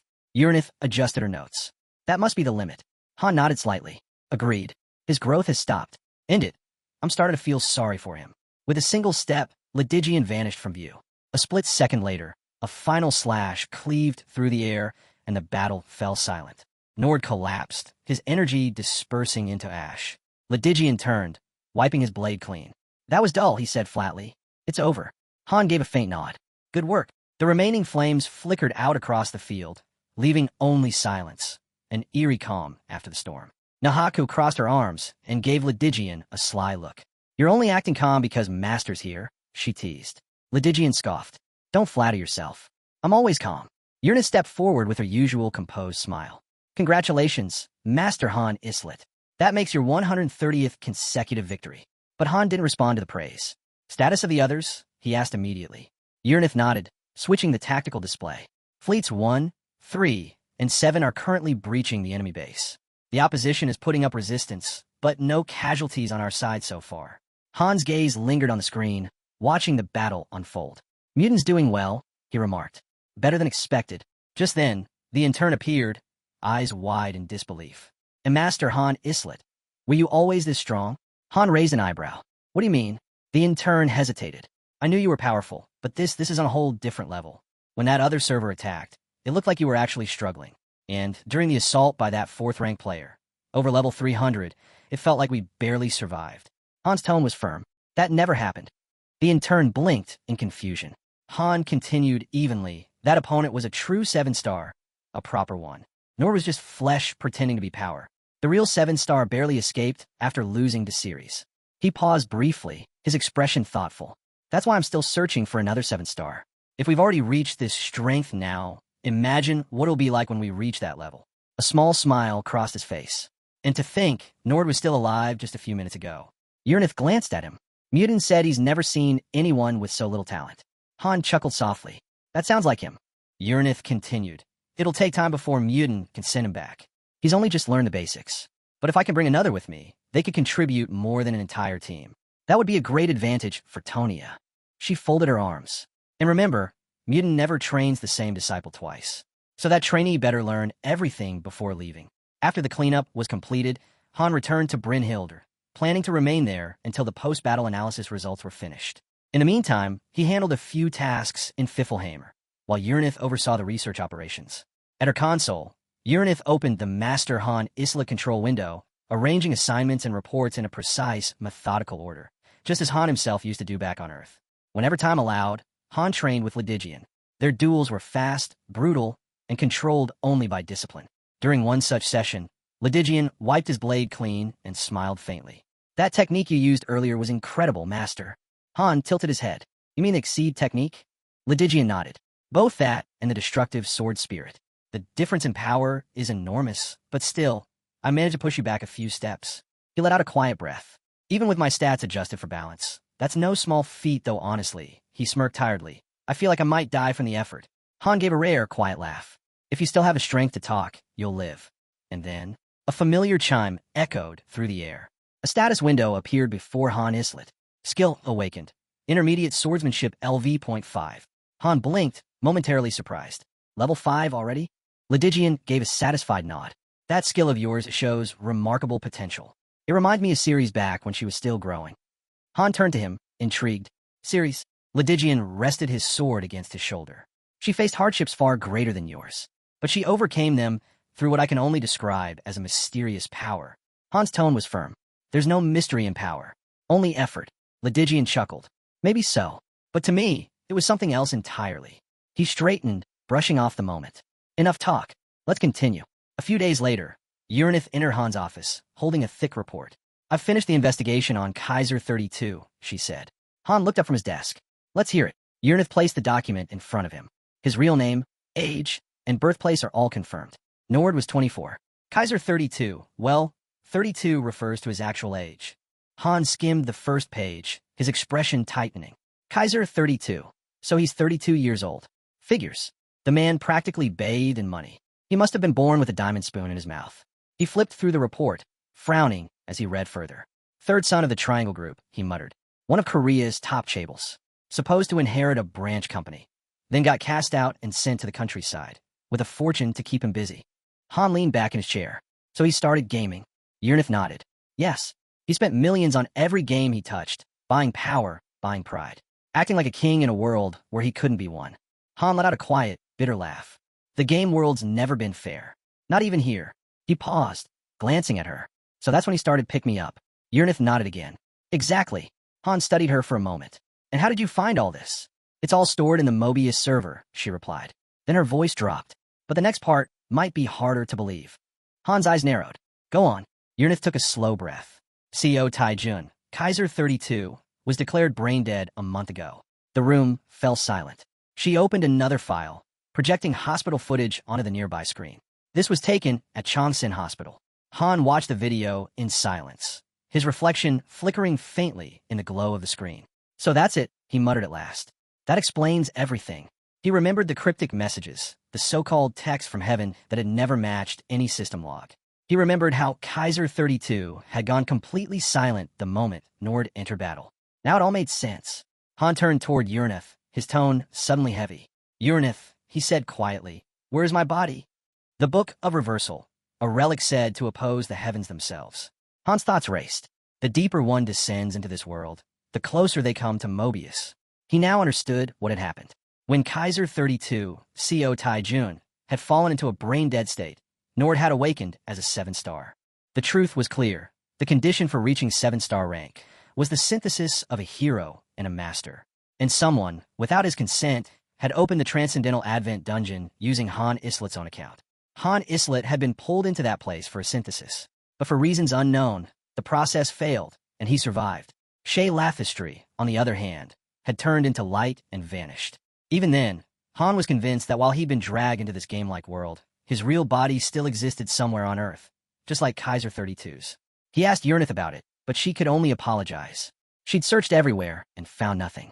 Han simply nodded, saying he believed his body had to be out there somewhere, then asked to be left alone. As silence fell, he began to reflect.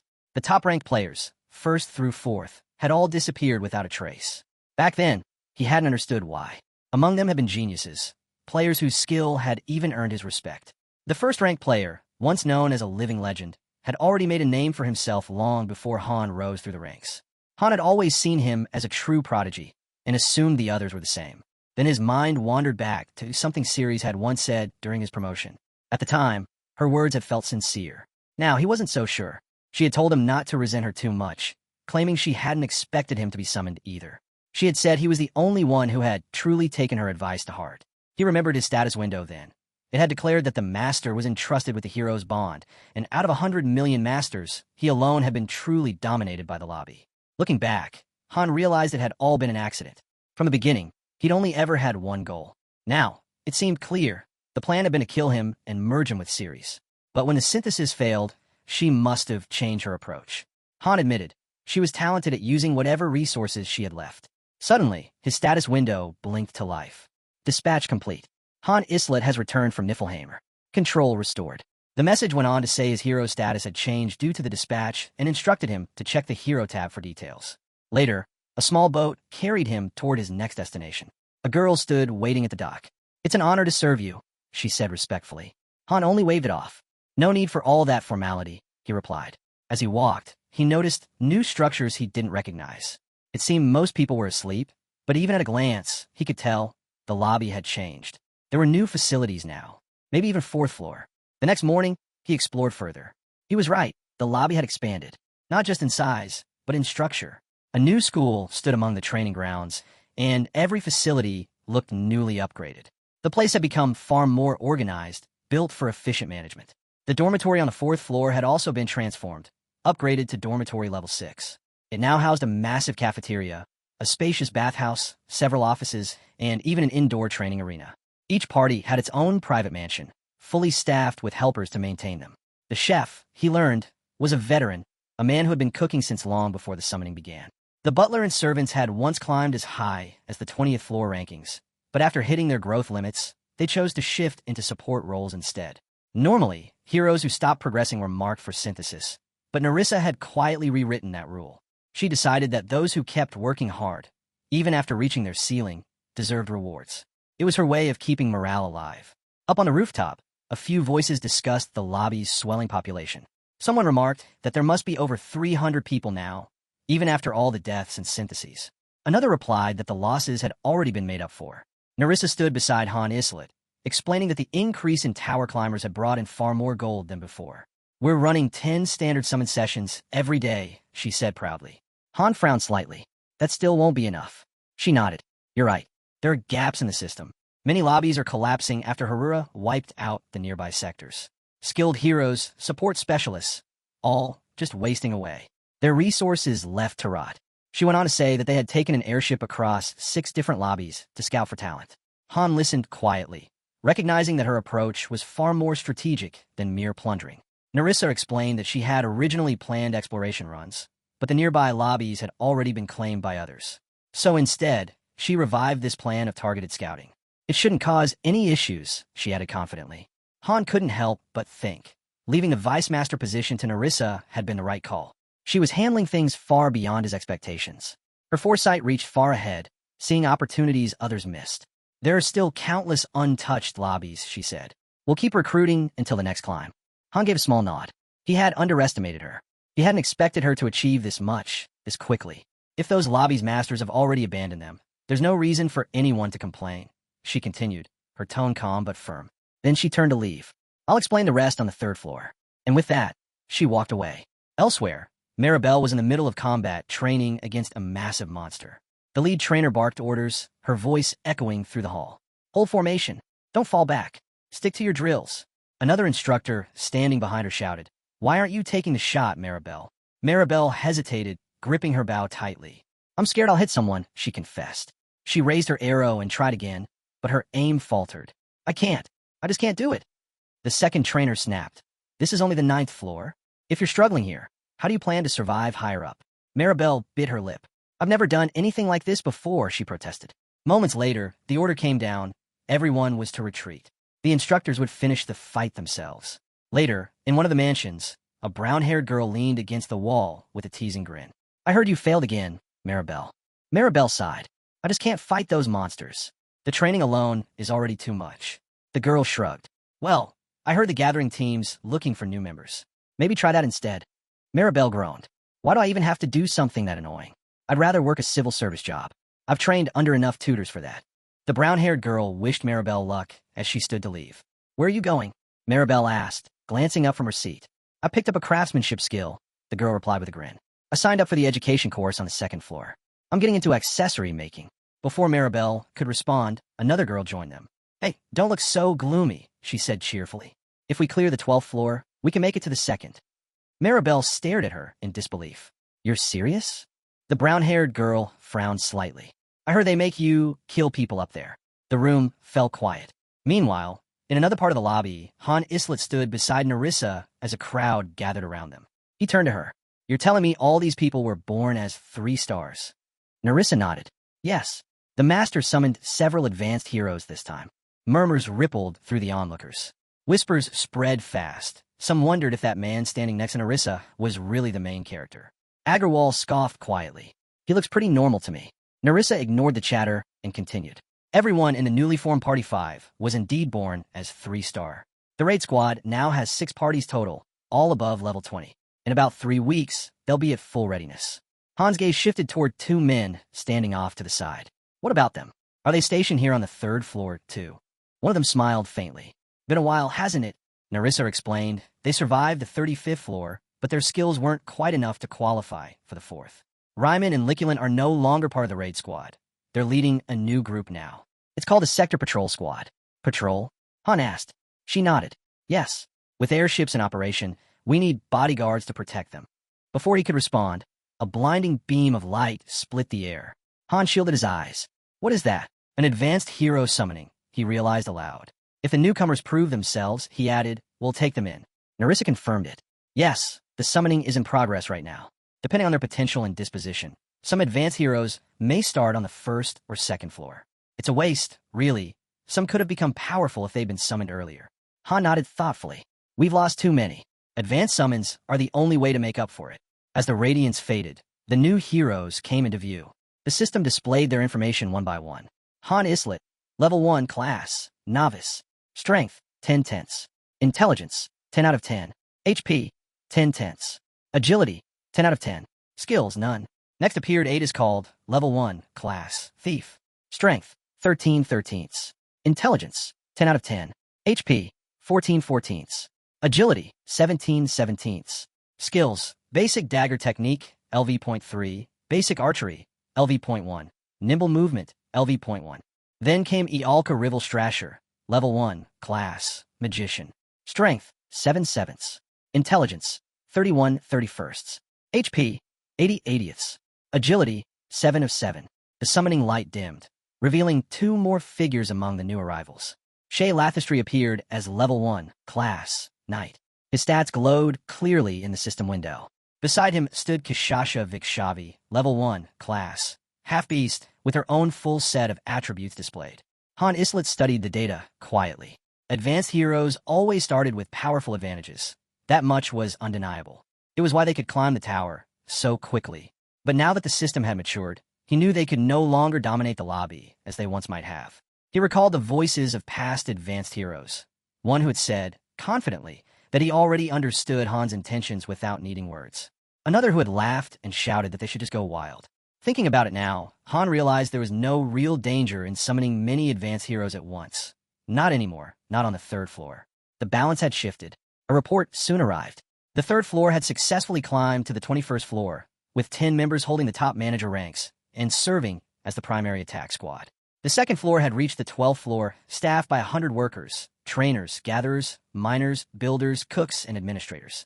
The 4th floor was home to 2 elite parties, 10 people total, supported by specialized workers and 2 chefs who could move freely between levels. Meanwhile, the 1st floor held a large group of 150 trainees. Han reviewed the data and gave a small nod. Even the 2nd floor is pushing hard, he said. Looks like the system's doing exactly what it should, motivating everyone below to climb higher. Narissa stood beside him, her voice calm and sure. It's far more efficient than synthesis, she explained. As long as they keep working, each person can choose their own path. I made sure of that.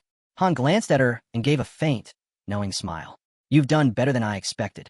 Before she could respond, a sudden commotion erupted nearby. Stop right there. Put that down, someone shouted. Another voice fired back, angry and defiant. Let me go. I demand to speak with whoever's in charge. Narissa frowned. What's going on now? Both she and Han turned toward the noise and walked over. There, they found Maribel, the same girl from before, standing with a boy at her side. The boy was shouting, calling her reckless and foolish. Maribel, ignoring him, straightened her posture and spoke loudly. My name is Maribel Strauss. How dare you treat the daughter of a noble house this way? Han blinked, confused. Noble?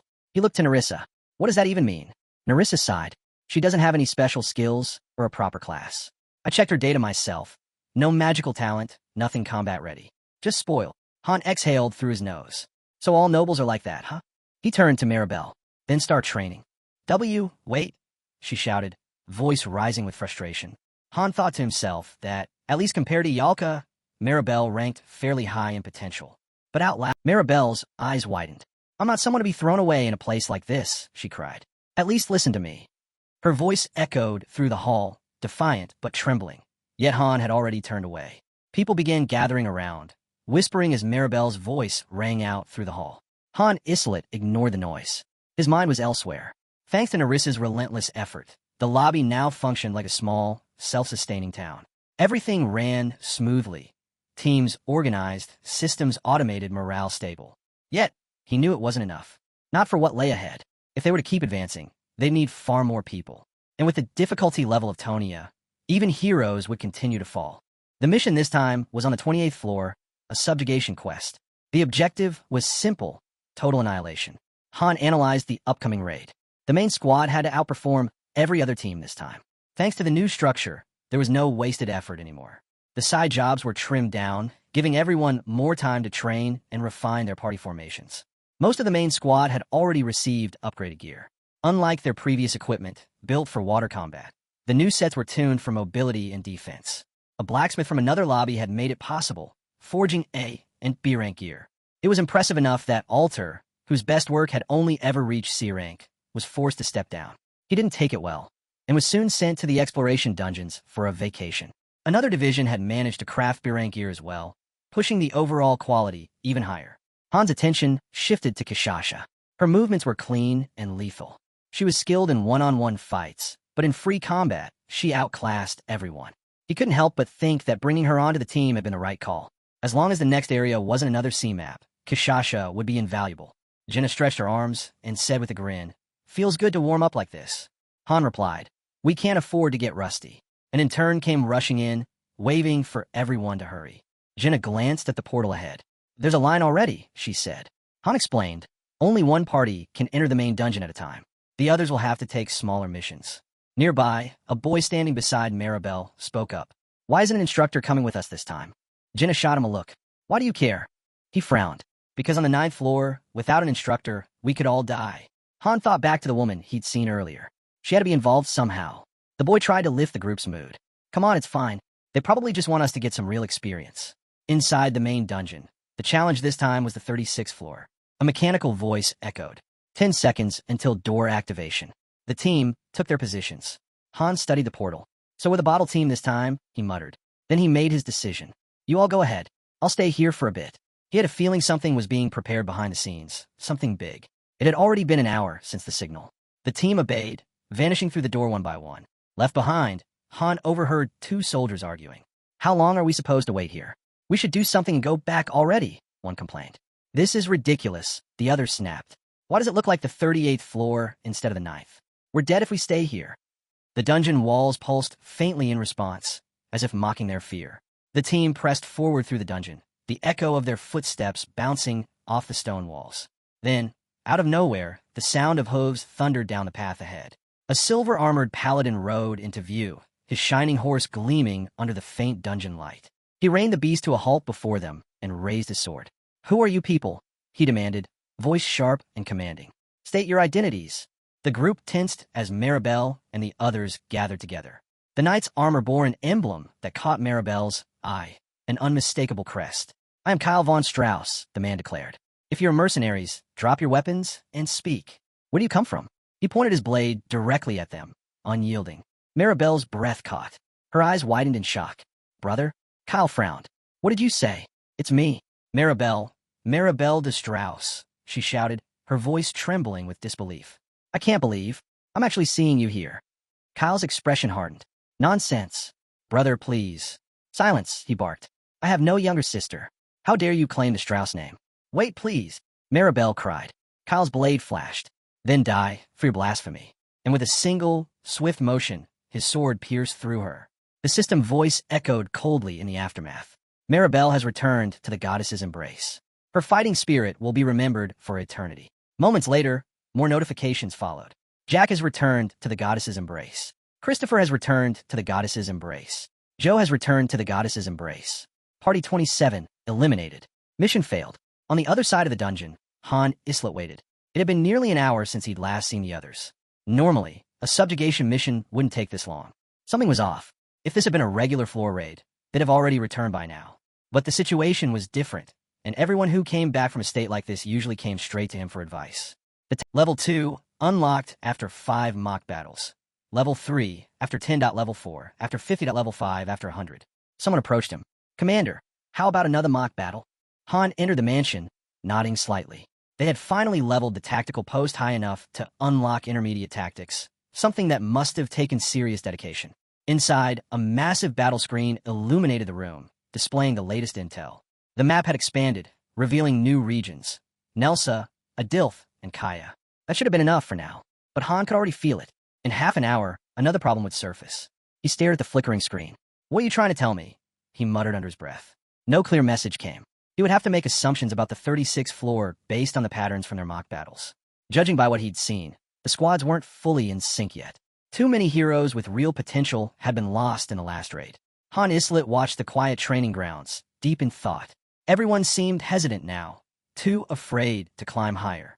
The losses had weighed heavily on them. He clenched his fist. Fear won't keep us alive, he thought. Preparation will. He resolved a plan for every possible scenario, to be ready for anything that came next. Survival depended on it. Meanwhile, in the 6,264th dimension, tension filled the air. Delula and a formation of enemy forces stood opposite the Tonia contingent.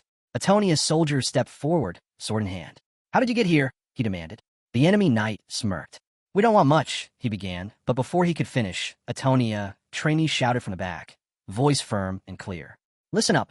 If any of you have talent, whether in combat, crafting, or anything else, come to our lobby. Tonia can offer a better life than whatever you have here. He raised his hand and added, We're not threatening you. We're inviting you. Prove your worth.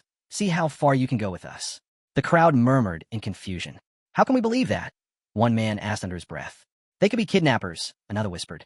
The Tonia soldier turned to them. You'll have to decide for yourselves, he said. Stay where you are, or climb with us. But the enemy knight scoffed. Don't be fooled.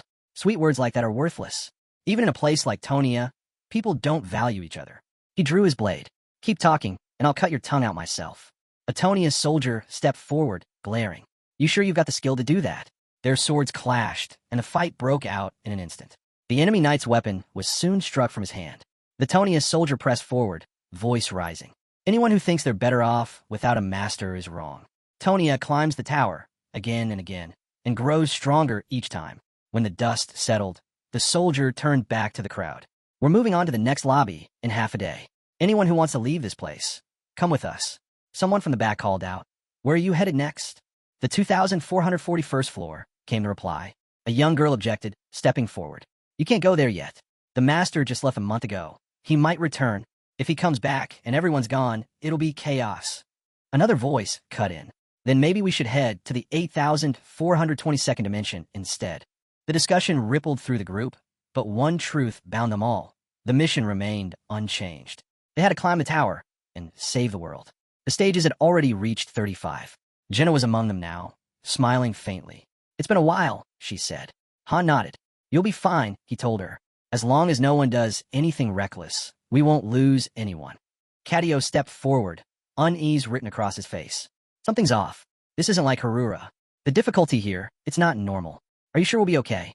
Han met his gaze calmly. Have I ever lied to you? Cadio hesitated. Well, then stop worrying, Han said simply, brushing it off. Never mind all that. Get ready to move. His tone was quiet, but absolute. The order was given. The squad began to prepare for deployment. Jenna grinned as she checked her gear. All right, let's make sure we don't die this time. I'm counting on you, Captain. Han smirked faintly. Don't say that. You're just putting pressure on me. From behind, Kishasha adjusted her gauntlets and said, I trust you too. Han exhaled slowly. Great, he thought. Now that's 2 of them. But despite his dry humor, a small part of him was glad. They still trusted him, after everything. And with that, the team stepped toward the next floor. Han raised an eyebrow, glancing back at his team. I just told you not to trust me, he said flatly. So, if any of you end up dead, don't come blaming me later. Jenna laughed nervously, and Kishasha only smiled. Han sighed. The 30th floor was a desert. The 35th was an ocean. I'm just hoping this one's normal for once, because I have no idea what the 40th is going to look like. He paused for a moment, his gaze drifting. Velka's been off ever since Narissa left, he thought. He's not causing problems, but I've picked up bits and pieces. It's fine. We just have to focus on the mission. Do our job. Keep moving.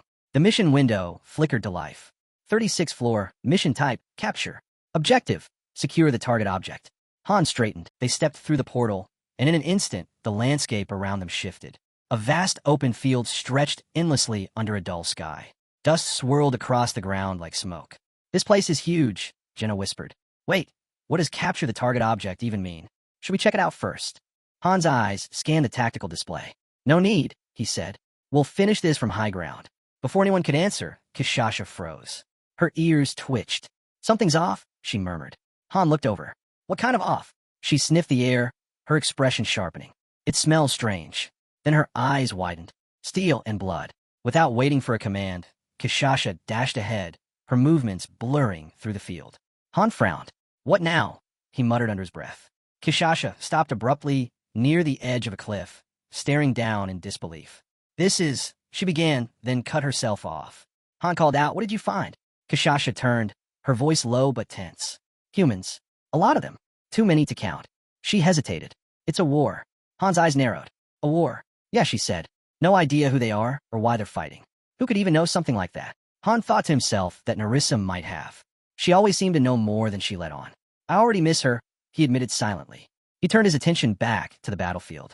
One army outnumbered the other several times over, and their banners carried a familiar emblem, the Order of the Goddess. Cadio approached, frowning. We can't get through. The entire path's blocked by the battle line. Then we'll find another way around, Han replied. We need to see the full picture first. Figure out the exact objective before we move. Jenna winced as she looked across the carnage. This is awful. Kishasha covered her eyes. There's too much magic. It's blinding. That doesn't help, Han muttered. Let's pull back. Somewhere we can actually think. As they withdrew, Han's mind replayed the data on this floor. The 36th floor raid had already claimed multiple squads. A low-level team went in first, wiped out. Then 3 more teams followed, each made up of heroes up to 3-star rank. None had survived. For teams. Gone. He clenched his jaw. For teams might not seem like much now, he thought grimly. But losing that many people on one floor, that's no small thing. The field of war stretched endlessly before them, silent except for the echo of distant blades. And somewhere out there, the next decision waited, one that could decide whether Tonia advanced or fell next. From the data he'd gathered during the mock battles, Han pieced together what had happened. The first, low-level team had done absolutely nothing. They'd been wiped out by enemy patrols before even making a move. The following squads had tried to complete their objectives, but they'd been surrounded and slaughtered before making progress. Han concluded that this floor's mission was less about direct combat and more about stealth, to move unseen and avoid detection by enemy forces. Something, or someone, must have placed his team here deliberately. The pattern was too specific. They'd clearly learned something from the 4 failed teams before them. If they actually cared about their people, he thought, they wouldn't just throw them into another blind fight. Crouching low, Han crept up a ridge and peered over the edge. Below, he counted 87 Order soldiers, all around level 21. 5 knights, each level 23, and 1 Order mage, level 25. So that's what we're dealing with, he thought. Out loud, he said quietly, the mission type's capture, but the real goal might be to intervene in the war itself. Velkus stood beside him, scanning the battlefield. There's quite a crowd down there. Yeah, Han replied. Thousands, by the looks of it. You scared? Velkus smirked, eyes glinting. Scared? Hardly. I like this one already. The last few missions were dull. Han nodded slightly. Good. Stick close and move fast. The 2 of them leapt from cover and charged down the slope. Blades clashed instantly. Cries erupted as soldiers shouted orders. Don't panic. Raise your weapons and fight, one officer bellowed. How many are there? 5, another soldier yelled back. Kishasha stormed into the fray, cutting through the line with fluid precision. Hold formation. Stand your ground, someone shouted as the Order soldiers scrambled to regroup. Han moved like a phantom through the chaos. His blade found its mark, cutting down the commanding officer. One of the stunned soldiers turned toward him. Who are you? Mercenaries? Han didn't even look at him. Not your concern. He gestured sharply to his team. Reinforcements could be coming any second. Don't get surrounded. Ialka, burn their back line. Got it. Ialka replied, raising her staff. Flames tore across the field, lighting up the night with searing heat. Don't lose faith. A soldier roared to his comrades. The goddess is with us. The Order troops rallied, shouting as they charged the advancing heroes. Then a new voice rang out, deep, commanding, and familiar. How dare you attack while I was gone? The soldiers parted, and a silver paladin rode forward on a glowing horse. His armor blazed with divine light. I am Kyle von Strauss, the silver paladin who bears the radiance of the goddess, he declared. If you stand against her, You will face my blade. Han froze for a brief second, locking eyes with him. Kyle's expression hardened. So, we finally meet again, he said. I could never forget that face. Do you remember, Han, Islet? The duel on the stairs, the sacred battle of our lives.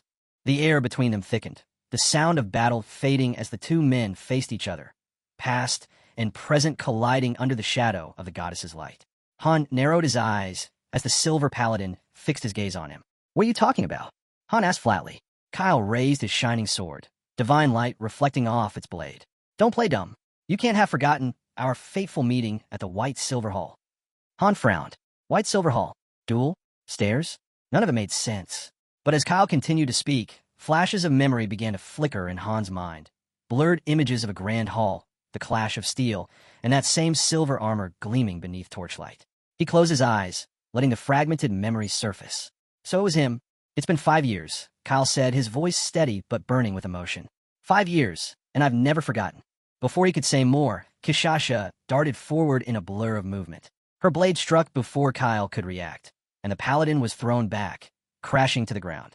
Velkist looked over, raising an eyebrow. You know that guy? Han shook his head. No idea who he is. Velkist scoffed, turning back to the battlefield. What a disappointment. That was dull. These guys are weak. Nothing like the fights we used to have. Jenna crossed her arms. Or maybe we've just gotten stronger, she said with a faint smile. Strong enough to feel more like weapons than people. Then she hesitated. Though, I don't really feel that way. Cadio suddenly called out, waving them over. Hey, take a look at this. The group gathered as Cadio pointed toward a stash by the fallen soldiers. Hundreds of mana potions, neatly packed in crates. Well, she said, someone conquered a lot before we got here. Han stared at the supplies. A realization clicked in his mind. This isn't a raid. The setup, the enemy layout, the potion reserves, it wasn't meant for large-scale assault. This mission had been crafted for mages. He pieced it together quickly. A battlefield scenario. Both sides locked in war. We were dropped on the losing end, meant to turn the tide from below. Han exhaled quietly, gripping his weapon. So that's it, he murmured. A large-scale battle. One where we're supposed to stand at a disadvantage and still win. Han and his party had just completed the raid mission on the 36th floor, successfully capturing the designated supplies. Expecting to be returned soon, Han said that the mission seemed finished and that once they were back, he would need to organize all the information they had gathered.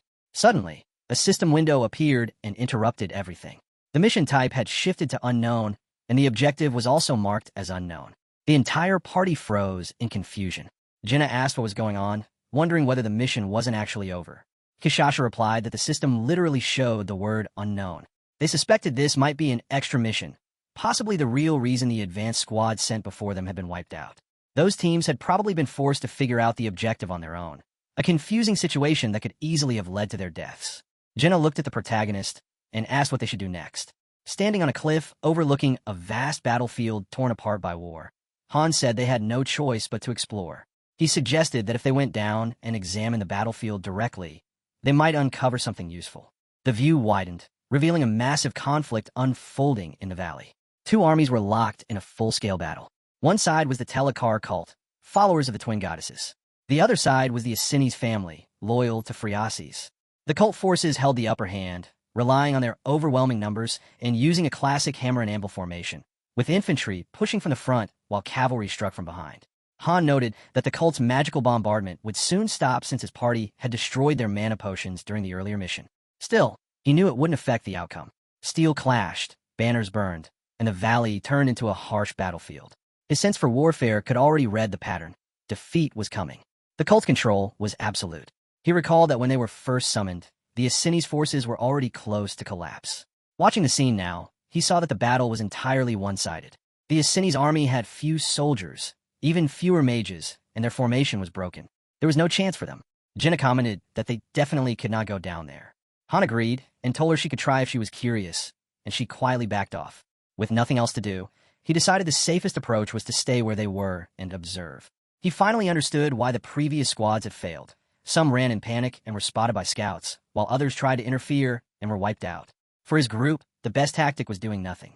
Sometimes surviving required more effort than fighting, especially when the battlefield below made it seem like they should jump in. They stayed and watched, looking for any sign or clue. Jenna grew tired from staring at the conflict, but then her expression changed as she gasped. A faint light began to rise around them. She excitedly suggested that this might be the return signal for the waiting room, saying they had cleared a floor mission without doing anything at all. Relieved, she admitted she thought they were stuck there. Kishasha asked what she meant. Jenna explained that they were being sent back and that it looked like they would return once the battle below ended. Han found that odd. Their side had still lost, yet they were allowed to leave. Something felt off about this mission. Before he could think about it further, Kishasha pointed to the battlefield, saying she sensed a strong human presence there. Han's eyes widened as he recognized the group, Black Knights he had encountered during the escort mission on the 15th floor. He wondered what the mission was trying to show them now. Velkus commented that the Knights looked like they would be interesting opponents and wondered where they had come from, since they hadn't been there earlier. Kishasha called out to Han and pointed toward the woman they had seen before, the one they were supposed to save. The realization hit him, and Han rushed off the cliff without hesitation. The team shouted after him, reminding him that he had said the path was blocked. Han told them to stay where they were. His thoughts churned as he tried to understand the situation. Down on the battlefield, tension thickened as the fighting between the two sides grew even more intense. A woman cried out, pleading for the people around her. Another woman stepped forward, clad in ornate white armor, surrounded by the Black Knights. She demanded that they take her life and spare the others, insisting that she was the one they wanted. She stood firm, refusing to back away. Suddenly, an axe staff slammed through one of the knights beside her. She staggered, struggling through the pain, questioning why everything had become so brutal when her only goal was to protect the people. The leading knight's stance shifted.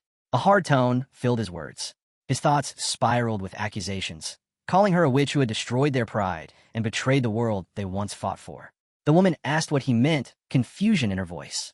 Meanwhile, the main character pushed forward and stopped at the top of the mountain, but no matter what he tried, he couldn't get through the hologram barrier in front of him. Across the battlefield, a familiar voice shouted her name, Freya. The call echoed sharply. Freya turned and saw Han yelling for her, using every ounce of strength to reach her. When she recognized him, a small reaction showed on her face. In that moment, the Black Knight grabbed her tightly. Dark energy wrapped around her, and his claws drove into her body. She looked past him toward Han, focusing only on him until the very end. Then her body went still as blood scattered through the air. High on the cliff, Han stopped completely, his stance turning rigid. Everything fell silent. His figure began to flicker, fading from view. With Freya's death, a system window appeared, displaying stage clear. Han, Jenna, and Kishasha had leveled up. Their listed rewards were 300,000 gold and a low-grade wraith fragment. Moments later, they were teleported back. The party stood in stunned silence. Jenna asked if the princess had really died, but Han didn't answer. He clenched his teeth, trying to steady himself. Then another notification appeared, bright red against the screen. This message showed the true result. Mission result. Failure January 5th. The system announced that the quest would repeat up to the 40th floor. As the truth settled in, Han understood what it meant. They were stuck in a repeating cycle, a difficult trial known for its punishing design. The same mission would continue until they reached the 40th floor. If they failed to clear it before then, the outcome was permanent. That meant there was still a chance to save Friasis. Back inside the building, Kishasha sat at the table eating. She asked if the woman they saw might not actually be dead. Jenna responded that the situation felt unusual. After everything tied to the princess, it would make no sense for things to end like that. She reasoned that time and space didn't really apply inside these missions. Maybe they'd been sent back to a point when she was still alive, giving them another opportunity to change her future. Han said he was sure she would not die that easily. Han then handed Jenna a small ornate pocket watch.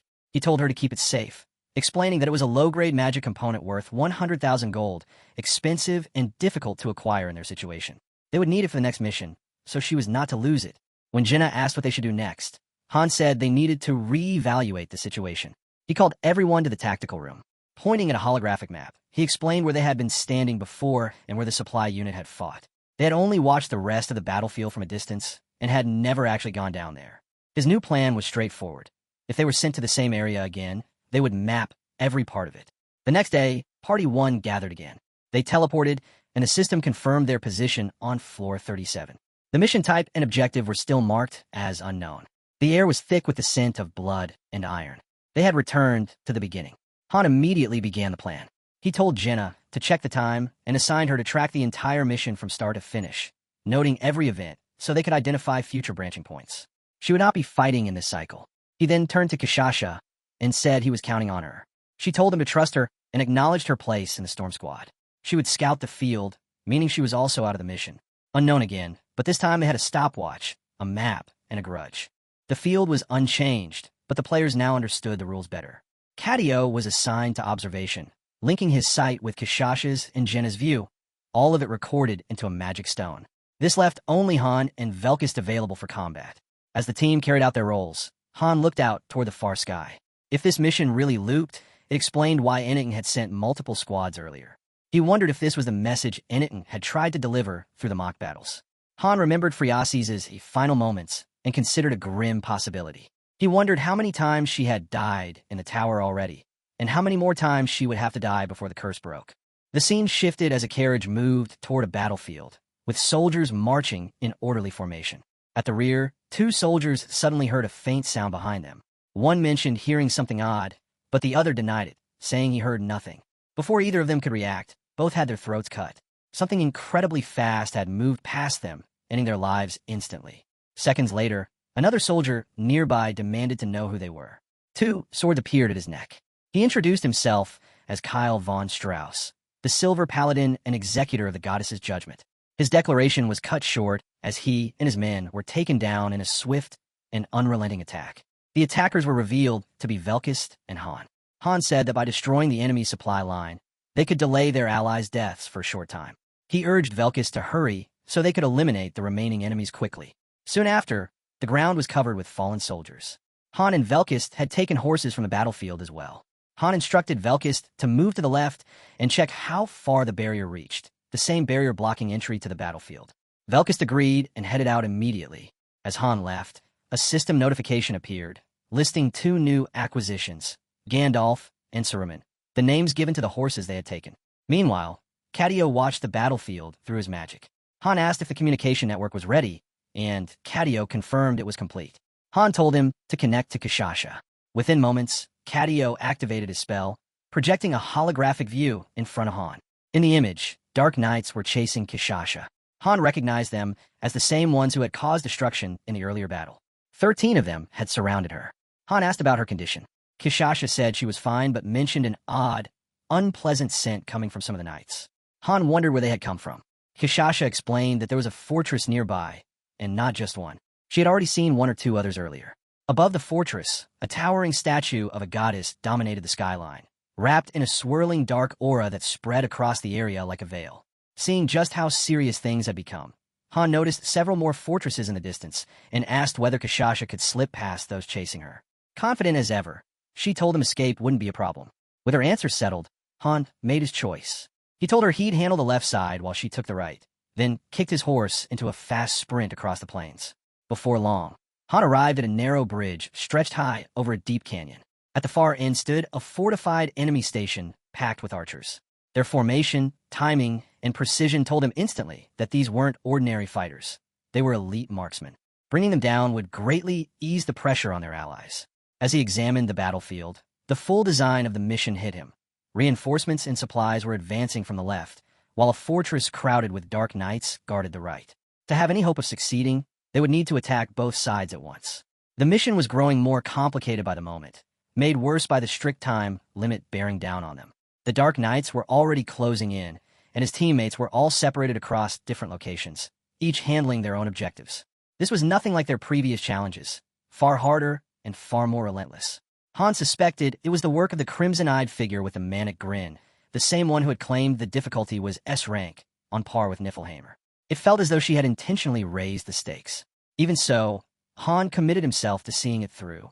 Pushing forward, he charged across the bridge at full speed. His plan was straightforward: clear out every archer ahead, then head north to regroup with Kishasha. But halfway across, sudden movement flashed before him. A wave of glowing arrows raced toward him with perfect accuracy. One struck his horse, another skimmed past his shoulder. The horse toppled off the bridge, falling into the ravine below in an instant. Han managed to jump free, crashing onto the bridge, but surviving. As he regained his footing, his eyes locked on a lone figure waiting ahead. An imposing warrior, clearly the source of the lethal arrows. The warrior raised his bow again, drawing another shot with steady focus. A system alert appeared, announcing a new threat, the demon marksman. Han reached for the arrow embedded in him and pulled it out. In that instant, the watch Han had once given Jenna shimmered into sight, its ticking stopping all at once. A clear signal that she had frozen time. Another system alert appeared, marking the stage as complete. Velkist and Cadio had leveled up, and Kishasha had been chosen as the mission's MVP. Even with the objective met, the outcome felt incomplete. The absence of their fallen allies weighed on him.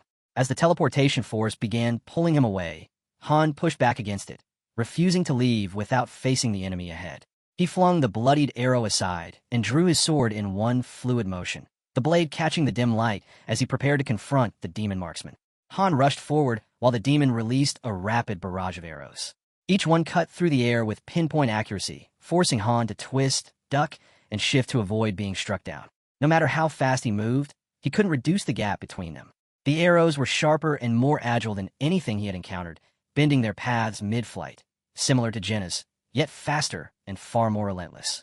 He pushed through the onslaught, knocking away as many arrows as possible, though several still tore through his legs, ripping past armor and skin. Pain surged through him, but he pushed on, refusing to slow even a fraction. He recognized that the Western Patrol's downfall had stemmed entirely from this single unknown enemy. Despite the mounting wounds, Han understood that the only way to win was to reach the marksman directly. It was hard to accept that one foe had forced him into such a corner. Thoughts of the others drove him onward. Because of this demon, the rear archers had joined the fray, their constant volleys leading to the destruction of their allied family. The battlefield had turned chaotic, and in the midst of that chaos, he suspected Freya was among those caught in the crossfire. Even though the system had already confirmed the stage's completion, Han knew that their allies' fates could not be changed. Once the final one fell, the entire team would be teleported away without choice. Amid the noise of the battlefield, Jenna's voice reached him faintly, telling him the fight was over. When he asked about the time, she responded, 183 minutes and 53 seconds, just under 3 hours. Han understood that everything needed to fit within that narrow span. Looking at the demon marksman one final time, he recognized that the battle would have been far simpler had this foe not intervened. His grip tightened as teleportation light wrapped around him. With one last look toward the marksman, he made a silent promise that their paths would cross again before he disappeared from the field. Moments later, they rematerialized in the waiting room as teleportation finished. But before they had a moment to rest, a new system message appeared, announcing the mission result as a failure. Though they had cleared the 37th floor, the final condition, most likely saving Freya, had not been met. As a result, the mission was labeled incomplete, and the system declared that it would keep repeating until they reached the 40th floor. Cadio immediately grabbed his head and groaned, complaining loudly that the missions were getting impossibly hard. Velkis shot back, reminding him that he used to cry about wanting more missions, and now he was whining that they were too difficult. Cadio glared at him and muttered that this level of difficulty made no sense. Back in Harura, nothing had ever been this extreme. He even suspected something was off about the lobby itself. Even the 35th floor had felt unnaturally brutal. After checking all their past runs through the replay stones, he confirmed that every single mission they'd taken was far tougher than normal. Jenna then spoke, her voice steady. She said that even though they had technically cleared the stage, the result didn't satisfy her. Still, she admitted they had learned a lot and made real progress this time. With stronger coordination and a better plan, she believed they could perform much better on their next attempt. Her attention shifted to Han, who was resting a hand on his forehead, worn down from the ordeal. She quietly asked if he was all right. He answered that he was just tired. But deep down, he understood the truth. The real battle was only beginning. 100 more floors awaited them, each one filled with harsher trials, heavier threats, and relentless pressure. Kishasha then asked if they were having a meeting. Velkist, looking drained, said it was far too late for that and suggested they discuss things the next day instead. Han agreed, feeling the suggestion made perfect sense. Taking time to regroup and form a solid strategy before challenging the next floor seemed like the best option. By now, both the 36th and 37th floors had been cleared in terms of objectives, yet each was still counted as a failure because of hidden conditions they hadn't met. The next challenge would be the 38th floor, which would no doubt have its own secret requirements. Han couldn't help but wonder if the system itself was asking whether he could handle the road ahead. The scene shifted to Adis, sitting alone with a drink in hand. Her thoughts drifted to Lilini, the comrade who had died during a past mission. Lilini quietly remarked that many had lost their lives. Adis let out a weary yawn and said it was painful, but if they kept dwelling on the dead, they would never be able to move forward. Lilini turned toward her with a faint expression of disbelief. Adis responded calmly, explaining that it wasn't about forgetting anyone. They just had to remember to be grateful they were still alive. That, she said, was simply how mercenaries survived. The memories pressed heavily against her heart, and as the weight of that sorrow deepened, she emptied her drink in a single swallow. Adis tightened her grip around the glass and made a silent vow. Starting now, no one in her party would die again. Inside the fourth-floor dormitory, Han sat in his room beside a table, planning their next mission. A map floated before him as he explained that they had gathered only limited information so far. There were still large portions left completely unexplored. Pointing to the western side of the map, he noted that the first priority would be cutting off the enemy's supply route. After that, they needed to eliminate the remaining archers to extend their allies' survival time. Only then could they destroy the frontline base. He shifted his attention eastward, where 3 massive fortresses stood, one holding the statue of a goddess. All of them would need to be cleared as well, and all within just 3 hours, while the Dark Knights chased them from behind. Han quietly admitted to himself that if he were still the master, completing these objectives wouldn't be difficult. But as a hero, he was bound by too many limitations. If he had access to the master's full tactical tools, the situation would be far more manageable. Han then called out to Isel and asked what she thought about the level of difficulty they were facing. Isel hesitated before confessing that she didn't even know how to describe it, adding that if Han hadn't been there, their Tonia would have been destroyed long ago. Han acknowledged that difficulty varied from account to account, but he wondered aloud whether it all came down to luck. Isel quickly denied that, explaining that her director once told her there was a specific reason behind everything, though she didn't know what that reason was. Hearing this, Han's expression hardened, and he asked if her director had ever told her who created these missions. Isel fell completely silent, too afraid to answer. His frustration grew as the situation gnawed at his thoughts. Seeing this shift in his mood, Isel became emotional and burst into dramatic tears. She grabbed Han's cheeks and begged him not to abandon them or their town, pleading that he must never go to Niflheim. If he left, they would all die. Already irritated and mentally drained, Han told her he wasn't going anywhere and asked her to stop disturbing him. Then he ordered her to leave the room. Just as he said those words, a notification window suddenly appeared in front of Isel. Trembling, she told Han she had received a message from her director. The name on the screen belonged to none other than Tel.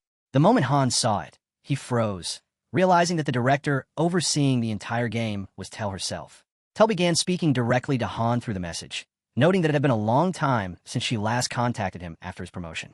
She said they could meet whenever he wished and mentioned that she had expected him to reach out much sooner. After reading her message, Han turned to Isel and asked whether only he could see these messages or if the master could view them too. Isel answered that the master couldn't see them.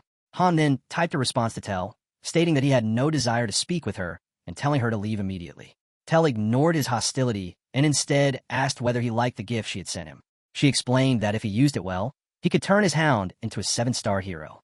Han frowned, trying to remember what gift she meant, wondering if she was referring to Nord. The thought crossed his mind that Tel might have been the one who made him a 7-star hero to begin with. He looked back at Isel and asked if she had revealed everything to Tel. Terrified, Isel denied it. Han quietly reflected that Isel was still one of Tel's subordinates.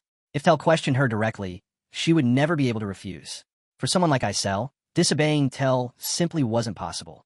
At that moment, the perspective shifted to a building where Tel sat in front of a computer, typing quickly. She admitted she was surprised Han was still alive, assuming he would have died long ago. She said the town and the account had become such a mental burden that she had abandoned them entirely. Confused by her words, Han asked what she meant. Tel replied that his account was completely unbalanced, and she had expected him to message her as soon as he reached the 20th floor. She was genuinely astonished he had made it this far and was still alive. She then asked whether his master had already quit, stating that even if she hadn't, she eventually would, because his account was terrible. No competent master would stick with something so weak. She mocked Han's master further, saying she didn't seem fit to lead or give orders. According to Tel, if a lobby's master was useless, their heroes couldn't advance very far. Han cut her off coldly, typing that she should stop her pointless rambling and get to the point. Tel then made a startling offer. She said she could grant him the position of master. Han found it impossible to believe, but Tel insisted she wasn't trying to trap him with any slave contract. She only intended to set a few conditions, and if he completed them, she would make him the master. She added that if he cleared all 100 floors, she would send him back to Earth. Suddenly, Han remembered Urnitha's words. It would be fine even if the master quit. She had meant that he could take the position himself. Using his fairy and the Bivra sword, he wouldn't need a master at all. The thought stung. To the master, everything was just a game, something to pass the time. But for them, every choice meant survival or death. And if he became the master, the difficulty of their missions would shift entirely. With these thoughts weighing on him, Han turned to Isel and asked whether she believed he should accept Tel's offer and take over as master. Tel had insisted he could climb the tower without needing one. Hearing this, Isel grew tense. She cautiously suggested that decisions like that should be left to the master. Han reminded her that she was the same one who used to complain about how useless the master was. Isel quickly denied it, saying their master had changed recently. She admitted the master could be odd and acted strangely at times, but she didn't think she was a bad person. She pointed out that the master treated Han well, treated everyone well, and had even been putting real effort into the game, spending her own money to support them. Han replied dryly that it seemed more like the master had gotten addicted, which explained all the money being poured in. Isel then said she wanted to show him something. When Han asked what it was, she eagerly explained that she would show what their master usually did on her phone. As she activated her fairy powers, Han was surprised, noting that her abilities seemed to have grown stronger if she could access the master's device. A virtual phone appeared before them. Isel pointed out that the master had viewed a file Han sent 32 times. Then she began displaying some of the notes saved inside the phone. Their master, a young woman, had written that she unexpectedly received a strange file from someone named Loki. Reading it had been difficult, but she managed to finish it. The file was filled with analyses, and from those notes, she could tell Loki was an incredibly sharp thinker. She even wrote that if Loki had poured that intelligence into gaming, he could have become a top-ranked player. Because of that file, she started recording her gameplay and slowly found herself enjoying the experience. Han read that and wondered if people still wrote things like this in their phones anymore. A later entry showed the master writing while traveling by train. She described clearing the 15th floor, recalling how Han had nearly died because Eren got injured. She complained about Eren's uselessness. Yet in another note, she wrote about clearing the 20th floor, where Han had torn off a dragon's neck with his bare hands. She admitted she once thought one-star heroes were worthless, but Han had proved her wrong. She even gave him a statue of a war horse as a reward, and it seemed to please him. She later discovered that Loki was actually a well-known gamer and felt lucky that someone like him had paid attention to her. At first, she had planned on quitting the game, but now she was genuinely enjoying it, even though her mother frequently scolded her for playing too much. As she progressed further, she wrote about clearing the 25th floor thanks to Kishasha, feeling proud of the investment, even if it meant surviving on ramen afterward. Han read through her scattered but earnest words, calling many of them nonsense. She also noted uploading a video of the 30th floor clear, which received many views. She wondered if it was because of her editing or because Han was strong. She kept uploading gameplay videos, hoping to grow like other creators. She wrote about being surprised at how powerful Han had become and guessed it might be due to accidentally merging a 4-star hero into him early on. That mistake, she said, became her biggest stroke of luck. Thanks to Han, her videos were now gaining thousands of views. She also wrote about losing her hero Yalka on the 35th floor and how troubled Han had looked afterward. To encourage him, she gave him the war horse statue again. Even though she knew her heroes were just AI, she couldn't stop feeling attached to them. Her friends called her crazy and said she was addicted, but she didn't care. In her latest entries, she described her heroes as companions she felt close to. Han's expression softened as he read. She added that she never wanted her own mistakes to get Han killed and would work harder from now on. Han admitted that the master did seem to be trying. She had also written about her everyday life. Her boss scolding her for playing at work, bumping into a pole while glued to her phone, and her mother constantly yelling at her for being too absorbed in gaming. At the end, she wrote that no matter what happened, she would never abandon the game or leave her heroes on their own. After reading those lines, Han handed the virtual phone back to Isel, noting that their master still kept losing even at the lowest difficulty during mock battles.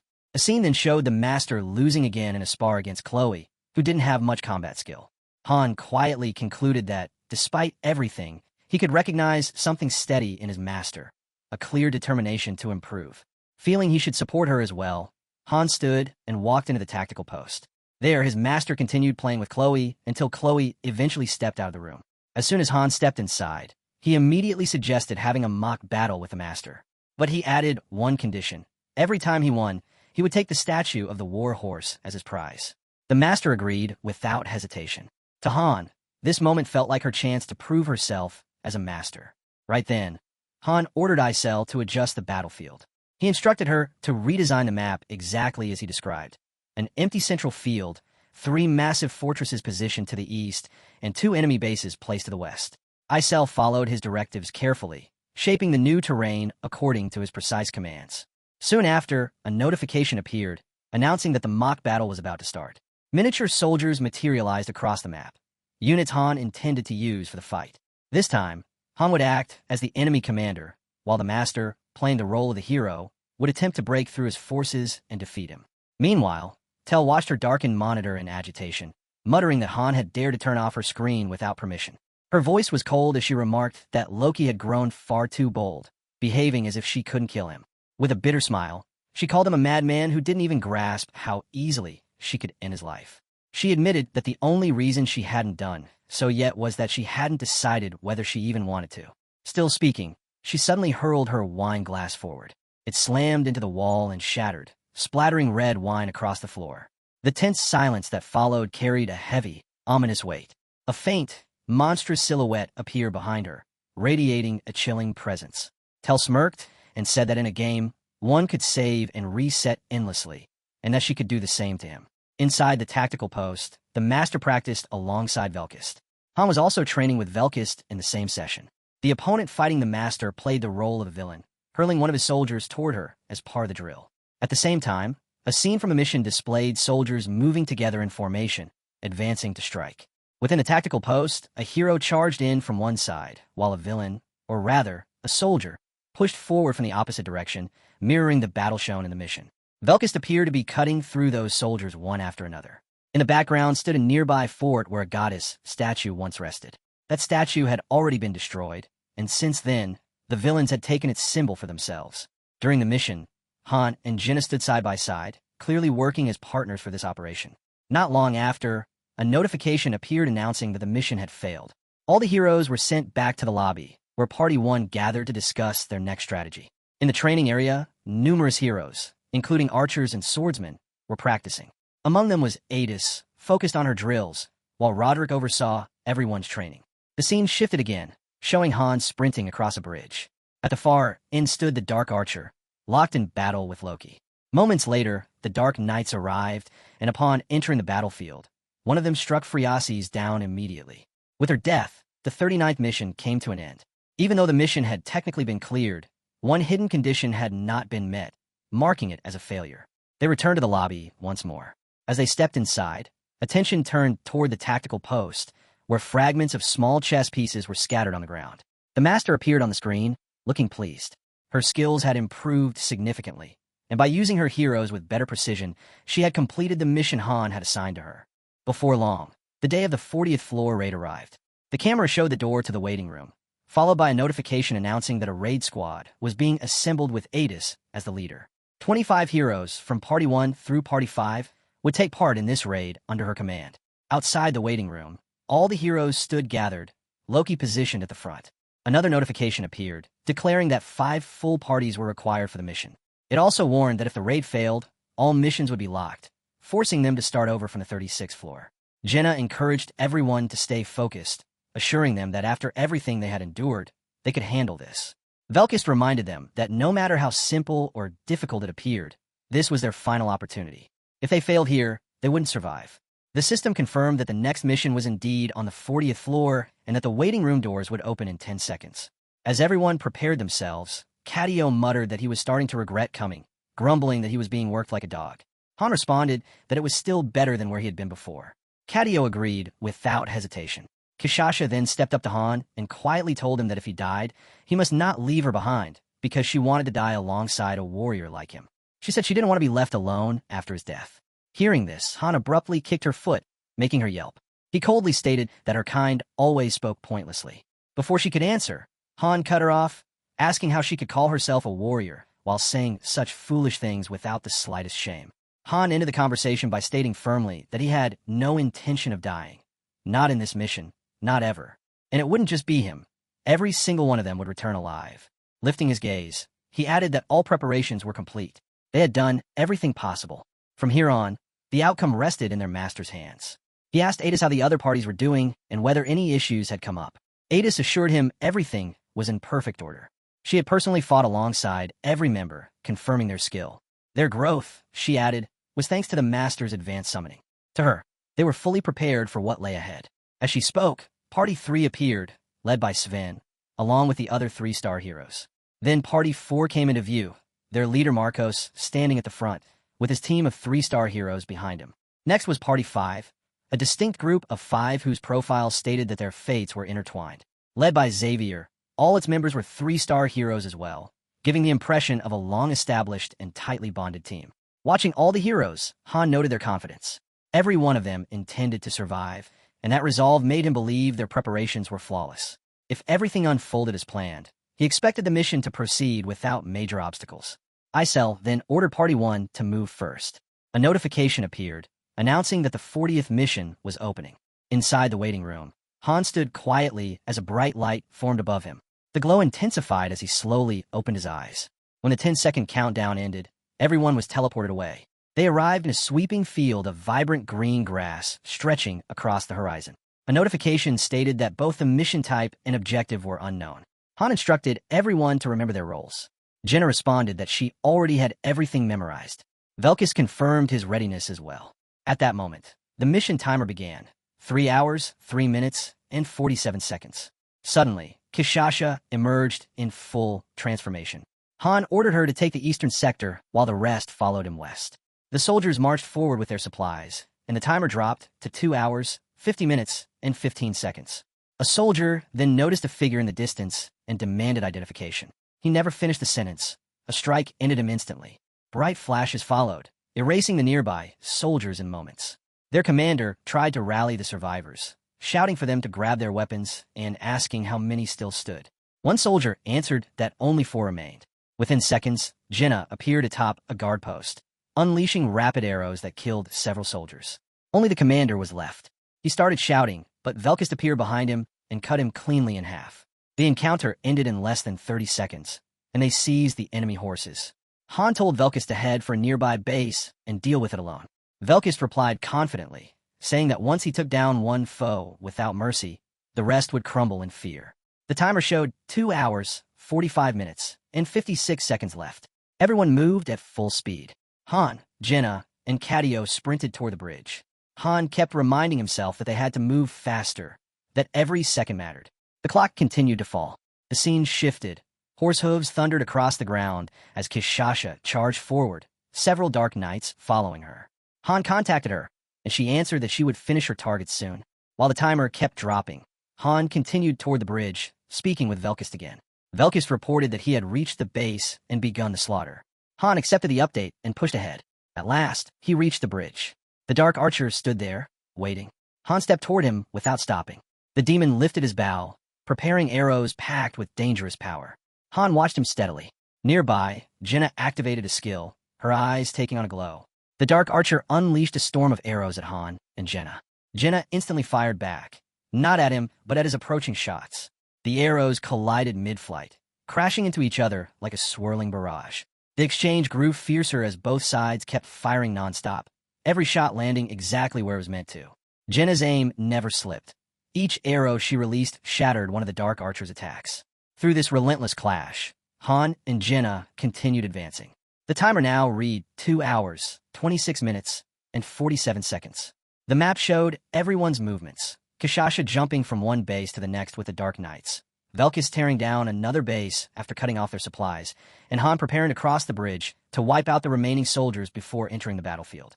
By then, several arrows from the enemy had already reached Han. Judging their speed and precision, Han compared them to Jenna's shots, admitting to himself that hers were far weaker since these arrows had managed to slip through. Their movement was impossible to read. Each shot fired straight, ahead only to curve sideways, then hook back toward him. He couldn't tell when or how they shifted. He realized that their own arrows and magic wouldn't work on this opponent. They needed a different approach. As that thought crossed his mind, Jenna appeared with a special arrow, a strange blue stone tied to the tip. The stone gave off a distinct shine. Jenna steadied her bow, drew back with full force, and released the shot. Jenna's arrow tore through the air at incredible speed, shooting straight toward the enemy. Seeing it coming, the Dark Knight chose not to counter. It was simply too fast. Instead, he let it slip past him, dodging with effortless ease. Right then, Cadio announced he was linking up and triggered his magic. At that exact moment, Han began to teleport, and something unusual happened. Han and the arrow seemed to switch places.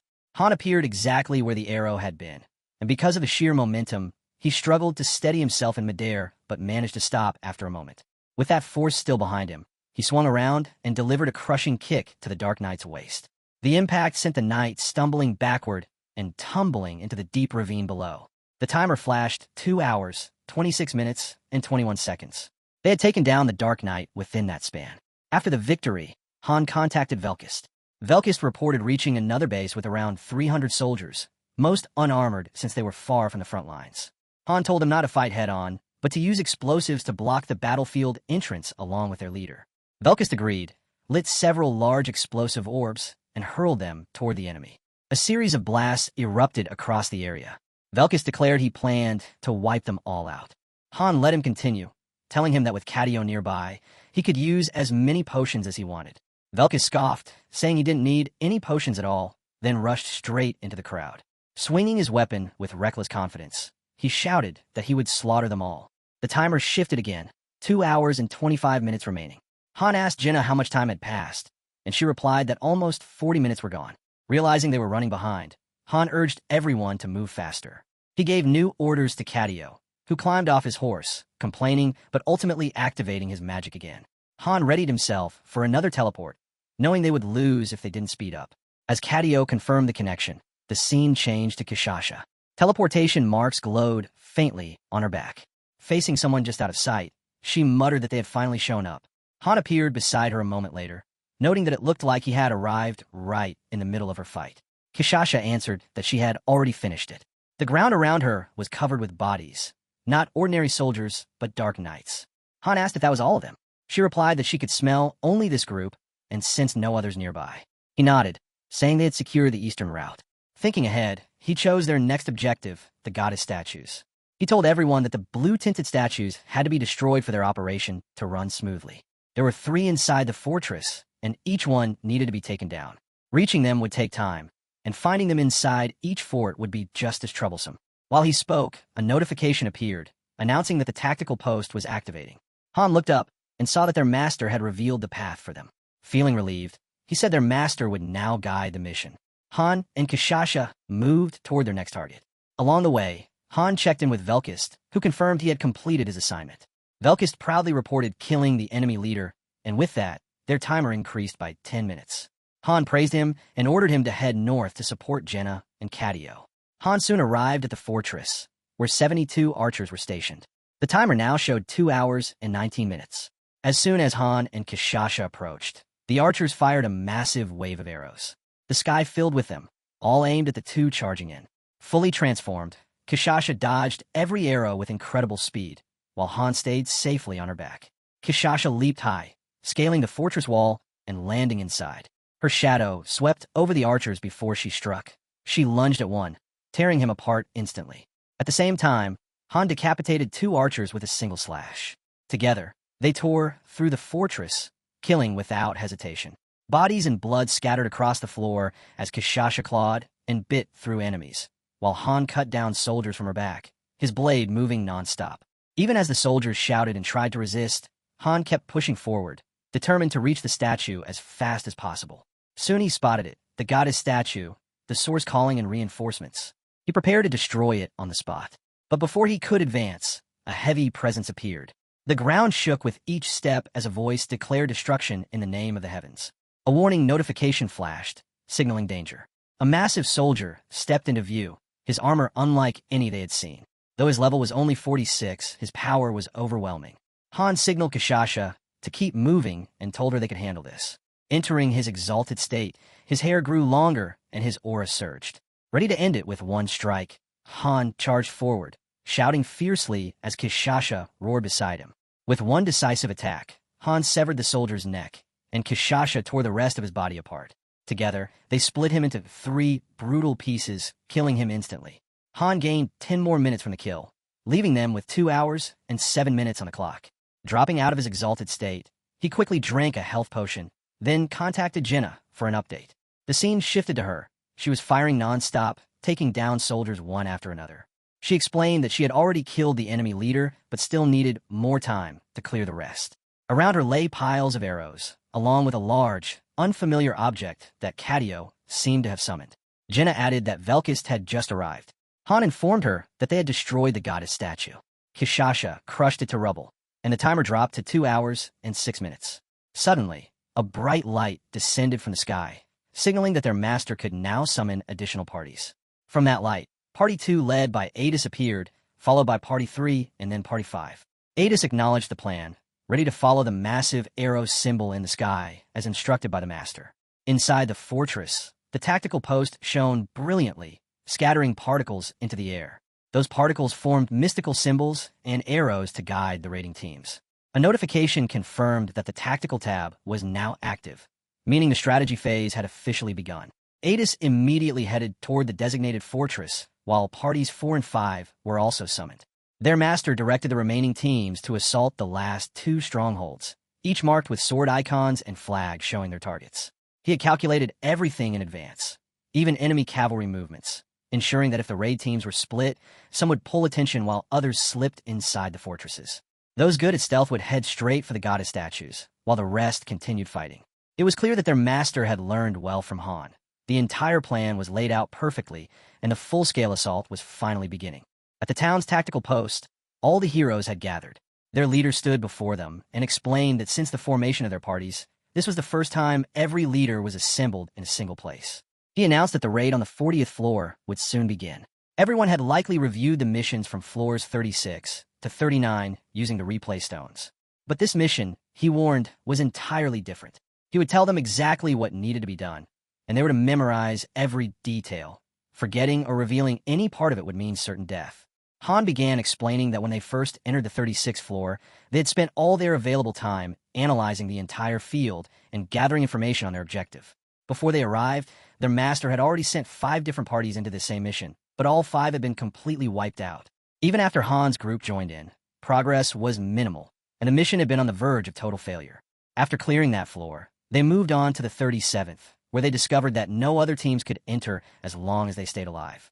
That meant they were trapped inside the mission and had no choice but to finish it themselves.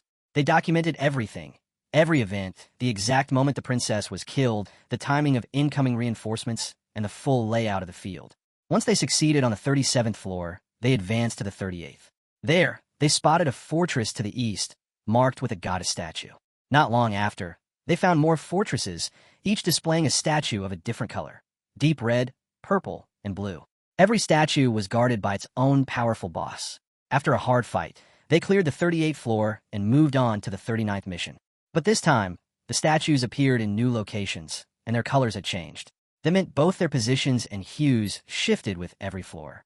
Han explained that they only had 3 hours per stage to find and destroy all the statues, defeat every enemy, and complete the mission. Destroying the red statue allowed supporting soldiers to move freely across the field, but even then, fighting directly alongside them was still deadly. Destroying the blue statue summoned all allied parties into the mission, which was why Party 1 always handled it first so the others could join. As for the purple statue, they still didn't know its purpose, since they had been summoned too suddenly to investigate it. Han assumed it'd serve a role similar to the red statue, but nothing was confirmed. Han then laid out the rules for every team. Once they reached their assigned fortress, they had 3 tasks: destroy the statue, wipe out the enemies, and capture the fortress. If the fort wasn't secured, reinforcements would continue to appear without end. After finishing his briefing, Han told everyone to follow the master's commands once the mission started. When he asked whether anyone had questions, Sven replied that he had none, only that he wanted time to rehearse properly before the mission began. Biance, the leader of Party 4, requested 3 additional days, saying her group wasn't fully prepared. Javier from Party 5 expressed his respect, saying it was an honor to learn from such skilled leaders. Han reminded them not to grow arrogant just because they were 3-star heroes from the start. Overconfidence would only get them killed. They simply needed to follow Adis's instructions during the mission. After explaining the rest of the raid plan, the flashback came to an end, revealing that the entire briefing had taken place in the past. The scene returned to the present, where Adis urgently announced that the master's orders had arrived. All party leaders were told to command their teams and get into position immediately. At her signal, everyone rushed off to their assigned locations. The timer showed only 2 hours, 3 minutes, and 46 seconds left. Moments later, Han shattered the blue goddess statue himself, summoning all allied parties onto the battlefield. He announced that they now had to push toward the remaining fortresses and defeat the strongest enemy, since the sub-parties wouldn't stand a chance on their own. Kishasha reminded him there was still plenty left to handle, but Han replied that they still had more than enough time. The scene shifted to a fortress door, groaning open, as 5 level 41 Dark Knights charged straight at Han and Kishasha. Han ordered her to lure them away so Adis could capture the fortress without trouble, then said they would head over to support Party 5. Meanwhile, Adis was already sprinting across the fortress walls, slipping through a gate while throwing daggers with flawless precision, cutting down soldiers instantly. She told her teammate Bennick to move ahead and open the gate quickly so Anin and the others could enter. Bennick accepted the order and dashed forward at full speed. As Adis continued fighting, the timer dropped to 1 hour, 51 minutes, and 29 seconds. The map widened, showing each party's location. Jenna, Velkist, and Cadio waited for Han, while Adis backed up Party 4, and Party 3 battled at another fortress. The fight with Party 4 was intense, and a cross mark appeared over the goddess statue Han had destroyed earlier. By then, Han and Kishasha reached Party 5's area with 1 hour, 50 minutes, and 59 seconds left. The southern fortress rang with screams as soldiers yelled to surround the intruders, convinced they could overwhelm the 5 attackers. Party 5's leader was laughing as he cut down enemies without hesitation. Seeing this, Han commented that he had wondered why the fortress defenses seemed weak, only to realize Party 5 had already taken over. Kishasha spotted the red goddess statue nearby, but Han decided to focus on their main target first. A moment later, they noticed a shadowy figure, an extremely fast enemy whose level exceeded 46. Losing focus for even a heartbeat meant instant death. The enemy vanished in a blur, reappearing behind Han and unleashing a rapid flurry of slashes. Han blocked everything calmly with a single hand, deflecting each strike. In an instant, the enemy attempted an attack from behind, but Han caught him by the neck, squeezing until blood spilled from the man's mouth. With one powerful motion, Han crushed his throat, killing the high-ranked soldier at once. Kishasha remarked that the enemy seemed too weak for all the trouble he caused. Han replied that without learning the man's attack pattern, he could have easily killed anyone. Then Han contacted Cadio, confirming the task was complete and asking to switch positions with Jenna. After the swap, Jenna would support Party 5 in clearing the remaining enemies and securing the goddess statue. Around 157 soldiers were still alive, and Jenna, along with Party 5, was assigned to finish them. Cadio activated his magic, switching Han and Jenna's positions in an instant. Han reappeared beside Velkist, who greeted him casually, saying that if Han hadn't shown up, he was just about to leave. Han asked if all the archers had been wiped out, surprised at how quickly it was done. Velkist explained that he hadn't even had time to attack. Jenna had taken care of all of them by herself. The battlefield was covered with bodies, each one struck down by her precise shots. Han said it was time to move on. On the mini-map, Han, Velkist, and Cadio were shown heading toward a river where a dangerous monster waited. Beyond it stood a powerful magician, the same one Han had fought earlier, the one who nearly defeated him. The magician began chanting, summoning huge storms to block their advance. Han and Velkist dodged the violent winds and pushed forward. Han realized the magician was only trying to delay them and yelled for Cadio's help. Cadio, exhausted from non-stop casting, jumped off his horse and began forming a magical portal. From it appeared 2 figures, twin magicians, Rain and Mane, masters of wind and ice. They announced their arrival proudly. Han told them he relied on them even during their busy schedules, and both assured him they would handle things quickly. They lifted their staffs, each topped with half of a monster's skull, and began chanting in sync. As their magic blended, the skull halves fused into a complete one. Cadio's eyes shone with bright blue light as energy swirled around him. He raised his hand slightly and spoke with calm authority, calling forth his power. A notification appeared. Unified Great Magic. Roaring Tempest was fully activated. Together, the 3 magicians unleashed a massive storm, far stronger than anything they had cast before, as the next phase of the battle began. Inside the large boundary, a deadly surge of ice wiped out all nearby soldiers. The magician ahead, however, protected himself behind a sturdy shield. After casting the spell, Rain Man stated that it was time for them to go. Han agreed and told him to return to assist his team. Once they left, Han called Velkist's name. Velkist answered, knowing it was his turn now.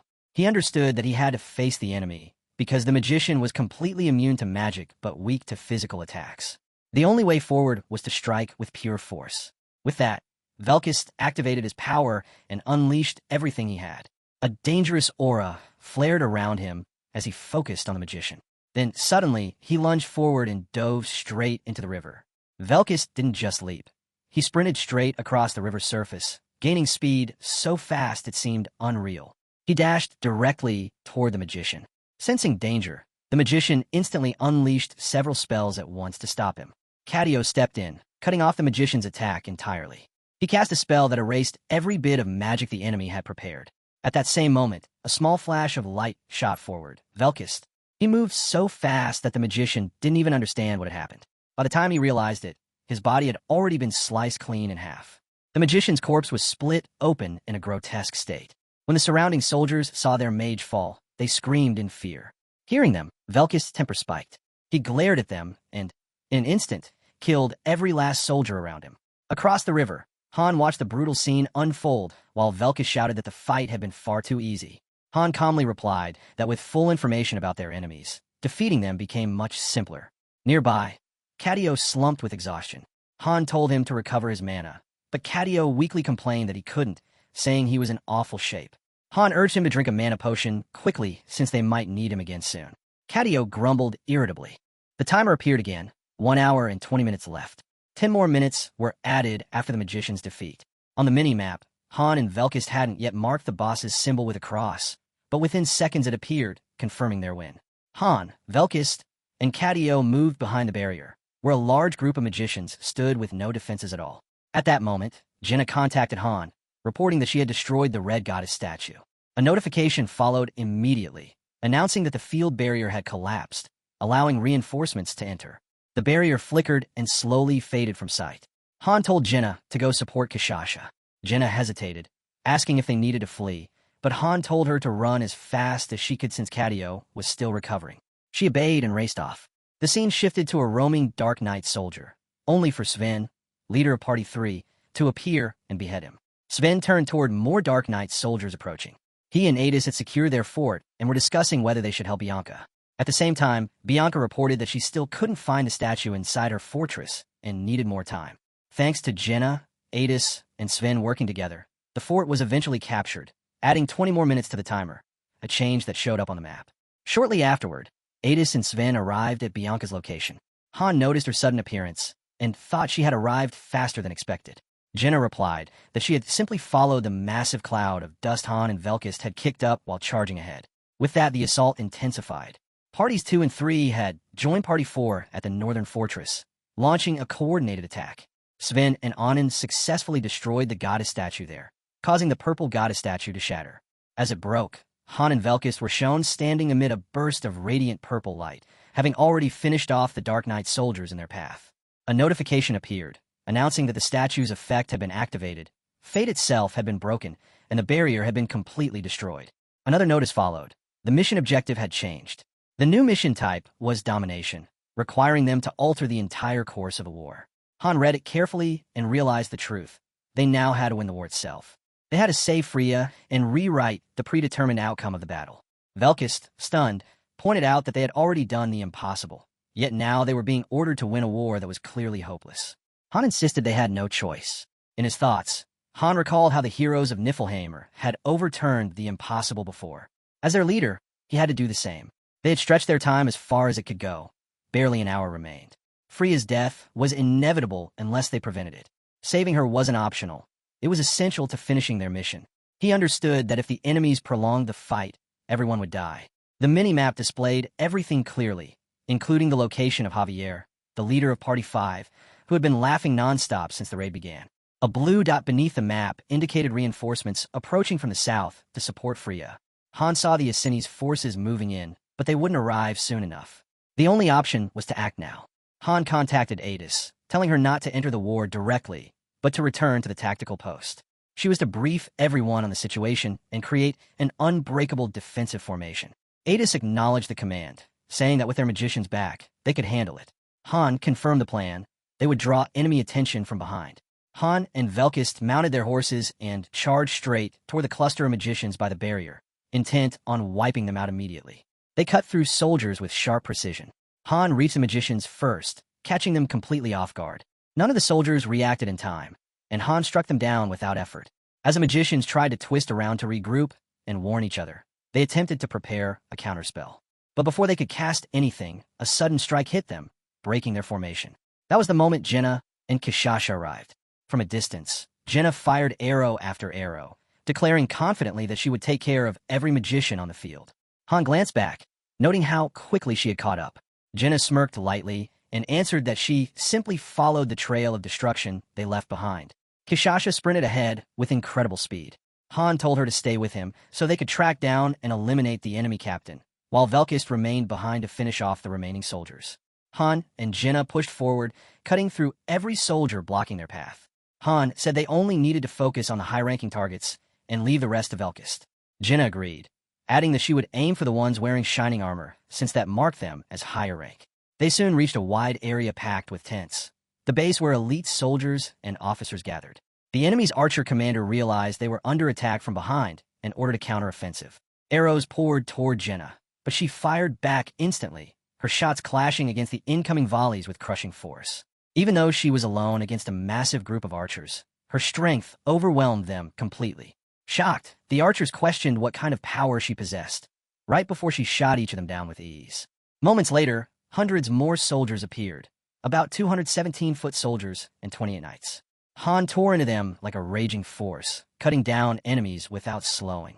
Amid the chaos, he contacted Adis to check on her status. She reported that their formation was holding and everything was proceeding as planned. Han asked whether she had reached the enemy captain. She replied that she was near him, but he was insisting on retreating. Han told her not to allow it. They had to keep fighting. Adis relayed that the captain called Han's orders ridiculous. Still fighting through waves of soldiers, Han demanded to be connected to their magicians and told Cadio to activate his ability as well. Cadio sighed, but began casting. Han then spoke directly to the reinforcement captain, who thanked him. Han cut him off, saying there was no time for gratitude. They needed to stay focused. Retreat, Han warned, would guarantee death. Victory was the only option. The captain appreciated the advice, but still doubted they could win. Han told him he would personally kill all the high-ranking enemies, and after that, the captain needed to take care of the remaining troops. The captain found it unbelievable, and even Jinna, hearing Han's words, questioned if he was serious.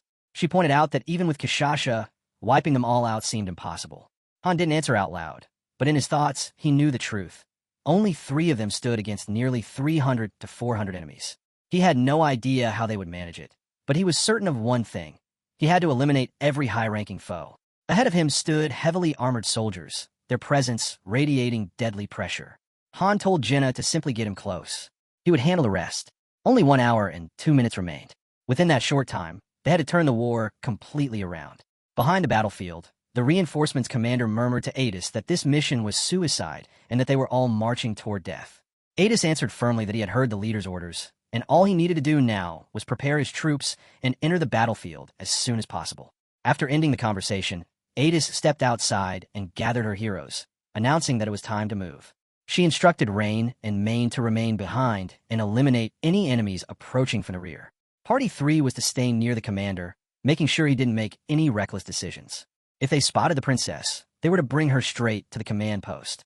Party 4 was assigned to join the fight directly, and this time, they would be the ones leading the battle. Bianca, the leader of Party 4, questioned why they were suddenly taking command when Adis was still present. Adis answered calmly, explaining that if she died, no one would remain to command afterward. She also pointed out that Party 4 possessed far greater destructive power than her own group, which made them the best choice to lead the charge. Hearing her explanation, Bianca accepted the responsibility. The rest of the heroes turned to Adis, then declared that their party would head out immediately. They prepared to march straight to the battlefield. By then, the timer showed only 1 hour remaining. On the mini-map, their positions were displayed clearly. They had completely surrounded the enemy forces from multiple directions.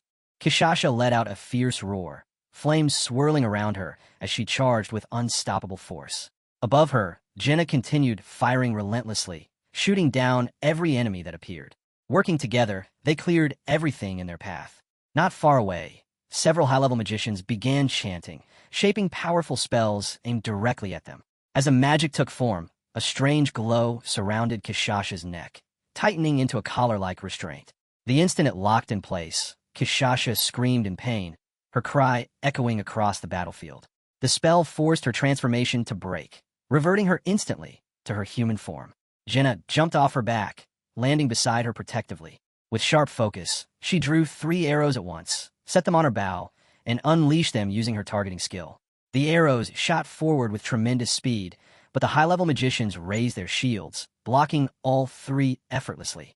Frustrated, Jinna shouted and relayed everything to Han, explaining that her attacks were useless and he needed to handle them himself. Han muttered that high-level magicians were always a nuisance. Determined, He prepared to throw his sword, noting that ordinary weapons couldn't break their shields, but Bifrost could. With all his strength, Han hurled Bifrost toward the 5 magicians. The weapon tore through the air at incredible speed, crashing into the magician's position and erupting into a massive explosion. With Bifrost gone from his hands, Han suddenly found himself unarmed. Nearby soldiers rushed him immediately. He managed to protect himself, but his horse wasn't as fortunate. 3 spears drove straight into its body. The beast collapsed, and Han jumped away just in time to avoid being crushed. Landing on his feet, he quickly drew his small daggers and launched himself at the surrounding soldiers.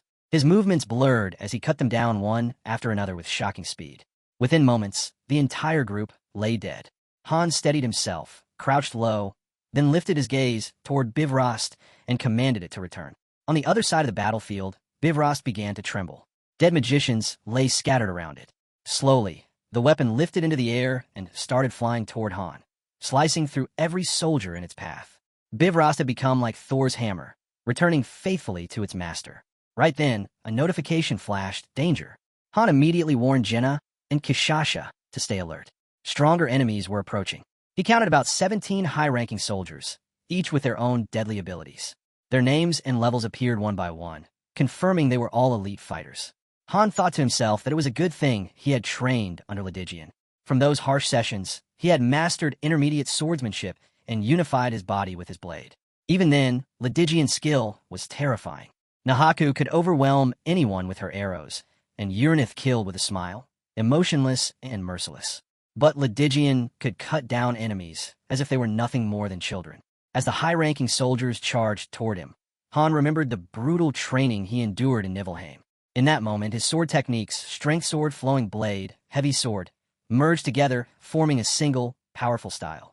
A bright flash burst from him, and Han shot forward with incredible speed, cutting down the elite soldiers one after another. His movements were so fast that even these high-ranking fighters couldn't track him. His strikes were relentless. Dozens of elite soldiers fell, though several stronger ones still approached together. Han noted that even after seeing their comrades fall so brutally, some showed no fear. He decided he would show them what fear truly was. A dark and overwhelming energy erupted from his body.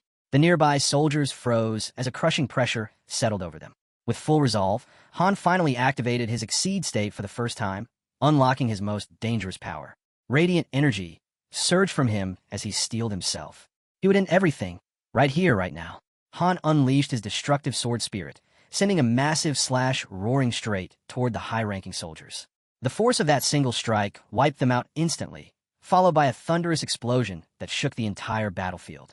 It looked as if a missile had detonated in the middle of the enemy ranks, yet it all came from one swing of Han's blade. Through the smoke and destruction, Han stood firm in his Exceed mode, calm and composed, an intense aura spiraling around him. From afar, the soldiers of the Asini's family stared at him in horrified silence, wondering if he was some kind of demon. Jenna rushed up to check on him. Han, feeling completely drained, admitted how exhausted he was. At that moment, Kishasha bounded over and smacked Han's back with full force, praising him loudly for being amazing and the best of them all. The hit was so strong that Han spit blood, silently thinking that the girl really needed to learn how to control her strength. Looking around, Han noticed the soldiers had stopped attacking. They stood frozen, too terrified to move. Jenna commented that Han truly seemed like a demon. Han kept the thought to himself, but he knew he had to show that terrifying side to halt the enemy. The area where his destructive slash landed had been utterly erased, reduced to broken earth and rubble. Yet Han could see they were still far from the enemy command post. He turned to Cadio, saying he had rested long enough and needed to enter the battlefield now. Only 48 minutes remained. Han then addressed the commander, telling him he had already taken down the high-ranking enemies, and asked if the man could win. The commander said he would try, but Han insisted firmly, he must win, not try.